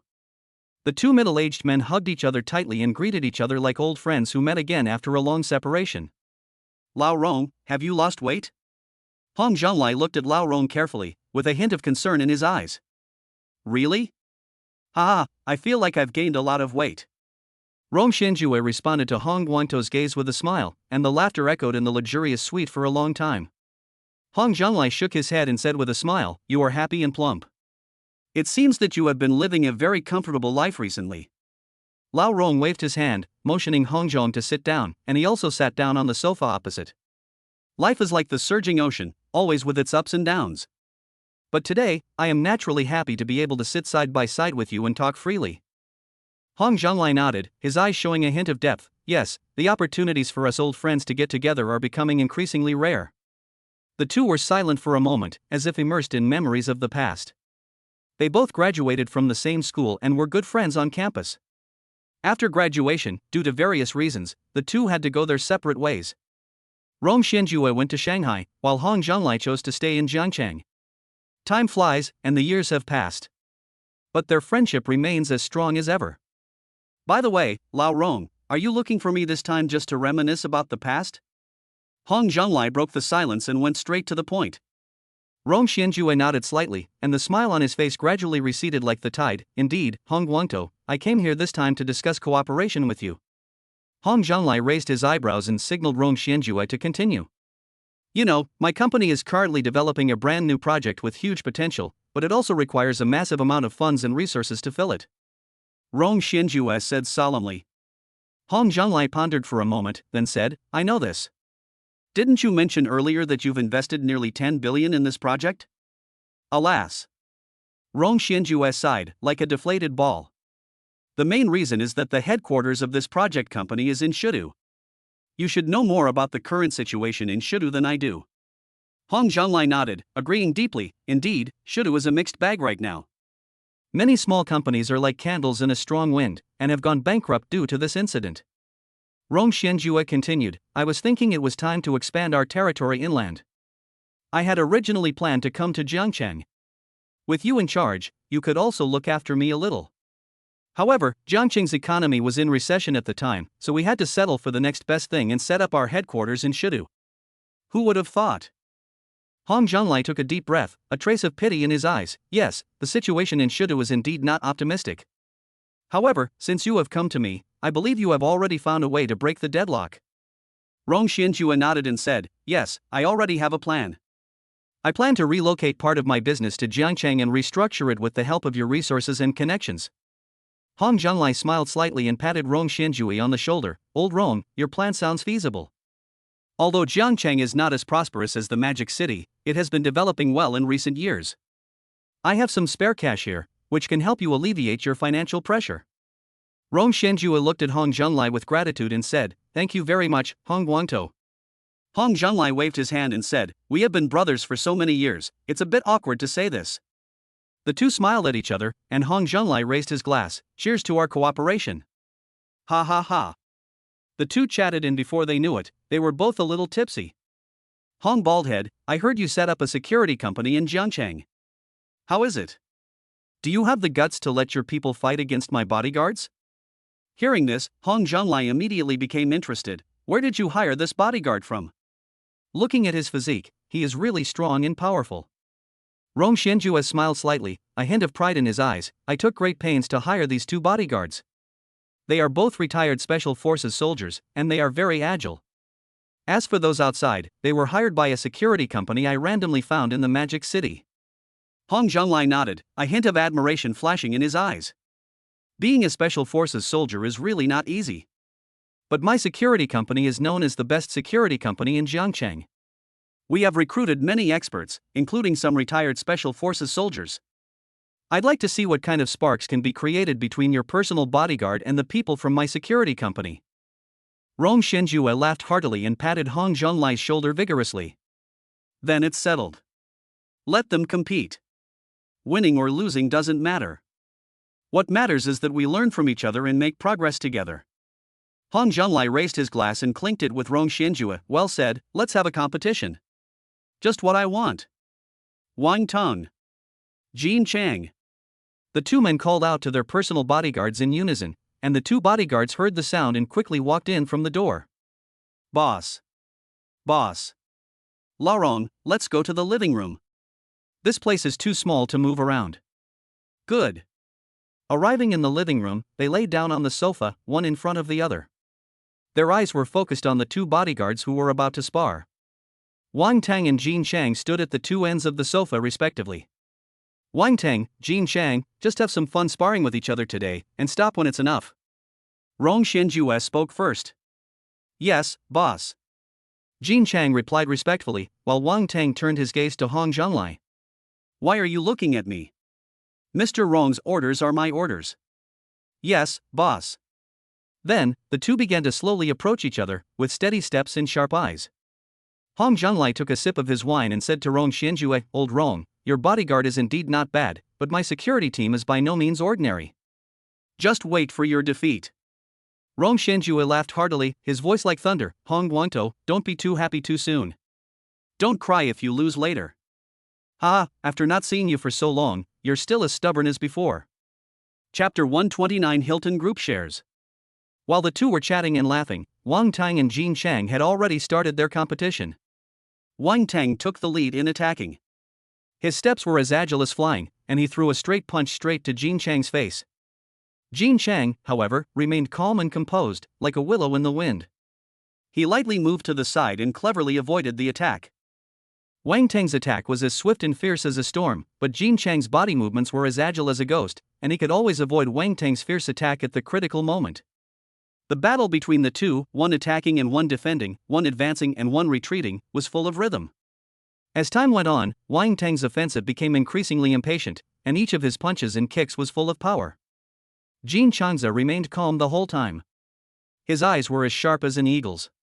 He stared closely at Wang Tang's every move, looking for the fleeting flaw. Finally, after a fierce attack, Jin Chang seized the fleeting opportunity, dodged Wang Tang's fist by turning sideways, and then turned around and hit Wang Tang in the ribs with his elbow. Wang Tang felt pain and his body swayed slightly. Jin Chang did not miss this once-in-a-lifetime opportunity. He immediately swept Wang Tang with a whirlwind-like low kick. Wang Tang immediately lost his balance and knelt on one knee. Jin Chang did not pursue the victory, but took a step back, giving Wang Tang a chance to catch his breath. Wang Tang took a deep breath and slowly stood up. A hint of unwillingness flashed in his eyes, but more of it was admiration for Jin Chang. He knew very well that he had already lost. I lost. Wang Tang admitted his failure helplessly. Jin Chang smiled slightly, like a spring breeze, and stretched out his hand. Wang Tang held his hand tightly. The two smiled at each other, and the tense atmosphere of the battle disappeared in an instant. Ha ha ha ha, Hong Baldhead, you're not a good bodyguard anymore, you need more practice, ha ha ha ha. In July in the south, the sun is scorching and burning the earth. A high-speed train is like a long silver dragon, running across the ground at lightning speed. The air conditioning in the car was turned on very high, forming a sharp contrast with the scorching summer day outside the window, as if they were two completely different worlds. Outside the window, rice fields are connected to each other, and the green rice ears sway gently in the breeze, like green waves of the earth, rising and falling, which is beautiful. Chen Bai and the other two lay quietly on the chairs, leisurely admiring the scenery passing by outside at a rapid speed. It was so pleasant. I have to say that the difference between business class and second class is quite large. There are exclusive ticket checking channels, exclusive lounges, and independent seats on the train, allowing you to enjoy dignity and comfort. The high-speed rail is indeed very different from the airplane. The scenery here is much better than on the plane. Lawson had been admiring the scenery in front of the window all the way. When you look at the scenery on an airplane, you feel that it can only be viewed from a distance and cannot be desecrated, while when you look at the scenery on a high-speed train, it is as close as it can be, as if it is far away in the horizon. Chen Bai didn't say anything. The first few times he took the high-speed rail, he felt exactly the same as Lawson. After taking it a few more times, he probably would get bored. When the train entered Jiangcheng province, a text message was received on the mobile phone. Welcome to beautiful Jiangcheng. Here you'll find magnificent scenery, delicious and spicy cuisine, and warm and hospitable people. May you enjoy a dreamlike journey in Jiangcheng and experience its unique charm. Jiangcheng Telecom at your service. At the same time, the system task was directly displayed as completed, which made Chen Bai extremely surprised. Mission completed. Host exceeds the mission. Congratulations to the host for obtaining 11% of Hilton Group shares, 5 billion renminbi. Hilton Group System, is this the famous international hotel group in Mexico? Yes. After receiving the affirmative answer from the system, Chen Bai's heart seemed to be stirred up, and he was somewhat excited. Hilton International Hotels Group is a leading company in the global hotel industry. The group currently has more than 2,800 hotels in over 80 countries, with 495,000 rooms and 150,000 employees worldwide. Its market value is as high as more than $50 billion, which is equivalent to more than 300 billion Chinese yuan. It also owns brands such as Conrad, Scandic, Doubletree, Embassy Suites, Hampton Inn, Hilton Grand Vacations, etc. Each brand has a specific main target market. Coincidentally, once the high-speed train arrives at the station, you can go directly to the Hilton Hotel without having to make a reservation in advance. About an hour later, an announcement sounded on the train. Dear passengers, hello. The train is about to arrive at the station next to us. The stop is Jiangqing North Station. Passengers getting off at Jiangqing North Station, please prepare to get off in advance, take your luggage with you, pay attention to safety, and get off in order. Thank you for taking this high-speed train, and wish you a pleasant journey. Ladies and gentlemen, hello everyone. The train is about to arrive. After hearing the announcement, Chen Bai began to pack his things. The carriage gradually became noisy. There was a whisper in the seat in front of Chen Bai. Xianyu, we came to Jiangqing secretly without telling your brother. He won't blame us, right? TSK, who told him to go on a trip without me? Don't worry, it's okay even if he finds out. His destination this time is Shidu, but I know he'll stay in Jiangqing for a few days. Then we'll play in Jiangqing for a few days, and then go to Shidu. Another woman said, okay, Of course, Chen Bai didn't care about the conversation between the two. The train slowly pulled into Jiangqing North Station. Chen Bai and the other two packed their bags and followed the crowd out of the carriage. The modern facilities and bustling scene at Jiangqing North Station made them deeply feel the vitality of the city. They didn't stop for long, heading straight for the waiting area for online taxis and Didi. Chen Bai had already called a Didi luxury car. While waiting, Chen Bai met the two girls who had just sat in front of him. They were also waiting for the bus here. Xianyu, are we going to the Hilton Hotel? Sure, then where are we going? Will your brother find out? Didn't you say he was also at the Hilton Hotel? Don't worry, it won't happen. Didn't I tell you that even if he knew, what would happen? The conversation between the two of them slightly attracted Chen Bai's attention. They actually went to the Hilton Hotel? It seems that these two people come from quite wealthy families. Chen Bai ignored them. Not long after, the taxi Chen Bai took arrived, a black Mercedes-Benz E300. Chapter 130 Delicious How to Win a Cordata? After the vehicle stopped and confirmed that the passenger was Chen Bai, the driver in a suit hurriedly got out of the car and bent down to help Chen Bai open the door. And Rezek placed the luggage in the trunk. The vehicle started and drove steadily towards the Hilton Hotel. Along the way, high-rise buildings are lined up one after another, and the prosperous commercial district is bustling with traffic and people, showing the prosperity of the river city. Arriving at the Hilton Hotel, the magnificent lobby is like a dazzling palace, and the exquisite details everywhere are like the twinkling stars in the night sky, all of which demonstrate the high-end quality of the Hilton Group. Hello, sir. The front desk staff greeted Chen Bai as warmly as a spring breeze. Just as Chen Bai was about to respond, a middle-aged man with a big belly came jogging towards him. This person is none other than Su Haishan, the person in charge of Jiangqing Hilton Hotel. Xiao Jing, the group has recently issued the board change document. You guys, huh? Before he finished speaking, Su Haishan's eyes, like an eagle, caught sight of Chen Bai and the others standing next to him. Chen Bai, who was in the lead, looked more and more familiar to Su Haishan the more he looked at him. Hiss, I seem to have seen this person somewhere. No. After saying that, Su Haishan hurriedly looked through the documents in his hand. You don't know until you see it. When Su Haishan saw it, he was so shocked that his heart skipped a beat.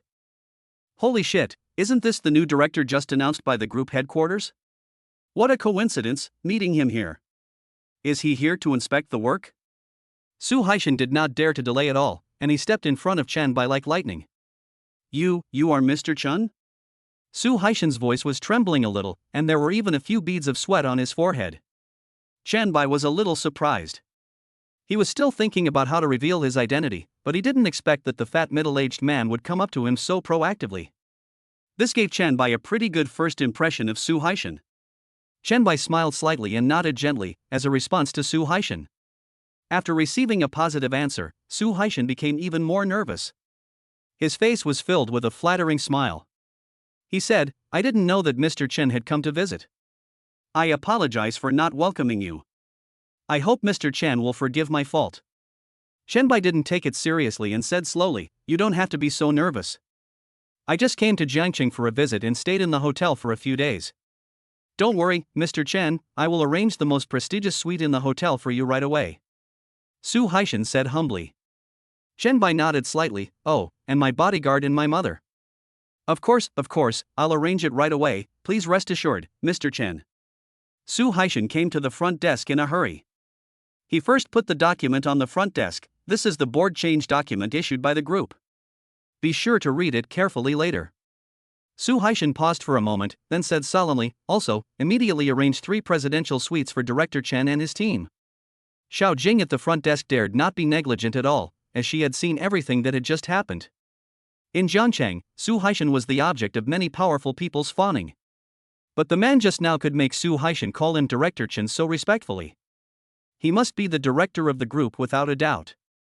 Su Haishan took the room card handed to him by Xiao Jing, then respectfully took Chen Bai upstairs, leaving the 2 people at the front desk looking at each other in bewilderment. After Chen Bai and his companions walked away, Xiao Jing and the others hurriedly picked up the documents on the table and looked through them. Wow, that guy just now turned out to be the new director of the group. I didn't expect him to be so young. It's really surprising. Handsome, young, and rich. Oh, if I could find a boyfriend like him, I would have saved the galaxy in my previous life. Me too, me too. The 2 people at the front desk were whispering and talking cautiously. Accommodation. A voice interrupted the conversation between the 2. The 2 hurriedly resumed their dignified appearance as they worked. "Hello, ma'am, how can I help you?" "A presidential suite." "I'm so sorry, ma'am, the presidential suite is no longer available. In fact, the hotel has 2 spare presidential suites, but they are prepared for the group leaders or some important person who suddenly comes."